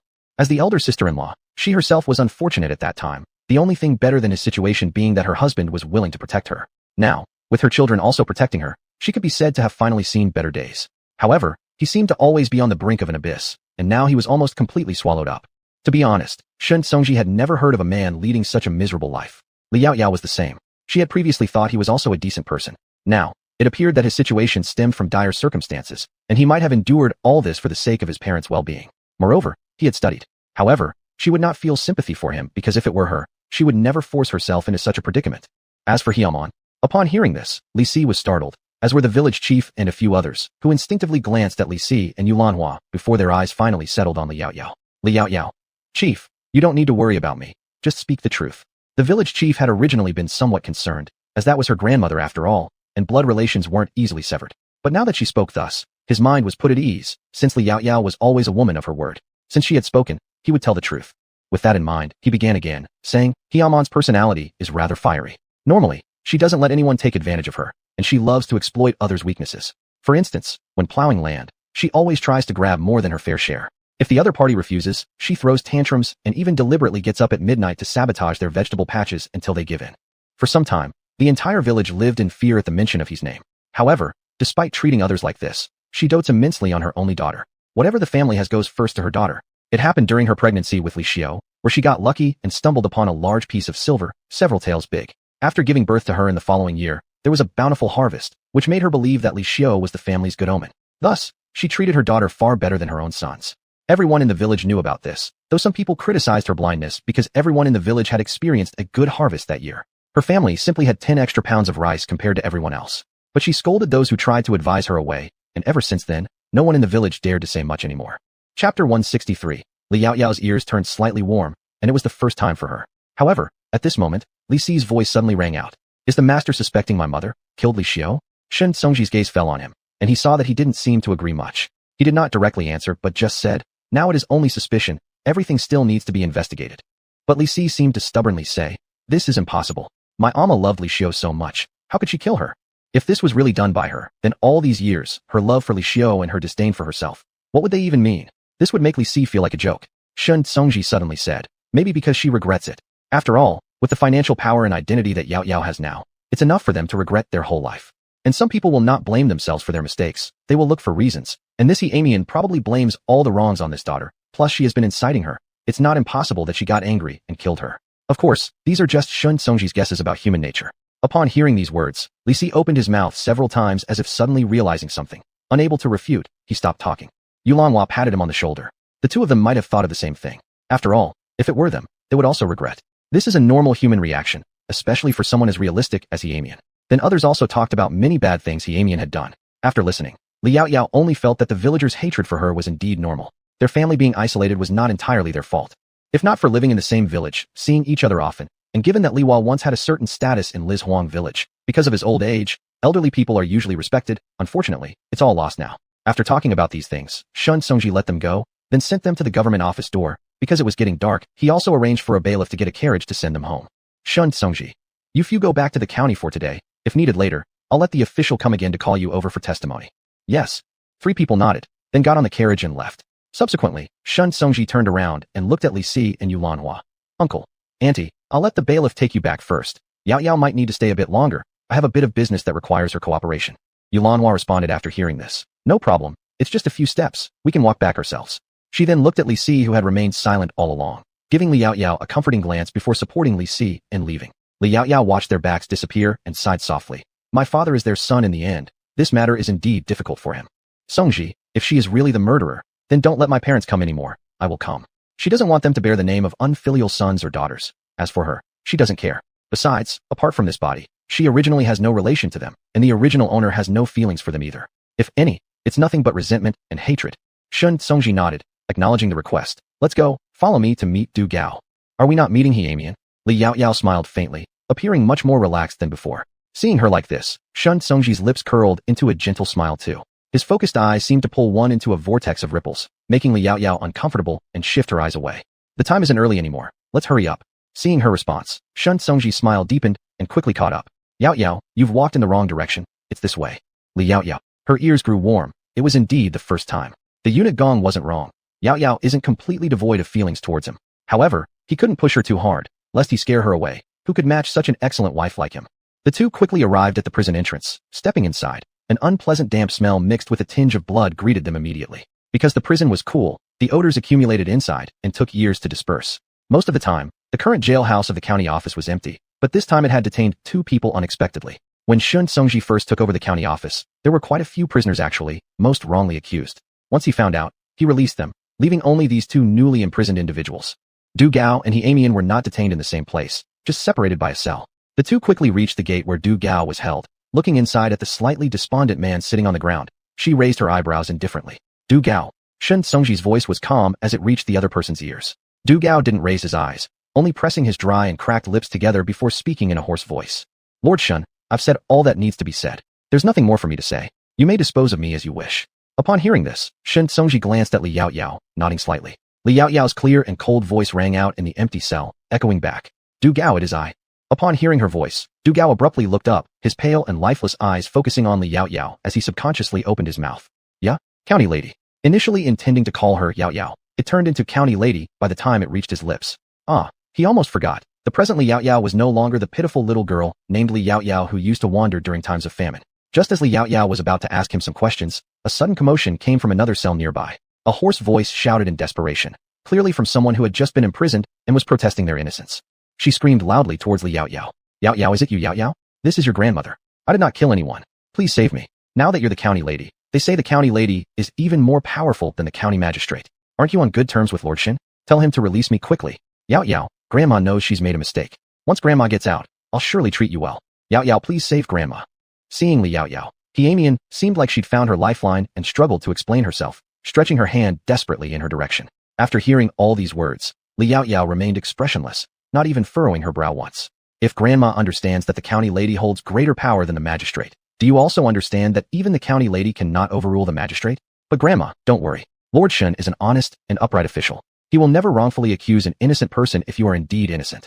The emphasis Li Yaoyao placed on the words innocent and wrongful accusation was noticeable. However, He Amian certainly dared not let Shun Songji thoroughly investigate the matter. She was feeling guilty inside. Chapter 164. She is the grandmother of the county magistrate. She originally thought that as long as Du Gao confessed to the murder, she could escape. But how could she have anticipated that the new county magistrate was so persistent, quickly suspecting her? Before she even had time to rejoice, the bailiffs had already arrived at her door and dragged her into this dungeon. No matter how much she cried out for justice, even dragging in Yao Tiao, no one paid any attention to her. Hiaman was extremely frightened, her voice hoarse from shouting. Yao Tiao, save Grandma. Grandma really knows she was wrong. Isn't your Lord Shin very fond of you? They all say he has taken a liking to you. If you ask him, he will certainly release me. Quickly beg him. Whatever he tells you to do, just do it. Yao Tiao, Grandma's life depends on you. Li Yaoyao was so angry she burst into laughter. She stood there, and the sunset suddenly shone through the small window onto her, as if coating her body with light. Yet, her clear, dark eyes remained ice cold. Lord Shin's face wasn't pleasant either. Pursing his lips, he coldly commanded, "Somebody gag this babbling woman. Without my command, you must not take her down. And remember, none of what you heard today is allowed to leave this room. Otherwise, don't blame me for being ruthless." Yes. A bailiff behind them grabbed a stinking rag hanging nearby, opened the jail door, and shoved it into her mouth, binding her hands behind her back. Hiaman could only make muffled sounds as she was thrown to the ground, her wide eyes disbelieving that Shun Songji would treat her this way. Isn't she the grandmother of the county magistrate? How dare they treat her like this? Aren't they afraid? But she didn't know how much everyone in the county office liked Li Yaoyao, and deep down, they already considered Shun Songji and Li Yaoyao a couple. Everything Li Yaoyao did earned their heartfelt admiration, but no one said anything because they couldn't ruin the young lady's reputation. Therefore, whatever words Hiaman, Li Yaoyao's grandmother, said were despised by everyone. Is this really a grandmother? Clearly, she is a sworn enemy. Shun Songji stood where he was, obvious frostiness in his gaze. He wasn't concerned about other things, but the world showed too much hostility towards women. If these words spread, it wouldn't be good for Yaoyao's reputation, and some might assume everything she had achieved now had something to do with him. And he absolutely would not allow any negative remarks about Yaoyao to emerge. You don't need to get angry, I don't care. She wasn't from this era, and didn't have such rules. Li Yaoyao placed her hand on his arm to comfort him. She raised her chin gracefully, completely calm. But I do care. Shun Songji tightened his lips. When he looked at her, the anger in his eyes was reined in, but still not entirely hidden. Li Yaoyao suddenly paused, and her hand slowly moved to rest on his clenched fist. How could this man be so wonderful? The nearby bailiffs and Du Gao instinctively looked away. It seemed that more than just Lord Shun liked Lady Li. But Shun Songji was unaware of this momentary lapse, and instead continued seriously. Yaoyao, in this world, no one has the right to criticize you. You deserve the best. And at this moment, he wished he could give her all the best he had. regretful that currently, he seemingly had nothing. Shun Tsungji inexplicably felt somewhat despondent. At this moment, Li Yaoyao's fingers had already intertwined with his fist, and she nodded seriously. Yes, you're right. But Tsungji, shouldn't we be doing something else right now? Shun Tsungji was confused, then felt warmth in his palm. Looking down instinctively, he saw their interlaced palms. Just as he was about to speak, she had already pulled her hand away and teasingly winked at him.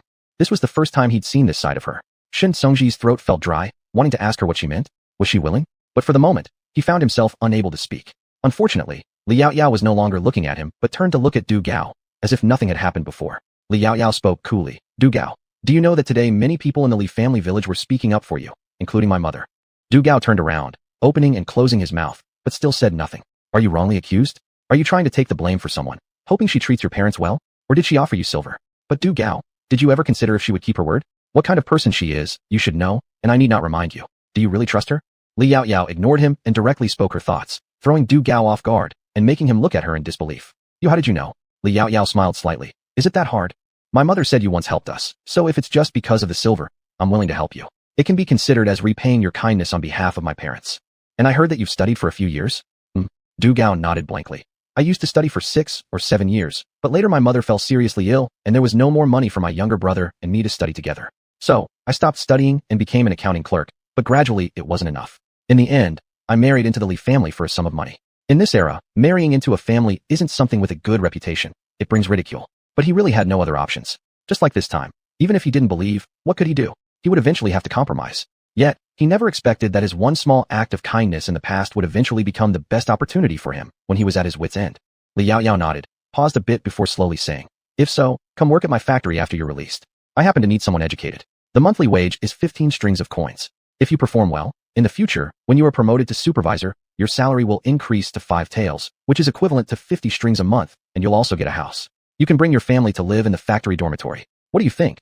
She planned to let him first serve as an assistant behind Ji Fong. Then whether he can be promoted depends entirely on his performance. But Du Gao was completely stunned by these words and couldn't believe such a good thing could happen to him. Of course, he had heard about Li Yaoyao's factory before, and he once yearned for it. Now, this opportunity was being given right in front of him, and the monthly wage was much higher than others. Meanwhile, upon hearing this, He Amang went berserk and climbed up from the ground, wanting to speak, but could only make muffled sounds due to her bound mouth. Her eyes burned with hatred. Li Yaoyao, upon hearing this, acted as though she hadn't, merely gazing coolly at Du Gao. What's your decision? If you refuse, and someone else snatches this excellent deal, don't come crying to me. Du Gao hastily replied, I accept. 15 strings of coins could let his whole family live a life where they were all well fed, whereas He Amang's bribe money was only 20 strings anyway. Chapter 165, Shun Tsungji's desired answer. Very good, I admire smart people. Li Yaoyao was satisfied and turned around to look at Shun Tsungji, her eyes curved with a smile. Minister Shun, it is up to you from here on. And one more thing, the answer you seek will be revealed after the case is resolved. After saying this, Li Yaoyao turned and left the prison cell. She had never been a timid person. Having sensed his intentions, she did not dislike him nor detest his touch. Thus, why not give it a try? After all, for so many years, she hadn't experienced even a single romantic relationship. Moreover, according to He Amang, everyone in the Li family village probably knew that Shun Tsungji liked her, so there was no harm in reciprocating. Shun Tsungji watched her retreating figure, pressed his lips together slightly, but then his lips curved faintly. Perhaps he could discuss with his parents when would be an appropriate time to arrange a marriage proposal. She was so wonderful, and he needed to secure things early for peace of mind. With this thought, Shun Tsungji turned to Du Gao, his expression now serious again, listening as Du Gao explained everything. In the nearby cell, He Amang, her mouth gagged, heard Du Gao recount the entire story, her eyes gradually dimming. Her body slid helplessly to the floor. She truly regretted it now. If only she hadn't always listened to Axiu's words before, she wouldn't have fallen to such a situation. As for Yaoyao, if she had treated the eldest son's family better in the past, the villagers would envy her now, rather than treating her like a despised rat, afraid to even step outside her door. And her young daughter-in-law had recently taken away her grandchildren, divorced her younger son. Now what used to be a good family was shattered, all due to her mistakes. Unfortunately, no matter how deeply she regretted it, or even repented, no one was willing to listen anymore. This case quickly went to trial. As Li Yaoyao and Shun Tsungji had guessed, reality was to blame. Who would have thought that a mother would one day kill the child she once cherished most? He Amang attributed all her wrongdoings these years to Li Xiao, assuming that by doing this, the Li Si family would forgive her and take them to live comfortably. Thus, they wouldn't need to live stealthily in the village anymore, unable even to hold their heads high. Furthermore, during this period, Li Xiao kept spreading negative rumors about Li Yaoyao, plotting evil thoughts against her. Fearing that Li Xiao might block her path to happiness, she suddenly remembered someone in the village who died from consuming poisoned salt, leading her to devise ways to obtain poisoned salt and serve it to Li Xiao as food. This was originally something Du Gao intended to do. For years, Li Xiao had beaten and scolded him whenever she felt upset. After returning to the Li family village, Du Gao always wanted to find time to go back and see his mother, but she would never allow it, even ignoring the son he personally raised. Unable to bear it anymore, he decided to settle accounts once and for all. However, before he could act, He Amian couldn't withstand it any longer and acted first. Du Gao personally witnessed He Amian placing poisonous salt, handing over the porridge laced with toxic salt to Li Xiao. He watched her eat it bit by bit, finishing 3 bowls without sharing any with him. He even witnessed her painfully choking her own neck in front of him, begging for help. But he remained indifferent. Then He Amian approached him, hoping he would confess. If he confessed, she would give him 20 guan coins and 50 caddies of grain. Du Gao had already prepared himself to die. Being able to provide some benefit to his family before death was already a gain, so he agreed. Everything was decided. He Amian deliberately murdered Li Xiao and was sentenced to 5 years of servitude. Although Du Gao concealed the truth on purpose, considering his repentance and cooperation with the authorities later on, his sentence could be mitigated, resulting in a 1.5-year term. Servitude referred to labor reform in future generations, yet very few survived inside. The case concluded, leaving many sighing heavily. Especially those from the Li family village, they all fell silent for quite some time. From this moment forward, the Liwa family became quieter as well, no longer daring to meddle in unnecessary disputes. Because of this matter, Li Si remained silent for several days without saying much. Speaking of sorrow, it was deeply tied to past resentment and confusion. She could not comprehend why, despite doing so much, she never gained even a hint of warmth from her parents. But these were matters he would have to resolve within himself gradually. When Du Gao was escorted away, Li Yaoyao came to bid him farewell. Chapter 166, The Renowned Lady of Chongping County. Outside the city, Xiao Hanyu handed a package to Du Gao. This is something someone asked me to deliver to you. He told me that during the famine, it was you who gave her your own food secretly, so she could pass it on to us. Am I right? Yesterday, Jia Hua, who was once Li Si's third sister-in-law, suddenly came by and said she wanted to tell her something. She also hoped Xiao Hanyu could plead for Du Gao. She thought Du Gao was a good man and he didn't deserve this ending. Unfortunately, it was already too late.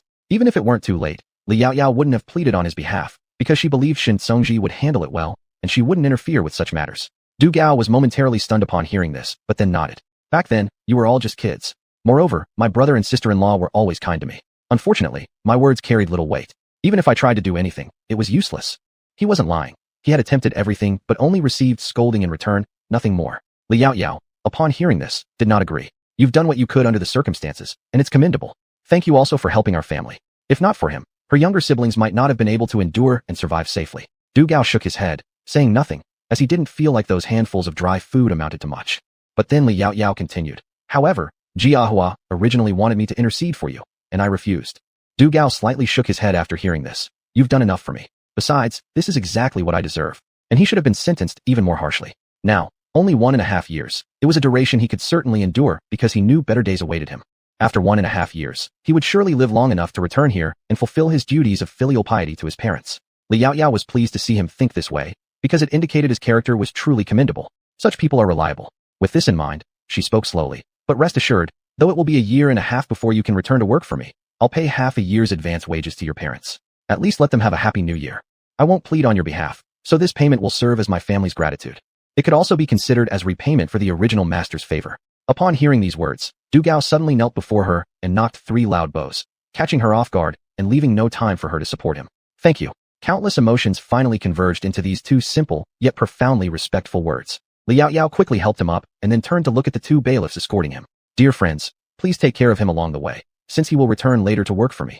The 2 bailiffs naturally didn't refuse, smiling while responding. Lady of the county, rest assured, we understand. Moreover, this instruction had already been conveyed by their superior officer. Thank you. Li Yaoyao handed another package to one of the bailiffs. Inside are sweet potatoes. If you want something warm to eat on the journey, just make a fire and toss the whole sweet potato in and bake it. Once ready, it will be crunchy outside and sweet inside, quite delicious. Their destination for forced labor was far, and the journey itself would last over a month. Indeed, an exhausting trip. The bailiff hesitated for a moment, but eventually accepted. Thank you, lady of the county. Sweet potatoes. They certainly knew about them. It was rumored that sweet potatoes not only taste fragrant and sweet, but can also be eaten raw. Moreover, they yield thousands to 10,000 per acre. Many of them had already bought some, saving them for planting next April or May. As for Hiaman, she was being held back nearby by another constable and couldn't get close. Seeing how Li Yaoyao treated Du Gao kindly, but paid no attention to herself, Hiaman harbored rage, but was utterly helpless. After handling all these matters, Li Yaoyao turned around and returned home. In the capital city, dawn broke with the city gates still unopened. Outside, numerous commoners queued up waiting to enter, stepping on the cement ground beneath which was level and smooth without being slippery. People who had recently come to or lived near the capital had grown accustomed to it, while some newcomers couldn't help marveling all along the way. This cement road had only been built in a short period of time, but it now almost fully encircled the capital. Other prefectures besides Chongping hadn't caught up so quickly yet. And today, Chongping Prefecture was envied and begrudged by many officials across other states. They couldn't understand why Lady Chongping was born precisely in Chongping Prefecture. Truly worthy of the capital, these roads are easier to walk on than ours. At the city gate, a foreign traveler carrying a bundle sighed out loud in admiration, coincidentally overheard by a nearby local resident. Only to see him smile faintly. His Majesty said that the road can be so smooth to walk on, and the city gate along with the surrounding walls are also several meters higher than before. All of this has to thank Lady Chongping. Speaking of Li Yaoyao, the speaker's face was full of admiration as he bowed in the direction of Chongping Prefecture, his heart filled with emotion. Could this elder brother tell us why we should thank Lady Chongping? Who is this Lady Chongping? Is she a noble daughter from some duke's family? Certainly not. Lady Chongping is like you and me, originally just an ordinary commoner. The clean cement ground we're stepping on now, which even when it rains won't dirty our clothes, came from her. It's rumored that Lady Chongping devised this after the muddy rain-soaked path dirtied her clothing and caused her family members to fall. In anger, she invented this, then presented the method to His Majesty, eventually benefiting all of us. Since she hails from Anyang County in Chongping Prefecture, His Majesty bestowed her with the title Lady of Chongping and granted her Chongping Prefecture as her fief. Even noble-born ladies who receive the title of lady might not necessarily be given a fief, demonstrating how highly the emperor values her. Moreover, Lady Chongping was the one who previously saved the entire Chongping Prefecture, bringing water sources and ensuring its people had homes to return to. Of course, because the emperor hadn't yet announced the matter of sweet potatoes and sugarcane, only these two stories were being passed among the populace. I see, truly remarkable. Lady Chongping is an extraordinary person, far beyond what we could accomplish. Behind them, those hearing about this for the first time or those who'd already known couldn't help but feel immense respect. If they were faced with similar situations, they would certainly not act as brilliantly as her. Drive. But at that moment, suddenly a group of horses galloped up from a distance, dust swirling without causing blindness as it did in the past. The riders wore the uniform of palace guards, and behind them trailed several carriages. They sped along the road, quickly arriving beneath the city gate. The next instant, a man dressed in the robes of a chief eunuch emerged from the carriage holding a token. Standing tall, he raised his hand to showcase the token, his voice shrill and loud. Chapter 167, Another Disaster Comes. Open the city gates. I am on a royal mission to go to Anyang County for enfeoffment, and am now back. There is an urgent matter I must report to your majesty right away, so open the city gates quickly. Xiao Quan's Dadan this whole journey was almost all rush and haste. Last night, he rested in a post house of a county near the capital, but woke up in the middle of the night and couldn't fall asleep again, so he immediately galloped back through the night and finally arrived at the city gate. He could hardly wait to present everything he brought back to the emperor, sweet potatoes, sugarcane, and even glass. He had to show them to the emperor and his ministers. On the city tower, the guard saw the golden token in his hand and dared not delay, and immediately shouted loudly, "Open the city gates." In the next moment, the gates, which would have normally waited another 15 minutes to open, were directly swung wide. All the common people stepped aside, watching Xiao Quan and his group ride into the city. I just noticed that there are many clumps of dirt and long sticks on their carts. Are they bamboo?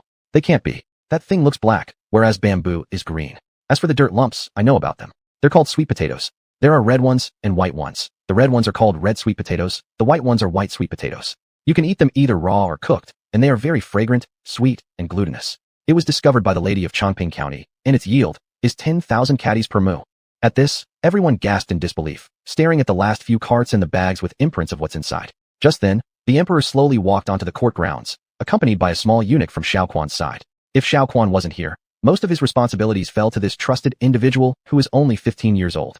As soon as the emperor took his seat, he moved forward 2 steps, lowered his eyes, and gazed upon the gathered ministers below. If you have any petition, speak now. If not, retreat. One of us has a petition to raise. The first person to stand up was Chancellor Su. Your Majesty, I received news yesterday that it started raining half a month ago in Hoarding Prefecture, and it has scarcely stopped since. In recent days, the rain has gradually become heavier and has already flooded many crops. I fear a flood may occur. Then, displaced refugees will roam everywhere. This disaster might even be worse than before in Chongping County. I hope His Majesty will make preparations ahead of time. Because there was a lady of Chongping County in place, matters concerning Chongping County were resolved better than expected, resulting in fewer deaths.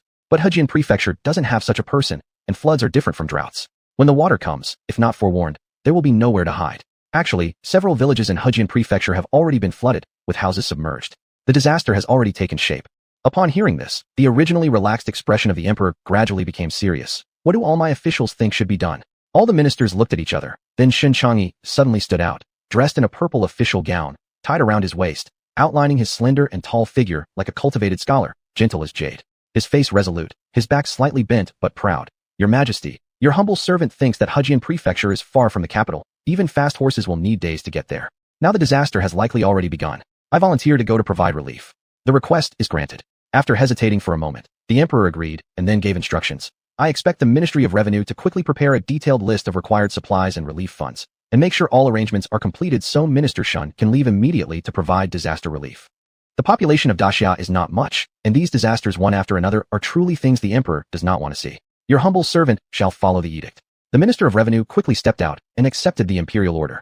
Before too long, another minister stood to make his own petition. However, before he could finish speaking, Xiaoquan's silhouette suddenly appeared outside the hall. There he stood on the threshold, excitement evident in his eyes. With a respectful bow, he spoke loudly. Your Majesty, great fortune awaits.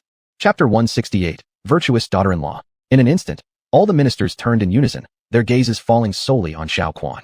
However, Xiaoquan seemed oblivious, his bright eyes fixed on the emperor's position. The next moment, they heard the emperor slowly say, Proclaim, proclaim. Xiaoquan quickly strode across the threshold toward the emperor. This was the first time he entered here with the identity of a subject, his heart excited. But what made him even more excited was the object he had brought back this time. Xiaoquan walked quickly to the front and then knelt down. Your Majesty, your humble servant has not failed his mission. Not only have I conveyed your Majesty's edict, but I've also brought back sweet potatoes and sugarcane. The county lady said that sugarcane can be used to make sugar, and sweet potatoes can yield 10,000 caddies per acre.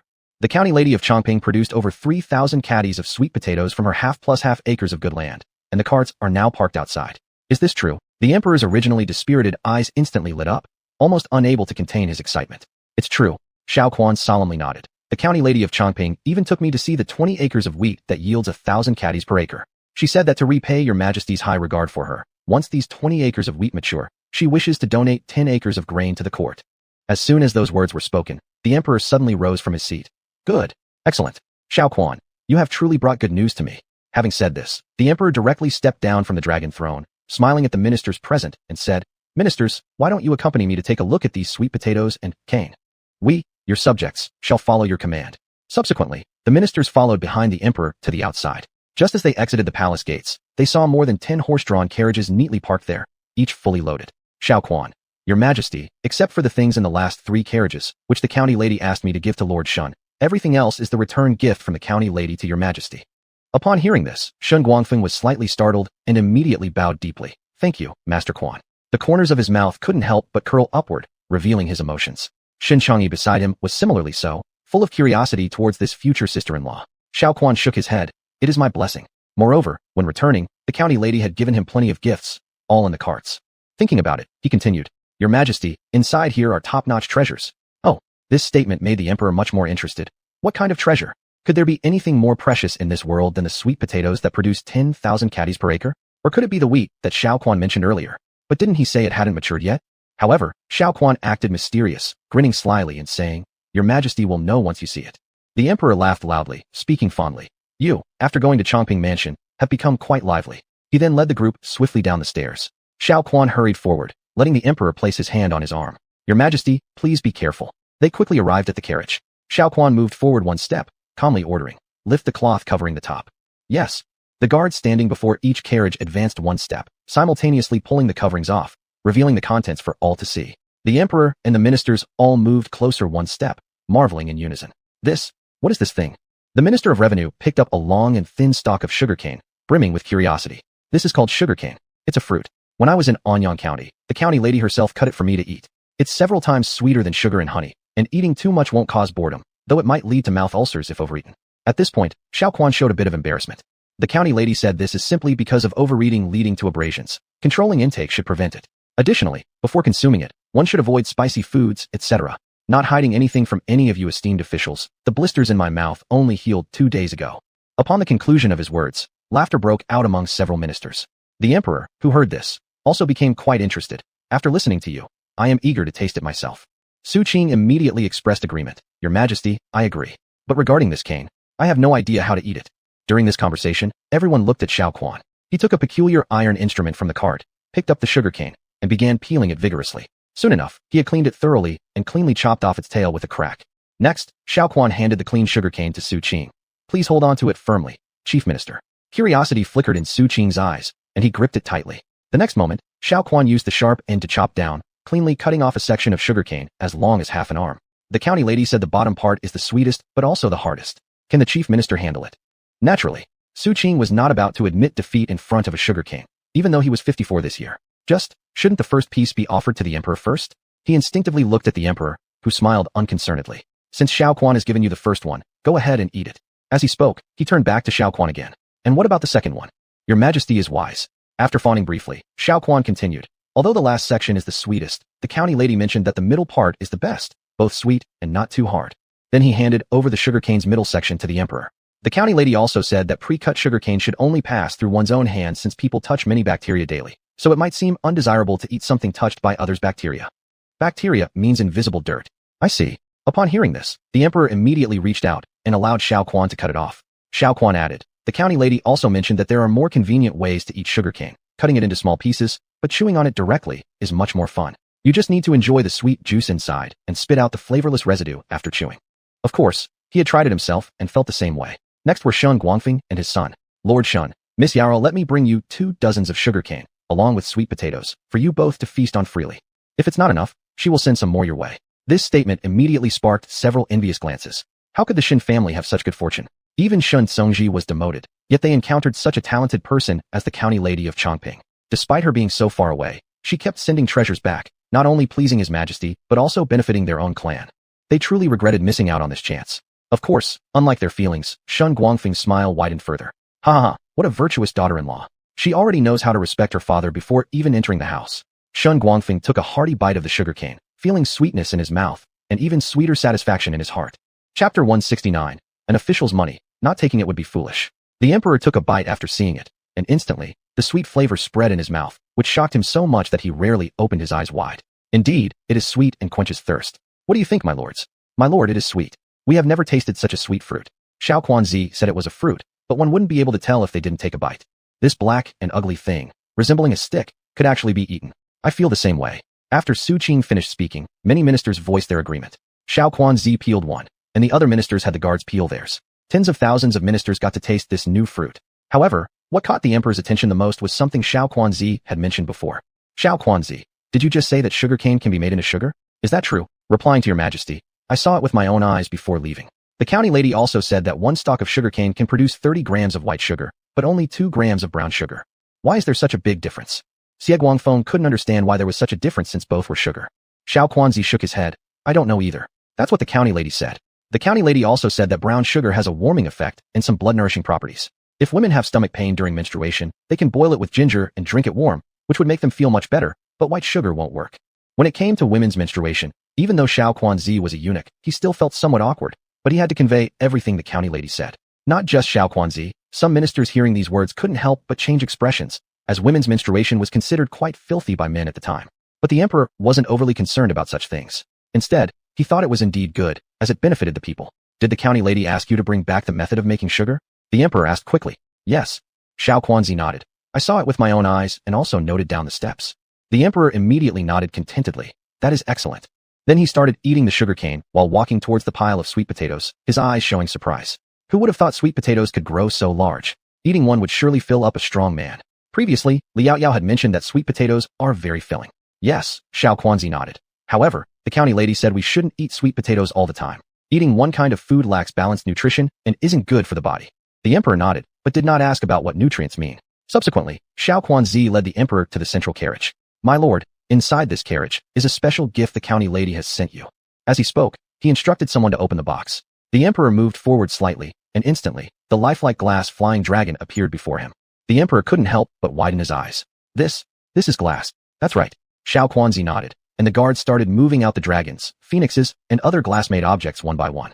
The dragons and phoenixes in front of them seemed like they were about to fly off into the sky, lifelike as if they were miracles. These things, Xiao Quanzi stated, are all made personally by the county lady for your majesty. She gave the dragon to you first, and the 2 phoenixes to the empress dowager and empress. The emperor only felt that Li Yao Yao truly had heart. But soon he also noticed what Xiao Quanzi implied in his words. Made personally? You mean, this Li Yao Yao can even make glass? You should know that the glassware pieces from the Great Xia dynasty were all imported from foreign countries, and a regular piece cost hundreds of gold. Yes. Xiao Quanzi confirmed it. Moreover, the county lady said that the quality of foreign countries' glass is uncontrollable, but she can control it. For instance, the bright yellow of this dragon and phoenix is evenly delicate, which cannot be achieved by foreign countries currently. There are also these items, an evolution of glass called window glass. They are bright and can be used for windows. The county lady's new home uses such glass windows, meaning even without oil lamps at night, One can read under moonlight. Oil lamps, after all, aren't particularly bright. Xiao Quanzi handed a glass vase to the emperor. My lord, this is a vase, and those others are bowls and plates, which can be used to serve food. While Xiao Quanzi was talking, the ministers already surrounded the carriage, watching the glass and the dragon phoenix crystal with deep feelings. What doesn't this county lady Chongping know how to do? Yes, among the women in this world, perhaps no one else can be as great as her. Even among men, one might sigh at being inferior to her. Truly, it's a bargain for Shen Guangfeng, this old beast. And she can actually even make glass, and created such transparent, luminous crystals. Even using such valuable glass for windows, truly wasteful. Thinking to this point, Shen Guangfeng's heart filled with even more envy and resentment toward Li Guangfeng, especially when he saw the self-satisfied smile on his face. He almost wanted to tear it off. When Xiao Quanzi heard this, he also chuckled softly, then dropped a bombshell. Dear officials, don't worry. When we returned, the county lady told me to convey that if you want glass windows too, you can have them custom made by her. Given the emperor's favor, each window will only cost 1 gold piece. However, Xiao Quanzi did not relay another remark made by Li Yaoyao. That was, an official's money, not taking it would be foolish. Even so, Xiao Quanzi still felt that Li Yaoyao had set the price too low. Right away, these officials were genuinely moved in their hearts. After all, a single piece of cloisonne could cost hundreds of gold pieces, but this much more precious glass could create a window for just 1 gold piece. What a truly kind-hearted person this county lady Chongping was. Not only did they become interested, but the emperor was equally attracted. Xiao Quanzi, did the county lady mention any special price if I were to order some? Xiao Quanzi reflected for a moment, then bowed. Your Majesty, the county lady did indeed say this. If it's only for your Majesty's palace, she will provide the windows free of charge, no money required. But if it's for the entire imperial palace, each window will cost half a gold coin. The county lady said that since it is the emperor, his Majesty should get a lower price than ministers, but still, payment must be accepted. After all, how vast is the palace? To offer everything for free would lead to bankruptcy. Xiao Quanzi believed that the county lady's words were quite reasonable. But upon hearing this, the emperor laughed heartily.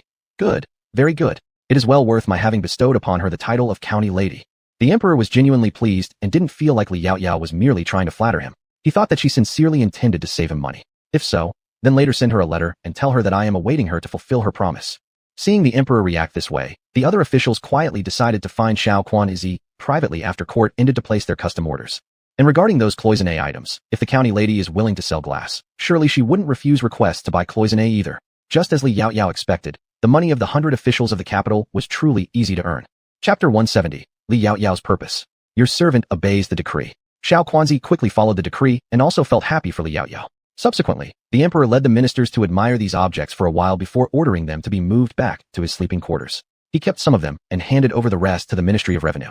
The face of the Minister of Revenue immediately lit up with joy. This is truly great. Although these things cannot be used now, if they are planted next year, in no more than 2 or 3 years, the state treasury will surely be full of grain, and there will be no fear of any natural disasters. The atmosphere among the ministers was originally not high today, but this matter of Li Yaoyao's indeed brought them good news. And then there were those 10 acres of wheat that could yield 1,000 caddies per mu. Do you know? The highest wheat yield per mu in the Great Xia nowadays is only over 300 caddies. If these 10 mu of wheat matured and were used as quality seeds by the people, there would definitely be a bountiful harvest next year. It's just unfortunate that these wheat have yet to ripen. And they did not know that Li Yaoyao actually had spring wheat in her hands. If they knew, they would surely be even crazier. At this moment, Shen Guangfeng had already walked up to the last 3 chests and without hesitation opened one of them. Inside, those exquisite glass and crystal ornaments immediately caught their eyes. Father, is this a peacock?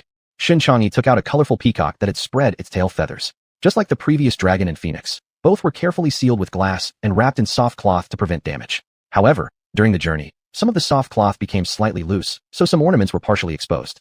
Actually, Shen Changyi had never seen a peacock, let alone an open-feathered peacock. But he had once heard someone say that a peacock looked very similar to a phoenix, so when he saw the phoenix, he naturally recognized the peacock at a glance. The phoenix was bright yellow all over, but the peacock was multicolored. Shen Changyi thought that if his mother saw it, she would definitely love it. The elder sister-in-law was truly considerate.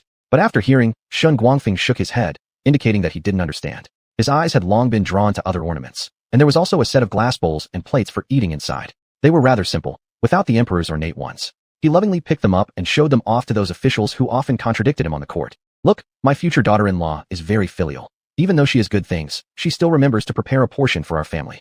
Shen Changyi said, this peacock is crafted exquisitely. Those fine feathers on it are so vivid, and these eyes seem as if they will come alive. All the officials. At this time, Xing Qing suddenly came over and upon seeing a rabbit-shaped glass ornament inside, he couldn't help but ask Shen Guangfeng, Lord Shen, I wonder if this rabbit ornament is for sale? You know, my little granddaughter loves rabbits the most. The rabbit went missing some time ago, and she cried for several days. Since this rabbit is finally made, Why don't I offer silver to buy it from you? No need for much. 1 is enough. He just asked casually. If Shun Guangfeng doesn't agree, he can't force it. Anyway, wait until the lady of Zhongping comes to the capital, then he'll find her. Inside the chest, there were more than a dozen palm-sized rabbit ornaments, which Li Yaoyao specially placed inside for them to give away as gifts. After all, in such big families, there are many relatives and children, so using these as meeting gifts would be quite nice. Shun Guangfeng glanced down, seeing that there were quite a few, and very generously took out a pair of rabbits and placed them in Xing Qing's hands. There's no need to buy them. I'll give you 2 as a gift from your uncle Tin Xiao. Thank you. Xing Qing carefully accepted them, and right after the morning court session ended, he would send them to his granddaughter. At this point, nearby Xiao Quanzi walked over. Prime Minister, County Princess warned us to be careful with the glass items. If they get knocked or broken, they could easily cut fingers, and after that, the young ladies wouldn't be able to play with them anymore. Xing Qing smiled faintly. Thank you for reminding me, Sir Quan. I understood. My little granddaughter, if she sees these 2 rabbits, she probably won't cry anymore. Other officials watched enviously. Some with better relations with Shun Guangfeng also wanted to buy from him. But alas, except for Xing Qing, he gave none to anyone else. Things from the future daughter-in-law could not be given to others carelessly. Even giving rabbits was because of the child. If only considering Xing Qing, he might not necessarily do so. Seeing their expressions on the side, the emperor could not help but chuckle. Little Quan, tell me, apart from these, did County Princess leave any other words for you to convey to me? Upon hearing this, Little Quan hesitated for a moment, then immediately pulled out a letter from his sleeve, holding it with both hands, respectfully handing it to the emperor. In reply to your majesty, this is a letter written by County Princess through her father. She ordered me personally to deliver it into your majesty's hands. While I live, I keep this letter safe. If I die, the letter must be destroyed. Originally, he planned to hand it over to the emperor after the court adjourned. However, since the emperor mentioned it now, he immediately presented it. As soon as these words were spoken, the emperor, Su Qing, and Shun Guangfeng along with his son, whose faces had been relaxed moments ago, immediately turned serious and dropped what they were holding to turn their attention towards the emperor. The emperor hurriedly reached out to take the letter from Little Quan's hand, opening it. Inside was a letter written by Li Yaoyao and dictated through her father, Li Si, mainly explaining the method of salt production and her own requests. Li Yaoyao wished to exchange her method of salt production for a toxic salt mine located in the mountains of Anyang County. She did not intend to use it for selling, but rather for personal use. After all, the pickled goods she prepared required large amounts of salt, and the current price of salt was too expensive. She needed a way to cut costs. As the emperor read further, his expression grew increasingly serious. Suddenly, he burst into hearty laughter. Little Quan, you've accomplished something great this time. This must be the grandest gift from the Countess of Chongping. First came sugarcane that could produce sugar, then wheat yielding 1,000 caddies per moo, and now the solution to a problem the emperor had long wanted to address. Was there truly nothing that Li Yaoyao couldn't do? His curiosity about her only grew stronger, wondering what kind of remarkable woman she was. Little Quan didn't know what was written inside, but upon hearing the emperor's remarks, he immediately knelt down. Your servant congratulates your majesty and offers well wishes on obtaining such an extraordinary talent as the Countess of Chongping. It is not just your majesty's good fortune, but also the blessing of all citizens of Great Xia. Ha ha ha, indeed you're right. Stand up, another achievement has been added to your record. Thank you, your majesty. The emperor, unable to conceal his immense joy while looking at the letter, beckoned Su Qing and the Shun father and son over. Come and take a look. This is a fine thing. Now, no one would doubt anything Li Yaoyao produced, however extraordinary it might be, they believed it. The 3 quickly approached the emperor since they were his trusted advisors, and given the relationship between Li Yaoyao and Shun Tsongji, the emperor naturally did not mind them seeing it, and handed the letter directly to them. Do you think the emperor should agree to the request of the Countess of Chongping? Chapter 171, Yanjing. After the 3 of them looked at the information inside, they exchanged a glance with unrestrained shock. Su Qing was the first to bow and express agreement. Your majesty, I believe you should agree. What's one poisonous salt mine anyway, especially since it isn't for trade? The most important thing right now is naturally the method to turn this poison salt into edible salt. Then once these poison salts are processed, the common people will no longer have to buy high-priced salt. And what shocked Su Qing the most was that Li Yaoyao, although she discussed these terms in her letter, had already written the method of producing salt in the letter itself. This was probably her greatest sincerity. No wonder she said such things to little Quanzi. As for Shun Guangfeng and his son, their thoughts were similar to Su Qing's. Your majesty, I support it.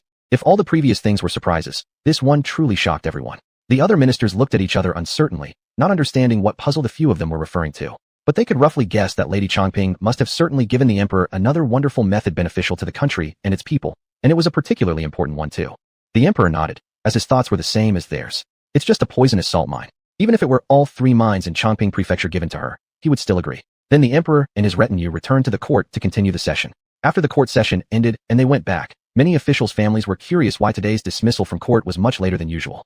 They could only sigh helplessly, feeling somewhat reluctant to say anything. Today was truly a special day for them, with both good and bad things happening all at once. Especially for the father and son from Shin family. Quite a number of people weren't pleased with them but dared not show it. because all those things they wanted could only be obtained from Lady Chongping.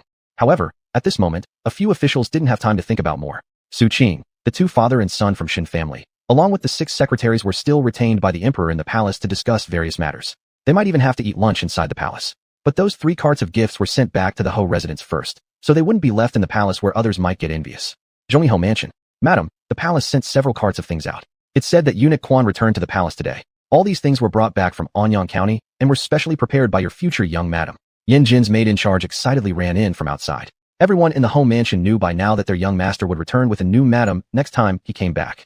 And this madam was not only beautiful, but also capable and very filial.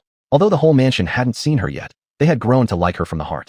Just then, the eyeglass-wearing madam, who was talking with her sisters, immediately stood up with surprise. Yao Yao has sent me gifts. Where are they?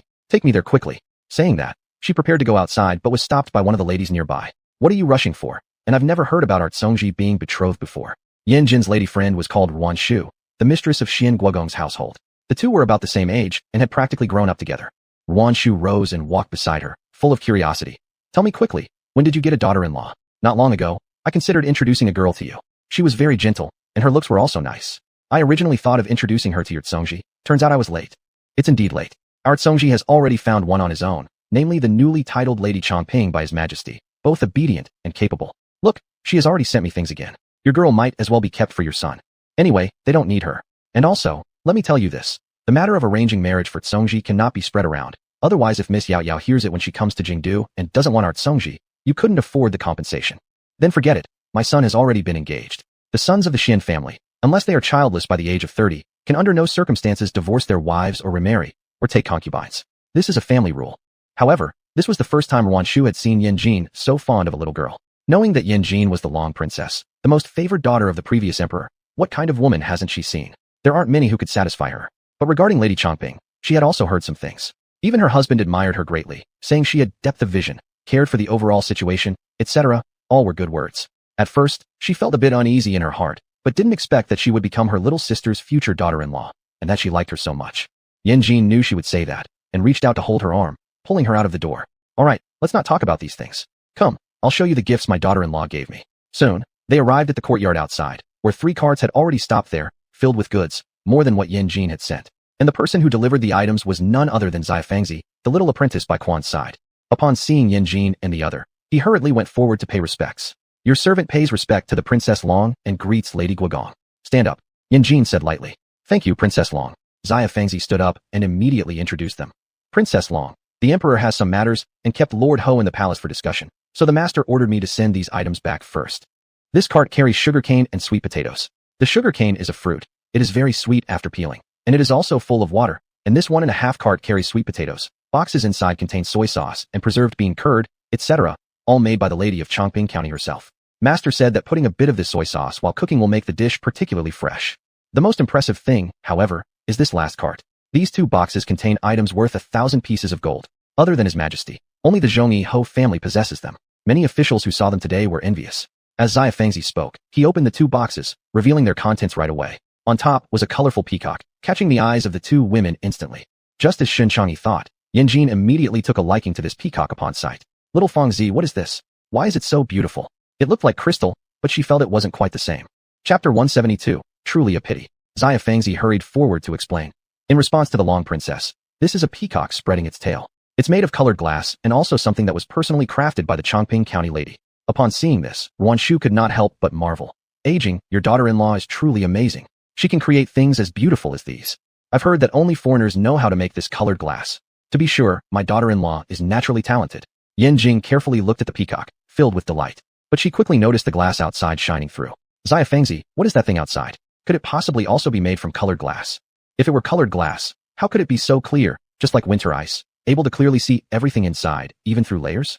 Xia Fangzi nodded. This servant also heard it from master. It's called glass. It's much harder to produce than colored glass. Nowadays, other than the county lady, only His Majesty and you, the Long Princess, have it.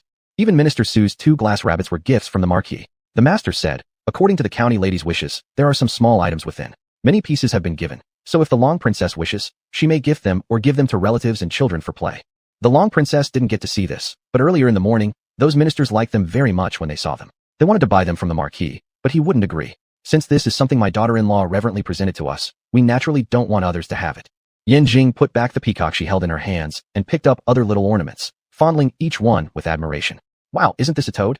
Looking closely, it does seem quite adorable. And its mouth is actually holding a copper coin. Ruan Shu picked up a piece of colored glass ornament and showed Yin Jing. Xia Fangzi hesitated a moment, but decided to correct her. Madam, this is the golden toad used for drawing wealth, which is why it holds a copper coin in its mouth. Oh, I see now. Then it would indeed suit our own palace to display it. After all, among the wives, their dowries usually include properties and shops, making it quite fitting. Although Ruan Shu had previously heard about the golden toad, this was her first time considering taking it home. Yin Jing said, "Ah Shu, if you like it, take it." Since she wasn't very interested in earning silver herself, and she had just noticed underneath that there was more than one golden toad anyway. Then I think aging. Ruan Shu didn't hesitate either. After all, they often exchanged gifts since childhood, and even that business had a bit of aging share as well. She hoped this golden toad could help that shop earn more silver, then aging would also receive more, and so would she. Subsequently, the two of them watched for a while longer. Yin Jing then ordered all these ornaments to be placed in the room, choosing a few suitable places to display them, and the rest to be stored away, to be given later as gifts to the younger family members. This was truly the only set in the capital. Yao Tiao indeed brought great face to their Shin family. Not long after, Xia Fangzi entered carrying freshly cut sugarcane slices. The master said that the county lady once mentioned that eating sugarcane directly would be more fun, but for madams, this way is more convenient. When eating, just suck out the juice and spit out the fiber afterwards. Hearing this, both Yin Jing and her companion picked up a piece of sugarcane, took a bite, and exclaimed, so sweet. Ruan Shu looked at Yin Jing with surprise, and Yin Jing nodded. It truly is sweet. I've never tasted such sweet fruit before. Naturally, Xia Fangzi continued, the county lady mentioned this sugarcane can be refined into white sugar, as pure as snow, and also red sugar. Women can drink red sugar boiled with ginger during menstruation for some relief. Really? Without thinking, Ruan Shu blurted out, because her daughter sometimes faced menstrual discomforts. If this red sugar really was effective, she would definitely ask the Duke to bring some back. The master personally heard it from the county lady. It certainly won't be false. Xia Fangzi naturally and resolutely nodded, though he himself hadn't met the county lady. But he often heard his master mention the county lady, saying she was kind-hearted and amiable, respected everyone equally despite being highly favored by his majesty. He looked up to and admired the county lady greatly. Yao Tiao is truly talented. I'm almost beginning to feel my son might not be worthy of her. Yin Jing suddenly spoke. Though they always talked about Yao Tiao becoming a future daughter-in-law of the Shin family, they'd never mentioned anything specific between these two. One wondered whether their wish for this match would come true. After all, Yin Jing didn't know that Shun Songji and Li Yao Yao had already officially come together. She would soon probably receive a letter proposing marriage. Ruan Shu stayed until lunchtime at the Marquis's residence. As soon as she returned, Shun Guangfeng and his son came back. Seeing Yin Jing, they immediately asked, "Have you received any nice things sent back by our daughter-in-law? Do you like them?" "Of course I do, especially that peacock. It is incredibly lifelike, almost indistinguishable from the real thing." Though she had never seen a real one. Peacocks in ancient times were also known as southern guests or birds. "Guangfeng, do you think the gifts we sent to Yao Yao earlier were too few? Compared to these, what she gave was far less impressive. She won't mind." Shun Guangfeng sat down beside her. If she thought they were too few, she wouldn't have been so thoughtful to let Xiaoquan bring us these back. "Hearing you say that makes me feel better." Yin Jing immediately relaxed. "But why did the emperor keep you till now? Has something major happened? Could it be related to Yao Yao? After all, just today, Xiaoquan returned from Anyang County with an imperial decree." Shun Guangfeng nodded. "You don't know, but this time Yao Yao has given several great gifts to the court, one of which is particularly important." "What is it?" Yin Jing became curious upon his words. She instinctively moved closer to him, gripping his arm, eager to hear more. "It's salt." Shin Changyi spoke before his father, instantly drawing a glare from his dad. He didn't seem bothered at all and smiled broadly, but refrained from continuing further. Shin Guangfeng, now that's proper behavior." Then he reached for his wife's hand and continued. "A Jin should know that our great Xia dynasty previously discovered quite a number of salt mines." Yin Jing nodded. "But I remember that the salt from those mines wasn't edible, and many people died from eating it. Thus, despite there being dozens of salt mines, they were useless, a pity. If all of them could be utilized, the price of salt in Great Xia would significantly drop. But this time Yao Yao has brought His Majesty a method to transform the toxic salt from those salt mines into non-toxic, edible salt.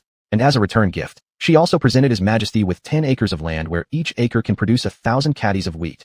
Chapter 173. A great disaster is always followed by a great plague. "What?" Yin Jing was genuinely startled. "So this is the reason His Majesty kept you all around, isn't it? No wonder. With something so crucial, there's likely still no agreement yet. Turning poison salt into edible salt. Could it be true? And that wheat which can produce 1,000 caddies per acre, no wonder His Majesty values it so highly." Shun Guangfeng nodded slightly, not surprised at her reaction, and continued slowly explaining.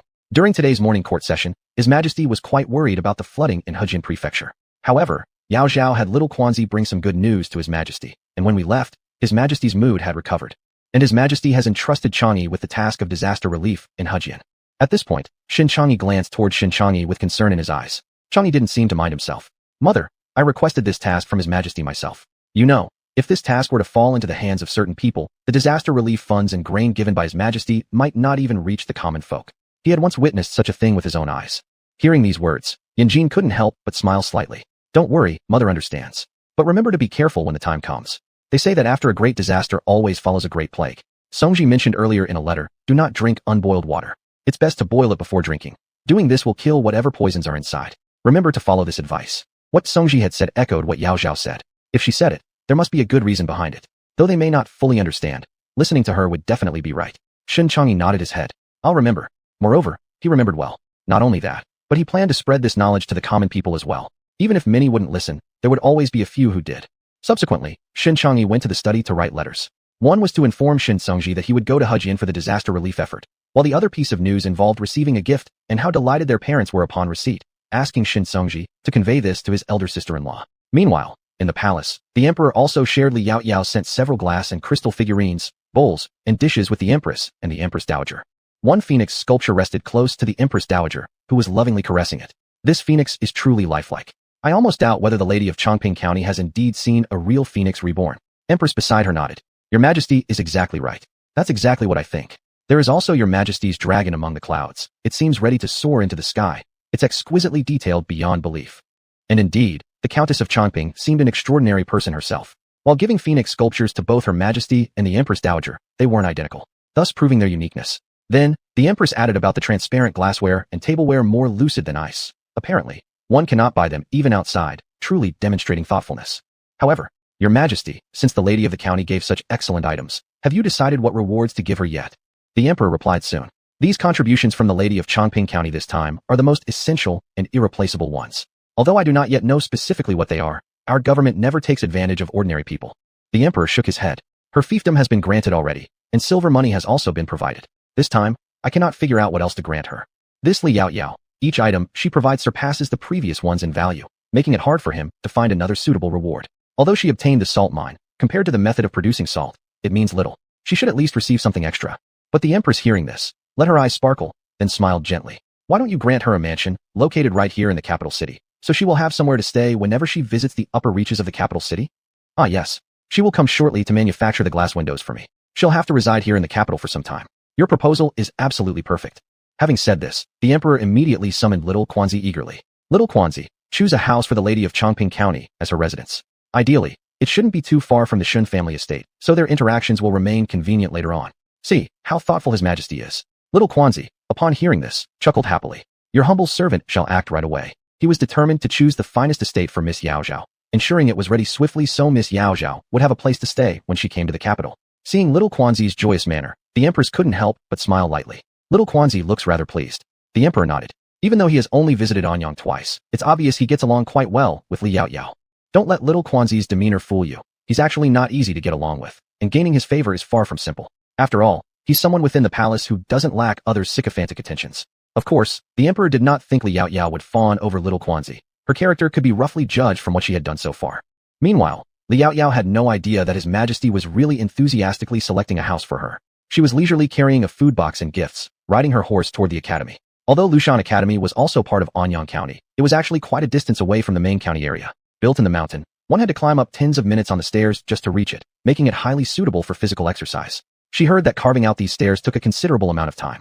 Studying here eliminated the need to set aside extra time for practice. Chasing soon stopped outside Lushan Academy. Li Yaoyao tethered him at a designated place for horses, gently patted his head. Chasing, stay here patiently for me. I'll be back down soon. Chasing, full of intelligence, shook his head lightly, huffed through his nose as if responding. Li Yaoyao couldn't help but caress him lovingly once more before turning and ascending step by step up the stairs. As she gradually approached, she could hear the clear sounds of reading coming from within. When Li Yaoyao reached the gate, there was someone standing guard, ensuring no one came in to disturb the students' studies, and also to stop them from sneaking out to play. This person wasn't too old, certainly looking younger than Li Si. Upon seeing Li Yaoyao, he instinctively squinted his eyes, quickly stepping forward to block her way. Who are you? Why have you come to the academy? Li Yaoyao quickly explained. Hello, my name is Li Yaoyao. Li Si is my father, and Li Pingyan is my younger brother. I've come today specially to bring some snacks for them, and also to present a gift to their teacher. Upon hearing her words, the man immediately looked surprised and scrutinized her carefully. So you are Master Li's accomplished daughter. I often hear him talk about you. Saying this, he suddenly bowed deeply to her, startling Li Yaoyao into unconsciously taking 2 steps back. What does this mean? Chapter 174. This constant shocking behavior is truly terrifying. Please allow me to thank County Lady for saving my entire family from dire straits. At that time, if it wasn't for County Lady's device to find water sources, our village wouldn't have been able to find water so quickly. My father, mother, even my wife and child, might not have survived. County Lady has given us a second chance at life. Although Liao Yao had used the water source detector to find water over a month ago before the heavens sent rain, this seemingly short period actually saved countless lives who couldn't hold on much longer. Just like the person in front of her. If help had come any later, he may not have endured, let alone survive a month. It all stems from that incident. Liao Yao felt like this was an old matter, hurriedly saying, "It's no big deal, and I wasn't the one digging for water, so you don't need to be this grateful." This sudden outburst was indeed startling. However, the man shook his head. Though this might be a small thing for County Lady, it's a great favor to my family. Today, since I've met County Lady here, I must kowtow to you in earnest gratitude. Saying this, he prepared to kowtow to the ground, but Liao Yao immediately pulled him up. "Do not kowtow. You're older than me. Doing this will shorten my lifespan. I truly don't know." He shook his head, clearly puzzled. One should repay favors with thanks, and it's taught by his father to kowtow. But even though he didn't understand, since Liao Yao refused, he dared not kowtow anymore. Liao Yao immediately sighed in relief. "If you really want to repay me, just look after my fatherly Ping'an. If anything happens, please inform me." "Yes." The man stood straight immediately in agreement, appearing particularly satisfied, which made Liao Yao feel quite helpless. Fortunately, she could now go inside freely. Lushan Academy was not very large compared to other academies. It only had 3 houses in total, 1 for the teacher to reside in, and 2 for the students to study in. Liao Yao didn't know that as soon as she stepped inside, she had already caught the attention of many. The Lushan Academy consisted entirely of men, most from Anyang County or nearby counties, who had rarely seen such a beautiful young woman as Liao Yao. Especially under the sun, Liao Yao looked almost luminously white. Inside the middle house, a few teenagers sitting by the windows had lost their focus on the lecture and instead fixated their eyes on Liao Yao. When did such a delicate young lady arrive here? Her skin is whiter than a peeled egg. What do you think she's here for? Could she be the daughter of our teacher? She probably isn't. If she were the teacher's daughter, how could they be seeing her for the first time today? Besides, she's holding a lunchbox. I bet she's delivering food to someone. Judging by the time, in about half an incense stick's worth, it would be their midday mealtime. At this time, having lunch was called a day meal, referring to food eaten during the day. At this moment, Li Si happened to be sitting behind the person speaking. Upon hearing the words, he looked up and instantly saw a clear silhouette passing by, catching just a glimpse of her side face. He immediately paused in confusion. The figure of the girl he just saw seemed somewhat like Yao Yao. Upon reconsidering, he dismissed the thought as impossible. Why would Yao Yao appear here? Primarily because Li Si believed Yao Yao was too busy, the family business was underway, and the supermarket situation hadn't fully improved yet. There was simply no time to deliver him a lunchbox. Thinking along these lines, he couldn't help but chuckle slightly, and continued working on the exercises assigned by the teacher. Meanwhile, Liao Yao had already arrived at the classroom where Li Ping'an was studying. An old gentleman emerged from within. Seeing Liao Yao, he was confused for a moment and then walked toward her. "Is there someone you're looking for, young lady?" Upon being asked, Liao Yao smiled and nodded politely. "Master, I am here to look for a student named Li Ping'an. I am his older sister, and my name is Liao Yao." Hearing her words, the gentleman suddenly bowed to her. "Ko Chong greets the county lady of Chongping. You know me? Then you must be Master Ko Chong." Speaking, Liao Yao returned the bow. "Yao Yao greets Master Ko, wishing you well-being." The old man stroked his beard and smiled upon seeing the lunchbox in her hand. "Are you delivering lunch?" "Yes." Liao Yao smiled in acknowledgement. "Today, I happen to have some free time, so I decided to visit. Also, I'd like to see their study place. Moreover, I've brought plenty of my mother's specialties. Why don't you join us for the meal?" The elder before her was smiling, with a kind and gentle look in his eyes, and an air of sage-like wisdom that made one feel naturally inclined to approach him. The teachers in this era were truly very different from those in modern times. However, Ko Chong shook his head. "Since you've specially brought this meal for your father and brother, how could I possibly take it from them? Besides, they still have about half a quarter of an hour before their mealtime. A quarter of an hour is 15 minutes, half a quarter is around 7 or 8 minutes, and a small half would be roughly 4 or 5 minutes. Liao Yao guessed as much, then said, "It's fine, I can wait a little bit." Then she extended another basket she had in hand toward Ko Chong. "2 days ago, I heard father mention that master wanted to buy sweet potatoes but couldn't. Since I happened to come today, I brought some over for you. There aren't many, but I hope master won't mind. Also, the lunchbox inside contains sugarcane that has already been peeled. You can eat it directly, master. It's mainly for the juice. If it dries out, just spit it out." Since there was a layer of hemp cloth covering the basket, Ko Chong naturally couldn't see the valuable glass bento box inside. It was transparent, square-shaped, with deeper and larger compartments, while the top lid was wooden, looking quite exquisite. These items were all meant to be sold in her supermarket. Many had already been produced, just waiting for the supermarket to open. Yet Ko Chong did not accept the gift, his expression calm. "County lady should take these back. I've already received the tuition fees from Li Sitong and Li Ping'an, so it's inappropriate for me to take more." Although these sweet potatoes Li Yao Yao sold weren't expensive, Ko Chong believed this was due to her benevolence. If If other merchants were selling them, sweet potatoes capable of yielding 10,000 pounds per acre certainly wouldn't be priced at just a few coins per pound. Though Li Yaoyao was a woman, Ko Chang admired and was deeply moved by what she had accomplished. Truly, Li Si had raised a good daughter, just like him, a person of virtue and kindness. But the things Li Yaoyao intended to give would not be taken back without reason. Chapter 175. Clearly, he need not have come to this. Only her cunning expression and a grin filled her face. Master, what you said does not count as a reason. Showing respect to the teacher is something students should do. Even if we offer tuition fees, other items should still be given. Besides, these are merely ordinary items. If it were money, Master might reasonably refuse it. But just these things, does Master look down on me for giving too little of a gift? You know I don't mean that. Ko Chang laughed helplessly, but his eyes gazed at her gently. Li Yaoyao said, if so, please accept it. Master, I know that you usually only take a small amount of tuition. If the family circumstances are poor, you sometimes just symbolically accept a vegetable or a handful of rice. Since you're willing to accept less, then why can't you also take what we voluntarily give? Besides, I've heard there are 2 newborns in your house. Just before, you had been through such hardship. Even if it's for them, you shouldn't refuse these things. Moreover, these are just my little tokens of appreciation. It's not like they're anything precious anyway. There's plenty more at our home. As Li Yaoyao spoke, she naturally intended to lower the bar in his mind.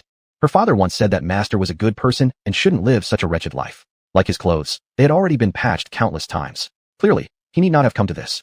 Ko Chang's eyes showed complexity. Admittedly, he was indeed somewhat moved by her words because inside were things he currently needed the most. With these, next year by April when they are planted, regardless of how things turn out, the children at home won't go hungry anymore. Before he even finished pondering, Li Yaoyao quickly placed the basket into his hands. What are you? Ko Chang stared wide-eyed, feeling that Li Yaoyao acted against all conventions. Li Yaoyao grinned and said, you've already accepted it, and I certainly won't take it back now. After saying that, she turned around towards the classroom direction, pretending not to hear the sound behind her. Just then, the school bell rang. Not long after, Li Pingyan came walking out from inside. Pingyan. Li Yaoyao beckoned him with a wave, instantly brightening up Li Pingyan's eyes, who promptly sprinted over to her. However, he abruptly stopped a meter away from her and gave her a bow. Sister. Li Yaoyao reached out silently, pointing her finger at his forehead. What are you doing? Li Pingyan chuckled. This is the academy. Master says one must show courtesy. Though courteous for a moment, he soon reverted to his usual, lively self. Sister, why have you come today? Li Yaoyao lifted the lunchbox slightly. I specifically came here to bring you lunch. Hearing this, Li Pingyan immediately sniffed. It smells so good. I can smell the sugar vinegar spare ribs. Thinking of that sour-sweet taste made Li Pingyan's mouth water uncontrollably, almost ready to drool like a waterfall. Touching his belly, he could hear its growling. Li Yaoyao extended her hand toward him. Let's go find father to eat together. Ho! Li Pingyan immediately took Li Yaoyao's hand and jogged lightly toward Li Si's classroom. Cui Chang watched their backs helplessly, muttering, this young miss, she really has her guard up. Afraid he would return these things to her, she didn't even glance back. Although speaking like this, when Ko Chang looked downward, warmth swirled in his eyes. Back at the courtyard, Ko Chang's wife came out from inside. Seeing the basket he held, she became a bit curious. Did you go outside to buy something? Yet this basket seemed different from those of their home. Cui Chang smiled faintly. It's a present from a student. But hearing his words, his wife was quite shocked. How could I remember you never accepting gifts? Why today? She said it wasn't something valuable, forcing me to take it, and she even said many illogical things. Recalling the earlier moment, Ko Chang couldn't help but deepen his smile. His wife, however, believed it even less. How can anyone in this world force you to do something? Saying this, she lifted the hemp cloth to see what wasn't valuable within, but at the next moment, she froze completely. Chapter 176. Ko Chang. Master, is this the sweet potato? Mrs. Ko couldn't believe her eyes as she looked at the more than 20 sweet potatoes lying inside, her eyes filled with endless surprise. Then she grabbed a sweet potato, about the size of 2 fists, in her hand, and looked up at Ko Chang. Master, which of your students gave you this? It was sent so cleverly. How could he know they wanted this? After Yunlai's supermarket sold these sweet potatoes, they were quickly snapped up within days. By the time they heard about it and rushed there, they were already sold out. But Mrs. Ko had some concerns. Is there something that person wants from you? In the past, people also did such things, but her husband never agreed, nor took anything from them. Ko Chang comforted her with a smile. Don't worry, my lady. Even if she has something to ask, she wouldn't come to me. As the county lord and currently the most focused on person in the emperor's heart, with Shun Songji by his side, if there's any matter, all she has to do is ask the emperor, who would surely agree. It doesn't fall on him. This is also the biggest reason why he dared to accept these presents. If it were someone else, there's no way he would have taken them. That's good. Upon hearing this, Mrs. Ko finally felt reassured. She moved the whole hemp cloth aside and prepared to put these sweet potatoes away when she noticed a box containing something she didn't recognize next to it. Moreover, this box was transparent, and even without opening it, one could clearly see the contents inside. Master, what is this? It looks very beautiful. After all, people at this time had never seen glass before, and since Li Yaoyao made it delicate, it naturally looked good. After hearing this, Ko Chang lowered his gaze. The next moment, his breathing hitched, and he immediately picked up the glass box containing sugarcane. In this world, there actually exists such a clear crystal, not even a speck of impurity. But Chongping County lady used this thing to hold sugarcane. Ko Chung saw what waste truly meant for the first time. Lady, bring over that bowl quickly to hold the things inside. This item is too valuable. I must return it. Although Ko Chong was seeing glass for the first time, he had seen and touched crystal before, so he naturally could tell the difference. Although Mrs. Ko didn't fully understand, she quickly brought over a bowl. Ko Chong hastily poured the sugarcane into the bowl. Seeing his solemn demeanor, Mrs. Ko was quite puzzled. Master, what is this? It's crystal. Upon hearing this statement from Ko Chong, Mrs. Ko was greatly shocked. Although I don't understand why this crystal is transparent, this object is definitely more expensive than ordinary crystal. Had Ko Chong gone to Li Yaoyao's new home, he might be even more astonished. After all, her house even had windows made of glass tables. Subsequently, after washing and cleaning this glass lunchbox, Ko Chong walked out without eating lunch. At this moment, Li Yaoyao was with Li Si and Li Pingyan in a quiet pavilion, watching the two eat. Sister, you should eat too, mother cooked plenty. Seeing Li Yaoyao sitting nearby watching them eat, Li Pingyan urged her quickly. Li Yaoyao shook her head with a smile. Sister has already eaten. You eat well. This time, Yulanhua had prepared 4 dishes. Sweet and sour spare ribs were crispy outside and tender inside, bright red in color, sweet and sour without being greasy, melting deliciously in the mouth. The other 3 dishes were stir-fried pork, shredded potatoes, and preserved egg tofu. As soon as the dishes were served, Li Si's already hungry stomach started rumbling even louder. Chapter 177. Did you say that it was made by yourself? Big sister, it's delicious. Li Pingyan quickly picked up some shredded potatoes and put them in his mouth. The potatoes were crisp, sweet and sour with the perfect balance, offering a unique taste upon each bite. Moreover, Li Pingyan knew that at present, this dish of potato shreds only existed in their household. Big sister had said that after the new year when they plant them, he would be able to eat them regularly. This vegetable was Li Pingyan's favorite. On the side, Li Si's chopsticks landed on the huigaru, twice-cooked pork. Speaking of huigaru, Li Yaoyao preferred the Sichuan method. A piece of pork belly meat is taken, the hair removed, cleaned, placed in cold water, and boiled with green onions, ginger, Sichuan peppercorns, cooking wine, etc. After boiling, the scum is skimmed off, the meat is simmered over a low flame, then soaked for 15 minutes before being fished out. Only through this process does the meat not become dry and tough. After cooling, the meat is sliced into pieces evenly proportioned between fat and lean, and of consistent thickness. Garlic chives are pounded until fragmented, and then cut obliquely into small sections to make the flavor more prominent. Then, add a little oil into the pan. After heating, place the meat slices first to fry off the moisture, releasing the fat. Once done, add ginger slices, Sichuan peppercorns, fermented black beans. After stir-frying until fragrant, add a small amount of sweet bean sauce. Stir-fry again to release its fragrance, then add the garlic chives heads along with a touch of soy sauce and sugar. Lastly, add the garlic chive leaves, stir-fry until cooked, and serve. The huigaru stir-fried this way has a lustrous red color, emits a seductive aroma, and has a fresh spicy taste. It's very appetizing and complements rice well. Li Si was eating with gusto, already devouring half his bowl of rice. Yaoyao, this huigaru is good. Let Orchid cook it again tonight. Ever since Yaoyao came along, this pig belly meat seemed to have been made in countless varieties compared to before. Li Si had indeed grown plumper than before. However, even though he was speaking like this, his overall figure still appeared slim, but not like before where he looked like skin over bones. Nowadays, his bearing had improved. His clothes were clean and neat, mostly new, giving him an appearance befitting a wealthy family's master. But now, the Li family could genuinely be considered a wealthy household. Even if they did nothing, the emperor's rewards alone were enough for their extravagant lifestyle throughout their lives, let alone what Li Yaoyao now possessed. Li Yaoyao picked up her chopsticks and served Li Pingyan a piece of huigaru with more lean meat. If father likes it so much, then we can ask mother to prepare it every day. It's just that if time goes on too long, one might get tired of eating it.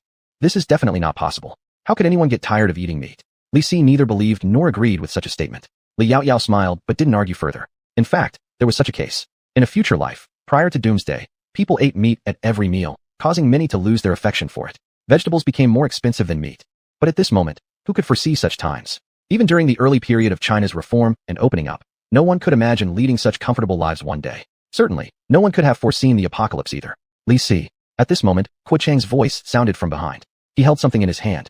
Li Si turned around and quickly got up, a hint of doubt surfacing in his heart. Teacher. Why had the teacher come here? On the side, Li Pingyan also hurriedly put down his chopsticks, stood up, wiped his mouth, and greeted accordingly. Teacher-in-law. Since Li Pingyan's own teacher was someone else, addressing Kuo Chang naturally placed him a generation lower than Li Si. Beside him, Li Yaoyao slowly rose as well, performing a woman's respectful gesture. I greet master. Kuo Chang first glanced at Li Si and Li Pingyan, gave a faint nod, and then cast a sharp gaze onto Li Yaoyao, meeting her smiling eyes which showed no trace of evasion. Why did you give me this? Kuo Chang placed the lunchbox in front of Li Yaoyao. Li Yaoyao feigned innocence and apparent confusion. Master, this object is originally used for containing pastries and fruits. What's wrong with using it for sugarcane? Kuo Chang squinted. Do you know how valuable this crystal is? Li Yaoyao humbly nodded. Of course I know. This item was made by myself. Its price is determined by me. It costs only slightly more than regular crystal. You claim it was made by yourself? Kuo Chang reacted suddenly, pupils dilating, seemingly astonished. That's right. Li Yaoyao remained calm as she calmly nodded. You must have brought this because it sells for a high price outside. But since this thing is made by me, later it will also be sold in our Yunlai supermarket. Therefore, this object valued in gold by others isn't worth a cent in my view. After all, this thing wasn't inherently anything special. It only became so due to rarity caused by merchants hiking up the prices. Therefore, master needn't worry about it. Are these words really true? Kuo Chang truly hadn't expected it. Nor could he believe that such exquisite objects were crafted by a girl who hadn't even reached adulthood yet. Do you know how to produce that kind of crystal? Of course, and mine will be more exquisite than those made abroad, and possess higher clarity. It was often said that mastering many skills would never weigh one down. Li Yaoyao truly felt grateful now to the veteran masters who had taught her their craft in return for her help. At the time, she had learned these skills simply because she didn't want them to feel burdened. Unexpectedly, did this mean good people were rewarded with good? Li Yaoyao didn't know, but she did understand only one thing, that she must never do anything against her conscience, or else she wouldn't be worthy of the comrades who had sacrificed themselves for her survival. Thinking of them, the smile at the corner of Li Yaoyao's lips faded a little. But when Kuo Chang heard her words, he couldn't hide his relief and satisfaction. He seemed utterly delighted. Good. Very good. If you can create these items, then our great Xia dynasty won't have to keep buying them from foreign lands anymore, giving military funds to those ambitious wolves. Li Yaoyao hadn't expected Kuo Chang to think of this first, so she couldn't help laughing as well. Rest assured, sir, I have no intention of letting them compete with me again for business. Good. You have great ambitions. That's very commendable. Kuo Chang looked at Li Yaoyao with admiration and pride in his eyes. But as for this crystal, I cannot accept it. Li Yaoyao, master, I've renamed this transparent object to glass, while colored ones are still called crystal. Besides, master really shouldn't mind. My family has piles of this stuff, and today it was just used for the sugarcane because it fit well. She liked using transparent things to hold fruit. How pretty it was. If it weren't inconvenient here, she'd have wanted to use a fruit platter instead, which sold even more expensively than this. And if master likes these kinds of things, I can always bring more later on, or you could go straight to our factory to pick some out. I can have them made in whatever shape you like. She had already bought some people who signed life contracts to focus specifically on making this kind of glassware. After all, there were always people scheming to make money from such lucrative activities. Although listening to her assurances, Kuo Chang remained hesitant, but his liking for the object in his hands was evident. Interrupting him directly, Li Yaoyao said, Master, please don't hesitate further, otherwise we won't dare to give you any more pastries. Chapter 178, A Letter from the Capital. Ah you. Kuo Chang smiled helplessly and looked at Li Si beside him. Li Si, you're great, and your child is also excellent. Li Si was surprised upon hearing this. After all, to receive a compliment from Mr. Ko was what many people aspired for, and he himself received it because of Yaoyao. He immediately bowed his hands. Thank you for your praise, master. Li Yaoyao seized the opportunity to say, Master, why don't you sit down and eat something with us? Just now, my father and others only ate a little. My mother's cooking is really good. As she spoke, she moved aside, revealing the delicious dishes that were both fragrant and colorful to him. Kuo Chang hadn't seen such fine cuisine for a long time, but still, he just glanced at it before rejecting it directly. My partner has already started cooking at home. I'd better go back and eat with her. If so, we won't force you anymore. Li Yaoyao knew she would get this kind of response, turned around, opened the third layer of the food box, took out 2 identical portions of mapo tofu and potato shreds. These are specifically brought by my mother. I hope master won't reject them. Moreover, among these, one type of dish next year I will plant. It's similar to sweet potatoes, yielding more than 10,000 caddies per mu. Li Yaoyao's batch of potatoes wasn't traditional ones. Rather, they were another variety with significantly higher yields. But when Kuo Chang heard this, his hand trembled slightly, almost dropping the glass worth of fortune he held in his hand. As he met Li Yaoyao's smiling eyes, he couldn't find words for a moment. By the time Li Yaoyao placed the 2 identical lunch boxes into his hands, their heavy weight snapped him back to reality. It's true. Even before he could ask, Li Yaoyao had answered already. So, master must not reject. Then once again, Kuo Chang gave in. Are you really not lying to me? Previously there were sweet potatoes, and now potatoes. If we have these, how could the common people of Daxia ever worry about not having enough food? Deeply touched inside, though Kuo Chang kept calm outwardly, Li Yaoyao shook her head. I never tell lies. This matter my father knows. Li Si nodded hurriedly after listening. That's right, master. Yaoyao has never told any lies. Even concerning her own identity, when he wanted to know, she didn't deceive him with false words. Fine, I'll accept it. Thank you. If it truly can yield that much per mu, being the first person outside of the Li family to taste it is an honor. He doesn't want to decline. But I will return these 2 crystal containers. He has already accepted one. He shouldn't accept a second. One mustn't be insatiable, especially since he was a mentor. That's natural. Actually, Li Yaoyao didn't care much. She acted like this only because she thought her father's teacher was very interesting, mysteriously wanting to tease him a bit. Of course, this thought of hers couldn't let them know. Kuo Chang was satisfied, and left happily with the items. Upon returning indoors, Lady Ko saw not only did he not return the items, but he even carried back 2 more. For a while, she didn't know what expression to show. Dear, are you returning things or robbing someone? With this, he took away 2 valuable crystal containers. This is truly. You don't understand? This is due to the respectfulness of my student's family. They specifically sent it through their daughter. It would have been hard to refuse, wouldn't it? An old woman. You don't know. What's inside is actually a very good thing. Ko Chang repeated the words spoken earlier by Li Yaoyao, which immediately shocked his wife. Is this really true? Could I possibly deceive you? Ko Chang frowned, clearly unhappy. Lady Ko, I didn't mean it like that. I'm just wondering if it's true, then isn't it wasteful for us to consume this potato? A single potato could potentially produce dozens of grain seeds, and those dozens could then produce hundreds turning into thousands, or even tens of thousands. Ko Chang. Suddenly, the potato shreds before his eyes no longer seemed appetizing. Fortunately, regardless of this, they couldn't waste the drool-worthy dishes before them. After cooking their meal, they hurriedly began eating, feeling as if they hadn't had such sweet and flavorful food in a long time. On the other side, just as Li Yaoyao returned home from the academy, she noticed Shin Songji was already in her yard. Seeing her, he stood up quickly and walked toward her direction, handing the letter in his hand over to her. There's a letter from the capital. His Majesty intends for me to accompany you back to the city. Chapter 179, Departure for the Capital. It seems like my glass business is settled. Li Yaoyao grinned, as if she could already see countless coins flowing towards her. Shin Songji's voice carried laughter, his eyes filled with an indescribable affection. When will you prepare to depart, Yaoyao? Li Yaoyao thought for a moment. Let's wait a couple of days. By then, it will be my first visit to your home, so I need to prepare some gifts. But this was truly hard to think about. By the way, does your mother love growing flowers? Li Yaoyao suddenly thought of something. After recalling, Shin Songji said, although I'm not sure if she likes it, there are indeed many flowers and plants in my mother's courtyard, most of which she tends to herself. In ancient times, women would usually enjoy playing with flowers and grass when they had nothing to do, or attend sisterhood gatherings and play polo, and flower appreciation was also one of their get-togethers. For instance, upon acquiring a special flower, one would invite various madams to admire the flower and chat leisurely. Li Yaoyao happened to have a few nice flowers, though they were rather difficult to maintain. Fortunately, this didn't matter much. If necessary, she could build a glass greenhouse for flowers at Shun's estate. Thus, the gift issue was resolved. Shin Songji saw her eyebrows flicker and knew she had made up her mind, smiling faintly. Did you figure it out so quickly? Thanks to you. Li Yaoyao raised her gaze and met his warm eyes, curving her lips. In the next second, she grabbed his collar, leaned down, tiptoed, and lightly touched his lips. This is a reward. After saying that, she turned around and ran into the house. It was truly unprecedented. Her first kiss, which she had saved for 28 years, was given today, and unexpectedly, to an ancient person from a parallel world. Shin Songji stood there dumbfounded, raising his hand to gently touch the place where she had touched him, gradually breaking into a silly smile. When Li Yaoyao came out, she found him still standing there foolishly, making her feel both amused and slightly moved. The young boy in the bloom of first love sometimes did indeed have such charm. Of course, the premise was that the person looked good, and Shin Songji certainly looked good. Afterwards, Li Yaoyao spent 3 days making a batch of items, which were specially transported by a carriage purchased previously. Inside, soft cushions were laid, and then they set off from home. This time, she only brought a few people, Miao Yang, Jiang Wu, and Li Shila. Li Yaoyao wanted to take her to the capital to broaden her horizons. They say girls should be spoiled financially, because parents don't want them to be deceived by new and valuable things when they grow up, ultimately leading to decisions they'll regret for life. However, being spoiled isn't just about spending money. It's mostly about seeing more of the world. This trip to the capital was a great opportunity. Miao Yu originally wanted to go too, but the small supermarket couldn't operate without her right now, so she had to give up for now and plan it for next time. Li Shila sat alone in the carriage, unlike before when she was a refugee. This time, it was a real outing, constantly leaning on the carriage window to look outside. Jiang Wu drove the carriage from the front, while Miao Yang and Jiang Qi took care of the carriage behind. Because the back carriage was heavy, more than one horse was needed to pull it. Li Yaoyao and Shin Songji walked ahead, looking at the endless cement road in front of them, realizing how prescient they had been. Handing over the cement formula to the emperor, any good innovation would surely be used on roads and city gates immediately. Cement roads allow supplies to reach the battlefield faster, and higher walls make it harder for enemy troops to climb.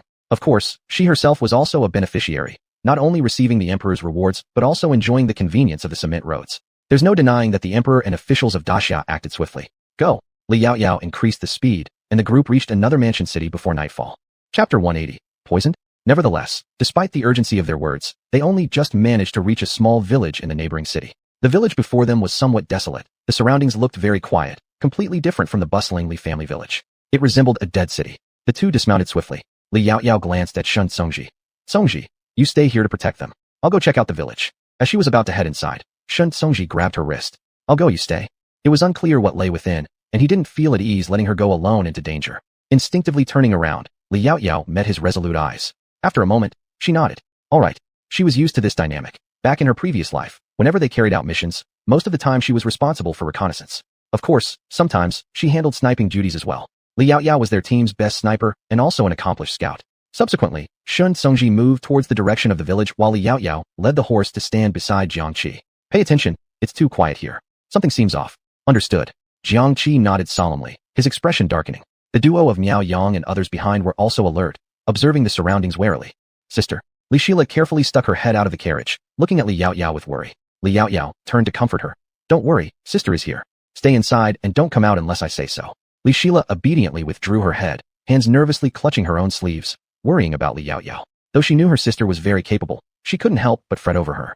Li Yaoyao walked forward a few steps, gazing toward the sky not far away. At this moment, the sky wasn't fully dark yet, estimating the time. It should be exactly when evening meals were being prepared. But there was no smoke rising from any chimney in this village. Hence, she sensed something wasn't right.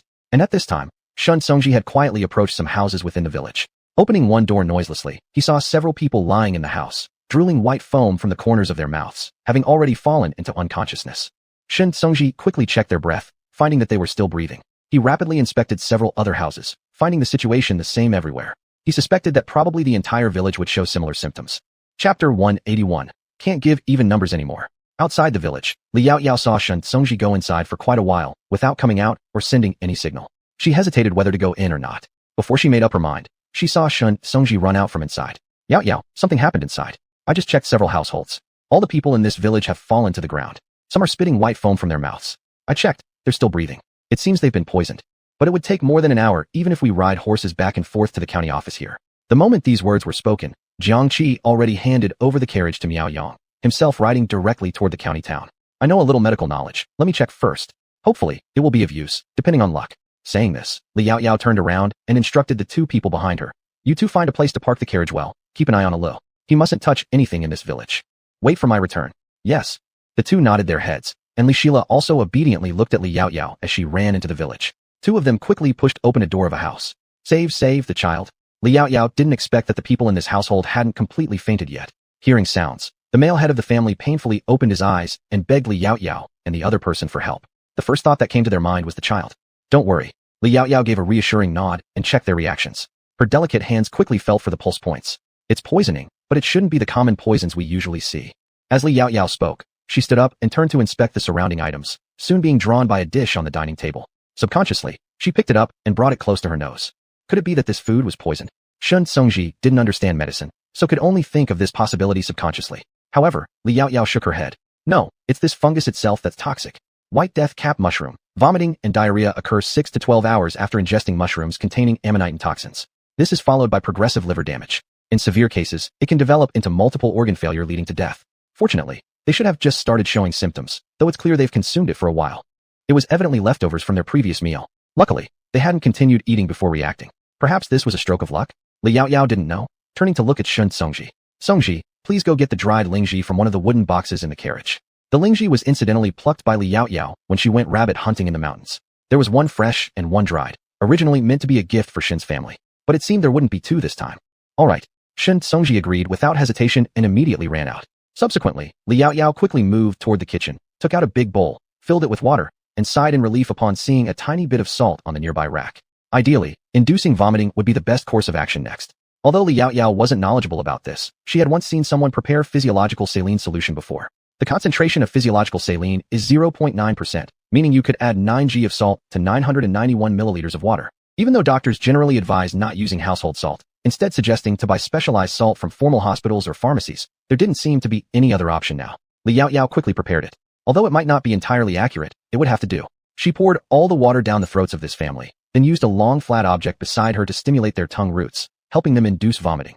When Shun Songji returned, what greeted him was exactly this scene. His nose was full of sour smell, making it quite unbearable. Behind him also came Miao Yang and Li Shila, with Jiang Wuzhe watching the carriage on the vehicle. After all, the things on the carriage were extremely precious and couldn't be left aside carelessly. The moment Miao Yang and Li Shila entered, they were startled by the sight of Li Yaoyao. Sister, are you alright? I'm fine. Li Yaoyao shook her head, putting the child who had vomited everything possible to one side without another thought. Songji, go outside to the large grinding stone and grind all this lingji into medicinal powder. Miao Yang, come learn from me, then save the people in the other rooms. Probably everyone in this village was in a similar state to these people. Even though there's an incubation period, the longer this substance has been eaten, the more serious the harm it inflicts on the body. She needed to hurry slightly. Both of them hastened to agree. Then they watched as Li Yaoyao induced vomiting again using the previous method, teaching them how much salt should be added to how much water. Immediately, both started to act. Only Li Shila remained by Li Yaoyao's side, serving her bowls and water. Not long after, Shun Songji carried in the powdered lingji he had ground. Yao Yao, next, you take care of this part. I'll go to the other rooms and induce vomiting for them. Li Yao Yao paused momentarily, then nodded in agreement. All right. After all, she was familiar with preparing the medicine, so she didn't refuse. Li Shila hesitated for a moment and followed to help. Fortunately, there weren't many people in this village, only 20 or 30 households, about 100 people. Otherwise, the purple lingji she had wouldn't have been enough. Even this time, it might not be enough. They could only depend on luck. After almost an hour of effort, the three of them finally managed to finish. However, their smell was unbearable. They took off their outer clothes and threw them aside, cleaned themselves a bit, and felt slightly better. Not long after, the doctor arrived. Because of the bumpy ride, the old doctor was exhausted and looked a bit disoriented. Jiang Wu hurriedly supported him. Miss, the doctor has come. Li Yao Yao nodded, sighed, and then walked towards them. Doctor, these people should have been poisoned by white death cap mushrooms. I've already made them vomit and used the purple lingji. Please examine them. Purple lingji. The old doctor's eyes lit up when he heard purple lingji. After all, this kind of herb in ancient times was only used by royalty, let alone purple lingji, which was only one step below red lingji. He couldn't imagine that this young woman would give it away to save some unfamiliar villagers. Even if it were himself, he might not have been so generous. Of course, he didn't have any either. In ancient times, no one grew lingji, so the herbs here must certainly be wild. Since Jiang Wu had already explained the situation on the way, the old doctor knew that they were just passing by. It truly was heaven's benevolence that the villagers met this young woman. It was their good fortune. Thinking about this, the old doctor quickly examined everyone in the village and then said, actually, even if I hadn't come, everything would have been fine. After all, Miss has already given them the best medicine. Purple lingji is indeed the best treatment for various toxic mushroom poisonings. Chapter 182. She transferred half of her strength onto him. However, you know that lingji can neutralize this fungal poison. Have you studied medicine? It was rare for women to study medicine here, especially noble women. Therefore, the old doctor found it surprising. Li Yao Yao nodded. I only learned a little from an old doctor in the past. Strictly speaking, she could not be considered a disciple of his, at most an external apprentice. I see. The old doctor stroked his beard and chuckled, nodding. I imagine your lingji has run out. I will write another prescription for them soon. After taking it for a few days, it should be enough. After all, most commoners cannot afford such precious herbs. Naturally, there are other ways to detoxify. As for the recovery after detoxification, it depends on their own methods. Thank you, doctor. Li Yao Yao thought the old doctor was a man of character. So, she took out the remaining lingji from her room and handed it over to him. If you don't mind, please take this away too. Unfortunately, it's all ground into powder already. Although the village had about 100 people, most of the young ones were absent, likely working elsewhere.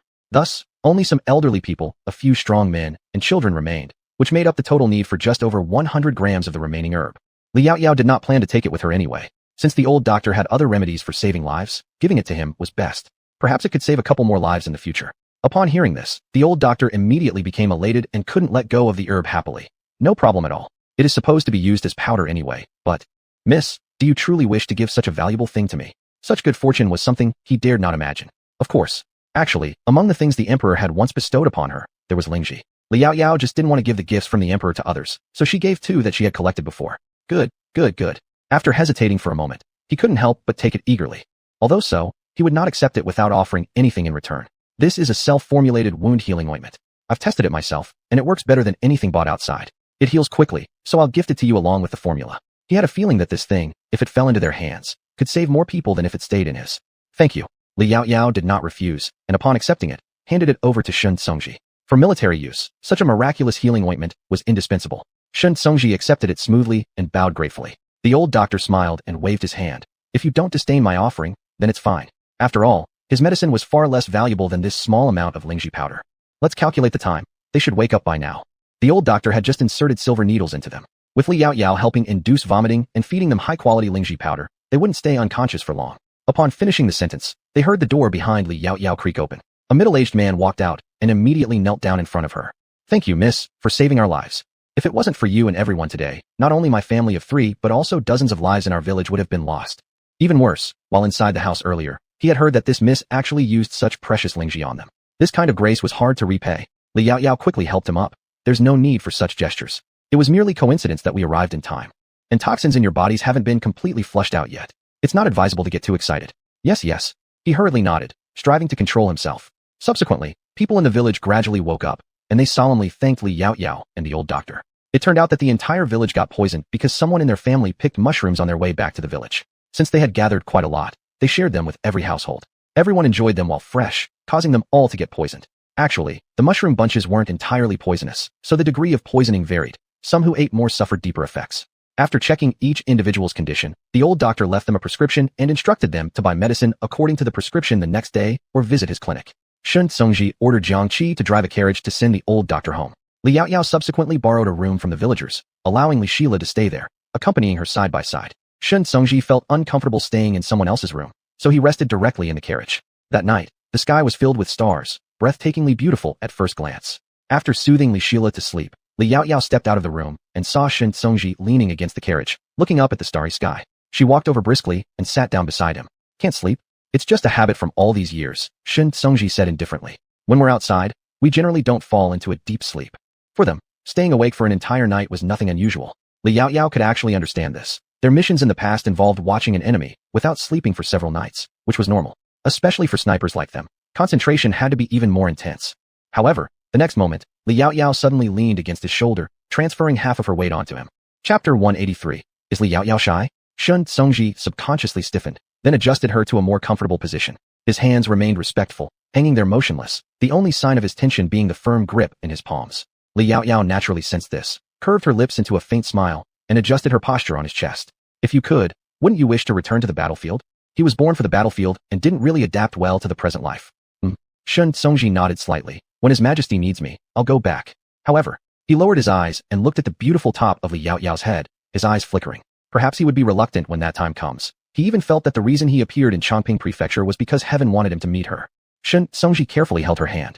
Would you, Yaoyao, be willing to accompany me to the frontier then? Although she had never explicitly said it, he could feel that she was different from ordinary women. There was an aura of camaraderie around her, and with her odd but fierce martial arts, Shun Tsungji blurted out what he thought.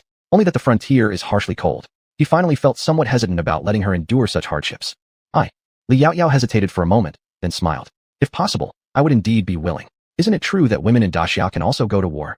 Though it has never been clearly stated, there were women generals in our army before.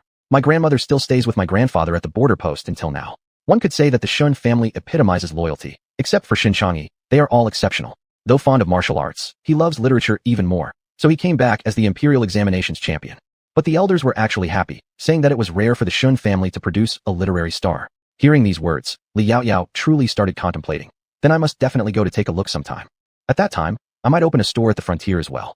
The people on the grassland have nothing. She can earn money from them to subsidize the soldiers at the frontier, which would be a great thing. As much as this may be true, it will likely be some time later. Good. Shun Tsungji's eyes softened further. At that time, I'll let the soldiers help you build the store. Of course, it can only happen during peaceful times. All right, but the wages should be paid accordingly. After all, many join the military to ensure their families survive. Li Yaoyao, while not seeing herself as particularly benevolent, isn't malevolent either. Her hands have been stained with blood, yet it has all been deserved. Suddenly reincarnating in this era and becoming a real person again, she regarded this as heaven compensating her for her previous kindnesses. Thus, as long as one doesn't cross her bottom line, she won't obliterate anyone. And her bottom line includes her current family and friends around her. Naturally, it also includes Shun Tsungji. Upon hearing her words, Shun Tsungji tilted his head and chuckled softly, his voice rising gently at the end. They would surely be delighted to hear you say this. Li Yaoyao laughed along, lifting her head to meet his bright, deep, and focused gaze. The roots of her ears flushed red, and she quickly looked away, pulling her hand out of his and standing up from his lap. Well, it's not early anymore. I should go back and attend to Lo. Perhaps this was the first time Li Yaoyao realized what it meant to be shy. Shun Tsungji laughed again, his voice magnetic and soft, almost carrying a touch of entanglement. Upstairs, Li Shila was still sleeping soundly. Li Yaoyao tidied up her blanket and leaned against the bed to fall asleep gradually, though not deeply since they were traveling outside. The bedding was brought from her own carriage, so it was tolerable enough. The weather in December was still very cold. If she hadn't improved the physical condition of this body, it would probably have been difficult to endure. The night passed quietly, accompanied by birdsong and insect chirping, and soon it was dawn. Around 5 a.m., Li Yaoyao opened her eyes, lowered her gaze, and saw Li Shila had already awakened, looking at her as if wanting to say something but holding back. Ajay, I want to use the restroom.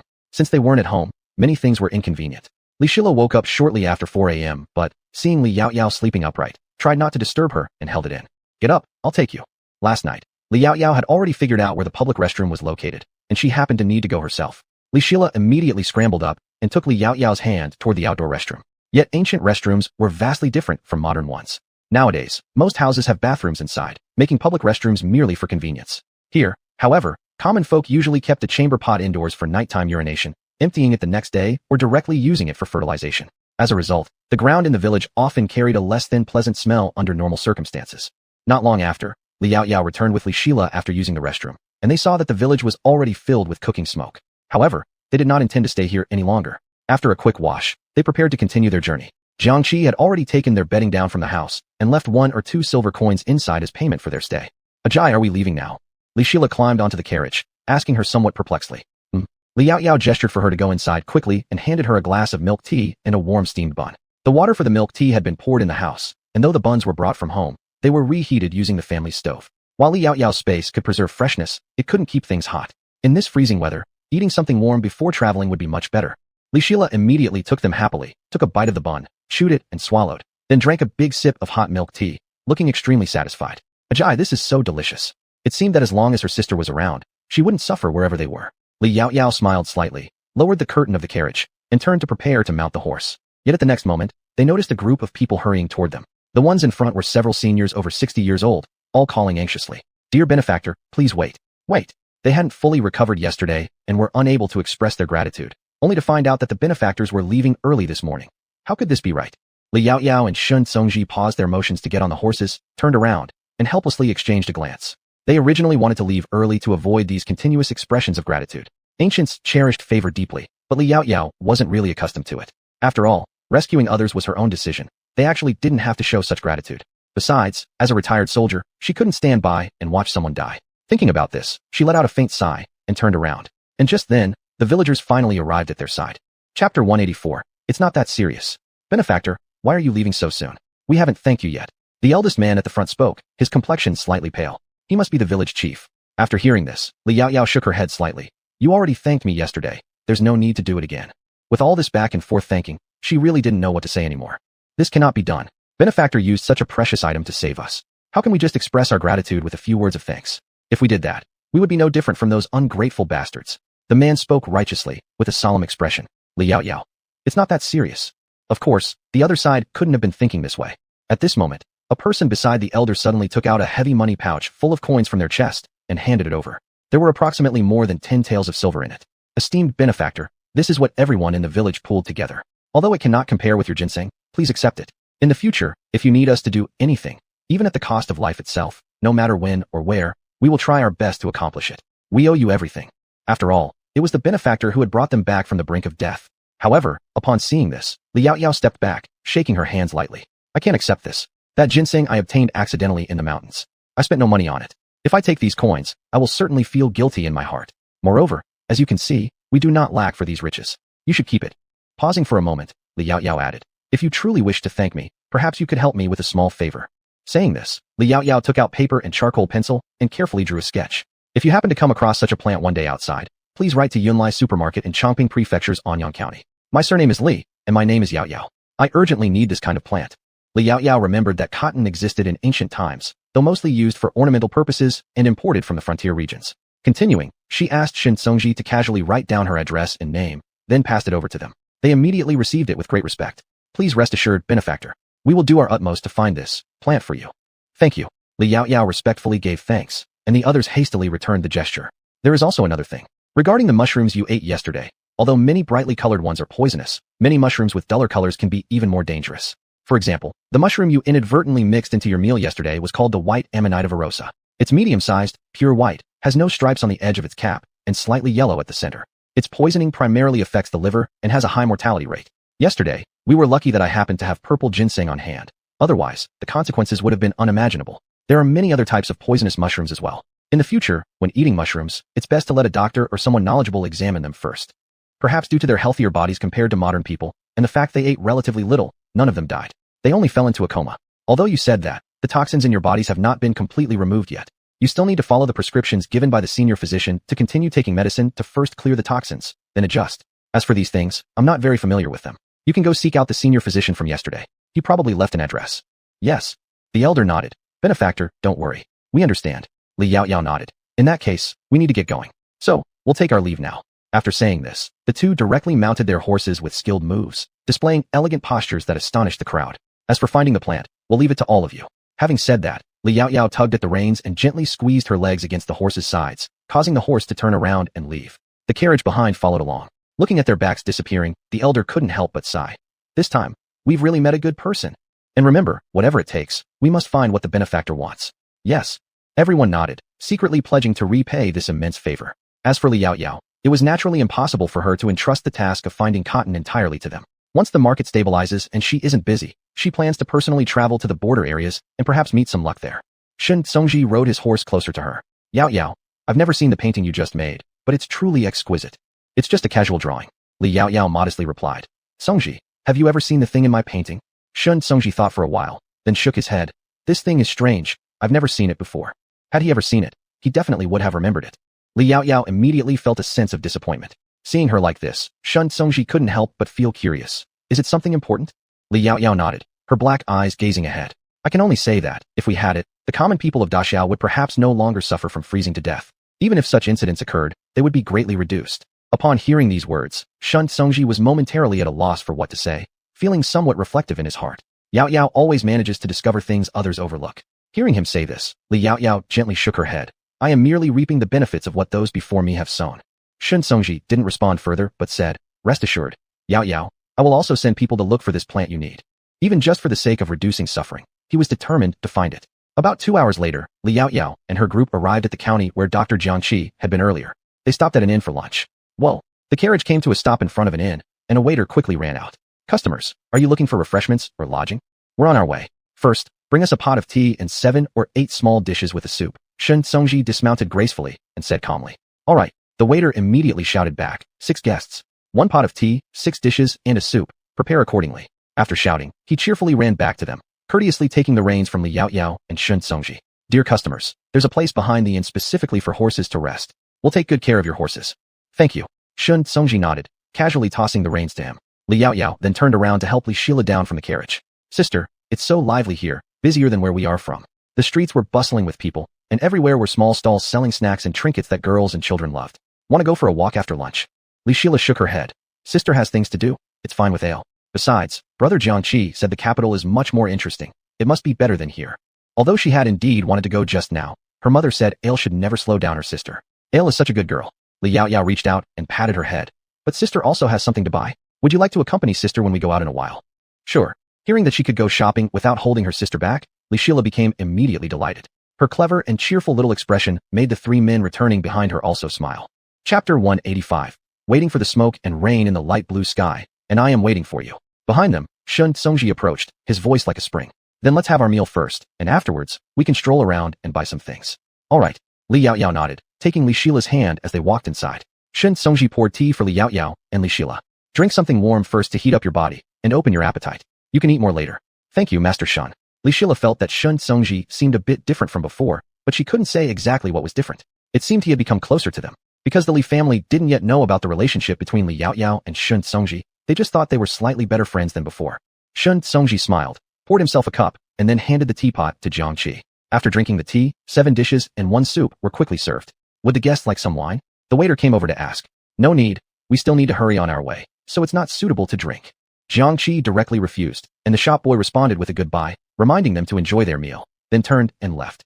From last night until this morning, all they had eaten were dried provisions and buns they brought along. Now they finally got to have a proper meal. Everyone felt much more relaxed. After finishing the meal, the group walked out of the inn. The street was neither too crowded nor too empty, but busier than Anyang County. Glass was precious, so Miao Yang stayed to guard the things in the cart. Meanwhile, Jiang Wu and Jiang Qi took Li Sheila stall by stall, buying whatever she wanted. In no time, she had collected quite a few items. Shun Songji and Li Yaoyao trailed behind them at a leisurely pace. Songji, I will want to go to a tailor shop in a while to buy several large robes. We're still in the south now, where the weather is cold but bearable. But when we enter the north in a few days, I'm afraid none of us will be able to withstand it. Though the cold in the south penetrates to the bone, wet cold, and the cold in the north is dry, this era doesn't have underfloor heating, and ancient times were already colder than modern times, so freezing deaths during winter weren't uncommon, especially in the north. All right, Shun Songji nodded. When they left, the weather was still hot, so they were dressed lightly. Most of the clothes they were wearing now were newly bought winter outfits, and they hadn't purchased the heavy robes yet. In fact, even if Li Yaoyao hadn't mentioned it, Shun Songji would have suggested it once they reached the next county or city. As they strolled forward, they soon arrived at a tailor shop. Let's go in and take a look. It wasn't easy to tell anything special from outside these ancient tailor shops. Li Sheila quickly ran back to Li Yaoyao's side, holding her hand. Sister, are we going to buy new clothes? But Alu was already wearing new clothes. Sister used the cloth rewarded by the emperor to make them, which looked very nice. Mother also said that one should dress well when traveling and not bring shame to sister. Li Yaoyao nodded. Yes, let's check out the robes. They can be worn over other clothes when it gets cold, providing windproofing and warmth. Because where we are heading next will be even colder. Although most who bought such robes were wealthy families, they enhanced one's appearance considerably. Upon hearing this, Li Sheila wrinkled her nose immediately. Is it that cold? She already felt the chill now. The clothes she and Li Pingyan wore were made using fine goose or duck down thoroughly washed of any odor, making them relatively warm. Even though she felt cold, her cheeks were rosy red, and after running back and forth, her hands, holding Li Yaoyao's, were also warm. Li Yaoyao smiled. Don't worry, the robes will do. We'll buy you the rest once we reach the capital. Clothes and fabrics in the capital are always more fashionable. Unfortunately, there's no cotton yet, otherwise they could have made a rough set of padded underwear for everyone. Li Sheila obediently nodded, holding Li Yaoyao's hand as they entered the shop. Sister, shall we buy clothes for father, mother, and brother? Yes, we'll buy them. But it will be easier once we get back home. Of course, if she saw something suitable and attractive, she'd buy it right away. Sometimes buying clothes works like this. You may not plan to buy something, but suddenly see something you love at first sight. Once you decide to buy it, you might spend an entire day looking without finding anything appealing. At least, many girls in future generations are like this. As soon as they walked in, the shopkeeper welcomed them. Welcome guests. Please come inside. We have plenty of ready-made clothes here, and many styles are almost identical to those in the capital. The keeper looked at the air of Li Yaoyao and her companions and sensed they were big spenders. Although they were simply dressed, the jewelry they adorned themselves with wasn't affordable by common people. Especially the plain jade hairpin on the young lady's head and the little earrings on the little girl's ears. They were all of top-grade white jade, pure without any impurities, worth thousands. His entire shop wouldn't equal even a shadow of one of her hairpins. Thinking of this, the shopkeeper's smile became even more radiant, and in Li Sheila's eyes, he looked like a strange uncle. She instinctively clung closer to Li Yaoyao. Li Yaoyao glanced down at her, thinking it was just because she had never been out before and was feeling uncomfortable. She lowered her voice softly. There's nothing to worry about. Sister is here with you. If you see something you like, just tell sister, and I'll buy it for you.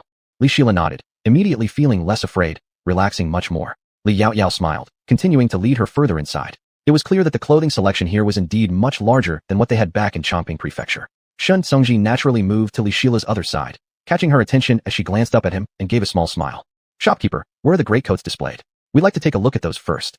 At the mention of greatcoats, the shopkeeper's eyes lit up even brighter. Follow me, guests. These greatcoats are exquisite items, made from the finest materials and craftsmanship. Would you please accompany me to the second floor? Additionally, these coats didn't sell too well on their side anyway. All right, Li Yaoyao nodded, and the group followed the shopkeeper upstairs, soon reaching a room exclusively selling greatcoats. Guests, most styles of the greatcoats can be found here. If there are preferences in other colors, we can arrange them to be transferred from other stores. Li Yaoyao nodded, then turned to Li Sheila. Hey Lu, pick whichever one you like, and we'll buy it. Li Sheila immediately brightened and began selecting eagerly. As Li Yaoyao scanned the surroundings, her gaze was quickly drawn to a light blue greatcoat. Light blue waits for the smoke and rain, while I wait for you, huh? She suddenly recalled this lyric from a song she used to love immensely. Light blue is the color that appears in the distance after a heavy rain, usually occurring from late spring to early autumn. After the rain clears, the sky shows vast expanses of pure blue, a kind of blue that's clean and crystal clear. It was also a color greatly favored by the ancients, representing integrity, the openness of a true gentleman, and a refined, romantic charm. It was stunningly impressive. Li Yaoyao silently pondered over the beauty of this imagery. Chapter 186. Smell it. There seems to be a hint of a special fragrance. Does Yaoyao like this one? Shun Tsungji walked over, his low and mellow voice sounding in her ear. Li Yaoyao nodded. This color is very beautiful. The shopkeeper, upon hearing this, felt that things were going well and stepped forward. Young lady has a good eye. This is one of the best in our shop. Look at the material, and the fur collar. It's made from snow fox fur, quite precious. But because it was too expensive, many people who liked it couldn't afford it. The shopkeeper felt both exhausted and heartbroken. However, today was different. He believed that the customers in front of him had both discerning eyes and money. Li Yaoyao nodded. It does indeed look good. Things that catch your eye immediately rarely lead to regret after purchase. As she spoke, she reached out to touch the fabric. It wasn't silk or brocade, but a kind of hemp. Shopkeeper, is this hemp? Yet it was different from what ordinary people wore. Li Yaoyao remembered that among the fabrics the emperor rewarded included this one. Because it looked understated, she used it to make clothes for her father and mother. The shopkeeper nodded. Young lady has keen insight. This is indeed hemp, but not ordinary hemp. It's fine hemp, mostly worn by nobles. Because it's low-key yet luxurious, some scholars also love wearing it. Young lady might think this is just hemp, but it's labor-intensive. More than 100 people need about 1 or 2 days to produce a bolt of this material, and a bolt alone costs several gold coins. The material used for this cloak was indeed top-notch. Nice. Li Yaoyao thought that compared to silk and satin, this was more comfortable to look at and to touch, fine and soft. When she turned it inside out, she found it was thicker than expected. Is it stuffed with duck down inside? Don't assume that down jackets and quilts only existed in modern times. People of higher class in ancient times had already been using them. The shopkeeper truly believed that Li Yaoyao was an informed customer and quickly nodded. Yes, young lady, you've seen great things. But rest assured, the duck down inside is taken from the finest white down on the bellies of ducks. It's very soft, and there's absolutely no smell. After listening, Li Yaoyao placed a corner near her nose and nodded. Indeed, there's not a trace of smell. She said this as she passed it to Shun Songji with a smile in her gaze. Smell it. There seems to be a hint of a special fragrance. Shun Songji lowered his head closer and agreed. It smells like plum blossoms. To him, this scent was very familiar. It turns out it's the scent of plum blossoms. Li Yaoyao didn't know much about these, but she didn't expect Shun Songji to even be able to smell this. Shun Songji, the scent of plum blossoms is elegant and refined. My second younger brother likes it a lot. One should say, literati all generally love this fragrance, and his second younger brother was also a man of letters. Moreover, there was no one else in his family who liked it as much. Now I understand. This was something Li Yaoyao had never heard before. But the ancients loved fragrances, and many men were the same. It was normal. Of course, soldiers naturally wouldn't care about such things. Li Yaoyao thought about this, then turned and looked at the shopkeeper. Shopkeeper, I'll take this one. Please wrap it up for me first. Sure thing, I'll go and wrap it up for you right away. Without shouting for an assistant, he personally went to pack it so as not to break this valuable cloak worth several gold pieces. At this time, 1 gold coin equaled around 10 taels of silver. Li Yaoyao wasn't concerned about the price, as she was now certainly the person who lacked silver the least. She looked at the 3 people who were helping Li Shila choose a cloak, Miao Yang, Jiang Wu, and Jiang Qi. You should also pick one, preferably ones with down inside, they're warm. The items in this store were pretty good, so she could buy them all. The 3 hadn't expected they'd get one too, so they were surprised and deeply moved. The young lady always treated them this way and never regarded them as servants. After all, which house servant would ever dine alongside their master? Jiang Qi glanced at Shun Songji, and seeing him nod, picked one casually for himself. Though he chose a cheaper one, cloaks themselves weren't cheap anyway. And soon after saying this, Li Yaoyao noticed another style, a navy blue one, though a slightly lighter shade. The fur collar matched the navy color, but was even lighter still. Together, they complemented each other beautifully, exuding an understated luxury. The material seems similar to the one I just chose, and the inside is the same. Shun Songji felt it with his hands. That's true. Even the colors are very complementary. One in light cyan, one in navy blue, but both shades of blue, thus making them match. The shopkeeper had just walked over when he heard this statement, so he immediately said, Master, you're correct. These 2 cloaks were originally a pair. Nowadays, even clothing comes in pairs. Li Yaoyao didn't expect this, laughing as she asked. She thought that only modern times would have couple outfits, but didn't realize that ancient times did as well. But thinking about it further, many things in modern times might have actually originated from the ancient people. Of course, this was also a marketing strategy. The shopkeeper chuckled. People can come in pairs, so why not clothes? It's all about matching those pairs. Li Yaoyao praised. The shopkeeper really knows how to do business. She also hoped she could find such a capable shopkeeper for herself later. If not, she might as well hire this one away. The shopkeeper smiled with eyes twinkling, then glanced at Shun Songji. Shun Songji, wrap it up. All right, sir, please wait a moment. The shopkeeper's smile stretched from ear to ear. Li Yaoyao couldn't help but feel that the shopkeeper's steps seemed lighter and quicker. After all, selling the 2 most expensive cloaks in the shop naturally made him delighted. At this moment, Li Shila had already chosen her cloak, a bright scarlet one. It was currently draped on her shoulders. Big sister, does this look good on me? There were small bronze mirrors in the shop, but they were too tiny and blurry to be truly helpful. It looks good. Li Yaoyao nodded without hesitation. Red truly was the most vivid color in the world. But this cloak seems just a little bit too long on you. Mainly because it dragged on the ground, making it prone to getting dirty and hard to clean. Although money wasn't an issue now, she wouldn't waste anything unnecessarily. Li Yaoyao immediately called out to the shopkeeper. Shopkeeper, is there a smaller size of this cloak available? In ancient times, there were adult women who weren't tall, around 1.5 meters. Li Shila was already over 1.4 meters, so she could wear it. The current cloak would be perfect for someone about 1.6 meters tall. The shopkeeper hurried over, his chubby figure waddling fast. He looked at the cloak on Li Shila and immediately complimented. Young miss, you look stunning in this cloak, like you've stepped out of a painting. This made Li Shila feel a bit shy. Li Yaoyao smiled, then heard the shopkeeper continue. However, please bear with us for a moment, young miss. I'll go fetch it from the warehouse right away. With that, he dashed off again, running personally, which left the several shop assistants stunned. They had never seen the shopkeeper so excited before. Chapter 187. It couldn't possibly be that he calculated it in his head, could it? This shopkeeper is quite an interesting person. Warm and perceptive, these traits are indeed rare. Perhaps to many people from big families, he seems obsequious, but isn't this the way to do good business? Of course, she herself wouldn't behave this way, but that doesn't mean she doesn't appreciate such people. Are you interested in him, Yaoyao? Shun Songji picked up on her meaning from her gaze and words. Li Yaoyao nodded slightly. I'm a little, but I won't insist. We'll see. But if Yaoyao really wants this kind of talent, when we get to Shangjing, I'll find some for you, Shun Songji said, and Li Yaoyao naturally didn't refuse. However, she felt that the managers in Shangjing would probably never agree to go to such a remote corner as Anyang County and endure hardship, nor would they be as enthusiastic and thoughtful as this manager. Moreover, what Li Yaoyao valued wasn't entirely his ability, but Shun Songji's goodwill, which she wouldn't reject. After all, her market would eventually expand to Shangjing someday. We will need it sooner or later. After about half the time it takes to drink a cup of tea, the shopkeeper ran back, panting heavily, sweat covering his face, yet not a drop touched the large cloak in his hands. "Miss, this is a cloak specially made for children in our store. Try it on." Li Yaoyao effortlessly took it and draped it on Li Sheila, perfectly covering down to just above the ankle.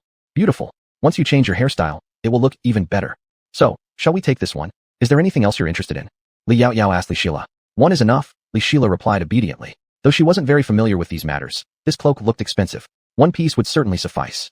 If it weren't for her sister insisting they buy it, she wouldn't have dared to afford it. And this was only necessary for going to Shangjing. At their home, it wasn't necessary anyway. Not to mention, who among ordinary people would wear an expensive cloak while working in the fields? Jiangxi had already chosen their pieces, and the same color too. Moreover, they also bought a similar cloak from Miao Yang, who wasn't present. Though compared to Li Yaoyao's and theirs, it wasn't as good, but stuffed with the soft down feathers from chickens, it still cost roughly 10 taels of silver each. Because chicken feathers aren't as aesthetic, the price was significantly cheaper than what Li Yaoyao and others had bought.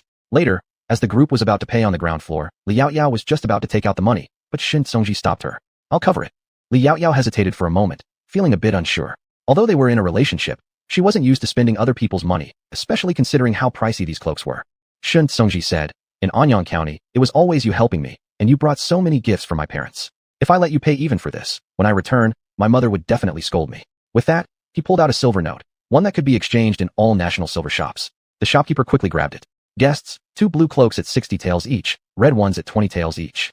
The remaining 3 originally required 10 taels each, but because you're buying a lot, we'll offer them for 20 taels together. So, adding everything up." The shopkeeper tapped the abacus beads, but before he finished, Li Sheila spoke up. "It comes to exactly 100 taels." Since the note was for 100 taels, the amount matched. However, Li Sheila still thought it was quite expensive. The shopkeeper completed his calculations shortly after, looking amazed at Li Sheila. "Little miss, how did you calculate it so fast?" She didn't use an abacus. How could she have known? It couldn't possibly be that she calculated it in her head, could it? Li Sheila smiled humbly. "Sister taught me mental arithmetic." Mental arithmetic? The shopkeeper had never heard of it.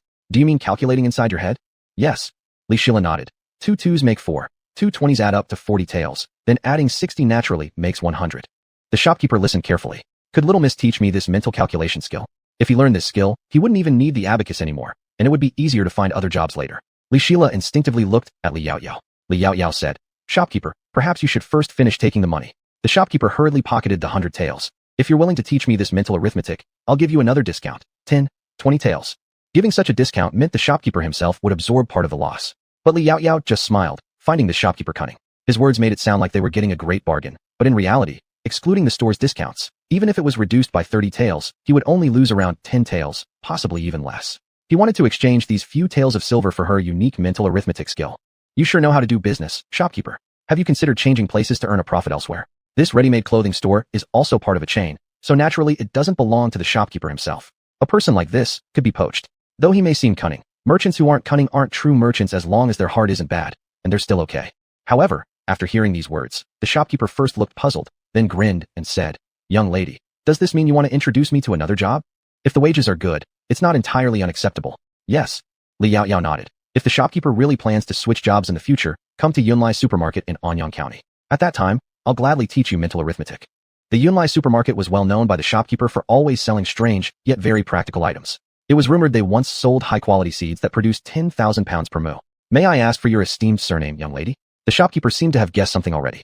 "I am surnamed Li." After saying this, Li Yaoyao had already taken Li Sheila and turned to leave, with the 3 others following behind while carrying the purchases.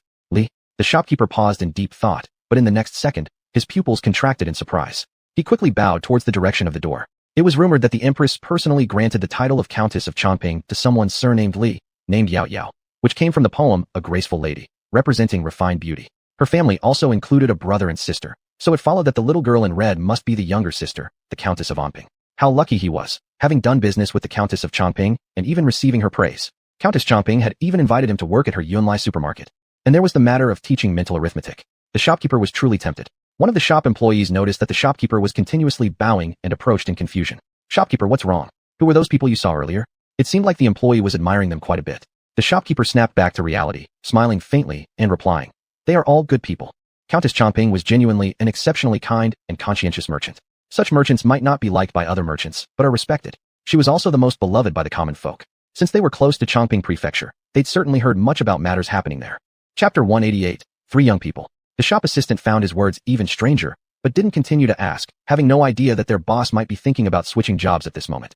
However, The boss knew that Li Yaoyao and others were probably going to the capital direction when buying the great cloak. After all, it would be much colder there than here. As for Li Yaoyao and her group, they returned to the inside to prepare for departure after purchasing the items. The distance from this county to another is not far. Riding fast, one should be able to arrive before dark. Jiang Wu held Miao Yang's cloak and handed it to him.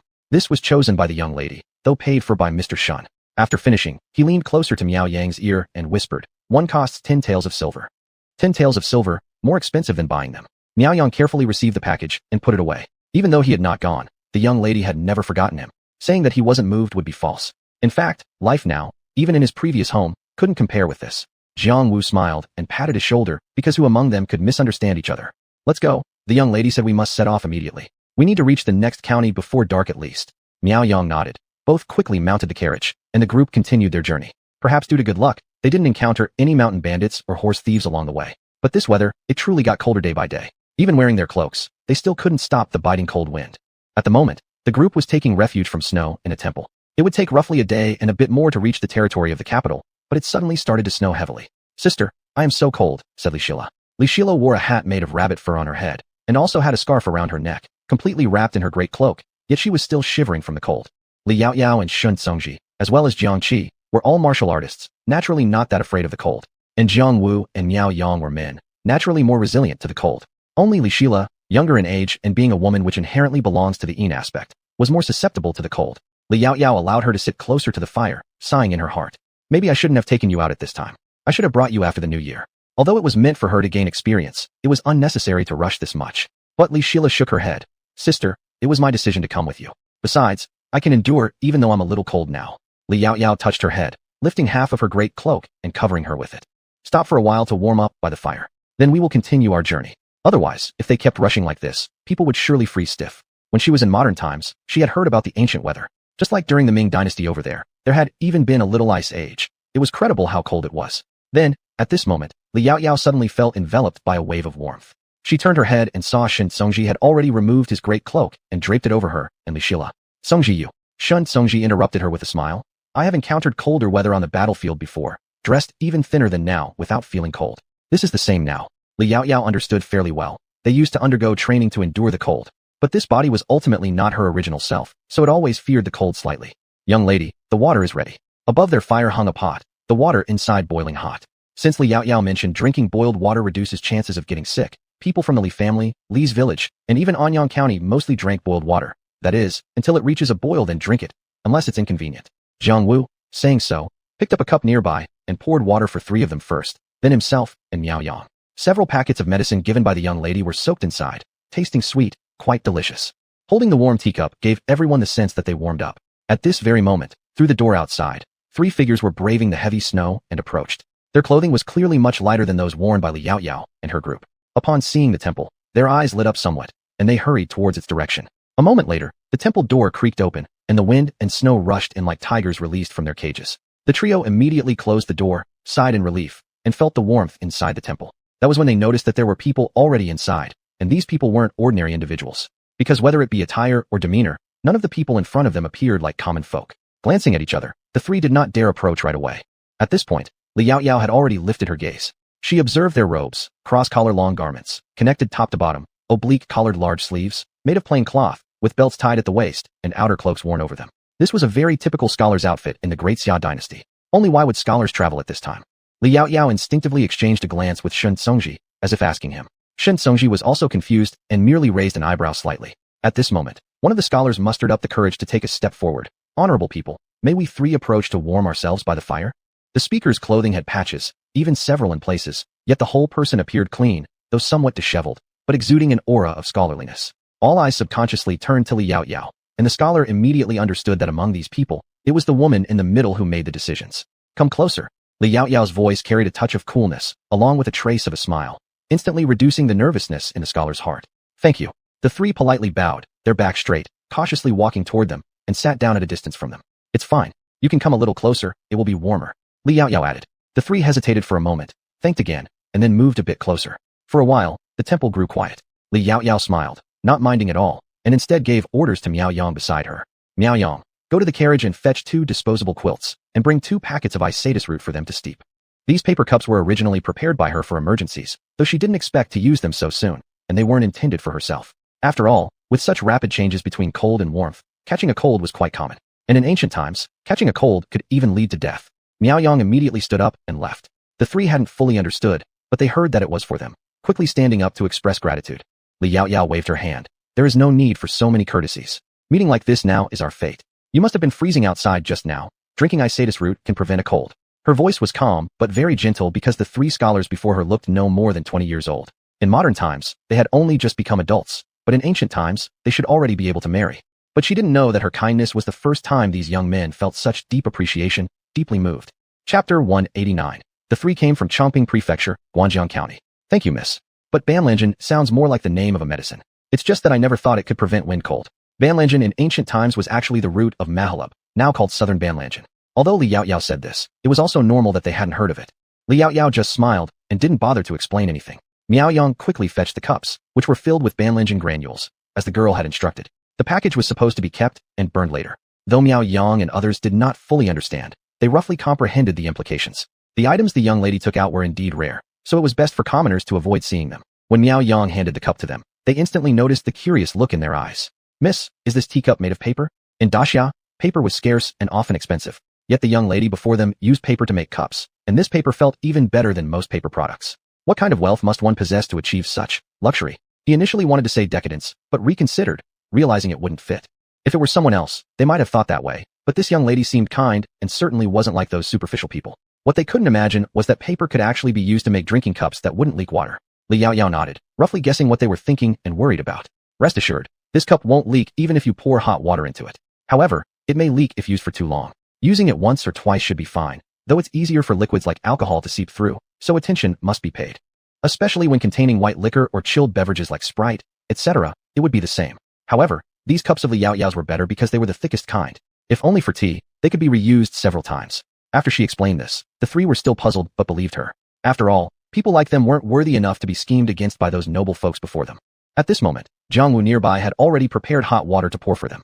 Once the hot water was poured into the cups, there wasn't a single drop that leaked out.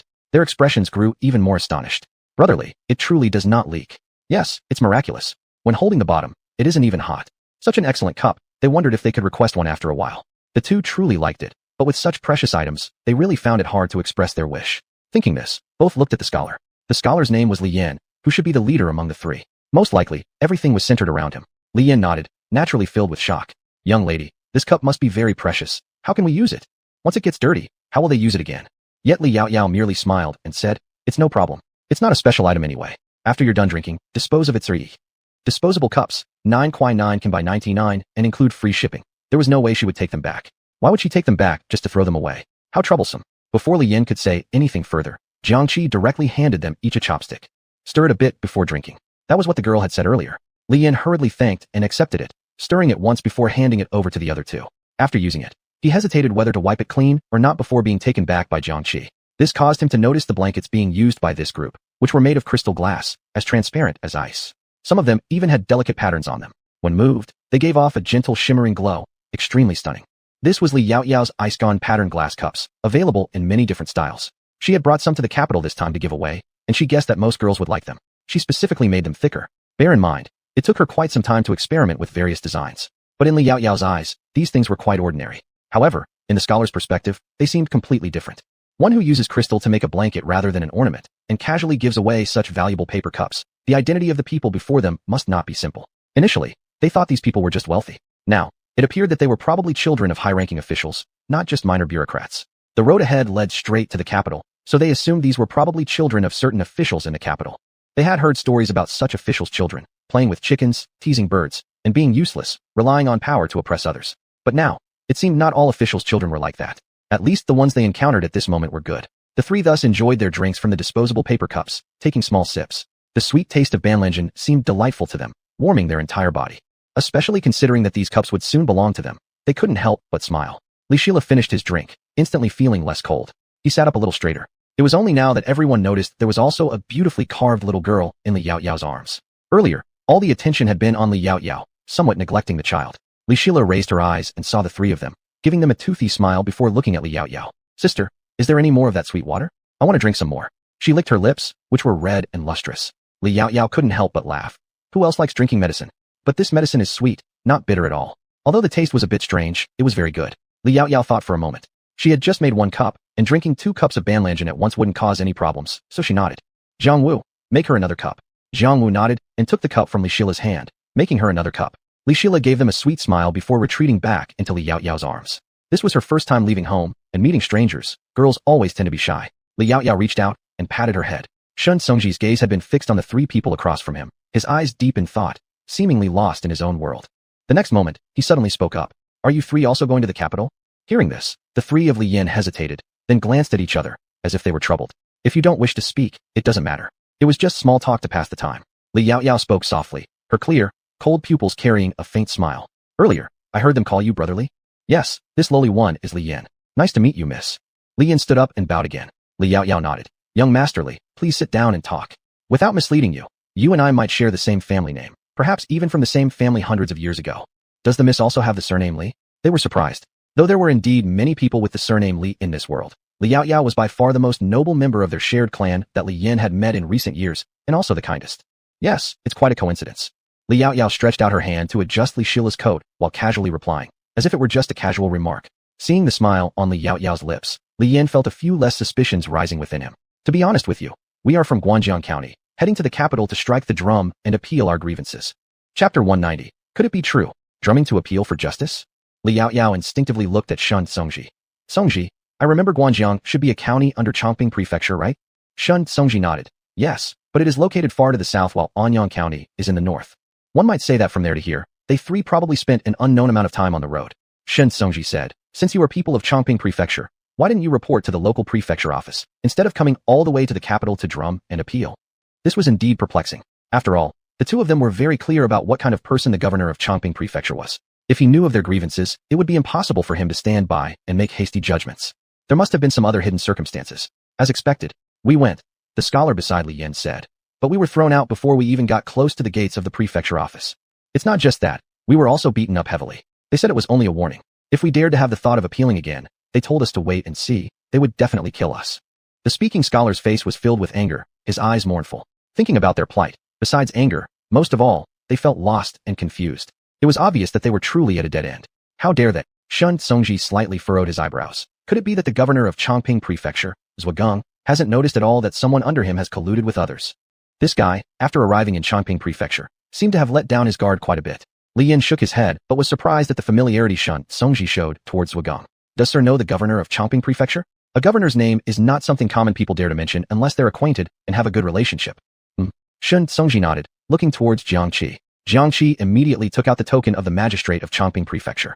Don't worry, we are from Anyang County. This gentleman is our magistrate of Anyang County, Magistrate Shun. The 3 were stunned on the spot. Li Yaoyao seized the opportunity to speak. Li Yin, do we have any idea why you have been targeted so strongly by the magistrate of Guangjiang? In ancient cases, these situations are often related to forced occupation of land, grain, or even women who are already married. Such occurrences are too many, yet those who ultimately get their grievances addressed are extremely few. Not every official is like Bao Qingtian. Not everyone can focus solely on the common people. Looking at Li Yin and his group, she guessed it was likely related to fields and grain. However, at the next moment, they did not answer her question but instead knelt together in front of Shun Songji with a loud thud. Magistrate Shun, we know of you. Magistrate Shun Songji, under the order of His Majesty, traveled incognito. Later, seeing the corruption and neglect of duty of the magistrate of Anyang County under Chongping Prefecture and the suffering of the people without any support, he acted upon command to directly deal with that magistrate. He stayed in Yuan County as its new magistrate, protecting the peace of the region. He also obtained a treasure from the hand of the lady of Chongping County that could find water sources. Then he led the villagers in building bridges and paving roads. Almost every state and county under the entire jurisdiction of Chongping Prefecture benefited from his and the lady's benevolence. Li Yin had once thought about going to Anyang County to file a complaint, but feared being intercepted along the way, so instead came directly to the capital city. Seeing their excitement, Shun Songji's expression remained unchanged as he spoke softly. Get up. We're traveling. No need for unnecessary formalities. Thank you, Your Honor. Even after getting up, the 3 still wore expressions of great excitement. Li Yin, after standing up, instinctively looked at Li Yaoyao, who had been sitting beside Shun Songji all this time. Hearing that Lady Chongping got along well with Magistrate Shun and shared the same surname Li, therefore, his pupils gradually dilated, his heart beating faster. Could it be true? Li Yan's breathing became cautious, suppressing the excitement and gratitude in his heart. Suddenly, he bowed deeply in the direction of Li Yaoyao. Citizen Li Yin pays respects to Lady Chongping County. Upon hearing this, there was no response from Li Yaoyao's side, but the two scholars beside him completely froze. Brotherly, you mean this young lady is actually Lady Chongping? How could this be possible? When did they have such good fortune, not only meeting someone capable of avenging their grievances, but encountering their greatest benefactor? Although most things were done by Shun Tsungji coordinating with Zhugang to arrange other counties' magistrates to handle them, they never hid that Lady Li Yaoyao voluntarily contributed the water detection rod. Hence, in many hearts, she was always considered their top benefactor. She did not have to act this way, yet she still did so, regardless of whatever purpose she may have had. She saved them, saving their entire families. Realizing this, the two instantly imitated Li Yin, bowing solemnly. Li Yaoyao helplessly said, "You don't need to be this formal. Why don't you tell your grievances to Magistrate Shun? He will surely help you resolve them. That's what officials are for, to help people seek justice." Shun Tsungji looked at her, a hint of smile flashing in his eyes, but he soon became serious again. The three sat in their original seats and began telling their own story. However, Li Yaoyao never expected that it would be related to cement. After the emperor obtained cement and started building roads, naturally the local government offices also had to take action. Once the government offices moved, the prefectures and counties had to follow suit. But who would have thought they would misuse the imperial decree to buy the peasants' land at low prices? Even worse, those who complained or appealed were thrown into jail and forced to confess under torture, preventing their grievances from ever reaching the ears of the emperor. Even more outrageously, they directly seized the fertile fields painstakingly cultivated by the farmers and claimed them as their own. Farmers, driven to despair, either smashed themselves against walls or hanged themselves. The cries of agony spread far and wide, making a truly horrific scene. As Shun Tsungji listened to their account, his face grew graver, and Li Yaoyao was no different. Her lips were pursed tightly, her slightly narrowed eyes glinting with murderous intent, as if she wished nothing more than to charge straight into the county office and silence them. But both of them knew this could not solve the root problem. Magistrate Shun, the citizens of Guangjiang County really have nowhere else to turn now. Tears welled up in Li Yan's eyes, almost breaking down into sobs. Longping Prefecture had just recovered from the recent disaster when such an event occurred again. How could the commoners not feel utterly desperate? They had gone from one abyss of hopelessness straight into another, left with no other way out. Hearing this, some of the nearby people felt sympathy, even empathy. If it hadn't been for this young lady, they might still be living in such a state of despair now. Li Shila, although unable to understand everything completely, sensed the chill radiating from her elder sister, and instinctively took her hand for comfort. Li Yaoyao glanced down at her, curved her lips slightly to reassure her, then looked up at Shun Tsungji. "Tsungji, what do you plan to do about this matter? Should they arrange someone to send these petitioners back to Chongping Prefecture, or bring them directly to the capital? To meet the emperor in the palace." Chapter 191, Obstacle? Upon hearing Li Yaoyao's words, Li Yin and the other three instinctively looked toward Shun Tsungji, now regarding him as their lifeline. Shun Tsungji's dark eyes carried a somber expression. After a pause, he suddenly spoke. "You'll follow me to the capital and present your case before His Majesty." Regarding this matter, Shun Tsungji did not think it was an issue with only one local official. This should have been a good thing, but if it became a calamity for the common people, his conscience would be hard to ease. Not only him, Li Yaoyao shared the same thought. "Thank you, Lord Shun." The three men looked excited and immediately knelt down again in front of Shun Tsungji, until they were pulled up by Jiang Qi, standing nearby. After all, their master, like Miss Li, disliked seeing people kneel constantly. Even in the military camp, soldiers basically only kneeled on one knee. If so, then we shall set off shortly. Li Yaoyao glanced at Shun Tsungji. Their eyes met, exchanging an emotion only they could understand. Shun Tsungji slightly furrowed his brows, nodding. "Jiang Qi, prepare quickly, we'll set off soon." "Yes." Jiang Qi and Miao Yang immediately began making preparations. Jiang Wu took the hand warmer from Li Shila's arms, refilled it with hot water, placed it back in its protective cover, and handed it back to her. Li Shila hugged it tightly in her arms. Li Yaoyao stood up, returning her heavy cloak to Shun Tsungji, who put it on casually. He oddly felt that there was still a hint of her lingering fragrance on it. The charcoal fire burning nearby was extinguished by Sister Ji to prevent any accidental blaze that might burn this temporary refuge spot for passers-by during snowy weather. Li Yaoyao took Li Shila's hand. "Ai Lo, you'll ride in Jiang Wu's carriage." The rear carriage, though used to transport goods, had a special resting area originally designed for them to switch shifts. One person could rest inside while the other drove the horses, but given their journey wasn't too far to the capital anymore, it didn't matter now. Li Shila obediently nodded. At this moment, the door opened, cold wind mingling with snowflakes blowing in, chilling Li Shila, who subconsciously snuggled closer to Li Yaoyao. "So cold." Li Yaoyao smiled, petting her head gently. "It will be better once we're on the carriage. We can wrap ourselves in the feather quilt." Saying this, she led her towards the rear carriage where Jiang Wu had already prepared the cushions and quilts properly, and Li Shila stepped aboard. As for the three scholars, they used the blankets and cushions previously used by Jiang Wu and others. "Get on board." Jiang Qi addressed the three. "Thank you." Li Yin bowed respectfully, first glancing at Shun Tsungji and Li Yaoyao, also noticing another carriage parked further away. "Lord Jiang, if we take the carriage, what about the county lady?" In his mind, the county lady is a woman. How could they seize a woman's carriage? "The county lady will go with Lord Shun. You three may take the carriage." Before Li Yin could say more, Li Yaoyao had already nimbly mounted the horse, her figure agile, her teal coat blending seamlessly into the snowy surroundings as if becoming part of the winter scenery, and beside her, Lord Shun appeared remarkably fitting. However, neither Li Yaoyao nor Shun Songji themselves had such feelings. Let's move out. After Shin Songji gave the command, he immediately got onto his horse. The three rushed into the carriage hastily, while Jiang Qi effortlessly leapt onto a corner of the carriage. He glanced back at the rear carriage, waving his hand slightly, signaling for them to start moving. Although these three were important witnesses, being the last in line suited him perfectly. Miao Yang nodded and shouted go. All started forward again, faster than before. Flakes of snow continued falling, but smaller now compared to earlier. The wind remained fierce enough to cause annoyance. What they didn't know was that after they left, a group of people had entered the temple. One man probed the fire pile cautiously. Chief Lin, this fire must have just been extinguished. It appears they aren't too far from us. He then stood and turned towards their leader. However, there weren't just the three of them here. There were tracks outside the door. They could have possibly taken the carriage with those three. They originally thought the three scholars would report the issue at Chongping Prefecture and then proceed to Anyang County, because the magistrate of Anyang County was a favored official of the emperor in the capital and also closely associated with the governor of Chongping Prefecture. Furthermore, with County Lady of Chongping staying in Anyang, they never imagined the three would instead choose to directly file a complaint to the emperor in the capital. Everything caught them entirely off guard. By the time their team reacted, they had already been gone for quite some time, and after tracking them relentlessly, they nearly reached the capital. Chief Lin frowned deeply, turning around swiftly and walking briskly towards the exit. Continue pursuing. They must not enter the capital under any circumstances. Otherwise, they probably wouldn't stand a chance against them. With that, they moved out again, determined not to lose sight. These petty bailiffs from outer counties would be nothing once they arrived in the capital. Moreover, with His Majesty recently placing extraordinary importance on road repairs, if he were to find out about all this, it wouldn't just cost him his life. His brother-in-law's official post would also be at risk, and perhaps even their entire family would face execution. Thus, he absolutely could not allow such an event to happen. If only he had known this earlier, he shouldn't have shown mercy to those three. He should have silenced them right there and then, preventing issues like this altogether. A group of men rode out quickly on horseback.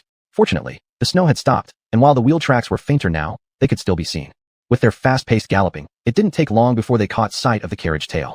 Bailiff Lin's eyes brightened instantly, but then turned fierce. They're just ahead. Quick, pursue them. Up ahead, Li Yaoyao and Shun Songji suddenly exchanged a glance, and Jiang Qi at the rear also instinctively narrowed his eyes. Li Yaoyao smirked. Looks like someone has been eager to deliver more evidence before we even entered the city. Shun Songji also gave a light laugh. That way, at least our people won't need to make that extra trip. As soon as these words were spoken, the group found themselves surrounded by over a dozen men. Whoa! Li Yaoyao and Shun Songji adjusted the reins, causing the horses to stop steadily. The bailiff arrogantly circled around them, eyeing them critically. Have you seen three scholars? About this tall, frail-looking, perpetually poor appearances. He gestured a height that seemed roughly that of Li Yan's. So what if we have or haven't? Li Yaoyao gazed coldly and dispassionately at him. However, the other party just sneered arrogantly. If you've seen them, hand them over, and we'll let you go. If not, then we will have to personally inspect your belongings. Bailiff Lin observed the two before him, feeling slightly startled within, because neither of their attire nor demeanor resembled that of ordinary folk. If possible, he wouldn't wish to clash with them.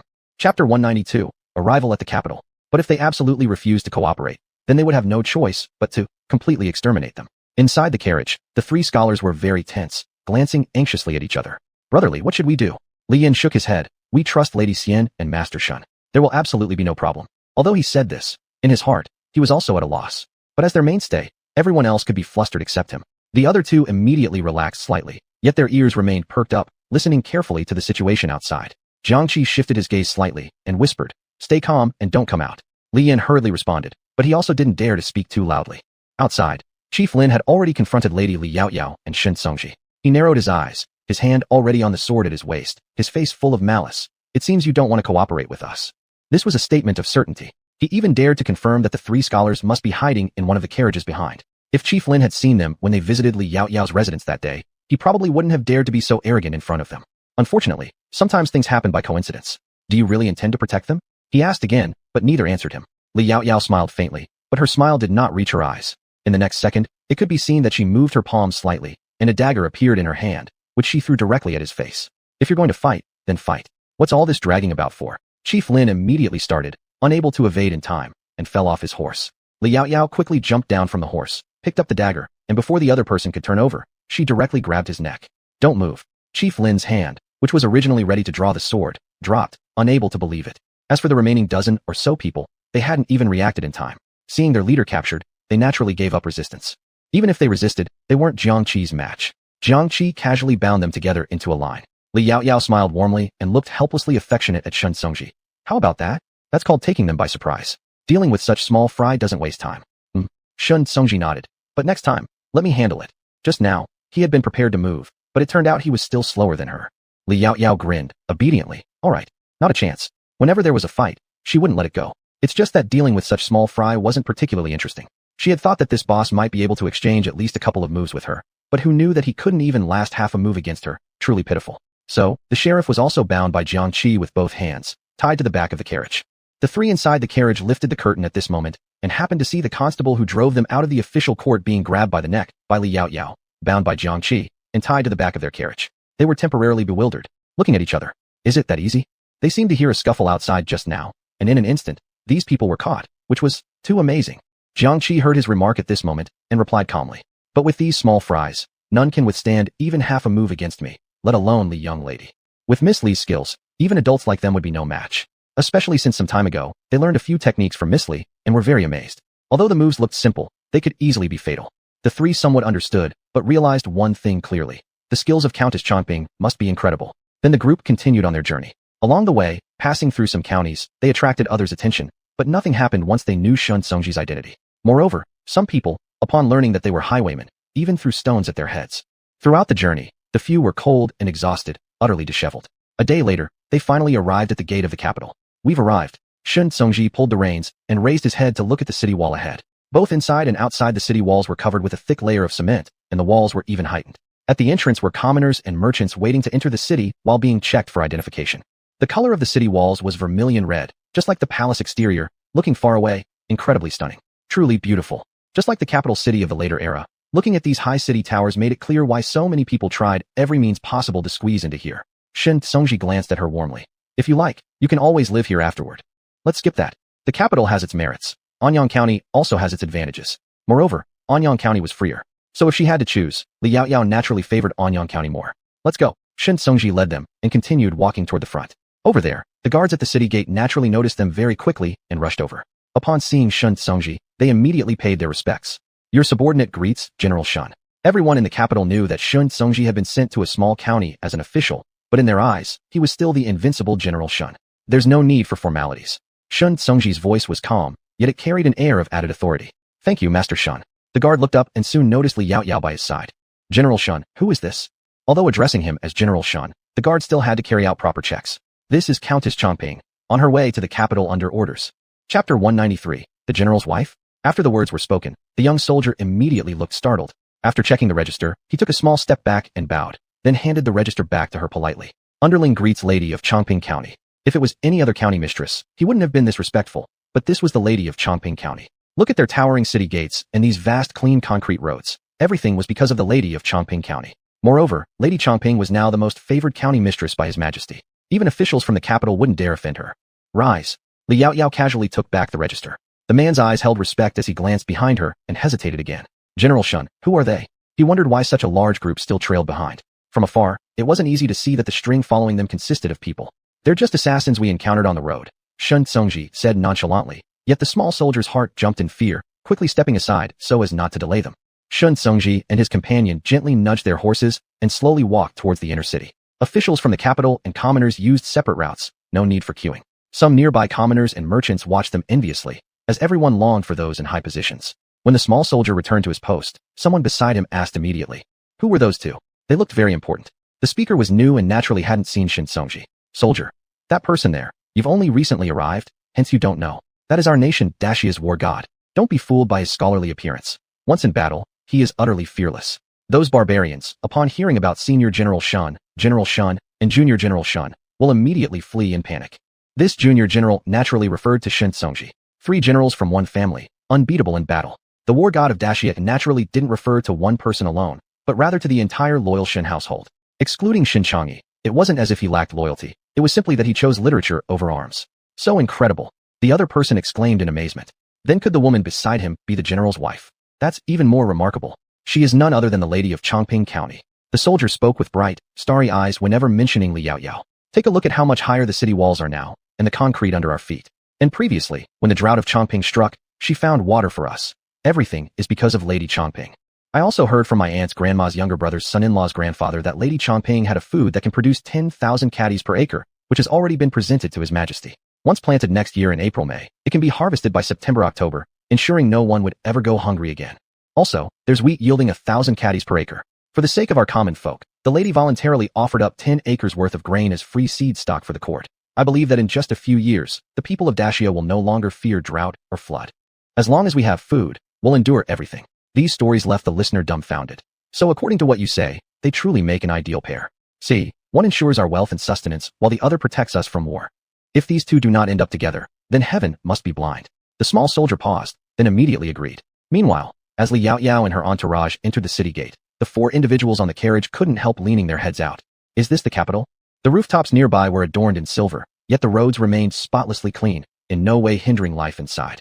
Street vendors hawked their goods and scholars upstairs chanted poetry, creating a lively atmosphere. Li Shila eagerly observed, reluctant to hide herself back into the carriage. The capital is so lively, much more than any place we've visited before. Yes, after all, this is the capital. Jiang Wuxiao, responsible for driving the carriage, chuckled lightly as he kept his attention focused on the common people around them. The 3 scholars behind them also peered out, though slightly more cautiously. They gazed brightly with nothing but pure longing in their eyes. This was the capital, the place of their dreams. Luxurious Beijing displayed a joy on the people's faces that was nowhere to be found where they came from. On horseback in front, Li Yaoyao asked Shen Songji, should we first find an inn to stay at or head straight to the palace to meet His Majesty? Though in later life dramas she'd watched some TV series, they rarely covered such details. Just as Shen Songji prepared to speak, a group of palace servants approached from not far away. It seems we no longer have to decide for ourselves. Li Yaoyao raised her eyes, spotting a familiar figure smiling warmly as he approached, bowing to greet her. Your servant pays his respects to the lady of Chongping County, and greets Minister Shun. Director Quan, it's been a long time since we last met. Li Yaoyao didn't expect to encounter little Quan so soon. Xiao Quanzi was also very pleased to see her. Yaoyao, it's been a long time since we last met. At first glance, she seemed even more attractive than before. Li Yaoyao, her eyebrows curved in a graceful manner, dismounted from the horse along with Shen Songji. Shen Songji. Director Quan, are you here because His Majesty has any instructions? His Majesty asked me to take you to your place of residence. After resting for a day, come to the palace tomorrow to meet His Majesty. Xiao Quanzi directed these words at Li Yaoyao. His Majesty said you've endured much hardship on this journey, so he sent me out to greet you. Originally, I had calculated the time and intended to meet you at the city gate, but I arrived a little late. Fortunately, we've met. Otherwise, he really wouldn't have known where to find them for a while. And this is an imperial decree. I won't read it aloud. You can look at it yourselves. Of course, this was His Majesty's order. His Majesty said that Countess Chongping and Minister Shun had suffered the fatigue of travel, so they did not need to repeatedly bow or kneel. It was quite rare for His Majesty to be so considerate towards others.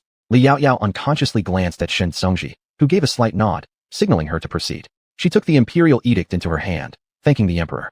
Thank your Majesty for his favor. Of course, Li Yaoyao didn't kneel to receive the imperial decree because neither Shen Songji nor Director Xiao Quanzi mentioned anything about doing so. She opened the imperial edict and was somewhat surprised by its contents. His Majesty has bestowed upon me a house and fertile fields. She had just arrived without accomplishing anything, yet His Majesty's rewards were already here.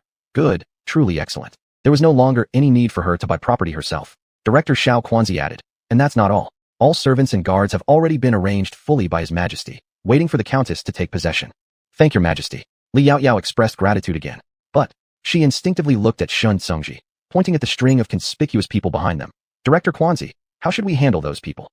Director Xiao Quanzi noticed them now, instantly looking puzzled.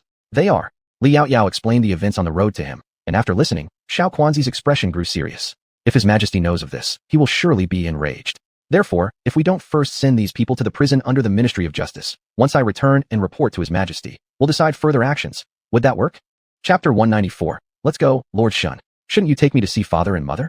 Xiao Quan had never imagined they would encounter such perilous situations along the way. If Yao Tiao were to sustain even a minor injury, it would be an immense loss for our great Xia dynasty. No, he must report this matter in full detail to His Majesty. Also, the issue of land seizure and grain confiscation, building bridges and roads is inherently a good deed. Yet those corrupt officials dare exploit this opportunity to ruthlessly oppress the common people, which is truly despicable. Without hiding anything from the two of you, His Majesty has always kept an eye on the matter of cement roads. This issue will definitely be dealt with severely. Shen Songji and Li Yaoyao naturally believed this. Subsequently, their group handed over all human-related matters to the Ministry of Punishments. The safety of the 3 scholars was naturally also under the responsibility of the ministry. After finishing these tasks, their group continued towards the mansion granted by the emperor. However, just after walking for a little while, Shen Songji suddenly beckoned Jiang Qi over and whispered something into his ear. The other immediately nodded and left. Li Yaoyao, who had been cheerfully chatting with Xiao Quan, looked back and saw this, slightly raising her eyebrows. But she trusted that Songji would handle this matter well. Soon enough, the group arrived at the official residence granted by the emperor. Just at a glance, Li Yaoyao was genuinely shocked. Is this really meant for me? This mansion seemed more like the residences of princes in TV dramas. Granting it to her, a county lady, wasn't this somewhat using a sledgehammer to crack a nut? Xiao Quan smiled gently upon seeing her reaction. Of course, the words of the emperor are as sacred as gold. Moreover, an imperial edict has already been given. Yaoyao, let's go. Follow me inside for a look. Saying so, he directly pulled Li Yaoyao's wrist and walked into the inner premises. The servants at the gate bowed immediately in greeting, welcoming their new master. Servant welcomes master, mistress. The crowd only heard that Lady Chongping was a peasant girl, never imagining she would be so beautiful and possessed an even more imposing presence, even surpassing the princes and princesses they usually encountered within the palace. Indeed, most of these palace attendants were personally selected by the empress and the empress dowager. Ever since Li Yaoyao presented them with that phoenix figure, the duo couldn't stop marveling at it, thus naturally developing fondness for the Li Yaoyao they had yet to meet. Moreover, the empress dowager, being the mother of Princess Long and the grandmother of Shun Songji, was quite pleased with this future granddaughter-in-law who could benefit the court and Songji. Therefore, the emperor was also very thoughtful about assigning a house to Li Yaoyao, even privately adding many things, selecting maids with pure hearts and gentle dispositions, and not allowing any troublemaking. You may rise. Although Li Yaoyao still felt uncomfortable with the situation, this was the capital city, where she would eventually adapt. As soon as she finished speaking, Xiao Quan had already pulled her inside. Yaoyao probably doesn't know, but the emperor and empress dowager spent a long time choosing an appropriate mansion for you before finally deciding on this one. Once inside, the pavilions, terraces, and artificial mountains and waters dazzled her eyes and appeared even more luxurious than what she had seen on TV. This rendered Li Yaoyao momentarily speechless, unsure how to react. She had never thought that her contributions would receive such treatment from the emperor. At most, he might have given her some items as token gratitude. Yet, gazing at the large mansion before her, she immediately perceived the deep intent of the exalted ruler. And his sincerity was not due to her, but because her possession held the key to improving the lives of the common people. Thinking up to this point, she couldn't help but slightly curve her lips upward. Seeing her expression, Xiao Quan assumed she liked it immensely and introduced it with even greater enthusiasm. Yaoyao, you mustn't underestimate this place. This used to be the mansion of Duke Duan from the previous dynasty. Later, His Majesty sent people from the Ministry of Works to renovate it, creating such an extraordinary scene. Duke Duan. Li Yaoyao didn't expect this to be a royal residence, albeit from the previous dynasty. At this moment, Shun Songji stood beside her. Duke Duan was the younger brother of the emperor from the previous dynasty. From childhood, he suffered poor health and rarely ventured out, but his residence was considered the most elegant place throughout the capital. Since the former emperor, though brutal, valued familial affection, he constructed various favored artificial landscapes and flower seas within the estate to please his younger brother. Unfortunately, it's now winter, and we cannot see the pink blossoms filling the courtyard. In time, there will be chances. Li Yaoyao wasn't particularly fond of flowers, but she had to admit that the mansion was indeed built with a clear and elegant aesthetic. However, she felt the emperor might have misunderstood something. Though she was a woman, she didn't fancy such luxuries, but she believed her parents would like it. On the side, Li Shilei, ever since knowing this would become their home in the capital, happily wandered around examining here and there. Servants and Miao Yang closely followed behind, worried she might accidentally fall into the pond. They then took a brief tour of the courtyard, after which Xiao Quan also returned with the retinue to report the mission results. Li Yaoyao had someone bring their belongings into the house, and soon came out again. Let's go, Lord Shun. Shouldn't you take me to see father and mother? Oh, and little brother too. As Li Yaoyao spoke these words, her eyes crinkled with laughter as she looked teasingly at Shun Songji. Hearing her address his parents like that, Shun Songji felt a rare moment of awkwardness and discomfort. That shall we go? All right. Li Yaoyao slipped her hand into his large palm, holding her other hand as she guided Li Shilei toward the outside. Among the carriages parked outside, Miao Yang took them to a different location once they stepped out. Actually, Li Yaoyao's residence wasn't far from the home mansion. It was just around the corner and only about 2 or 3 minutes walk. And at this moment, Shun Guangfeng and Yin Jin were already waiting anxiously at the gate of home mansion. Weren't they seen entering the city? Why haven't they arrived yet? Yin Jin could hardly wait to meet her future daughter-in-law, who was both obedient and sensible. Her son rarely showed interest in any woman, so she absolutely couldn't let this one slip away. She also couldn't scare her off. If she did, her son would surely be furious. Thinking this way, Yin Jin nudged Shun Guangfeng standing beside her. What are you standing there for? Why don't you go check over there? Ah, my lady, there is no need for such haste. The emperor has sent Elder Quan to welcome them and read out the imperial decree. We just have to wait. The reading of the imperial decree takes only an instant, and we've been waiting here for almost a quarter of an hour. Yin Jin pinched him in anger, wishing she could kick him far away. He was truly useless. Chapter 195. Shun Songji's Unexpected Fortune? Shun Guangfeng touched his prominent nose and chuckled twice. Just as he was about to turn around to look, Li Yaoyao and her group had already appeared at the corner. Madam, look, they've come. I saw them too. No need for you to tell me. Yin Jin gave him a scornful glance and quickly walked down the stairs to meet them. The nursemaid behind her hurriedly stepped forward to support her. Oh my, madam, be careful not to fall. Really, where was there ever a mother-in-law who rushed out to greet her daughter-in-law, especially when the girl wasn't even officially her daughter-in-law yet? Of course, The nursemaid only thought it was against the rules, but she too was eager to see the future lady of this marquee mansion. Shun Songji introduced his parents who were approaching. The one walking in front, unable to wait, is my mother. The one carefully supporting her from behind is my father, and also my mother's wet nurse. Behind them is my second younger brother, Shin Changyi. By the time he finished speaking, they were already almost at their position. Oh, you must be Yao Yao. You are truly beautiful. Yan Jin directly ignored her own son standing beside her, focusing all her heart and eyes on Li Yao Yao, with evident delight in her eyes. Good day, madam. Li Yao Yao smiled faintly, her voice soft and clear like water striking stone. She then lowered her head and looked at Li Shila. Ale.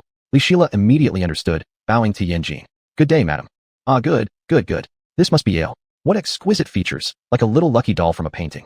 Yan Jin couldn't help but feel fondness at the sight. She had always wanted to have a girl to raise, but unfortunately later she had another son instead, which disappointed her for a long while. Now seeing Li Shila, her heart softened instantly. They originally knew the background of Li Yao Yao's family, though they didn't mind it much. However, they had considered it. But as long as Songji liked it, they naturally would too. It was just unexpected that when they met, both Li Yao Yao and Li Shila were entirely different from what they imagined. Neither in looks nor in demeanor were they inferior to noble women in the capital, yet they carried an additional air of freshness, which made her truly delighted. Li Shila, pleased by her compliment, grinned broadly, prompting Yan Jin to resist no longer and reached out to pinch her little head.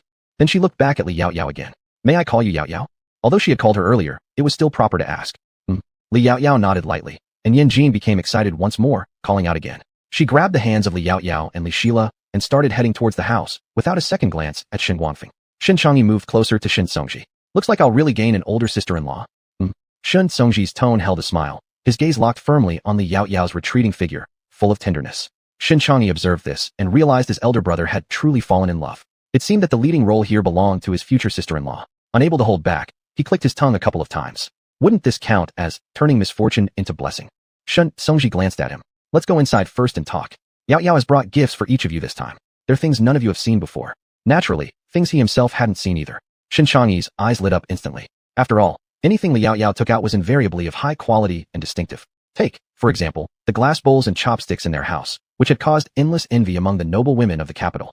Meanwhile, in the courtyard, the old general had already been waiting in the hall, and if not restrained by someone worried about being impolite, he probably would have rushed out long ago. The steward stood next to the old general.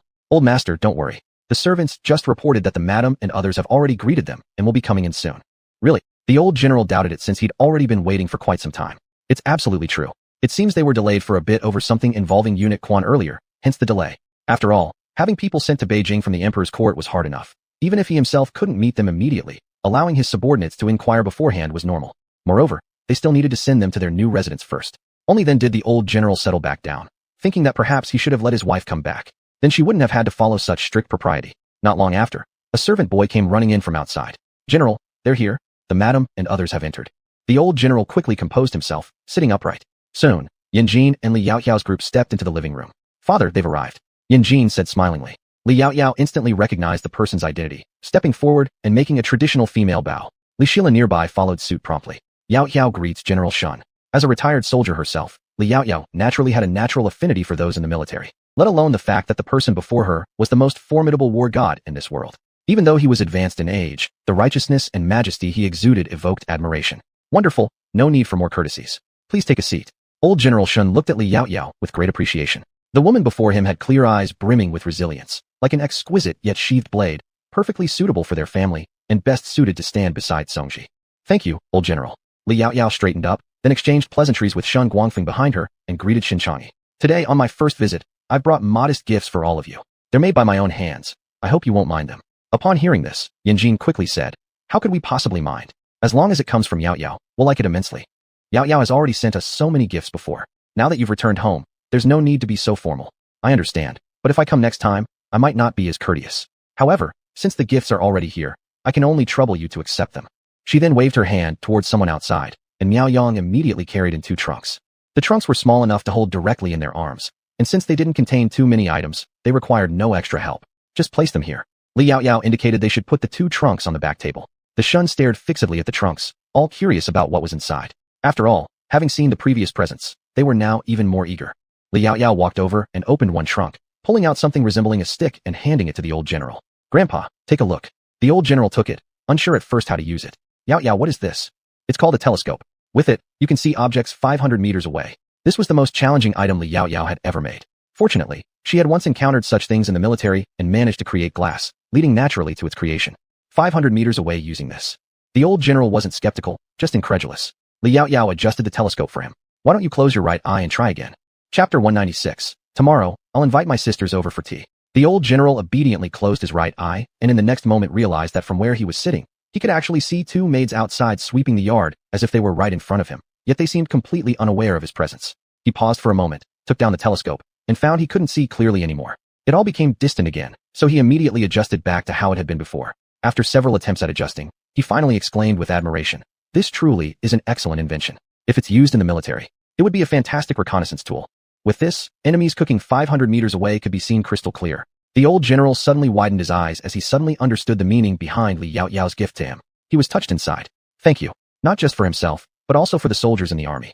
With this, long-distance reconnaissance could be done, naturally allowing fewer sacrifices among the soldiers. Li Yaoyao smiled gently, her eyes curving into half-moons, very obedient.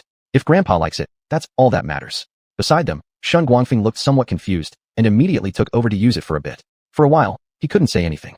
No wonder Yaoyao called this thing a telescope. Fortunately, not long after, Li Yaoyao handed one to him as well. Though it was inappropriate to accept gifts like this, for them, it should be ignored. In an instant, both the elder and middle-aged man were playing happily with their telescopes. Subsequently, Li Yaoyao turned to Yanjin. The gift I prepared for Madam might be a bit excessive, but here are some smaller ones. As she spoke, she opened another box, and Yanjin was instantly attracted by the beautiful teacups inside. These are teacups, and the teapot is in another box. But one more present will have to wait a little longer to be seen. A sunroom. She needed to find the right spot to start working. Yanjin already had a radiant smile on her face. No need, no need. Having this alone is more than enough. These cups were even prettier than the bowls they'd had before, and the cups varied in size, all very delicate. She looked at Li Yaoyao affectionately. I'll invite my sisters over in a couple of days.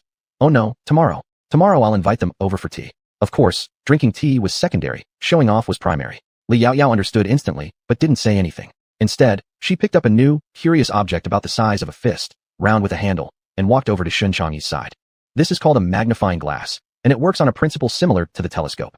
In layman's terms, the telescope brings the target closer, but the image seen is smaller than the actual object. Only the angle expands. The magnifying glass enlarges the target, making the image definitely larger than the actual object, the difference being that. Li Yaoyao continued. Some books have small words written to save paper. Using this makes seeing them much easier. Small words, under dim evening light, can hurt the eyes. Thank you, sister-in-law. Shun Changyi extended his hand to take it, bowed in gratitude, and then couldn't help but play around with it like the other two, clearly very pleased. However, once his words faded, the surrounding people all looked over in unison. First looking at him, then at Li Yaoyao.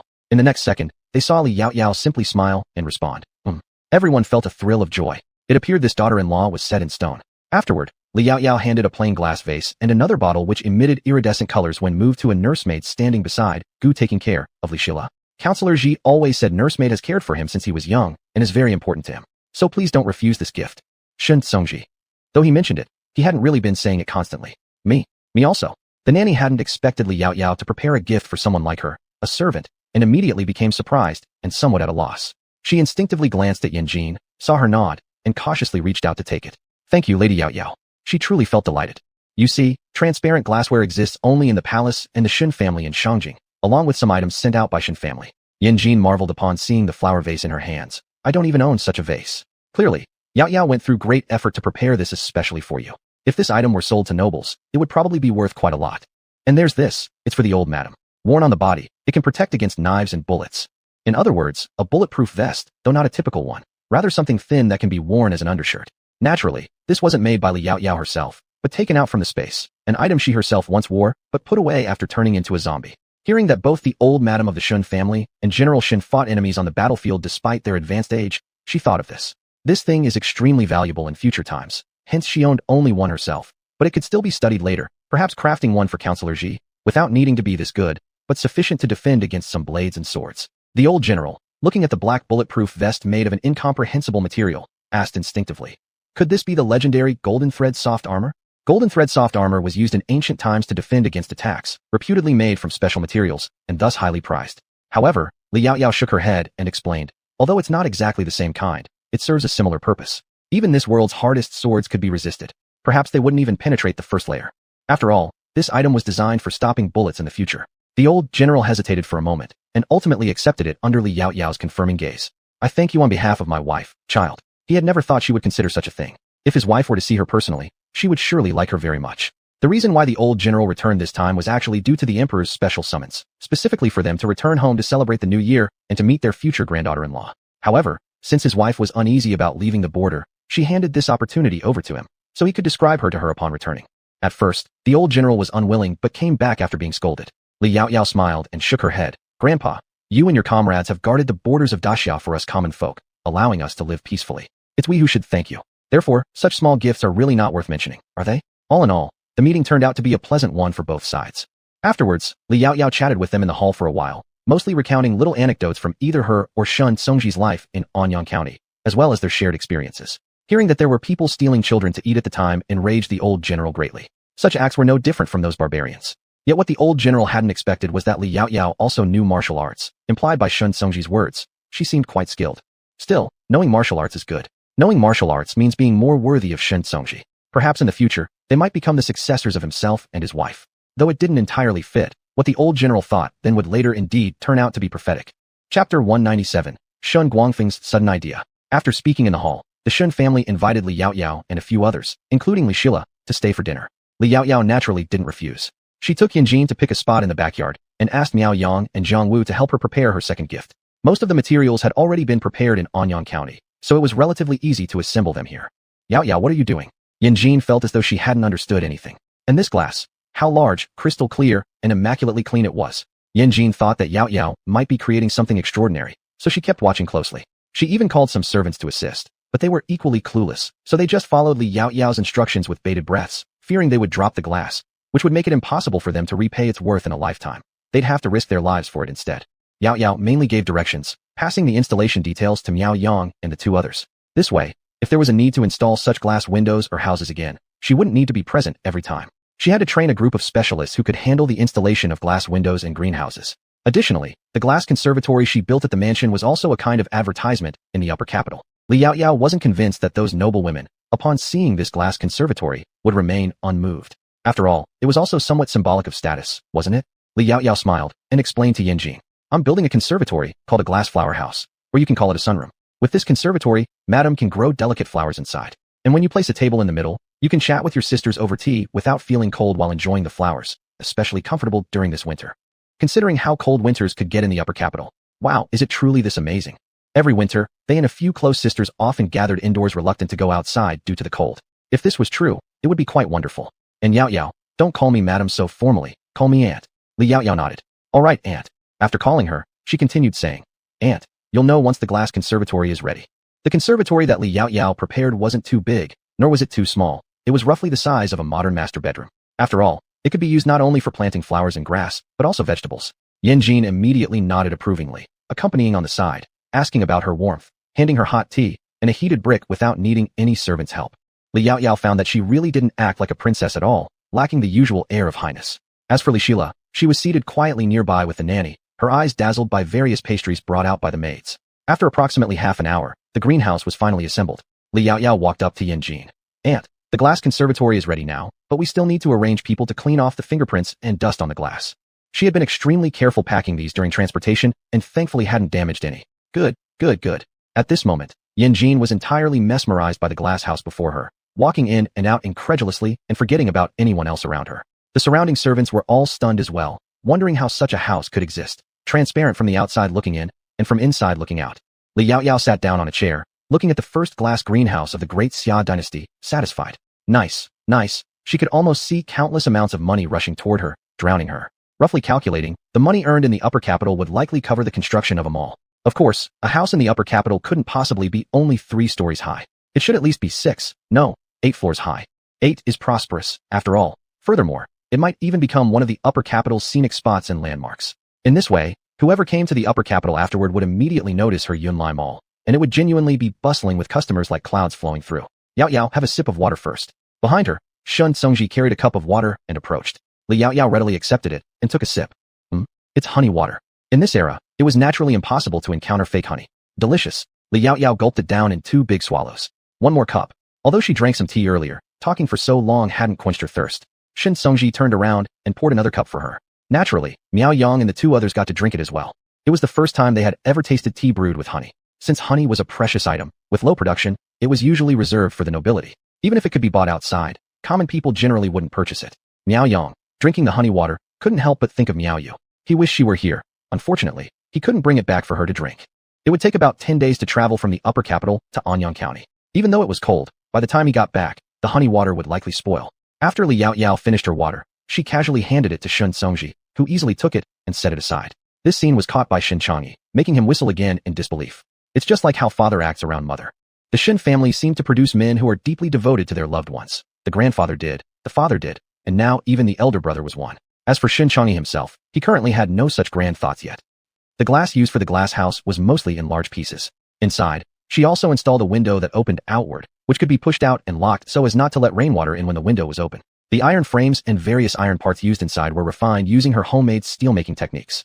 Though they might still rust, they were much better than the ironware commonly used at the moment. At this moment, the old general also came out of the glass house, amazedly examining it. Is this the second gift Yao gave to Ajin? Yes, father, Yao is truly thoughtful, delivering straight to my heart. This glass flower house brought more joy to Yan Jin the longer she looked at it, and she became more eager to share it with others. But today wouldn't do, it wasn't time yet. The old general curiously stepped inside, feeling around everywhere. It's warmer in here than outside, even warmer than indoors. Today the sun was shining brightly. Standing outside felt warm and cozy, but stepping into the glass room eliminated any chilling breeze. With heat being easier to retain within the glass structure, naturally, it was bound to be warmer than outside. Otherwise, it wouldn't have been called a sunroom. Upon hearing this, Shun Guangfeng hurriedly went in to experience it, agreeing immediately. Father, if these glass rooms could be used for soldiers to live in, how great would that be? They wouldn't freeze at night then. Chapter 198, The Emperor's Expectations. Are you saying? The old general unconsciously glanced at Shun Guangfeng and then looked back at the flower house, shaking his head. This thing obviously costs a fortune. There are hundreds of thousands of soldiers in various armies. Even if the court isn't short of money, this would still be too expensive. Besides, tents need to be moved frequently. It was unimaginable.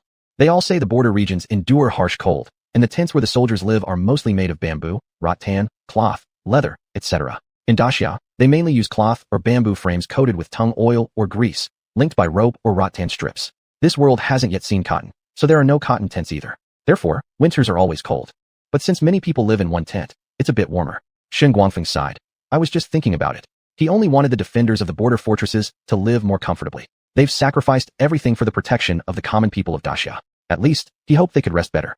Actually, it's not entirely impossible. Li Yao paused before continuing. This glass house can be made mobile, but it's very complicated. With my current abilities, I still can't do it. But after hearing this, Shun Guangfeng was astonished. Yao, is what you're saying true? Li Yao nodded. Perhaps it'll take a year, 2 years, even 3 years to create it. With her alone, it's really difficult. It's not that making the glass house itself is hard. It's the wheels underneath, as they cannot possibly carry them everywhere manually. As for the price of the glass house, if the court truly wants it, she can naturally give them the lowest price, excluding labor and material costs, and perhaps she herself won't profit at all. She herself was once a soldier who guarded the border, so she truly understands how hard their lives are from deep within. Even harder than the future they will know. Thank you. Shun Guangfeng looked at her and could see that she was indeed trying her best to find a solution. As long as there's a way, waiting for however many years would be worth it. Regarding His Majesty, he could also discuss it with him. But Li Yao just smiled and shook her head. There was an indescribable atmosphere in the courtyard, and Yan Jin hurriedly broke the silence. Why think about these things now? It's still early. We were just called inside to eat. Let's go have dinner first, shall we? Yao must be starving after such a long journey. The old general regained his senses and quickly laughed in agreement. What Yan Jin said is right. Let's eat first. In the winter, meals can easily get cold. And thus, the group entered the dining room. Yan Jin still held Li Yao's hand, while the nanny led Li Shila. At this moment, Li Shila touched her little belly, which was already full, and pouted. If only she hadn't eaten so much just now. On the other side, the emperor had received Xiao Quanzi's report.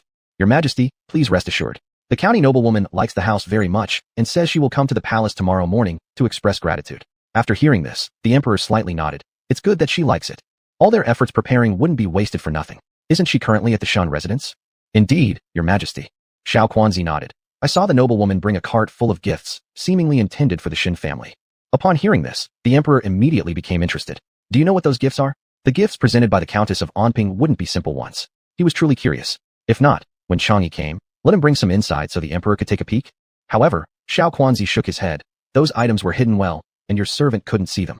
However, I did see several very large pieces of glass, significantly larger than the windows previously seen at the noblewoman's residence. Truly incredible that they could be made so large. Could they be used for windows? The emperor guessed, but Xiao Quanzi didn't think so. Previously, when in Anyang County, the noblewoman mentioned to me that making windows requires precise measurements. Otherwise, everything is in vain. If so, then what else could they be for? After saying this, the emperor grew even more curious. Xiao Quanzi was also curious. If not, wait until tomorrow when the noblewoman comes to the palace, and your majesty can ask her then? Moreover, I feel that since the noblewoman has rarely visited the capital, she must have brought a gift for your majesty. Because he had always felt that Li Yaoyao's manners were pretty complete, though different from others.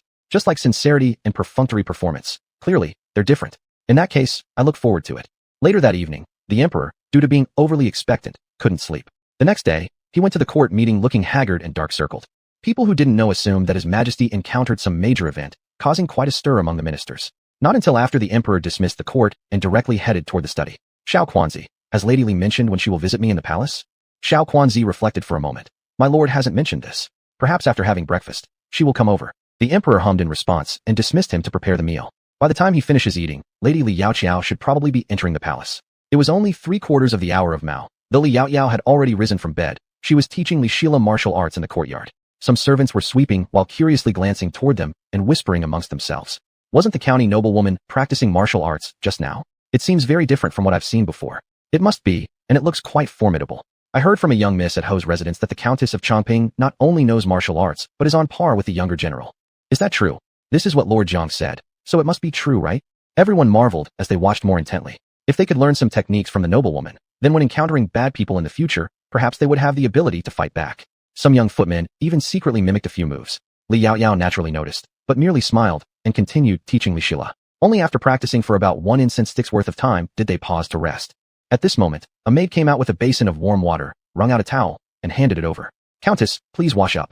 Thank you. After thanking her, Li Yaoyao casually took the towel, turned around first, and began wiping Li Shila without noticing how surprised the maid was upon hearing her gratitude. However, since this maid was carefully selected from the palace, she quickly composed herself. After wiping Li Shila first, Li Yaoyao wiped herself next before tossing the cloth back into the water. The maid asked, would the countess like to have breakfast outside? Li Yaoyao thought for a moment. No, let's go inside. The sun has yet to rise high, and it's cold. The food will cool easily. She naturally nodded and walked inside with the basin. Although it was the first time being served, Li Yaoyao didn't find it strange at all. After having breakfast and changing into her county noblewoman attire, Li Yaoyao got up, left the house, and entered the palace to meet his majesty. Chapter 199. The emperor is the emperor after all. After finishing his morning meal, the emperor waited for a long time, but Li Yaoyao still had not appeared at the palace gate. Xiao Quanzi, go and check for me whether Princess Zhongping has been delayed on her way. She should have arrived by now. A look of helplessness clouded Xiao Quanzi's eyes. Your Majesty, I have just come back. I have also instructed at the palace gate that as soon as we see the princess from afar, we will report it to you immediately. Oh, is that so? He felt like it had been an eternity. The emperor thought that he wasn't even this anxious when he married his first wife. Primarily because according to the things the emperor received before, whatever Li Yaoyao could produce must be beneficial to the country and its people, and he was genuinely in a rush. It's not about being eager to meet Li Yaoyao. Rather, he is impatient to see what she carries in her hands. Fortunately, at this moment, a guard outside requested an audience. Summon him quickly. The emperor hastily said. Xiao Quanzi directly beckoned to the guard. In no time, the guard quickly ran into the hall from the door and knelt down near the emperor. Your Majesty, Princess Carriage has arrived at the palace gate. She says she has brought you a gift. Would it be permissible to bring the carriage inside? To have one's carriage pulled inside the palace is a rare honor in Daxia, only given to elders who've made grand contributions to the court. However, upon hearing this, the emperor didn't hesitate, saying, I agree. Let them come in quickly. Yes, Your Majesty. The guard got up and rushed out. Emperor, Xiao Quanzi, go and wait by the front of the hall. Check if the princess needs any assistance. To allow the carriage to enter the palace premises means there are definitely a lot of things inside. Responding affirmatively, Xiao Quanzi turned and walked quickly towards the door. He admitted, he was also looking forward somewhat. Though he had heard a bit of news, hearing and seeing always differ. In less than a quarter of an hour, Li Yaoyao finally appeared at the entrance of the hall. This was the first time the emperor had seen face-to-face this intriguing woman who always aroused curiosity. At the very first glance, the emperor found her exceptionally beautiful with porcelain-like white skin. It wasn't an aggressive kind of beauty, but her beauty was gentle, invigorating like a spring breeze, and a single glance revealed almost no attackable point. He couldn't fathom how Shen Songji could fancy such a woman. Of course, since this was Li Yaoyao's first visit to the palace, Shen Songji naturally had to stay by her side to guide her, in case she wasn't familiar with the palace rules. But just as they stepped forward a few steps, they saw the emperor making faces and winking at him. Shen Songji couldn't help but slightly smile. Months apart, the emperor was still the same, quite casual privately around him and Chang'e. At this moment, both took a step forward and bowed to the emperor. Your female subject, Li Yaoyao pays respects to your majesty. May your majesty enjoy 10,000 blessings. Stand up quickly. The emperor strode away from his desk, gesturing his hand lightly to lift the two without actually touching them, his gaze landing on Li Yaoyao. Princess Zhongping, I've finally met you. Your female subject thanks your majesty for remembering me. Today, I came not only to express gratitude for your majesty's benevolence, but also to present a small gift. Li Yaoyao cut straight to the chase, knowing well that the emperor must already be waiting anxiously. Upon hearing these words, behind her, Xiao Quanzi already held 2 boxes, one long, one short, and approached. This is one of the gifts. As Li Yaoyao spoke, she turned and opened the top box. Inside lay 2 magnifying glasses, one large and one small. Your majesty, this is called a magnifying glass, used to enlarge very tiny items that your majesty wishes to see, such as characters in books. While speaking, she handed one of them to the emperor. A nearby young eunuch promptly grabbed a book off the desk, opening it. Holding the magnifying glass, the emperor glanced at the book, and instantly, those tiny, ant-like letters grew several times larger. This magnifying glass is truly miraculous. It can make the characters appear so large. Who would have thought glass could be used in this way? I remember the Empress Dowager's eyesight has deteriorated due to her advanced age. Could she use this? Li Yaoyao nodded. Certainly, if there's a chance later, your female subject will craft a pair of far-sighted glasses for the Empress Dowager. Young people usually require near-sighted glasses, while elderly folks generally develop presbyopia. In ancient times, people loved to work under lamps at night, so Li Yaoyao doubted their eyes could remain good forever. Yet after hearing this, the emperor became extremely satisfied. If so, one of these shall be gifted to the Empress Dowager. Then Li Yaoyao opened the second longer box, which contained 3 telescopes. The extra one was naturally intended to separate the use between the emperor and his ministers. After all, the emperor is the emperor. Li Yaoyao handed over a telescope, and the emperor went past the young eunuch to receive it directly. Your majesty, please place the smaller one to your eye and close the other eye.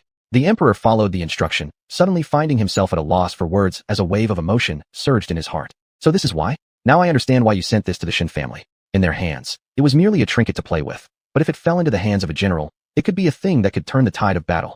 The emperor even doubted whether Li Yaoyao made these things not for him as the emperor, but for the Shin family, for all the generals and soldiers of Daxia. Of course, the emperor was not upset. Regardless of whether it was for the Shun family or the court, her actions were for the common people under heaven. He now seemed to somewhat understand why Shun Tsungji did not favor the noble women in the capital, but instead favored a simple peasant girl. Which noble woman from the prominent families in the capital could compare with the peasant girl standing before him?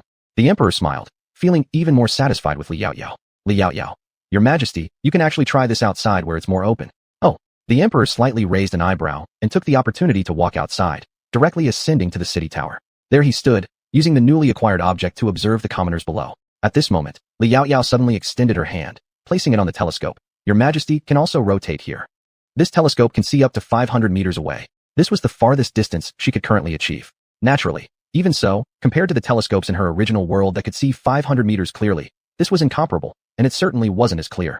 The middle section of the telescope turned slightly, allowing the emperor's vision to reach farther, and he couldn't help but marvel. With this object, when I feel troubled, I can look out at the common people outside the palace. Seeing their well-fed lives, even the worst mood would improve somewhat. The emperor thought, unable to suppress a deepening smile. Unfortunately, his good mood had not lasted a few seconds when what caught his eye caused him to erupt in anger, his face immediately darkening. Chapter 200, Potatoes. Your Majesty? Xiao Quanzi looked at the emperor with some concern, instinctively exchanging a glance with Li Yaoyao, not quite understanding why the emperor had suddenly become this way. It couldn't be that there was something wrong with the little gadget, could it? Li Yaoyao shook her head to reassure him. It wasn't hard to figure out that the emperor must have seen something he shouldn't have. For example, forced abduction of women. Li Yaoyao's lips curled slightly. The next moment, the emperor gave an order directly. Xiao Quanzi, take the royal guards out of the palace now and bring all those rascals who forced themselves upon innocent women to me. I obey your majesty's decree. Xiao Quanzi's whole body froze for a moment, then immediately understood and rushed off with his men. In no time, they were heading in the direction the emperor had seen. The emperor took back the telescope, turned to look at Li Yaoyao, and his lips still carried the same faint curve, as if the man who was enraged just now wasn't him. Li Yaoyao, you truly have given me a fine thing. Thank you, your majesty, but I still have another good item that I believe will help you discard any troubles. This time she entered the palace. She was here genuinely to deliver good things. Of course, the most important reason was, in a month, those items would be needed. Oh, the emperor immediately became interested. Seeing his eagerness, Li Yaoyao prepared to say something, but was suddenly interrupted by the emperor. Don't tell me yet, let me guess. As the emperor said this, he instinctively looked at Shun Tsungji. Shun Tsungji only smiled without saying a word, because he indeed didn't know what Li Yaoyao's second gift was either. After pondering for a while, the emperor suddenly thought of something. Your first gift is related to scholars, your second gift relates to the soldiers, so this third one must be related to commoners. I speculate it should be quality seeds. Am I right? The emperor is wise. To be honest, it wasn't difficult to guess. Then can the emperor possibly guess which kind of quality seed and its production per mu? This. The emperor was unable to guess for a while and randomly blurted out a number. Is it 1,000 gene? Li Yaoyao shook her head with a smile. Then 2,000 gene? The emperor guessed another number, but Li Yaoyao still shook her head. The emperor paused. 3,500 jin? With sweet potatoes already existing, the emperor truly couldn't imagine there being another crop with 10,000 jin per mu yields. Yet he still didn't guess correctly. Looking at Li Yaoyao, the emperor felt a sudden jump in his heart, a bold thought arising. Li Yaoyao, don't tell me there's another variety of crops yielding 10,000 jin per mu. Li Yaoyao smiled. The quality seed I brought this time is called potato, with a yield of 3 to 5,000 kilograms per mu. Of course, it depends on the soil. After the potato matures, it can be boiled, steamed, stir-fried, or stewed, used as food grain, but it's actually a vegetable, yet it fills the stomach strongly and is very easy to plant. A piece of potato can be cut into several pieces for planting, somewhat similar to sweet potatoes. However, unlike sweet potatoes, people generally don't eat potato leaves in later generations. And not only that, potato leaves can also be used medicinally, for example, to treat stomachaches, rib pain, carbuncles, eczema, burns, and more. Looking at her, the emperor couldn't find words for a moment. He never expected that Li Yaoyao's arrival in the capital would bring him such surprise once again. Songji, have you ever seen them? Shun Songji nodded. I have eaten them several times. Sour and spicy shredded potatoes, and potatoes braised with pork belly. Both are delicious. Emperor, so your trip seemed like you were going out to enjoy life. Not only eating well, even finding a good wife, which made him somewhat envious too. Shun Songji agreed after hearing it. Yes, your majesty is right. That's how I feel too. Meeting Miss Yaoyao on this trip has been my fortune. Li Yaoyao looked back at him after hearing this. Emperor. The goosebumps started coming up. Li Yaoyao suddenly remembered something. Oh yes, your majesty, I must clarify one thing. This potato is like sweet potato. If sprouted on top, it cannot be eaten, especially the sprout. Absolutely cannot eat because it is toxic. Of course, if truly in dire need, cut away the sprouted part, cook it thoroughly before eating. I understand. The emperor nodded, carefully remembering this, intending to publish it when the time comes. However, when is the best time to start sowing these potatoes? This sweet potato is planted around May. Then why did she bring the potato this time? Could it be? In the southern regions, planting can begin in January and February. In the northern regions, it should be later, around March or April. However, if you want to plant in January, it's best to lay a layer of material over the ground for protection. If you're worried, then sow in February. But ultimately, you'll need to figure this out yourselves. The emperor nodded, and the little eunuch behind him carefully noted down the details, planning to relay the information to Xiao Quanzi upon his return. Meanwhile, the royal guards led by Xiao Quanzi had already brought that group of people to the palace gates. The emperor, along with Li Yaoyao and Shun Songji, also descended from the city tower. Not far away, there were many commoners gathered, too afraid to get close. This was their first time seeing the royal guards come out to apprehend people. The imposing presence earlier had truly frightened them. Xiao Quanzi walked up to the emperor. Your Majesty, I have brought everyone back. Pausing for a moment, he added another sentence. Your Majesty, one of them is the young master of the left undersecretary of the Ministry of Household's family, and the other is the only son of the Yomi Marquis. Humph. The emperor let out a cold snort. Being from official families means they should adhere to laws and regulations. Yet now they dare to forcibly abduct women right under the emperor's nose. Is it because they don't consider me at all? As soon as the words fell, the two young masters, already scared stiff, immediately collapsed onto their knees with a thud. The sound was sharp enough to hurt, but they felt nothing at this moment. These two had never been fond of studying books. They only liked drinking and reveling with their shady friends, frequenting pleasure houses. Who would have thought that today they'd end up directly in front of the emperor, causing such panic? What exactly happened? The emperor's gaze fell on the man and woman who had been kneeling beside them, his eyes full of scrutiny. The man was a scholar, who had studied diligently since childhood and obtained the title of scholar some years ago. However, due to his family's poverty, they couldn't afford the funds to continue his education. To support him, his sister often sang ballads in taverns. Things went smoothly on most days, even though occasionally there were verbal harassments. But today was different. Whether because these two were drunk or otherwise, they suddenly began making physical advances, intending to take the young girl home as a concubine. A virtuous maiden, naturally unwilling, made a commotion.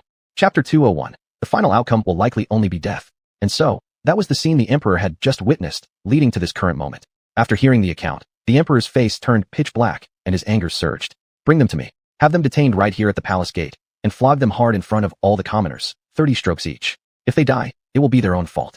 As soon as he spoke, the two immediately began to tremble with fear and begged for mercy.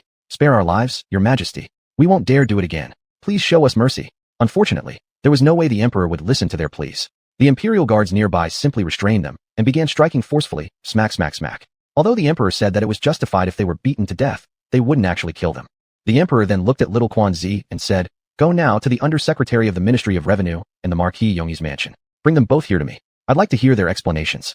Every day, His Majesty worked tirelessly to ensure that all the people could live good lives. Yet these individuals allowed their children to bully the commoners. It was utterly unforgivable. If Lady Chongping were to become disappointed in him because of this, what would happen if she decided not to offer more good things in the future? Your slave obeys your majesty's command.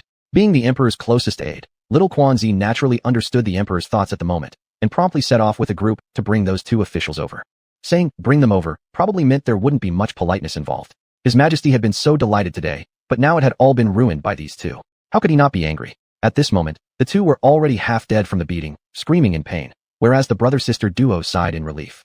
At least, this matter had been dealt with satisfactorily. With the Emperor's words, it seemed unlikely that these two would dare to act recklessly again. The Emperor's gaze landed on him, and though the anger dissipated from his face, the aura of authority remained unshaken. "You two may rise. Since I've encountered this matter, I will definitely uphold justice for you. Thank your Majesty. 10,000 years. 10,000 years." The scholar led his sister up and respectfully stood aside. The Emperor glanced sideways at Li Yaoyao, and his expression softened into a smile. The events of today have certainly made a joke of Lady County. Li Yaoyao slightly shook her head. "I don't see it that way. Today, these two met your Majesty, which is their fortune. Were it not for your Majesty, the outcome of today's incident would very likely not end well.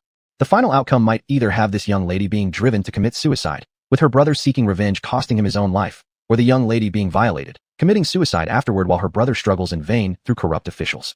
As soon as she finished speaking, the Emperor's complexion became serious. Li Yaoyao turned around and kneeled down halfway. "Pardon me, your Majesty. I did not intend to accuse your Majesty of anything improper. This is merely the usual state of affairs among the common folk. Whether it be the parents of these two being high-ranking officials or descendants of such, even without any direct action, people under them willingly do their bidding for them.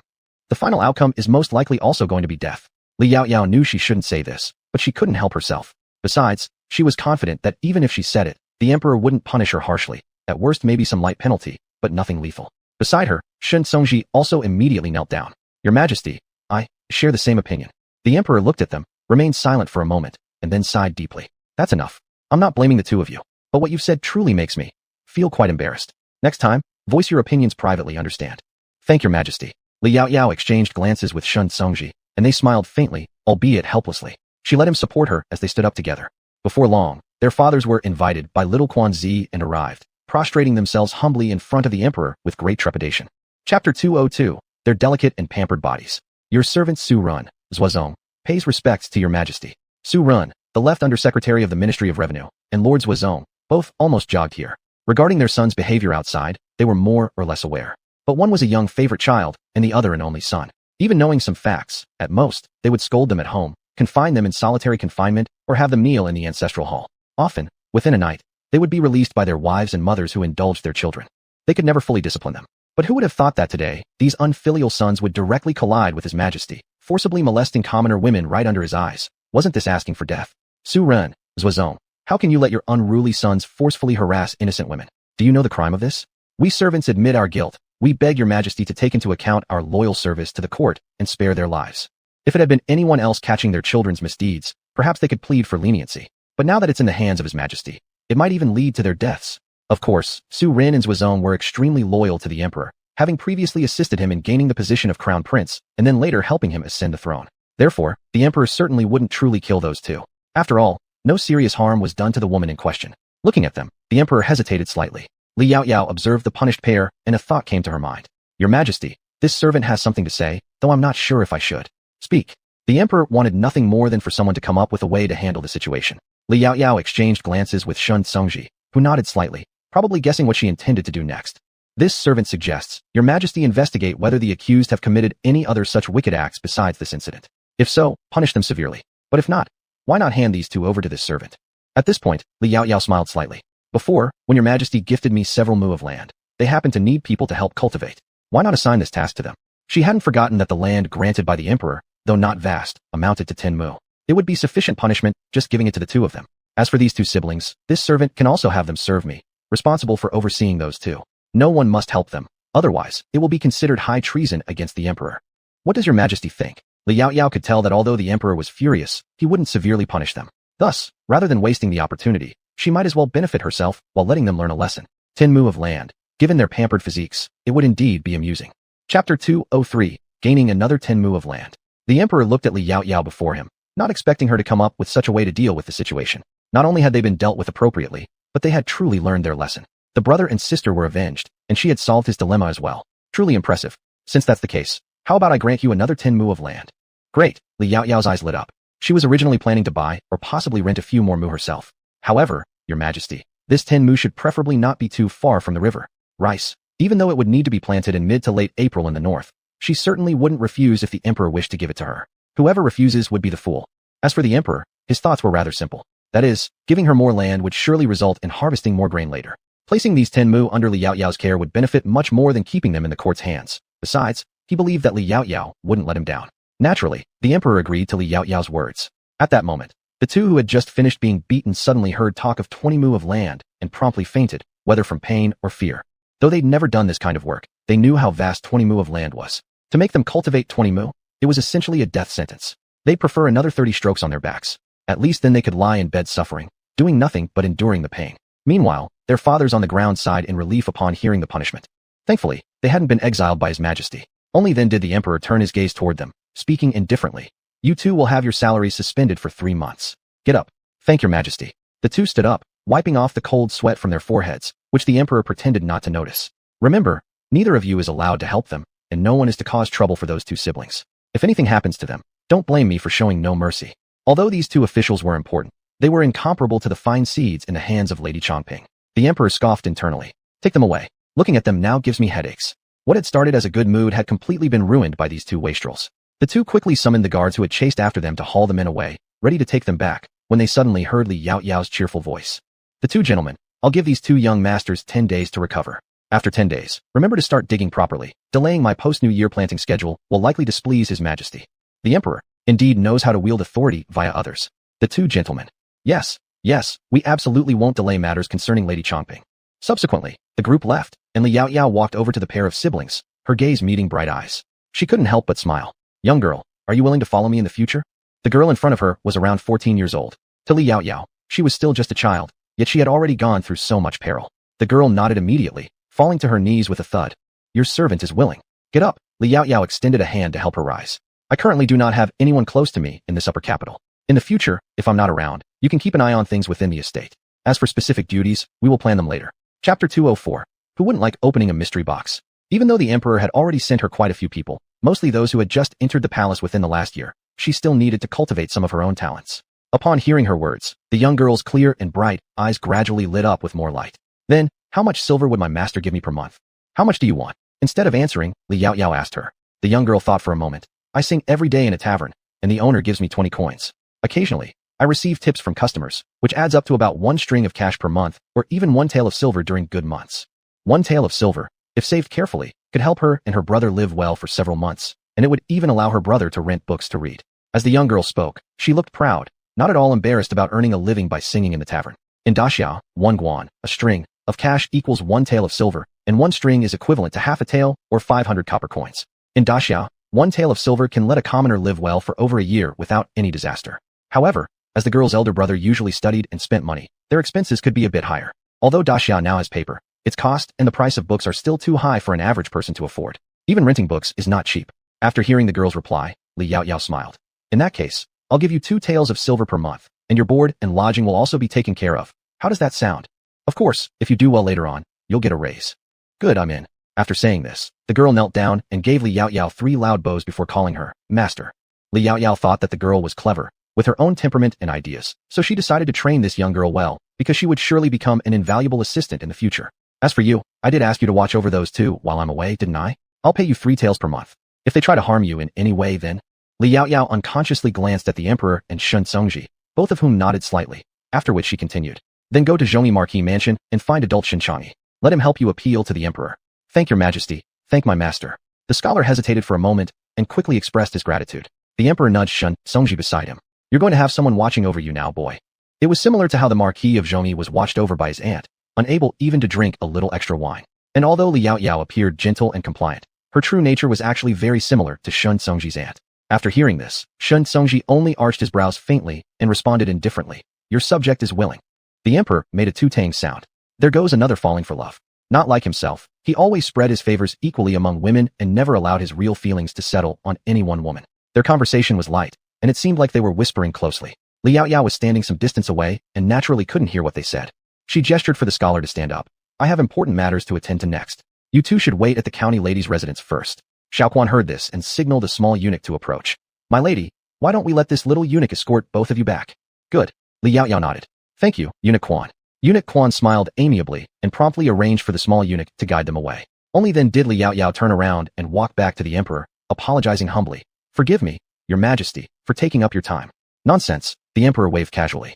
But indeed, I am waiting to see the other gifts you've prepared for me. The thrill of unwrapping something unknown, something that one has never seen before, is truly beyond words to describe. However, if Li Yaoyao or perhaps a modern person could hear his thoughts right now, they would undoubtedly understand. Who doesn't enjoy opening a mystery box? Soon after, they walked toward the inner chambers. Li Yaoyao, you mentioned the potatoes earlier?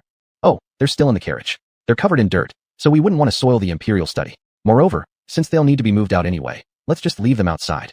Actually, there was one crucial point Li Yaoyao didn't mention. She simply couldn't believe that the emperor wouldn't come out. After all, having a telescope, how could one resist climbing somewhere high to take a look at the city beneath them?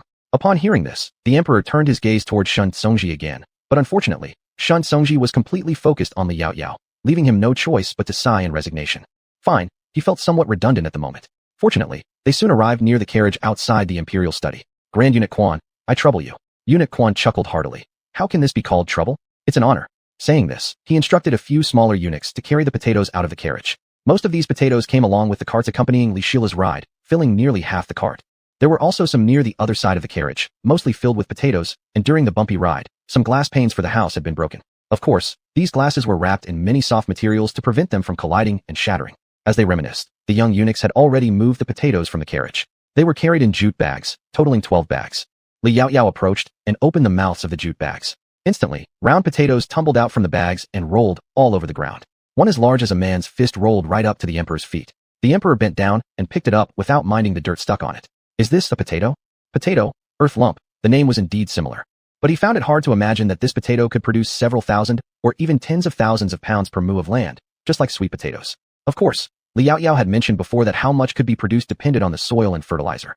But no matter what, there would be at least 3,000 to 4,000 pounds per mu. The emperor's eyes sparkled with excitement.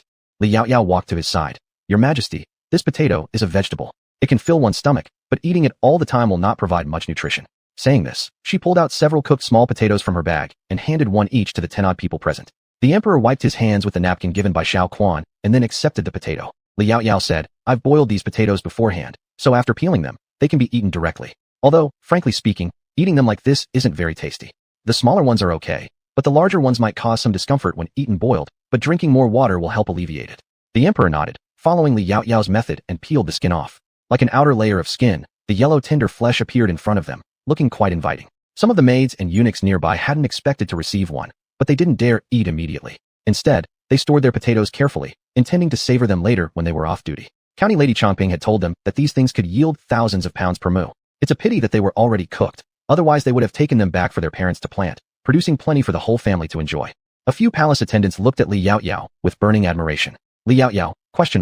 At this point, the emperor had completely peeled the entire potato, doing it entirely by himself for the first time. Chapter 205, Going to the Imperial Kitchen. This is much prettier after peeling than before, the emperor said. Then mimicking Li Yaoyao and Shun Tsungji, he took a bite without anyone testing it for poison. Immediately, the flowery texture of the potato spread across his taste buds. Delicious. Though it didn't have too much flavor, the texture was indeed quite good, and there was a special kind of fragrance. Li Yaoyao took a big bite, eating half of it, her cheeks bulging as she closed her eyes in satisfaction. It's been a long time since I've eaten potatoes like this. Actually, stir-frying or stewing them would be even better. If your Majesty is willing, perhaps you could let the Imperial kitchen try with those few ones. I can teach them how to cook this potato. For example, this spicy and sour shredded potato, crispy and refreshing, with a tangy and spicy taste. Also, spare ribs stewed with potatoes, floury and sticky, or oil-braised potato slices, unique softness and stickiness, and even fried French fries. After cutting the potatoes into strips, wash off the starch, dry them thoroughly, then add cumin, salt, and pepper, a spoonful of oil, and mix them so that all the potato surfaces are coated with oil and seasoning. Then place them in an air fryer at 200 degrees for 15 minutes. Open it, turn them over, and continue frying at 200 degrees for 13 to 15 more minutes, and the French fries will be ready. Pour some tomato sauce over them for an acidic and sweet taste. It tastes much better than store-bought. Just thinking about it made Li Yaoyao feel her mouth watering. She hadn't had them for such a long time. Although the people around had never heard of these things, their mouths watered nonetheless, their eyes full of anticipation. Is it truly this delicious? The emperor was intrigued by what he'd heard. Li Yaoyao nodded. Of course, there are more ways to prepare potatoes, but she didn't want to go into too much detail because some ingredients might not be available here. The emperor looked at Shun Tsungji. He believed he must have tried some of these. Shun Tsungji paused for a moment. I've had the spicy and sour shredded potato once or twice. The taste is incredible. He only said these 2 words, but they were enough to leave the emperor eager. Since it's so delicious, why don't we take 2, 3, 5, or 6, and give them a try? There couldn't be more than this number, as the rest must be kept for planting good seeds. The emperor, Lady Chongping, you'll need to teach them at the imperial kitchen.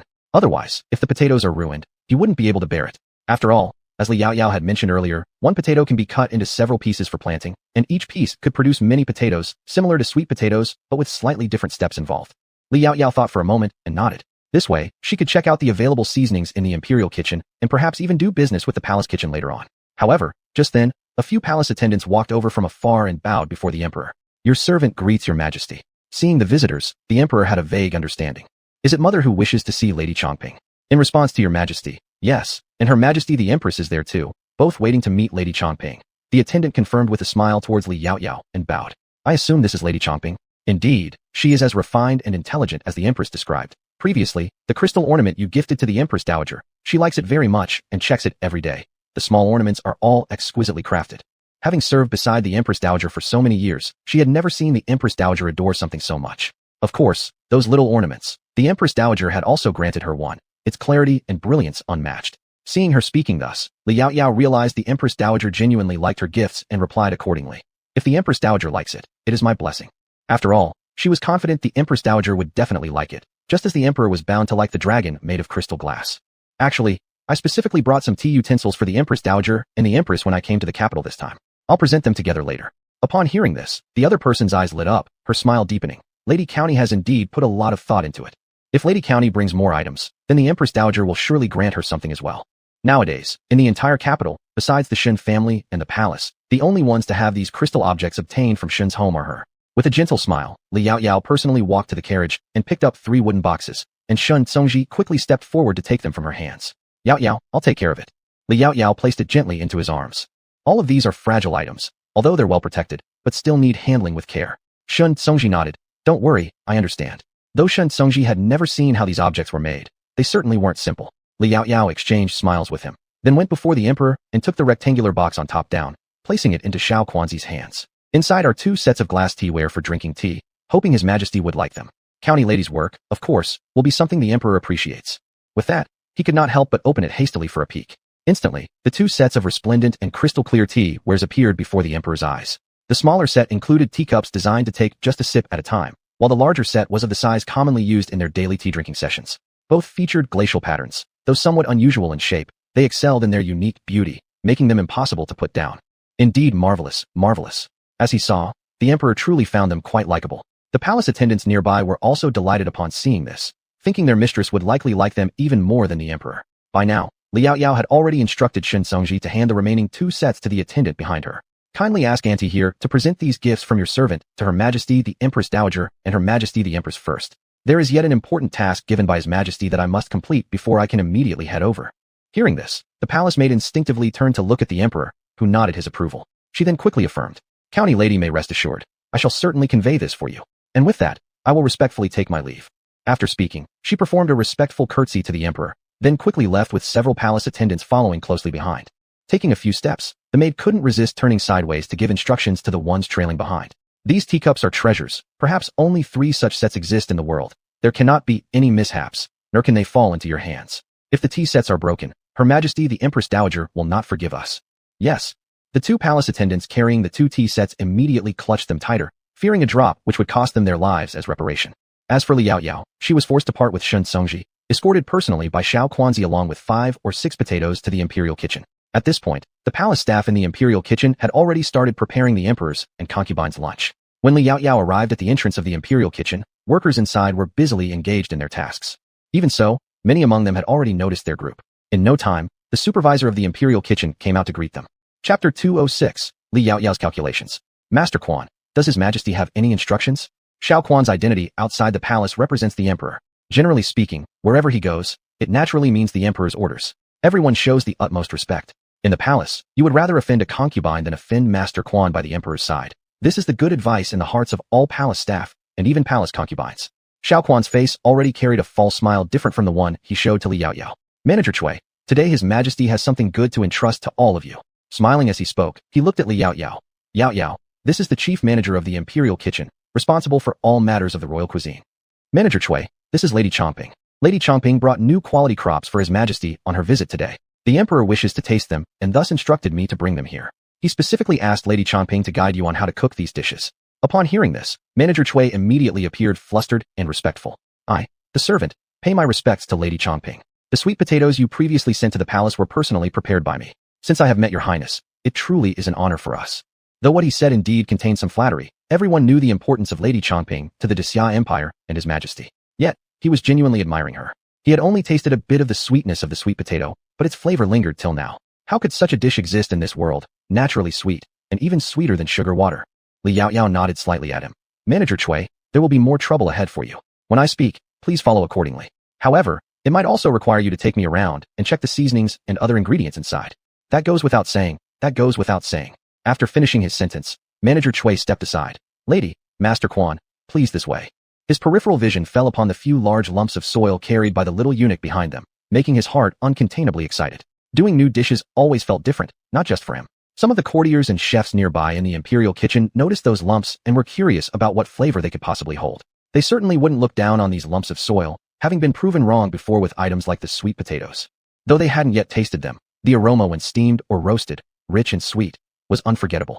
The question lingered, how should these new lumps be cooked? And furthermore, since Lady Chongping herself would instruct, could they possibly learn a few tricks while observing? Following Manager Cui, Li Yaoyao and Xiao Quan went deeper inside, listening as the manager introduced the surroundings and the dishes being stir-fried by various people, beautifully presented and full of creativity. What Li Yaoyao didn't expect was that shrimp and crabs had begun appearing in the palace cuisine, though she hadn't seen them back in Anyang County. It seemed they were still exclusive to the imperial kitchens or perhaps the homes of high-ranking officials. Lady Chongping, Master Quan, please this way. Soon enough, they arrived at a chef's station. Lady, this is the person in charge of preparing the emperor's daily meals in our imperial kitchen. Naturally, if it's your first time dealing with this kind of soil lump, the preparation should still be handled personally by him. Pay respects to Lady Chongping, meet Master Quan. The person was currently prepping ingredients and gave a slight bow upon turning around. Please rise. Li Yaoyao smiled and said kindly. Behind her, Xiao Quan signaled for the small eunuch to bring up the potatoes. Today His Majesty wishes to try these potatoes which can produce several thousand caddies per moo. He specially invited Lady Chongping to guide you on how to cook them. Li Yaoyao felt somewhat embarrassed by what Xiao Quan said and immediately responded. It's not guidance. It's simply that this potato is a new variety. My role is merely to inform you of the familiar methods of cooking that I know. Hearing this, the other person quickly regained composure and bowed deeply. Understood. Then Li Yaoyao continued. First peel the potatoes, then cut them into strips. Immediately, someone took over peeling them and cutting according to the thickness specified by Li Yaoyao, ensuring uniformity in their thickness. Afterwards, rinse off excess starch with clear water. Boil the potato strips after bringing the water in the pot to a boil, add white vinegar, and simmer for 20 seconds before removing them. Then heat oil and stir-fry chili peppers and garlic until fragrant. Add the potato strips along with sugar and half a spoonful of white vinegar for seasoning. Toss well on high heat and serve immediately. As she spoke, the air around was filled with the tangy spicy scent of the potato strips, which smelled quite special.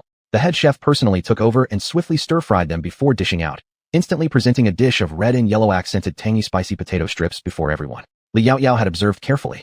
In this era, most necessary spices existed in this imperial kitchen, but the condiments largely included only oil, salt, vinegar, and rice wine. Flavor enhancers like soy sauce and monosodium glutamate weren't available yet. Of course, spices used in the palace were usually tributes from foreign lands and therefore scarce. These could certainly be arranged for later use. In Anyang County, chili peppers could only be planted in March or April, so it would likely take time for them to become widespread. Cinnamon, star anise, and fennel seeds were also available, but these were mostly used as traditional Chinese medicine, so their quantities weren't likely to be plentiful. As for monosodium glutamate, oyster sauce, soy sauce, and the like, they might be slightly easier to procure, but everything would still need time. Li Yaoyao sighed inwardly. Just then, Xiao Quan handed her a pair of chopsticks. Yaoyao, try it while it's hot. Li Yaoyao took them easily, picked up some of the potato strips, and placed them into her mouth. Under the curious and expectant gazes of everyone present, she slowly chewed and swallowed. Though we lack a few seasonings, overall the taste is quite good. It just lacks a bit in sourness. Of course, this is my preference. You all should try it too and give your own opinions. As soon as she finished speaking, Xiao Quan and the imperial kitchen manager also picked up some potato strips and popped them into their mouths. Instantly, they were drawn in by the sour, spicy, and refreshing flavor. Tasty, crispy, and refreshing. I've never had such delicious vegetables before. The head chef nodded in agreement. Indeed, quite tasty and unique. Just as County Lady said earlier, it does indeed lack a bit of sourness. If more was added, the taste would be even better. To tell the truth, eating this makes me want a bowl of rice. Me too. After all, with its sour spicy tang, it went perfectly with rice. The previous sweet potatoes were already very tasty. Who would have thought these potato shreds would taste even better? This is a dish that can be eaten regularly without getting bored. At least, it was true for Li Yaoyao herself. After telling them another way to cook the potatoes, she left with Xiao Quan and headed to the Empress Dowager's quarters. Inside the quarters, apart from the Empress Dowager and the Empress, several princesses and princes were there, including the Grand Princess. They were all marveling curiously at the gifts Li Yaoyao had presented to the Empress Dowager and the Empress, reluctant to let go. Naturally, aside from the Grand Princess, who already possessed these items and thus didn't value them much, her mind was occupied with other matters outside. How long has Yaoyao been in the imperial kitchen? Why hasn't she returned yet? Chapter 207. Wanting to be her daughter-in-law? Daydreaming is easier. Madam, there's no need to worry. With Mr. Quan accompanying her, there won't be any problems. A nearby nanny whispered to comfort her. After all, there aren't many people in the palace who dare offend Xiao Quanzi. Yan Jin responded with a sigh of helplessness. This is all due to Songji's fault. I asked him to properly accompany Yaoyao, so she wouldn't feel uneasy or nervous during her first visit to the palace. Now look at him. We can't even see his shadow. This really made her furious. The nanny couldn't help but chuckle. This can't be entirely blamed on Master Songji. It was an order from His Majesty, and he couldn't refuse it easily. Moreover, Ms. Yaoyao is a bold and meticulous person. She certainly won't be scared away. Even princesses care about such trivial matters when they're overly concerned. Besides, if Master Songji refused, it would amount to defying the emperor's order. Even though the Shun family is close to His Majesty, they still need to keep some caution, avoiding reproaches from those pedantic scholars who could criticize both Marquis Shun and Master Songji during the court sessions. Yan Jin naturally understood this reasoning. All her complaints were just verbal musings. At least the emperor sent Xiao Quanzi along. Thus, Yaoyao wouldn't get bullied. There are many things happening in the palace, and Yaoyao has a gentle and obedient nature. If she met someone without discernment, what could be done? While Yan Jin was pondering, she didn't notice a figure approaching her side. Aunt Empress, what are you looking at? The woman speaking was one of Empress Dowager's daughters, Princess Yongning. They had a good relationship normally, so upon seeing Yan Jin like this, her curiosity rose a bit, prompting her question. Yan Jin snapped back to reality and turned towards her before being preempted by another woman nearby. Sister-in-law, do we even need to ask? Aunt Empress must be worrying about County Lady Chongping, right? The speaker covered her mouth and giggled, her eyes twinkling with wit and charm. Aunt Empress, yesterday you've seen County Lady Chongping already, right? Tell us, what kind of person is she? She made such exquisite items. She must be beautiful too, isn't that right? Princess Yongin believed this should be true. Cousin Gu, that celestial being of a man, naturally requires a similar celestial woman as his companion. Even though this County Lady Chongping comes from a farming background, since she caught the eye of Cousin Gu, she can't possibly be ordinary. Yan Jin nodded briefly, recalling Li Yaoyao's looks and smiling faintly. Yaoyao is indeed a beauty, perfectly matched with Songji. When they stand together, their attractiveness outshines even flowers. Is she even more beautiful than you, Aunt Empress, the #1 beauty of the capital? Suddenly, the previously silent third princess interjected. Despite saying so, her tone differed from the previous two princesses, laden with heavy skepticism. It is common knowledge that Princess Yongla had always admired Shin Songji. From childhood, she insisted on marrying him when she grew up, yet Shun Songji's attitude toward her remained similar to his stance towards the other two princesses, strictly academic without personal affection. Though the emperor also desired a marital tie between them, he wouldn't force Shin Songji. After all, if pressured too much, the person might flee, who would then take the role of his great general. The old marquis is aging rapidly and likely cannot last much longer.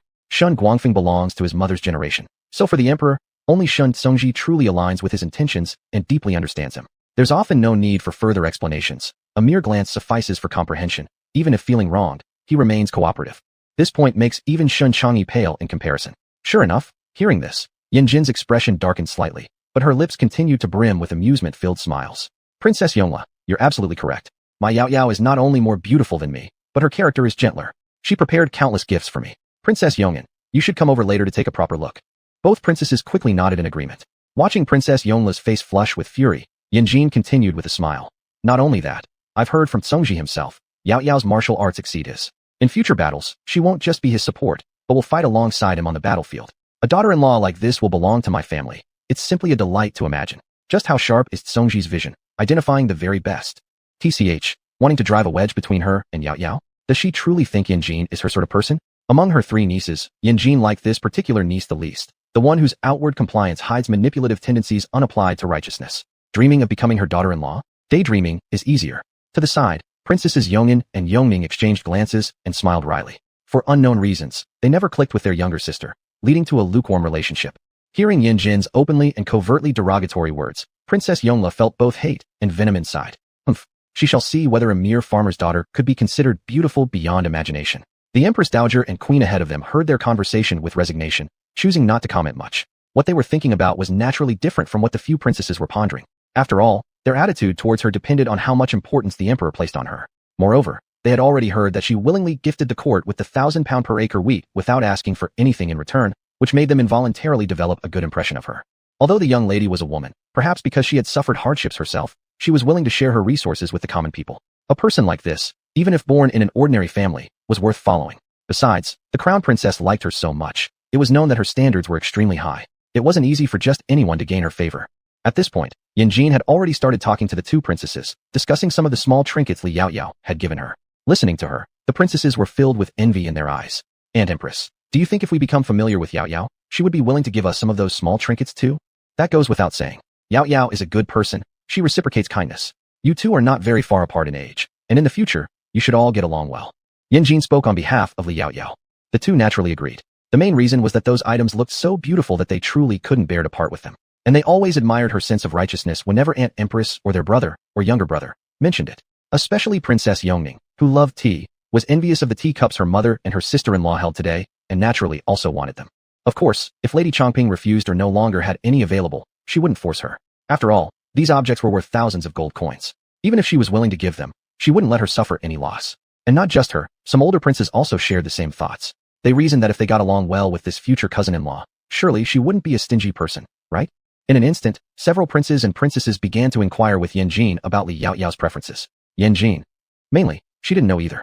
At this moment, Li Yaoyao was still unaware that she had already caught the attention of many people. 15 minutes later, Li Yaoyao appeared not far from the entrance of Xinang Palace. Chapter 208. Malice in the Xinang Palace. Xiao Chuanza. Yaoyao. Oh no, I should now call you County Lady. County Lady, this is where Her Majesty resides. Li Yaoyao lifted her eyes to look at the palace gate before her, which radiated an aura of solemnity and authority. She was actually somewhat reluctant to go inside. People who have watched historical dramas all know that Empresses Dowager are often not very easy to get along with. Unfortunately, she didn't really have a choice. The palace attendants at the entrance to the Xinang Palace had already noticed them and immediately came forward to greet them. County Lady Chongping, you finally arrived. Her Majesty the Empress Dowager and other ladies have been waiting for some time. After pausing briefly, they added, the Imperial Princess is also inside. There's no need to feel nervous. Our Empress Dowager has a gentle disposition. The person coming over to greet her was the same attendant who had earlier gone to the Emperor to escort her, a person fairly trusted by the Empress Dowager. Most people would respectfully address her as Gugu. The person coming over to greet her was the same attendant who had earlier gone to the Emperor to escort her, a person fairly trusted by the Empress Dowager. Most people would respectfully address her as Gugu. Xiao Chuanza smiled brightly at the attendant. Lingrua Gugu, His Majesty still has important matters to deal with. Therefore, I shall leave the County Lady in your care. Gonggong Quan, please don't worry. I will certainly take good care of County Lady Chongping. Xiao Chuanza nodded slightly, said a few words to Li Yaoyao, and then turned to leave. As Lingrua observed the interaction between Li Yaoyao and Xiao Chuanza, she found it a bit surprising.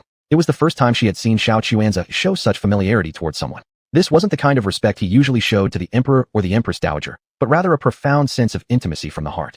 For those who have maneuvered through palace politics half their lives, witnessing genuine sincerity like this was rare and valuable. This County Lady Chongping appears to be quite an exceptional individual. Thinking this, Lingrua couldn't help but smile softly before turning back toward Li Yaoyao. County Lady Chongping, please follow me. Li Yaoyao nodded, then followed her inward. At the moment she stepped into the hall, everyone in the room paused momentarily, all eyes on her filled with curiosity. Besides curiosity, there was also malice. Malice? Li Yaoyao faintly arched her eyebrows and gave a chilly glance at one person present, her lips curving slightly. Most people she'd encountered in this world had been good so far. Aside from that incident in Anyang County and the group of people from the Li family, this was the first time she felt malicious intentions directed toward her. And it was coming from a woman. Could it be that this woman was a residual romantic attachment related to Shin Songji? Looking at her dressed in palace attire, it was evident she was likely a princess. Given the prevalence of inter-family alliances in ancient times, it was unsurprising that something like this might occur. Li Yaoyao remained unfazed, following Lingrua as she approached the Empress Dowager. Lingrua bowed respectfully to the Empress Dowager seated above, saying, Your Majesty, County Lady Chongping has arrived. Upon finishing her report, she stepped aside, leaving Li Yaoyao alone standing at the center. Sighing internally, Li Yaoyao thought how meaningless kneeling continuously was in ancient rituals. Though unwilling, she could do nothing about it. Taking a step forward, she knelt down on one knee, as generals did during ancient audiences with emperors, bowing her head slightly. Your servant, Li Yaoyao, pays respects to Her Majesty the Empress Dowager and Your Majesty the Empress, wishing both long life and good health. The Empress Dowager looked kindly upon her, just about to ask her to rise when the third princess beside them seemed unable to contain herself any longer. Are you saying, County Lady Chongping, that your method of kneeling is inappropriate? Could it be because you are unwilling to kneel before my mother? Do you realize that this is disrespectful? She added with a cold snort. A village peasant is still a village peasant, with no proper decorum whatsoever. This was an attempt to brand Li Yaoyao as disrespectful to the Empress Dowager due to improper behavior, effectively ruining her reputation if word got out of the palace. Li Yaoyao straightened her previously amused smirk, darkening her eyes slightly, as she slowly raised her gaze to meet the hateful eyes of the princess. She suddenly smiled. The princess is right. Your servant indeed lacks decorum. I behaved the same way when meeting the emperor. Yet even His Majesty didn't accuse me of disrespect. Are you implying that the Emperor erred? Changle's expression froze as she realized she naturally couldn't claim that her elder brother was wrong, and further resented the Emperor for not reprimanding Li Yaoyao more sternly. Watching Changle's flustered demeanor, Li Yaoyao slightly curved her lips. Moreover, I believe respect comes from the heart, not mere outward gestures. As the daughter of her parents, the Empress Dowager hasn't even spoken yet. Aren't your actions considered disrespectful to the elders, disregarding the Empress Dowager and Empress themselves? You, completely caught off guard by Li Yaoyao's sharp tongue and ability to deflect blame, Changle instantly fell to her knees in a show of feigned grievance. Mother, Empress Consort, your daughter does not behave this way. Your daughter is the most obedient child to mother and respectful towards you, Empress Consort. However, the Empress Dowager merely glanced at her coolly. That's enough. Don't think I don't know what you're like. Go back to your place and sit quietly. Without my permission, you're not allowed to interrupt again arbitrarily. After dismissing her without much regard for her expression, the Empress Dowager turned to Li Yaoyao, gazing deeply into her nearly transparent eyes for a while before smiling faintly. Rise. Now I understand why Songji chose you. This young lady is quite excellent. Ling Ruo, grant her a seat. As the words fell, the Empress Dowager's sister-in-law, Princess Yanjin, who was about to rise for intercession, also let out a sigh of relief and sat back down. The third princess stomped her foot and returned to her seat as well, her eyes on Li Yaoyao, becoming even more malicious. Thank you, Your Majesty. Li Yaoyao smiled, rose from her knee, aware that no matter what the Empress Dowager thought at this moment, it was enough to keep the surface clear. She knew well that her earlier contradiction of the princess did not create a good impression on the Empress Dowager, but she was unwilling to endure such indignation. Her kind intention to come here was certainly not for being bullied, and she was confident that even if the Empress Dowager became angry, the Emperor would still protect her. For one thing, she possessed too many things of interest to the Emperor, and she was confident that the court's demands would never be fully met. Secondly, she could see that the Emperor was a wise ruler. A wise ruler would not recklessly execute loyal ministers. Although she might not count as an official loyal minister in the imperial court, the things she had done were viewed similarly by the Emperor and many ministers. Otherwise, they wouldn't have bestowed upon her, an ordinary peasant girl, the title of county lady. County ladies are usually the daughters of royal princes. If it weren't for high regard, simply rewarding her with silver money would suffice. There would be no need for elaborate conciliation aimed specifically at winning her favor. All this, Li Yaoyao saw clearly. She turned toward Yanjin, and the other party had already signaled her to sit beside her. Though originally it was somewhat irregular, the seat next to her just happened to be empty, vacated by the eldest Princess Yongning, who moved slightly backward. Li Yaoyao sensed her goodwill and rewarded her with a smile, instantly getting a shy smile in return. She went to sit in that position. Immediately, Yanjin came over and took her hand. You truly scared me just now with your defiance. But what I want to say is, well done. Truly worthy of being her future daughter-in-law and the future grandmother of the Ho family. Even if the Empress Dowager got angry today, she was determined to protect her. Such a good daughter-in-law had been hard won and couldn't be allowed to be bullied. Otherwise, if Songji gets angry, it won't be easy to calm him down. After all, Songji's last episode of anger was over the issue of military rations, where he used the power granted by His Majesty to execute several officials. This angered many people and led to his assignment away from the capital. Chapter 209. Shun Songji still had no idea that he almost lost his wife-to-be. After Yanjin finished speaking, the elder princess also quietly chimed in from beside Li Yaoyao. Countess Changping, I also think you did well. Moreover, rest assured, since mother is on your side, she will surely punish my third younger sister later. Even if mother didn't penalize her, her brother would not let it slide easily.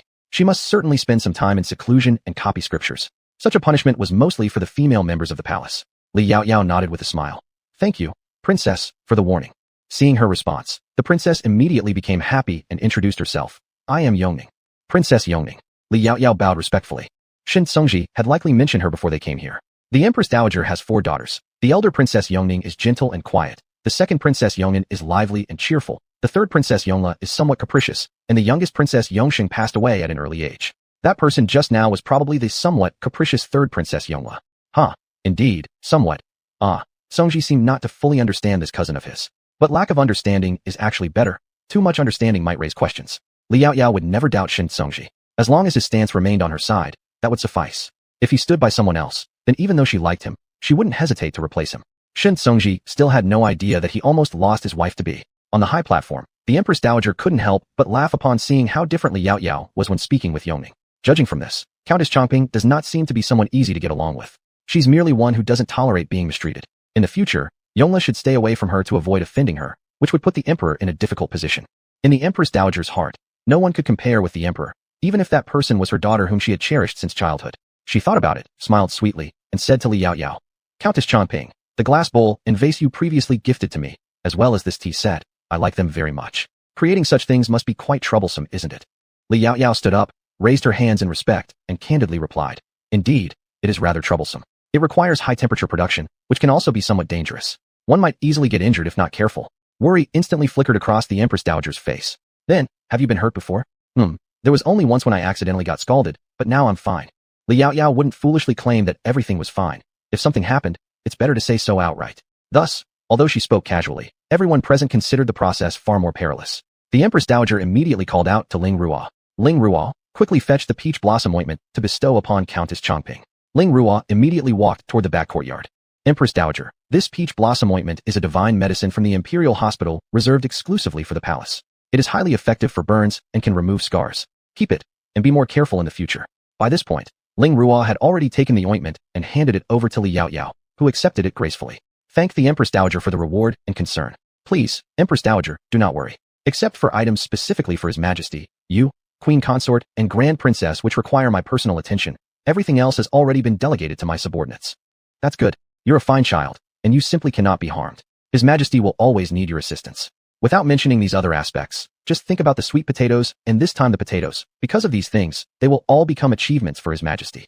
For the Emperor, Li Yaoyao could be considered a gift from heaven. She had also heard that Li Yaoyao gave His Majesty something valuable for military campaigns, which, though unseen by her, must have been significant. Since the item was still in the hands of the Emperor, Empress Dowager wasn't aware that she also had a share. Regarding the potato issue, Ling Ruo learned about it while looking for Li Yaoyao, and then informed the Empress Dowager. Of course, there was another matter. The fact that the Emperor punished 2 young nobles from official families that day had spread throughout the inner palace. It was said that it was due to treasures given by Li Yaoyao, treasures that allowed one to see the entire expanse of land below when standing atop tall buildings. Such rumors spread within the palace. Precisely because of this, whatever happened today, the Empress Dowager would only support Li Yaoyao.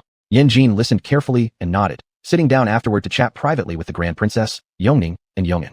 There were also younger princesses and princes who gathered around her, listening to stories of interesting events outside the palace. When Li Yaoyao talked about encountering bandits on the road or finding an entire village poisoned, they couldn't help but gasp in disbelief.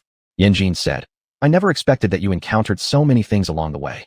Truly fascinating yet perilous, making her want to go on distant journeys. Every day spent cooped up inside her residence, aside from admiring flowers and planting flowers, having sister gatherings, there wasn't much else to do.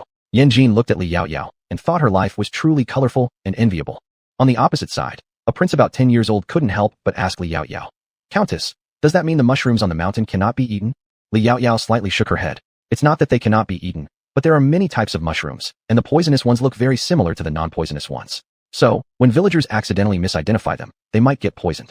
Of course, each type of poisonous mushroom has different levels of toxicity. Some cause hallucinations, others harm internal organs, and some can even lead to death upon ingestion.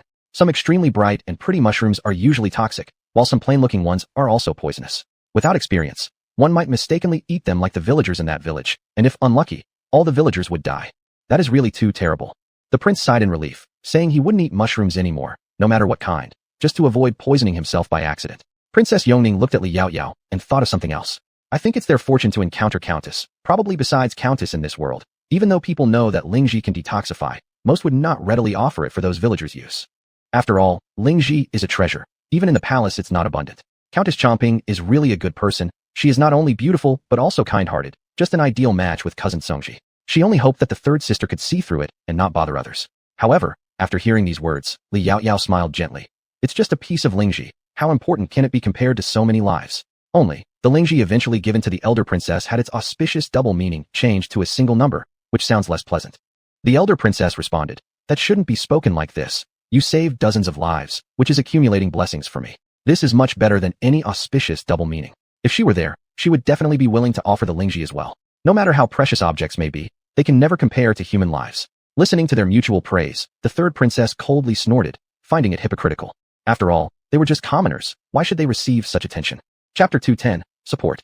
Yongla's cold snort was not loud, but it was just right for everyone present to hear, including the Empress Dowager and the Empress.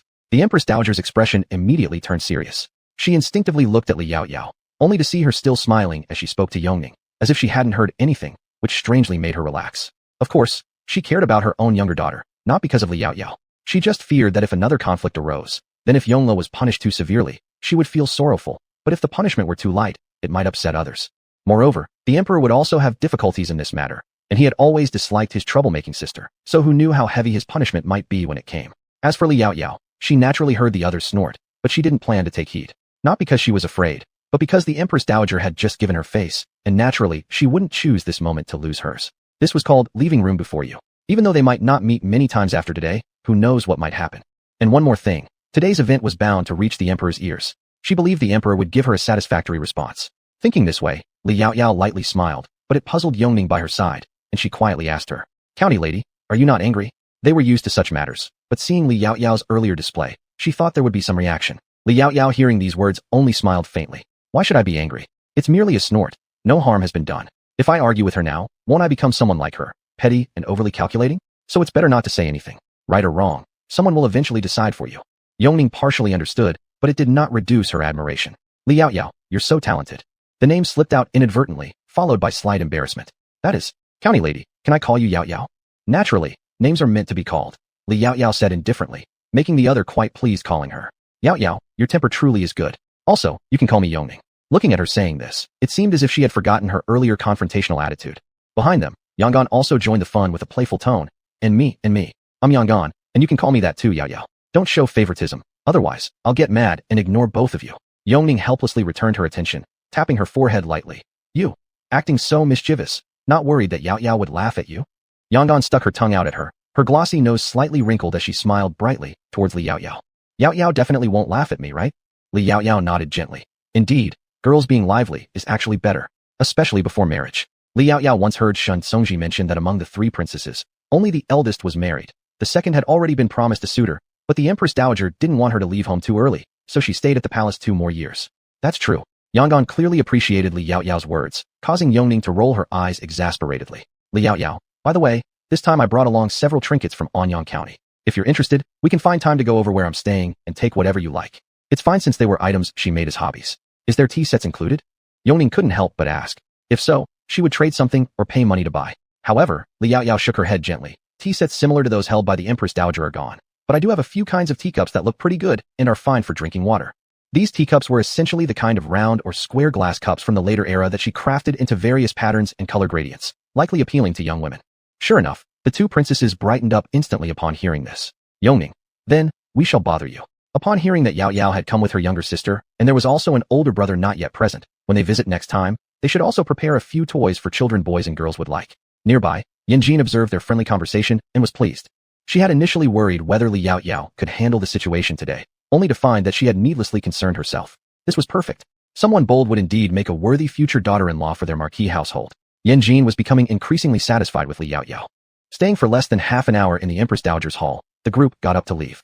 Outside, Xiao Chuanza happened to rush over from the Emperor's side and greeted them immediately upon sight. "This humble servant greets the Grand Princess and all your excellencies safely. Director Quan, please don't stand on ceremony. Is the Emperor sending you here to fetch Li Yaoyao?" Yanjin asked him. In reply to the Grand Princess, His Majesty said he needs to borrow the assistance of official Shun a bit longer and has invited him for dinner, so he specially sent me to escort County Lady Li back. Of course, it was also because Xiao Chuanza himself wanted to come. By now, His Majesty was already aware of what had happened in the Sinang Palace. The reason for sending him over, naturally, was to lend support to Yaoyao. Xiao Chuanza's smile deepened, his eyes flicking briefly at Yonglo walking at the back before returning his attention elsewhere. His Majesty also said that if not for official Shun mentioning his fear that County Lady might be uncomfortable dining at the palace, you would have been invited to join His Majesty and others for lunch, to try some newly prepared dishes. After finishing his words, the comment left Yongla fuming in frustration behind them. However, Li Yaoyao felt that Shun Tsongji understood her well. "Mr. Tsongji is right. The atmosphere here in the palace is too solemn. I'm just a girl from the countryside, and am naturally not accustomed to such formality. Please kindly thank His Majesty on my behalf when you return." "Naturally, I understand." Xiao Chuanza agreed with a friendly nod. "Shall I send the County Lady out of the palace first?" But Li Yaoyao shook her head. "There's no need to trouble you, Supervisor Quan. There's Grand Princess here. I will leave with her." This den of tigers and wolves, she really disliked. After hearing this, Xiao Chuanza didn't insist further. "In that case, I'll go back and relay this message to His Majesty." "Oh yes, there are a few more words His Majesty requested I pass along to the third princess. Today, without regard for the setting, and showing excessive indulgence, third princess is sentenced to have her stipend withheld for half a year and must reflect in seclusion for 15 days. Should there be another offense, she will be sent to the suburban convent for penance." After saying these words, he raised his hand, and one of the junior eunuchs behind him promptly escorted Yongla towards her own chambers. Occasionally, there were bursts of her furious roars and curses heard, frightening several young princes and princesses. Then Xiao Chuanza bowed slightly to everyone present before turning and leaving. Princess Yongin, the second princess, remarked as she watched Xiao Chuanza's retreating figure. "Who would have thought that you, Yaoyao, could gain such high regard from the emperor brother?" This is the first time our third sister has been punished so heavily. Not to mention the warning about future confinement to the convent should she misbehave again. Seeing her younger sister fuming earlier was truly a sight. And also, there aren't many people in the world who can dine with her emperor brother, which was more astonishing than the punishment itself. Chapter 211. Who is Princess 3 preparing to kill? Cousin Songji actually threatened me for that woman. Why? On what grounds? She's just an unknown peasant girl. How can Cousin Songji be so harsh on me because of her? She deserves to die. As soon as Xiaochuan brought the emperor's message and walked to the door, he heard Yongla's spontaneous words. His expression immediately changed, his eyelids drooping with a heavy gaze. Is Princess 3 preparing to kill someone? Xiaochuan calmly stepped over the threshold, looking indifferently at Yongla. You? Yongla raised her eyes, glancing at him coldly. In her heart, she snorted derisively. He's merely a eunuch after all. If it weren't for her brother, who would even look at him? So, is His Majesty planning to send you personally to take me back? Xiaochuan smiled faintly. The emperor has countless affairs of state, thinking about the welfare of all the people, pondering how to ensure the common folk are well fed. He does not have the leisurely ease of Princess 3. His speech was unusually filled with personal sentiment, biting and sarcastic. However, the emperor does indeed have an imperial decree for me to convey. Princess 3, Yongla, shows no repentance, behaves recklessly, and shows disrespect to the imperial command. She is punished by having her stipend withheld for half a year. From now on, she is to reflect upon her behavior in seclusion for 1 month, copying both female etiquette and female virtue 100 times each, and these must not be written by others. Otherwise, 200 more copies will be added. She must not step out of the palace gates without the emperor's permission. So decreed. Princess 3, receive the imperial edict. He wanted to see if this princess still had the nerve to harm their Yao Yao. Still, he should mention this matter to Minister Shun for attention. Let Minister Shun and Yao Yao be careful, lest they fall into her trap. After all, crazy people will do anything. Yongla couldn't believe the emperor would treat her, his own sister, like this, all because of some lowly county noble. When Yongla tried to shout something, Xiaochuan already gave the order. Plug her mouth and take her back. Send guards to watch her closely so she doesn't disturb the emperor's important matters again. At this moment, his eyes were icy, almost devoid of emotion. But this Xiaochuan is truly the Grand Chamberlain of the palace whom everyone tries to please. Supervisor Quan. And before Li Yao Yao, he was simply Xiaochuan. The young eunuchs moved swiftly, quickly blocking Yongla's mouth and carrying her away. Supervisor Quan gave the orders, meaning it was the emperor's will. Being the emperor's will, they naturally did not hesitate to execute them ruthlessly. Life in the palace could sometimes be such. Just moments ago, they might bow and scrape to you, but in the next, they might push you into hell. This was the palace, a place that Li Yao Yao fundamentally disliked from the bottom of her heart. Xiaochuan stood there, fixedly watching as Yongin was carried away. Looking at his eyes full of malice, Xiaochuan frowned slightly at the sight of his fury. After a while, he slowly turned to report back to the emperor.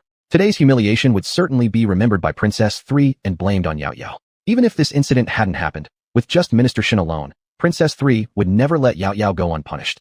If that was the case, he would help collect interest on her behalf so that he deserved to call himself Yao Yao's friend. As for what Li Yao Yao was doing at this time, she was very busy, bustling around to entertain the distinguished guests in the house. She took out some fruits and candies from the spatial pocket and also sent a few dishes to the kitchen, teaching them the methods before finally having the time to return to the front hall. Yao Yao, this big white rabbit candy tastes so good, though it sticks to my teeth a bit when I bite into it. She worried her teeth might accidentally get stuck. Yangon called out excitedly to Li Yao Yao, who had just come back from the kitchen. It seemed like she had completely let loose here, showing none of the usual airs of a princess. Eat as much as you want. If you like it, I'll let you take some home when you leave, but there isn't much left, so maybe next time we won't have it. It seemed like there were only a few dozen gene of those big white rabbits left in her spatial pocket. Li Yao Yao hadn't bothered to check for quite a while. Oh, then I should save it.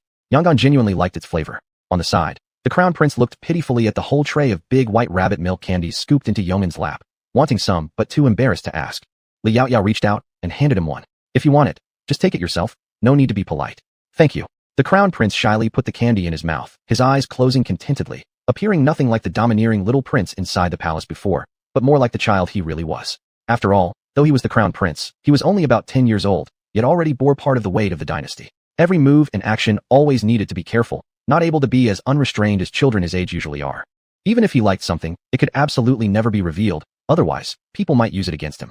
Li Yao Yao smiled, instinctively wanting to reach out and pat his head, but paused midway, and lowering her gaze met the crown prince's eyes as they lifted just in that moment. It's nothing. I was just thinking, when you go back, I'll pack a bag for each of you to take home and eat slowly. And with the cold weather now, we don't have to worry about the candy melting. There's one more thing, rest assured, this kind of candy is exclusively mine, and there isn't much of it either. No one can buy it from outside, not even myself. Once it runs out, it cannot be made anymore. Even if someone tried to replicate, they wouldn't be able to make it taste the same. Upon hearing these words, the crown prince's eyes immediately lit up brighter, and he nodded continuously. At this moment, Yongin, who had been monopolizing a plate of candy, pushed it closer toward him. If you like it, then take a few more. I won't compete with you for it. But my sugar packet has to be the biggest. She directed the last sentence at Li Yaoyao. All right. Li Yaoyao naturally didn't refuse. However, this candy is very sweet. You should eat less of it in your daily life. Rinse your mouth with water after eating it. Otherwise worms might grow in your teeth. And then where will you cry? After all, there were no dentists in this era. Even if there were, they weren't as advanced as those in later generations, but rather ordinary doctors prescribing medicine for inflammation and pain relief. Yongin was instantly startled and immediately claimed that she would eat less, provoking bursts of laughter from everyone present. Different from her, Yoning on the side showed preference for the candied orange peel inside another glass dish. Yaoyao, what exactly are these candies made of? The flavor is quite strange, yet also exceptionally unique. Li Yaoyao explained to her. This is called candied orange peel, which is made by drying the orange peel under the sun. This type of candy can be produced in greater quantities moving forward. Besides, dried orange peel is a medicinal herb itself, having effects of soothing the throat and stopping coughs. Oranges were abundant in this world, but no one had thought to turn them into candy yet. Wow, there's such a benefit. Yaoyao, you truly know a lot. Yoning looked at her with admiration mixed with an ounce of longing, even though she knew she would never live her life the way Li Yaoyao did. Li Yaoyao was slightly embarrassed by what Yoning said. I merely learned it elsewhere. It's not a big deal. If you like, I can write down the recipe for you. Once His Majesty uses sugarcane to make sugar, then it can be done. Chapter 212, Chapter 211. Her affectionate expression almost instantly turned terrifying. It must be because of Shun Tsongji. To me, it's just coincidental. Li Yaoyao modestly said without any desire for credit. Yongin. But regardless, that's still quite impressive. Even for them, the princes and princesses, there are very few opportunities to dine with the crown prince. A group of younger ones behind them also instinctively nodded their heads. However, at this moment, one person directly voiced their thoughts. I believe the reason His Majesty acted this way is because of Lady County's many contributions. There aren't many people in this world who can achieve what Lady County has done, right? Therefore, His Majesty specially sent Director Quan today to explain his stance. Naturally, this was also to support Lady County and prevent her from becoming disheartened by the court. In his view, Li Yaoyao and Shun Tsongji were like the literary and military pillars of strength. Neither could replace the other. The crown prince speaks wisely. Yowen agreed beside him. Yaoyao, such a good and capable person, naturally catches the crown prince's attention. So, Yaoyao, can we now follow you to your house to play? She was already eagerly looking forward to seeing those novel things. Li Yaoyao didn't expect that the prince before her eyes, perhaps no more than 10 years old, was the crown prince. It was clear he had a pretty good impression of her. In fact, she knew even less that the emperor had spoken highly of her on many occasions in front of the crown prince, especially when he received her gifts, getting excited each time and pulling his favored legitimate son close to share his joy. With all these, how could the crown prince have a poor impression of Li Yaoyao? After hesitating for a while, Li Yaoyao finally nodded and said, if you don't mind that my house isn't well arranged yet, I'm willing. But the dishes there are not as good as those in the palace either. Please don't disdain them. It was already mealtime, so they would definitely be eating lunch together at her place if they went there now. She needed to explain beforehand. Regarding this, none of the group seemed to care at all. On the contrary, they thought that if they went to Li Yaoyao's place, they'd definitely get to taste something new. Thus, 2 people entered the palace, but left with a crowd following them. Except for those too young to leave the palace, even the crown prince followed them along. Because it was too spontaneous, they hadn't prepared anything. When they reached Li Yaoyao's residence and encountered Li Sheila, everyone immediately took items off themselves, hairpins, earrings, jade bracelets, etc. Li Sheila got plenty of gifts, and the whole county house began to move into action. On the other side, Yongla was forced to return to her own palace. Along the way, she grew increasingly resentful, indignant, and irate. Li Yaoyao certainly wouldn't behave this way in front of her cousin. She needed to expose her true nature to her cousin so that he would detest her and choose her instead. Saying this, she quickly bolted toward the imperial kitchen before the several little eunuchs noticed. The small eunuchs were completely stunned and hurriedly ran after her. In no time, Yongla had already run to the entrance of the study room and started making a scene outside, shocking both the emperor and Shun Tsongji inside. A little eunuch immediately rushed in to report to Xiao Quanzi. Upon hearing it, Xiao Quanzi furrowed his eyebrows. What's the matter? The emperor looked up and harshly questioned Xiao Quanzi. Xiao Quanzi hesitated for a moment before speaking. Your Majesty, it seems Princess 3 is currently making a commotion outside wanting to see Minister Shun. Upon hearing this, the emperor's hand paused slightly while holding the brush. Did I not order her to return and reflect in solitude? Xiao Quanzi. Princess 3 probably broke free and ran over. The few little eunuchs dared not resort to force against Princess 3, and thus it seemed they couldn't stop her. This sentence somewhat exonerated the reasons of the junior eunuchs under him. Hearing this, the emperor frowned even deeper. Beside him, Shun Tsongji suddenly bowed to the emperor. Your Majesty, since it is because of me, let me personally resolve it. Can you? You should know what my third sister feels about you. Before he finished his sentence, Shun Tsongji interrupted him. Please rest assured, Your Majesty, I can handle it. Shun Tsongji's eyes were profound when he said this, devoid of any emotion. But the more emotionless he appeared, the more fearsome Shun Tsongji became. Looking at him, the emperor hesitated for a bit before waving his hand. All right, since you're confident, go ahead and deal with it. If you fail, call me again. Thinking about these family members who only drag him back, the emperor was annoyed. Outside the door, Yongla was still creating a fuss. The eunuchs behind her were already kneeling all over the ground, but the guards at the gate blocked her directly. No matter what she said, they remained unmoved. You dogs, don't you know who I am? I'm the third princess. How dare you block me? Do you believe me or not if I let my elder brother cut off your heads? The emperor is decisive and generous, and he never slaughters indiscriminately. The way third princess slanders his majesty like this. If the emperor becomes angry, can you bear his wrath? Shun Songji's figure gradually appeared in front of Yongla, his eyes as dark and deep as a mysterious pool. Songji, eldest brother. Seeing Shun Songji, Yongla did not notice anything unusual about him, but was rather delighted. However, she suddenly became extremely aggrieved in the next moment. Songji, eldest brother, do you know that Li Yaoyao bullied me at Sinang Palace after you brought her back? She even pulled my older sisters into isolation against me, making everyone revolve around her. That arrogant, hypocritical woman, does she have the qualification to be your wife? Whether or not she qualifies to be my wife is something I will decide for myself. Third princess, you treated my fiancée poorly at Sinang Palace and now run to my face to slander her, truly thinking I wouldn't dare take action against you. Shun Songji's tone had already carried slight anger, his gaze sharp, even revealing a bit of killing intent as he coldly stared at the woman before him. Third princess, I respected you because you are the third princess of Daya, the emperor's sister, and for the sake of his majesty's dignity, there were things I refrained from speaking too harshly about. But I once warned you. Shun Songji would rather stay unmarried all my life than ever consider marrying you. Even if it weren't for Yao Yao, it would never be you. If you dare bother Yao Yao again, then don't blame me for being unforgiving. My family, Shun clan's future daughter-in-law, isn't someone who should be bullied with impunity. Having said that, Shun Songji didn't care to speak any further with her, turning swiftly and walking away back into the imperial study room, acting as though even sharing air with her dirted his surroundings. At this moment, Yongla staggered back several steps as if she had been struck by an enormous blow, her eyes filled with awe and disbelief, her affectionate expression almost instantly turning terrifying. Chapter 213, Tribute Dishes? Can it really be? Yoning never expected that she could try the legendary candy in advance. Previously, when the sugar cane was sent to the palace, they had also tasted a few pieces, but they had never eaten candies made from sugar cane, those snow-white candies of legend. The candies were only partly kept by her brother and her mother empress. No one else received any share. Even their mother treated them as precious treasures. Thus, none of her sisters got a taste. Unexpectedly, today she managed to taste them here at Yao Yao's place, though they came in different flavors. Li Yao Yao nodded affirmatively. Of course it can. Though she couldn't guarantee they would look identical. If the taste is similar, it's good enough. There were fruits on the table such as grapes, bananas, oranges, etc., and Li Yao Yao took the opportunity to tell them about her orchard. Unfortunately, it was too far away. Otherwise, the princes and princesses expressed their desire to pick the fruits themselves once they ripen. Although they ate fruits, they never saw fruit trees before, thus they yearned for the outside world. After approximately half an hour, the lunch in the kitchen was finally ready. Li Yao Yao led them to the dining hall. There are no fine dishes here today, but I do have some home-style dishes you've never tried before. You must eat more. Li Yao Yao greeted them with a smile as she invited them to sit down. As Yoning liked Li Shila, she pulled her along to sit together. Li Yao Yao even thought she occasionally saw something strange in her gaze toward Li Shila, possibly due to some palace secrets, so she didn't dare ask much. Soon, one dish after another was served: sour and spicy shredded potatoes, oil-braised eggplant, tomato egg drop soup, red-braised pork, sweet and sour spare ribs, and several other chicken, duck, fish dishes, all fairly familiar from future households but absent here. Yao Yao, aren't these dishes all your own discoveries? They looked so appetizing. Yangon felt eager to taste, but the decorum of a princess reminded her to maintain proper behavior while being a guest. Li Yao Yao nodded slightly. This is sour and spicy shredded potato. This time, when I came to the capital, I brought some for the emperor. I estimate that they will be planted around March or April.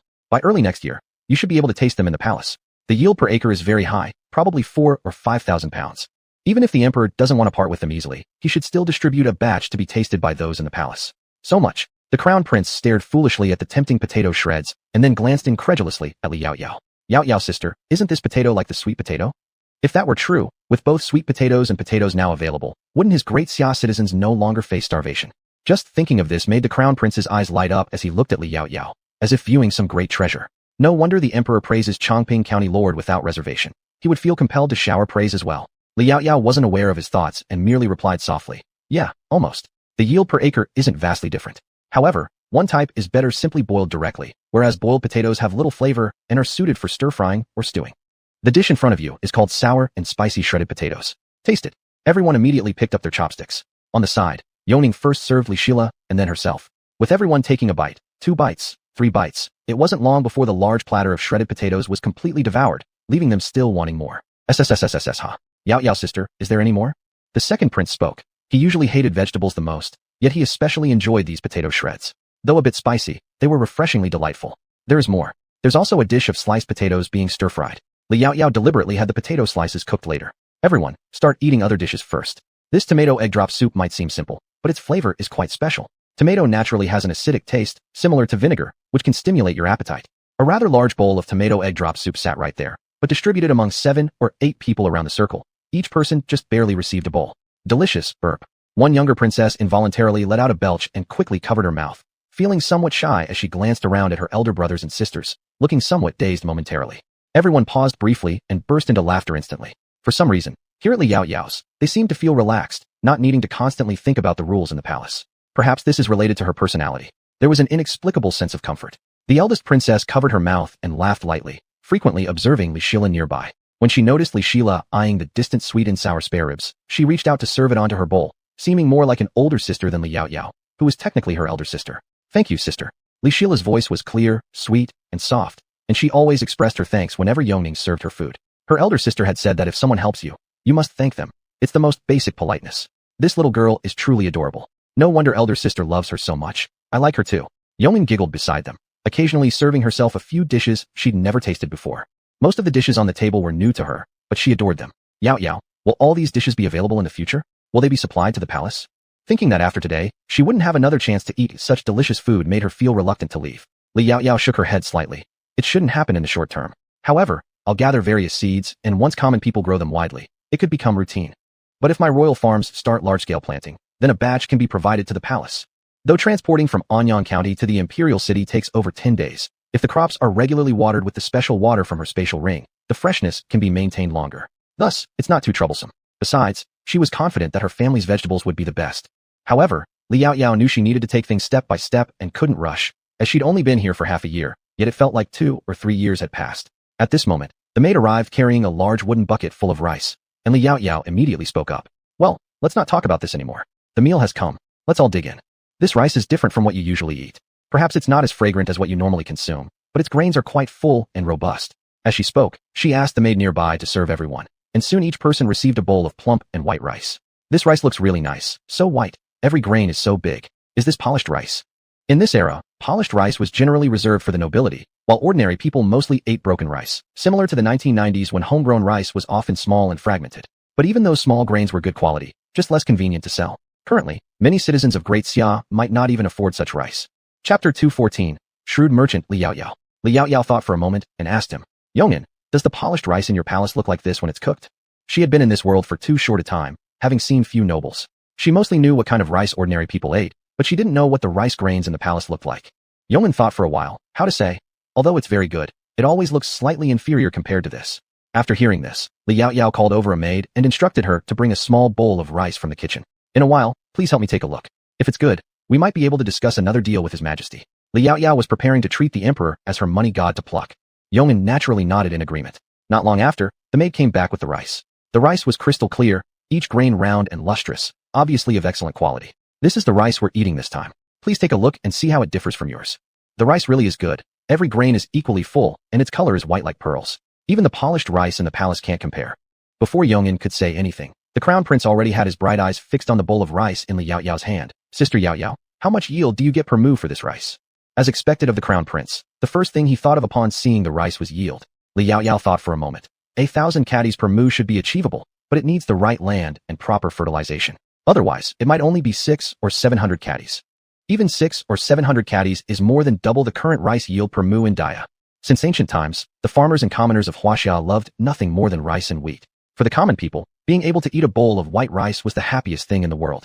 But at present, the highest rice yield per moo in Daya was no more than 300 caddies, and that's only during a bumper harvest. The crown prince was all excited and suddenly stood up. No way, I must inform Father Emperor of this good news. However, just as he was about to turn around, he was pulled back by Liao Yao with a whoosh. Out of habit. Liao Yao paused, releasing the stunned crown prince, and coughed awkwardly. I hope the crown prince will forgive my sins. I'm used to pulling my younger brothers and sisters. So, it was just out of habit. The crown prince also came back to his senses and uncomfortably touched the back of his neck. It's fine, I am too hasty. For some reason, he had the feeling of being grabbed by the neck of destiny just now. Of course, the crown prince himself did not understand this expression, but there was a strange sensation. Meanwhile, Yongin was already covering her mouth to stifle her laughter. You are eating a meal. Why are you so rushed? The crown prince's face was sheepish, and he unconsciously rubbed the back of his head. Liao Yao couldn't help but laugh helplessly. What Yongin said is correct. Let's eat first. Otherwise, it won't taste good once it gets cold. Afterwards, she decided not to introduce anything else, so they wouldn't spend the whole dinner until evening. Next, everyone quietly ate their meals, but it was evident that they genuinely enjoyed them. After dinner, they pestered Li Yaoyao to ask about these dishes and yields. However, the results somewhat disappointed them, especially the crown prince. Li Yaoyao told him, though the yield of this rice is acceptable, I currently only have a small amount of high-quality seeds. It might be impossible to provide seeds this year. If the court wishes to plant them, it would need to wait until after this batch of grain matures. Of course, she had another type of rice with even higher yield in her possession, but she wasn't in a rush to reveal it yet.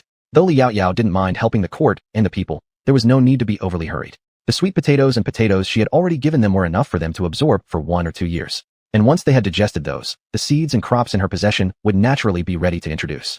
Subsequently, Li Yaoyao led them to select gifts. Oh, is that a flower? A glass-made flower? So pretty. Yongin immediately spotted a palm-sized little flower inside. This little flower came in various shades, transparent, blue, cyan, yellow, pink, and without hesitation, she picked up the light pink one, which she held onto affectionately. Li Yaoyao raised her eyes for a quick glance. This is a glass-made crystal lotus flower. If you like it, you can take it. Really? Thank you, Yaoyao. Yongin was delighted instantly, wishing to hug Li Yaoyao for a kiss. Of course, in this era, women were not as outwardly expressive in their emotions as they were in later times. Although Li Yaoyao had given her this gift freely, she had something else she wanted to inquire about from them. Yongin, if it were you, how much silver would you be willing to pay for this little trinket? Me? Yongin puckered her lips, thinking for a moment. As long as it doesn't exceed 3 gold pieces, I'd be willing. Anything above that would require consideration. Yongning, how about you? 2 gold pieces. Yongning, although not having a huge impression of these things, had to admit that the Lui lotus flower was indeed beautiful, shimmering with light under the halo, dazzlingly bright. And at this price, some noble ladies in the upper capital would definitely be willing to spend. Yongmin's offer could be considered as the bottom line. Hearing this, Li Yaoyao pondered for a moment. In that case, let's set the price at 1 gold piece. Although there was a bit of an idea of gouging like slaughtering a pig, it shouldn't be too brutal. After all, she had so many kinds of ornaments and they should sell in thin margins but large quantities. Though making glass at this time indeed cost more than in the future, selling such a tiny item for 1 gold piece was quite a lot. However, upon hearing her words, both of them were startled for a moment, then wore expressions of admiration on their faces. Yaoyao, you are truly different from those crooked merchants.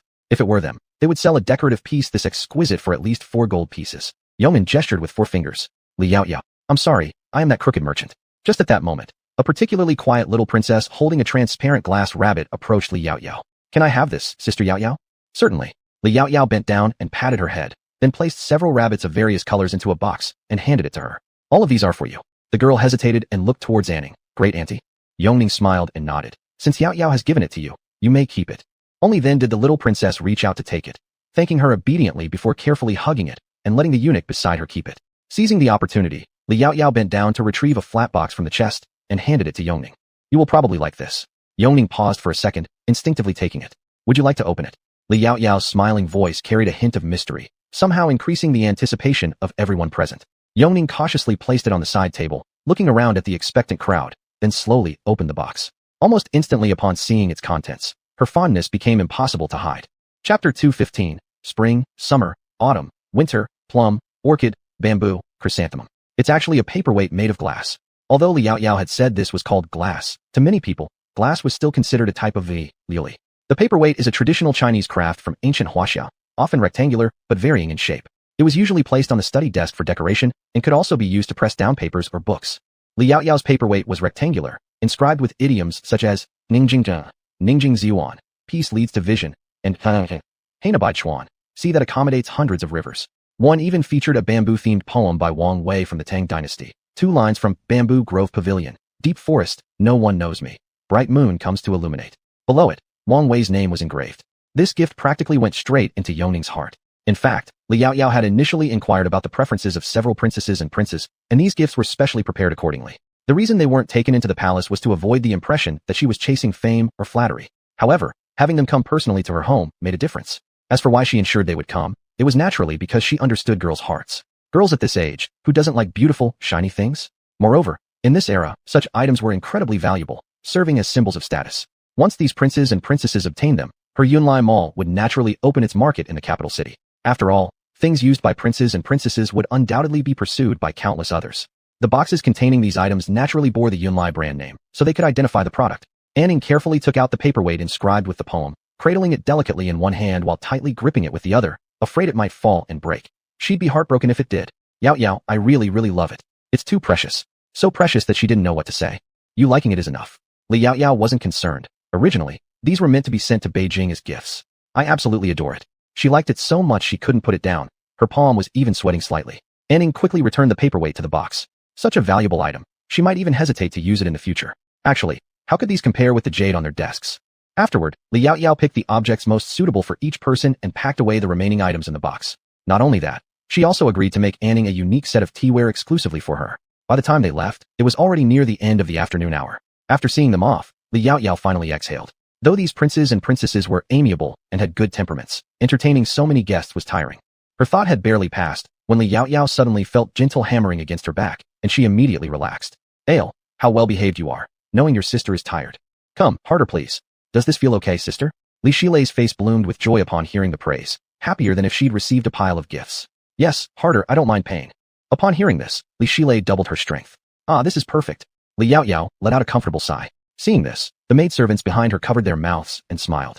They had never seen sisters who got along this well. It goes without saying that relations among the palace's crown princes and princesses were generally good, but not to this extent. At least, they would never fully entrust themselves to their brothers or sisters. Because sometimes, those you were close to one moment could become enemies in the next. Today was the first time they witnessed the crown princes and princesses interact with such unrestrained intimacy. As they were thinking, Li Yaoyao had already turned around. All right, I'm not tired anymore. Are your hands tired? Saying this, she held Li Shilei's hand gently and pressed it. Li Shilei giggled. Lu is very strong. I'm not tired at all. She looked so cute that Li Yaoyao couldn't resist pinching her soft little cheeks, then took her hand gently and raised her gaze toward the nearby servants. Where are the two people who came to our house today? The ones who came to see you, my lady, are currently in a wing room in the back courtyard. Mr. Miao and Mr. Jiang just served them dinner. The one speaking was a servant girl who looked delicate yet was quite steady. Understood. Li Yaoyao nodded and continued walking inside with Li Shilei. After taking 2 steps, she suddenly turned back to look at the servant girl who had just spoken. What is your name? The maid, being asked her name, was instantly delighted. My lady, I am Chunlan. Chunlan. Li Yaoyao paused for a moment, savoring the name as if it had reminded her of something. If you are Chunlan, then who are Xia, Qiu and Dong? As soon as the words left her lips, 3 maidservants behind Chunlan curtsied in unison. Your servant is Xiaju, Qiuju, Dong Mei. We greet our county lady. So there really are spring, summer, autumn, winter and plum, orchid, bamboo, chrysanthemum here. Li Yaoyao had merely asked offhandedly and truly hadn't expected this. Chunlan smiled faintly and responded. Our names were all changed by Her Majesty the Empress before we left the palace. She said they would bring good fortune to county lady. After all, plum, orchid, bamboo, and chrysanthemum were known as the 4 gentlemen in ancient times. To be named after these 4 gentlemen was their great fortune, all brought about by county lady. The 4 of them were originally just minor maidservants in the palace, often bullied. Never did they imagine that one day they would hear that both Her Majesty the Empress and Her Imperial Majesty the Empress Dowager were choosing servants for county lady Chongping, the one who saved countless lives and discovered seeds with high yields. And they certainly never thought such good fortune would fall upon them. Thus, all 4 were extremely grateful. Her Majesty the Empress had told them that she chose them because they had not yet been corrupted by life in the palace. By county lady's side, only loyal individuals were needed. Those who flattered or brown-nosed had no place. If they dared to change their minds and betray, neither His Majesty the Emperor nor Her Majesty the Empress would forgive them, regardless of what county lady herself might think. Upon hearing this, Li Yaoyao simply smiled lightly and said, That's good. Then she turned around and entered the room, picking up a box from not far away and placing it into their hands. Ever since I arrived in the capital yesterday, I've been busy, so these are your gifts upon meeting. Every person in this residence shall receive 2 each, including the 2 who have just joined the household. Remember, I hate disloyalty most. Do you understand? Yes, thank you, master. All bowed down together on their knees. Li Yaoyao glanced at them, satisfied with their demeanor. As for whether they were truly sincere, time would tell. That's enough, rise now. You may distribute them among yourselves, and do not follow me. With that, she walked with Li Shilei to the back courtyard. Chapter 216. The county lady is not at home right now. As everyone watched Li Yaoyao's figure disappear from sight, they slowly got up. Xia Zhu, who has a lively personality, immediately approached Chun Lan with excitement. Lan's sister, take a look quickly. What did the master reward us with? The other servants couldn't help but gather around. They had seen too many valuable treasures today and were extremely curious about what the county lady would give out. They were also quite anxious. Chun Lan helplessly glanced at them and then slowly opened it. In the next moment, if she weren't so calm by nature, she would have surely dropped the box in her hands on the ground. This. Chung Xiaqiu looked at each other, their eyes wide open, unable to believe. Lan's sister, could it be that the county lady sent something wrong? How can they receive such valuable rewards? Although they were tempted, they simply couldn't bear it. These are actually colored glass pearls never seen before outside, about the size of a thumbnail, crystal clear, with crescent moon shapes of different sizes and colors carved inside. Some even have multiple colors. Yet, these fine items were given not to His Excellency or anyone noble, but to the maidservants like them. Could this be an honest mistake? These boxes all look similar. It must be a mistake. Dong Mei beside her couldn't help but comment. Despite what she said, her eyes revealed nothing but delight at the sight of the glass beads. However, Chunlan slightly shook her head. This box was kept separately the entire time. I believe it was intended for us as the county lady's gift from the start. Moreover, the county lady just said, 2 per person. Since it's 2, they likely refer to these colored glass beads. Thinking this, she took 2 out and handed them to Xiaolan. Here, hold them steady. Xiaolan quickly accepted them, gripping them tightly. Then came Xiaoju and Dong Mei. All the servants received theirs, and 4 were left temporarily stored by Chunlan, which should be for those 2 newcomers.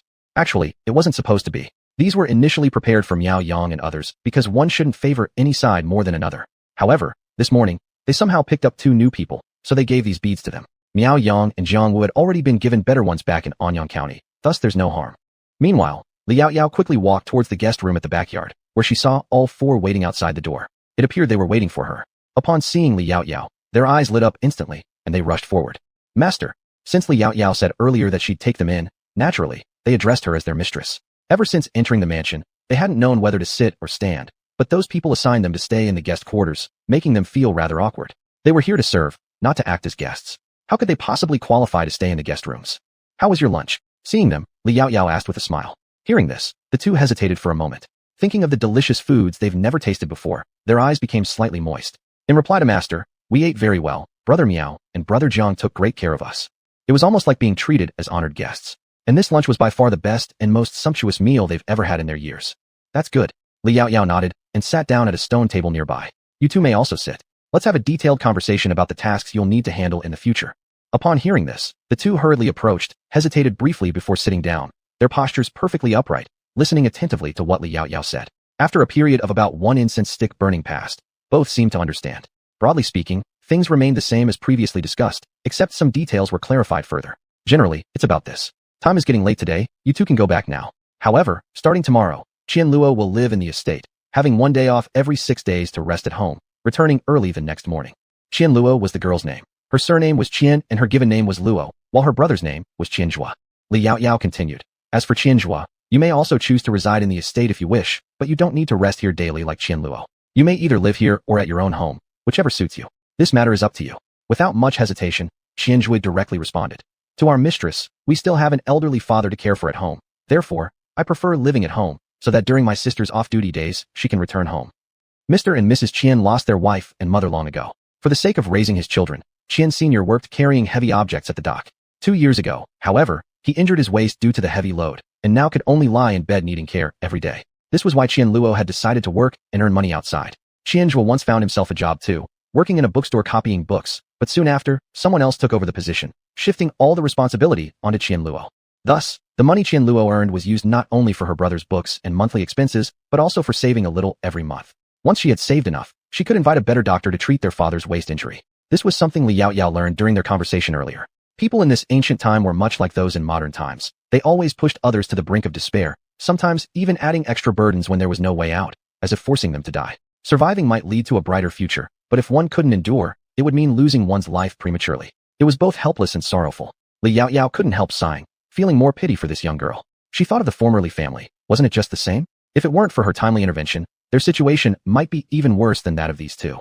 Liao Yao said, everyone in the manor received a gift today. If you are short on money, sell yours. It should be enough to pay for your parents' medical treatment. After a pause, she added, remember to sell them at a high price. Don't sell for less than 2 gold pieces each.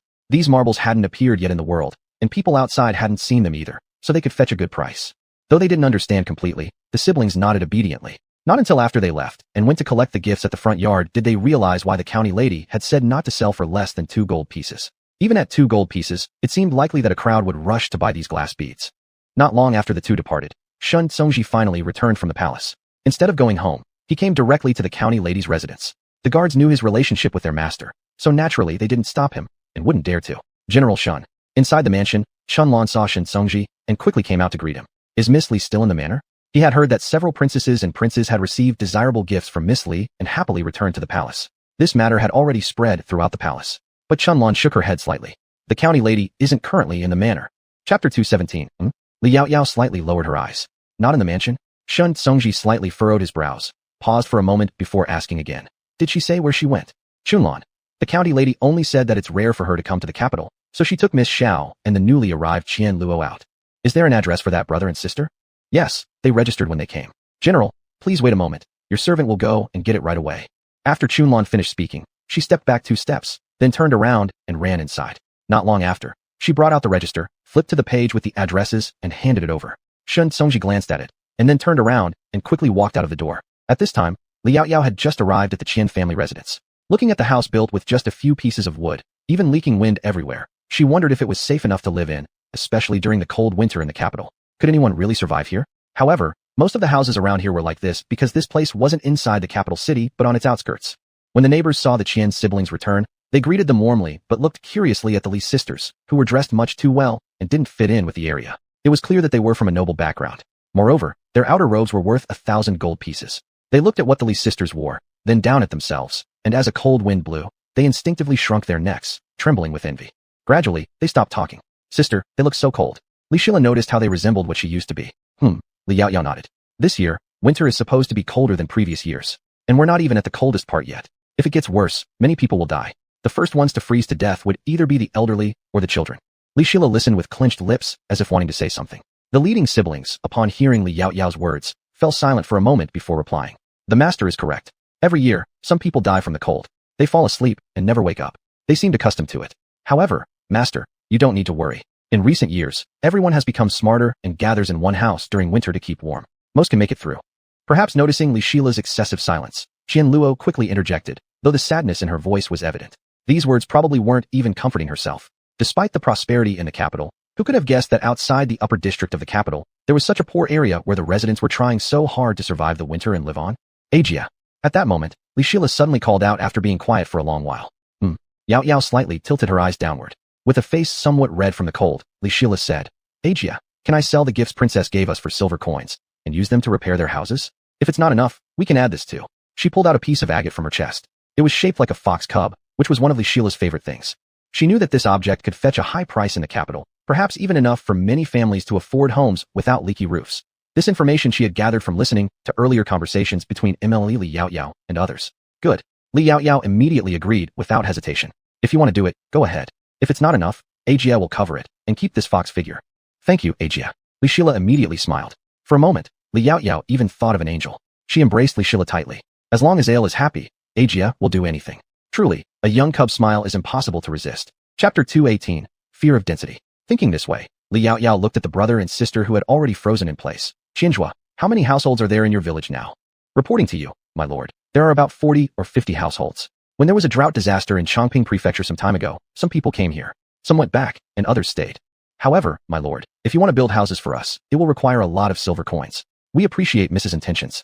If you are willing, giving each family a quilt or a cotton coat would be enough. Even so, it still requires a significant amount of money. No problem, since Ale wants to do it. As her elder sister, I naturally have to help. It can also be considered accumulating good fortune for her. The ancients always believed in accumulating merits, so the merchants and nobles of this era bullied the commoners while donating gold to Buddhist statues in various temples, contradictory in nature. Their money often came from the exploitation of the poor common folk. Just like in TV dramas, the old Buddha and even many concubines believe in Buddhism, but who knows how many lives are on their hands. It's all for their own peace of mind. And she chose to follow Ale's idea, which was also another form of comfort, wanting Ale to feel at ease. It could be considered using the money earned from those officials to benefit the right people. Though Li Yao likes making money, she isn't that fixated on it. Moreover, she has quite a lot of money now. She doesn't even need to buy land herself, saving a large amount of expenses directly. After hearing what Li Yao said, Qianzhua didn't say much more, but sincerely thanked her on behalf of the villagers.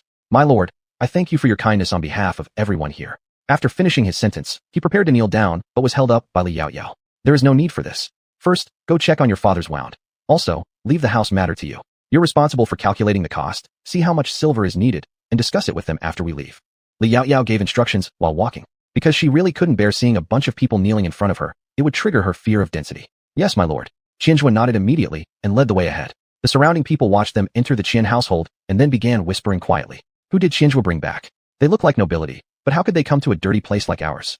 The people looked at them with disdain, either hitting or cursing. But the two beautiful girls dressed like celestial beings looked different from the noble people they had previously seen. I seem to hear Qianzhua and Qianluo call that girl my lord. Could it be that they sold themselves to treat Qian's old father's illness? Who knows? Anyway, if these two nobles are willing to come to a place like ours, selling themselves would mean living better lives, at least not freezing and starving with us anymore. Day after day, no one knows when it will end. An elderly person sighed and huddled there, shaking his head before entering the room. Yet the temperature inside and outside the house was no different, cold enough to make him shiver. He walked to the bedside and covered the old lady lying on the bed with his outer garment, feeling colder himself. They were doing this daily. Whoever felt cold would wear this piece of clothing for a while. The other person remained curled up on the bed, covered with a furred animal skin that the old man hunted when he was young, already several decades old, and long ineffective. Perhaps it wasn't even as warm as the cotton clothes on his body now, even though the cotton clothes inside were stuffed with bulrush flowers mixed with a few chicken feathers. Old woman, perhaps we won't make it through this year either. When we pass away, let's give our things to the 2 children from the Chin family. Their situation isn't any easier than ours. The old woman on the bed didn't respond because her whole body was stiff with the cold, and she couldn't speak. The old man sighed and then crawled onto the bed, holding the old woman in his arms, managing to share a little warmth this way. At this moment, Li Yaoyao still entered the Chin family's house. Although it wasn't warmer than the outside, the surroundings had been blocked off by the 2 siblings, preventing any wind from coming in. Lying on the bed was their father, who hadn't fallen asleep. Seeing them, his eyes lit up slightly. "My lord, it's a bit dirty inside. Please wait at the door while we tidy up quickly." They hadn't returned at noon today, so the bed must be very dirty. If it weren't for their father's injury, they wouldn't have wanted to bring their lord to such a dirty place. How could a place like theirs deserve such a noble visitor? Li Yaoyao naturally wouldn't refuse, so she held Li Shila's hand and said to the 2 people behind her, "Miao Yang, let's wait outside." Yes. The 2 lifted the door curtain and stepped out, moving further away from the door, allowing the brother and sister inside to breathe a sigh of relief.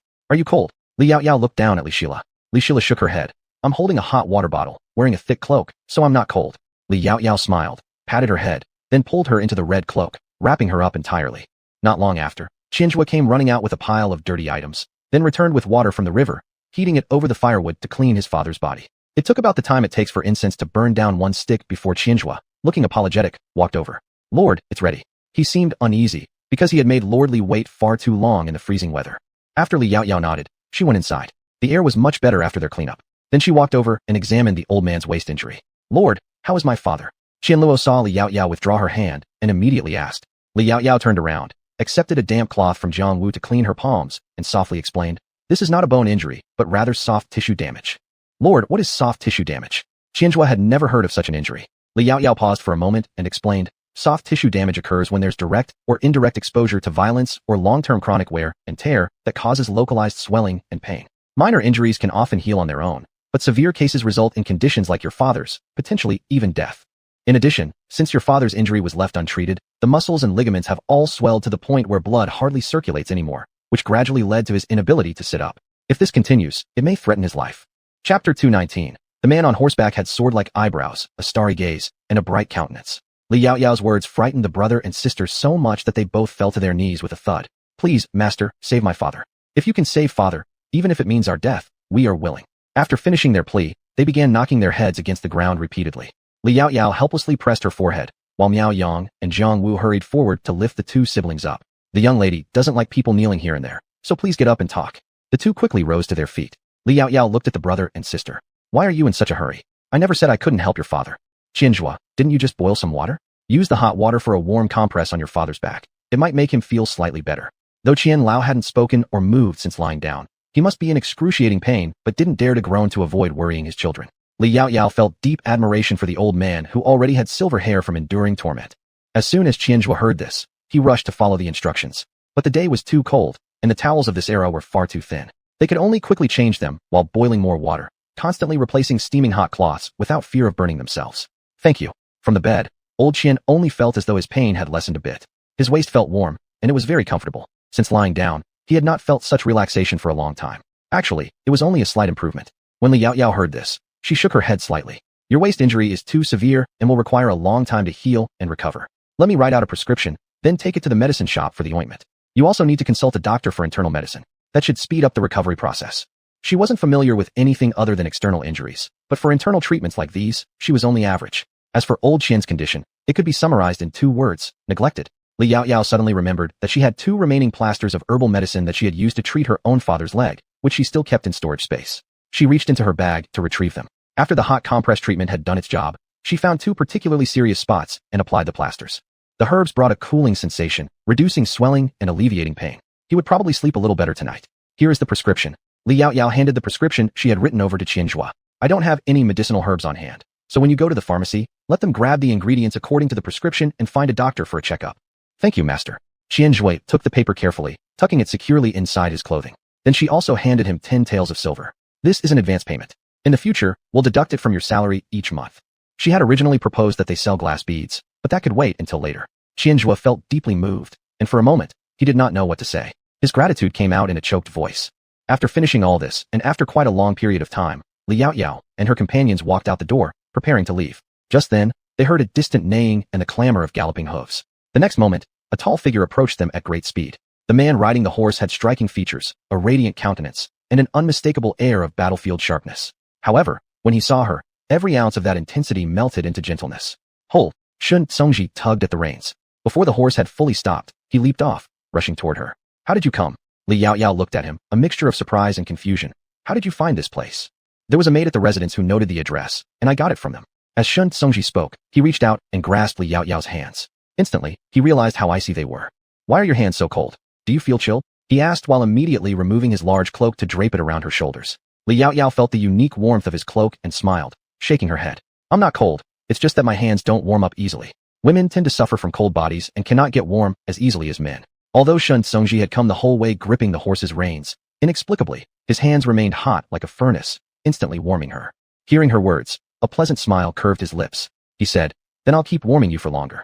Li Yaoyao immediately reciprocated with a gentle expression. Pausing a moment, Shun Tsongji asked her, are things settled here? Yes. Li Yaoyao nodded lightly. We're about to head back. Then let's go. Shun Tsongji released one of her hands, holding the other as he walked beside her. Li Shila also stepped away from her embrace, holding onto her other hand.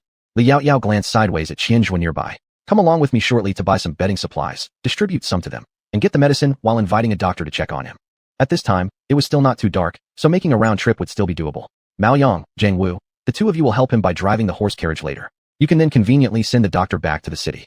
Yes, young lady. The two nodded their heads and responded. After Li Yaoyao had made all the arrangements, Qianzhua naturally obeyed.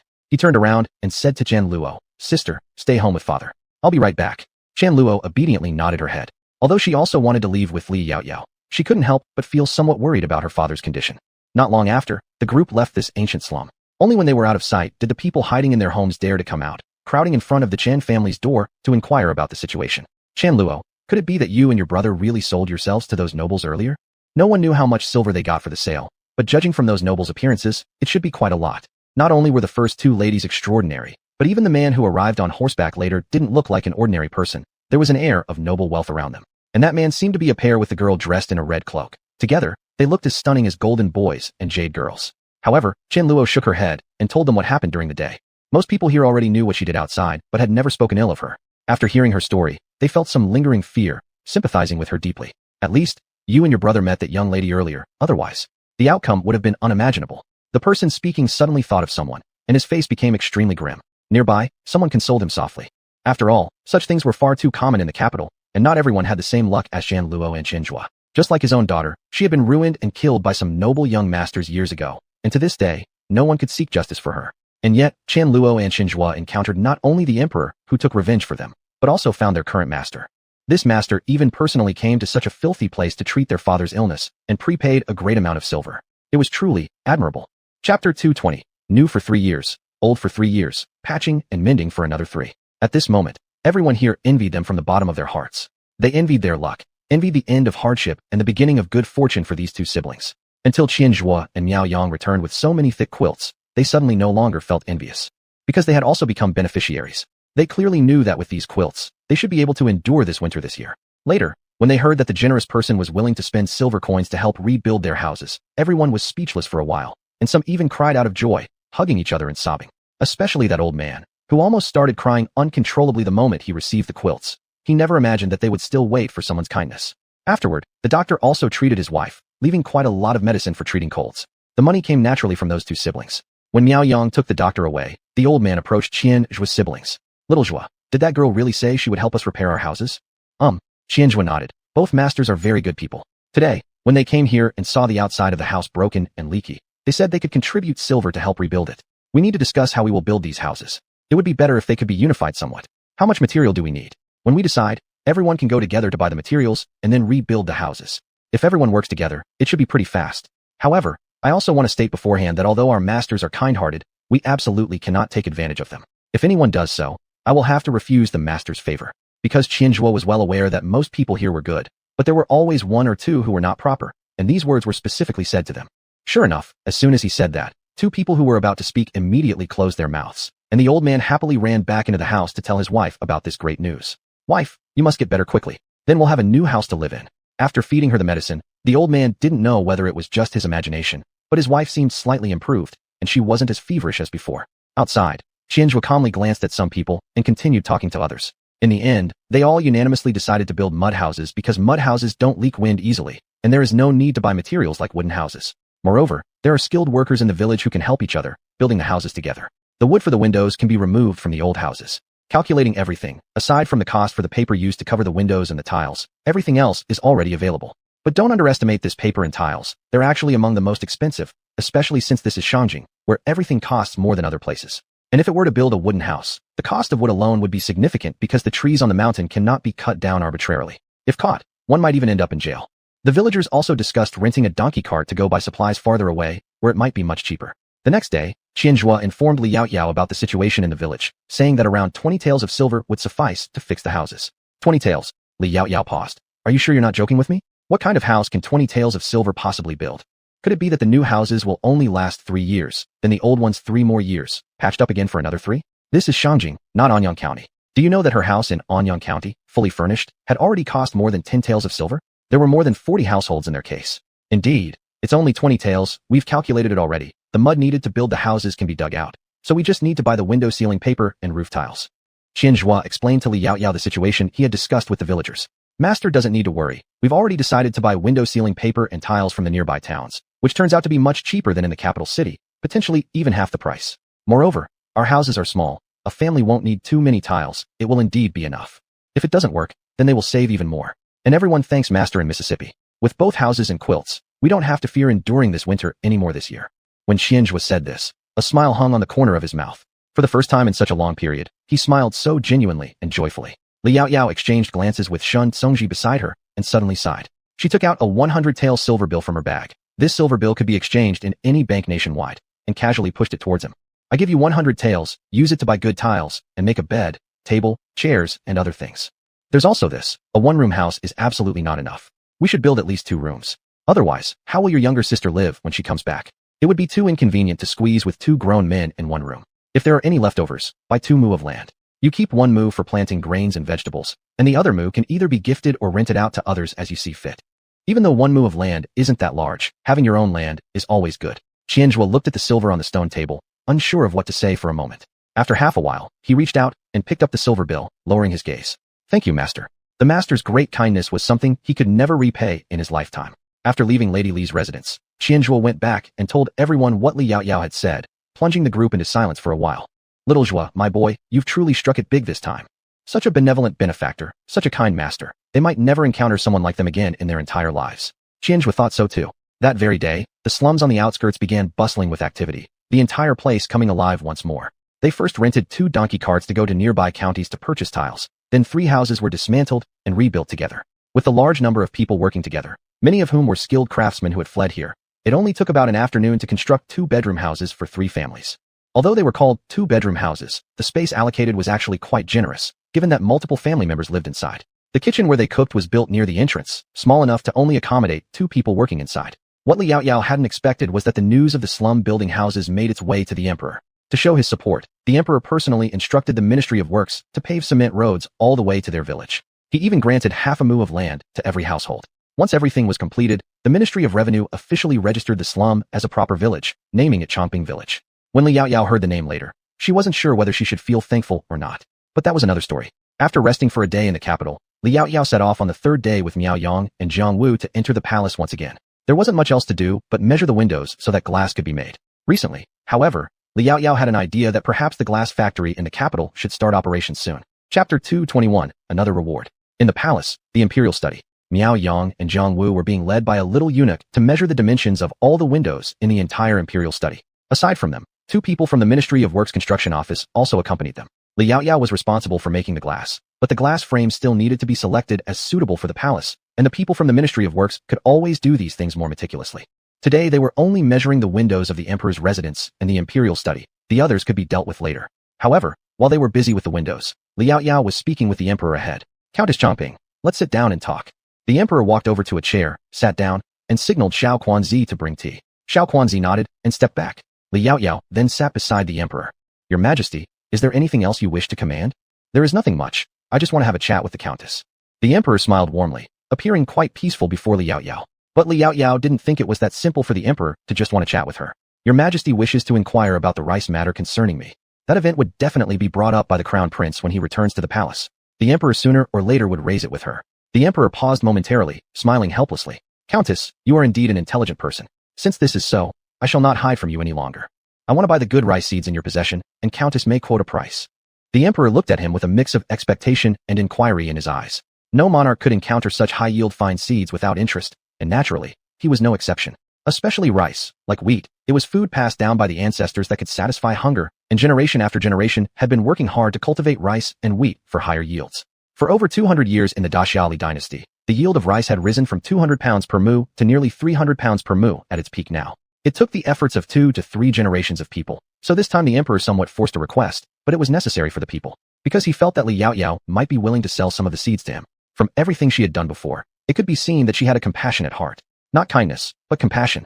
Kindness benefits individuals or certain families, whereas compassion benefits society. People who bear the weight of compassion mostly aren't ordinary. For example, the emperor. And at this moment, the emperor used the word compassion to describe Li Yaoyao, showing his regard and trust in her, plus her relationship with Shen Songji. In the emperor's view, she was one of his own. I know Countess mentioned to the crown prince that the amount of good rice seeds is very scarce. Therefore, whatever demands the countess makes, I can agree to them. For a moment, Li Yaoyao didn't know what she should ask for. Though it shouldn't involve demanding something from the emperor, sometimes silver for goods puts both parties at ease. After a while, Li Yaoyao slowly nodded. Yes, I can spare half of the seeds, but your Majesty must promise me one thing. Speak.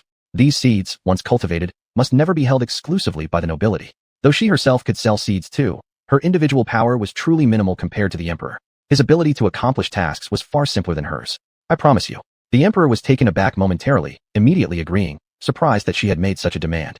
As for Li Yaoyao, as for what I personally desire, I would like my mother to receive a lady title. Is this too high a request?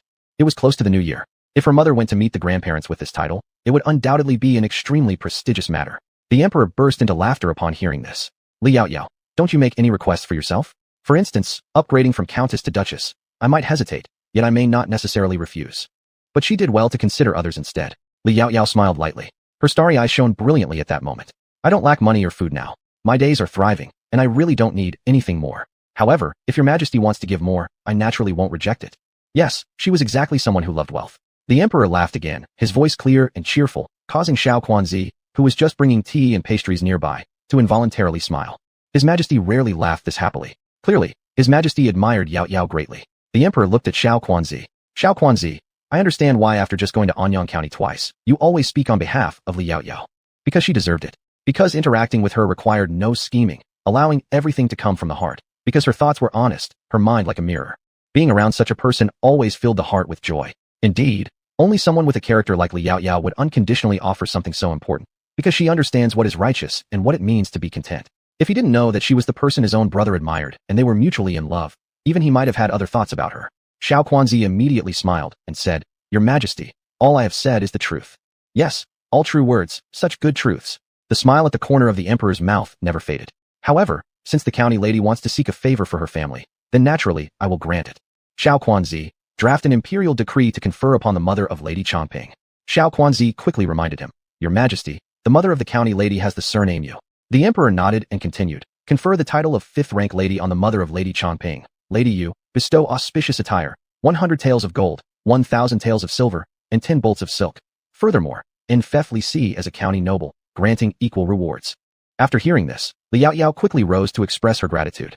Your subject thanks your Majesty. She had merely intended to request a reward for her mother, but unexpectedly, the emperor had also conferred a title on her father. It couldn't be denied that the emperor of Daxia was indeed commendable, which was why those who followed him remained so loyal. Even when exiled, there was no complaint about cooperating fully. The emperor laughed and waved his hand dismissively. Are you satisfied with this? Satisfied. Thank your Majesty for your grace. Li Yaoyao nodded, her eyes curving happily, clearly pleased. Given how considerate his Majesty had been, she thought she should offer him something more. Director Xiao, could you fetch some paper and a writing brush for me? County lady, please wait a moment. Xiao Quanzi hurried over to retrieve paper and writing tools from the desk. County lady, shall I grind the ink for you? Li Yaoyao replied. I'll dictate, and you can write it down. The script used in Daxia was somewhat different from modern times, and her calligraphy was far from beautiful. She decided not to show off inadequately in front of them. Chapter 222, the emperor's jest. If not, lady of the county, let me write it. Although the emperor did not know what Li Yaoyao wanted to write, he strangely felt it must be something good. Yes. Li Yaoyao naturally could not refuse, nor had a way to. Who would dare to refuse what has been spoken by the Son of Heaven? Subsequently, she explained all the methods she knew for making fertilizers. As the emperor wrote, his expression became increasingly uncertain. Truly, I never thought that these seemingly useless things could all become methods for increasing grain production. As an emperor, he had indeed never considered this. In fact, among the common people, they already use their own waste as fertilizer. It's just that they haven't explored other methods yet. If your majesty publicizes these methods, gradually they will naturally create other types of fertilizers. One should not underestimate the minds of farmers. When it comes to increasing production, they understand more than experts and have more ideas. The emperor nodded, folding it neatly and handing it over to Xiao Chuanza. Let the Ministry of Revenue handle this matter. Xiao Chuanza nodded and turned to walk out. Li Yaoyao paused for a moment. In fact, there's another simple method. Utilizing the ashes after burning dry branches, weeds, and crop stalks, called wood ash. This can also make the land fertile and is less prone to pests. But there's one point we can't overlook. Oh, which point? Upon hearing about wood ash, the emperor also believed this method was quite good, especially the part about it being less prone to pests, which was very important. Moreover, straw and trees were abundant and easier to come by compared to other resources. For a moment, Li Yaoyao truly didn't know where to start on this topic. How to put it? Your Majesty should also know that commoners in their daily lives consume a significant amount of firewood, and these dried weeds and even crop stalks originally served as materials for cooking. If all of these are used as wood ash, there won't be enough firewood for cooking, and lacking firewood would inevitably lead to massive deforestation. Once the trees are cut down entirely, floods and landslides will occur, the environment will deteriorate, dust storms will rage, and diseases will increase. At that point, cities will turn into deserts, leaving people homeless. These are all consequences of losing large forests. These words from Li Yaoyao genuinely startled the emperor. Could it really become this serious? He initially only thought about increasing grain production, but didn't realize that the absence of trees could be so terrifying. Without trees, if the capital city turns into a desert, it would become a place with no way back. Li Yaoyao nodded. Indeed, one mustn't underestimate the chopping ability of commoners. If they knew that burning these materials increased production, they would definitely overcut the forests. Even though the forest cover in Dia Dynasty now was lush, there would eventually come a day when it's all cut down. Li Yaoyao had once heard an elder say that in the 70s and 80s, coal was still expensive and hard to obtain in their region, so every day, they went up the mountain to chop wood for cooking and heating. But how could the growth rate of trees keep up with human destruction? Within a few years, the trees became sparse. Later, certain areas began experiencing landslides during heavy rains, causing casualties. Unable to do anything else, the village decided not to allow any more tree cutting. Each day, they could only collect branches and ferns from the mountains at fixed times, which resulted in insufficient firewood, leading to undercooked meals. For quite some time afterward, only when the government policies eased did things improve. It wasn't until the availability of briquettes and gas stoves that the trees on the mountains began to recover. Seeing her expression, the emperor temporarily abandoned this idea. Because he clearly knew that if he publicized this method, the frenzy among commoners and noble merchant families would be extremely terrifying. If your majesty truly insists on mentioning this, you could instruct them not to throw away the ash after using firewood, but instead collect it and add it to the previously made fertilizers. There's no need to explain it explicitly. Commoners might not easily consider this aspect. Li Yaoyao calmly offered a suggestion to the emperor. And what if they figure it out? The emperor felt uneasy. Li Yaoyao smiled, slightly shrugging her shoulders. If they think of it, then they're smart. But that'll only be a minority, it doesn't matter. Even if commoners eventually all know this method, it will take many, many years. By that time, your majesty can come up with other solutions. Some things will resolve themselves naturally. Worrying about them now is premature. As the emperor watched Li Yaoyao talk elegantly, admiration gradually filled his eyes. Picking you up from poverty, it was like finding a treasure. Yet, Li Yaoyao's eyes sparkled, smiling gently. How would your majesty know? I found him, and that's like finding a treasure too. Many of the things she has achieved today have much to do with Shin Songji. After all, if it were someone else, someone who wasn't Shin Songji, but an ordinary official, would they not take all the credit for themselves? After all, any one of the ideas she provided would amount to a significant political achievement, and few could resist the temptation. You're right. Songji is not just your treasure. He's also a treasure of our great Xia. There will be important matters for him to handle in the future. I believe that you will become his capable assistant, and perhaps even a pillar of strength for great Xia. The emperor looks forward to that day. The emperor trusted his judgment and was certain it wouldn't go wrong. Yes, thanks to your majesty's auspicious words, I believe I will not disappoint you. They smiled at each other. At this moment, the people from the Ministry of Works and Miao Yang had finished their measurements and approached. Your majesty, are the measurements complete? The emperor raised his eyes, slightly reining in his smile. Yes. The official respectfully replied. The windows of the imperial study and the Qinqing palace have all been measured. Upon hearing this, Li Yaoyao smoothly stood up. If so, your majesty, I shall take my leave. The emperor chuckled lightly, teasing her for once. Surely you're not worried about Songji waiting outside? Not really, but I do want to check if Songji has found a location for my glass factory. Today, Shun Songji originally intended to accompany her into the palace, but Li Yaoyao declined and asked him to find her a factory for sale in the capital. I see. The emperor hadn't anticipated this reason. No wonder Songji didn't come with you today. I thought he'd been dragged off by uncle to train soldiers again. The emperor laughed. Li Yaoyao perked up her ears, but the emperor said nothing more, only stating, since Songji is still waiting outside, you may leave the palace first. Yes, I take my leave. With that, Li Yaoyao departed with Miao Yang and the others, and the Ministry of Works also retreated. The emperor watched their retreating figures, inexplicably feeling a hint of envy. They were not like him, destined to be confined within these square walls, battling wits with the same group of people forever. Chapter 223. Li Yaoyao hooked his arm and leaned all her weight onto him. As soon as Li Yaoyao stepped out of the palace gate, she saw Shen Songji already waiting there. She waved at him happily and then rushed over, throwing herself into his arms. Shen Songji caught her effortlessly. Li Yaoyao rubbed her head against his chest. Songji, I'm tired. Although the emperor seemed pleasant to interact with, talking to such a powerful figure always felt tiring and a bit stressful. I'll carry you. Shen Songji was about to turn around, bending down to squat. No need. Just let me lean on you. Li Yaoyao hooked his arm and rested all her strength on him, like a boneless snake that could almost wind itself completely around him. Shen Songji kept one hand bent while the other brushed the hair off her forehead. Their interaction left the guards and people from the Ministry of Works behind them dumbfounded. After all, it was absolutely impossible for men and women in those times to act so enthusiastically toward each other. So General Shun likes this kind of woman, does he? Actually, I had planned to introduce you to some of my close friends today. Since you're so tired, I'll have someone cancel the meeting first. We can set another date later. What do you think? Upon hearing these words, Li Yaoyao straightened up instantly. Your friends? Are they like brothers? Wah?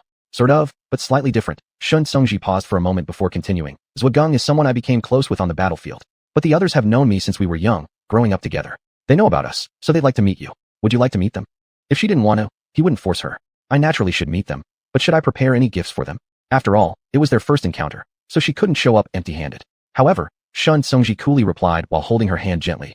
Why should you prepare gifts for those boys? If anyone needs to give gifts, it's them who should be giving something to you. If they offer you a gift, don't hesitate to accept it. Those guys come from families with no shortage of money. Since you've said this, I won't hesitate either. Li Yaoyao spoke and turned around, untying the badge from her clothes and handing it over to Miao Yang. Miao Yang, Zhang Wu, when you go back to the estate after lunch, please measure the glass for the big families. Be meticulous and don't make any mistakes. Also, tell Alu that I will return a little late and bring her some sugar-coated haws when I get back. Both immediately agreed, though they were somewhat nervous inside. It seemed Shun Songji noticed something and opened his mouth softly. Jiang Qi will come to the residence shortly to accompany you to measure at each household. There's no need to worry. Thank you, Master Shun. Relieved, both sighed deeply, and Li Yaoyao would naturally say nothing. He also understood their nervousness, but sooner or later, they'd need to face various types of people, so they might as well practice having courage. Moreover, since they were going instead of her, and behind her stood the Emperor and Marquis Manor, those officials certainly wouldn't trouble her associates, which is why she felt comfortable letting them handle things themselves at those estates. The list was taken from Shun Guangfeng, all being those who had registered earlier with the intention of ordering custom glass windows. Shall we go? Shen Songji looked down at her as if asking her. Li Yaoyao nodded. Shen Songji mounted the horse swiftly, slightly lowering his shoulders, extending a hand towards her. Li Yaoyao grabbed his hand, and with a little effort from him, she was pulled up onto the horse. Just like the second time they met, he pulled her into his embrace.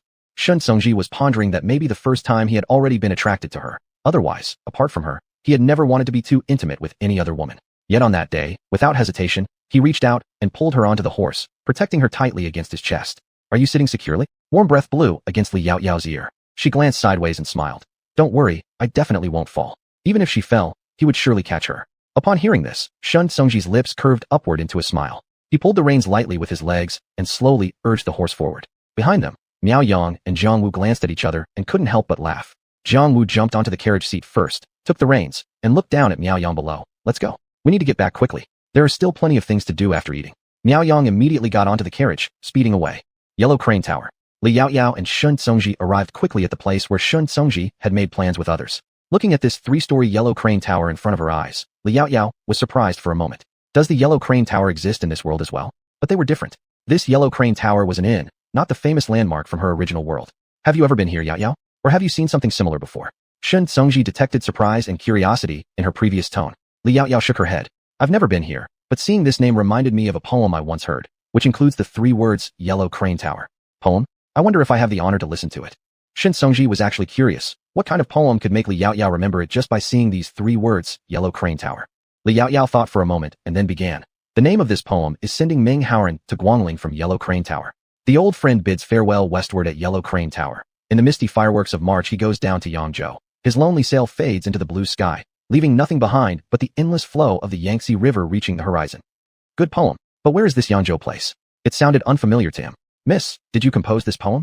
A man dressed in white appeared, holding a paper fan, looking elegant and tall with a three-tint smile that made him seem very approachable. Certainly not.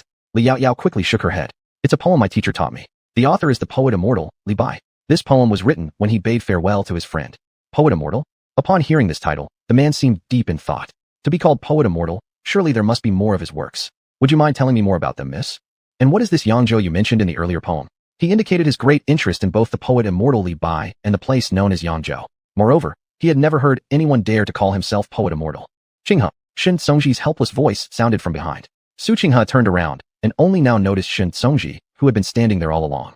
His quick eyes darted back and forth between Shen Songji and Li Yaoyao.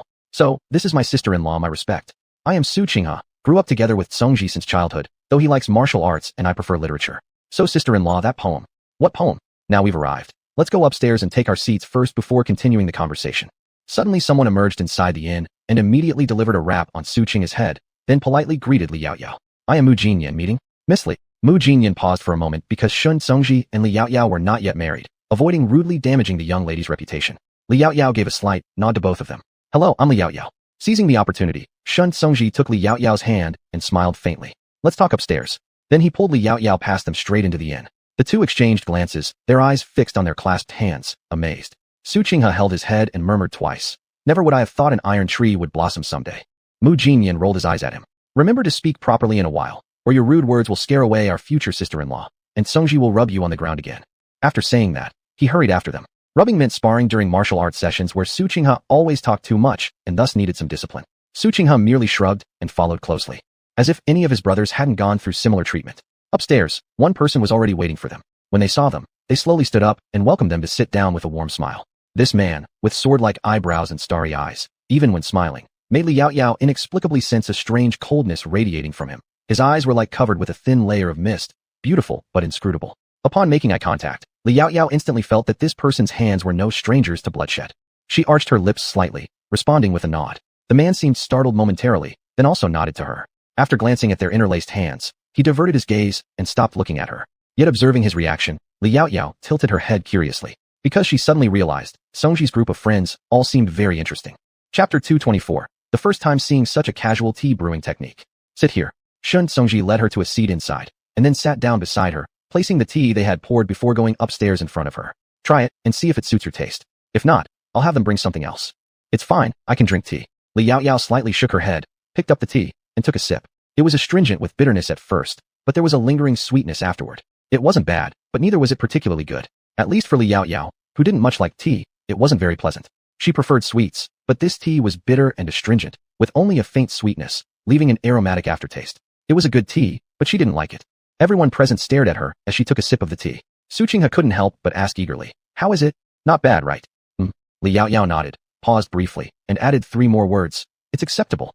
Just acceptable? Su Qinghe seemed somewhat incredulous. This is tribute tea from the royal tea garden, specially brought by Old Gu to entertain you. Most people don't get this kind of treatment. Old Gu refers to Gu Weian, the commander of the embroidered uniform guard, who had been waiting upstairs all along.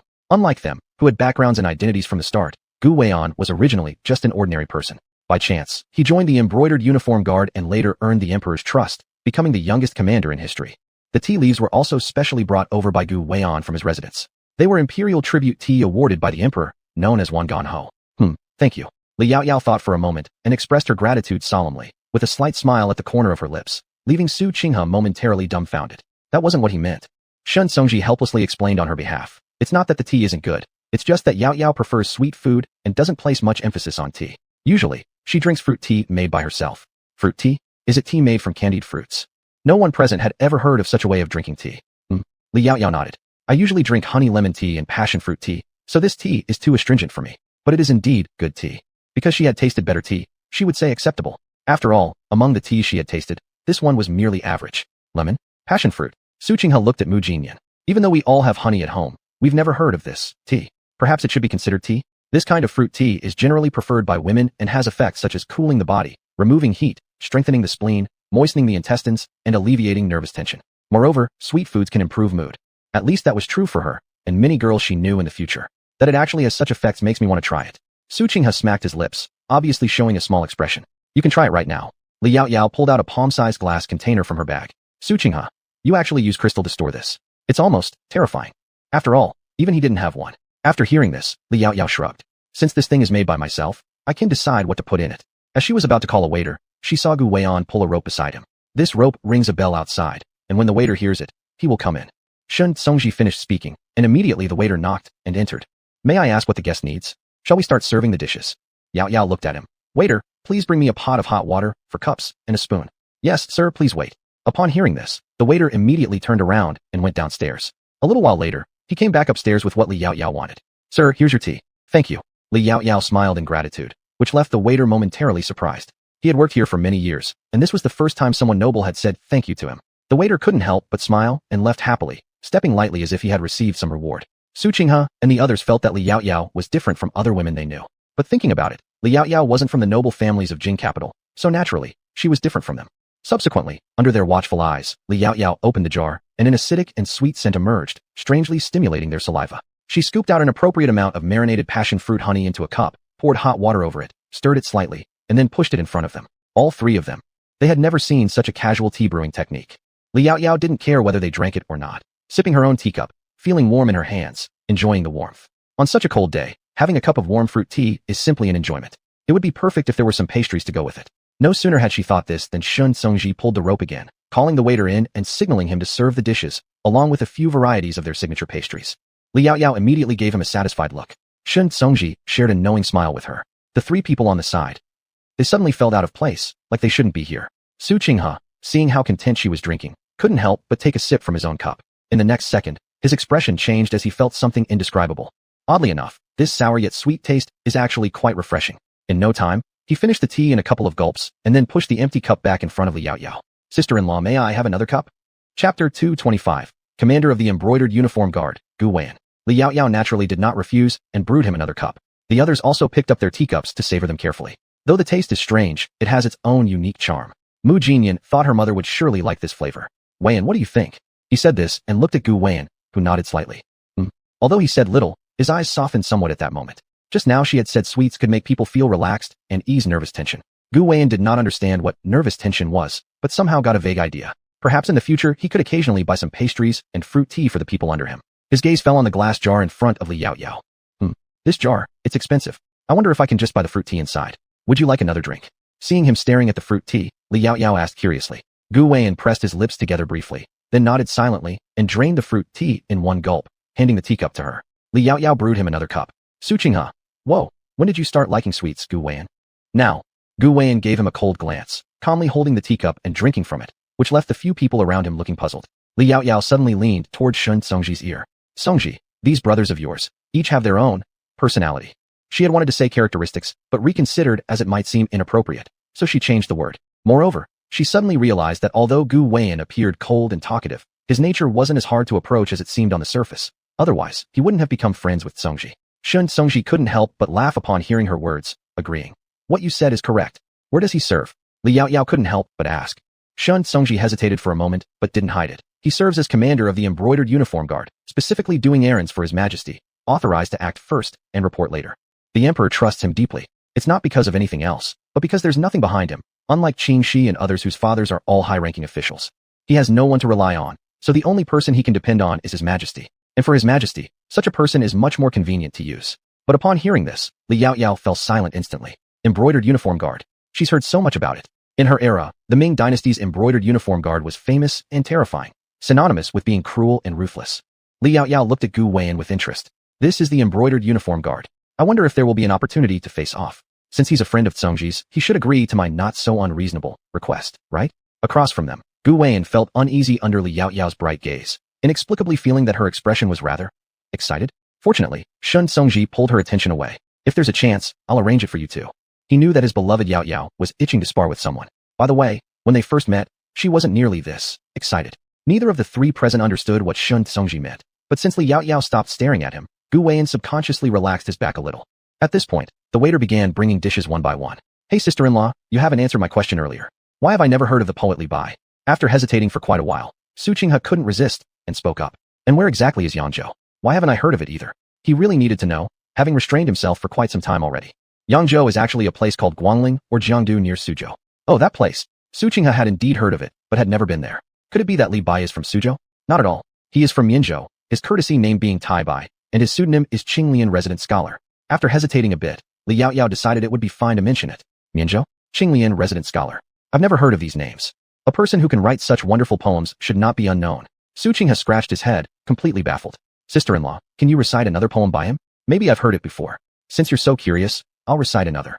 Li Yaoyao pondered silently in her heart, wondering which poem she should choose. The next moment, she suddenly brightened up. I've got it. Invitation to wine. Have you not seen the yellow river's waters rushing from the sky, rushing to the sea and never returning? Have you not seen in the bright mirror of the grand hall the sorrow of white hair, in the morning still black silk, by evening turned snow? At life's feast we must revel in joy. Do not let the golden goblet face the moon in vain. Heaven made us talents. We shall surely be useful, spending thousands of gold pieces, yet they will return again. Let the wineglass never stop, sing a song for you, and ask you to lend me your ears. Call the children to bring out fine wines. Let's rid ourselves of worldly sorrow together. Excellent. What an incredible line. Heaven made us talents. We shall surely be useful, spending thousands of gold pieces, yet they will return again. From the first word, the four people present were shocked by the boldness of this 7-character poem, almost as if they couldn't believe their ears. When the pen falls, it startles wind and rain. When the poem is completed, ghosts and spirits weep, as said by Du Fu. This Master Tai Bai is truly a divine being. Mu Jinyan then mused silently. Could it be that even a gifted man like Master Tai Bai had times of unappreciated talent? The court today cherishes and recruits talented individuals. This shouldn't happen. But within this poem lies an interweaving of disappointment, confidence, anger, and resistance, making listeners feel deeply saddened and infuriated. After listening, Li Yaoyao just smiled faintly. Throughout the millennia of Chinese civilization, those who remain unrecognized for their talent are far more than just Master Tai Bai. Brother-in-law, are there more? Are there more? Su Qinghe was already completely drawn in by Li Bai's poetry and character. Li Yaoyao nodded and recited 2 more lines. And delight in life with 1 cup before death. Why seek eternal fame after passing on? Heavens above, laughing aloud, we stride forth. What kind of person would we be confined to trivial lives among the common grasses, etc., plenty more. If you're interested, I can recite all the poems I remember and compile them into a book. Would you buy it if you see it? Li Yaoyao believed no one could resist Li Bai's poems. Naturally we would buy it, meeting such an exceptionally talented individual. Su Qinghe grinned foolishly at Li Yaoyao, rubbing his hands. Gu Wen added, I can also recommend him. He believed Master Tai Bai, who wrote these poems, would surely want to do practical things for the common people. Yet Li Yaoyao merely shook her head. Master Tai Bai has already passed away. These poems I heard from my teacher. Compulsory education for 9 years. Everyone had to memorize them. As Li Yaoyao's words sank in, the atmosphere grew quiet instantly. Even Su Qinghe's playful smile disappeared without a trace. Could he have died? For such a talented individual to no longer serve the court was truly disheartening. Chapter 226. I'm not. Don't make up nonsense. I'm not worthy. Yaoyao, is Mr. Tai Bai really dead? Shen Songji couldn't help but ask. His Majesty needs people now. If Mr. Tai Bai were still alive, either he or Weiyan could recommend him to His Majesty. Li Yaoyao nodded. He has been dead for several hundred years.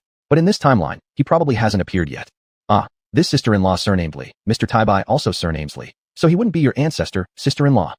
Su Qinghe started imagining wildly. But upon hearing this, Li Yaoyao's hair practically stood on end, and she immediately denied it 3 times. I'm not. Don't make up nonsense. I'm not worthy. If Mr. Tai Bai were her ancestor, then their Li family would truly have burned incense for good luck for hundreds, no, tens of lifetimes. Isn't that Li Bai? Upon hearing this, Su Qinghe burst out laughing. Sister-in-law, you are too funny, ha ha ha. Li Yaoyao. Her fists tightened, but the next second, she suddenly smiled, her voice clear and pleasant. Ascending high places. The wind howls, apes wail mournfully, islands clear with white sand, birds return, boundless falling leaves drift down, endless Yangtze River. This dish is quite good. Su Qinghe's eyes widened. What about after endless Yangtze River, sister-in-law? Please finish the sentence. He was getting impatient from her leaving the sentence half-finished. However, Li Yaoyao simply ignored him and handed a piece of chicken to Shen Songji. The taste is good, give it a try quickly. Speaking, she poured herself another bowl of chicken soup, took a sip. If we used tender ginger and added more of it, it would be even better. Li Yaoyao doesn't like fresh ginger, but she loves the hint of ginger flavor in chicken soup. It has to be young ginger though. After listening, Shen Songji also took a sip, nodded.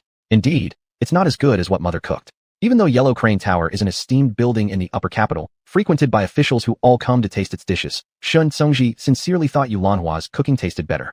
Really, Mu Jinyan couldn't help but pour herself a bowl, tasting without noticing much difference. Songji, since you became an official in Anyang County, your palate seems to have become quite picky. This soybean stewed chicken has always been one of the most popular dishes at Yellow Crane Tower. Shen Songji smiled, pouring a bowl of fish broth for Li Yaoyao, who had finished her chicken soup. Try this fish broth, it's pretty good. Li Yaoyao nodded, took a bite, and her eyes lit up even more. It's delicious, try some yourself. As she spoke, she unconsciously scooped a spoonful and offered it to Shun Songji's mouth. An action so normal between boyfriends and girlfriends in later times left all the men around them speechless. Shun Songji froze, unsure whether he should open his mouth for the fish broth right in front of him. Why are you just standing there? Eat already. Li Yaoyao saw his bewildered expression but did not realize how inappropriate this was. Shun Songji ultimately opened his mouth and ate it. It's delicious. How had he not known before how tasty this fish could be? Mu Jinyan and Gu Weian exchanged glances, noticing something peculiar in each other's eyes. Songji, you don't eat fish, do you? When they were together in the past, he would never touch fish due to his dislike of the fishy smell. No matter how the fish was prepared, they believed that the smell had disappeared, yet Shun Songji could still taste it. Today, however, he actually ate the fish broth. The freshness of the fish in the broth was certainly strong. But Li Yaoyao was puzzled by their reaction. You don't eat fish? Didn't he eat it at her place every day? Shun Songji, I do eat, but rarely in front of them. So they misunderstood. Even if he didn't use to eat fish before, seeing so many commoners starving taught him otherwise. Moreover, the fish in Li family was indeed well prepared, loaded with seasonings that masked the fishy taste. Gradually, he learned to enjoy fish without hating its odor like before. The other three present believe you like ghosts. We think you're just being shameless. But Li Yaoyao nodded after hearing his explanation. Eating fish is good. Fish meat contains abundant protein, which can boost your immunity and improve the quality and amount of muscles in your body. Look at our family, we eat it often. As she spoke, she deliberately poked at the muscle on his arm, picked up his small bowl in front of him, and served another bowl, pushing it toward him. Eat more. Shun Songji chuckled lightly, devouring the fish in 2 bites. It was only because of Yaoyao that each time she told him to eat something, she could always justify it with reasons. Although he didn't understand all the reasons fully, since she said it, he obeyed. Although he himself was satisfied here, those opposite looked completely dumbfounded. Sister-in-law, does eating fish meat really have so many benefits? This time, it was Mu Jinyan who asked the question, as a certain someone was still feeling uncomfortable from that 7-character poem and wasn't as energetic as before. Indeed, you all can also have more. The two immediately became obedient and served themselves a bowl. If sister-in-law said so, she probably wouldn't be deceiving them, right? After all, for those who had heard about her feats, she did seem somewhat mysterious. Chapter 227. What a waste of talent. After all, who could possibly transform from an ordinary peasant girl in just a few short months to a titled county lady with her own fief and income? Even more astonishingly, everything she presented was something they had never seen before. Most importantly, how on earth did she manage to subdue Shun Songji? This is Shun Songji we're talking about, someone who vowed to die in battle and never marry because it would delay others' futures. Yet, she managed to subdue him so completely, which was absolutely terrifying. Su Qinghe, not scary at all. As long as my sister-in-law recites the whole Ascending Height poem and lets him hear it, he'll think she's not scary at all.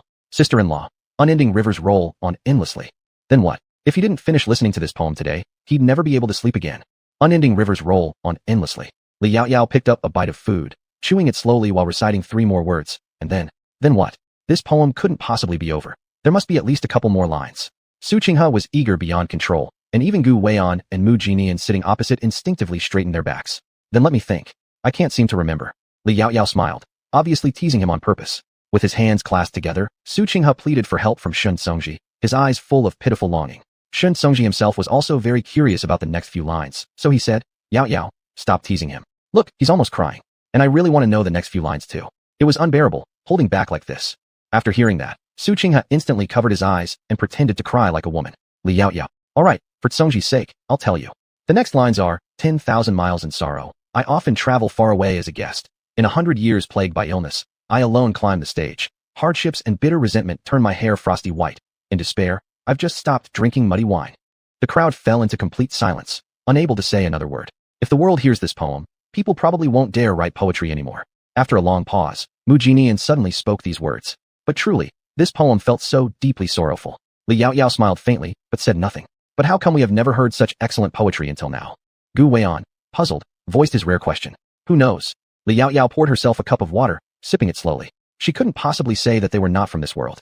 However, I can tell you one thing. My teacher mentioned that Master Du Fu wrote more than a dozen poems for Master Li Bai.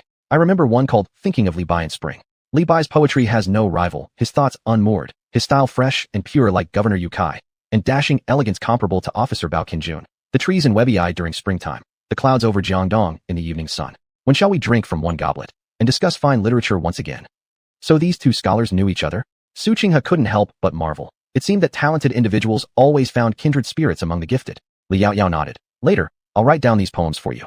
Help me publish a collection so everyone can read them. In fact, she had been pondering a question this entire time. Since she could exist in this world, could there be others who had also appeared here? In novels from the future, protagonists always plagiarize these poems as if they were their own work, reaping fame and profit without batting an eyelash, showing no remorse. Since that was the case, why not make them public? Let everyone enjoy these great works together.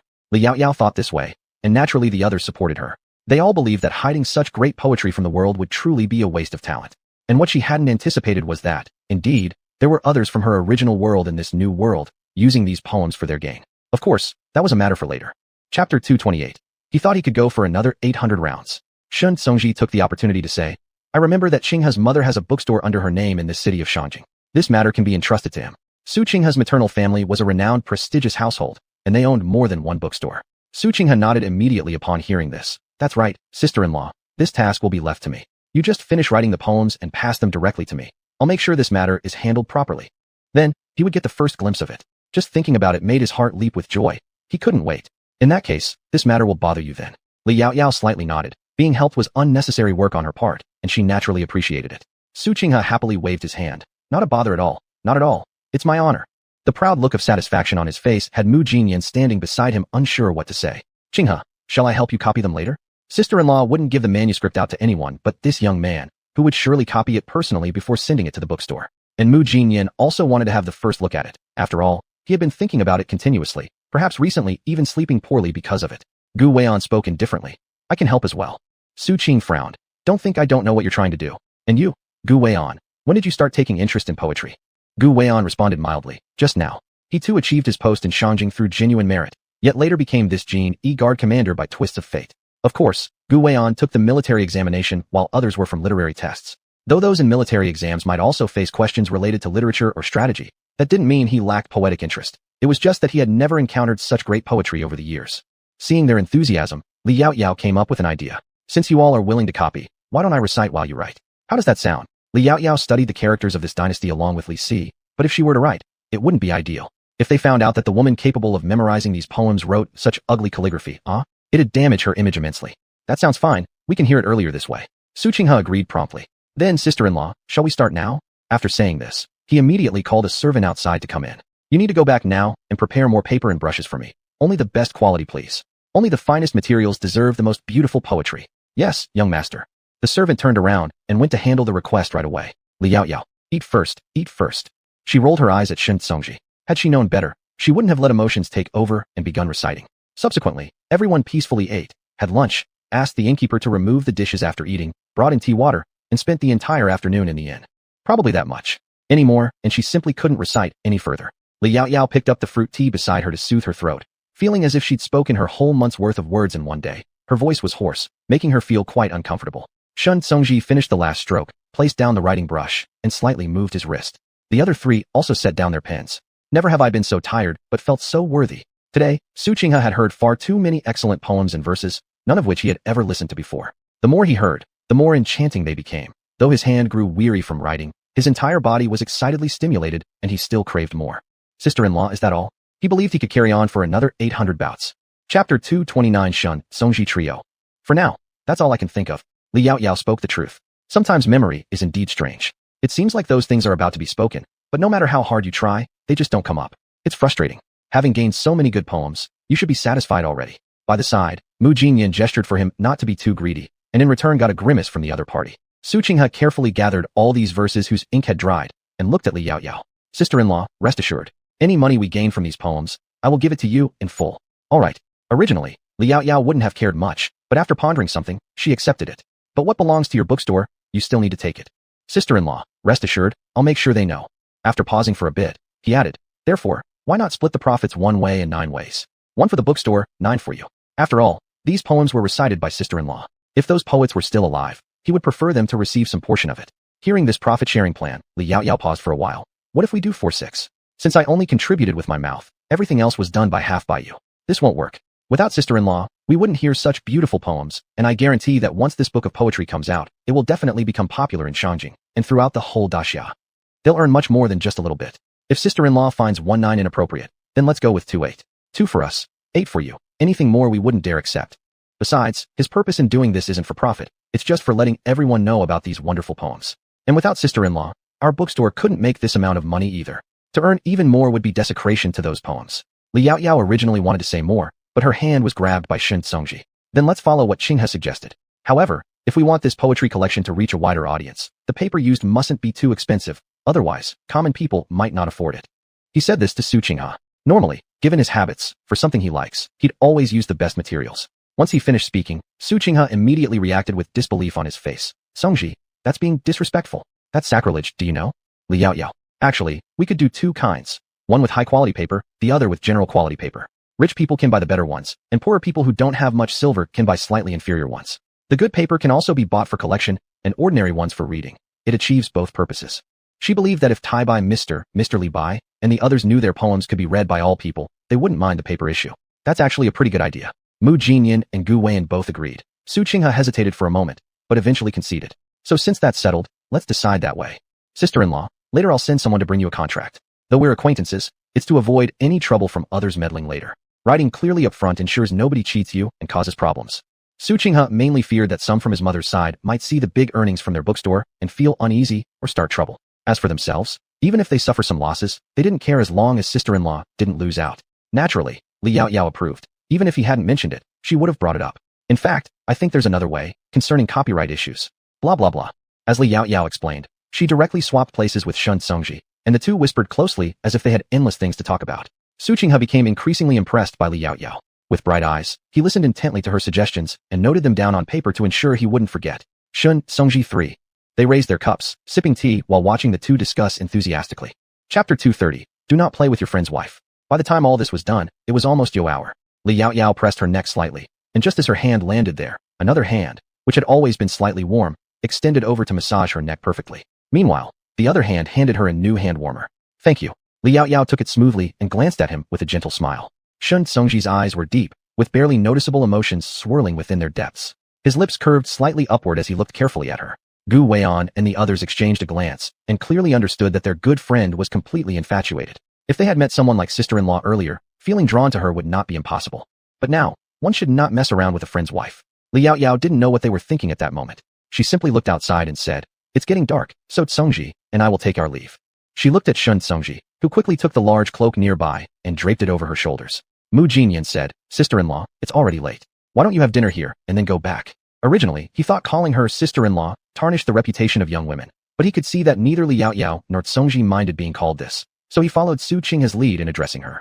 However, Li Yaoyao shook her head. "I've already been out all day. My younger sister is waiting for me at home, and I need to return to have dinner with her." After hearing this, everyone thought for a moment and decided not to press further. Subsequently, Li Yaoyao and Shun Songji got up to bid farewell and turned to walk away side by side. As they walked, the two occasionally turned their faces and talked about something, sometimes laughing. From afar, they truly appeared to be an ideal couple. Songji really found himself a treasure this time. Su Qinghe said enviously, "If I knew going out once could bring back such a great bride, I'd have gone for a stroll too. Unless you wander into bringing back a fierce tigress, then you'll be crying later. If the fierce tigress is as talented as sister-in-law, I wouldn't care. Then I'd treat her as royalty and burn incense morning and night." He hadn't finished speaking when Mu Jinyan interjected with a wry smile. "Burning incense morning and night. So you're worshipping her like a bodhisattva." "Worshipping her like a bodhisattva would still be nice. If I were truly lucky enough to encounter someone as capable as sister-in-law, I wouldn't dream of touching her anyway." Although this man lacked modesty, there was still some self-awareness within him. And if he were to truly encounter someone as exceptional as sister-in-law, he reckoned she likely wouldn't even look at someone like him. Actually, someone as skilled as sister-in-law would match well with someone like Songji. Plus, I heard that sister-in-law's martial arts are also unique. If she ever accompanies Songji onto the battlefield in the future, she will surely be his excellent helpmate. What do you think? Mu Jinyan nodded in agreement, while Gu Weiyan lightly hummed, feeling somewhat as if something had been left undone all along. What was it? He tilted his head slightly in thought. At this point, Li Yaoyao and Shun Songji had already reached the building's downstairs level, where the shop attendant brought out the horse for them. "Do we head straight home?" "To buy some food for Lu on the way back." These past few days, she had been busy with her own affairs and had no time to spend much time with her. After listening, Shun Songji nodded, mounted the horse gracefully, and bent down toward her, extending his hand with a soft gaze and smiling eyes. Looking at him, Li Yaoyao slightly curled her lips upward, quickly reaching out, allowing herself to be pulled aboard by him. The two swiftly set off toward the pastry shop. Chapter 231.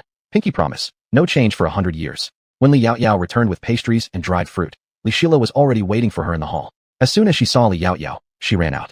"Big sister, I knew you'd come back to have dinner with me." Saying that, she leaned into Li Yaoyao. Li Yaoyao held her close and, moving one hand, touched her slightly cold little face before smiling gently. "Little Li said it right. Big sister will definitely return." Beside them, Qianluo quickly added, "Miss was out all day today, and little Miss didn't eat much at lunch." The kitchen had just prepared dinner and asked little Miss to eat first, but she refused, saying that she would certainly wait for the Miss. "Stupid girl, it's Big Sister's fault. Next time, If big sister goes out all day again, I'll definitely take you with me. Li Yaoyao understood her unease. In this unfamiliar Shangjing, even with maids around, peace of mind was hard to find. Li Shila immediately brightened up. Big sister, pinky promise. Pinky promise was a method Li Yaoyao had taught her earlier. Okay. Li Yaoyao extended her hand, locking pinkies with hers. Pinky promise, no change for 100 years. Keep your word, or you'll become a little doggy. Seal the deal. Their thumbs sealed the agreement, and Li Shila held her small hand, grinning foolishly. The servants watching their interaction found it very curious. Shun Tsungji stood nearby watching, a faint smile spreading on his face, quite gentle. If someone observed the three from afar, they really did look like a family of three, one playing around while the other smiled. Li Yaoyao took Li Shila's small hand in one of hers and turned to look at Shun Tsungji. Tsungji, will you stay to finish dinner with us later? She was merely thinking that since he had finally returned, perhaps she had been occupying too much of his time and should return him to his family for a few days. After all, in 2 more days, he would have to leave Shangjing with her and return to Anyang County. All right. Shun Tsungji nodded and naturally reached out to take her other hand, the three walking toward the house together. The next day, Shun Tsungji did not come over, but early in the morning, he personally informed Li Yaoyao that the emperor had summoned him to discuss important matters, so he probably wouldn't be able to visit all day. As for the glass factory, he said he would accompany her to see it the next day. Li Yaoyao did not mind. After all, with the house chosen, everything else would have to wait until after the new year. She looked at Li Shila sitting beside her quietly eating snacks. Little Lu, big sister has nothing to do today. How about we go out for a stroll? They had been here for 3 or 4 days now, yet she hadn't properly taken her out to experience the prosperity of Shangjing. No sooner had the words fallen than Li Shila immediately put down the snack in her hand and eagerly came over. Big sister, is it true? In fact, Li Shila had always wanted to go out, but without her big sister, she didn't dare to go alone. Of course it's true. Li Yaoyao smiled and instructed Chunlan, who was standing by. Take little miss back to change into a brighter outfit. Since they were going out to play, she must look good. Yes. Chunlan bowed and took Li Shila back inside. Not long after, she came out wearing a red outfit. All these clothes had been prepared and placed there by Xiao Quanzi since she moved in. Li Yaoyao stood up, and Xiaozhu immediately draped a heavy cloak that she had fetched from the room around her shoulders. Thank you. Li Yaoyao smiled gratefully, which startled Xiaozhu. Although it wasn't the first time, each time their mistress spoke such words, they were always surprised. Li Yaoyao didn't mind these reactions, for she was simply used to it. Subsequently, Li Yaoyao left the house with a large retinue, including Chengxiaqiu, spring, summer, autumn, winter, Qianluo, and 2 male servants. It wasn't because she sought to be conspicuous. Rather, since they were going out, she wanted to buy all the things they needed. Chapter 232, An Accident? The place where the county lord's residence was located was the most expensive part of Shangjing, with mostly aristocrats of the court around it. There were few people around, and commoners certainly had no right to appear in such a place. Li Yaoyao pulled Li Shila onto the carriage, and after a while they arrived at the bustling market. On either side of the bustling market were all kinds of stalls, clay figurines, spices, porcelain, and some literati selling their copied books or reproduced original paintings quietly sitting there reading books, only standing up to explain when someone asked. Unfortunately, most people just looked, and few actually bought. They didn't seem to care, continuing to sit down and read. Not only that, but there were also many people carrying poles and pulling donkeys shouting their wares here and there, creating a lively atmosphere. Behind the stalls were shops, taverns, pawn shops, restaurants, and tea houses, most of which were fully occupied or booming in business. As long as the stalls on the street didn't block their main doors, everything went smoothly. There were also quite a few pedestrians on the street. Men, women, old and young, gossiping, haggling. Li Yaoyao lifted the curtain of the carriage and looked out, hearing the noisy calls of vendors. Li Shila looked outside with excitement in her eyes. What store would you like to visit next? Li Yaoyao asked Li Shila. Li Shila thought for a moment before speaking. Sister mentioned before that we should buy new clothes for father and mother, so let's go buy for father and mother first. Good. Li Yaoyao nodded, not expecting Li Shila to always remember this thing, remembering what she had said about buying clothes once they arrived in Shangjing. Thinking about it, she said to the outside. Chunlan, go to the tailor shop. Yes, Mississippi. This title Miss was actually Li Yaoyao's own request. She made them call her Miss instead of County Lady, making it more comfortable. There was a clothing shop not far from the carriage. Chunlan walked by the window of Li Yaoyao's carriage. Miss, there is a Chung clothing store ahead. Some noble ladies in the capital love to buy clothes there. Let's go there then. After thinking for a moment, Li Yaoyao replied. Yes. The carriage quickly stopped in front of the Chung clothing store. A clerk from inside immediately came out, holding a step stool, quickly placing it by the carriage, without even waiting for the coachman to retrieve it from behind the carriage. The service was quite excellent indeed. Seeing the carriage stop, Li Shila excitedly got up and stepped down, while Chunlan and Qianluo hurried forward to support her. After she descended from the carriage, Li Yaoyao then got out. Chunlan wanted to extend her hand to help, but was refused, as she gracefully stepped down. The clerk looked at the Li Yaoyao in front of him, with no impression whatsoever. However, in Shangjing, anyone who could ride in a carriage was probably an important person, plus there were several servants around her, thus he must treat her well. Thinking so, he moved slightly closer by 2 steps. Please come inside, miss. Li Yaoyao lightly acknowledged his greeting with a nod before taking Li Shila's hand and walking inside. Perhaps being responded to while saying something like that was the first time for the clerk. He was slightly surprised, momentarily dazed, then quickly ran to lead Li Yaoyao ahead. Are you going to buy ready-made clothes for yourself and this little lady? Li Yaoyao nodded. First, I will buy some for elders, and then we'll see.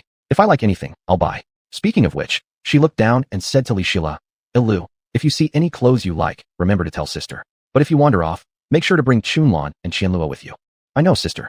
Li Shila obediently nodded her head, immediately captivated by the various beautiful outfits inside. Sister was right earlier. The clothes in Shanjing were indeed much prettier than those from the previous place. After hearing Li Yaoyao's words, the assistant led her to the middle-aged clothing section. Miss, how do these look? Most of these fabrics were relatively luxurious, suitable for officials and nobility to wear. Li Yaoyao shook her head. I want something understated but comfortable to wear. In short, simple luxury. Because Li Yaoyao knew that if it looked too extravagant, her parents wouldn't wear it. But now she wasn't lacking money and naturally couldn't let her parents continue wearing shabby patched-up clothes.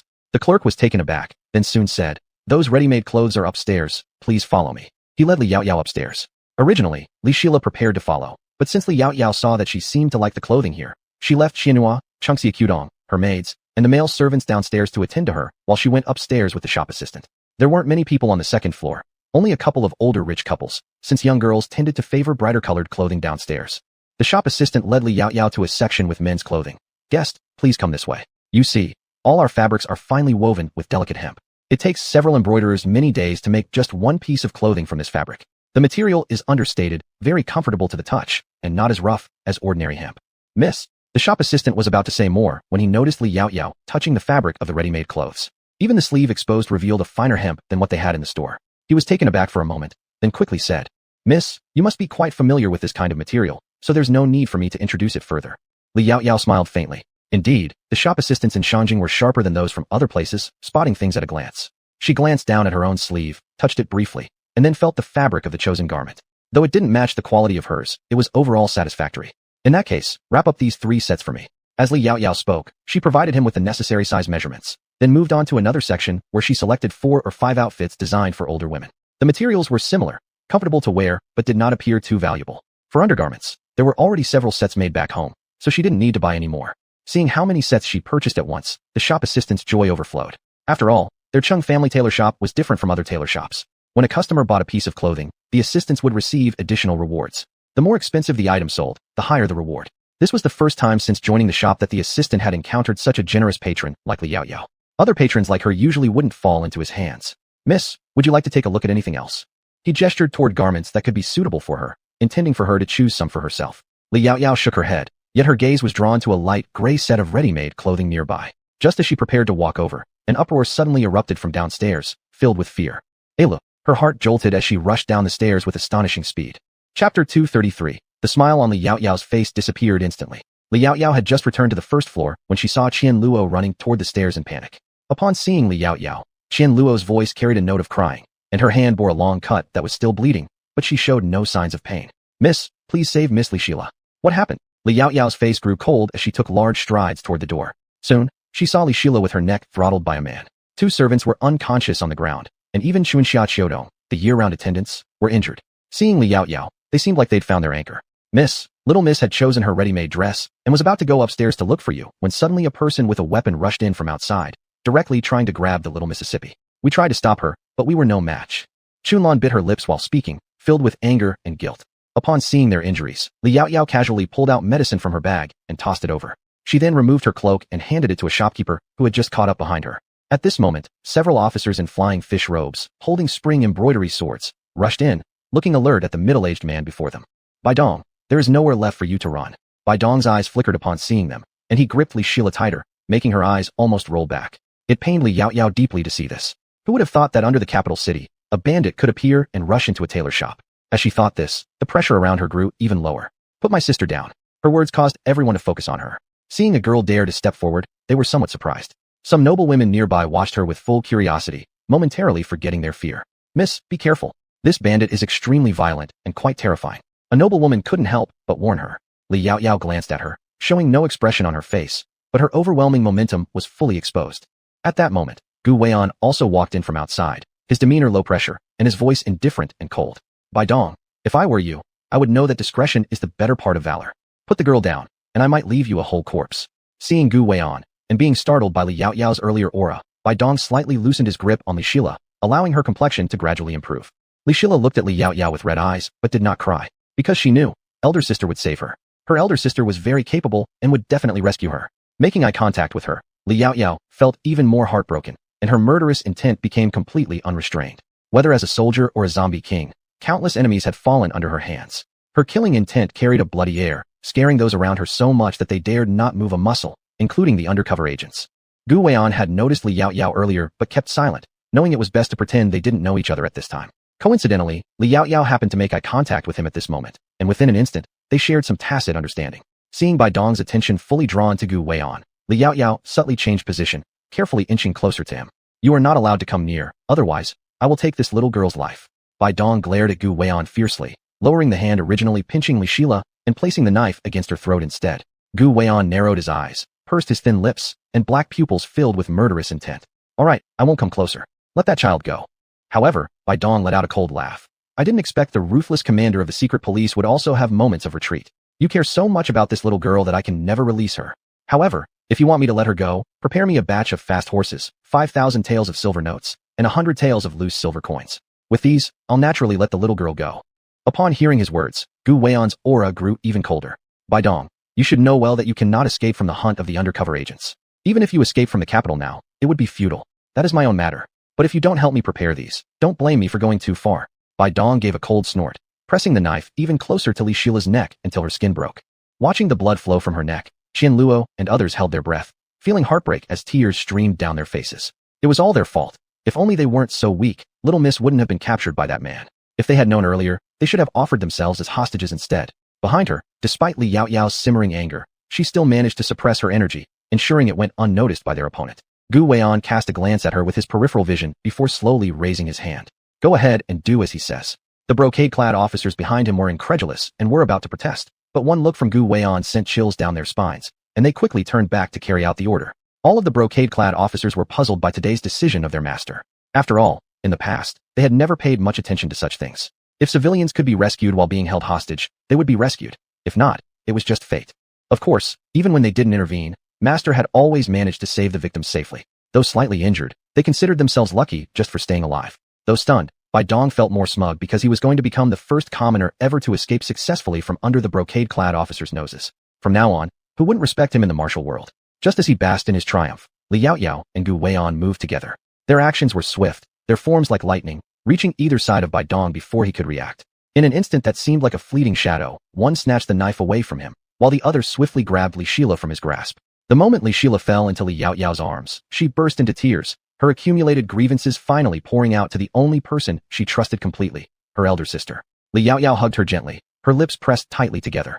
Her presence exuded an aura colder than even Gu Weian's, yet her other hand tenderly patted Li Shila's back. Everyone around had been holding their breath as Li Yaoyao and Gu Weian made their move and sighed in relief as soon as it succeeded. By then, the brocade-clad officers had already stepped forward and bound Bai Dong. After soothing Li Shila and applying some powder to her neck wounds, Li Yaoyao spoke softly to her. Be good, little Lilu. Can you wait for your elder sister for a bit? I'll be right back. Even though Li Shila's eyes were still brimming with tears, she obediently nodded. Li Yaoyao gave her a smile before rising and turning around, whereupon her expression became serious and lost all traces of warmth instantly. Chapter 234, Li Yaoyao's Ruthlessness. She emitted an icy aura, stepping closer and closer to the villain. Her lips were pursed, her fierce eyes glaring directly at him. The Imperial guards, ready to grab the person, hesitated when Gu Weian stopped them. In the next moment, she suddenly reached out and gripped Bai Dong's neck tightly, forcefully lifting a man much taller than herself off the ground. Around her, cries of shock erupted, but Li Yaoyao paid them no heed. Bai Dong's hands, assisted by the Imperial guards, struggled helplessly as his feet kicked futilely in the air. His eyes began to whiten, seemingly about to expire. Evil save. Master. The surrounding Imperial guards were confused. Why was their master letting this woman act so freely today? This was an important prisoner for the Imperial guards who needed to be interrogated thoroughly upon return, not to die here. Unfortunately, Gu Weian remained unmoved, calmly watching Li Yaoyao as if the matter had nothing to do with him, because he could tell that Li Yaoyao did not intend to take the man's life. Sure enough, in the next second, just as everyone thought Li Yaoyao would strangle the man to death, she suddenly let go, allowing Bai Dong to fall straight to the ground. Then, Li Yaoyao looked toward Li Shila with a gentle smile. Hey Lu, close your eyes. No matter what you hear, don't open them. All right. Li Shila obediently closed her eyes, turning her head to bury it in Chunlan's chest. Chunlan immediately hugged her, covering her ears with her hands. The instant Li Shila's ears were covered, Li Yaoyao pulled out the dagger from her boot and thrust it sharply into Bai Dong's shoulder blade. Oomph! Just as Bai Dong was about to scream in agony, something was shoved into his mouth, preventing him from yelling further, only leaving him to groan in pain. He already regretted his decision. If he'd known this young girl had an older sister as terrifying as Gu Weian, he wouldn't have dared to kidnap her simply because she was the smallest and easiest target. He originally thought that kidnapping a noble lady would make Gu Weian wary, never expecting he'd provoke such a formidable woman. It was truly too terrifying. By this point, almost all the young ladies around were thoroughly frightened by her actions, yet there were a few who watched her with shining eyes. Chun Chao, this young lady is so handsome. Why don't I have an older sister like her? She was envying her so much that she almost drooled. An older sister who could rescue you from bad people and then avenge you? It was like something from a dream. When the girl thought about her own brother's frail scholar-like appearance, she instantly felt disgusted. So utterly useless. At this time, Liao Yao had already pulled out the dagger from Bai Dong's shoulder, wiping it calmly on his clothes before putting it away. She stood up and looked at Gu Weian. I apologize for causing you trouble. Gu Weian shook his head slightly. He deserved to die? County mistress need not concern yourself. The nearby imperial guards exchanged glances. They hadn't realized that Liao Yao was actually a county mistress, and furthermore, the attitude their master had towards her was far too gentle. But hearing these words, Liao Yao smiled softly. The fierceness of a few moments ago had vanished, replaced by calmness. She said, since you're a friend of Ji, you are also my friend. If you don't mind, you can call me Yao Yao as well. Gu Weian pressed his lips together and, after a while, nodded lightly in agreement. For some reason, every time he wanted to call her sister-in-law, along with Qinghe and others, the word couldn't come out of his mouth. Liao Yao didn't care about this. Names and the term sister-in-law were, after all, just titles. Onlookers observing the interaction between the two were surprised that Liao Yao could talk so easily with those merciless imperial guards. Most importantly, even evil Yamagu Weian seemed rather compliant in front of her. These two words popped into the minds of many people, causing them to shiver. Impossible. He was the commander of the imperial guards, Gu Weian. At this point, Gu Weian had already signaled the utterly shocked imperial guards to take the man away. He looked at Liao Yao, opened his mouth, as if he had something else to say. At this time, Liao Yao had already returned to Li Shila's side, noticing that the bleeding from her neck had stopped. She then took out a bottle of dark medicine from her bag and carefully wiped it onto Li Shila's neck with a cotton swab. It will hurt a bit, try to bear it. Li Shila hummed in agreement, looking at Liao Yao's worried expression, saying, don't worry, Lu was just in pain earlier, now it doesn't hurt, ouch, anymore. You call that not hurting? Liao Yao smiled helplessly, a note of guilt in her voice. It's a sister's fault. I should have stayed with you or taken you upstairs first, then you wouldn't have gone through this. But Li Shila shook her head, inadvertently pulling on her neck, causing her to wince in pain. It's not a sister's fault. No one could have guessed there would be bad people, and a sister has already protected me very well. She said this while patting Liao Yao's hair just as she usually did, which made Liao Yao feel somewhat amused yet sorrowful. All right, lift your head. A sister needs to disinfect your wound. Otherwise, if it gets infected, it could be life-threatening. The iron tools in ancient times were probably even more toxic than modern ones. Unfortunately, there was no tetanus vaccine in this world. Otherwise, she would definitely take her for a shot. Li Shila obediently lifted her head and let her wipe the wound. After finishing, Liao Yao handed the medicine to Chunlan. You guys should also use this to disinfect again, then reapply the medicine. She had forgotten about this due to the extreme anger earlier. Thank you, young lady. Chunlan took the medicine with gratitude, moved that Liao Yao still thought of them, and gave such precious medicine to these servants. After all, they failed to protect the young mistress properly. At this time, Gu Weian was still quietly standing behind her until Liao Yao finished applying the medicine on Li Shila's wound and turned around. Is there anything else you want to ask me? Or do you need me to go to the Jin Yi Wei to make a statement? It's not about this matter. Gu Weian shook his head. I just wanted to ask if you still have any of the fruit tea you previously took out. I would like to buy some. Fruit tea? I don't have much left, only a few cans. If you like, there's no need to buy. I can just give it to you.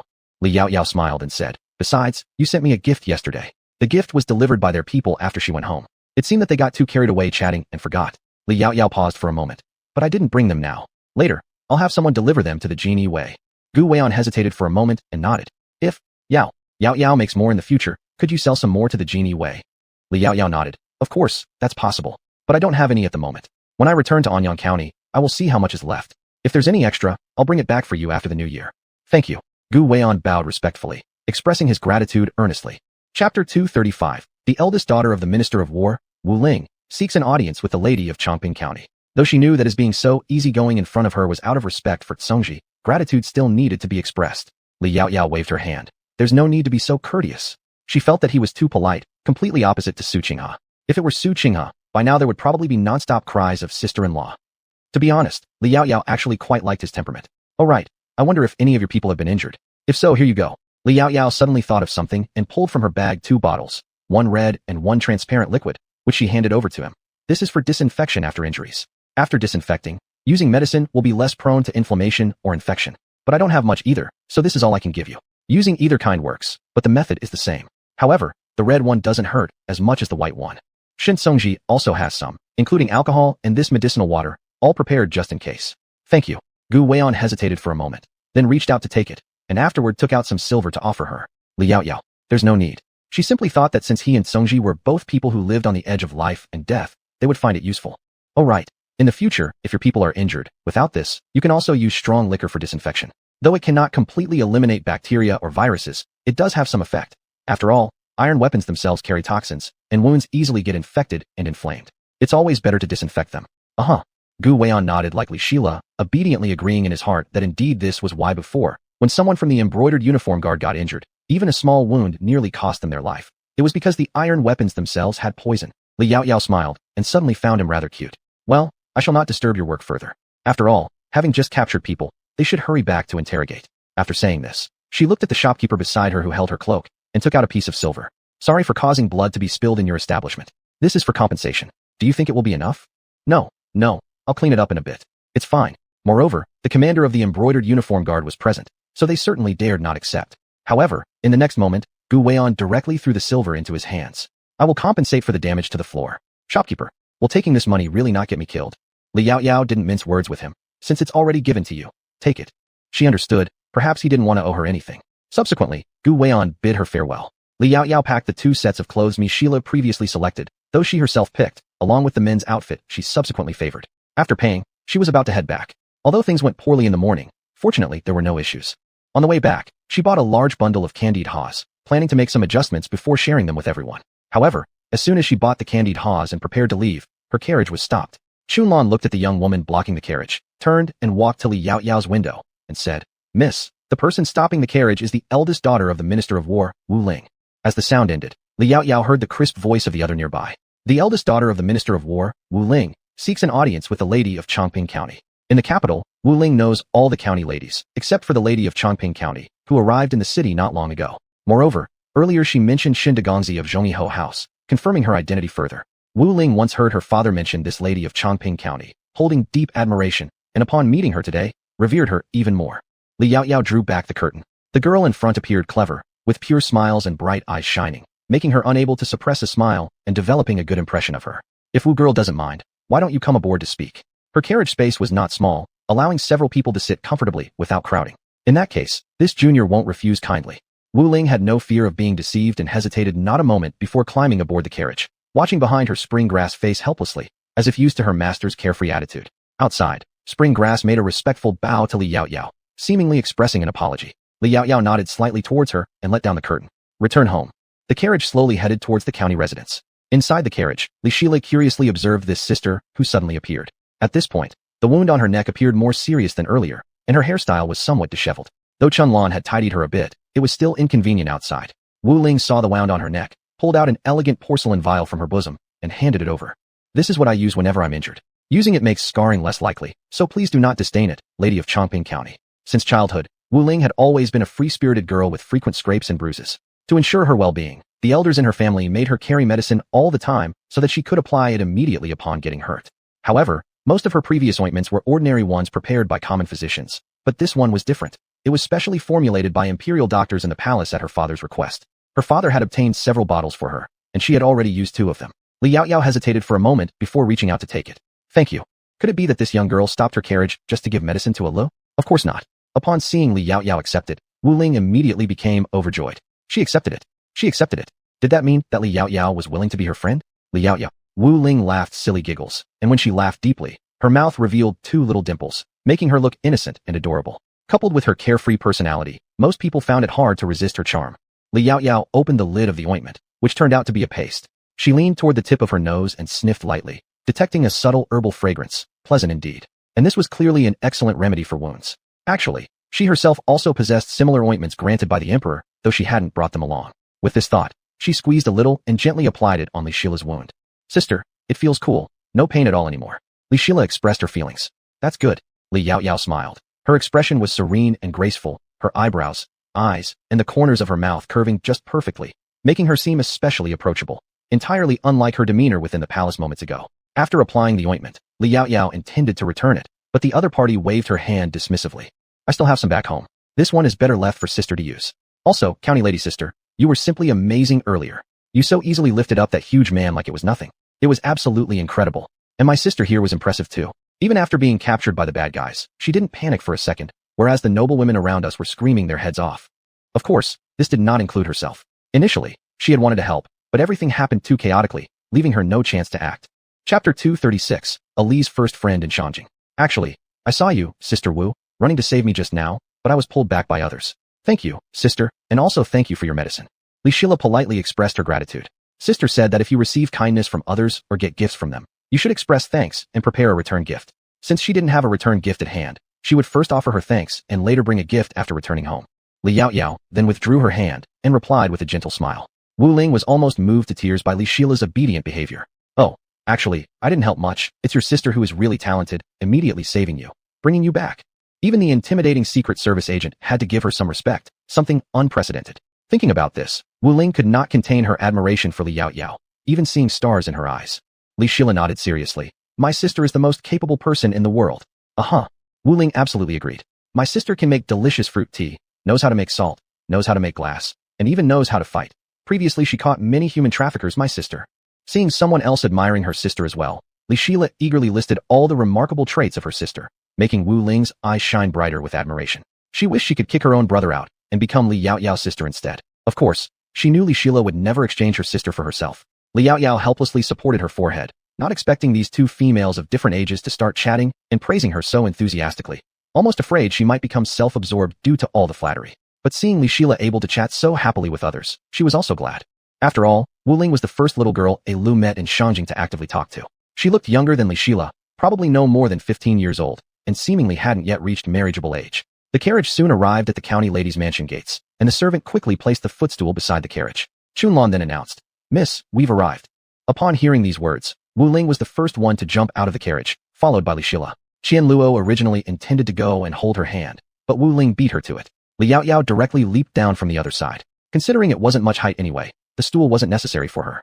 This is the county lady's residence. My father used to say the county lady upholds justice, so His Majesty especially ordered this mansion be renovated for her convenience in residing in Shanjing. You see, commoners generally don't get such treatment. Li Yaoyao smiled and responded, It's His Majesty's grace. Wu Ling shook her head. It's what Lady County deserves. My father says the lady has done many good things for the common people. She even unconditionally gifted her 10 acres of wheat fields that produced 1,000 caddies per acre to the court. Such magnanimity is rare. My father says he himself couldn't do it if he were the county lady. Because humans are selfish and often only think about their own benefits rather than what they can provide for others. Especially for officials like them who theoretically represent the people, not many actually fulfill this role entirely, let alone remain completely honest without any corruption. So quite a few people indeed admire someone like Li Yaoyao because, as an ordinary peasant woman, she thinks further than they do. She knew delivering those items to the emperor was the best course of action, and just happened to have someone trusted by the emperor nearby. All of this was simply too coincidental. Upon hearing her words, Li Yaoyao remained unmoved in her heart, since she also had her own purpose. She wasn't nearly as righteous as they described, but she was somewhat impressed by the responsibility borne by Wu Ling's father. After all, there aren't many officials in this world who admit that they couldn't do what she does. No wonder such a clear-minded child was educated by him. And from Wu Ling's personality, one can see that this Mr. Wu should not be overly biased towards boys over girls. It's a bit cold outside. Why don't we continue our conversation inside? Wu Ling quickly nodded in agreement. Li Yaoyao led everyone into the reception hall and had someone light the charcoal fire. The charcoal was provided by the emperor, and it was all high quality. I'll leave you two here to talk. I'll go to the kitchen to prepare these candied haws. Candied haws come in varieties covered in maltose syrup and some left unwrapped. Li Yaoyao bought the unwrapped ones so that she could prepare them personally when they returned. But upon hearing her statement, both felt uneasy. Sister lady, can I go with you? They also wanted to see how their sister lady prepared the candied haws. Wu Ling occasionally ate candied haws on normal days, but wasn't particularly fond of them. Li Yaoyao thought for a moment. That's fine. Why don't you two go to the kitchen first? I'll go back to the room to fetch some rock sugar. Saying this, she walked toward the inner rooms. Chunlan led them to the kitchen. On the way, Wu Ling couldn't help but ask Li Shila, Hey Lu, what is rock sugar? Why have I never heard of it? Rock sugar is made from sugarcane, and you can only extract a little bit from each stalk. There's also brown sugar, also made from sugarcane, which is best used in red sugar boiled eggs. Sister says girls benefit from drinking red sugar with stewed eggs and red dates. It helps replenish blood, improves complexion, just like me, with rosy cheeks. You have such a good sister, Lu, but I don't have one like her. I truly envy you for having such a wonderful sister. Wu Ling licked her lips. She wanted to eat the red sugar stewed eggs and those mysterious red dates too. Although she hadn't seen red dates before, they must be incredibly delicious. They must be very, very sweet. Seeing her pitiful look as if she had never tasted anything, Li Shila felt a little sorry for her. In that case, I'll ask my sister when we're done if there's any red sugar left. If there's still a bit, I'll give mine to you. How kind you are, Allah. My brother has never been so nice to me. Wu Ling really wanted to hug and kiss Li Shila twice. Eldest brother of the Wu family. So all the fruit preserves and pastries were gone just like that? Li Shila, flattered by her praise, blushed slightly, clearly very happy. After a while, Li Yaoyao arrived at the kitchen carrying a small jar of rock sugar and 2 kinds of fruits she had washed beforehand. Please start a fire, medium heat will do, no need to make it too big. Subsequently, Li Yaoyao instructed the staff in the kitchen. The other person immediately started the fire. Then Li Yaoyao poured an equal amount of rock sugar and water into the pot, slowly melting the rock sugar over medium heat until she spoke again. Reduce the flame a little more. Everyone around watched her every move curiously, their noses filled with the sweet aroma of the melting rock sugar, prompting involuntary swallowing of saliva. Among these people, many rarely or could not afford sugar in their daily lives, and today was their first time seeing such sugar. Even without tasting it, they found its sweetness appealing. Chapter 237. Shun Songji runs back from the palace. Before her eyes, the sugar gradually turned amber. Li Yaoyao added a few drops of lemon juice into it. Then she took a pair of chopsticks to dip a little sugar and put it into cold water. After cooling down, she took it out and gave it a slight knock. A small crack sound was heard as it broke. It should be about right. Actually, Li Yaoyao had never made it herself. She had only seen tutorials online before, so this was an initial attempt. Turn the fire down to the lowest, she said, taking 2 skewers of hawthorn first and putting them inside, then using a spatula to spoon sugar water bubbles over them evenly, placing them on a nearby dish afterward. You can eat them after they've rested for a moment. Behind her, Li Shila and Wu Ling unconsciously nodded their heads, swallowing their saliva. It looks so delicious. Wu Ling stared longingly and said. Li Shila nodded. How could something made by my older sister not be good? Li Yaoyao just smiled hearing what the two said, then made another couple of skewers and placed them aside. I'll make you a pulled sugar hawthorn later, but I'm not sure if it will succeed. Both heads nodded vigorously without paying attention to the hawthorn in front of them. Pulled sugar hawthorn. Sounds delicious. While speaking, Li Yaoyao casually asked someone to move the pot aside. When the sugar cooled down into liquid form, she took 1 stick of hawthorn and laid 3 lines of similar candy on it. With both hands holding the hawthorn, she pressed forward vigorously against the pot, pulling the string of sugar out, then rotated the hawthorn, covering it uniformly. And thus, the pulled sugar hawthorn was done. Sister, this pulled sugar hawthorn looks so beautiful. She had never seen such hawthorn before. On the side, Wu Ling also nodded with bright eyes. The surrounding maids and servants were all filled with surprise. They had no idea that hawthorn could be made like this. If they learned it, could they perhaps sell it later? But they merely thought it. After all, it was the method of county mistress, and they had no right to learn it, unless the county mistress agreed. Then Li Yaoyao made some more plain hawthorn skewers, coating peeled grapes and sliced bananas with sugar as well. After everything was done, she turned around with the tray towards Li Shila and Wu Ling. Try some. Without hesitation, the two picked up a skewer each of the pulled sugar hawthorn, followed by grabbing a grape and a banana and putting them in their mouths. One squinted at the sourness while the other looked extremely satisfied, instinctively giving a thumbs up. Delicious. What a special flavor. Crispy, sweet first then sour, tastes so good. Li Shila commented. Mine is not sour. The banana is soft and very delicious. What's this called? Bananas? I want to try one. Wu Ling quickly grabbed another one upon hearing and ate it, closing her eyes in satisfaction. Coming to stop a carriage face to face today was totally worth it. Good taste it is. Seeing their liking, Li Yaoyao handed the rest to Chunlan and others. These are for you all to share. She then glanced at their wounds, seeing that medicine had already been applied, and they weren't bleeding anymore. Li Yaoyao didn't plan on bringing the powdered medicine back either since they would need it afterward. Thank you, young lady. Everyone hearing her words hadn't expected themselves to have a share, immediately feeling grateful. Then Li Yaoyao proceeded to make even more according to the previous pattern, some skewered together, some scattered apart. She used glass lunchboxes to package them well, filling over a dozen boxes.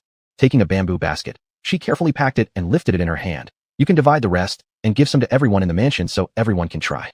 Pausing, she then said to Li Shila and Wu Ling, eat less, take care not to get toothaches. Both hurriedly nodded but subconsciously reached out to grab an ordinary hawthorn skewer again. Li Yaoyao smiled and didn't say much, only stating, I'll be going out for a while. Wait patiently at home for me, understand? Everyone nodded together. Qianluo, come with me. Li Yaoyao thought for a moment, believing that she should take her to see more of the world. Qianluo became instantly delighted upon hearing this. Grabbing a couple of hawthorn skewers and wrapping them in a handkerchief for her elder brother, she quickly followed out. Running to Li Yaoyao's side, she took the bamboo basket from her hand. Miss, let me hold it. Li Yaoyao released it accordingly. Miss, are we heading to Marquis House shortly? Li Yaoyao nodded, going around to her own room and bringing along several jars of fruit tea, walking toward the main gate. However, before they went out, they saw a figure rushing in swiftly, coming right in front of her. Yaoyao, were you injured? As he spoke, he checked her thoroughly from top to bottom, relaxing once he found no issues. Shen Songji had never been this anxious before.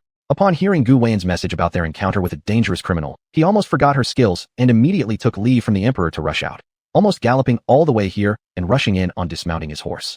It was only when he saw that Li Yaoyao was perfectly fine that his heart finally relaxed. Today really scared me. For the first time, Shen Songji spontaneously embraced her, regardless of whether it was overstepping or inappropriate. At this moment, he didn't care about anything. Li Yaoyao allowed herself to be held by him, smiling as she gently patted his back after regaining her composure. I'm fine. The one who got into trouble is Ale. She sustained a minor injury. Behind her, Qianluo had already stepped away, turning around so as not to disturb them. That's good. Shin Songji exhaled, slowly releasing her. Was Ale frightened? Frightened. So I specially bought some sugar-coated haws today for her to eat and distract her. Otherwise, nightmares were inevitable tonight. Shin Songji's eyes landed on the basket in Qianluo's hands. At this point, Li Yaoyao noticed Qianluo's condition too, calling out with a smile. Qianluo, come over here. This young girl was considerate and very brave today, so later, they needed to reward her a little.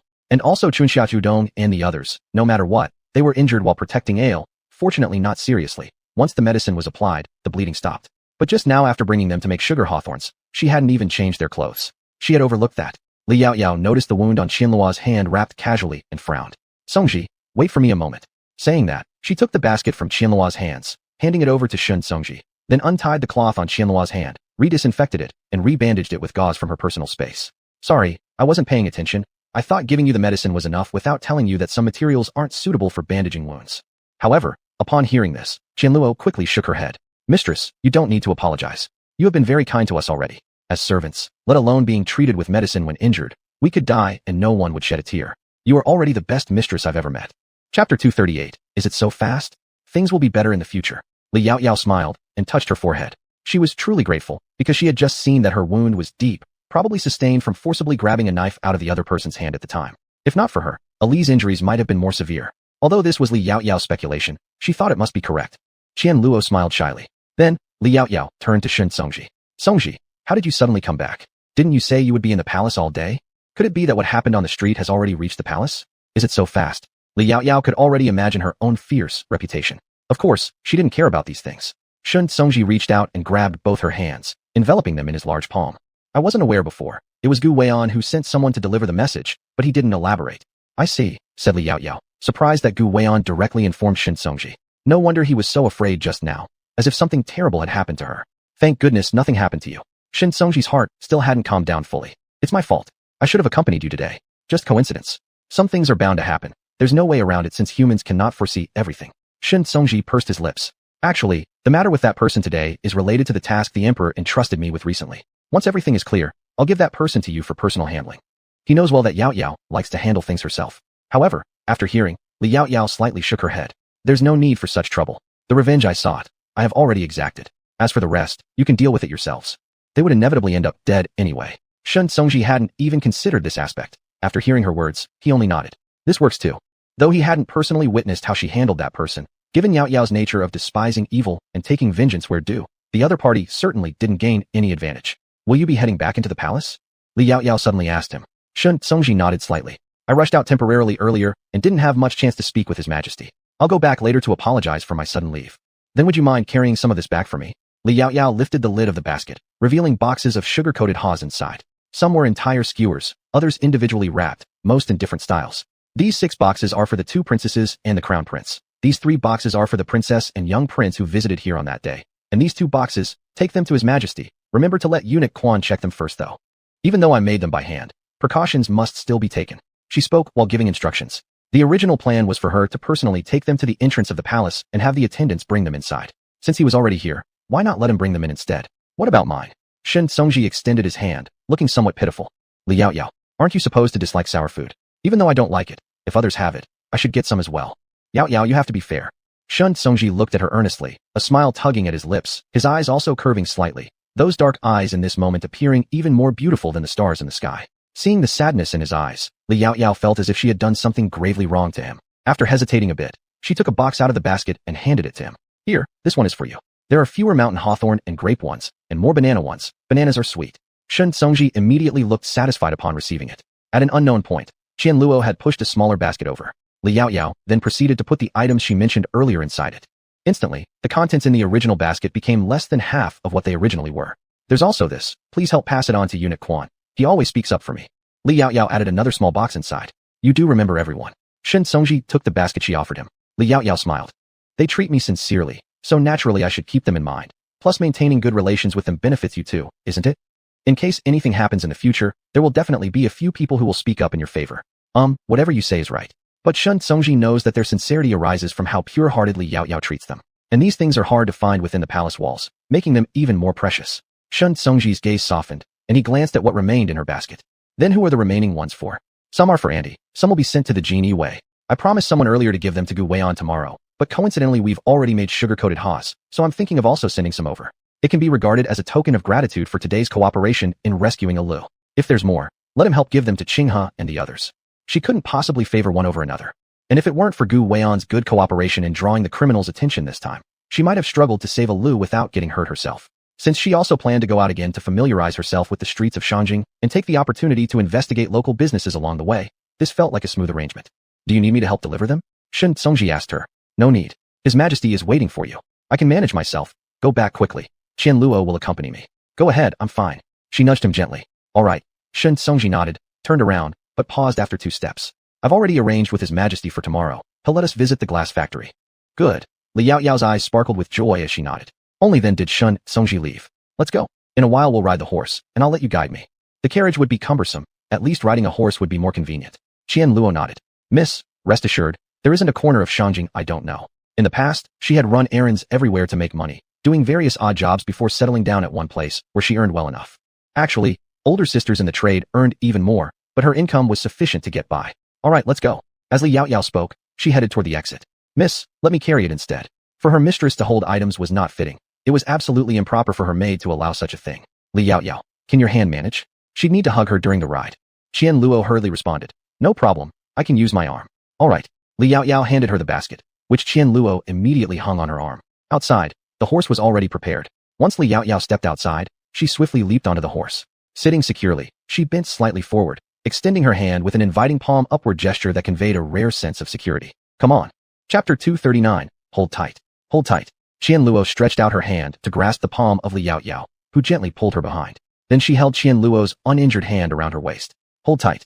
Qian Luo nodded, lightly grabbing the clothes on her waist, leaning her red face against Li Yao Yao's back.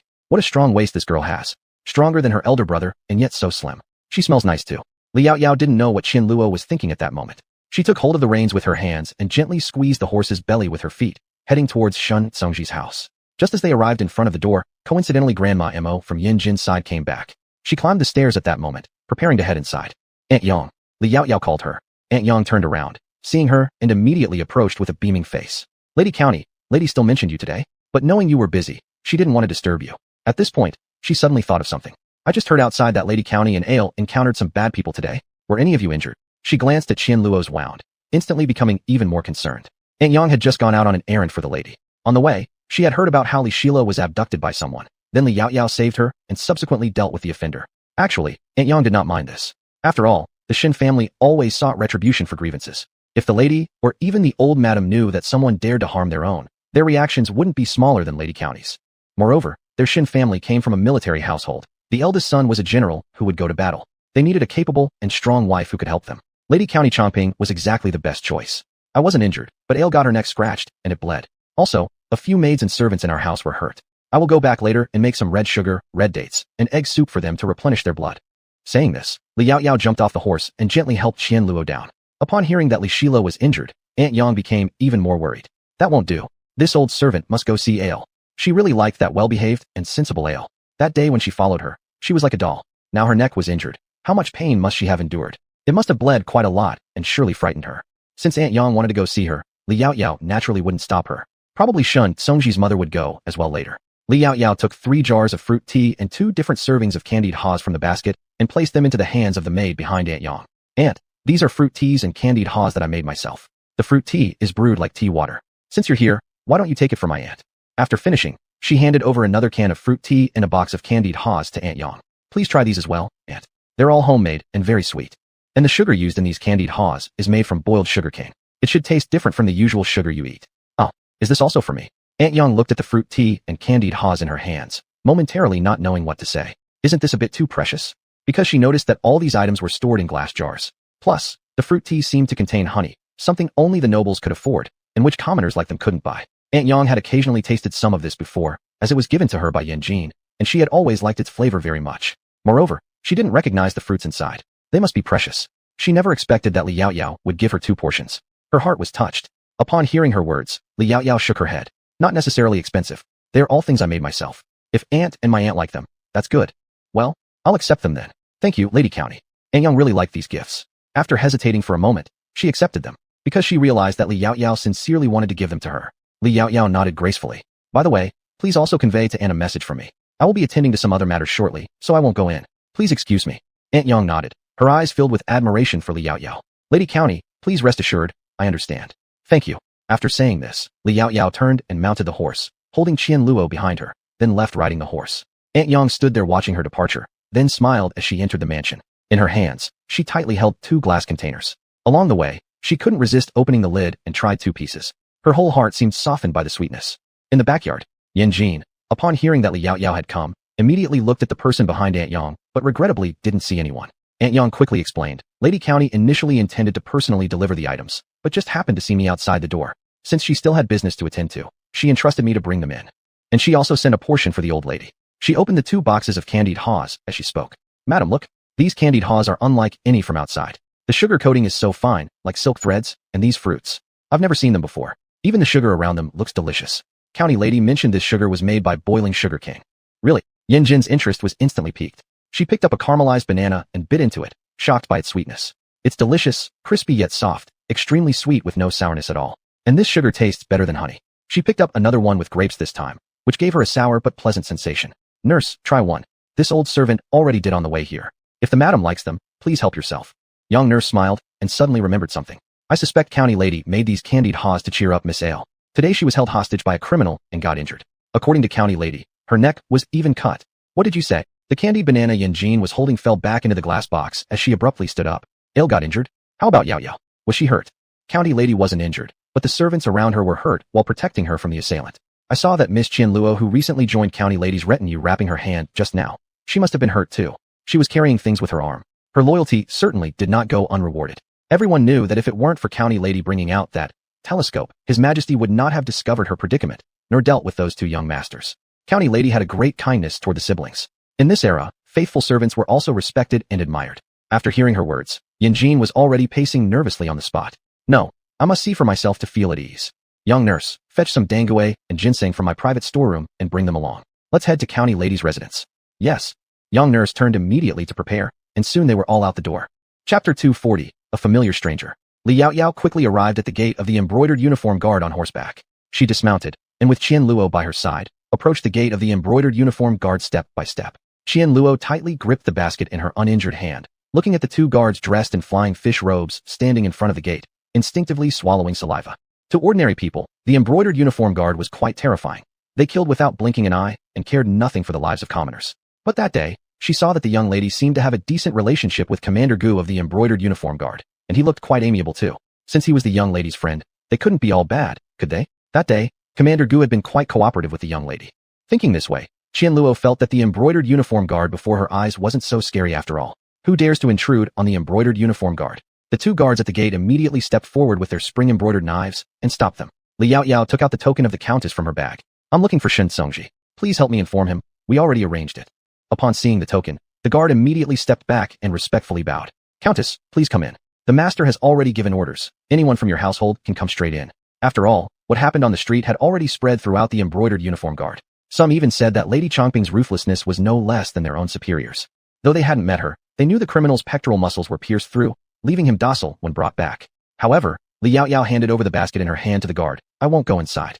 Please trouble you to deliver this basket to your superior. The guard subconsciously reached out to take it and nodded slightly. Afterward, Li Yaoyao turned and left with Qian Luo. But just a few minutes after she left, Gu Weian walked out from the jail within the compound. As soon as he entered the courtyard gate, one of the guards stationed outside stepped forward and reported.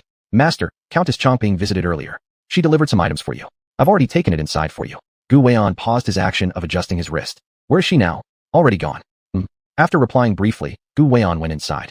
Not long afterward, he found that simple bamboo basket on his desk. He reached out to lift the lid off the top and saw several glass jars containing fruit tea inside, numbering 7 or 8.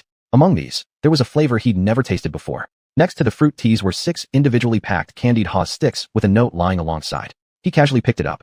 At the moment, I only have these fruit teas. If you truly like them, I'll let Songji send more next time. As for the candied haws, they were originally prepared to please Alu. But seeing that you seemed fond of sweets the other day, I've decided to send them along. If it's convenient, please pass some to Qinghe and others as well. Thank you. Li Yaoyao. The note was hastily written by Qian Luo at Li Yaoyao's request. Gu Weian carefully folded the note and placed it aside, then opened one of the candied haws boxes. Inside were candied haws shaped unlike any he'd seen before outside. He hesitated for a moment, then reached out to pick one up and put it into his mouth. It was very sweet, and the sweetness carried a tinge of sourness that he wasn't used to but oddly found familiar. This sweetness evoked a sense of familiarity, yet he couldn't figure out when he'd tasted it before. It was akin to the feeling he got from Li Yaoyao herself, strange and familiar. On the other side, the emperor was also surprised upon receiving this special gift. His mood lightened with pleasant joy, and he sent Xiao Quan personally to distribute these candied haws among the princes and princesses. Since the eldest princess had married and resided outside the palace, he planned to send hers last. Of course, the poison test requested by Li Yaoyao was conducted, not out of distrust toward her, but to prevent malicious exploitation. Xiao Quan was glad that Li Yaoyao always thought of him. It wasn't out of flattery, but rather a small gesture between friends. So naturally, he decided to think further on behalf of her.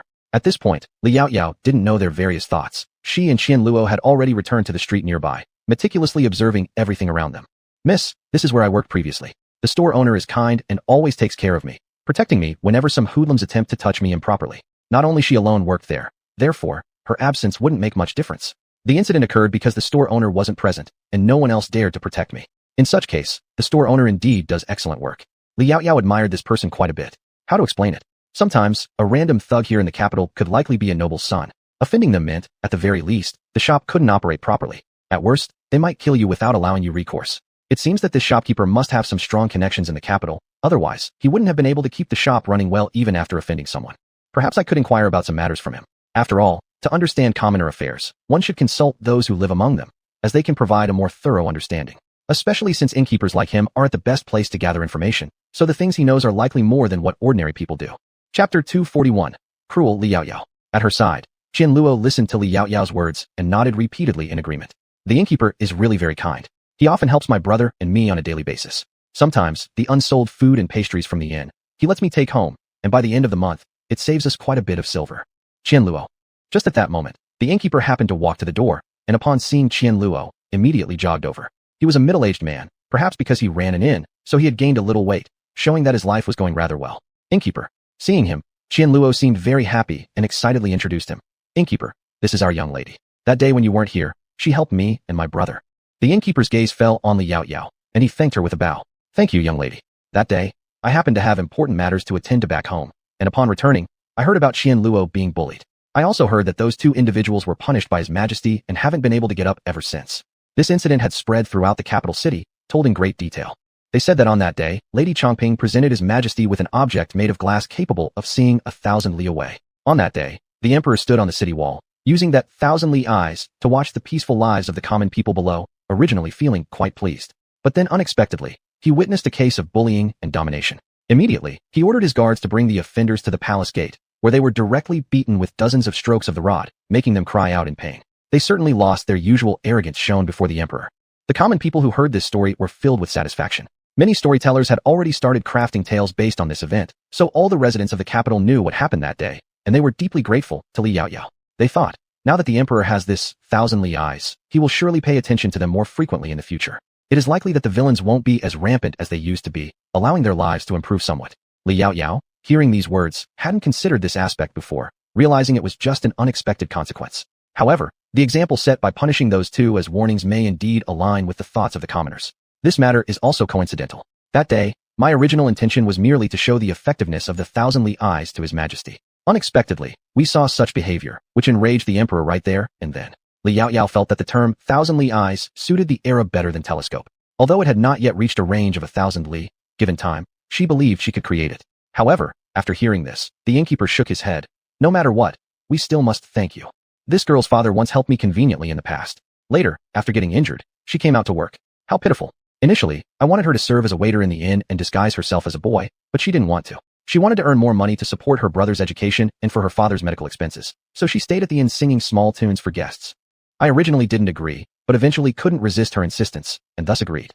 At first, the girl hadn't grown into her looks, so there weren't many issues. However, this year, she became prettier, hence Sai. I shouldn't have agreed. He had previously offered them some money, but the stubborn sibling pair refused any assistance, leaving him without other options.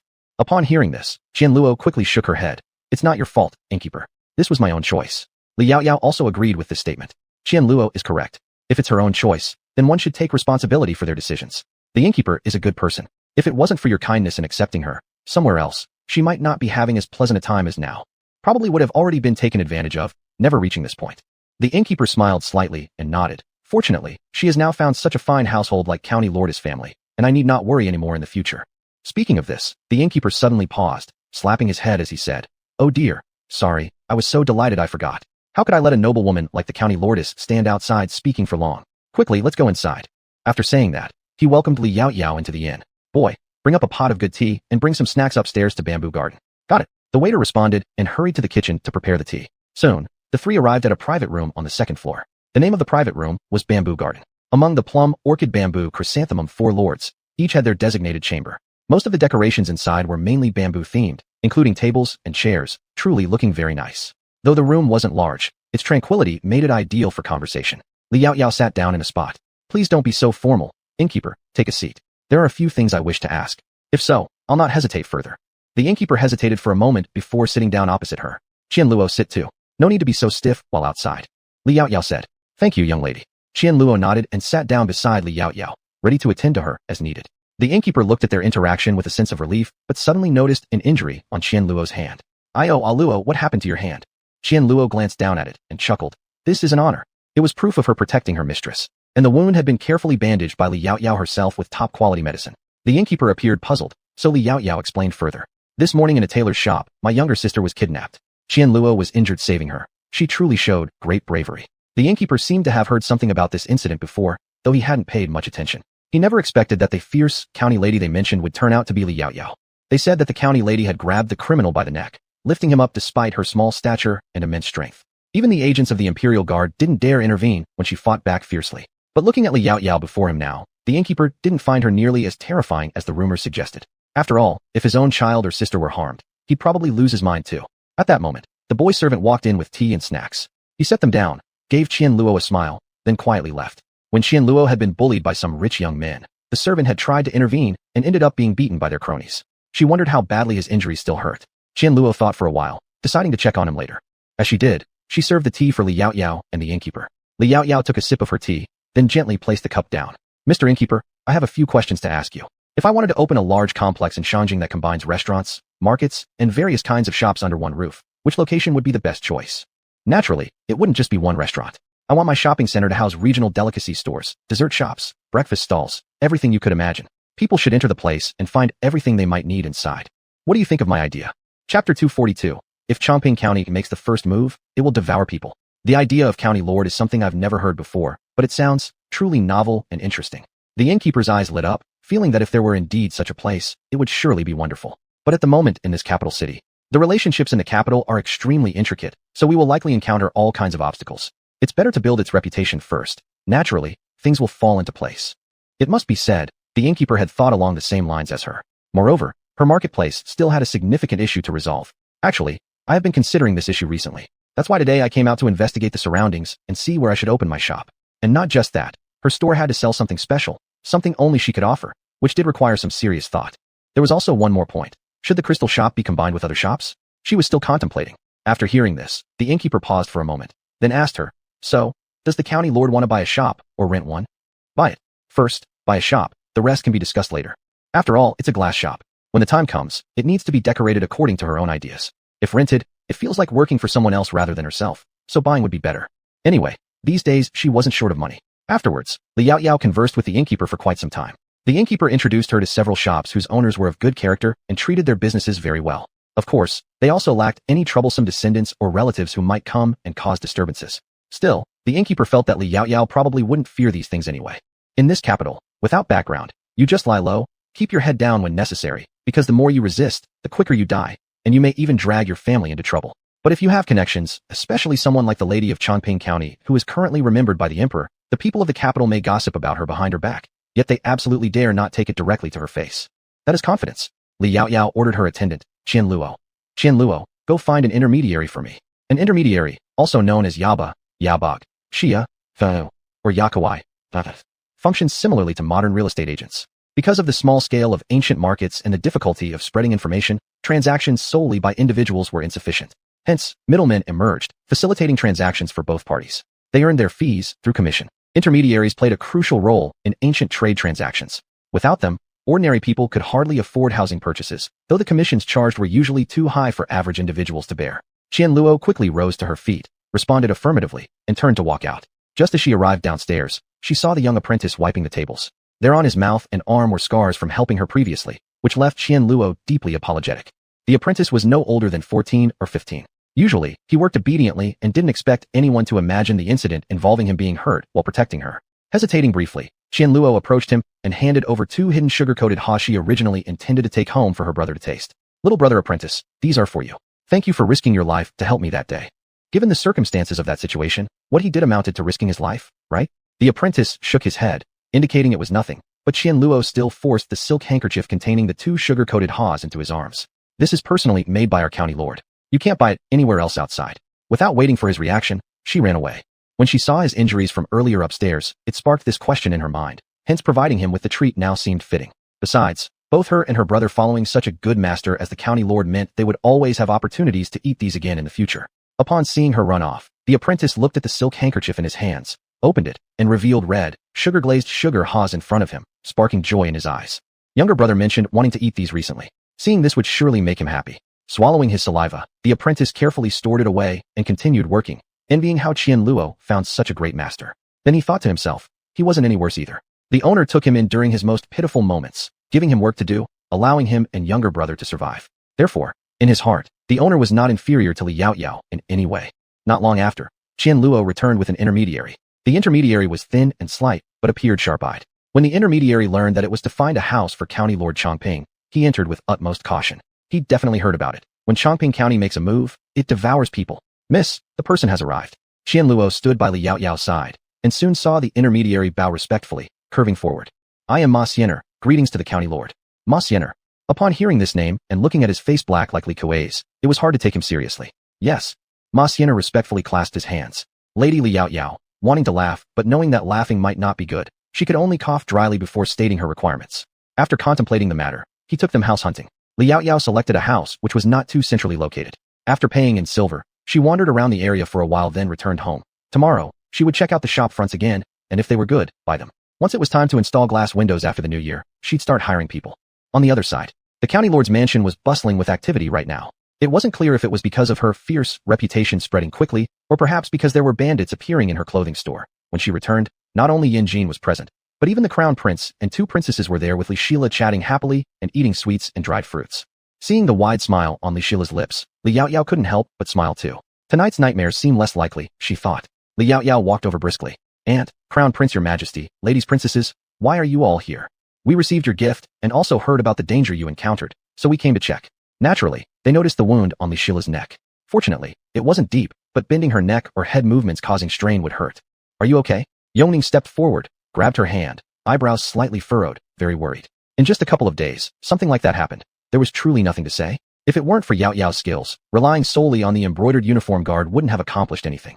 Yongning directed her annoyance toward the embroidered uniform guard, for if they hadn't let the criminal escape, none of these subsequent matters would have occurred, costing Yaoyao her dignity. Hearing others talk like this about Li Yaoyao angered Yongning deeply. I'm fine.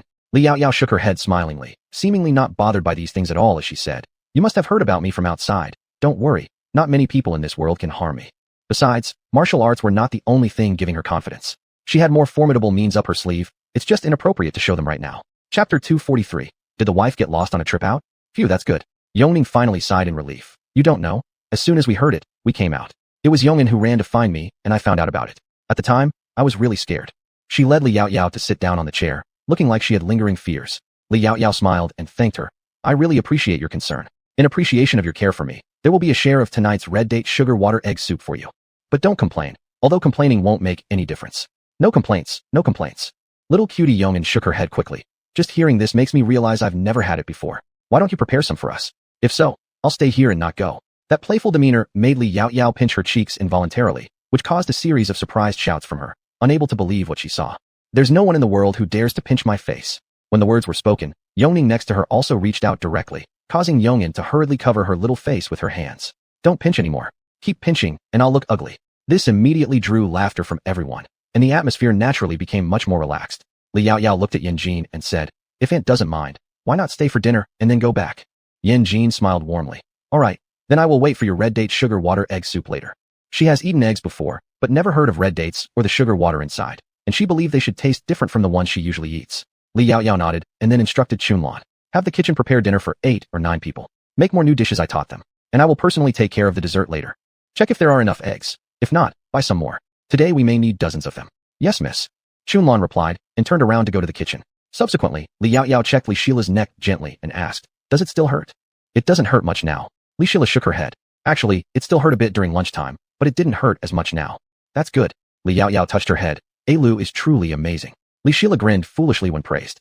She liked being praised by her elder sister most of all, even more than praise for her younger brother. The people around them felt their interaction was very beautiful. When Chunlan returned, Li Yaoyao continued talking to them. "Today you have done well in protecting the master, so the red date sugar water egg soup will also be yours for 7 consecutive days, once a day. Whether you eat it yourself or take it home for your younger siblings, it's up to you. But the first 3 days, you must come yourselves. Otherwise, the next 4 days' portions will be forfeited." This kind of thing happened too often in ancient times, especially for girls whose families had younger brothers. There was rarely a turn for them to eat. Thinking of this, Li Yaoyao continued, "This is the reward for your protection. Of course, silver will not be lacking either. So 5 taels each, and later I will have Qian Luo send it to you." "Thank you, miss." The maidservants and attendants who went together with her were immediately filled with gratitude upon hearing these rewards. They knelt down with a thud. Qian Luo did the same. They couldn't have imagined that Li Yaoyao would be so generous to them, not only cooking sweet soup for 7 days, but giving them candied haws, something they normally wouldn't dare to eat, providing the best possible medicine for injuries, and now even rewarding them with silver. Initially, some of them actually didn't want to leave the palace, longing for an opportunity to return someday. But after today, their thoughts changed. Who would want to return to that cannibalistic palace after meeting such a great mistress? "That's enough, stand up already. Don't kneel every now and then. Don't you think your knees hurt?" Such a heavy kneel sounds painful just listening to it. In formal situations, a simple bow will do. Kneeling every day would be too frequent for Li Yaoyao's comfort. Of course, she understood that she wasn't in modern times, so certain customs needed to be followed rather than standing out uniquely. "And, after the new year, I plan to invite a martial arts master to teach you some basic skills, so that in future encounters with trouble, it'll be easier to avoid injury." "Thank you, miss." After thanking her and standing up, Li Yaoyao achieved a unification of benevolent hearts. After all, they were originally from the palace and probably harbored discontent coming here. She needed them to understand that staying loyal to her would not lead to anyone being shortchanged. On the side, Yin Jin and others listened as she bestowed rewards on them, thinking Li Yaoyao was indeed skilled at winning hearts. Even they had been charmed by her sincerity. Moreover, they could see clearly that Yaoyao always kept her word and did not manipulate others. Such people can always be trusted to interact with. After all, whenever they saw the daughters of high-ranking officials, it was always unbearable. Some were timid, some overly pleasing, and others affected. Just looking at them made one's heart weary. Of course, not all were like this, but those who weren't, well, they were few. In the Ho family mansion, near the end of Shen hour and the beginning of Yu hour, Shun Guangfeng and his son felt something was off as soon as they returned home. The house seemed eerily empty except for a few servants, and everything was unusually quiet. "Where is the mistress?" Shen Guangfeng casually grabbed a servant boy to ask. "The mistress has gone to the countess." To Li Yaoyao? Since they hadn't been in the palace today and had spent the entire day handling affairs outside the city, naturally they had no idea what had happened. The servant explained the situation to them, and the two exchanged glances. "Did the mistress mention when she would return for dinner?" The servant replied. "The mistress just sent someone back to say she will eat at the countess's residence and won't be returning. She asked His Excellency and Master Shun to dine with grandfather without waiting for her or the elder master." Shun Guangfeng. This abandonment was rather abrupt. "Why don't we go there too?" Shin Changyi pointed in the direction of the countess's estate. "I heard that elder sister Li has prepared dishes we've never tasted before, and they're said to taste excellent." To be honest, he was tempted. Shin Guangfeng's stomach growled twice, and he swallowed. "If so, why don't we take grandfather along? Remember to bring gifts. We can't show up empty-handed." After all, their future daughter-in-law had received quite a shock earlier.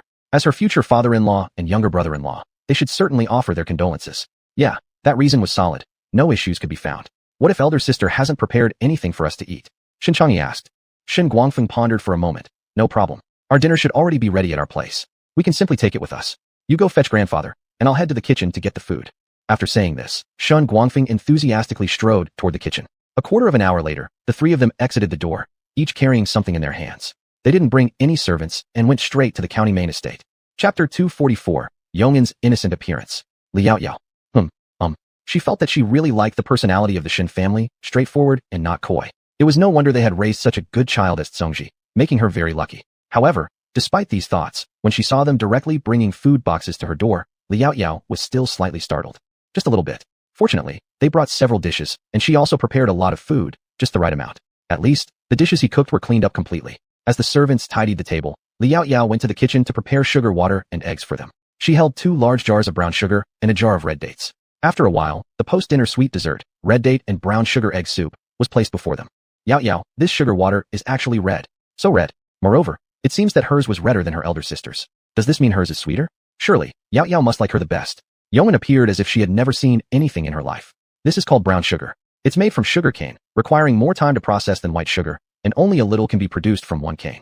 Li Yao Yao demonstrated with her fingers. So little. Yoan had seen sugar cane before, and she had eaten it too.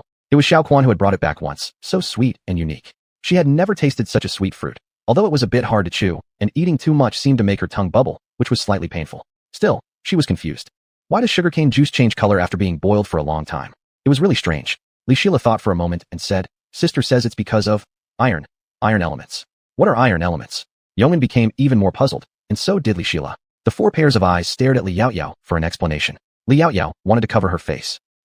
It's a kind of chemical reaction, hard to explain, but it tastes good. For women, drinking warm brown sugar water during menstruation will make them feel better. Even if she explained about iron elements, they wouldn't understand anyway. Li Yao Yao simply brushed it off. Besides, iron can replenish blood, and the red dates have benefits such as tonifying qi, nourishing blood, calming the spirit, strengthening the spleen, and nurturing the stomach. They also help replenish blood, though not a lot, as long as you take care of yourself over time. Yoan nodded thoughtfully. No wonder you made this today. It was specifically for their blood replenishment. That means we benefited from their presence too. Ale, then you should drink more bowls. Ale nodded seriously. Ale found the sugar water truly delicious, especially when the egg yolk mixed into the sugar water and those sweet red dates. Ale likes elder sister the most. Moreover, she had eaten it before, but still loved it very much. Very obedient. Li Yao Yao cherished this obedient and sensible younger sister. Sometimes, she would rather she wasn't so mature and could be a bit more lively. But she noticed that when she talked to Yongin, she seemed livelier than usual. Knowing how to make friends, quite good. Upon hearing this, Yongin immediately asked her, Do you like me? Ale hesitated for a moment, then nodded seriously, answering. Ale likes you, likes auntie, likes grandma, likes Qianluo's sister, and also likes Chunlan's sister. They saved Ale that day, and Ale is very grateful. Ale likes everyone. But Ale still likes elder sister the most. While saying this, she rubbed against Li Yao Yao. Everyone immediately burst out laughing. Yan Jin spoke. It seems that elder sister is the most important. It was clear that Yao Yao truly cared for her younger sister, and the younger sister relied on her. She brought her younger sister to the capital this time, probably considering giving her some exposure, as there was indeed a big difference between girls who had experienced grand occasions and those who hadn't. Nevertheless, the little girl didn't show any timidity upon meeting them in the capital, showing the influence of the Li family's daily education and Yao Yao herself. Li Sheila, feeling somewhat shy under everyone's gaze, buried her head into Li Yao Yao's bosom. Everyone laughed again instantly. The crown prince, looking at how Li Yao Yao treated Li Sheila, felt a bit envious. In their royal family, brothers and sisters often couldn't interact like ordinary families. Still, it was fine. His 2 aunts genuinely cared for him. Though the relationships among royal siblings weren't as close as this, they were still acceptable, and he was satisfied. Finally, everyone ate heartily here, leaving when the sky was already dark. They departed with full bellies and great reluctance. The Shen family had also returned, and Li Sheila was feeling tired at the moment. She was taken by the maids to wash up and rest, leaving only Shun Songji behind. When I came back today, I bumped into Wayne on the way. He asked me to thank you for the fruit tea and pastries you sent. I've already had someone return the basket to the kitchen. He originally intended to bring it back himself, but gave it to me when he met me. Also, those glass-made blankets and boxes. He said they would be washed and returned later. Did you not see him today when you went there? Shen Songji reached out and pulled her hand, gently squeezing it. Li Yao Yao nodded slightly, then turned around and held his fingertips. I directly handed them over to the brocade guard stationed at their gate. When you have the chance, help me convey a message. Those items don't need to be returned. If he finds them useful, he can keep them. Since these were things she had made herself, and she had plenty, there was no need for such trouble. Though next time, perhaps she should use something else to package the fruit tea for him, so as not to put undue pressure on anyone. Li Yao Yao subconsciously thought about this. And how about you? Has the emperor's task been completed? Li Yao Yao felt that after her return to the capital, he had become busier than when they were in Anyang County. It's finished now, more or less, replied Shin Songji. His eyes showed some obscure emotions, and his voice was a little lower, but not entirely clear. But as far as court affairs were concerned, especially those presumably related to certain officials, Li Yao Yao didn't care much. It wasn't until the next day, when he and Shen Songji took Li Sheila out, that they saw the brocade guards searching through several noble estates outside. Li Yao Yao paused momentarily. She glanced sideways at Shen Songji, whose face remained composed beside her. No wonder you had time to accompany me to look at the factories today, and specifically had me walk out. Was it intentional for me to see all of this? If it weren't for them, Ale wouldn't have been frightened that day, nor injured, and your reputation in Shangjing wouldn't have been affected.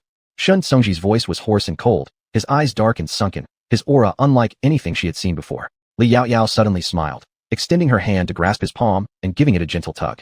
The concealed murderous intent in Shen Songji dissipated instantly. Subconsciously, he lowered his head before even opening his mouth, when he suddenly felt the soft touch against his cheek, causing him to freeze completely. Seeing this, his pupils tightened slightly, his body frozen in place. His fingers carefully touched where she had kissed him, staring at her without looking away, with his gaze gradually landing on her naturally red and glossy lips despite not having applied any lipstick. Yao Yao just now. Li Yao Yao ignored his astonishment, offering a faint smile and speaking up. Yes, this is a reward. After all, she always believed in clear rewards and punishments, though this might seem insignificant. Chapter 245. Death is not too much to deserve. Shun Songji instantly revealed a strange, somewhat silly smile. He had originally just wanted Yao Tiao to witness all this in person and vent her anger, but he didn't expect to gain such a reward. Thus, whatever he did in the future, he would definitely want to speak up about it. For the reward. With that thought, Shun Songji immediately tightened his grip on Li Yao Yao's hand. Let's go. Li Yao Yao only glanced at these people, and then stopped looking any further. The fate of these individuals wouldn't have changed, even without her. After all, when the ruler wants his subject to die, there's only one outcome left for you. The three directly passed over the front gates of those mansions. However, as they passed by the residence of the Deputy Minister of War, an exhausted-looking woman suddenly broke free from the hands of the embroidered uniform guard, lunging toward their feet. Minister Shun, my father is innocent. He did not embezzle military rations. I beg you, please tell His Majesty that my father is truly innocent, Minister Shun. At this point, she suddenly grabbed Li Yao Yao's hem, raising her face. The once precise makeup was now smeared with snot and tears, dirtying her whole face. Lady County, I'm willing to apologize to you. It was wrong of me to spread rumors everywhere, to say that you don't know etiquette, to accuse you of killing mercilessly, or to slander you for having relations with the commander of the embroidered uniform guard. It's my fault. I deserve to die, but I really don't want to die. Please, I beg you, help plead with Minister Shun to forgive me, and spare my father. As soon as her words fell, Li Yao Yao immediately pulled out her skirt. She was immediately pressed to the ground by the embroidered uniform guard, extremely disheveled. Li Yao Yao coldly looked down at the daughter of the deputy minister lying on the ground. I believed Songji wouldn't arbitrarily defame a court official just to vent anger for me, and I trust His Majesty will make wise decisions. You shouldn't be begging me. You'd better ask your father and see if his heart is still red or black. As for what you said, I don't care. Since I wasn't impolite, and I always repay grievances, I absolutely won't allow anyone to harm those who matter to me. As for the relationship between me and Gu Weian, we remain clean and unaffected, so no matter what you say, it won't affect the bond between me and Songji. If Shun Songji were to criticize her because of all sorts of rumors from outside and not believe her, then he wouldn't deserve her admiration. Li Yao Yao looked at Shun Songji, and he immediately shook his head, revealing a pitiful expression. In fact, if she hadn't mentioned it, she really wouldn't have known there were such rumors circulating outside yesterday, as nobody told her. That explained why everyone came yesterday. It was to comfort her, fearing she'd hear and feel upset. Thinking about this, Li Yao Yao felt amused in her heart and was deeply moved by everything they had done. Just at that moment, Gu Weian happened to walk over from a distance. Seeing Shun Songji and Li Yao Yao, he gave them a slight nod. Looking at the disheveled woman on the ground, he spoke coldly. Take her away. That woman was dragged away, but still cried out in the distance claiming innocence. Gu Weian looked at Li Yao Yao, paused for a moment, and then apologized, saying, sorry. If it weren't for him, her reputation wouldn't have been damaged. He knew apologizing was useless, but it seemed like all he could do right now was this, apologizing to her, and apologizing to Songji. Upon hearing this, Li Yao Yao merely shook her head slightly. I've said before, since you're Songji's friend, naturally you're my friend too. And after that day when you recited poetry behind my back, even without mentioning Songji, we've already become friends. Besides, there's nothing untoward between us, and what happened that day, I should thank you for helping me save you, so there's no need to let what others say affect us. If our relationship with Songji is harmed due to their nonsense, it would only be counterproductive. More so, it might even be what those people want to see. All of them are the most trusted individuals by His Majesty, and if trust among them disappeared, it would later make it easier for others to deceive them. As for that woman, or even herself, they may just be pawns used by someone in this situation. Of course, maybe she's overthinking it. Shun Songji beside her agreed. What Yao Tiao said makes sense. You really don't need to think too much or fall into their trap. Gu Weian nodded, looked at Li Yao Yao again, and a small faint curve appeared on the corner of his cold lips. Thank you. The candied haws you offered were really delicious. I'm glad you liked it. Li Yao Yao also smiled, and then said to Mi Sheila nearby, Hey Lu, that day this older brother helped sister save you. Do you know what to say? Thank you, big brother. After speaking, she took 2 pieces of candy from the little cloth bag that Li Yao Yao made for her and handed them over. Big brother, here's some candy for you. They're really sweet. When Gu Weian reached out, 2 candies quickly appeared in his palm, coated with unfamiliar sugar wrappers, seemingly giving off a delicate sweetness. Thank you, he said. You're welcome. Li Sheila grinned, then turned to look at Li Yao Yao. Alu did a great job. Li Yao Yao patted her head, and then took her leave from Gu Weian with Shun Songji, walking towards the street. In the distance, their voices could still be heard. Shun Songji, didn't you hear yesterday? Why didn't you ask me when you came back? It's naturally because I didn't believe it, and such filthy words were not worth ruining your ears with. That's good. You deserve a reward. Upon hearing this, Shun Songji immediately leaned down. Li Yao Yao smiled and lightly tapped his cheek. Daydreaming, huh?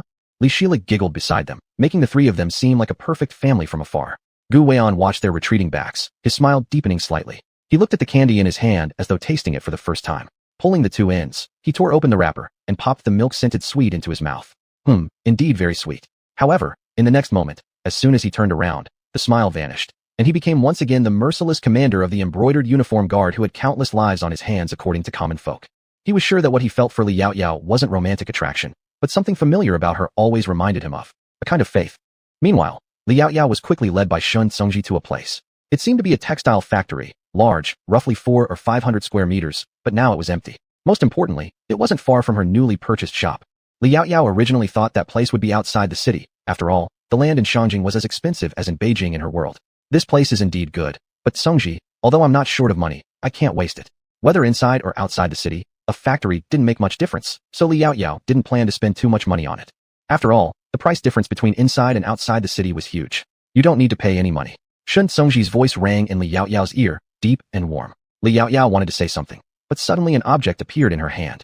She glanced down, and instantly everything became clear. Chapter 246, Time to go home. So these past few days, it wasn't that you didn't have time to take me out to see things, but you were actually busy handling this? The item in Li Yaoyao's hand was not something else, but the deed of the textile mill before her eyes. However, the name on the deed was hers. Shun Tsungji must have had this intention from the very beginning. Li Yaoyao chuckled a little, feeling somewhat moved. Shun Tsungji smiled innocently. Oops, you caught me. Anyway, don't worry. The money used to buy this textile mill is entirely what I've saved up over the years. It has nothing to do with our family, so there's no need for you to feel pressured. Moreover, the owner of this textile mill has left it empty for quite a long time because the price was too high, and nobody wanted to buy it. So when I bought it, I actually got a pretty good deal. Shun Tsungji knew that if this textile mill was related to the Marquis estate, it would put pressure on her, and she wouldn't accept it. Therefore, he did not use any money from the Marquis estate. The money used to buy this mill truly came from his own savings over the years, supplemented by the several rewards from His Majesty, which was just enough to purchase it. Yaoyao, you've given my family far too many things. Those things may not mean much to you, but to the Shin family, to the court, they are extremely valuable. So don't refuse, you deserve it. Otherwise, he really didn't know how to repay her. Even though their relationship is now close, he still shouldn't take it for granted. All right, I'll accept it.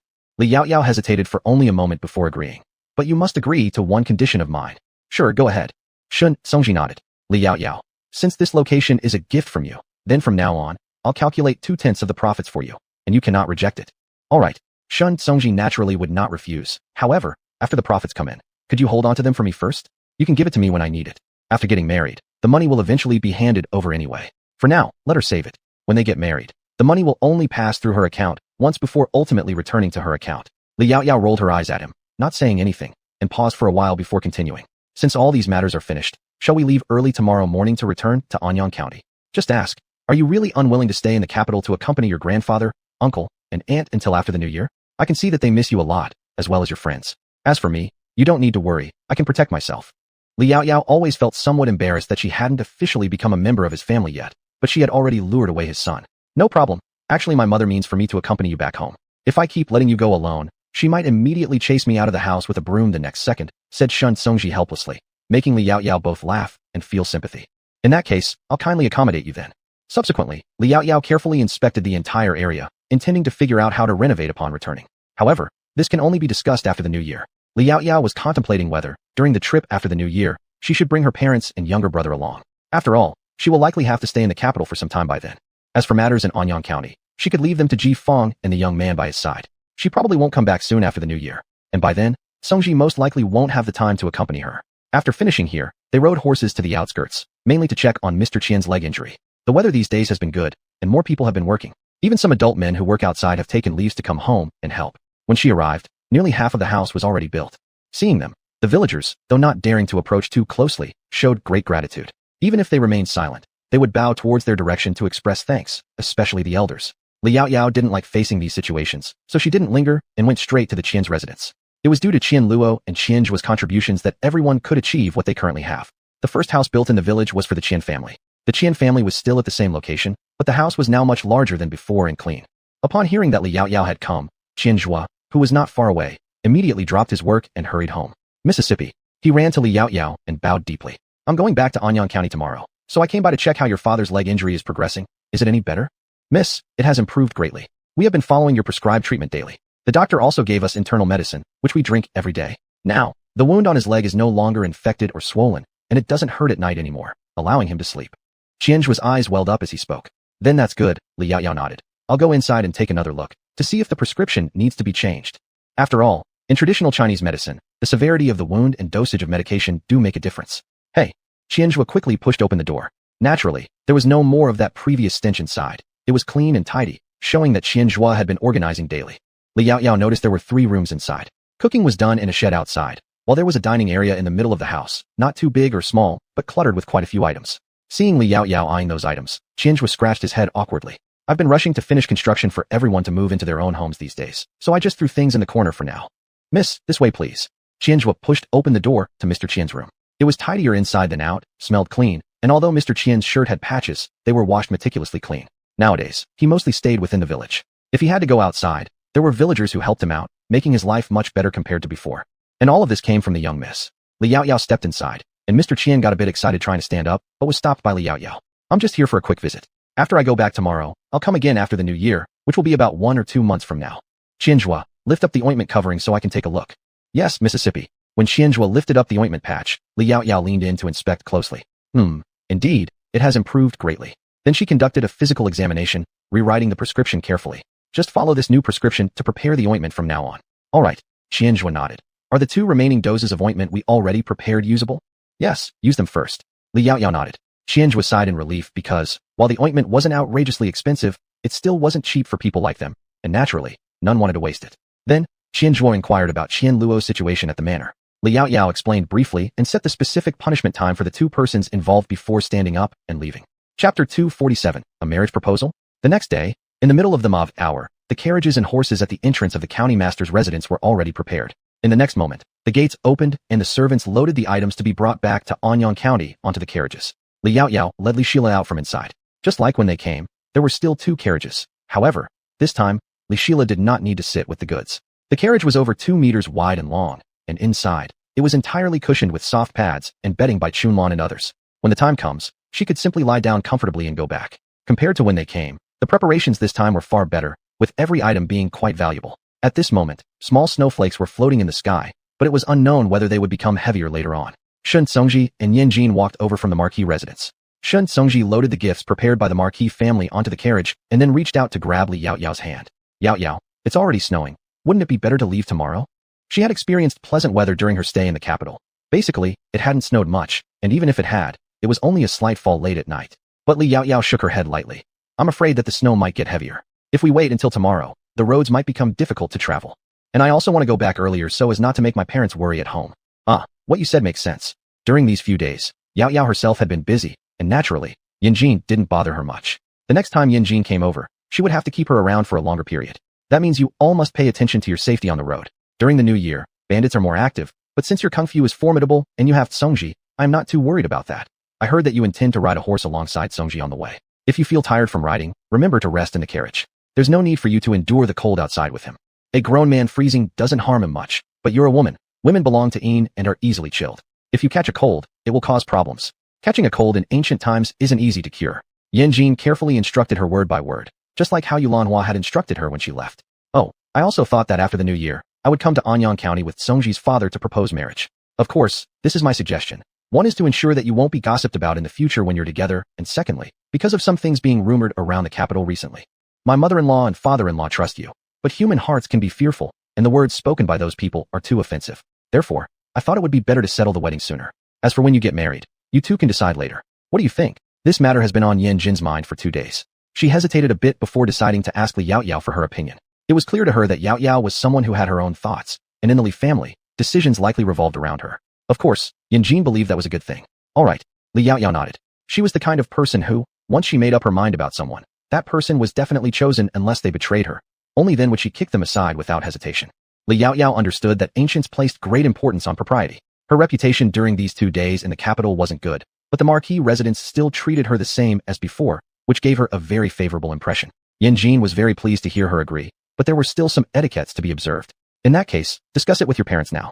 If they agree, let Songji send us a letter via pigeon, and we will immediately set off.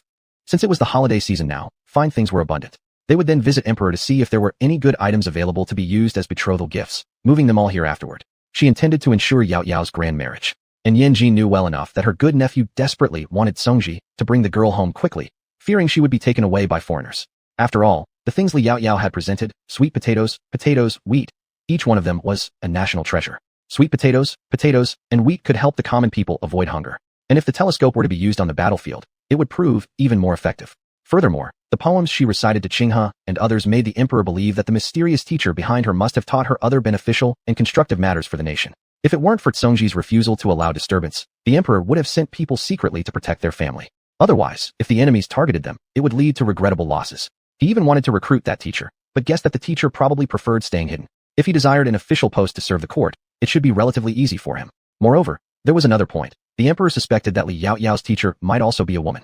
Of course, these were all just guesses. Actually, Yanjin also thought having protection would be good, but Zongji said Yaoyao disliked being watched. Naturally, such thoughts faded away. Now, this task would be entrusted to Zongji to handle himself when discussing with Yaoyao. Anyway, what mattered to Yanjin was not these trivial details. She simply liked Li Yaoyao personally. She found her temperament and manner of treating people straightforward and likable. That's all. After hearing her words, Li Yaoyao nodded in agreement. As they were talking on this side, Shun Guangfeng was also giving instructions to Shun Zongji on the other side. From time to time, Zongji would nod his head, while the servants had already finished loading the items and were standing aside waiting. Qian Luo and Chunlan couldn't bear to part with Li Yaoyao, so they looked at her with longing eyes from the sidelines. Li Shila was held in Yang Mama's arms, her face equally filled with reluctance. "Little miss, these are the pastries that Mama personally made for you this morning.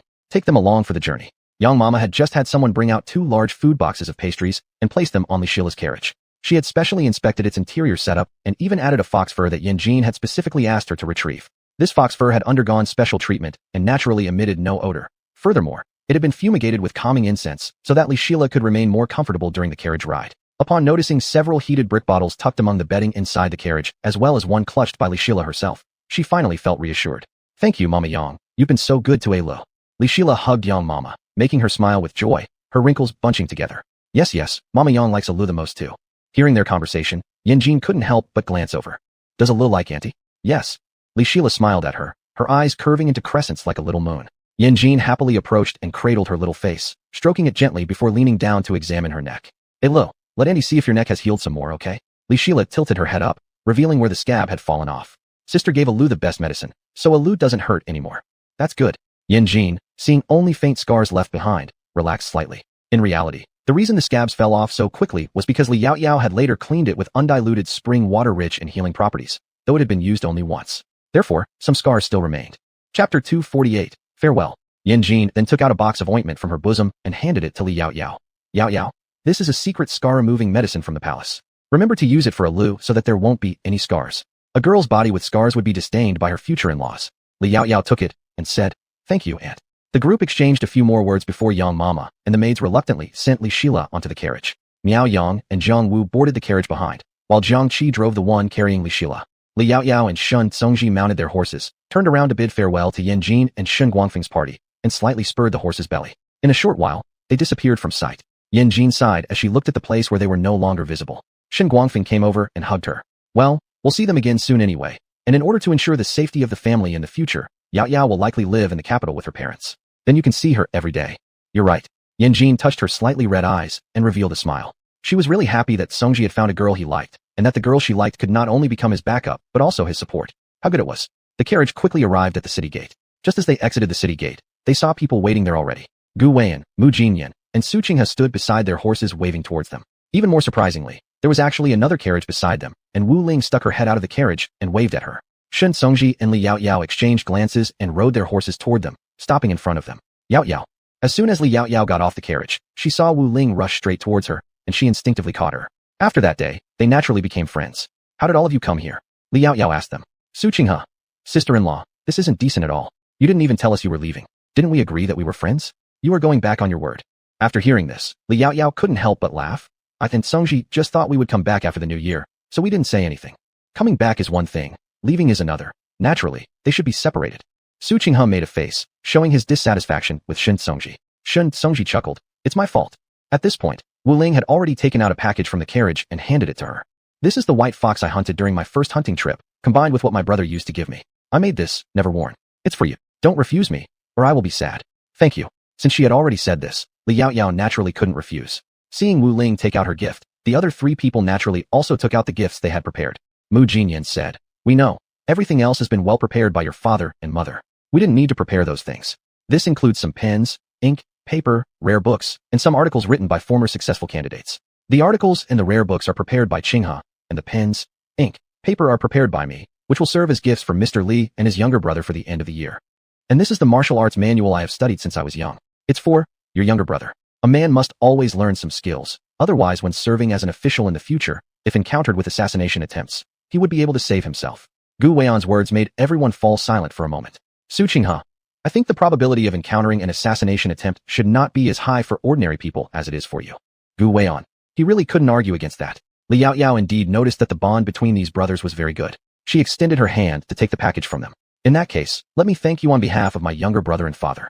The three of them nodded. Wu Ling then embraced Li Shila, who had just opened the door of the carriage. Hey Lu, I'm really going to miss you. Do come back early. Li Shila nodded and hugged her back. You can also come to my house and play. My house is very beautiful, different from yours. She was obviously referring to the new house. All right, I definitely will go. Wu Ling was also curious about what was different about the house that Li Shila mentioned. Li Shila nodded, and Wu Ling let go of her. All right, please get in, don't catch a cold. While speaking, her voice was already somewhat choked up. Although they had just gotten along well, she had to leave now. Although she would return after the new year, it would take half a month to travel back and forth from Anyang County, and probably another 1 or 2 months before she returned. She really didn't want to let go. Li Shila nodded, grabbed a handful of milk candies from her bag, and gave them to her. Don't cry, I offer you some candy. Who cried? Wu Ling pouted and denied it, snatching the milk candy away. She had tasted them last time, and these were really fragrant, sweet, and delicious. Thinking about it, she directly unwrapped one and threw it into her mouth, thus forgetting to cry. Li Yaoyao couldn't help but laugh at the sight. Shun Songji. We still have a journey ahead of us, and this snow may intensify soon. You should go back quickly. All right, we'll watch you leave. Mao Jinyan said. Shun Songji nodded slightly. Then both he and Li Yaoyao mounted their horses. Li Shila retreated, lifting the curtain of the carriage window to look outside. Jiang Qi seized the moment to close the carriage door. The carriage door was wooden, so once closed, very little wind could blow in. Just as they were about to set off, they heard a call from behind. Yaoyao, wait a moment. Li Yaoyao's group pulled the reins. Finally caught up. Yongin and Yongning just got down from the horse-drawn carriage and turned around to take out 3 lunchboxes from the car, each with 4 layers high. Yongning. I heard yesterday that you would be leaving today, and I guessed it would be in the morning, but I didn't expect it to be this early, almost missing it. Yaoyao. These are specially made pastries from the Imperial Kitchen for your journey. This box can be stored for a longer period of time, which can be eaten later.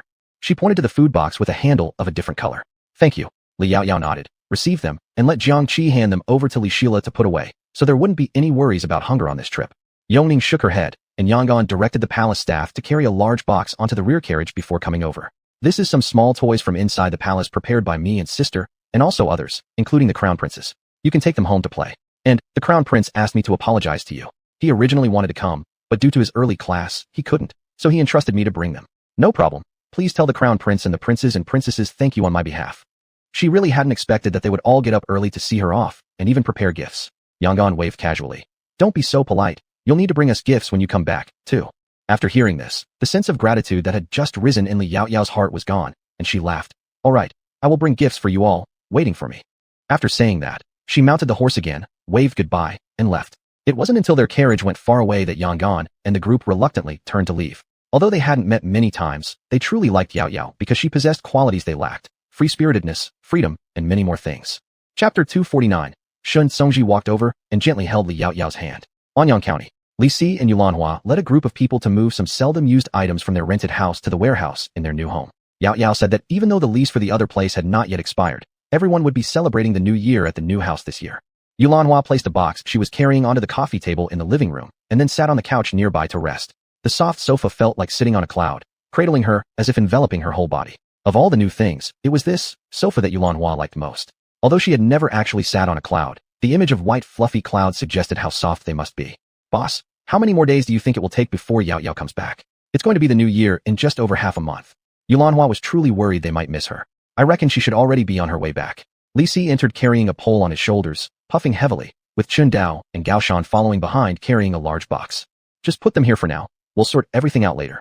Li Si said, carefully setting down the pole and placing the items in 2 baskets into a corner. Chun Dao and Gao Shan placed the box beside the baskets very gently since most of the things inside were either gifts from His Majesty or items sent by Shun Songji's family. Nowadays, the Li family no longer showed any signs of its once impoverished state. Li Si couldn't help but reflect, looking toward the sofa where he sat after reaching the end of his spine. Phew, I can't go on. I'm tired. Take a break and rest. Return later to move more things. But the other 2 shook their heads. Sir, don't worry about us. We're not tired. Let's keep moving for another round before resting. That works too. You go ahead. Unlike you young ones, I'm not up to it anymore, huh? Li Si admitted he felt old. Chen Dao and the others chuckled and walked away. Beside him, Yulanhua gave him an indignant glance. Don't talk nonsense, acting like you're so old. After all, she herself was barely over 30. If it were before, she might have thought of herself as old. Recently though, oddly enough, many people remarked that she looked younger than ever, and the wrinkles around her eyes seemed to have diminished significantly. This made her immensely happy. And it wasn't just her. Li Si also looked younger. Thus, she suspected it must be due to their better clothing, accommodation, and food. With life improving, people gained weight, filling out their faces and smoothing out their wrinkles. All this was brought about by Yao Yao. Thinking of this, she missed Yao Yao again. It's been so long since we've seen her, since the last time she was taken away by your parents. Yes, Li Si sighed, pretending not to hear those 3 words, your parents. I suppose she should arrive within a few days, don't worry. After all, Yao Yao has Songji by her side. Though he spoke these words, deep down he harbored his own concerns, just choosing not to say them. On the other side, at that moment, Li Yao Yao and Shun Songji were riding horses and arrived at the next city before nightfall. As evening approached, snow began falling heavier and heavier. They stopped in front of an inn. With the day getting late, let's stay here tonight and continue our journey tomorrow morning. All right, Li Yao Yao nodded, dismounted, and shook off the snow accumulated on her body and hat. She momentarily noticed a chill she hadn't previously while riding. She handed the reins to Shun Songji, who passed them to the little and attendant rushing to greet them. Behind them, Jiang Qi opened the carriage door, and Li Shila, holding a hot water bottle, emerged. Even though the hot water bottle had been refilled twice along the road, it had cooled down now. Soon, the innkeeper could heat up water again to refill it. Li Yao Yao helped Li Shila down from the carriage. Do you feel cold? Li Shila shook her head, her cheeks flushed red. I've stayed warm inside the carriage. Sister Yao Yao, your body is so cold. Let me warm you up. Saying so, she embraced Li Yao Yao without loosening despite the cold. Sister isn't cold, but my clothes are. I just shook off the snow. Don't hug me, otherwise you'll get chilled. Li Shila reluctantly pulled her hands back, and Li Yao Yao set her down near the staircase, then instructed Miao Yang and the others. Move the items from the carriage upstairs to the guest rooms.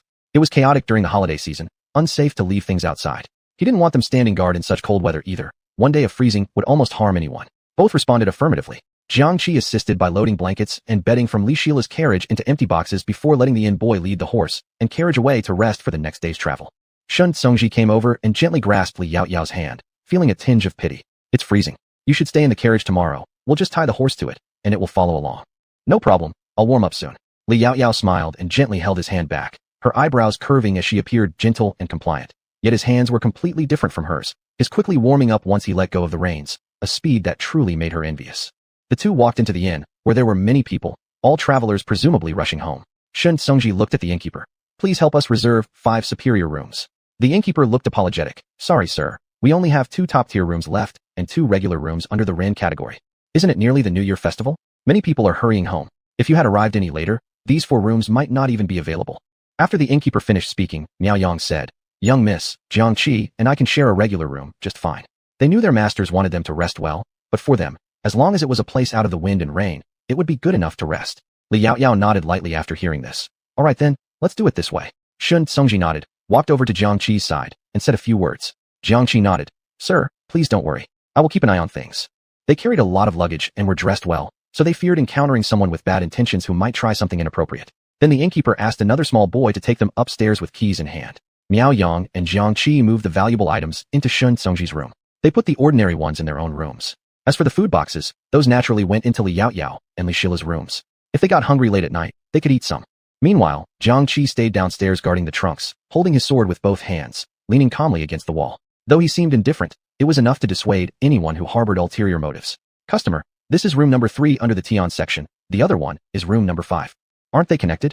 Li Yao Yao couldn't help asking after hearing the boy's response. The boy smiled apologetically. Sorry, customer. Room number 4 under the Tian section has already been reserved by another customer. Li Yao Yao didn't say anything more after hearing this, took the key, and led Li Shila inside. Chapter 250. It's fine, I don't mind. Room 1 under the heaven was indeed very nice. The room was spacious and the bedding used the finest materials, worth the price. Li Yao Yao glanced around and casually took off her cloak, hanging it to one side. Little second brother, bring me a basin of hot water shortly. Make it as hot as possible, and also 3 kettles of boiling water. All right, esteemed guest, please wait. The waiter handed another key to Shun Songji and quickly retreated. Shun Songji said, I'll go back there first and open the door so they can bring up the items. We can then head downstairs for dinner. His words were a question. If she wanted to eat upstairs, they didn't need to go down. They could order food and have the waiter deliver it upstairs. Good. Li Yao Yao nodded. I'll soak my feet and then go down. Shun Songji turned towards room 5 under the heaven. At this time, Miao Yang and Jiang Wu had already brought up some small items. After placing the food box on Li Yao Yao's side, they went downstairs again, taking 3 or 4 trips before all the items were moved inside. That young lady, we're going to our rooms downstairs. The Rin character rooms were not on the 3rd floor, but at the farthest corner on the 2nd floor. Li Yaoyao nodded. We'll take our meal on the 1st floor in about the time it takes for a stick of incense to burn out. You can ask the little second brother to send some hot water to wash with beforehand. Yes. The 2 men bowed their heads, turned, and withdrew. After their trip to Jing capital, they suddenly felt that the young miss was extremely kind to them, yet they couldn't overstep their bounds or embarrass the young miss outside, so they had to pay attention sometimes. Of course, when no outsiders were around in Anyang County, they would still be like they usually are. Li Yaoyao naturally noticed their unusual behavior, but didn't say anything. Actually, these few days they had performed exceptionally well. Once they learned a bit more, they would gain the ability to handle things independently. Not long after, 2 waiters brought up the hot water. Young lady, the water is placed here. If you need anything else, feel free to call us. All right. Li Yaoyao nodded, and from her bag, she took out 2 strings of copper coins and put them on the table. Second brother, I have a question. Are there any guests in this inn who appear fierce and hard to get along with? Seeing the tip, both waiters immediately became happy and each took a string of coins into their hands. In response to the young lady's query, recently, several groups of people who seemed difficult to deal with have stayed in this inn. They look pretty tough and speak in coarse tones, entirely different from the 2 individuals who came later. Another person followed by saying, indeed, those 2 spoke with deep voices and even defended us when the previous group was being too aggressive. It was clear they had a good impression of the 2 later arrivals. Li Yaoyao quietly thought to herself and then slowly smiled without asking any further questions. Thank you, second brothers. You may go attend to your duties now. The 2 of them respectfully bowed and left, shutting the door carefully behind them. Then they deliberately counted the copper coins in their hands, 50 per string. This young lady was truly generous. Just talking a few words netted them 50 coins. Li Yaoyao turned and looked at the water on the table, first checking the temperature in the basin. The water was slightly hot, perfect for soaking her feet. Hey Ilo, go fetch the few warming bottles over there. I'll fill them up for you so that you can hold them to warm your hands soon. The remaining ones can be placed inside the blankets so that the bed won't be cold when we lie down. Li Shila immediately ran to get the warming bottles while Li Yaoyao pulled out a wooden foot-soaking tub from a nearby trinket area, dumping all the water into the bucket. As she took the warming bottles from Li Shila, she added, you sit on the bed and soak your feet. It will warm you up. Li Shila happily began to soak his feet by immediately taking off his shoes and socks. At first, he touched the water and drew his foot back instantly. Sister, this water is too hot. Just keep it submerged for a while, and it won't be so hot. Li Yaoyao had tested it with her hand earlier. The water was just about 42 or 3 degrees Celsius, which was perfect for soaking feet. However, it might feel scalding initially, but gets better afterward. Li Shila nodded and continued struggling against the hot water. Li Yaoyao smiled as she returned to filling the warming bottles and poured the other kettle of water into a basin, preparing it for washing face once the foot soaking was done. Then, she carried a stool over and grabbed fresh shoes and socks, as well as a towel for drying feet before sitting down to accompany Li Shila during his soak. While soaking, she continuously added hot water until after about the duration of drinking a cup of tea that she deemed it satisfactory. All right, let's pull out your foot, dry it, and change into clean socks. Li Shila didn't have to change his shoes since he wasn't walking much. Obeyingly nodding his head, Li Shila picked up his doll nearby and started dressing it. Just then, a knock at the door sounded. It was Shun Songji. Yaoyao, may I come in? Come in. As Li Yaoyao spoke, she picked up a handkerchief to wipe her feet.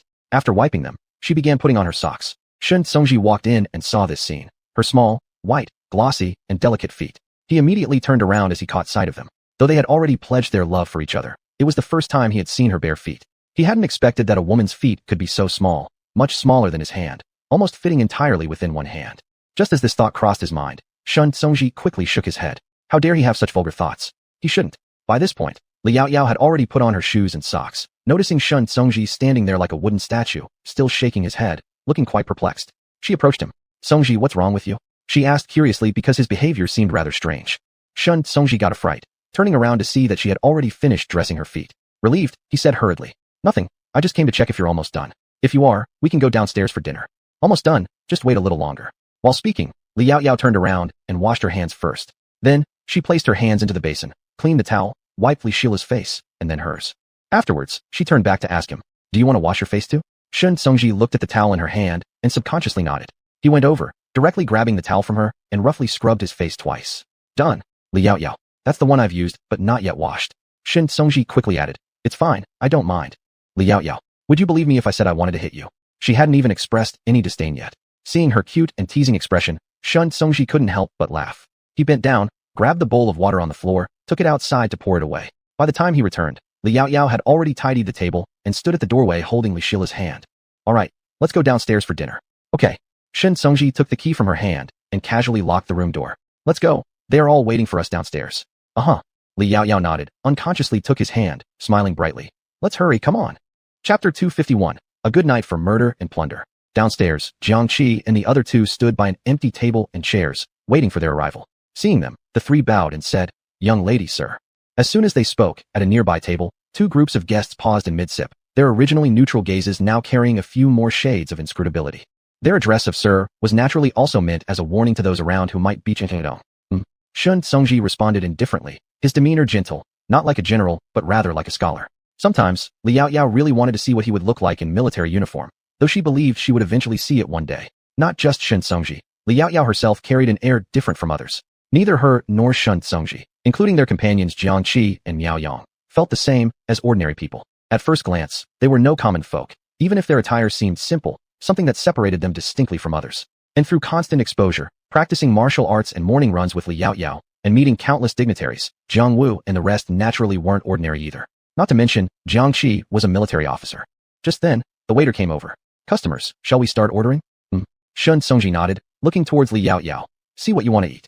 Liao Yao nodded again and named a few dishes according to everyone's preferences, along with ordering some soup. "About these should do, we'll add more if it's insufficient. For 6 of them, 8 dishes and a soup should be enough." "All right." The waiter nodded, having already memorized their orders, then asked, "Would you like a little wine to warm your bodies? Would you guys like to try some?" Liao Yao asked Jiangqi and the others. The three shook their heads. Liao Yao, "Then bring us a pot of boiling water." "All right, please wait a moment." Just then, a woman sitting nearby suddenly asked Liao Yao, "Young lady, why must the water be boiled before drinking? Isn't boiling water too hot for the mouth?" "Because raw water contains parasites, bacteria, invisible eggs, etc. Drinking it easily causes sickness. In times of water disasters, there could even be corpses in the water. Even in regular water, there could be animal carcasses, and drinking it could lead to epidemics. Many post-disaster plagues often start from what we ingest. But if the water is boiled before drinking, a significant amount of bacteria and eggs can be killed, making it less likely to cause illness. And drinking warm water is good for the body, especially for women, who benefit from drinking more hot water and are less prone to cold conditions. The benefits certainly outweigh the drawbacks." Liao Yao turned sideways towards the woman and explained with a smile. "I see." The woman nodded. "My daughter always complains about stomach pain. It seems she drank too much raw water. From now on, I need to make sure she drinks hot water. Though still somewhat dazed, it's still beneficial, at most wasting a bit of firewood. And those bugs and eggs in the water. No, we have to pay attention from now on." Liao Yao smiled slightly, but didn't continue to elaborate. Other people around who heard this couldn't help but order a pot of hot water on several tables. Especially thinking about the parasite eggs, and such that Liao Yao mentioned earlier, made them feel scared. If these things were swallowed and lived inside their stomachs. Ugh. Suddenly, they lost their appetite. Of course, it was their loss of appetite, but Liao Yao and her group ate quite happily. After finishing their meal, the group went upstairs directly. Snow outside fell heavier and heavier, and soon the area turned into a vast white expanse. In a corner downstairs, a pair of brothers sat at a table. One had a face plain looking like Wu Yan, while the other had a delicate, feminine appearance. However, their tones of speech were somewhat similar. The plain-faced one was the elder brother, the delicate one was the younger. "Brother, do you think that person is truly a high-ranking official, or is it just a trick, making everyone know his identity? It should be real." The plain-faced brother had a dark look in his eyes, glancing upwards towards the second floor. "He doesn't seem hard to deal with. Yeah, I just saw all the boxes being moved into his room. So tonight, or should we keep following?" It turned out these two had been tailing them since the last rest stop, deliberately running ahead of Liao Yao and the others just to wait here. Since they were sure that Liao Yao's group would stay here, based on their status, they would undoubtedly choose the best inn in the county. Upstairs, Liao Yao also mentioned the situation she had learned from the innkeeper to Shin Songji. "Songji, who do you think will make a move? And will it happen tonight? After all, they've already dug the trap for them. They surely wouldn't wait for nothing." The two groups that Liao Yao had inquired about from the innkeeper were actually from the last rest stop. However, they all rode horses and thus managed to arrive ahead of them, staying at the same inn by sheer coincidence. But is it really just a coincidence? They will. Shun Songji gave a faint smile, twirling a lock of her hair from the back of her waist between his fingers before letting it go. He rubbed his fingertips lightly and withdrew his hand. Liao Yao let him play with her hair as she pondered deeply. "Is there anything you need me to help with tonight?" "No need. We'll handle it ourselves. You and Ale can have a good rest and set off early tomorrow morning." "All right." Liao Yao nodded contentedly, happy for the intimacy. These hooligans indeed don't require her intervention. They are likely to act when everyone's sound asleep in the dead of night. You'd better take a nap to ensure enough rest. "All right." Shin Songji squeezed her hand gently and turned to head back inside. Liao Yao smoothly closed the door and locked it. At this point, Ale had already taken off her shoes and obediently climbed into bed. "Ale, come down and brush your teeth first, then go back to bed for sleep, all right?" Liao Yao walked over to the wash area. "All right." Ale put on her shoes and ran over. Liao Yao handed her the toothbrush with toothpaste already applied. After brushing, Liao Yao led Li Shila to bed. Perhaps due to the fatigue of traveling, they both fell asleep soon after. At midnight, the entire county plunged into silence. It was winter, so not even the chirping of insects or birds could be heard. The snow had stopped, the moon hiding behind the dark clouds. Only a few twinkling stars remained scattered across the night sky, making it an excellent night for murder and plunder. Chapter 252. Li Yaoyao's eyes were cold and fierce, filled with murderous intent. Li Yaoyao opened her eyes in the dark. The faint sound of someone trying to pry open the door made her instinctively narrow her eyes dangerously. She then carefully sat up, careful not to wake Li Shila, who was sleeping soundly beside her. It seemed that these bandits might be more than one or two waves. Li Yaoyao pursed her lips, let out a cold laugh, and threw off the covers to get out of bed. The next moment, a sharp dagger already appeared in her hand. She got up and walked to the back of the door, firmly gripping the dagger, waiting for the other person to open the door. Soon, there was a click as the lock was pried open. The other person carefully pushed the bolt and opened the door slightly. A pair of exquisite silk boots stepped into the room, quietly walking towards the bed, their eyes gleaming with excitement. "Don't move." The cold touch tightly pressed against the intruder's skin, making him shiver involuntarily. "Spare my life, good sir." As soon as the words came out, he felt a cold, stinging pain in his neck, which immediately silenced him. "Who are you? What are you doing here?" Li Yaoyao's gaze was cold and severe, filled with murderous intent. "I just wanted to steal some valuable things, nothing else." The item in the other person's hand fell to the ground, his eyes flickering around, as if he considered her to be an unintelligent fool. He regretted not releasing some knockout powder earlier. Humph. Upon hearing this, Li Yaoyao merely let out a cold laugh, glancing down at the knockout drug pack on the ground. "Do you think I'm stupid, or do you find me easily deceived? You chose to act tonight, so surely you know where the valuables are stored. Yet instead of going there like others would, you specifically took advantage of the chaos and came here. My guess is that you're either a kidnapper or perhaps a rapist." Whether a kidnapper or a rapist, they were both things that Li Yaoyao detested most. With this thought, she tightened her grip on the dagger around the intruder's neck even more, eliciting a sharp gasp from him as he quickly begged for mercy. "Girl, please spare my life. If you press any harder, my life will be gone." The man was genuinely terrified now, fearing that Li Yaoyao might accidentally cut his head off. This woman looked like someone who would actually do it. Li Yaoyao slightly loosened her dagger, and just as he thought he might have a chance to escape, she pinned him to the ground, restraining his hands, pulling out a rope from somewhere to tie him up. With a quick turn of her palm, she severed his hand tendons, causing him to scream in agony. "Shut up." Li Yaoyao directly grabbed something and stuffed it into his mouth, her eyes devoid of any sympathy other than calmness. "Since your skills in opening doors are so impressive, I'll cripple your hands to ensure you never break into another house again." The man clenched his teeth, already drenched in cold sweat, and for the first time felt regret. He had originally thought that those retainers and men were detained by others and might already be dead, and thinking about Li Yaoyao's delicate beauty, he couldn't resist the urge to come closer. Who would have guessed that while always preying on others, today he would be outwitted himself? On the bed, Li Shila woke up due to the noise, instinctively feeling around to sit up and rubbing her eyes as she called out to her sister. "Sister, it's fine. Ale, go back to sleep, don't get up." "Okay." Li Shila could see nothing, only hearing her sister's voice, realizing she wasn't in bed. Dazed and still sleepy-eyed, she sat there dumbfounded, clearly still very groggy. Meanwhile, Shun Songji, after dealing with the intruders, heard sounds coming from this side and quickly ran in. A whiff of blood suddenly reached his nose. "Yaoyao," he anxiously shouted her name. "I'm fine, the person is already under control," Li Yaoyao responded. Shun Songji let out a sigh of relief and lit the oil lamp in the room with a firebrand. Only then did he see the pitifully wailing man on the ground along with the packet of knockout drugs. Frowning, he approached her, grabbing the man from her hands and tossing him to Jiangqi, who followed closely behind. "Tie all of them together, no need for medical treatment. You take the home mansion's token and run to the government office. Since these people were here, it would be hard for them to rest peacefully. They might as well leave it to the government office to handle them." They used the home mansion's token rather than the county magistrate's token of Anyang County for the convenience of summoning the local county magistrate over. Several guests in several rooms of the inn had also been woken up, complaining as they walked out. Seeing the pool of blood outside Li Yaoyao's room and the bound group near Shin Songji, they were instantly fully awake. Some even recognized them as fellow guests in the inn. "What happened?" They. Unfortunately, no one answered him. The innkeeper was also awakened, bowing deeply to apologize upon seeing the scene, seemingly somewhat at a loss. Fortunately, before long, torch-bearing guards from the government office ran over. Shun Songji and Li Yaoyao walked downstairs, with Li Shila already fully awakened by the chaos and slightly scared as she was holding their hands. Especially when she saw the blood on the ground. It seemed to remind her of the previous kidnapping incident. She anxiously clung tightly to Li Yaoyao's hand, not wanting to let go. "AG, I'm scared." "It's all right, AG is here." Li Yaoyao looked at Li Shila's pale face and inwardly regretted bringing her along, feeling guilty for not protecting her well. She had been overly confident in herself.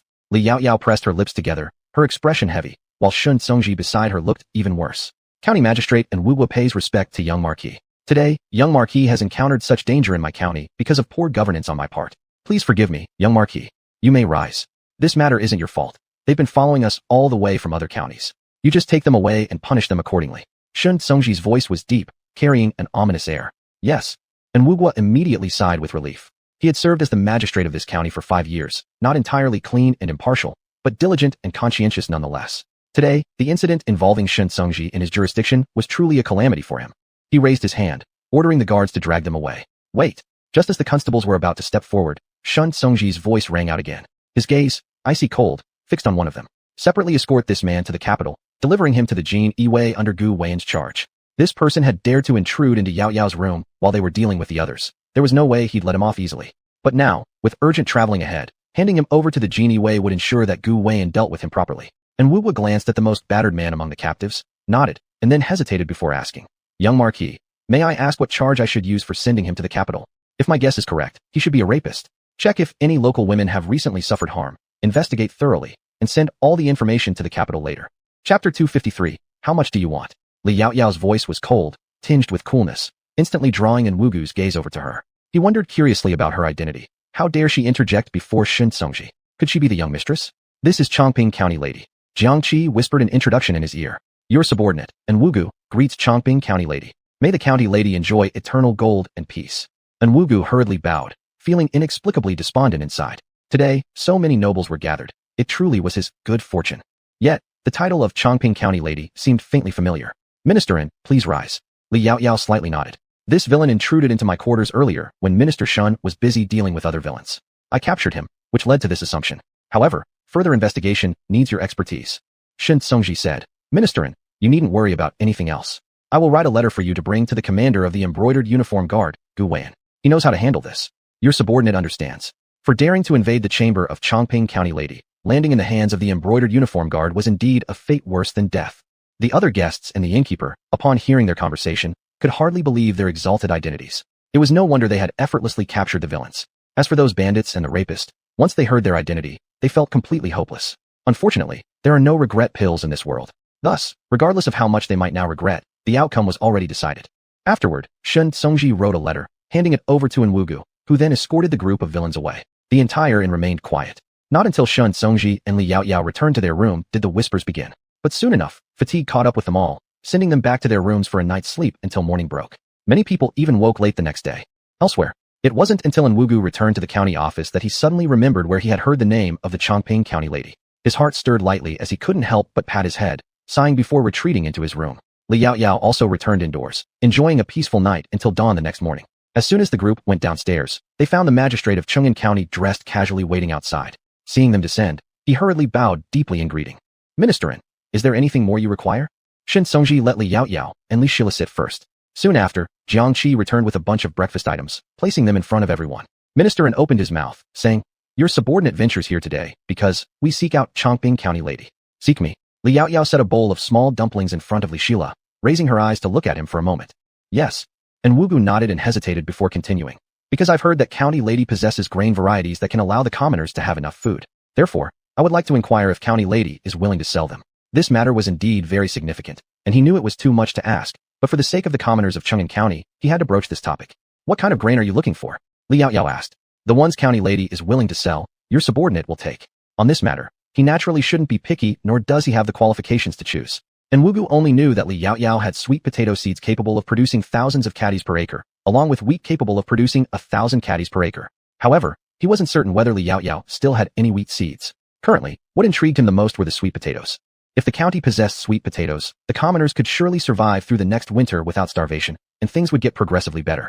In fact, Li Yaoyao no longer had any wheat seeds left, but she still had plenty of sweet potatoes. She paused momentarily, then asked him, How much do you want? Chapter 254, The Deal. Upon hearing this, Wugu immediately became delighted. The implication of Chongping County Lady's words was that she was willing to sell. But how much would she want? And Wugu really had no idea how to bring it up. Naturally, he wanted all the county's people to get a few sweet potatoes each, but he knew that wasn't possible. After all, if he asked for too many and angered Lady Chongping, it would be counterproductive. Asking for too few would feel like falling short. Moreover, although Chung'an County didn't have millions of people like some larger counties, it still had 3 or 40,000 people, 5 or 600 households. Even if every household received 2 sweet potatoes, that would still amount to over 10,000 sweet potatoes. The emperor probably wouldn't have that many either. So after thinking about it for half the day, Wugu finally decided that he should follow what he had planned earlier. If he could buy some good seeds, the county office could arrange for people to plant them, then distribute some to those families in poor conditions who truly can't afford meals during winter. Of course, the seeds would only be given out during planting time to prevent them from being eaten directly. He would certainly feel heartbroken if such important seeds were consumed. After much contemplation, he finally spoke up. Your subordinate does not know how much I should ask for. Perhaps County Lady Ning could decide. I can give you 10 sure, any more than that is impossible. After all, I am a businessman with my own shop, and these things will eventually be sold there as well. However, if they don't sell out later, I might be able to give the officials some more. However, Liao Yao thought it was unlikely that they wouldn't sell out.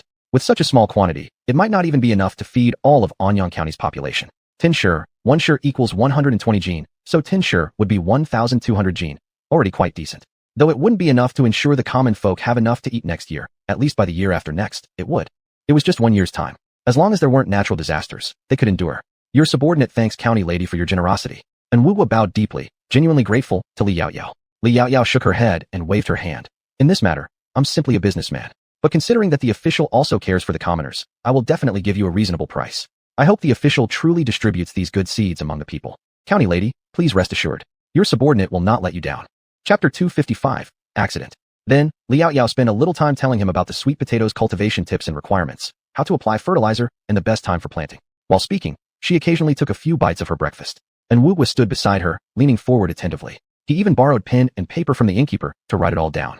Actually, I have another kind of seed similar to sweet potatoes with almost the same yield per acre. This time in the capital, I've handed over some to His Majesty. These seeds will be sold at Una Mall in Anyang County.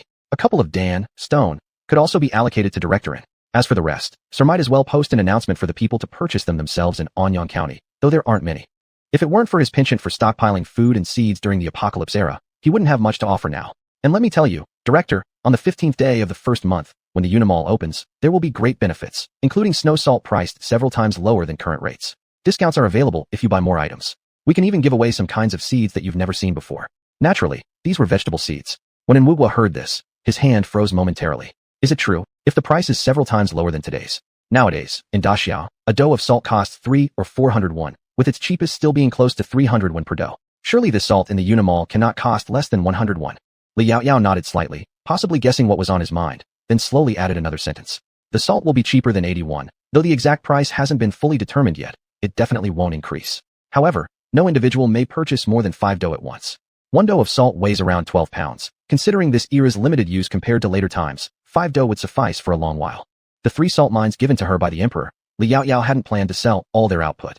But now the mall has fewer products and the market hasn't fully expanded yet. Lower than 81, excellent, truly excellent. Lordess, please rest assured, this servant will certainly make sure the common folk are informed. And Wuwo was so thrilled that he struggled to contain himself. No matter how many extra days it takes to travel, the salt must be bought. With the opening scheduled for the 15th day after New Year's Day, they need to depart 2 days after the New Year. Having gotten what he wanted, and Wuwo left satisfied, thinking that upon returning, he should draft the announcement right away, eager to inform the county's residents of such good news. Only now could Liao Yao focus entirely on eating her morning meal. Though it had grown somewhat cold, it did not hinder the experience. After breakfast, Jiangqi led the crew moving the items upstairs back onto the carriage, and the group continued onward. Not long after starting, they met with the people from Chongping arranged to deliver sugarcane for the emperor. Shen Songji exchanged a few words with them, then both groups departed. All along the way, every path had been smoothed out. The villagers walking on it might not notice a significant difference, but some merchants riding horses or driving carriages felt deeply moved. With the road fixed, the advantages to them are tremendous. A journey which used to take 14 or 15 days, now only needs 11 or 12. The trip isn't as bumpy, especially beneficial for elderly individuals. Liao Yao's group traveled a few more days. By calculation, they'd enter the jurisdiction of Chongping the next day. At this moment, the sky was already dark, and pedestrians gradually disappeared from sight. They still had about half an hour to reach the city gates. Suddenly, at this very instant, an accident occurred. Chapter 256, Bloodstained Clothes. The cold wind whistled through the woods, blowing the snow off the trees and onto the ground. But apart from that, there was nothing. It was too quiet. Even in winter, one would occasionally hear birds singing. But their journey had been eerily silent and quite unsettling. Liao Yao and Shun Tsongji exchanged a glance, seeing the chill in each other's eyes. She truly hadn't expected to experience an assassination attempt again. Liao Yao gently tugged on her horse's reins and moved back, locking eyes with Jiangqi, who clearly had already noticed and was now alert. She quickly positioned herself next to Jiang Wu and Miao Yang. Protect Alu well, and take care of yourselves. Startled, the two glanced at each other and nodded silently. After giving her instructions, Liao Yao returned to the front because assassins typically aimed for either Shin Songji or herself. Why did she think it was her? Because of the third princess. This time, she had truly angered someone, even though it wasn't something she started. The person being punished was her, so the princess hating her was not unexpected. As this thought crossed her mind, she saw Liao Yao lock eyes with Shun Songji. In the next second, an arrow shot into a tree, causing 2 figures to crash down heavily, ending their lives instantly. Attack! The killers perched on the trees gritted their teeth and leapt down swiftly.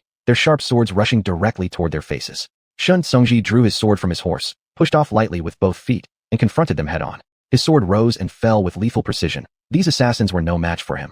Li Yaoyao, during all this, genuinely envied how gracefully ancient warriors moved. They seemed ethereal. As she thought about it, a fierce dagger appeared in her hand, and with a single leap, she jumped off her horse, confronting 3 black-clothed assassins immediately. Her eyes lit up with excitement, and her strikes showed no mercy. Perhaps their skills were too refined, or perhaps the target of the killers was focused on them. There were far fewer attackers targeting Jiang Qi's team. Li Shila sat obediently inside the carriage, tightly clutching the hot water bag in her hands. Although she was afraid, she knew that as long as her older sister was there, everything would be fine. She also knew better than to leave the carriage and create trouble for her sister at this moment. At this point, the leader of the assassins suddenly noticed the carriage and remembered Li Yaoyao's younger sister inside. He signaled to the other killers to tie them down, while he himself leapt towards the carriage swiftly. He engaged in battle with Jiang Qi directly. As for the remaining Miaoyang duo, they had only learned some basic martial arts from Li Yaoyao and weren't a match for the assassins. Seeing their blades about to touch the carriage door, Li Yaoyao became much fiercer in her attacks, delivering swift, fatal strikes. Shun Tsungji finally disentangled himself from the killer's struggle.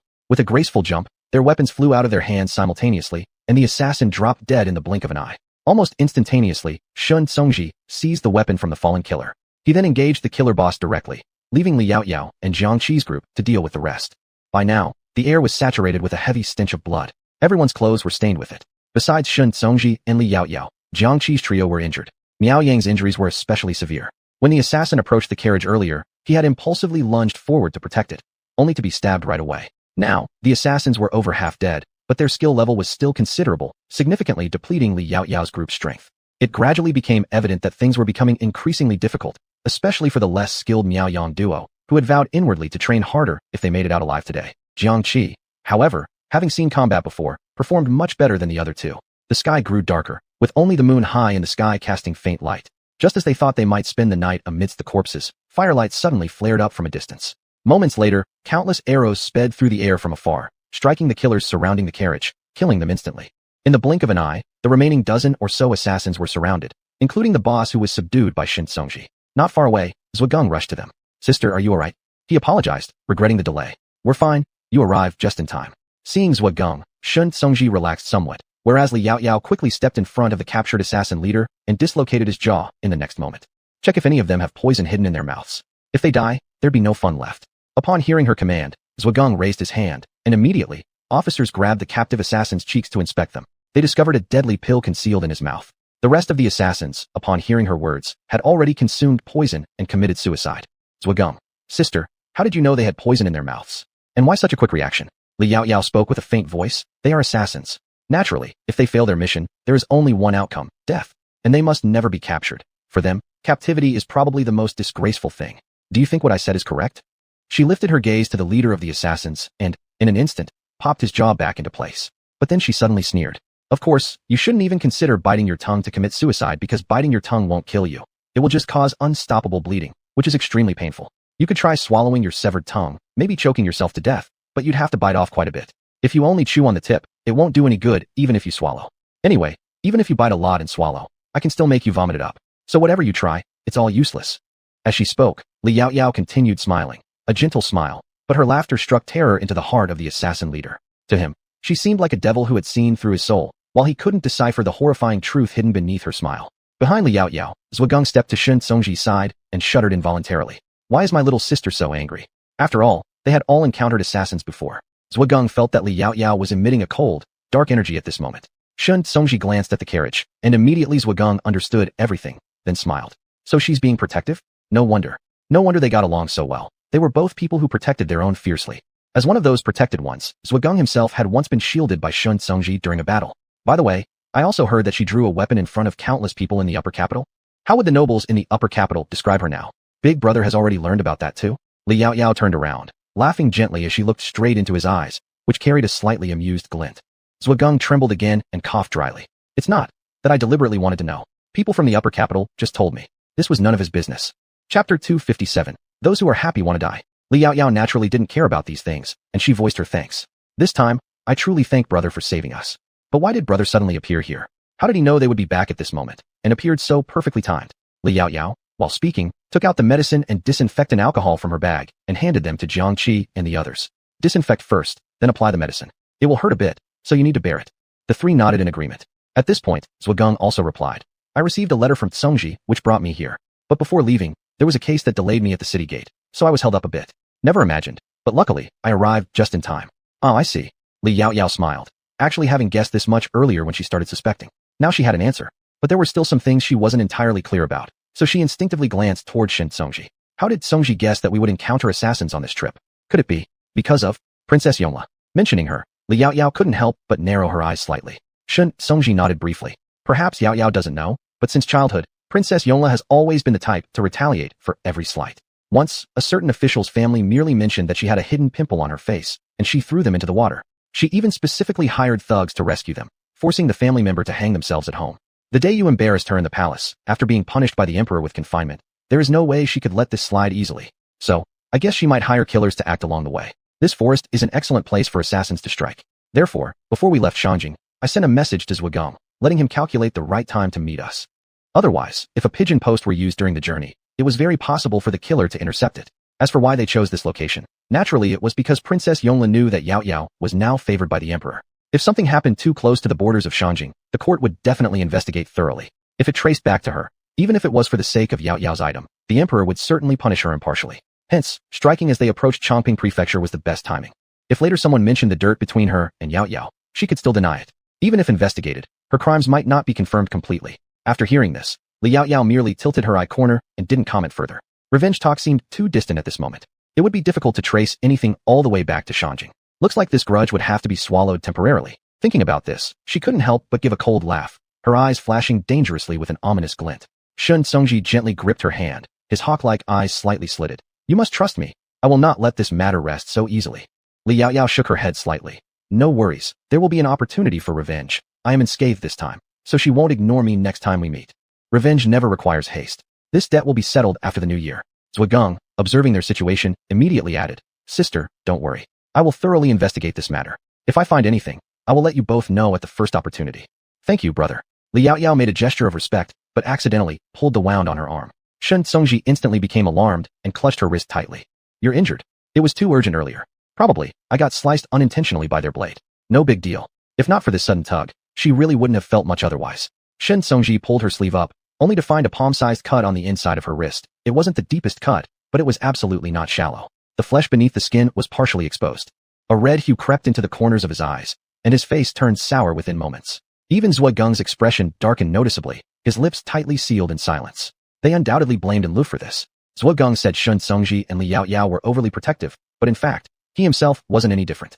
Shin Tsongji took the disinfectant alcohol and ointment from Jiangqi, carefully cleaning her wound.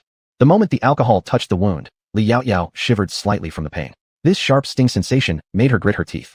However, the next instant, a warm breath brushed over her injury, carrying an indescribable itch. Seeing this, Zhuagang nearby couldn't help but mutter and walked aside to start examining those assassins. He felt like this place might not accommodate him anymore. Does it still hurt? Shin Tsongji's voice carried a tinge of hoarseness and concern. Li Yaoyao slightly shook her head. It feels better now than before. You can continue. She hasn't been injured since coming to this world, so she wasn't accustomed to it yet. It was even worse during the initial selection of special forces. During the martial arts selection, they were all over with wounds of various sizes, and the drill sergeants directly prepared a pool of alcohol for them. Everyone jumped right in. It was an unforgettable experience of sourness and sharp pain. It made you want to die. So this amount of pain really doesn't count as anything. But for Shin Tsongji, it was enough to break his heart. He continued disinfecting her wound carefully. While cleaning, he also gently blew on it, making her injury feel itchy, as if there was some itchiness even near her chest. At this moment, the corpses on the ground had been moved elsewhere. Li Shila couldn't sit still inside anymore. As soon as she opened the carriage door and saw this scene, she immediately jumped down from the carriage and rushed nervously to look at Li Yaoyao's wound. There was a long cut on her skin, and after clearing off the blood water, the inner flesh exposed, still bleeding, horrifying Li Shila until tears welled up in her eyes. Big sister must be in so much pain, let me blow it. Blowing makes it less painful. Li Shila pouted her mouth, but unfortunately, there was no space left for her, so she could only blow from afar. This was something she learned from Qianluo. Qianluo always used to blow when she disinfected and medicated Li Shila's wounds, saying blowing would help the pain go away. At the time, Li Shila felt the same way and thus learned it from her. Li Yaoyao's uninjured hand fell upon her head. She'll be good. Big sister is not in pain. It just looks scary. Because moving her hands after getting hurt had caused the wound to appear more alarming. Thinking of that, Li Yaoyao's voice couldn't help but soften somewhat. Little Sheila must have been scared out of her wits earlier. It's my fault. If I had known, I wouldn't have brought you along this time. But who could have expected such things then? Hearing these words, Li Shila shook her head obediently. Big sister, don't worry. Little Sheila isn't afraid. Little Sheila knows that big sister will protect me, so I'll just sit quietly in the carriage waiting for you. Because if she got out of the carriage, just like last time in the tailor shop, people would grab her and use her to harm big sister. Li Sheila may be small, but some principles she understands well, especially those she experienced firsthand this time. Little Sheila is really good. Li Yaoyao sighed inwardly, unsure what to say for a moment. Chapter 258, Returning Home. Beside her, Shun Songji had already disinfected her wound and applied medicine, then wrapped it with gauze. Your hand is injured, making horseback riding inconvenient. For now, you should ride in the carriage with a low. Shun Songji's voice was gentle and clear, slightly low but very pleasant. Li Yaoyao nodded, noticing that his frown still lingered. She reached out to touch his forehead and spoke as if soothing a Lu. All right, I really don't feel any pain, and the medicine is the best kind too. Next time, I'll be more careful. After we get back this time, can you teach me some of the martial arts you practice? That way, next time something like this happens, I won't get hurt anymore. Do you want there to be a next time? Shun Songji frowned deeply, almost unable to suppress his anger at the thought of her getting hurt again. There won't be, definitely no next time. Li Yaoyao quickly assured him. Only then did Shun Songji's expression improve slightly. At this moment, Zhugang walked over from not far away. That's enough. Why aren't you two feeling cold yet? It's already dark outside. We'd better head back to Chongping Manor quickly. I've had several guest rooms prepared within the estate for you to stay in tonight. Shun Songji looked at Li Yaoyao. After hesitating for a moment, she nodded. If so, then we will impose upon your hospitality. All part of one big family. No need to be formal. Zhugang accepted the reins handed by one of his subordinates and mounted gracefully. Li Yaoyao led Li Sheila onto the carriage, and half an hour later, they entered Chongping Manor. After having dinner in the manor, the group went to bed early that night. It wasn't until the following morning, after Shun Songji knocked on the door, that Li Yaoyao got up. After breakfast, they bid farewell to Zhugang and returned to Anyang County. As for the bodies of those assassins and the assassin ringleader, all were left behind at Chongping Manor to be investigated by Zhugang. Half a day later, Li Yaoyao and her group finally arrived at the county gate of Anyang County. Seeing the familiar city gates and bustling residents going in and out, she couldn't help but smile. Finally home, Li Yaoyao lifted the carriage window and looked out. Occasionally, she could even spot one or two familiar figures, people from the village of Li. This Anyang County seems a little busier than before we left. Many are coming here to participate in the evening market. Just then, a guard approached and replied when he heard Li Yaoyao speaking. Sir, please allow me to greet you, and also Longping County Master. Evening market? Li Yaoyao glanced at Shun Songji curiously. I don't remember us ever having an evening market in Anyang County, she said, though it was true that markets had only resumed shortly before their trip to the capital. Could it be because of these lanterns? Because New Year's celebrations were about a month away, Li Yaoyao had instructed her household before leaving that every night from the first watch until the third watch, the lights would be lit.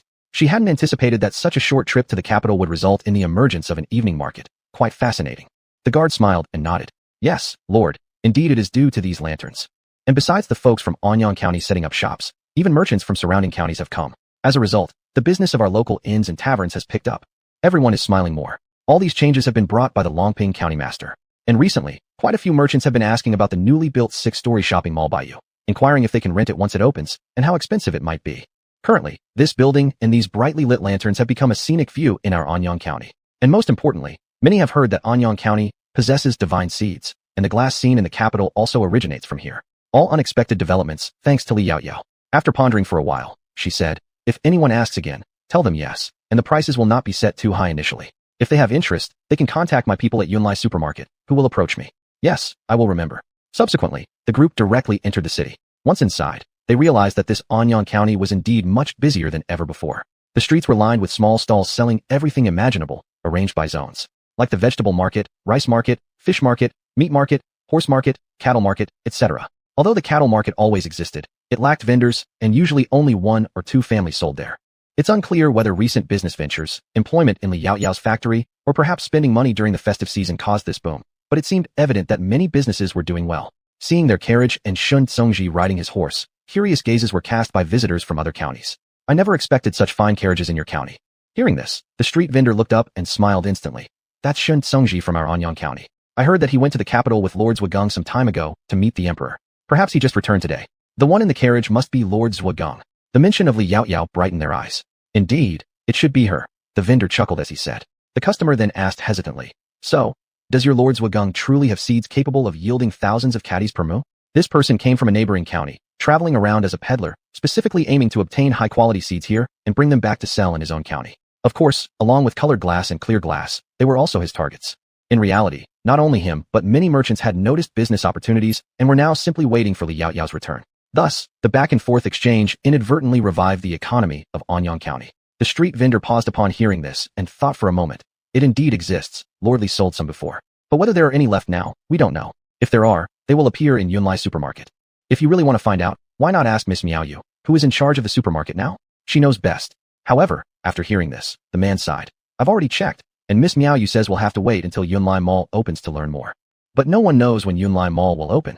But good news was on the way since Lord Zhugang had returned, meaning things should speed up. One would surely get news soon. The peddler couldn't help but think inwardly. Inside the carriage, Liao Yao was still unaware of what they were thinking. Shun Songji rode his horseback next to her and asked, do we head to the house near the office or to the new house?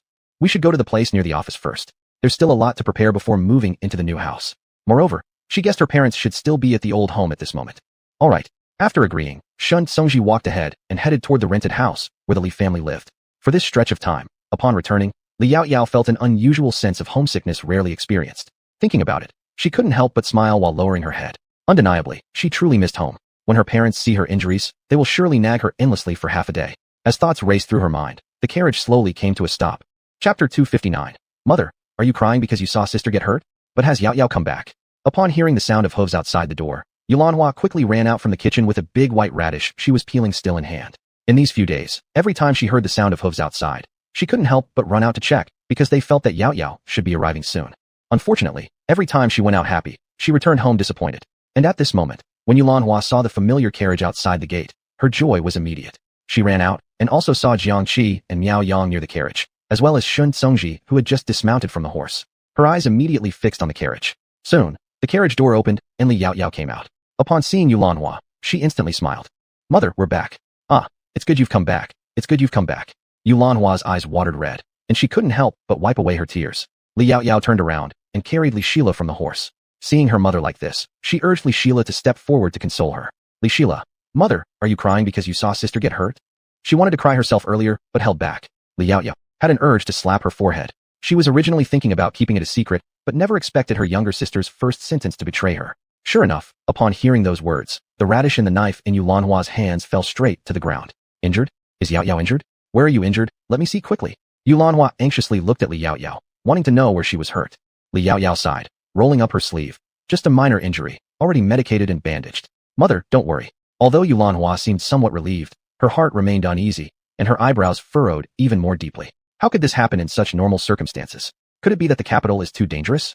It must be said, her guess wasn't completely off the mark. Just a little incident. I'll explain later. Li Yao Yao hurriedly changed the subject. By the way, mother, there are quite a few gifts in the rear compartment. They were sent by friends from the capital and Shinandi. Let's unload them first. We have to let Songji return the carriage to the office later. That's right. Realizing what she was supposed to do, Yulanhua quickly called out to Miao Yang and Liang Chui, who had followed her out, and together they moved everything from the two carriages into the courtyard. Mother, where's father? Hasn't the academy dismissed yet? This isn't right. In 5 days, it will be New Year's Eve. They should be on vacation. They're already on holiday, but your father is at the shop side now, cleaning with his workers. He thinks if he puts in some effort, then Yao Yao can pay less for labor fees. Hiring people for a month doesn't cost a small fortune. Looking at it makes him feel extremely painful. As for Yulanhua, she would have helped over there too, but since it wasn't mealtime, she came back here to prepare dinner to take over there. The food for the others is handled by the hired cook, but they prefer homemade meals, so they cook them separately. Fortunately, they're back. Otherwise, Yao Yao and the others wouldn't have any food when they returned home. After listening, Li Yao Yao sighed slightly. Let the work go to others. Father finally gets a break. He should rest well. However, after hearing this, Yulanhua only smiled and replied, it's no problem. We can't stay idle at home anyway. But don't worry, we know our limits. We won't overwork ourselves. Li Yao Yao nodded affirmatively and was about to say something else when suddenly, not far away, a little figure with short legs came running out. Sister, second sister, Ping'an misses you so much. Li Yao Yao caught him easily, lifting him up. Ping'an tightly hugged her neck without letting go. Seems a bit heavier and taller. Yulanhua. The little one has been mentioning you day after day, first elder sister, then second sister. He runs to the gate every once in a while and drags Xiao Wu along all the time. Xiao Wu is Liang Chui's son, Jiang Wu, who used to be somewhat introverted but now dares to walk out and isn't afraid of strangers anymore. He's standing not far away, watching them. When Li Yao Yao glanced at him, he showed a shy smile. Li Yao Yao gave him a friendly smile in return. Sister brought a lot of gifts this time, bought new clothes as well. After washing them, they can be put on for Ping'an. Then, speaking to Liang Chui nearby, Xiao Wu has a set too. Aunt Liang, take them back and wash them before wearing. Okay. Aunt Liang smiled and nodded, pulling Xiao Wu beside her, looking down and saying gently, Xiao Wu, what should you say when receiving a gift? Jiang Wu, Tach. Thank you, sister. This title of elder sister made Li Yao Yao pause for a moment, but she soon understood that he was following Ping'an's example. Thinking this way, she nodded at him in acknowledgement. Jiang Wu looked at Li Yao Yao with some envy as she held little Li Ping'an. He envied the many relatives surrounding Ping'an, who all treated him so well, unlike his own father, who liked to abuse him. What Jiang Wu envied most was Ping'an having such an accomplished elder sister. That's why he couldn't help but call out too, and when he unexpectedly received a response, a bright smile instantly lit up his face. How wonderful, now he also had an elder sister. Over there, Miao Yang and others had already moved everything from the carriage into the courtyard, accumulating several large trunks, not much fewer than what they had taken on the trip. Li Yaoyao opened one of the trunks and said, "Mother, I've bought you and father quite a few clothes as well. You can try them later to see if they fit." Yulanhua glanced at the entire trunk filled with clothes and sighed. "You're wasting money again. Both your father and I already have plenty of clothes. We're fine. It would be better if you spend more on yourself." Although she said this, her smile revealed immense joy. Seeing her happiness, Li Yaoyao naturally felt happy too. "It's not just those. Besides the clothes I bought, there are also gifts specially prepared for you, father and brother by Uncle Shin's parents. And there are things given by our friends as well, which is why the carriage became so packed." This. Yulanhua hadn't expected the Shun family to prepare so many gifts, leaving her momentarily at a loss for words. She already knew that the Shun family wasn't an ordinary household, and their kindness towards her family made her feel somewhat uneasy. As if noticing her uneasiness, Shun Tsungji stepped forward 2 paces and smiled gently, saying, "Auntie, please don't worry. My father and mother said these are just return gifts. Compared to what Yao Yao gave them, they really mean nothing." This. Yulanhua didn't know what exactly Li Yao Yao had given them, and instinctively turned her gaze toward her daughter. Seeing Li Yao Yao nod, she finally let out a sigh of relief. "In that case, I will accept them. The next time you go back, remember to thank your parents on my behalf, and tell them they don't need to be so formal next time." Chapter 260. Thinking of this, Li Yao Yao's eyes turned cold immediately. "Yes." Shin Songji gave a polite bow in compliance. Since he had always been courteous to Li Yao Yao after confirming their relationship, Yulanhua did not find it strange at the moment and continued with her instructions. "Also, after you return home and put down your luggage, please come over for dinner with Jiangqi.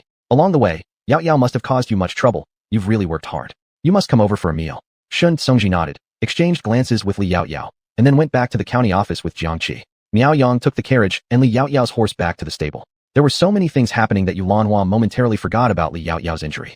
Each time she was about to remember, Li Yao Yao cleverly changed the subject, managing to deceive her successfully. A short while later, Li Si returned with Chun Dao and a few others. Seeing Li Yao Yao, Miao Yu, who had originally been walking last, ran to the front. "Young miss, you're finally back." Li Yao Yao smiled and nodded. "I've heard the business at the shop has been pretty good recently." Miao Yu nodded. "Indeed, it has been good. Many peddlers came by, and we sold quite a lot of fermented tofu. However, they asked many questions about the glass and divine seeds, and I told them as you instructed before leaving." Li Yao Yao had already left instructions before going to the capital, telling her if merchants inquired, to say there was some stock, but details would be clear only upon her return. "Well done." Li Yao Yao praised her, which delighted Miao Yu greatly, causing her to break into a wide smile. To her, receiving praise and acknowledgement from the young miss was more joyful than getting dozens of strings of coins. Li Yao Yao reached out and touched her temple. "I brought gifts for all of you, including clothes and jewelry bought in the capital. Take a look when you get the chance and see if you like them." "Yes, thank you, young miss. As long as it's from you, Ayue will like it. For Ayue, even if it's a stone given by the young miss, it is still the best stone in the world." Miao Yu nodded emphatically, happily clinging to her arm, inadvertently touching her wound. Li Yao Yao instinctively hissed in pain, startling Miao Yu. "Young miss, you're injured." Miao Yu widened her eyes, recalling the sensation when she held her arm just now, and combined with Li Yao Yao's reaction, making her heart leap unexpectedly, urging her to speak out loud. "Is Miss Li hurt?" Li Si and others who were about to enter stopped immediately, especially Li Si, his face almost contorted. Li Yao Yao, all these people, they are really finding ways to complicate her life. She sighed softly, hesitated for a moment, and decided not to make up excuses anymore, saying directly, "We encountered something on the return journey and got slightly injured, but it's nothing serious." "Did your mother check on you?" Originally, Li Si wanted to offer to take a look himself, but considering Li Yao Yao's age and gender and the nature of the wound not suitable for men to inspect closely, he rephrased the sentence. Li Yao Yao shook her head lightly. "No, but father, rest assured. I've already used high-quality medicine. It's truly fine." However, Li Si did not believe her and called Salo Yang who was nearby. "Miao Yang, tell me what exactly happened. How could an audience with the emperor result in injury? Could it be the emperor?" Miao Yang instinctively glanced at Li Yao Yao, bit her lips, and spoke. "My lord, during our return journey, we encountered over 20 assassins attempting assassination. The young miss was protecting the little miss and became distracted, thus got injured by the assassin." Recalling this, both Miao Yang and Zhang Wuzhong felt uneasy. If only they weren't so weak, the assassins wouldn't have had any chance at that time. They almost harmed the little miss, and it forced the young miss to fight against numerous assassins while still worrying about their safety. Assassins? Li Si was shocked, took several steps back, and quickly approached Li Yao Yao. "Yao Yao, did you sustain injuries elsewhere? Didn't you say Shin Songji and Lord Jiang returned with you? How could they be injured?" "There were plenty of assassins, and we were just a few people, hence fell victim to their tricks. Fortunately, Songji had sent people from Chongping Commandery to intercept us early, allowing us to return safely." Some assassins died, others were captured. However, father needn't worry. I merely sustained minor injuries, but Jiang Qi, Miao Yang, and Jiang Wu suffered much heavier wounds. We should supplement them well over the next few days. Li Yaoyao explained for Shun Songji to prevent her parents from misunderstanding him and thinking that he didn't protect her well. Actually, he had arranged everything meticulously, but unforeseen circumstances occurred. Fortunately, the assassins sent by Princess Yonglo were not top tier. Otherwise, this time, it would have been tough. Thinking of this, Li Yaoyao's gaze instantly turned cold, releasing a chilling aura, scaring those around her, making their backs go cold and hearts pound. This was the first time they had seen her in such a manner, as if she were eager to kill someone. Indeed, Li Yaoyao wanted to kill. If it weren't for the upcoming New Year's festival in a few days, she might have already ridden back to the capital to settle accounts with Princess Yongla on that day. Even though she couldn't fully act upon this now, some form of retaliation was still within her reach. Li Yaoyao let out a faint snort, her lips curling into a half-smile, neither entirely amused nor serious. Seeing that Li Yaoyao truly seemed fine, Li Si sighed in relief, wanting to say something but at a loss for words momentarily. Though he knew deep down she wasn't his biological daughter, he had long considered her like one of his own, akin to Yaoyao. For a moment, he forgot that she and Yaoyao were not entirely alike. She was independent, clever, with sharp tactics and proficient martial skills. No matter where she went, she would never be at a disadvantage. Thus thinking, he set his heart at ease. Let's go. Your mother should almost have dinner ready. We'll go eat first. Li Yaoyao turned and glanced toward the road leading from the county office. Father, you all go ahead. I'll wait here for Tsongji. Mother asked him to come over for dinner. He should be arriving soon. It's fine then, you can wait for him here. Saying so, he led Li Shila and Li Pingyan into the yard. In the kitchen, Liang Chui's dishes were almost done, plates arranged neatly on the table. Yulanhua had just stepped out of the kitchen when she saw Li Si, perplexed for a moment. Where's Yaoyao? Is she still tidying up? She said she'd wait outside for Director Shun.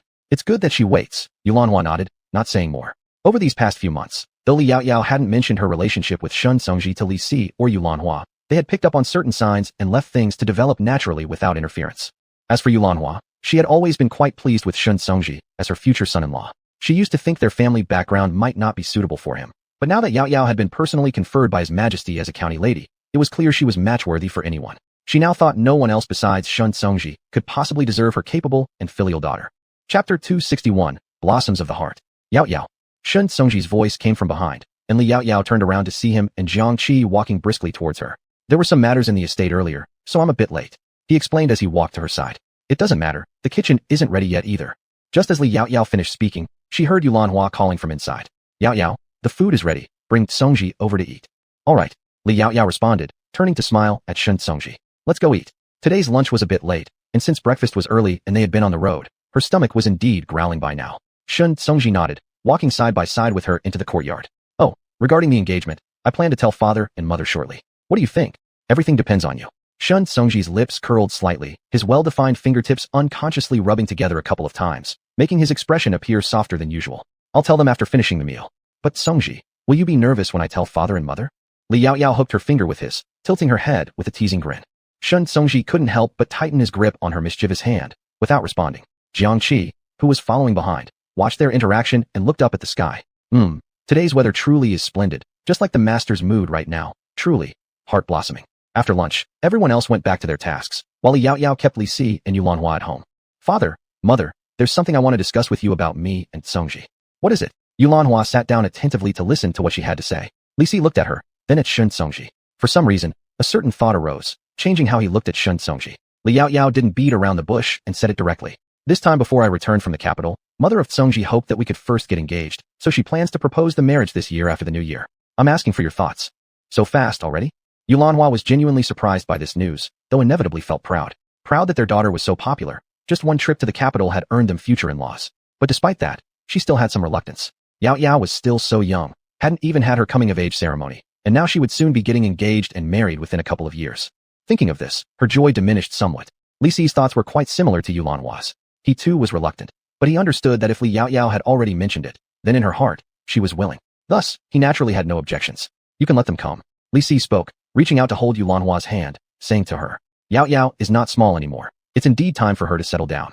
And they also said it's just an engagement, so we can still keep her around for a few more years. Besides, daughters always marry eventually. It's just that they've never imagined her marrying so far away. Yulanhua nodded, looking at Shun Songji. Songji, we accept this proposal. You inform your parents. Yes.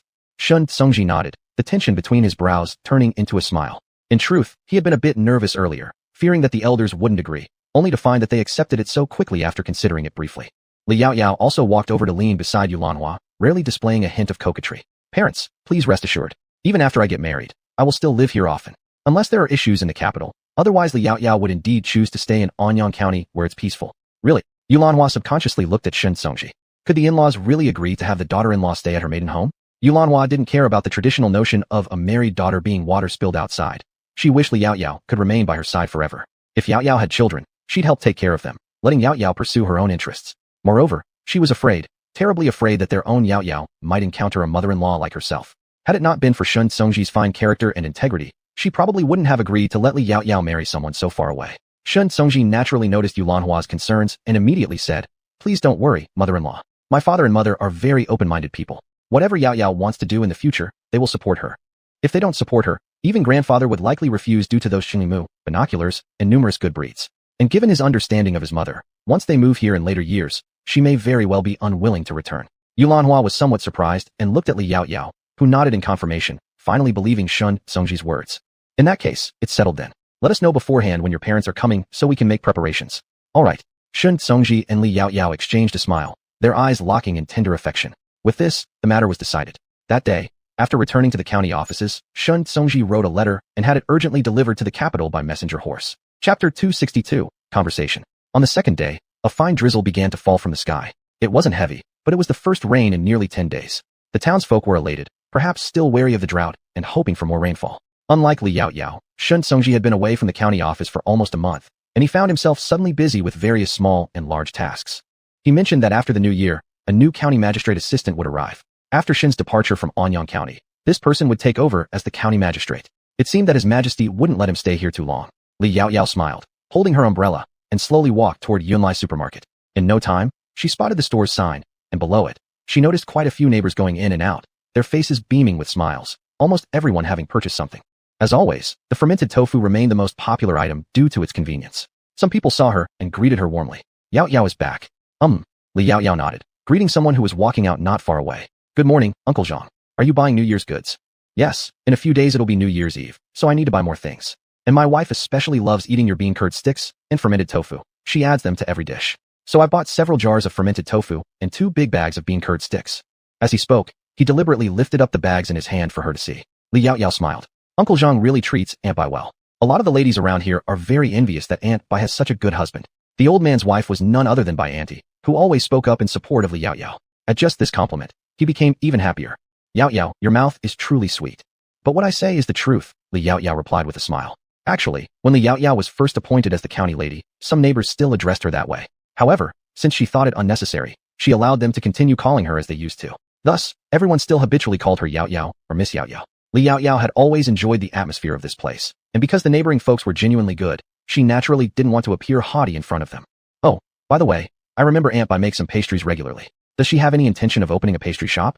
If she does, I can teach her some more recipes later. Although we might not make much money at first, our town will surely get better in the future, and then we'll definitely earn a considerable amount." Speaking of it, she had tasted the pastries twice before and found them delicious, albeit lacking a bit in refinement. Mr. Zhang thought for a moment and said, "We did consider it before, but starting a shop requires capital and rent. You know our financial situation, it was only ever a dream." His expression turned troubled. "If my shopping mall offers 2 months of free rent, would you like to give it a try?" Li Yaoyao dropped a bombshell, instantly surprising him. "Yaoyao, are you serious? With 2 months of free rent, it might actually be worth a try." Li Yaoyao nodded. "It's true. However, the rent after 2 months will be 50% higher than external shops. Of course, you will still have the option to stop renting at that point." Of course, she believed they'd make the right choice then. Even if someone tried to take advantage and decided not to continue renting after 2 months, they'd eventually regret it. Besides, her shopping mall offered something different from ordinary shops outside. Old Mr. Zhang thought it was a practical deal and immediately couldn't sit still. "Then I'll go home and discuss this with my wife right away, Yaoyao. You must save us a spot. If it was free, many people would surely compete with them for the opportunity." Li Yaoyao waved goodbye to him with a smile. Immediately afterward, she was surrounded by others asking about the rental discount. She carefully explained everything to them. After quite some time, the crowd left, satisfied. Those with ideas naturally went home to discuss with their families, while those without specific plans would spread the news. Later on, all she had to do was wait for people to come. With that in mind, Li Yaoyao turned and entered. Inside the store, Miaoyu was tidying up the shelves. Seeing Li Yaoyao, she immediately smiled brightly. "Miss, please wait a moment. I'll finish organizing soon." "All right." Li Yaoyao nodded, her gaze falling on an empty cabinet nearby. "Are all these items sold out?" Miaoyu replied with a mixture of helplessness and joy. "It's the New Year season, so every household is out buying things. People now all know that the goods in our store are not expensive, so they love to come here before going back home. Sometimes, we can't even restock as fast as they buy. I think you've set the prices too low, Mississippi. However, Li Yao did not agree. High prices have their benefits, but low prices have their own merits as well. These items are ordinary daily necessities for every family, and they cost little to produce. If we set the price too high, commoners won't be able to afford them. What would be the point of that? And if we lower the price, we sell more, which naturally means we earn more. You're absolutely right, Mississippi. Meow, you thought about it, and she realized her mistress was completely correct. If it were her, she would also prefer to sell items at lower prices so that everyone could afford them.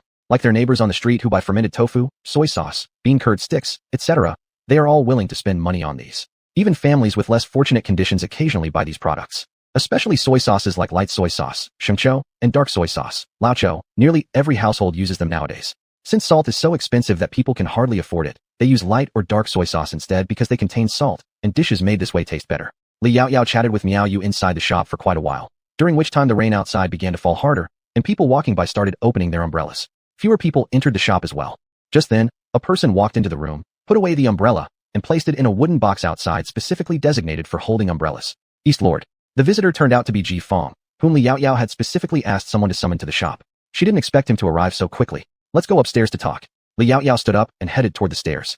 There weren't many goods upstairs, since most frequently bought items were on the first floor. As a result, fewer people came up here. In one corner, there was a table and chairs used for business discussions. Of course, if it wasn't raining, the discussions would take place in the backyard. Chapter 263, Strange Creature. Did you ask me to come today for the shop issue? Ji Fong sat straight, refined and elegant. After sitting down, he directly spoke up because one of the things Li Yao asked him to do when she went to the capital was this. Even if she didn't look for him, he would have come over on his own. Li Yao nodded slightly after hearing that, without speaking, but was carefully brewing tea, appearing a bit more graceful and comfortable. Ji Fong glanced over and continued. Please rest assured, Mr. Landowner, more than 20 shop owners are willing to open branches in the mall, though most are from Anyang County, with only a few from other counties, likely with ulterior motives. People do business for their own considerations naturally. It doesn't matter, nor does it require your concern as long as we achieve our own goals. Li Yao smiled faintly, roughly able to guess their intentions. It was probably all about the various recipes she possessed. It has to be said that her current identity as the county lady did make quite a few hesitate. If she were just an ordinary merchant, some people might have directly stormed in to snatch what she had. Thinking of this, she couldn't help but chuckle inwardly, though nothing showed on her face. Ji Fong confirmed so, continuing to report on the situation and progress of these past few days. The factory recently hired over 20 more workers, half of whom are from other counties, all speeding up the progress. Also, the advertisements mentioned by the landlord before have been distributed to other county offices. They correspond to our mall's trademark and also include goods and prices. Advertising like this truly had never been seen before. And most importantly, those paper sheets were made using the formula given by the landlord themselves. Also, I've provided food and a small amount of silver coins to all the street children in the county, promising them that if they handle things properly, they'll have the chance to work at the factory. Many traveling merchants and common folk from surrounding counties have arrived in the county lately due to their efforts. Ji Fong intentionally mentioned this because there was something he decided independently that he thought should be reported to the landlord. Though initially, it was the landlord who suggested that these street children distribute the advertisement flyers. It was Ji Fong himself who promised them the opportunity to work, because only this way could they be more motivated to take care of this matter well. You're doing very well. Li Yao felt that even if she weren't in Anyang County, she need not worry too much about the situation here. Even without her, he was capable of handling many things. To be honest, if it wasn't for the fact that I shouldn't hinder your future political career, I'd really be reluctant to let you go 2 years later. Such useful people with intelligence, plans, and loyalty were hard to find. After hearing this, Ji Fong blushed, which was rare. Being acknowledged by Li Yao made him very happy, causing him to involuntarily touch his head. Oh, landlord, there's one more thing I need you to decide on. He had almost forgotten in the moment of being praised. What is it? Li Yao casually poured him a cup of prepared tea water and asked. Ji Fong pondered for a while, then slowly opened his mouth. Just the other day, a traveling merchant came to the county. They brought strange things, saying they were food, and there's also a bizarre fish, long and slimy, something never seen before. Li Yao straightened her posture, intrigued, feeling that his description seemed somewhat familiar. Where is he now? Ask him to bring the items here, so I can take a look. Chapter 264, Official? Those two people outside don't want to wait. Should I bring them up now? Ji Fong stood up and asked Li Yao. Li Yao nodded, and he immediately turned and ran downstairs. The sound of the stairs echoed like his current excited mood. Ji Fong really wanted to know what those things were. Their boss was well-traveled, so even if they didn't recognize something, she might not be unfamiliar with it, which was why he specifically came to ask her. Downstairs, Meow Yu was curious when she saw him running out happily, but soon afterward, she saw him bringing a man and a woman inside, prompting her to ask instinctively. Manager Ji, who are they? They're merchants who have 2 rare items they want to sell to our boss. But since I've never seen them, the boss asked me to bring them upstairs. Ji Fong explained with a smile. Miao Yu nodded, stepped aside slightly, and watched them go upstairs. She was also curious about what these items could be that made Manager Ji so happy. Thinking this, she smiled softly, considering whether she should bring some tea water upstairs. As she just turned around, she heard a customer's voice from behind.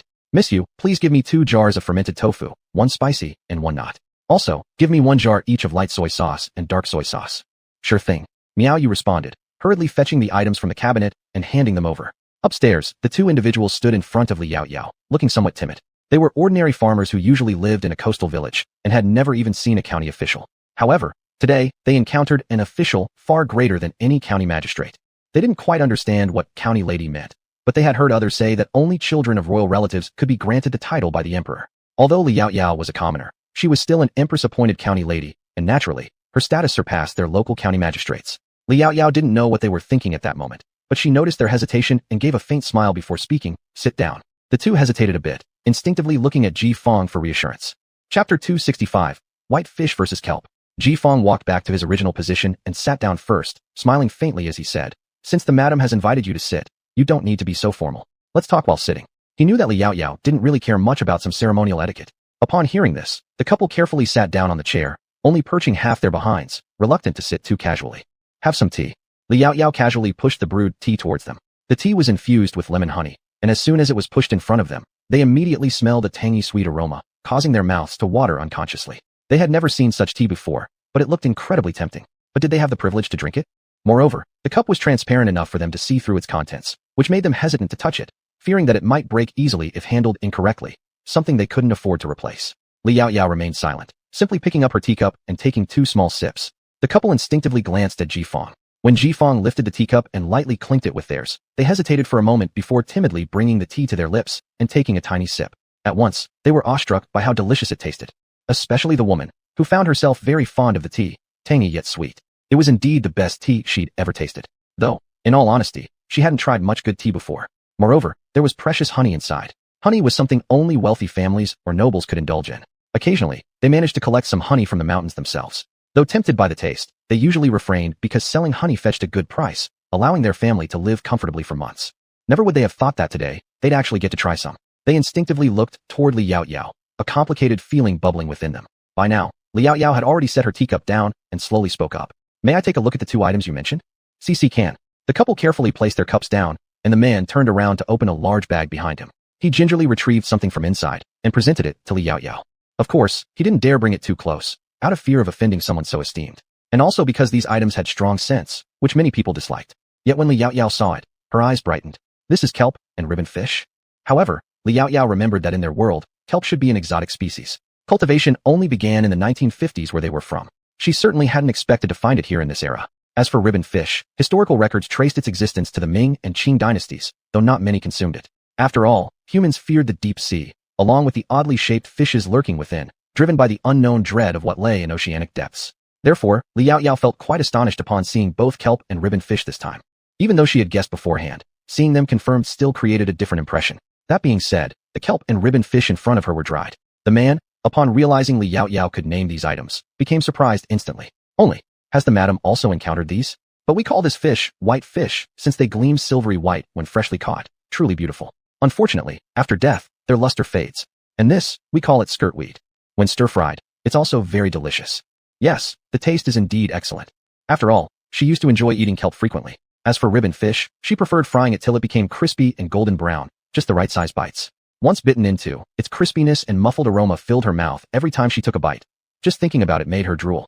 Li Yaoyao couldn't help but swallow saliva, lifting her teacup again to hide her reaction by drinking a bit more tea. The couple didn't expect Li Yaoyao to have eaten these either, thus becoming delighted unexpectedly. With that, their chances of selling these items to her improved considerably. In truth, they hadn't planned much initially. Just hearing that this local market purchased numerous things and even stayed open during nighttime prompted them to travel far with these items hoping to sell them. Yet, it turned out that locals here were unfamiliar with these goods. The sight of the long-bodied, sharp-toothed white fish scared people off entirely, resulting in nearly no sales, except for a minimal amount bought out of curiosity. Having traveled so far, they not only failed to make a single copper coin, but also lost money on travel expenses. They anticipated having a bad new year ahead due to their losses. Unwittingly, just as they were preparing to return disappointedly, someone mentioned Yunlai Supermarket. They heard that the owner of Yunlai Supermarket was personally bestowed the title of County Lady by the current emperor, renowned for kindness and extensive knowledge. The supermarket sold many items others hadn't seen. Hence, they figured she might recognize their wares. If so, perhaps they could sell some and avoid wasting this trip. Unfortunately, when they visited 2 days ago, they were told that Lady Chongping had gone to the capital to meet the emperor, and none of the other staff had seen such items either. They were about to leave when this manager Ji mentioned that the lady might return in a couple of days. After hesitating for a while, they decided to wait a little longer. And truly, they managed to wait for her return. The couple's eyes turned bright red as they realized their hope was finally within reach. On the other side, Manager Ji also felt very surprised upon hearing Li Yaoyao's words. Could it be that Madam has eaten these before? Indeed, I've tried them a few times. And for those of us not living by the sea, we usually consume less seaweed, but eating more can actually benefit us. It helps prevent goiter disease, also known as ing. In fact, goiter was quite common in their country's history, with records going back at least 2,000 years. It even had its own specific character called ing. The character ing originally referred to women's shell necklaces around their necks. Adding the disease radical indicated a neck ailment, meaning goiter. She guessed that the term used in this world should be similar. There are actually these benefits. Manager Ji couldn't believe it, then suddenly asked her something else. So, if someone already has that illness, can they continue? They may eat some in moderation, but shouldn't have too much. Ultimately, it depends on the condition. These facts were something Li Yaoyao had looked up online before, so her knowledge wasn't extensive. However, seeing Ji Fang's curiosity, she paused and casually asked him, "But is there someone like this near you?" Salt was expensive in ancient times, so there should have been more people suffering from goiter. Ji Fang nodded. Yes, it was an old classmate's mother from my past, from a neighboring county of Anyang. His mother apparently suffered from ing, having a swollen neck, occasionally feeling extremely uncomfortable, and experiencing difficulty breathing. I see, Li Yaoyao said thoughtfully. But if you wish to tell him about these, it's still best to consult a doctor regarding how much should be consumed. Doctors in this era likely did not yet know the benefits of seaweed, though she believed they would find out soon. After all, seaweed had now appeared. Chapter 266, Buy or Business. Ji Fang carefully remembered the words Li Yaoyao had spoken and planned to write a letter as soon as he returned home to inform his fellow student of this good news. The couple never thought kelp could have such benefits. They thought they must remember this. Maybe it would be a selling point in the future. Li Yaoyao asked them, "May I ask you a question?" The other side immediately nodded. "You may ask, master. Is this kelp cultivated by yourselves, or does it naturally grow in your nearby waters?" "This, we don't know either. We found plenty when we harvested it. At that time, we weren't sure if it was edible, but since there were no vegetables at home, we took a big risk and tried it. It turned out the taste was indeed good. Later, we didn't think about selling it. We just occasionally went to get some for ourselves. Later, this thing grew larger and more abundant in those waters, so we started thinking about making some business out of it. But unfortunately, our business hasn't been expanding much. Only people from our area like to eat it." They felt a little embarrassed while saying this, even instinctively touching their heads with a shy smile. "Master, what you mean is, this stuff wasn't originally growing in our place." Thinking about it, they realized it should have come from elsewhere. After all, their parents who fished back then never saw it. Li Yaoyao nodded slightly. "I suspect this thing might have drifted from another sea area and rooted in yours."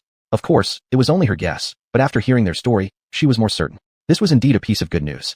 "Do you happen to know how much white fish and kelp you've brought to Anyang County? I'll take them all." It was the perfect timing as it was close to the New Year festival, and these items could be combined with pork for gifting during the celebration. "Master, this time we transported over 50 pounds of kelp and 60 pounds of white fish. You really want all of it?"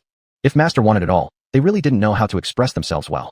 But the next moment, they heard Li Yaoyao respond calmly. "Yes, it's not much, but enough for the festival days. Besides, all of these are dried products, so the weights differ. You set the price." Li Yaoyao looked at them. The couple hesitated, but finally, the wife recovered first. Her eyes sparkled with excitement when looking at Li Yaoyao. "If Master wants everything, we can offer a discount. Originally, we sold kelp for 6 coins per pound and white fish for 12 coins. But if Master takes everything, we'll sell the kelp for 4 coins and white fish for 10 coins each. How does that sound?" She cautiously watched Li Yaoyao, fearing she might find it too expensive and wouldn't buy. Li Yaoyao didn't expect it to be so cheap, so she nodded. "There's no need for discounts. Just follow the original price, because it's hard for you to come all the way here anyway." She didn't lack the few coins or ounces of silver, especially since the business they brought her was worth far more than that. Without further ado, Li Yaoyao made her decision. Chapter 267, Li Yaoyao's Calculation. "Thank you, Master, thank you." The couple was immensely grateful, bowing repeatedly in thanks because they simply did not know what else to say. Of course, they were also thankful to Ji Fang. Had it not been for his suggestion to wait 2 more days, they might have returned 2 days ago and would never have sold all their goods. Li Yaoyao, on the other hand, carelessly waved her hand as she looked at Ji Fang. "Take them downstairs and weigh them. Let me know." "Yes, master." Ji Fang stood up, leading the man with 2 bags of things down the stairs. Being a frail scholar, the 50+ pounds of items he carried were indeed somewhat heavy for him. The man's wife, however, remained upstairs, appearing considerably more relaxed than when they first arrived. Perhaps she had truly come to see Li Yaoyao as a good person. Li Yaoyao couldn't help but smile, refilling her tea as she asked, "How long did it take you two to travel from home to Anyang County?" After some calculation, the woman responded, "Our home is in a small village called Dongli Island in Shunchong Prefecture. We spent a little silver to ride a cart that transports goods, traveling for 2 days. After that, We walked almost a full day ourselves, so it took us about 3 days to reach Anyang County. We stayed here for 4 or 5 days, selling only 2 white fish. At this point, a look of dejection appeared on her face. Our place is close to the sea, and there isn't as much arable land on the island as outside, so growing vegetables and grains is harder too. Often, we just catch some seafood and sell it for silver to make a living. As long as they can eat their fill, life wouldn't seem too bitter. But in this world, even eating enough can sometimes be difficult. If they encounter sea waves or strong winds, people may not even return. Many heads of households on their island were swept away by the waves. Thinking about the hopeful expressions of the villagers before they left, the woman couldn't help but sigh. They expected her to earn more silver here so that after the new year, they could all come and do some small business here as well. Originally, there was no hope, but now with Master's help, she suddenly saw a glimmer of hope. Afterward, Li Yaoyao continued chatting with her and learned that the woman's name was Chen Hua, her husband was Zhang Dehai, and they had a pair of children and elderly parents to support at home. And they hadn't even reached 30 years old yet, which slightly surprised Li Yaoyao. Perhaps the constant sea breeze had made them look older and darker. Downstairs, Miao Yu took out a large scale and handed it to Ji Fong, very curious about these strange objects she had never seen before. Manager Ji, what are these? Is the young miss really going to buy them all? These things look so strange. Can they even be eaten? Ji Fong nodded. That's what the young miss said. And she also mentioned that they are good and tasty. We'll probably give them as New Year's gifts later. You'll likely have a chance to taste them tonight. He didn't know what kind of flavor they'd be either. He weighed the kelp, 54 jin and 6 liang, and the ribbon fish weighed exactly 59 jin. There were originally over 60 jin, but Zhang Dehai had said earlier that he had already sold 2 smaller ones, weighing around 3 or 4 jin in total. Miao Yu nodded thoughtfully, then placed the already weighed items in the backyard to store temporarily until her brother returned, after which she would have them carry them back. Ji Fong led Zhang Dehai back upstairs and informed Li Yaoyao of the figures. Li Yaoyao immediately settled the payment, amounting to a bit more than 1 guan. Though it doesn't look like a lot, a little over 1 or 2 taels of silver, it would be enough for their family of 6 to live comfortably without hunger for half a year. The couple, holding this extra money, nearly cried again as they desperately thanked Li Yaoyao once more. Li Yaoyao said, "You don't need to do this. Between us, it's just a trade deal. You happen to sell what I want, and we both gain something." The couple nodded, though in their hearts, they didn't entirely agree. However, this time they realized Li Yaoyao wasn't fond of excessive gratitude, so they decided to quietly appreciate it within themselves. Li Yaoyao paused. "You two sit down first. I have another deal I'd like to discuss with you. I wonder how many kinds of seafood your village catches daily. I want to make a bigger deal with you." The couple blinked in surprise, clearly not understanding completely. Li Yaoyao patiently explained, "I imagine you two must know that my market will soon open, and while we have other products, we lack seafood. Since you've brought these, I thought about finding someone who can supply regularly. You can sell all the seafood you catch daily to me, and I will resell it through my marketplace. I'll arrange for someone to transport the seafood from your village periodically, both fresh and dried. What do you think about that?" The couple was shocked after hearing this and hastily stood up, feeling quite uneasy inside, unsure of how to respond. Ji Fong quickly signaled them to sit down beside him. Though he was a little surprised too, since he had never heard the young miss mention this idea before, it seemed she just came up with it on the spot. Li Yaoyao's lips curved slightly, and there was a hint of smile in her eyes. "You don't need to overthink it. Just bring back my proposal to the elders in your village who can make decisions." "Yes," they responded immediately, nodding their heads after exchanging a glance, their hearts filled with joy. "Still, Miss Li, will you still want these kelp and ribbon fish later?" They worried that she might switch to buying from others and stop purchasing from them. "Of course, I still want them." Li Yaoyao's reassurance made them visibly relax. She continued, "Not only that, if you catch any strange fish or other types of things in the sea, you can have someone bring them over for me to take a look. And also, try to dry more kelp. I'll take all of it, but there is one condition. You must supply it exclusively to me. We'll write this clause into the contract when you send a few representatives to sign it with me." They nodded again, knowing it wouldn't be an issue as long as they could sell their goods. Moreover, they believed that only Miss Li would appreciate these items. Others probably wouldn't even understand their value. While deep in thought, Li Yaoyao exchanged a few more words with them before letting them go. The couple directly returned to the inn to pack their things and hurried out of the city, eager to bring such good news back to everyone at home. Because they needed to spread the word quickly so everyone could benefit from this opportunity. After finishing her last cup of tea, Li Yaoyao stood up. "Let's go. I want you to accompany me for a walk around the market." Ji Fong quickly drained his tea and accompanied her out through the back door. After all, the back door was closer to the market, saving a few steps along the way. On the road, Ji Fong, after the new year, you can continue recruiting people. I need some skilled individuals, those who know how to ride horses and drive carts, with good character. Those with martial skills can be given priority. Also, if you know anyone trustworthy, you may recommend them. Li Yaoyao knew Ji Fong wasn't the type to pull strings easily for others, but if there were suitable candidates, why not make an exception? Chapter 268. Pinyin is a little man. Yes. Ji Fong nodded, actually beginning to recall in his mind who might be suitable. Unfortunately, there weren't many martial arts experts in their Anyang County. Perhaps they could go to other counties or other state capitals and recruit some people. There's one more thing. His Majesty has bestowed 3 salt mines upon me. I know how to transform the toxic salt into harmless edible salt. We will also need to recruit some people with no ill intentions over there. After all, she didn't like those who were overly cunning. Dealing with them was troublesome and wasted her time and energy. Jifeng suppressed the shock in his heart and kept this matter in mind. What on earth had Madame Dong brought back from this trip to the capital city? How much good stuff and business opportunities had she secured? Just buying that glass and crystal would probably have cost quite a bit, and unexpectedly, His Majesty even rewarded her with 3 salt mines. But Jifeng guessed that it should still have been exchanged for something else by Madame Dong, such as the method for making salt. He suddenly felt a bit of anticipation in his heart. If all the toxic salt mines in the entire Daxiao Empire could be refined into edible salt, then perhaps the price of salt in Daxiao would drop significantly. While chatting, the two soon arrived at the bottom floor of the shopping mall. The main entrance of the shopping mall was very large, about the same size as malls in later times. Li Yaoyao was researching how to make rolling shutters, but unfortunately, she hadn't succeeded yet. It's really troublesome. She sighed in her heart. Or maybe just use glass doors. Or add another layer of doors outside the glass doors. This kind of rolling shutters, well, may not necessarily be indispensable after all. Li Yaoyao convinced herself inside her head, feeling that she was almost completely convinced. Has the measurement of these glass doors been taken? She turned around and asked Jifeng. Jifeng nodded. We measured it a while ago, but since Madame Dong recently brought back so many big deals, I had them make those first. Or does Madame Dong want to start with this one? Jifeng wasn't sure when Li Yaoyao would come back up to the capital again. He guessed it should be after the new year. There were a lot of large items, so they might not have enough time. After hearing this, Li Yaoyao paused for a moment, shook her head. Let's start after everything is cleaned up. Maybe we can start it several days after the new year if you'd like. You can arrange things as you see fit, just don't delay the opening time. Understood. Jifeng nodded and kept this matter in mind, planning to write it down in the notebook later. Ever since Madame Dong gave a simpler and cheaper paper-making method, he never ran out of writing paper anymore. Li Yaoyao suddenly thought of something else. Were any temporary workers hired for cleaning here? About 10 people were hired. They should be cleaning the 3rd floor now, and we are paying them by the day. This was something Li Yaoyao said herself, because if someone wanted to take advantage, they could simply stop hiring them from the 2nd day. Most of the people Jifeng hired were industrious ants from nearby poor households, along with the previous batch of workers. Recently, they had done a pretty good job with the cleaning. As they spoke, the two entered the shopping mall. After entering, there was a relatively large rest area, and further inside was a room separated by sections. It was empty, varying in sizes, allowing merchants to choose on their own later. Li Yaoyao looked around at the cleanliness, finding it satisfactory. Then, they continued walking up to the 3rd floor. As soon as they stepped out, they saw her little brother cheerfully wiping the floor. Li Yaoyao couldn't help but laugh and squatted down in front of him. The little guy raised his head at this point, seeing Li Yaoyao, and immediately excitedly called out to his older sister. Sister. He was waving a handkerchief, almost flinging it onto her face. Li Yaoyao quickly reached out and caught it. What is Pingan doing? She asked knowingly. Wiping the floor. Father said I need to be a helpful man for my sister. As he said this, he puffed out his chest, indicating that he was indeed that kind of a man. Li Yaoyao was amused by his small demeanor. So our little brother is this capable? Little Li Pingan nodded vigorously. Pingan, useful. Yes, Pingan is the most useful. Li Yaoyao reached out and picked him up, heading deeper inside. Those safety railings were already installed here. There were still staircases not far away. If Pingan accidentally ran there, it would be problematic.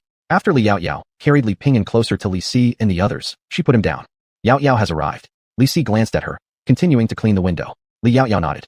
Father, please rest for a bit. Have some water, eat some fruit. She placed Li Pingan down, took the basket from Jifeng, and placed it on the ground. Inside were 2 large bunches of grapes and some bananas. She had fetched them from her personal space, serving as a sort of reward for everyone. The bananas didn't need washing, and the grapes were briefly soaked in salty water and rinsed. Mainly because Li Yaoyao usually ate grapes this way, so it's really unfair to blame her for being rough. After all, when she was rough, she didn't even like washing them, and would simply rub them with her fingers before popping them into her mouth. Li Si noticed this, paused momentarily as he glanced at the basket filled with grapes and bananas, thinking that he hadn't eaten these in quite a while. Immediately afterward, he summoned someone. You go upstairs and call the others down here to eat together. The person who came was a young lad who had been around since they began building this house. He looked at the fruits in the basket. Though unfamiliar with some of them, he understood they must be something good. Without hesitation, he bolted upstairs and soon brought Lan Hua and the rest down. Big sister. Li Shila was also upstairs. Seeing Li Yaoyao, she quickly ran over and flung herself into her arms, her face brimming with joy. Li Yaoyao reached out to pat her raven cheeks, asking gently, have you washed your hands? Yes. She stretched out her hands, which were indeed clean already. Ever since Li Yaoyao instructed that one must wash their hands before eating, Li Shila has always followed this strictly. She was the one who believed absolutely in her words within the family. You're such a good girl. Li Yaoyao praised her. Go have some grapes and bananas and rest a bit more. She had initially intended to say there was no need for them to come over here, but realizing how futile it would be to mention it, she let it be. In no time, Li Shila could be seen carrying a small bunch of grapes along with 2 bananas and walking over. There were about 20 plus grapes on the bunch, which she directly handed to Li Yaoyao. Sister, you eat. I don't want to you guys eat. Li Yaoyao shook her head. If she wanted to eat, all she had to do was think about it, and food would appear. Li Shila nodded, peeling the banana first, and then offering it to Li Pingan, who returned just now after washing his hands under the guidance of Li Si. Upon receiving the banana, Li Pingan beamed with joy, hugging it tightly in both hands, Thank you, second sister. No need to thank me. Eat slowly, don't choke. Though Li Shila acted childishly in front of Li Yaoyao, she was completely different in front of Li Pingyan. She always remembered that she was the second sister in the family and should take good care of her younger brother. Comparatively speaking, when it came to certain aspects of meticulousness, Li Yaoyao, the eldest sister, wasn't as competent as her. Chapter 269. Eating grapes without spitting out the skins. Li Yaoyao thought about it and couldn't help but smile faintly at the corner of her lips. The remaining fruits were being studied by Yulanhua and Liang Chui on how to fairly distribute them, and then they handed them out to everyone. More than 20 people, each could get several grapes and a banana. Though not much, it was just right. And they had never eaten these before. Someone noticed Li Shila's way of eating and imitated peeling the banana and then carefully putting it in their mouth for a bite. Instantly, that fragrant, sweet, soft, full-bodied and smooth texture almost made them think they were heavenly beings. Delicious. After speaking, some started gobbling up big bites, while others tasted a bit and put them away, wanting to take them home for their children or elders to eat. Bananas are soft, indeed suitable for elderly people with poor teeth. Li Yaoyao saw this and couldn't help but remind them. The bananas have already been peeled. If you don't eat them now, they will spoil easily. If you want to bring them home for your children to eat, as dinner time is approaching, you should take them home first so they can eat them. Otherwise, by the evening, they might not taste good anymore. Actually, it's not like they couldn't be eaten. It's just that the outer layer would turn a bit gray, and there would be bacteria and dirt around. By then, the surface of the bananas would definitely be dirty, and if they were kept tucked in their arms, well, no need to guess what they would end up like. Upon hearing this, everyone nodded immediately. Those who hadn't peeled theirs felt even happier. They didn't eat the bananas either, but chose to eat grapes instead. They didn't know that grapes needed to be peeled, so instantly they tossed them straight in, tasting sour yet sweet flavors, allowing them to experience a special kind of flavor. Li Shila, with her keen eyes, noticed their method of eating and reminded them. Sister said generally we eat the pulp inside these grapes, like this, peel it open and eat, or directly suck the pulp out and eat it, like this. She demonstrated with 2 grapes. Wow, so delicious. She ate both with satisfaction, her cheeks bulging on both sides, making her look like a little hamster. But sister also said, grape skins can be eaten too, just that they're not very tasty. However, there's something called a raisin, which looks similar to grapes and doesn't require peeling to eat. Li Shila had tried it a few times before and liked it very much. As long as sister gave it, she would love to eat it, and those were all things she had never tasted before. Everyone nodded, then followed her example and ate one, immediately finding it more delicious than before. Still, many didn't want to spit out the skins, so they chewed them up and swallowed. After all, the grape skins carried a hint of sweetness too. Li Yaoyao. By the way, if you truly wish to bring fruit home for your children to eat, don't put them in your pockets. They can easily be crushed. Thank you, master, we understand. Receiving the fruit, everyone naturally felt happy and returned shortly afterward to continue working. The master treated them so kindly, giving them such precious fruit to share, so they must work harder to repay the master. Moreover, after eating the fruit, they all felt they had endless energy. Seeing this, Li Yaoyao couldn't help but chuckle helplessly, but as the master, she was still delighted. Next, Li Yaoyao went to check on other places, the wheat fields, and the young fruit trees on the mountain, all growing exceptionally well, much bigger than when she left. She conveniently added a little spirit water to the several water jars on the mountain and then returned home. Time passed like this for several days, and soon it was New Year's Eve. Early in the morning, the Li family began slaughtering pigs and sheep in the courtyard, preparing New Year's gifts for some friendly neighbors. Of course, the government office side required some as well. The Li family's pig had been raised for several months and castrated, though it wasn't enough time. But when Li Si let someone pick the largest and weigh it, good grief, it was already over 360 gene. It was clear that it had been fed well and naturally drank good water. You see, a regular pig raised for about 5 months usually only weighs around 170 to 200 gene, at most 260 gene, but the Li family's pig was nearly 100 gene heavier, almost 100 gene of meat. And currently in the Daxia dynasty, the heaviest pigs barely weigh 300 gene, and most are only 200 plus gene, 300 plus gene being quite rare, and it needs to be raised for at least a year. Clearly, if this matter was revealed, it would definitely cause a huge stir. Especially when the person killing the pig realized that the pig had only been raised for 5 months. He himself was somewhat disbelieving and wanted to ask for the methods of raising the pig. While killing the pig, neighboring street folk heard the cries of the slaughtered pig, and many came over to watch the commotion. So from early morning onwards, the pig slaughtering and distributing lasted an entire morning. Even though others helped slaughter the pig, they themselves helping out on the sidelines were quite exhausted. 10 caddies of pork, 10 caddies of mutton, and 5 caddies of that seaweed Yao bought a few days ago, plus 2 white fish for Mr. Ko. Do you think it's enough, Yao? In the courtyard, Yulanhua was dividing the meat as she asked Li Yaoyao. Since Mr. Ko Chang was the teacher to both Li Si and Li Pingyan, their New Year's gift to him couldn't be omitted. But this was Yulanhua's first time handling such matters, and with the family being wealthy for the first time, she didn't quite know how much to offer. Li Yaoyao glanced over the items and nodded. It's already more than enough, mother. If you add more, Mr. Ko might not even dare to accept it. There was a hint of teasing in her tone, which Yulanhua picked up on immediately, raising her head to look at her daughter. You seem to enjoy mocking your own mother these days. Li Yaoyao chuckled mischievously, then took out 2 small jars of fermented tofu and soy sauce, adding them into the gifts.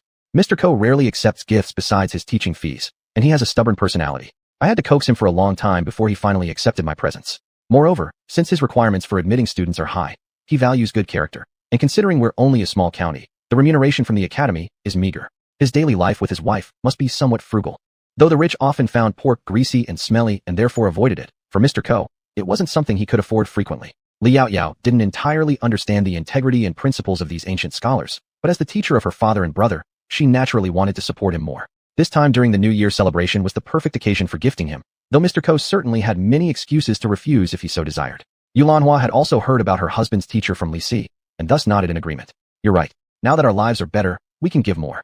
With that, she added another 2 caddies of pork and 1 caddy of mutton, packing the entire basket until it nearly overflowed. By the way, Yao, we've got plenty of fabric stored away. Should we pick a bolt and send it along? Yulanhua suddenly thought of something and instinctively turned to ask Liao Yao. Chapter 270, The Reason for Refusal. Liao Yao looked at her helplessly. Mother, an overfull vessel must be empty. If you give all these gifts, Mr. Ko will surely return everything to you. He might take just a little bit of the meat. This gives them an excuse to reject. What should we do then? Yulanhua was momentarily confused. Liao Yao, don't worry, mother. You don't have to think too much about it. Anyway, today we are sending gifts for the New Year festival. But after the New Year, we need to pay our respects as well, right? At that time, we can send 2 pieces of cloth, 1 piece for Mr. Ko and 1 for his wife, so they can make themselves new clothes to celebrate the New Year properly. The last time Liao Yao saw them, she had noticed that whether it's Mr. Ko Chang or Mrs. Ko, their clothes were already patched in many places. However, the patches were done so well, using nearly identical material, that unless you paid attention, you wouldn't notice them easily. She guessed that Mrs. Ko must be skilled at needlework. Therefore, if they sent fabric, she could likely make herself clothes out of it, which would actually be more cost-effective than buying ready-made clothes, and the fit would also be better. In fact, if Mrs. Ko wanted, her excellent needlework skills could possibly be used to earn some money. Unfortunately, Liao Yao thought that Mrs. Ko probably wouldn't want to do that. Even if she did, Mr. Ko wouldn't agree. At this moment, Li Si walked out of the study with something in his hand. After wrapping it up, he placed it in the basket. Yao Yao is right. Let's just follow what she said. Oh, that's right. This is the paper you gave me before, Yao Yao. I've sewn it into a book and will send it along with the gifts to the teacher, so he doesn't have to buy one. Liao Yao nodded. Then I'll go on horseback later. It'll be quicker. And for those from Lijia village, prepare first. After I come back this time, I'll make another trip. For people who had close relationships and once helped them, since the New Year festival has arrived, it's only natural to send some gifts. We don't have to send as much as we do for the Kos. For other places, we can treat them like neighbors, simply showing some respect. Li Si nodded. All right. He looked at her and seemed to have something to say, but hesitated. After all, they were his parents. During the holiday season, he naturally wanted to send them something. Liao Yao, of course, could see through his thoughts. That matter wasn't something she would decide. It was entirely up to mother and father. If they chose to send, she would simply send along with it. If not, she wouldn't meddle either. After a while, Yulanhua finally spoke, lowering her head, her expression calm and her voice steady. Let's skip it this year. Even though sending gifts didn't mean forgiveness, this year, Yulanhua refused. They had harmed her child countless times and almost killed her Yao Yao. She would never forgive them in her lifetime. Liao Yao nodded, feeling reassured inside, agreeing. All right, I'll listen to mother. Upon hearing this, Li Si no longer said anything else. With a faint sigh, he turned around and returned to the study. Liao Yao picked up a big basket and a small bag of items, heading toward the door. Just as she was about to mount the horse, Li Sheila suddenly ran over. Big sister, can I go with you? There was only one person in the family who hadn't seen father's teacher yet. She wanted to see them too. All right, Liao Yao nodded, but I'm holding the items. Once we ride, you need to hold on to me tightly, understand? Yes. When she agreed, Li Sheila got excited and wanted to rush over. But then she seemed to remember something, turned back and ran into her room, shouting while running. Big sister, wait for me a moment. I'll be there in a second. Liao Yao chuckled and climbed onto the horse first. In no time, she saw Li Sheila run out with a bag on her back. It was bulging, seemingly stuffed with something. She guessed it was probably a gift Li Sheila had brought along herself. Liao Yao reached out her hand, pulling Li Sheila behind her. Are you sitting comfortably? Hold tight. Li Sheila obediently nodded, hugging her waist tightly. Big sister, I'm ready. Good. Liao Yao looked back once more and patted Zhuichio's head, adjusting the reins. Zhuichio, let's go. Zhuichio stepped hard with its hooves and trotted quickly forward. Once they left the city, Liao Yao accelerated. The academy was outside the city, not too far away. But if walking, it would take half an hour or so. On normal days, her father always went on foot, accompanied by Pinyin because Liao Yao had said that walking was good exercise. Her father and son both trusted what she said. At this point, there were basically no people walking on the road outside the city. They soon arrived near the academy. There were several tiers of stairs in front of the academy gates. It took a few minutes to walk up. Liao Yao dismounted first, and then carried Li Sheila off the horse. Big sister, does father's teacher live here? Liao Yao nodded. I heard that Mr. Ko isn't from the Chongping area. If they don't return home, they will stay in the house provided by the academy. Oh, why doesn't father's teacher go home? If home was so nice, why wouldn't he return? Li Sheila had spent some time in the capital city and thought it truly was beautiful. Everyone there had been kind to her, but she still preferred being at home, enjoying Anyang County. Occasionally, Yulanhua mentioned wanting to visit her own family back home, though concerns for this household kept her from doing so. Thus, Li Shila didn't fully understand. Upon hearing this, Li Yaoyao just smiled faintly. Adults always have their own troubles. You'll understand when you grow up. In fact, these were things that Li Si hadn't told her about. Li Yaoyao could only guess that either his children were disrespectful or perhaps only Mr. Ko and Mrs. Ko remained in the family, relying on each other for support. As for other reasons, she couldn't think of any. Li Shila stood there, nodding as if understanding somewhat. Come on, let's go up. Li Yaoyao tied the horse and noticed a rather worn carriage parked nearby. She briefly glanced at it and extended her hand towards Li Shila. Li Shila immediately placed her little hand in hers, and Li Yaoyao led her up the steps slowly. 10 minutes later, the two arrived outside Mr. Ko Chang's courtyard. Just as they prepared to call out, they heard voices arguing inside. Li Yaoyao looked down at Li Shila and made a gesture signaling silence. Li Shila instantly covered her mouth, her eyes wide with surprise as she peeked toward the room. Li Yaoyao gently pulled her closer. Suddenly, there was a loud sound, bang, as something hit the ground and shattered. You get out of here. A place as poor as this is not worthy of someone like you. Leave me alone. Ko Chang's voice trembled with anger, revealing how enraged he was. Li Yaoyao pressed her lips together, suppressing the urge to step in. She shifted slightly, her former faint smile vanishing. Soon after, another shrill male voice rang out, shouting furiously. Chapter 271 Brother and Sister. Father, I'm not asking you to do anything difficult. Just bow your head and apologize. Then you won't have to stay in this broken and small academy teaching students who have no future. Moreover, our son, your grandson, can enter the largest academy in Chongping Prefecture. Isn't that wonderful? Why can't you understand? He just couldn't comprehend it. It was such a minor issue. A simple apology and a lowered head would suffice. Why did his father make such a big deal out of this? He had offended someone. Yet now they were also dragging down the younger generation. Besides, it wasn't that serious back then, was it? You leave. The sound of something being thrown echoed again. Ko Chang's voice was hoarse and sounded somewhat odd. They stepped back, almost fainting, but were fortunately caught by Madame Ko. That's enough. Shut your mouth. If you don't leave right now, I'll report you to the authorities for trespassing into our home. Judging from her tone, Madame Ko was extremely upset. The man looked at his mother with disbelief. Mother, would you actually report me to the officials over such a trivial matter? I am your only son. Madame Ko glared at him coldly. We've severed ties long ago. Why must you keep coming here to seek trouble for yourself? If you upset your father any further, I will never forgive you. She regretted how she spoiled her son too much. She didn't understand why her husband, so principled and proud, had raised such a morally corrupt child who always thought of himself. It was her fault for being too indulgent, giving him everything he wanted, protecting him even in front of her husband. She deeply regretted it. Madame Ko gritted her teeth, and there was no trace of kindness left in her eyes. Ever since their family fell into disgrace a few years ago, and her husband was expelled from the Chongping Academy by all the scholars, her son had voluntarily severed the father-son relationship. Since then, she had completely lost hope in him. Hearing Madame Ko's words, the man became enraged and paced back and forth, his eyes red. Mother, I'm doing all this for the sake of our family. This isn't for the sake of our family. It's purely for your own benefit. Li Yaoyao feared Ko Chang might become angry and harm his health, so she gently walked in holding Li Yaoyao's hand. When the couple saw her, they were quite surprised, momentarily forgetting their anger. Who are you? The man narrowed his eyes, furrowing his brows and warned. I advise you not to meddle in things that don't concern you. Meddle? Li Yaoyao sneered, an almost mocking smile on her face as she stared at his selfish expression. Even though I don't know exactly what happened, I can tell that Mr. Ko doesn't want anything to do with you and certainly does not intend to apologize to anyone. If you keep making trouble here, I'll have to file an official complaint. However, his opponent showed no concern upon hearing this. Go ahead and report me. I'd like to see how the officials in this decrepit county dare to punish me. Let me tell you, young lady, I'm very familiar with the prefect of Chongping. I suggest you leave immediately and stop meddling. Oh, is that so? You're close with my brother? Strange, I've never heard my brother mention you. Li Yaoyao placed the basket she was carrying on the table nearby, then supported Ko Chang and helped him sit down on a chair. Ko Chang looked at her worriedly, signaling her to let go of this matter, but Li Yaoyao shook her head comfortingly before turning toward the other party. Speak up, why aren't you saying anything? You haven't answered my question yet.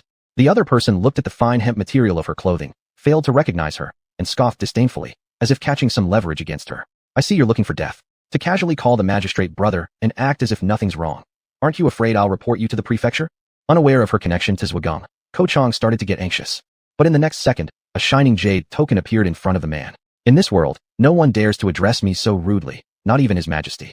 Normally, he only calls me the Lady of Chongping County. Young man, do you dare to speak to me like this because you consider yourself equal to the emperor? No, you probably think you're better than His Majesty. Li Yaoyao's expression remained calm, her tone steady, as though simply narrating facts. Yet her entire demeanor exuded a carefree authority that pressed heavily upon those around her. You're lying. The man stopped mid-sentence when he saw the token. The quality of the token clearly indicated it couldn't be fake. Moreover, he had heard from the constables in Chongping Prefecture that Zhuang indeed referred to a certain woman as his sister, who was personally enfeoffed by the emperor as the Lady of Chongping County, using Chongping Prefecture as her title and fiefdom, even granting her land as a reward. Such favor was extraordinary, surpassing even the status granted to the daughters of princes. He could not have anticipated meeting her today, much less offending her. With a sudden thud, he dropped to his knees and began kowtowing with loud bangs. "County lady, spare my life. I did not mean to offend you. It was sheer audacity that brought me here. Please, county lady, treat me like an insignificant insect, and let me go." Mr. and Mrs. Ko were momentarily startled at the sight of their son's spectacle. However, when Sheila heard those words, she let out a curious, "Humbugs are so disgusting." Truthfully, Li Yaoyao felt utterly repulsed as well, and immediately responded coldly, "Shut up." The man quickly silenced himself, too afraid to utter another word. Li Yaoyao turned her attention away from him, and instead looked toward the couple, Mr. and Mrs. Ko. "Master Ko, Mistress Ko, are you all right?" "We're fine. Thank you for your help earlier." Mr. Ko shook his head slightly, glancing at Li Yaoyao with an appreciative look in his eyes. "But why are you here? It was a festive day. Why had they come?" Though he asked this, seeing the basket full of items she carried made it clear that she had deliberately brought them New Year gifts. Just far too many of them. He sighed. "I'm sorry for making you see such a scene." Li Yaoyao shook her head, choosing not to press further, considering it was family disgrace, and more importantly, their private secret. It wasn't her place to inquire further. She thought for a moment and placed the basket and bags in front of them. "Master and Mistress Ko, today is New Year's Eve. We slaughtered a pig and a sheep early in the morning, and my parents thought to bring some over for you and Mistress Ko. Not much, but please, you must accept it. Besides, we're not only sending gifts to you two elders, we'll also be giving some to the neighbors and even the folks in the family village. So you absolutely can't refuse, or we'd feel disheartened. Actually, if we hadn't known that both of you don't feel well enough to leave home, we would have invited you to celebrate the new year at our house." As she spoke, her face lit up with a mischievous smile. "You? I know it comes from the filial piety of you and your parents. But there's just too much, and we cannot finish it all. How about you take some back?" Chapter 272. If you can't eat it all, give it to me. Ko Chang looked at the meat in the basket and the white fish he had never seen before, feeling moved and a little sighing. His own son was of such character, but this child of the newly accepted student always thoughtfully took care of him and his wife. If she didn't know that he was unwilling to accept these gifts, there would probably be many more in ordinary days. He must have guessed right. The man kneeling on the ground saw a whole basket of meat and immediately swallowed his saliva, thinking, "If you can't eat it all, give it to me. I can finish it, no matter how much. That's meat. Not only pork, but also mutton." But he dared not say it out loud. In the end, Ko Chang still accepted all the things. Li Yaoyao was satisfied, and casually picked up the cloth bag, taking out the wakame inside. "By the way, teacher, this thing is called kombu, which comes from the sea and is a good vegetable I found some time ago. You can soak it in water, then cut it into thin strips like this, or tie it like this, then stew it with pork. It's very delicious, and it can also prevent goiter disease or thyroids. This strange vegetable actually has such benefits. We should cook and eat it well." Ko Chang and Ko's wife looked at each other, somewhat incredulous. Even so, they believed Li Yaoyao's words completely. Li Yaoyao nodded. "I think you'll like it. And this seaweed. That is kombu. You can also stir-fry it after cutting it into strips, put some minced garlic, and ginger. It's also very delicious." The two nodded and carefully remembered it in their hearts. "Oh yes, there's this one. This is called white fish, also a kind of fish bought from the sea. I personally like fried ones, crispy when bitten, bursting with flavor." Li Yaoyao couldn't help but swallow her saliva when she thought of herself eating it a few days ago. "I don't know if tonight's dinner will have it. Of course, frying uses a lot of oil. You can also just pan-fry it, which is equally tasty. Don't mention it." Ko Chang and his wife were tempted to swallow their saliva by her words. Listening to it, it really sounded delicious. As for the person kneeling on the ground, the saliva was already flowing out, and his eyes never left those two mackerels. Never seen fish like this. What those two old immortals eat shall be given to him. It seemed that his greed was too obvious, and Li Yaoyao turned around and gave him a cold look. He was immediately frightened and lowered his head, not daring to look anymore. At this moment, naturally Ko Chang and his wife couldn't think about the unfilial son on the ground, so they were just thinking about cooking it and eating it tonight. Ko Chang even wrote down the methods Li Yaoyao said, in case he forgot. Looking at this, Li Yaoyao let out a sigh of relief. "By the way, teacher, if you can't eat all this meat, you can dry it into jerky or boil it first to prevent spoilage. You probably know more about these than I do. Although it's winter and the weather is cold, it will spoil after a few days. The fear is that they won't cherish it and slowly eat it." Upon hearing this, Ko's wife nodded, extending her hand to grab hers. "Thank you so much, child." Her thanks wasn't just because of these things, but also because she protected them and helped them earlier. Otherwise the old man would have been angered by that unfilial son today. Li Yaoyao shook her head. "You are my father's and younger brother's teacher, and naturally our family's elder. If anyone dares to bully you in the future, remember to tell me. I won't tolerate it." These words were also a warning to the person on the ground. After hearing this, he indeed gave up the idea of trying to take away all the meat. He was truly afraid that the county lady would come to his house. Satisfied, Li Yaoyao, after finishing her instructions, gently pulled Sheila, who hadn't spoken a word, by her side, signaling her to quickly take out the gift. The little girl seemed a bit shy, hesitatingly taking out a box as big as 2 palms from her bag and handed it to Ko's wife. "This is Aile's gift, it's very tasty." Ko's wife paused for a moment, and suddenly felt her eyes well up with tears, immediately embracing the little girl into her arms. "Thank you. Ale, we like it very much. Though her son is useless, having them made her and the old man content. Li Sheila showed a radiant smile, happily saying, then you remember to eat it, and when it's finished, I'll bring more next time. Ko's wife nodded, and Ko Chang thought of something else. Are the two of you already educated?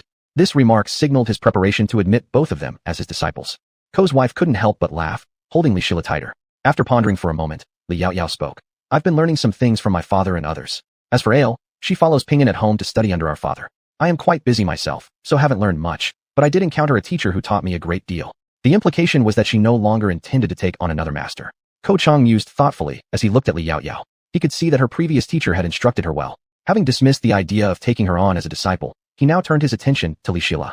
I plan to take Ale as my student. I'll discuss it with the dean. What do you think? This was Ko Chang's first time voluntarily taking on students, and they would be female ones at that. Moreover, the academy didn't usually admit female students, but if he were to request it, it likely wouldn't be an issue. Li Yaoyao hadn't anticipated such a pleasant surprise when bringing Ale this time around. She immediately nodded in gratitude. Thank you, master. Ale quickly thanked the master. From now on, you can come to school with Ping'an. Thank you, master. Li Sheila stood tall and made a deep bow, her mouth stretching into a wide grin, clearly overjoyed. Wonderful, wonderful, wonderful. Ko Chang's 3 affirmations indicated how much he liked Li Sheila already. If only she'd brought Ale last time. Still, perhaps this was their destined connection. Her entire family had a special bond with Master Ko.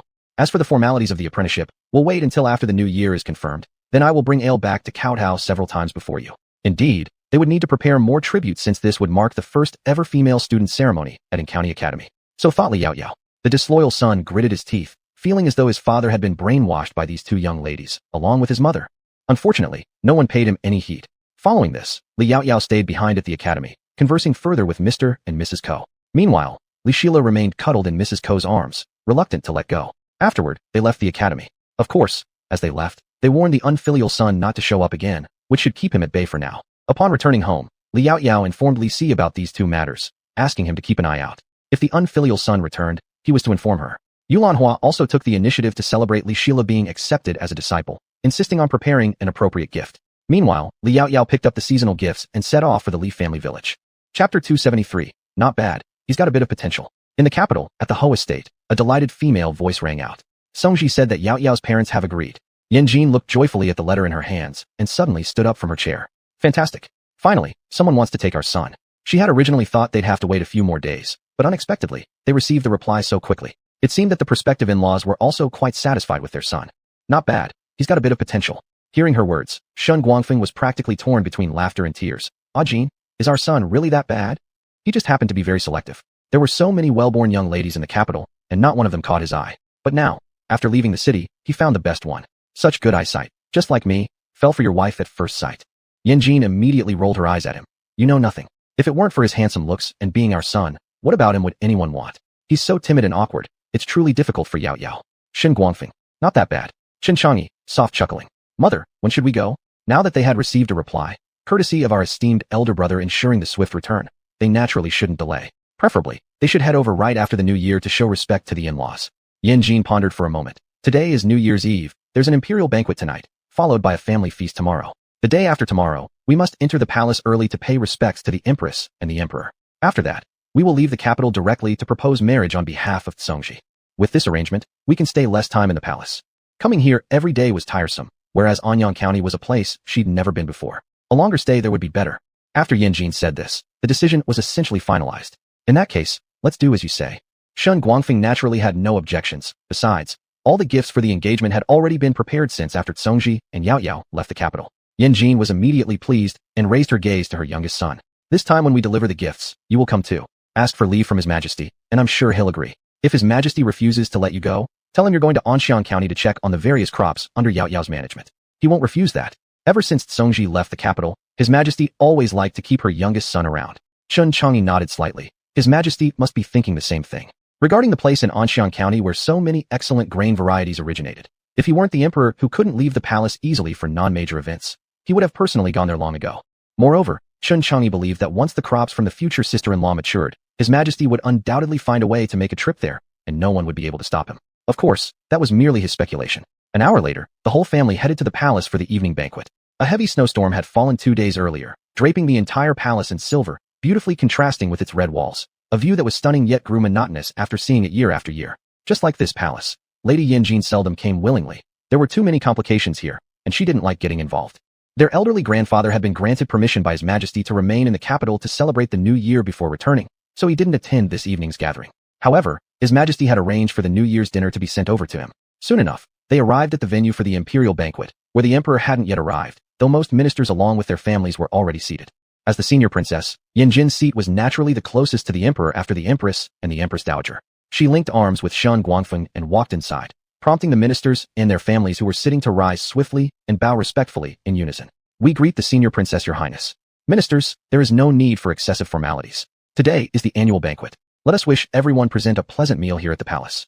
Yanjin waved a hand graciously, her smile brighter than usual because she knew in a couple of days, she'd be heading off to formally propose the marriage. Everyone naturally noticed her heightened mood, especially some wives of ministers close to Yanjin, who were filled with curiosity. Your Highness appears to have encountered something delightful today. Would you care to share so that we may join in your joy? It was the wife of the Deputy Minister of War speaking. She shared a close relationship with Yanjin and was even invited not long ago to tour the glass conservatory at the Marquis estate. Her words prompted other ladies to chime in eagerly. Yes, indeed. We are quite curious. After all, they wouldn't imagine a mere palace banquet would make a princess so elated. Yanjin saw their reactions and deepened her smile slightly, adopting a touch of teasing pride in her tone. Indeed, something delightful has occurred. Since you're interested, I'll tell you then. Didn't Songji return to Chongping with Yao Yao a while ago? I thought, since their feelings are so good, why not propose earlier, so as to avoid losing this hard-won daughter-in-law to someone else? After all, you all know, our Yao Yao is both smart and capable. Not only can she do business, but she can also alleviate the emperor's concerns. She's practically perfect in every way. My son marrying her would be an immense stroke of luck. As Yanjin kept talking, she couldn't help but praise Yao Yao, and many of the ladies present agreed with her words. However, some still looked down on the Yao Yao because she was born into a farming family. So, are you now prepared to go propose? The wife of the undersecretary, Chu Yan, looked astonished but also delighted for her. Nearby, Wu Ling grinned so widely it nearly reached her ears. Yanjin nodded. Yes, when they went there, they asked the family. They've agreed, and I plan to go after paying my respects at the palace on the second day. No wonder you've been buying so many things these past 2 weeks. It turns out you were preparing the betrothal gifts. Chu Yan had actually guessed before, though it was just a guess, and people outside were speculating too. But ultimately, rumors aren't as reliable as hearing it from Yanjin herself. Yanjin gave a soft smile. Oh dear, it wasn't that much. Many things have already been prepared for quite a while now. Otherwise, there wouldn't be enough time. She had long prepared the marriage gifts for her 2 sons. However, some items still needed to be purchased anew. But she's just a farm girl. Why make such a fuss about it? What's there to be happy about? A little farther away, one lady heard and sneered, muttering disdainfully under her breath. This was the man her daughter initially favored, and now he was being snatched by a farm girl. Even though the emperor had bestowed upon her the title of county lady and given her so many favors, in this lady's view, she didn't deserve them. Her murmurs were quiet, assuming Yanjin couldn't hear her, but she forgot that Yanjin's husband practiced martial arts. Moreover, Shun Changyi's hearing had always been better than others since childhood. After hearing her remarks, they glanced at each other and chuckled wryly. Chapter 274, Palace Banquet Argument. It was evident that Shun Changyi, whose face was usually warm and amiable, had a calm expression now, but the words he spoke were sharp. Perhaps this madam has forgotten. My sister-in-law is personally ennobled by His Majesty as a second-rank county lady, with her own fief and pension. Even if you meet her outside, you should still greet her respectfully. Shun Guangfeng nodded in agreement. What Changyi said is correct. Besides, even if Yao Yao isn't a county lady now, she will become the young mistress of my marquis residence in the future and the future marquis. Moreover, the Shun family had already petitioned the emperor to allow Songji to inherit the title in the future. Since Li Yao Yao would marry into the household, naturally she would be the future head of the marquis family, far surpassing the status of just a fourth-rank lady. Shun Changyi and Shun Guangfeng's tone was serious, but their attitudes remained decent. However, Yanjin was always protective. Li Yao Yao was the future daughter-in-law accepted wholeheartedly by her and everyone else in the Shun family. When did it ever happen that she could be bullied by an insignificant official's wife? One might even think there are no more men left in her Shun family, allowing their future daughter-in-law to be treated so poorly. At this moment, Yanjin gave a cold laugh, her eyes immediately turning icy while her smile grew wider. If I'm not mistaken, before you were brought into your husband's family, you were just a secondary daughter from a small county magistrate's family, weren't you? I wonder what kind of means you used to make your husband favor you so much that he discarded all his concubines and literally drove the original wife to her death. Or wait, was it really her death? We can't be sure about that. After all, who knows if some people might have poisoned the original wife to secure their own position. Madam Zhao, I remember this isn't your first time doing such things. Nothing in this house remains unventilated for long. You may think you're operating quietly, but those around you might be just pretending to keep quiet. Yanjin usually gives them the benefit of the doubt, as after all, it doesn't concern her directly. But blame falls squarely on the fact that as merely a lowly secondary daughter, how dare you question their Yao Yao? She's clearly given you enough leeway. The other party, trembling with anger, stammered, You. Yanjin chuckled elegantly. What do you mean by you? Let me warn you. If I ever hear you speaking ill of Yao Yao again, Don't blame me for being rude. After saying that, she dragged her husband directly to their seats while Shun Changyi sat among the officials, separate from the rest. As for Madame Zhao, she was already fuming with anger, trembling all over, mouth moving but unable to form any retort. She couldn't believe that everything she'd done before was known by others. If this were true, she even suspected that each time they interacted with her, they must have been secretly laughing at her inside. Thinking this way, she became angrier. The Ministry of Work's deputy minister beside her didn't fare much better in terms of complexion, regretting immensely bringing her into the palace to embarrass him. Now everyone knows that I favor my concubine over my wife. If it reaches the emperor's ears, well, I see no reason for you to continue as the main wife. Madame Zhao's complexion suddenly dropped, and she dared not say anything further. The surrounding officials kept silent. After all, no one wanted to offend the Long Princess and the Shun Guangfeng family. As for those wanting good relations with Yan Jin, naturally, they silently removed Mrs. Li from their social gathering list. Besides, their primary intention was to develop a good relationship with the Chongping County lady, and they wouldn't sabotage that opportunity for anything. You see, being able to install a solar greenhouse earlier had already become a symbol of identity for the ladies in the capital. Whoever gets it first naturally represents their family's position in the capital and in the heart of the Chongping County lady. Word had it that both the Empress and the Grand Empress Dowager had already placed deposits with the Chongping County lady and would be installing theirs after the new year. Moreover, many other officials' families had also placed orders. Now who doesn't envy the Long Princess having such a remarkable daughter-in-law, befriending several princesses and held in high regard by the emperor himself? Once these excellent crops are publicly announced, aside from the emperor, who could surpass the Chongping County lady in the hearts of the common people? And they heard that all the citizens of Chongping County revered the Chongping County lady as their savior. If only she were a man, the emperor would have appointed her to an official post long ago. This was the thought of most officials, and because of the excellent seeds and Li Yaoyao's willingness to donate 10 acres of land that produced 1,000 caddies of wheat per acre to the court and the common people, they all harbored a natural liking for her, including that Ministry of Work's deputy minister. Had he not casually praised Li Yaoyao at home, perhaps this madam wouldn't have blurted out that sentence today. But this time, the deputy minister had quite the bad luck. It seemed what he wished for came true. At this exact moment, the emperor, Empress Dowager, and Empress happened to be standing around the corner outside the door and happened to hear all that Yan Jin had said. Instantly, no one said a word. The Empress and the Empress Dowager exchanged glances, both casting their gazes upon the emperor. After all, they understood better than anyone the emperor's regard for Li Yaoyao and his deep concern for whether the common people could live in comfort and have enough food. This time, this person has fallen into the hands of His Majesty. The emperor strode inwards, and the officials' wives who had been whispering among themselves immediately fell silent, respectfully bowing their heads. For a moment, the entire hall was dead quiet, until someone, Yan Jin's family, took the lead in greeting him. Your subject pays respects to your majesty, wishing you peace. As these words ended, the other ministers and their families quickly joined in paying their respects. You may all rise. The emperor coldly waved his hand, then continued walking forward without hesitation. After taking just a few steps, he stopped before that deputy minister of works, not turning around, but merely uttering lightly. If she lacks the dignity to be the principal wife, let her serve as a concubine. And as for you, 3 months' salary will be withheld. You are to stay home in penance for 3 days starting today. Should this happen again, I see no reason why your post as deputy minister shouldn't be revoked. Having said that, the emperor didn't wait for any response, and simply proceeded further inside. That Madame Zhao collapsed onto the floor, her eyes full of disbelief. She couldn't understand why this had happened. She had merely spoken privately with slight malice, and it wasn't even severe malice at that.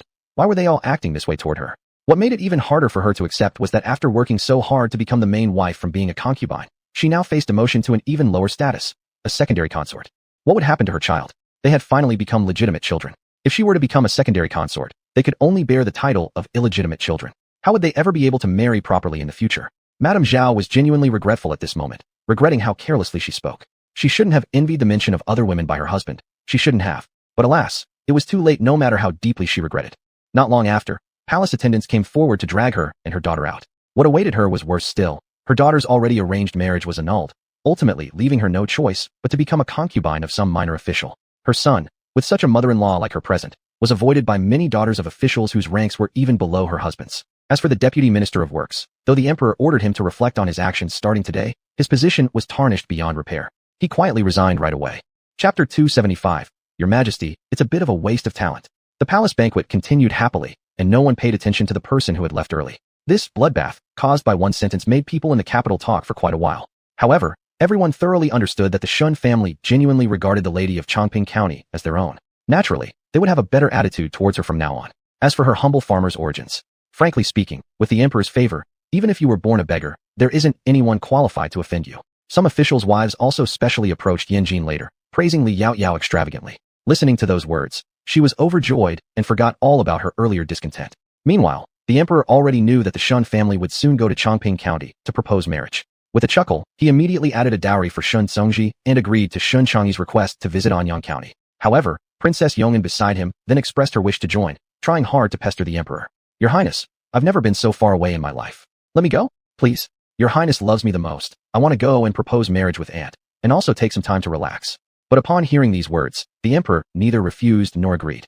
You are always hopping around like this every day. When do you actually need to relax? It seems like you run out of the palace daily without knowing what you're doing. Even though his words seemed disapproving, they were full of indulgence. Yongin puckered her lips and suddenly thought of something. Then, if I don't need to relax, I can help sister relax, right? Sister is living not fun. Yao Yao has been gone for so long. Don't you miss her? And Yongin bit her lips, but did not say more. But Yoning also understood her meaning. After hesitating slightly, she stood up. Your Majesty, I also want to take a look. The emperor looked at Yongning and sighed after a long pause. If Her Imperial Highness wishes to go, then go. But remember to bring more people to protect yourself. He paused and added another sentence. And there's that matter I mentioned before. You might as well use this opportunity to think clearly about it. The lady of Chongping County has many ideas and lives freely and transparently. You should listen to her advice. As a younger brother, he hoped that his older sister could be happy but would not force her to make a choice. Yes, I understand. Yongming smiled, rose, and bowed toward the emperor. Thinking of Li Yao Yao, the smile on her face deepened. On the side, Yongin was jumping excitedly, although still striving to suppress her true nature. After bowing, she spoke with Yongning, an excited expression on her face that made the emperor involuntarily smile. The empress smiled and turned toward the emperor. Her Majesty likes Lady Chongping County very much. Previously, when the county lady left, she specifically went to see her off. Moreover, whenever the county lady gets something novel, she is willing to send it to them. Your servant also heard that if the county lady hadn't left so early that day and if the crown prince didn't need to attend morning class, he would have wanted to go too. The empress could truly feel that Lady Chongping County treated her and both princesses, as well as the empress dowager and his majesty, equally. Her eyes, while respectful, were clear and straightforward. She gave gifts casually, as if she just liked giving things, so the empress held quite a favorable impression of her. Moreover, her children also liked her. After hearing this, the emperor naturally expressed agreement. Lady Chongping County is open-minded, candid, and graceful, and also knows how to return favors. For every bit of good I do to her, she gives me back threefold. Have the crown prince interact more with her in the future. She will surely be helpful to him. Moreover, I believe Lady Chongping County has many treasures within her, but they're just not appropriate to reveal right now. As for whether she would be willing to show them in the future, he couldn't guess. This was his intuition after being the emperor for so many years. Of course, he wouldn't blame her for not being completely honest with him. Even the officials under her did not treat him with complete sincerity. How could he demand complete honesty from a mere woman? Besides, what she had given was indeed sufficient. Whether it was the salt-making method or the superior seeds, if he only had 2 more years, he would certainly rejuvenate the entire Daxia Empire. Yes. The empress nodded, knowing that His Majesty was planning for the crown prince's future. Although His Majesty was still young, he willingly let the crown prince get close to Li Yao Yao and General Shin's family. She couldn't help but smile at the corners of her mouth. Her originally bright and charming looks seemed to gain additional allure at this moment. The emperor noticed and instinctively reached out to hold her hand. They had grown up together since childhood and shared a deep bond. Even though the emperor had many concubines, the empress always remained unique. Thus, the emperor was truly disdainful of the Minister of Works affair where he favored his concubine over his wife. As for whether he intentionally allowed his concubine to harm his wife, this matter could now be handed over to Gu Weian for investigation. Minister of the Ministry of Works. Your Majesty, it seems like a bit of a waste of talent. In Anyang County, the time rewinds by half a day. Li Yao Yao went to Li family village with New Year gifts and headed directly for the village chief's home. The village chief was surprised when he saw Li Yao Yao standing outside the door leading a horse and holding a large basket in her hands. Yao Yao is back. Happy New Year, Grandpa Village Chief. I've come to bring you some holiday gifts. She took out 2 strings of 5-pound pork, 5 pounds of mutton, a white fish, and some seaweed. All these were prepared by my mother very early this morning. We spent half the day slaughtering pigs and sheep, and only now do I have time to send them over. Li Yao Yao spoke with a bright smile, which made her look adorable in the eyes of Village Chief Li. He still couldn't understand why the Lis would push such a good daughter away. He thought about it, but shook his head repeatedly. There's too much. You should take it back. That won't work. My mother said that if you don't accept these gifts, she won't let me go back. Li Yao Yao then shoved a rope tied with the gift into his hand. Besides, during our hardest times, you, Aunt Chunyan, and Brother Joaer helped us so much. Aunt Chunyan has been helping us clean the house as well. All this needs to be repaid. This. Village Chief Li replied that they had been paid, but he was immediately cut off by Li Yao Yao. Anyway, I've brought the things here. Whether you like it or not, you have to take them. If not, you'll just have to watch me fall on hard times on the street. Her pitiful tone made Village Chief Li chuckle. At this moment, Zhang Chunyan, who was preparing the New Year's Eve dinner inside, walked out and saw Li Yao Yao. She also looked very pleased. Oh, Yao Yao's here. Why don't you stay for the New Year's Eve dinner? It will be ready soon. In fact, the stove hadn't been lit yet, but everything was already prepared and could be cooked quickly. There were only a few people in their family, so they wouldn't cook many dishes, but it would still be more luxurious than usual. Chapter 276, Happy New Year. Next time, I still have to deliver New Year's gifts to others, and after that, I'll go home for the New Year's Eve dinner. Li Yaoyao adjusted the big basket in her hand and took out the silver coins she had prepared in advance, handing them over. This is the money for the next 6 months. We still need your help with our house, Auntie. I've just been back and checked it. You've taken good care of it. Actually, there's no rush. Li Yaoyao smiled gently. Actually, I should have given it to you earlier, but I just got back from the capital, and things were busy at home, so I could only do it today. Zhang Chunyan sighed, pushing the money twice, and eventually reluctantly accepted it. She felt that this Li Yaoyao was truly polite, but of course, getting this sum made her happy, because her father let her keep it herself to buy some things. Thank you, Yaoyao, she said, genuinely grateful. Because of Yaoyao, life at home had become better, the sweet potatoes grew beautifully, and selling more next year would bring in some silver coins. She remembered all these favors, which was why she originally didn't want to take the money. Cleaning the house occasionally compared to this wasn't worth mentioning. Li Yaoyao smiled. Then I'll leave you to work. I'll visit other families. Just as she was about to leave, Zhang Chunyan called her back and stuffed her with lots of homemade dumplings before letting her go. Later, Zhang Chunyan discovered that Li Yaoyao had given them 20 extra coins this time. Father, what do we do? She instinctively looked at her father. The village chief sighed. Since Yaoyao has given it to you, she clearly thinks you deserve it. Keep it, and be more careful in the future. Zhang Chunyan nodded. Don't worry, father, I will do well.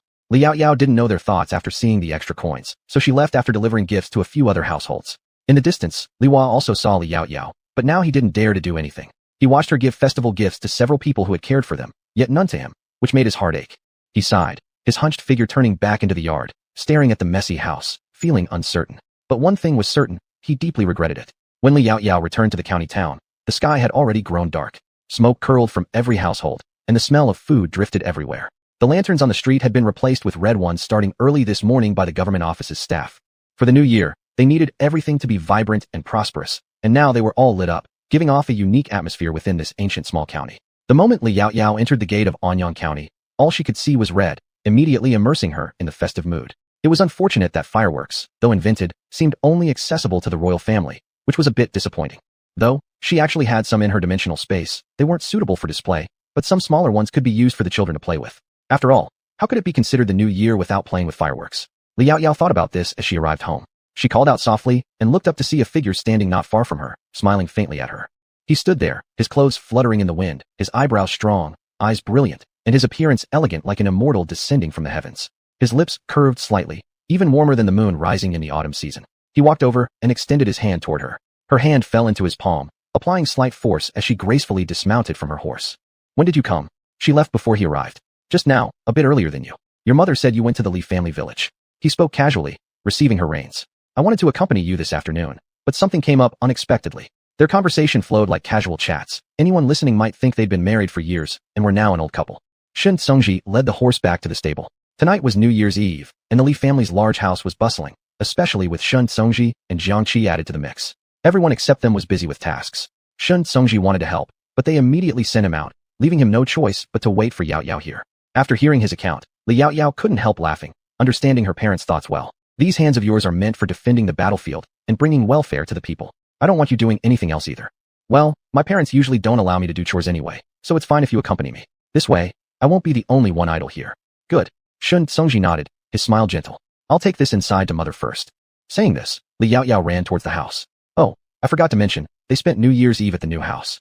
Originally, Li Yaoyao intended to hold a housewarming banquet before moving in, but Yulanhua thought that would waste too much money. Besides, they had already given numerous gifts to their neighbors and acquaintances, along with those who had worked for them. Those who performed exceptionally well were rewarded with 2 pounds of meat, some preserved duck eggs, a small jar of tofu cheese, or just a jar of tofu cheese or 6 preserved duck eggs. Of course, Jifeng was tasked with all these arrangements. Naturally, she gave more to Jifeng. Together with his father, their rewards were only slightly less than what was given to Ko Chang. Of course, everyone also received red envelopes for the new year. Shun Songji accompanied Li Yaoyao to the kitchen, where he waited outside. The kitchen in the new house was unlike any other kitchen Shun Songji had seen before, even different from their own mansion. It was spacious and bright, though not as large as the kitchen in their manor. It was indeed open and appeared clean. The walls were painted snow white, the floor was spotless, tiled with shiny tiles, while the walls were covered with cement. The exterior was a faint grayish white, and the expensive floor tiles inside made cleaning easy. Just use the mop crafted by Li Yaoyao from old clothes after soaking it in water. Each time Shun Songji saw this house, he felt an inexplicable sense of admiration. Though it looked somewhat similar to their house, it was entirely different. The biggest difference of this house was that it didn't require oil lamps. It used electricity powered by water and equipped with crystal glass bulbs, exquisitely designed. It was truly beautiful, but the cost was high. If anyone else tried to build a house like this filled with crystal glass, it would have easily required more than 100,000 taels of silver, simply because no one else was like Li Yao Yao.